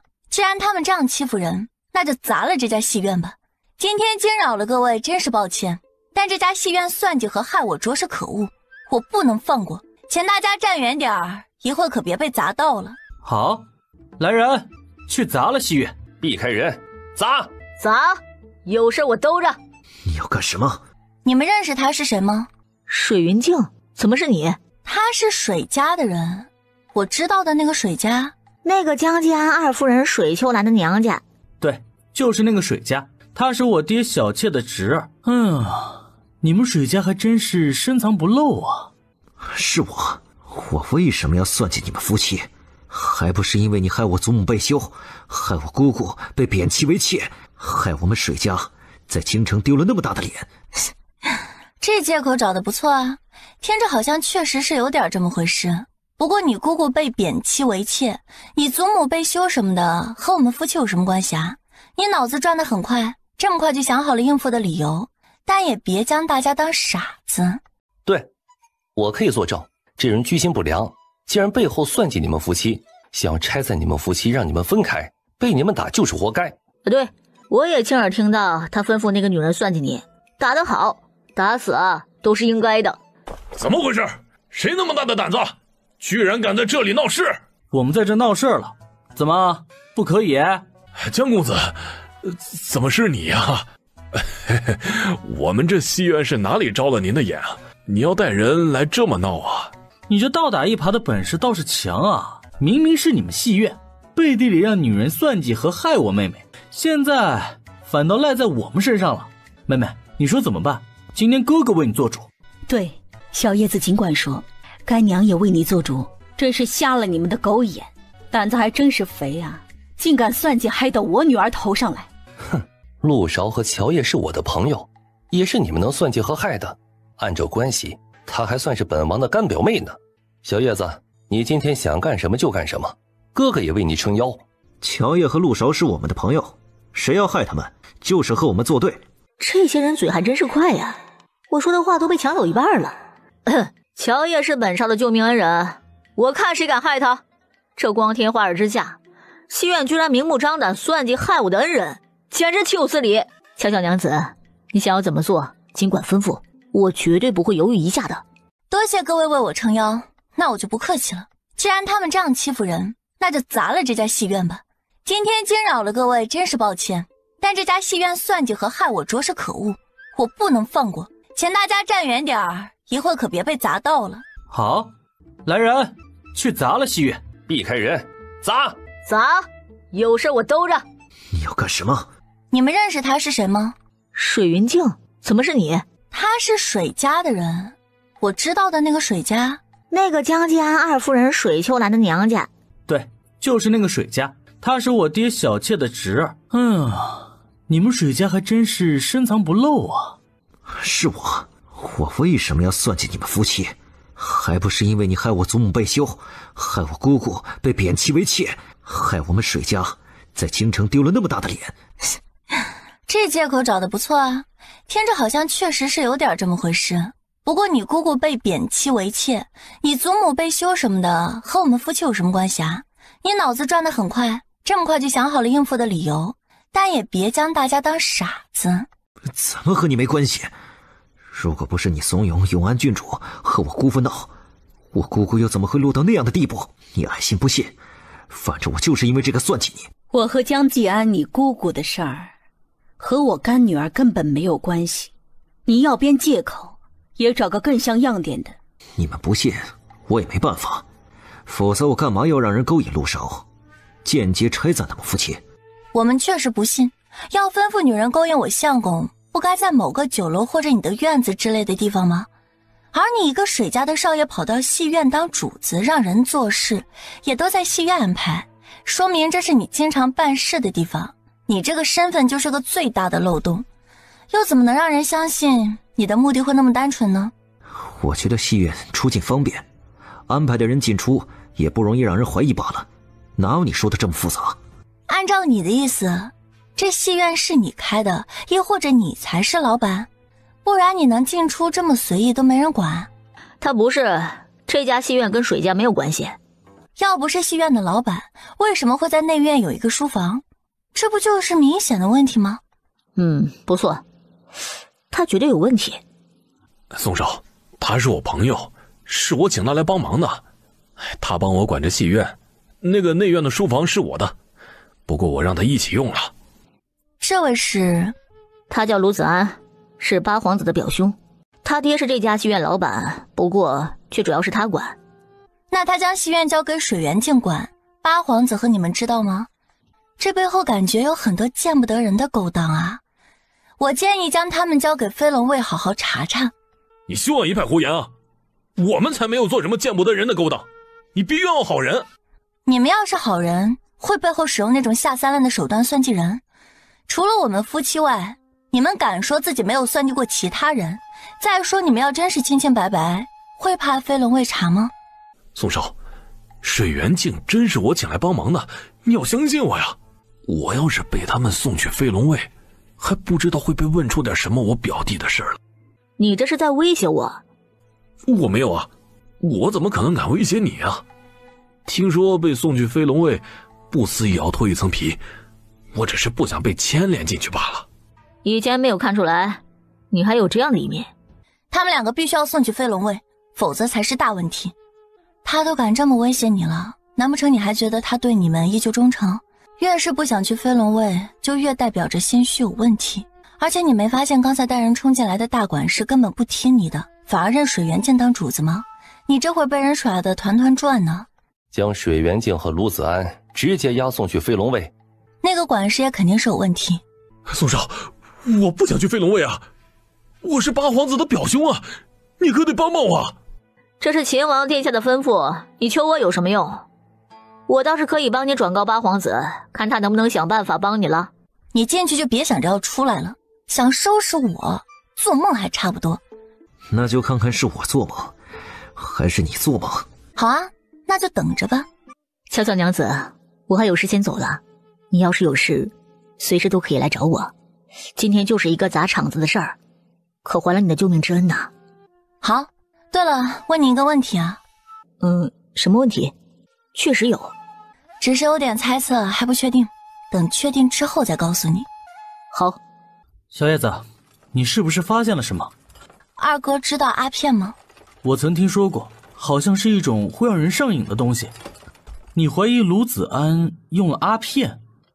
我看卢子安的模样很像是沾染了阿片的，看水镜园的样子并不怎么怕卢子安被送到飞龙卫，将他真正的身份卖出来，说明他们应该是用什么东西控制了卢子安，我就猜测是阿片。所以二哥，你让人盯紧着点，看看这2天卢子安会不会有瘾犯，却没有阿片吸食之后的反应。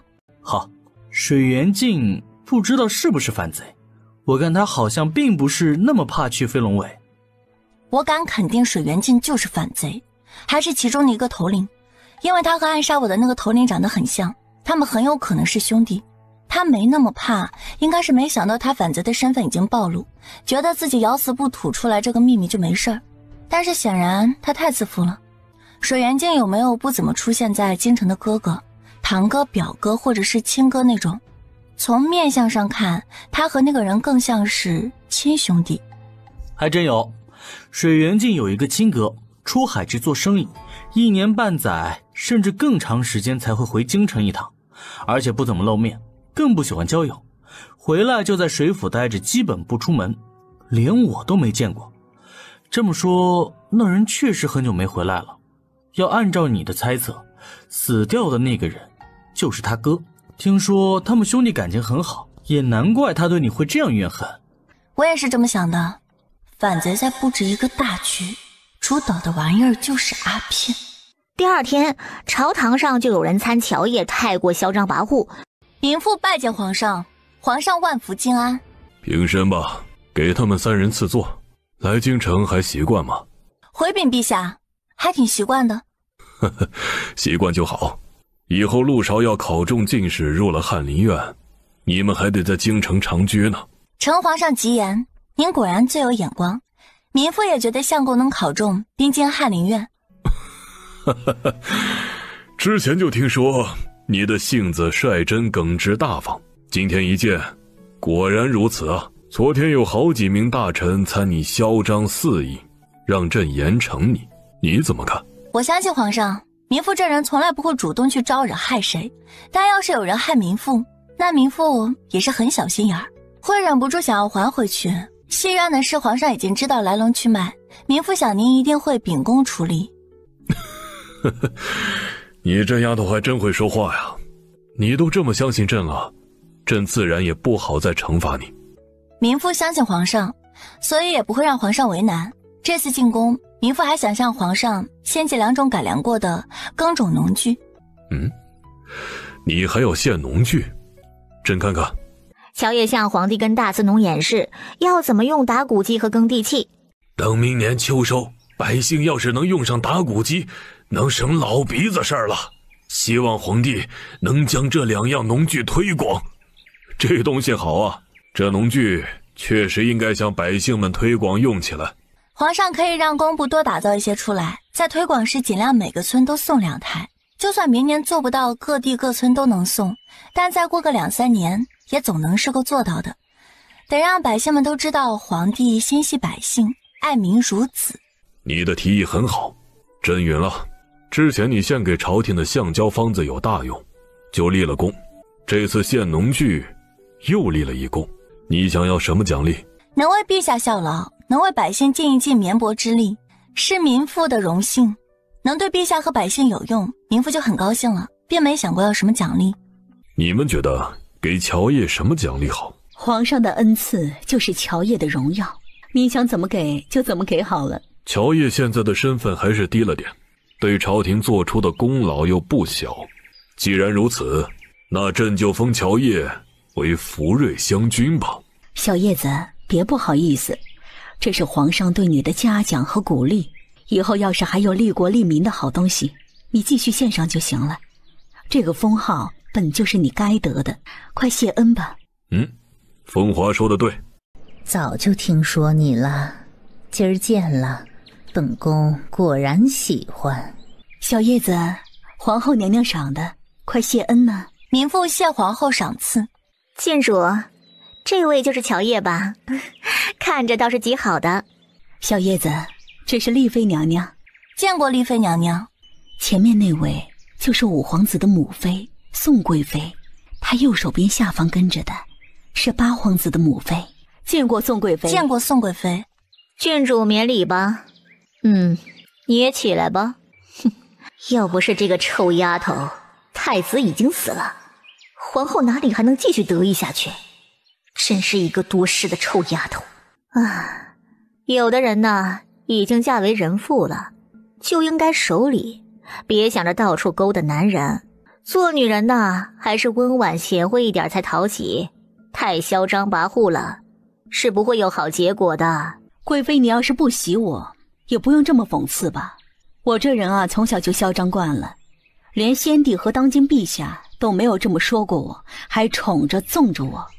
哼，你算老几？居然指手画脚到了本郡主的头上，居然还诅咒本郡主没有好结果。你这贵妃好大的口气啊！我看在这后宫里，皇后都没有你嚣张威风。咱们先不出宫，我要去找太后和皇帝问问，是不是谁都能挤兑、讽刺和诅咒我。你这个永安郡主真是嚣张跋扈，难怪丈夫都背弃她。干娘，你先去找太后告状嘛。我觉得贵妃要是反应过来，可能会去皇帝那儿先告你一状，比如说你顶撞、讽刺她之类的，这样也就能让皇帝先入为主了。对啊，她肯定不会去找太后，但却可以去找皇帝。还是你聪明，那咱们就来个出其不意。走走走，我们先去找皇帝告状，再去找太后。之前不是才见过吗？皇上，你的贵妃居然骂我太嚣张跋扈，还说我休夫之后到处去勾引男人，让我以后温婉贤惠点，更诅咒我没有好下场。我清清白白的名声就被他这样诋毁了。你们要是觉得我休夫嚣张丢人，那不如将我送去边疆去陪我爹吧。爹，你快来带女儿去边疆吧，你女儿都要被人欺负死了。我一个孤苦伶仃、娘早逝、爹不在身边的可怜女子，就活该被这样欺负、羞辱、诅咒吗？之前就听说永安郡主很会哭诉撒泼。先皇在世的时候，永安郡主就喜欢告状，谁被告谁倒霉。听说七皇子就是得了永安郡主的真传，才学着时常去找皇帝告状。贵妃怎么会那么说你？我哪知道他为什么就是见不惯我？我休夫又没有爱着他，我和外男更是连话都没有说过，他就羞辱我、勾引男人。怎么，他是贵妃就能随意的冤枉羞辱人吗？不就是看我爹在边疆治国公府没有人护着我吗？爹，你要什么时候才能回来呀？哎呀，皇帝真的很头疼啊！要是让舅舅知道他的贵妃这般诋毁羞辱他表妹，怕是回来第一件事儿就要进宫来闹吧。毕竟舅舅遇到表妹的事儿就没那么理智了。胡说些什么呢？你怎么就没人护着？你还有朕和太后呢。贵妃确实太不像话了。放心，她敢这样说你，朕肯定为你做主，禁足送贵妃3个月。还是皇上最好，也最护着我。难怪我爹天天都叮嘱，让灵儿兄弟一定要像他一样肝脑涂地的效忠皇上。你不但是明君，还最是公正严明了，也难怪那么受百姓爱戴，以后也是史书上记载的千古一帝。你呀，朕已经罚了贵妃，你先和乔爷退下吧。魏风华怎么会在这儿？贵妃娘娘，以后说话还是积点口德吧，也该明白，就算你是高高在上的贵妃，也不是谁都能踩和羞辱的，否则再多来2次这样的惩罚，你还不得被后宫的其他妃嫔们笑死？你什么意思呀？一会儿你就知道了。你是什么身份？说话都不顾及吗？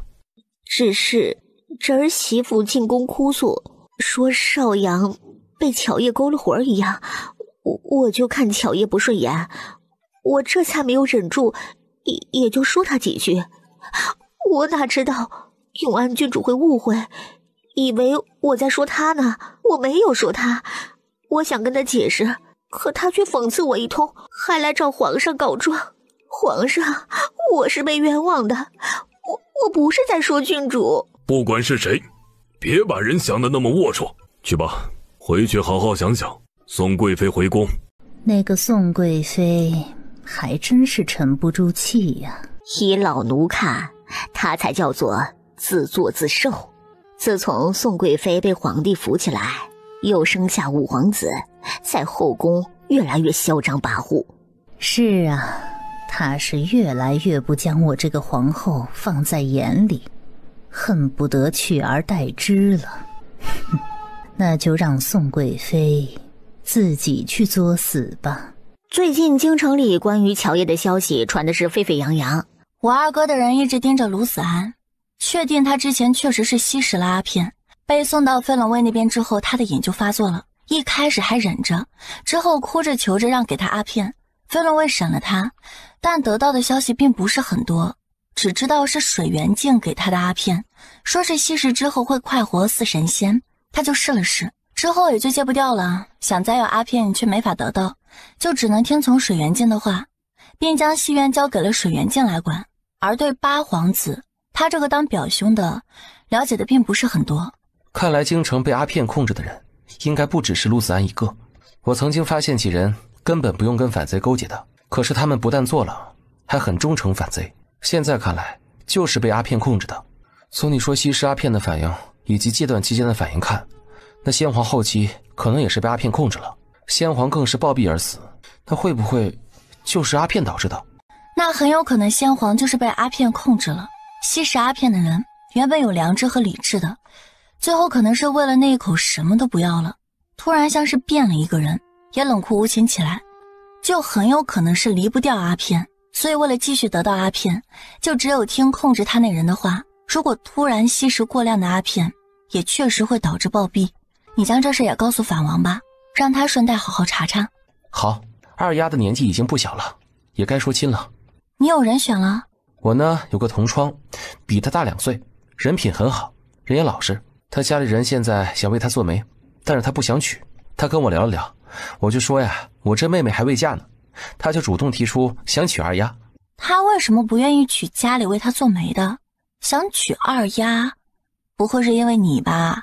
因为非要供他念书，所以他们这一房被他爷爷给分了出来。还好他爹会一门手艺，外加他一直抄书和帮人写信，才顺利的将书读下去。他们家呀就他一个儿子，他还有2个姐姐已经嫁人了。他用父母留下的积蓄在京城买了一处小院，也就他自己住，手里也还有些钱。平常除了读书，还会抄书等继续赚钱。性子是软或实在，对女子的态度呢，也没有那种高高在上的大男子主义。读书上也有天赋，这次的会试有很大希望考中进士。除了父母双亡这一点之外，其他方面条件都很不错，像是你说的潜力股。哦，原来如此。那这样的话，以后二丫要是嫁过去，还不用伺候公公婆婆。要不改天你将那个人请过来吃个饭，让2个人见一面。要是彼此都觉得还行，再谈婚论嫁。如果都看不对眼，或者其中一人对对方感觉不好，那就算了。好啊。接着就听管家来报，说是一名自称是他姑姑的人求见。叶儿，你来啦？你怎么来了？是不是有什么急事啊？对呀，有急事呢。说说看。我无意中发现了2个秘密，都快吓死我了。其中一个还是关于你的。什么事儿？别卖关子了。哎呀，我前2天突然很无聊，就自己去逛了宋家最偏僻没人的那个花园，然后看到一个角落里面有一簇花开着，这样的天很难得的，我就想着摘回去。刚蹲下就听到外面有人来，我当时脑子一热就没出去，然后躲进了墙角。前面有花草树木挡着，所以进来的人没有看到我，我就偷听他们说话。然后发现一人是宋少阳的妻子焦氏，一人是一名说话细声细气的男人。我在宋府没听过这人说话，所以不知道是谁，但是感觉啊像是个太监。2个人商量着说是要救什么人，还说都是你害的，然后要对你报复。但是直接杀了你嘛，很容易暴露和被人发现，所以他们准备给你用什么什么芙蓉膏，说是将你控制住才更有力。焦夫人还说要看到你痛哭流涕的去求他们。哎，那个什么芙蓉膏，我猜测应该就是他们要对你下的毒了。他们有说怎么给我下毒吗？他们想利用我给你下毒呢。打的借口嘛，就是想和你交好，所以让我出来时常和你走动走动。每次交事都会准备一些糕点之类的，让我送给你吃。所以今天我顺利出来找你，也是焦氏主动提的。当时我听到他们的话都懵了，屏住了呼吸不敢动，等他们离开了很久我才敢起身离开的。这点你做得好，否则你现在啊，可能就已经是个死人了。还有一个秘密呢，你那个娘将温秋梅叫出去过好几回呢。我昨天又看到她那样，就多嘴问了一句，她手里拿着的是什么？她说是她姑姑给的芙蓉糕，吃了之后对男人有大补。温香莲让她给宋少阳吃，然后绝对能冠宠后院。温秋梅和你的关系这么好，你一问她就说了，她是故意告诉你的吧？感情她是想让我将话传给你听吧。我先和她说今天要来找你，她才告诉我的。难怪之前她拿出瓷瓶发愁，我问她怎么了，她却说没事。昨天一问就对我全说了。温秋梅是什么意思呀？她想干嘛？既然想让你转达我，那就说明她没信温香莲的话，想要试探一下看看我的态度，亦或者是想要利用我去打听一下那芙蓉糕到底是不是个好东西。肯定是，她当时就和我说，觉得她姑姑没那么好心，她不敢乱给宋少阳吃，要是吃出了什么问题，她可就完蛋了。否则她也想被宋少阳宠，好几次都去巧遇和使手段，只是没有成功罢了。你回去对温秋梅说，这芙蓉糕并不是什么好东西，要是宋少阳吃了，他别说是想要冠宠后院，怕是命都要丢了。但是他姑姑却能攀上宋少阳，明摆着就是要踩他上位，没有中招说明他是聪明人。我建议他去找宋少阳坦白这事儿，虽然不能被偏宠，但日子会比现在要好过不少。你要说的另外一个秘密呢？我听温秋梅说，你那个后婆婆母女也不安分，最近时常找借口出去。前2天温秋梅出去见温香莲时，还发现玉婉之和一个男人在说话，而那个男人嘛，她也认出来了，就是你前公公。这些人呢，可真是一个比一个心眼多。玉婉之母女现在在后院可低调了，他们去宋少阳面前想争宠，没成功之后，要不很本分的待在自己的房间里面绣花，要不呢就去主动向焦氏献殷勤。我还以为他们2个挺老实的，没想到背地里面也怕是要搞事呢。这里面的水很深，你这次很聪明，知道过来告诉我。我本来也不傻啊，那你说我要怎么办呢？我要是让温秋梅去向宋少阳坦白，他肯定会将我说出去的。你也去向宋少阳坦白，你前2天听到的墙角，你说和焦氏说话的人有点像太监，所以那个人很可能是五皇子身边伺候的太监，得要提醒他们自己防着点。好，我听你的。你今天回去不能说，我怀疑焦氏会让人盯着你，最好是明天你拉着宋少阳出门，让他去陪你买东西之类的当借口，单独找个没人能听到的地方，再将这件事情说给他听。到时候你可以叫上温秋梅一起，出门的时候你就故意在后院显摆炫耀宋少阳对你有多宠爱，要陪你去买首饰或者衣服什么的，这样焦氏就不会多怀疑。还是你考虑的周到。你以后做什么事情啊也要多想想。你回去之后，如果焦氏问你我吃了糕点没，你就说我咬了一口，但是不爱吃这种口味的，便就吐了。好，晚上等陆少回来，乔叶就将这2件事告诉他。那我让人好好去查一查温香莲，再重点盯着他。他最近肯定和反贼有来往，被利用了。他肯定是有问题，除他之外，也最好再查查焦家有没有谁不对劲，是不是也被他用同样的方法下手。比如焦小公子，你前爹出现在京城，你的人发现了吗？这样也好，他们来了京城，其他几人呢也要跟着作妖，到时候一块收拾了。一起收拾这个词我喜欢听。现在就差老乔家的人了，原本我是准备回去一趟，看看奶奶他们，再将老乔家的人带来京城，谁知道啊，这事儿太多了，一直都没有抽出空来。温香莲还换了地方，我家也就不用他们去闹了，下个月就过年了，也不方便让他们立刻来京城。再过3个月我就要会试了，我考中进士以后，在做官之前呢是有探亲假的，要返乡祭祖，所以到时候你陪我回去，咱们再将老乔家的人带来，这样也不错。第2天，公子，我看中了一套首饰，特别喜欢，你今天陪我去买好不好嘛？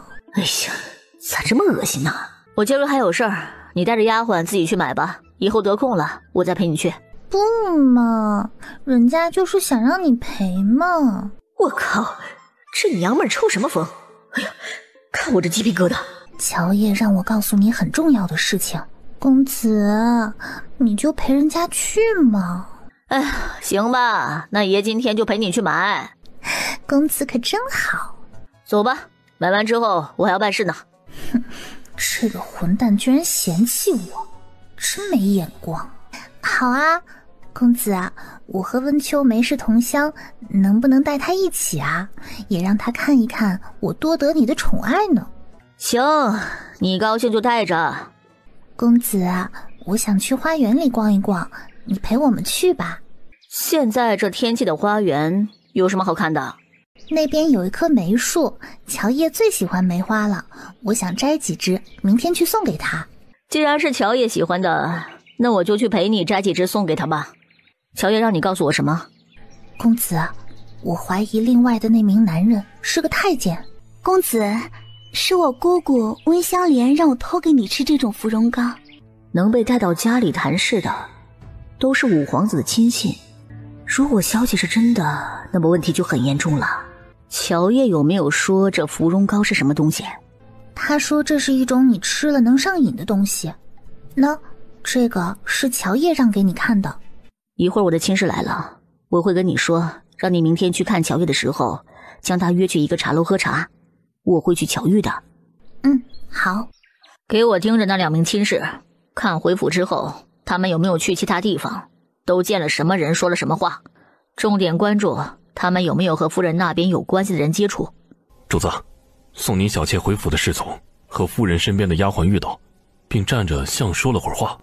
他将你们出去做了什么，以及你明天约了乔叶的事，连同时间地点都告诉了那名丫鬟。您的另一名侍从回来之后没有什么异常的举动。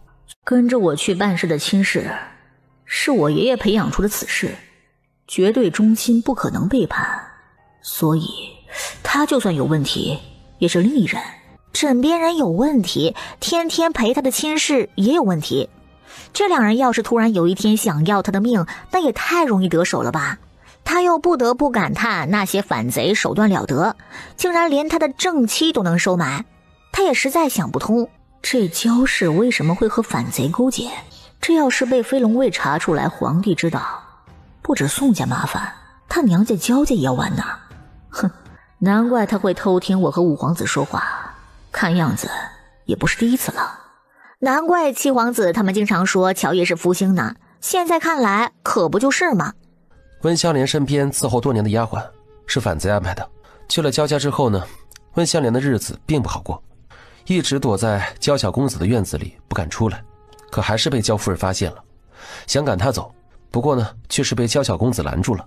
现在我查到焦小公子已经上瘾了，并且完全被温香莲控制起来，真相是像他的狗一样，只要能给他阿片，让他往东绝对不会往西，甚至还光明正大的让温香莲管他的后院，在焦府进出自由。你让人继续盯着点，不能让他将阿片再给别人用。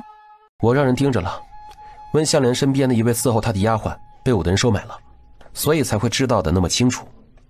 我还会将消息传给萧景晨，他也会派人盯着焦家。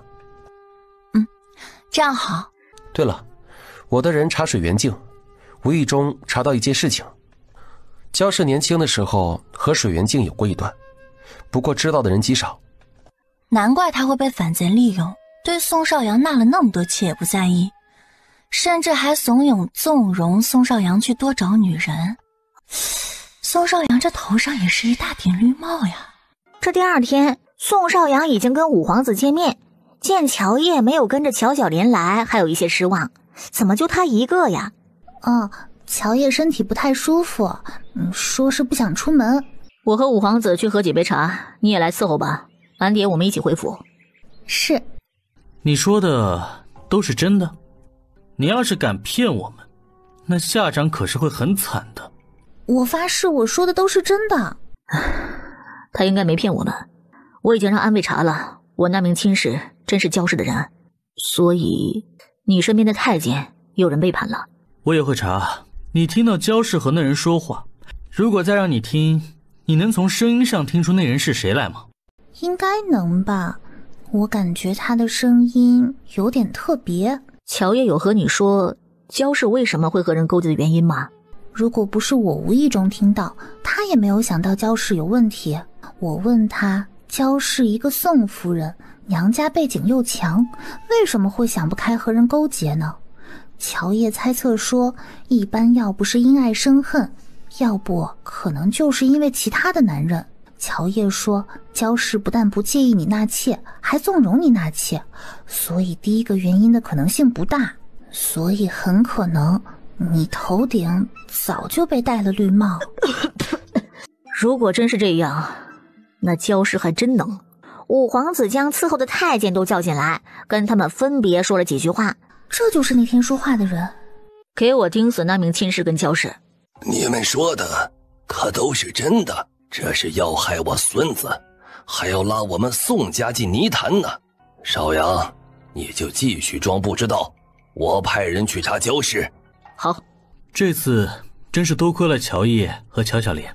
萧景琛那边也动作起来了，接连剿灭好几处反贼的窝子，又抓住其中的一名首领。这一转眼就过年了，乔烨他们的新戏院开张了。乔烨这是故意怂恿几人合开戏院，和京城最大那家戏院打擂台呢。之前的戏院派女人死，算计勾引他相公的事，他这里还没有过去呢。果然是个母老虎，竟然那么小心眼儿，容不下丈夫和其他女人有染。哎呦，这乔烨这么彪悍，陆韶要是敢跟谁有染，怕是也要被打的。这戏院从开业第一天起就忙得不可开交，这钱呐更是哗哗哗的进账。这一转眼呐，就到了会试的时间。反王竟然下注10万两，唉，那我得要为反贼去点蜡烛喽。等到压注结束，反贼的赌场统计出来之后啊，估计都会吓一大跳的。主子，咱们可不能让陆少中会员，否则咱们赌场就得赔出去一大半的底子。可在京城的地界，想要除掉陆少可不容易。陆少身边结识了很多人脉，还在皇帝面前留了名。派人去杀的话，要是能杀掉还好，杀不掉的话，很容易打草惊蛇。也不用杀他，只要让他别顺利考试就行。他会试失利，咱们不但能赚着几10万两，还能让陆少夫妻丢大脸。陆少也会因此让秦大儒失望，皇帝和太子那边也会对他的能力质疑。他考不中，对我们来说有大利啊。你有什么主意？这个主意好，就算被发现了，也和我们无关，还能让陆少他们和宋少阳五皇子一系彻底撕破脸杠上。他们打起来，京城越乱，对我们越有利。这件事就交给你去办吧。是，我一定办好。叶儿，玉婉之母女可真不是东西，他们也想害我。他们是不是怂恿你去给宋少阳下芙蓉膏？你这脑袋瓜子是怎么长的？也太聪明了吧！他们母女之前换着去找宋少阳巧遇，想要吸引他的注意，可是都失败了。然后他们昨天又来找我，说是问我想不想灌宠后院，将夫人踩下去。我就假装说，那我当然想了。他们就说可以给我一样补身体的好东西，让我给宋少阳送汤的时候下到汤里面，以后宋少阳绝对离不开我，指不定还能将夫人休了，让我当夫人。他们完全就是将我当傻子算计。可不就是将你当傻子？那你拒绝了？没拒绝，但是也没答应。我已经偷偷告诉宋少阳了，他让我就这么吊着他们，他之后会处理的。那就吊着吧，先看看他们还有没有什么花招。陆梅最近有没有找你？你是不是会算呢？这都知道？我猜的。他找你干嘛？是想要接近宋少阳，还是想要通过你接近我们？我今天过来就是想要告诉你这件事情的。他这几天都来找我，说是一直对五郎很愧疚，他就这么一个亲弟弟，不想将关系闹得太僵了，想让我帮他来和你们说说好话，还想让我带他过来看看你们。不过我不知道你的意思，所以也是没答应，也没拒绝。你回去之后就对他说，这几天一直在劝说着我们，陆少因为他一个姐姐，现在也有想要缓和关系的意思。他想来我们家，你明天就带他过来吧。好，那我明天带他来。记得啊，回去之后要向他要好处，否则你就不带他，一定要狮子大开口，他背后的人会帮他想办法的。对，我得和他要好处，不给我那么多，休想我带他来见你们。回去之后，乔小莲对陆梅狮子大开口：“啊，1万两，你疯了吧？我帮你在乔爷那儿说了好多好话呢，陆少也已经被我说动了。想到了你这个姐姐的好，以后你的甜头还能少于1万两吗？那也不能这么多呀，我去哪儿找这么多钱呀？我身上连10两都没有，你宰我呀！乔小莲，你可真够狠的！激动什么呀？你们是亲姐弟，哪有什么隔夜仇啊？过去的也就过去了，以后你靠上你弟和乔叶，那不就发达了？只是可恨，这个乔小莲真是不要脸，居然要那么多钱，我哪有啊？他只能让乔小莲等着，他再想想办法。当天，陆梅回了宋府，那我先给你一半，等你明天带我去见了我弟弟，回来之后我再给你另外一半。你哪里这么多钱啊？我爹给的。你爹他不是个穷书生，早跑了吗？他没跑，我爹呀是带着钱去江南做生意了，还真让他给做成了。我爹呀现在可是个有钱人，他也后悔娶了玉婉之那个毒妇，觉得很愧对我们姐弟啊，所以这次来京城是想弥补我们姐弟的，就给了我1万两，让你带我去找弟弟和解呢。等我们姐弟和好之后啊，我再帮他劝劝弟弟呗。哦，原来如此。那你以后有你爹爹当靠山了？那是，我爹说了，以后啊会补偿照顾我的。行，我明天就带你去找乔叶夫妻。我已经劝说过他们了，肯定不会赶你走的。好吧，那我就相信你一次。第二天，他怎么来了？他已经知道错了，这次啊就是来道歉的。你们都是一家人，何必？乔叶，以前都是玉婉之母女挑唆的，我这才猪油蒙了心的，以后绝不会再对不起你和弟弟了。这是你们姐弟的事情，我也做不了主。等到陆少下学之后，你自己和他说吧。好，五郎，我终于见到你了，五郎。你怎么来了？少弟，我现在只有你一个亲人了，要是地下的亲娘知道咱们关系这么僵，怕是也不会高兴的。以后我绝对会站在你这边的。要不要他帮忙，帮你从宋家出来？少弟，我不想让你为难，你现在还要准备考试呢，不能得罪宋家。反正我可以受委屈，却不想你受委屈和人低头的。很快就到了会试的前一天，五郎在用膳前先喝上一碗鸡汤暖暖胃吧。五郎，你就是太瘦了，得好好补一补，等进了考场之后才有力气啊。这鸡汤都是你亲手熬的？是啊，这别人熬的我可不放心。少弟，我在里面还加了补气血的红枣、枸杞等等，你多喝一点。你真的想我将这碗鸡汤喝下去？少弟，这是我为你熬了1天的老母鸡汤啊，可滋补了，当然想你喝下去啊。李捕涛，麻烦你们出来吧。这是想要干什么？你要抓我这个亲姐姐吗？五郎，你这是什么意思呀？我以为你会猜到是什么意思。你熬着鸡汤的时候没少下料吧？让我猜猜，十有八九呢会导致腹泻，而且是慢性的。我喝下鸡汤以后，今天晚上和明天早上都会没事，等明天晚上开始我便会闹肚子，而且会越来越厉害，严重到无法再继续科考，就像是我考同生试一样。你给我喝的鸡汤都是加了料的，所以我会考不中。我不知道你在说什么。陆少，我是你亲姐姐，我怎么可能对你下什么腹泻的东西啊？少弟，你可别听别人挑唆呀。少弟，你如果不想喝，不领我的情就算了，我带回去，我自己喝。你这样不喜我，大不了我以后主动离你远一点。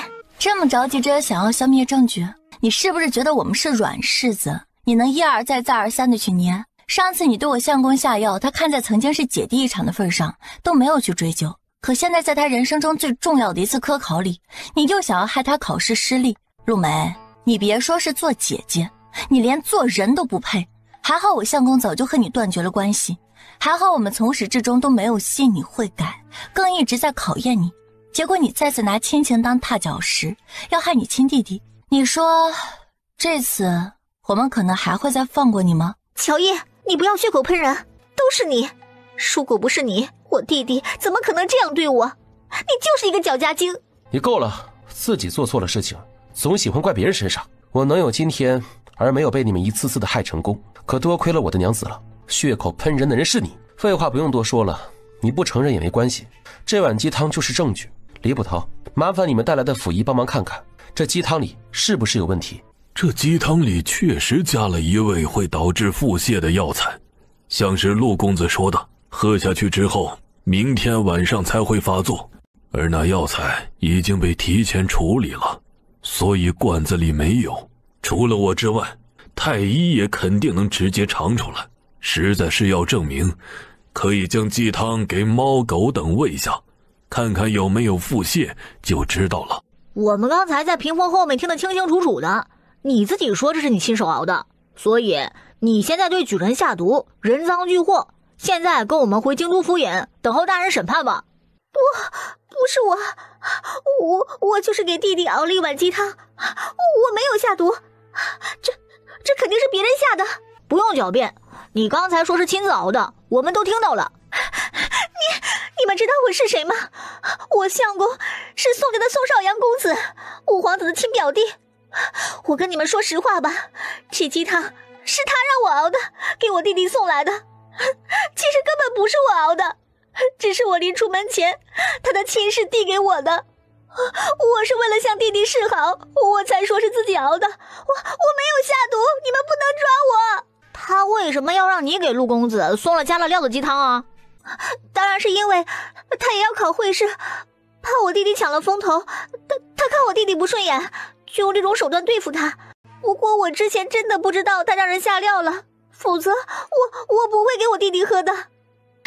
你们要有本事就去宋家抓宋少阳，别抓我这个无辜的人。我怎么不知道我什么时候让亲事给你送过鸡汤啊？说呀，怎么你不继续对我栽赃陷害了？我确实将陆勺当做会试的对手，但却不屑于做这些。哼，我要凭实力跟他比，你这种上不了台面的手段，也只有你跟你背后的人才会用。我可从来没有碰过你，也不承认你这个妾室。哼，这次你敢胡乱攀扯陷害我，以后在牢里好好待着，我宋家可容不下你。公子，我也是被逼的，是我爹逼我这样做的，我真不是故意的，求求公子别送我去坐牢。将人带走，好好审一审他背后的人，这样敢对举人下毒，对世家子栽赃陷害的渔妇，你们家大人可不能轻判了啊！宋公子放心，我一定将你的话带给大人。五郎，我真不是故意的，五郎你救救我，全是爹逼我这样做的，五郎。今天劳烦你们了，我送你们出去吧。陆公子真是太客气了，这是我们应该做的。陆少，我可是你亲姐姐，你不能这么对我。陆少，也不知道爹要是知道我被抓的事，会不会想办法来救我？我发誓，我绝不知道陆梅的心思。我知道你没掺和，所以才会让乔小莲叫你过来看戏。不过你那后院都快成反贼窝了，也挺有意思的。是呀，我太冤了，那些女人都是蛇蝎，太可怕了。谁让你这么好女色，招惹了这么多美人蛇蝎，也是活该。对，你说的都对，我活该。所以我以后绝对清心寡欲，再也不会将女人往后院塞了。第二天，报！乔羽乔将军将前朝最后一座丢掉的城市打了下来。乔小将军不但再次斩杀了敌军的统帅大将，更将敌国唯一的继承人王子斩杀。好，太好了，乔羽做得好啊！皇上，是不是边关大捷了？对，大捷了。自乔羽将军伯爵之位。会试出榜之时，会员是陆少，会员是陆少，买中了，乔越他们竟然买中了。老陆，你考中会员了。会员？我妹夫是会员了。陆少，恭喜恭喜！少弟厉害啊！你这会试的名次很不错。是啊，第3名已经很好了。不是第3名的问题，是我被陆勺压在了头上。原本我还想着让乔叶对我刮目相看一番呢，哼，谁知道享了个寂寞。这家伙真的是中乔叶的毒了。这次第3名并不代表什么，等殿试的时候你考个状元，还能将他压回来。对，等殿试的时候我再将他踩下去。这次陆勺中了会员，那乔叶他们能赚好多银子，也不知道那家赌场会不会赔得哭啊。又不是他赚那么多银子，这家伙高兴个什么劲？咱们这次赚大发了，等报喜的人来了之后，咱们就去赌坊将赢的银子兑出来。对，一会儿咱们就去兑钱去。娘的，我这一下也成了有10几万两银子的人了。等会儿去赌坊兑了银子，我不要银票，我要将那10几万全部换成银子，然后装成箱抬着回府，也让我爹和我那些堂兄弟看看我都有眼光。这个主意好，我也要这么干。这个主意不错，我的也不要银票，都换成银子，然后装箱让牛车拉着，让全京城的人都看看。这风头咱们得出。这风头咱们必须得出。还是三哥会玩。是啊，三哥对怎么出风头太懂了。这会儿赌场里3首领等人一个个脸色阴沉如墨。3首领，要不咱们暂时关门一段时间躲躲。躲得过初1，躲不过15，你信不信？我们要是关门躲几天，这赌坊就再也开不起来了。乔叶连有5皇子撑腰的戏院都说砸就砸，我们要是不对，你觉得他会不会又带人来砸赌场一通？特别现在他亲哥立了大功，那皇帝老儿正高兴呢，他做什么也怕是会睁一只眼闭一只眼。那咱们只有赔了。赔吧，否则这事儿过不去的。要是乔爷也像是对西院那样来一出，对咱们才是最麻烦的。唉，那就只有赔了。管事，不好了！乔爷他们3公子他们一大群人来了。我去看看。江世子、苗公子、福瑞将军，你们这是来兑押注的银子吧？我们赌坊早就准备好了。你们还挺懂事的，不过在京城这个地界，也没人敢赖小爷的账。走吧，咱们进去兑银子。有谁也押注了我妹夫周慧元呢？跟着我们一起去兑银子吧，否则我们走了之后，也不知道他们还有没有钱兑给你们。现在有本世子给你们撑腰，他们不敢不兑。管事一听，整个人都不好了。他们之前确实商量过赖不掉江一林和乔叶等人的，但除了他们之外，还有一些身份能够招惹的。他们买了加起来20多万两赌陆勺中会员，这要是兑出去也是上百万两了。所以他们是准备赖这些人的账的。哎呀，这个小王八蛋就不能做个人吗？怎么，你们这是不乐意？今天要是不将大家押注的银子兑了，那大家可不依。你看，那么多人都跟着呢。不要误会大家可千万不要误会。对，我们对，只要押注的人赢了，我们都给你们兑。这就对了，走吧，大家一起去兑银子。这死丫头接连破坏我们的计划，简直该死。2首领和焦氏就是2个废物。嗨，我们不要银票啊？那你们要什么？要银子，全给我们装银子。我们赌坊没这么多银子呀！这小混蛋是不是有病啊？银票多方便，居然不要，要银子。要是没这么多银子，那你就去换呗，我们等着。你们为什么都要银子呀？当然是为了显摆啊，让京城里的大家看看我们从你们赌坊赢了多少银子，多有面子啊！哎，快去换银子，不要在这里唧唧歪歪的。这银子不好换，要不你们将就将就吧。别找借口，否则小爷就带人砸赌场了。京城这些纨绔也该管一管了，一个比一个嚣张跋扈。等全兑完之后，江一林他们赶着一辆牛车去一家一家的送银子。这都是我们妹夫中会员从赌坊赢来的银子。唉，早知道应该跟着这小混蛋去买的。以后还有这种好事，可一定要叫上哥几个。就是，可别忘了我们呀，别您一个人发财，也让兄弟们尝点甜头啊。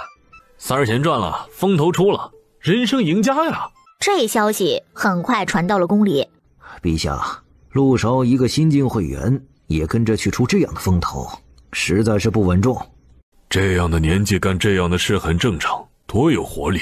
你们啊，也别那么小心眼儿，不过是一群小辈出风头，至于就看不顺眼吗？皇帝真是越来越偏心了。另外一边，让人去将1箱子银子换成好几箱子铜板，这一边走，抓着铜板到处撒。来，我妹夫今天中了会员，小爷又赢了许多银子，今儿高兴啊，也当一回散财童子。世子为伍，您就是天上派来的散财童子。你这撒钱的身姿，就像是那仙人下凡。他娘的，要说怎么出风头，还得是江以林会玩。赌场3首领让人统计出压陆勺的钱，这加起来居然有好几百万两。欺人太甚，简直是欺人太甚！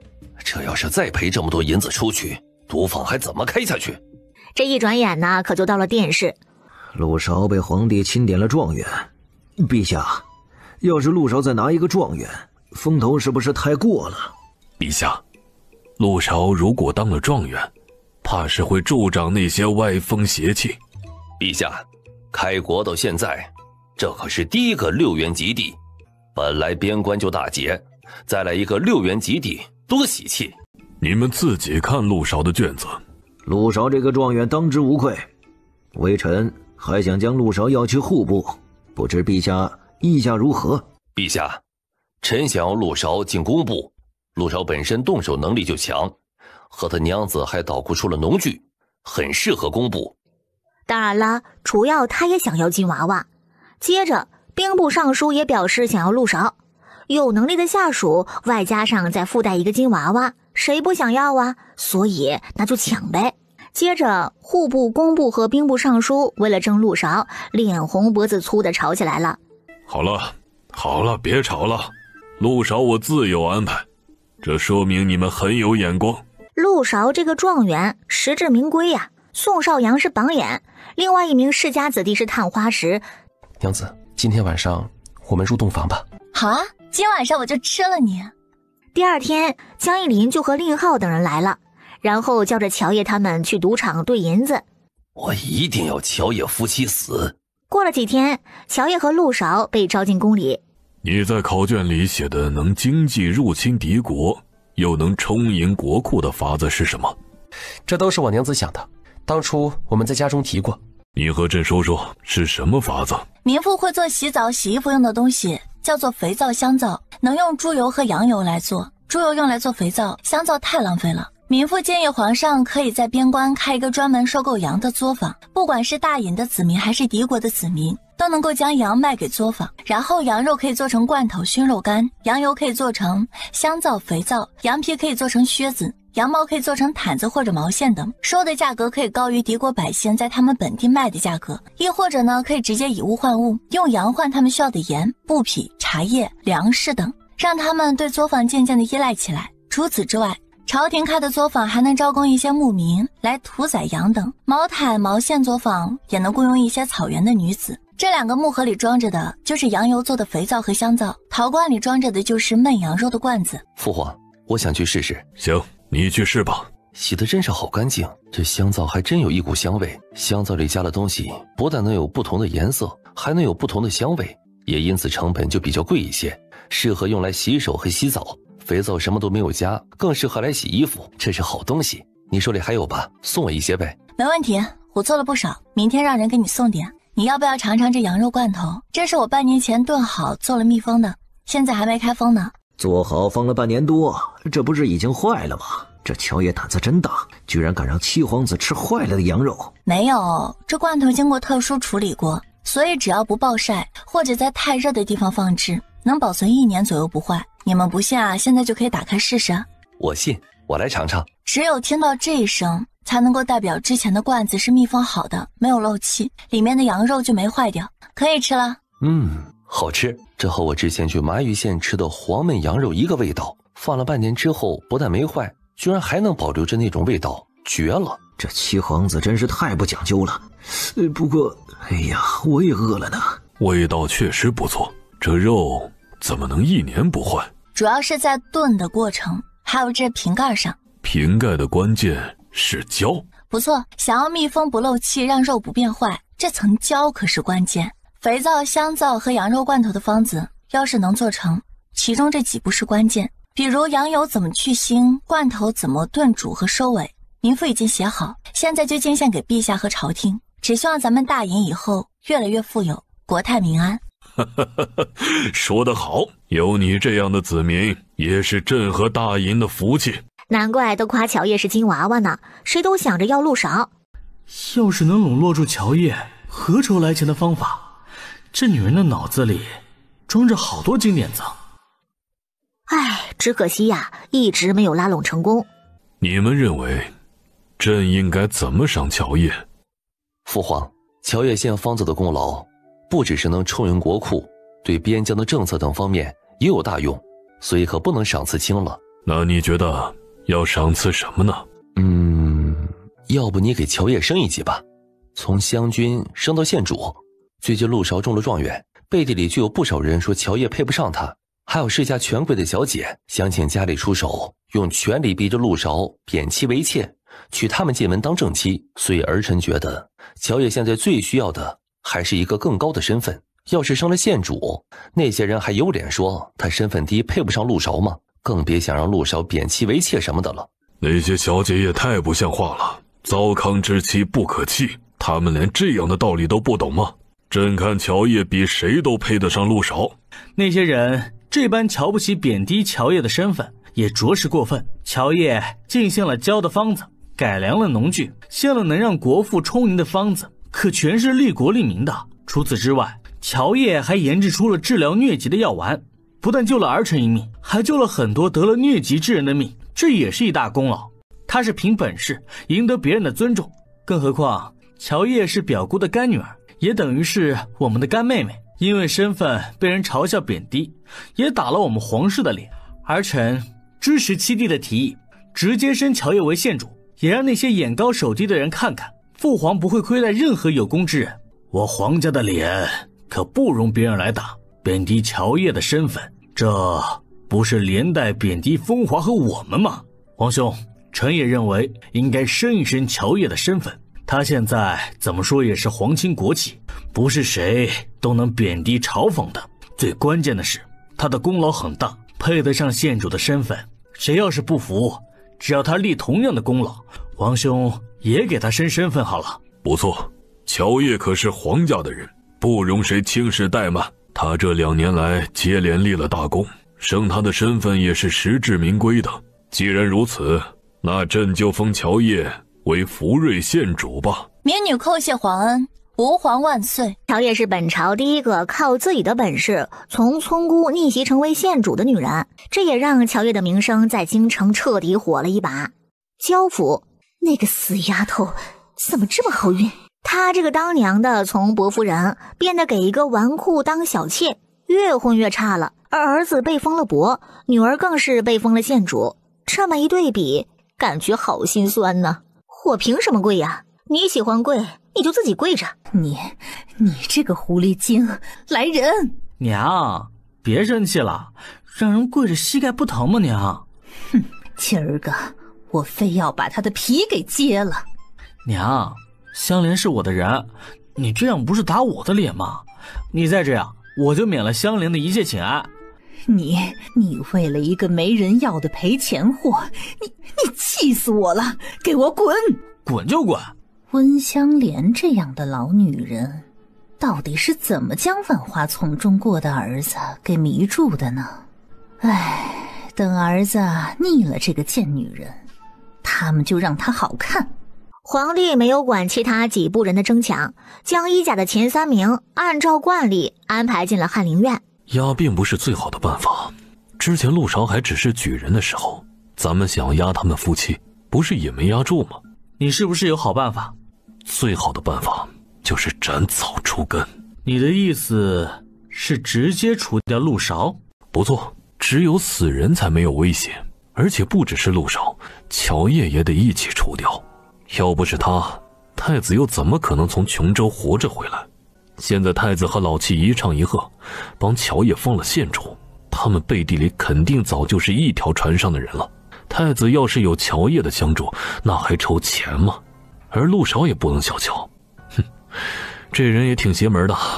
他不但每次都能考第一，来了京城之后人脉更是很广，不少本身很傲气的世家子都和他交好，凭借的可不是他背后有江义林撑腰。我听说他在学子和世家子里的风评很好，是个很有心计手段的人，外加父皇现在很重视陆少，这样的人一旦成长起来，对太子的助力可不小，所以我建议直接。可陆少夫妻现在早就不是曾经，想要杀了他们不容易吧？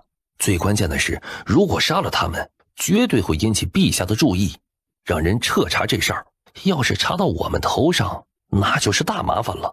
咱们可以不直接出手，可以雇杀手去做这事儿，然后将这事儿栽赃到反贼身上。之前乔叶就得罪反贼被追杀，现在他们死在反贼的刀下也正常。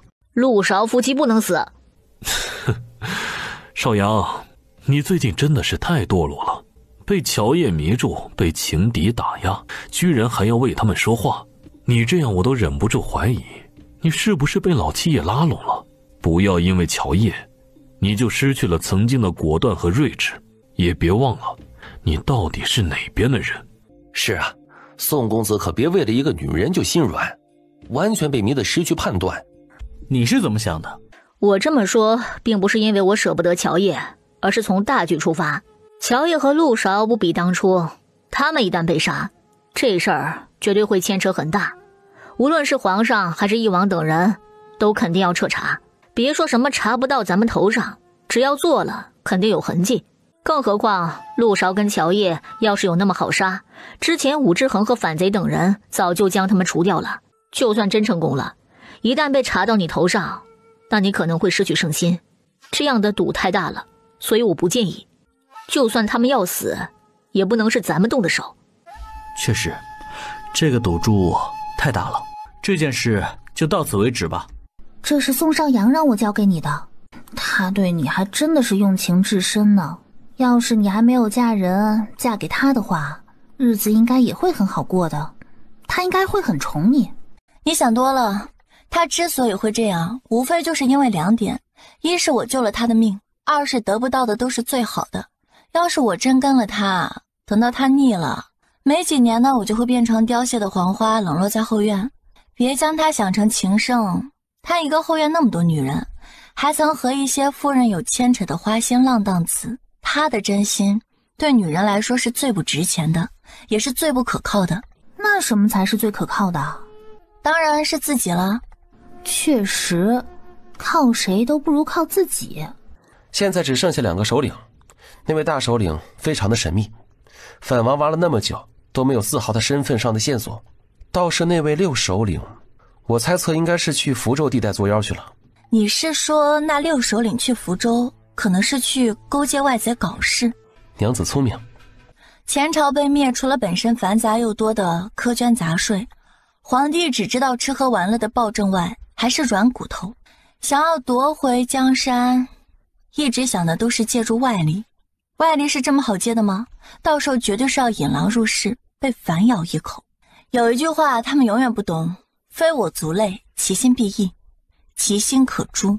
这要是被他们做成了，那沿海一带的百姓那可遭殃了。是啊，所以赶快给萧锦臣传个消息，让他最好和皇帝提这事儿，让沿海那边的水军不要被钻了空子。海上可不是只有倭寇，还有不少披着海贼皮的一些西方国家，想要趁机抢掠的船队。大眼在他们眼中就是肥肉，要是能侵略，绝对不会放过的。行，我一会儿就让人给他传消息，只希望荣国公那边别出什么岔子吧。如果反贼要联合海上其他国家对付大炎，那荣国公率领的水军就是那些人的目标。最好让反王再查一查荣国公府。荣国公府和反贼勾结的可能性不大，但他的子嗣或者是亲属，那就不一定了。八皇子也不能让他好过了。既然宋少阳和乔小莲给我们送了消息，那幕后的主使就不会是五皇子，他是被八皇子丢出来背锅的。他既然那么算计我们不回一份大礼，可说不过去。我和娘子想到一起了，我已经将杀手的口供整理，让人送去京城给五皇子，也好让他知道身上多了一口这大锅呀。还是你懂我啊？也只有娘子懂我。而此时陆家，娘，我错了，娘，你原谅我吧。娘，我现在自己做生意很有钱，却总忍不住想起娘和几个哥哥。我知道以前做错了，想弥补你们。知道错就好了。你要跟我回家，还是去客栈？我还得先和你那几个哥哥说说，让他们呀不要再计较曾经的那些事情了。娘，那我先回客栈，晚膳的时候再来家里行吗？娘，你就告诉哥哥们，我是真的错了。我在京城做着不小的生意，不但能将你接去京城奉养，还能连他们也接去，不但能让他们过上富足的生活，还能给侄子们找个好出路，让侄女们嫁个好人家。行，我会和他们去说的。你先回客栈吧。娘，老五会有那么好心？我们以前对他那么好的时候，他都是恩将仇报。之前他落难，我们没有管他，他不报复就不错了，咋可能又给钱，又要养我们这么多人呢？是啊，感觉老五就是黄鼠狼给鸡拜年，不安好心。虎狼他们马上就要回来了，老五突然来这么一出，是不是为了要和五郎和好，亦或者想害五郎？娘，你可别被老五花言巧语几句就相信他。哼，我可没那么傻。我之前答应他，不过是安抚他呢。五郎之前不是让人送信回来，说如果老五回了村，让我们尽量将人留住吗？你和五郎的人说一声，等老五来了家里之后，就让他们盯着点儿。要是老五有什么问题或者作妖，就随他们处置去。哦，好的，奶奶。哎，希望这次老五别作妖了。哎，怕是难呐。当天傍晚，兄弟错了，以后一定好好孝敬娘和哥哥们。让老五这般落下身段的哭诉，这葫芦里卖的药怕是有点大呀。他们表面装作感动，然后一副小家子气，高高兴兴的将礼物全收了，还表示欢迎陆庆荣回来住，以后呢就跟他去过好日子。七娘和兄弟们果然都是势利眼，他们是……这是五郎给我们的小厮，我们都说不要，可五郎非要孝敬我们，没法，我们也就只能带在身边了。五郎这孩子太争气了，这次还考了状元，村里的人都夸我们家祖坟冒青烟，不但读书考试厉害，又特别的孝顺，非要送人来伺候我们，更甚至提出了好几次要接我们去京城。我们在村里住惯了，又怕拖累了他们夫妻，所以就一直没去。不过这次怕是没法不去了。五郎来信说他中了状元，五郎媳妇儿更是因为立功被封了很厉害的县主，说这次怎么都要接我们去京城享福。我们也不能再拒绝，否则就是寒了孩子们的心。他们要孝顺，就让他们孝顺吧。我天天走出去，被村里人夸得都有点不好意思了。不过有这样的儿子，我这个当爹的又高兴又骄傲。老五，我最要感谢的人就是你，如果不是你当初嫌弃又对五郎不好，我哪里能得到这么一个有出息又孝顺的好儿子？有五郎这样的儿子，乔爷这样的儿媳妇，我们夫妻这一生圆满了。那明明是我亲儿子呀，都是老三这又蠢又坏的窝囊废，将我儿子给抢了。像是陆老三这种爹，带到京城去，除了只会给那孽子丢脸外，还能有什么用？娘，我想逛一逛。好，随你了。等厨房没人时，陆庆荣快速从袖子里面拿出一个纸包，将里面的药粉抖到汤里。你一个下人想干嘛？赶快放给我！他下毒了？下了药在汤里，具体是什么，我也不知道。我看看，他在汤里下了迷药。我们发现有一群陌生人埋伏在村外。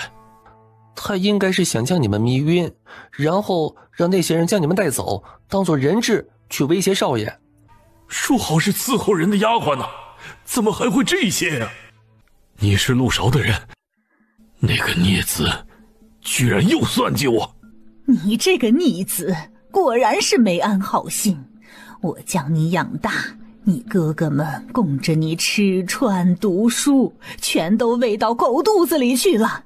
你这个白眼狼啊，我们要跟你断绝关系。我要去请族长将你除族，从族谱上划了。你真有这么狠心？我若是不将你除族，你会将这个家和五郎给害了。我不能再对你这个逆子心软了。我才是你的亲儿子呀！我还是你娘，他们还是你的哥哥和侄儿侄女儿。可是你不是照样要下要害吗？五郎是你的亲儿子，你还不是一样那么绝情？我们也是从你身上学的。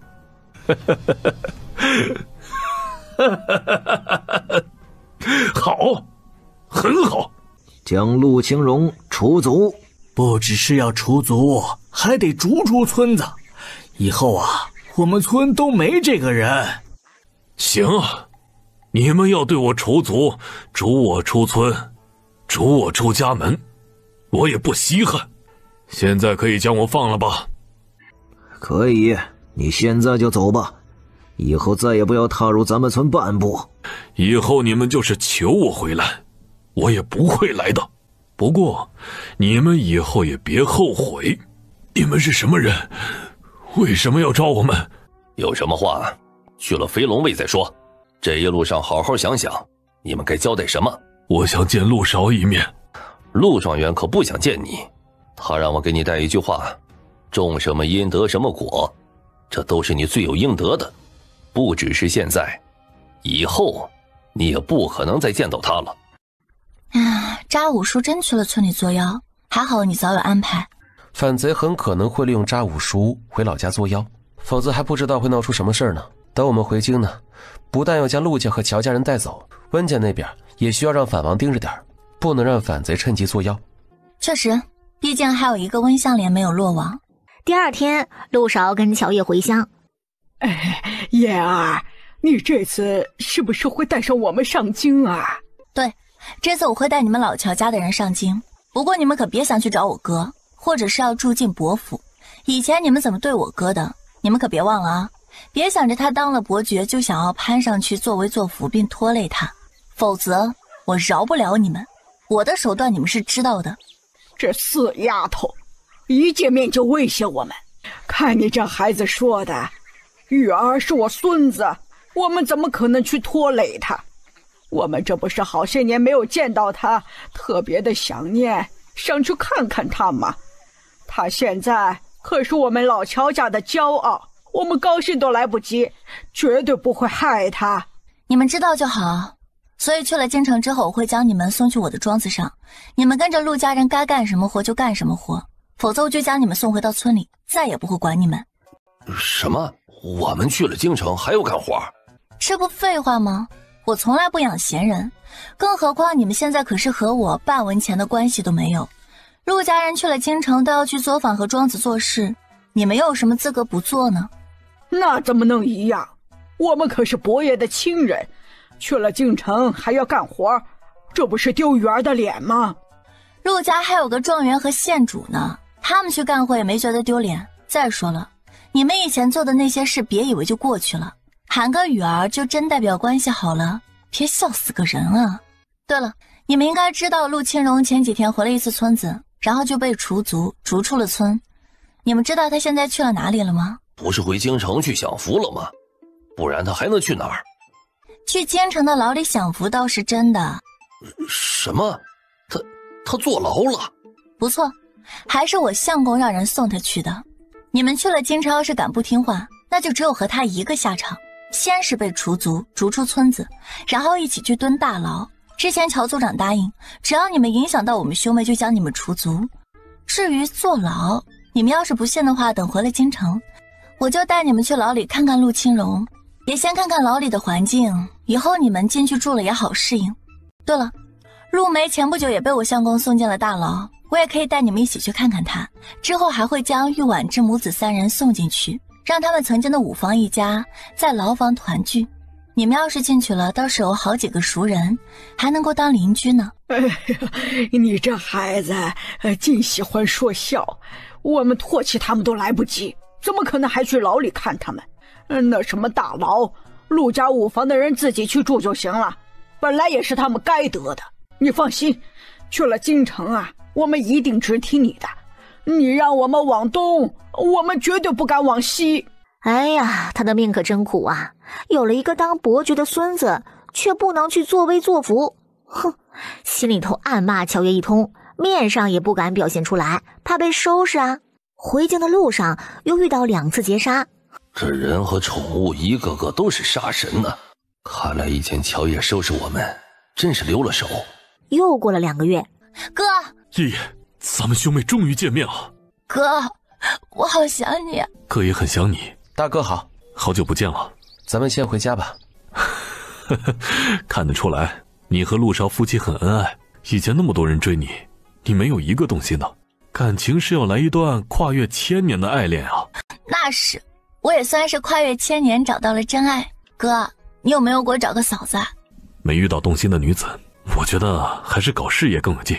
要是有一天遇到喜欢的女子，我也会把握的。那就顺其自然吧。去京郊庄子上见了见老乔家人。哎呀，三丫对我们可不好，你回头可得好好的教育教育她。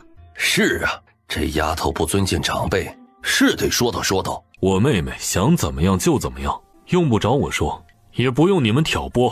哎，我这是做了什么孽？生的一双儿女都不是好东西，全是不孝的逆子。这样又过了大半个月，温香莲主动去找乔二牛接触了。他找乔二牛干嘛？一起要对付我们？这次温香莲找乔二牛的目的还真是有些出乎我的预料。他没让乔二牛一起对付我们，只让乔二牛帮忙作证，说是想认你们当兄妹，将他和你们的关系暴露出去。只要乔二牛帮他，他就给乔二牛1万两银子。他居然要主动暴露和我们的关系？今非昔比了，他现在可不是国公夫人，只是焦府里的一名妾室。不过呢，这事儿肯定是反贼那边安排的，应该是想利用温香莲的身份来牵制你们兄妹。对你还好，毕竟是嫁出去的女儿，可是对你哥的话，他的身份要是爆出去，反贼总能找到攻击点，然后利用他已经是反贼的这个身份，对你哥威逼利诱。娘子，你是不是有什么主意了？他们非要主动送上门，那这次我们就先下手为强。我让……果然还得是娘子啊！3天之后，焦夫人办了一个赏花宴。焦夫人怎么会想到要办赏花宴的？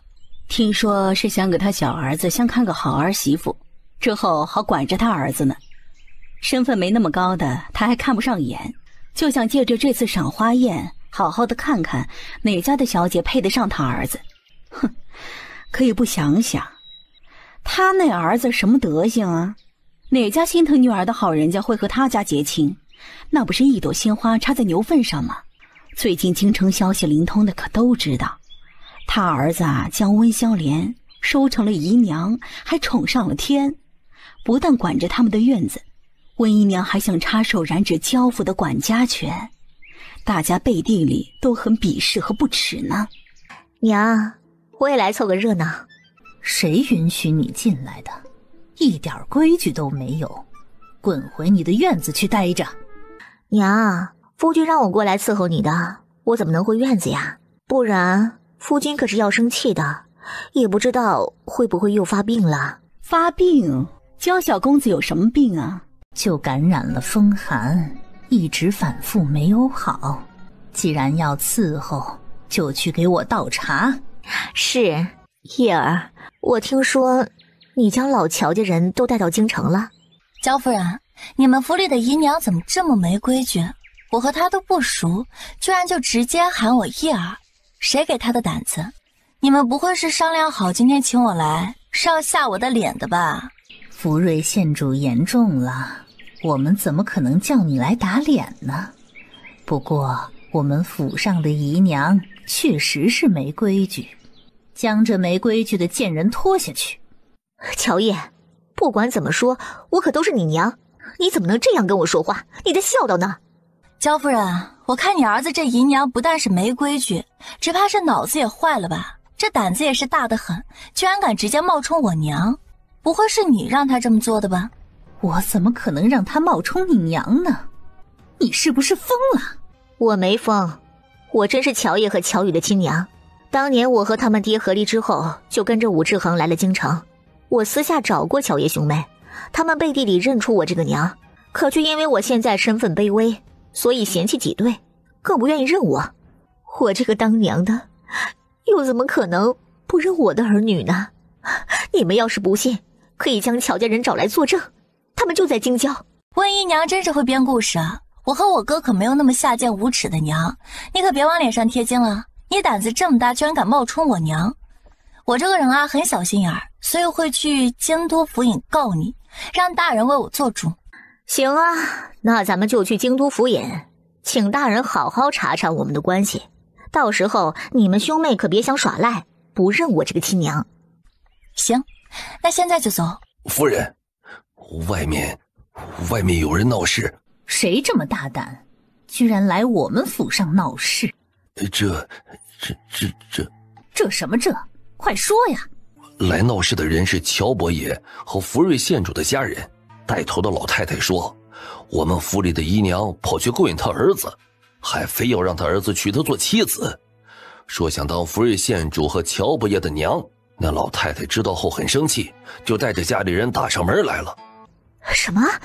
这怎么可能？哎，文姨娘别着急着变脸啊，咱们先出去看看不就知道了。你们这教府的姨娘也太不要脸了，一个府里的姨娘勾引我儿子，而这比那青楼的娼妓还不要脸呢！居然还有这样的人，想攀高枝，想疯了吧？当然小妾不够，还想要当我们的娘，真当我们兄妹是软柿子随意捏呢？还让二牛将妻子休了，娶她进门，我还没见过这么无耻的女人，居然下贱到这种地步，更是痴心妄想，也不撒泡尿照照，她哪里配当雨儿和你的娘？呸！我儿子虽然不是什么高贵的身份，但也不是他一个别人家姨娘能惦记的。所以啊，我今天就带着全家来看看，到底是什么样的贱妇，居然能做出这桩下贱不知羞的事儿。娘，就是这个女人来勾引我，说是只要让我帮她作证，她其实是乔叶兄妹的亲娘，她就嫁给我。我都不认识她，而且我本来就有媳妇和孩子，怎么可能同意？所以就拒绝了。但她最近却一直在纠缠我，还非要将身子给我。不过我可没碰她，我实在被她纠缠的没法，就假装答应了她。大家看向温香莲的眼神尽是鄙视和厌恶。你是不是被乔老太给逼的？我明明就是你前妻，和你一起生了乔宇和乔叶呀。二牛，你别怕，我们一起去京都府尹，只要你说实话，其他人就没有办法对你怎么样的。那是我亲娘，怎么可能逼我？这位什么温姨娘，我真不能听你的去害乔叶兄妹。再说我现在有妻有儿，更不可能抛妻弃子来娶你，你就别再无理取闹了行吗？你这样大家都很难堪的。乔二牛，你还是不是男人？居然敢做不敢当！我前面那个媳妇儿已经死了，你怎么连死人都不放过要冒充？我都不认识你，求求你别害我了。娘，你快救救我呀！我真的是乔叶的亲娘，你相信我呀！福瑞县主，他非说是你的亲娘，你看怎么办？还去京都府尹吗？当然要去啊！我现在是县主，要是谁都想要当我娘，就来算计真的要当我娘，那我不知道是有多少娘。再说了，冒充县主的娘败坏我的名声，这可是犯法的，我不能就这么算了。走吧，咱们去京都府尹。一行人到了公堂，温香莲坚持说，我就是乔叶兄妹的娘，之前那个身份是武志恒帮我作假的，你们可以去查。他想要冒充我们的娘，败坏害我们的名声。她就是京城温家家主外室生的姑娘，和人家乔叶兄妹扯不上关系，还想当人家伯爷的娘，真是想攀高枝想疯了。这种馊主意都能想出来，这样的疯女人不配当我儿女的娘。温香莲的娘家人直接就在公堂之上跟她断绝了关系。温香莲整个人都懵了，你你们怎么能这样对我？不是这样的，你们联合起来说谎。大人，他们说的都是编的，你派人好好调查一下，你派人去马一县调查吧。这么多人都说谎，就你一个人说的是真的，就你最清白，你这是将大人和大家当傻子耍。是不是你们早就串通好了？难怪乔老太婆等人会来焦府闹，难怪乔二牛不承认和我的关系，还有武志恒和温家、温秋梅，都是被你们收买了。你们兄妹真是好狠的心呀！我可是你们亲娘，你们这样不孝，就不怕遭报呀？我们的娘早就死了，你冒充一个死人的身份，我还想问问你不怕做噩梦，不怕遭报应啊？你什么身份我还不知道吗？我怎么可能娶一个嫁人生子的村妇当正妻伯夫人？你是不是真得了失心疯？大人，求大人做主啊！来人，将温相莲即刻收监。他今天要当着所有人揭露武志恒的肮脏事儿，将他拉下水，不让他好过。你这个得了失心疯的女人，简直就是胡说八道！对，你这个贱人，自己犯了法，还乱咬人。我儿子才没有病呢，更没有做过那些事情。我说的全是真的。大人，你要是不畏强权，你就去查，保证一查一个准。你的意思，八皇子可能不是皇帝的儿子？难道惠妃给皇帝戴了绿帽？不，我今天仔细看了惠妃的样子，她可能沾染上芙蓉膏了。也就是说，这个八皇子根本就不是皇家的血脉，他应该是受了反贼，更甚至是八皇子的控制。不只是他娘家人都是，这点你可以仔细去查一查。哎，你们说，八皇子会不会就是那个大首领？想要从外面颠覆大银萧家的江山，根本没有多少胜算。可如果八皇子本身就是前朝的血脉呢？只要他当了皇帝，以后的儿子那也都是前朝血脉了。他再启用前朝的人的话，那也等于是间接夺回江山了。更甚至是坐稳江山之后，直接改姓和国号，也不是没有可能的。真是好算计啊！我觉得这个可能性非常大，难怪八皇子从小就要跟五皇子混，那么用心尽力的帮五皇子和太子争皇位，这完全就想要鹬蚌相争，渔翁得利啊！也难怪五皇子和宋少阳身边渗透了那么多反贼过去，这不就是八皇子借用之前五皇子的信任安插进去的吗？也难怪反贼的窝都有八皇子的影子，比如那个戏院和天仙楼。别说，我也觉得这个可能很大。只要查出来八皇子是假的，他十有八九就是大首领，他的母族确实得彻查。惠妃也是，得将人控制起来才行。我一会儿就进宫，将这事告诉皇帝，让他来做。他之前查到的所有进度都是和皇帝禀报的，确实这得皇上来办。如果说八皇子是前朝血脉的话，在出生之后便代替了八皇子，那么那个神秘的六首领会不会也是被调换了身份的反贼呢？糟了，福州那边的水师怕是要有麻烦了。你想到了什么？是不是猜出了六首领的身份？有一人可以借助身份，之前光明正大的在边境活动，之后又能光明正大的被调去水师。你是说荣国公的二儿子？对，就是他。又过了2个多月，你们的猜测已经被查实，惠妃确实被芙蓉膏控制了。那个贾老八的奶嬷嬷就是控制惠妃的人，也是贾老八的亲娘。而惠妃宫中的总管太监不但是个假太监，还是老八的亲爹。老八这边先抓起来，从他口中撬出该有的情报，他就可以发生意外了。真多亏了乔烨和陆韶啊！陆韶在琼州做了4年的知府，进户部任正三品侍郎。夫妻2人随着时间推移，感情不但没有变淡，反而是越来越浓，成为一段佳话。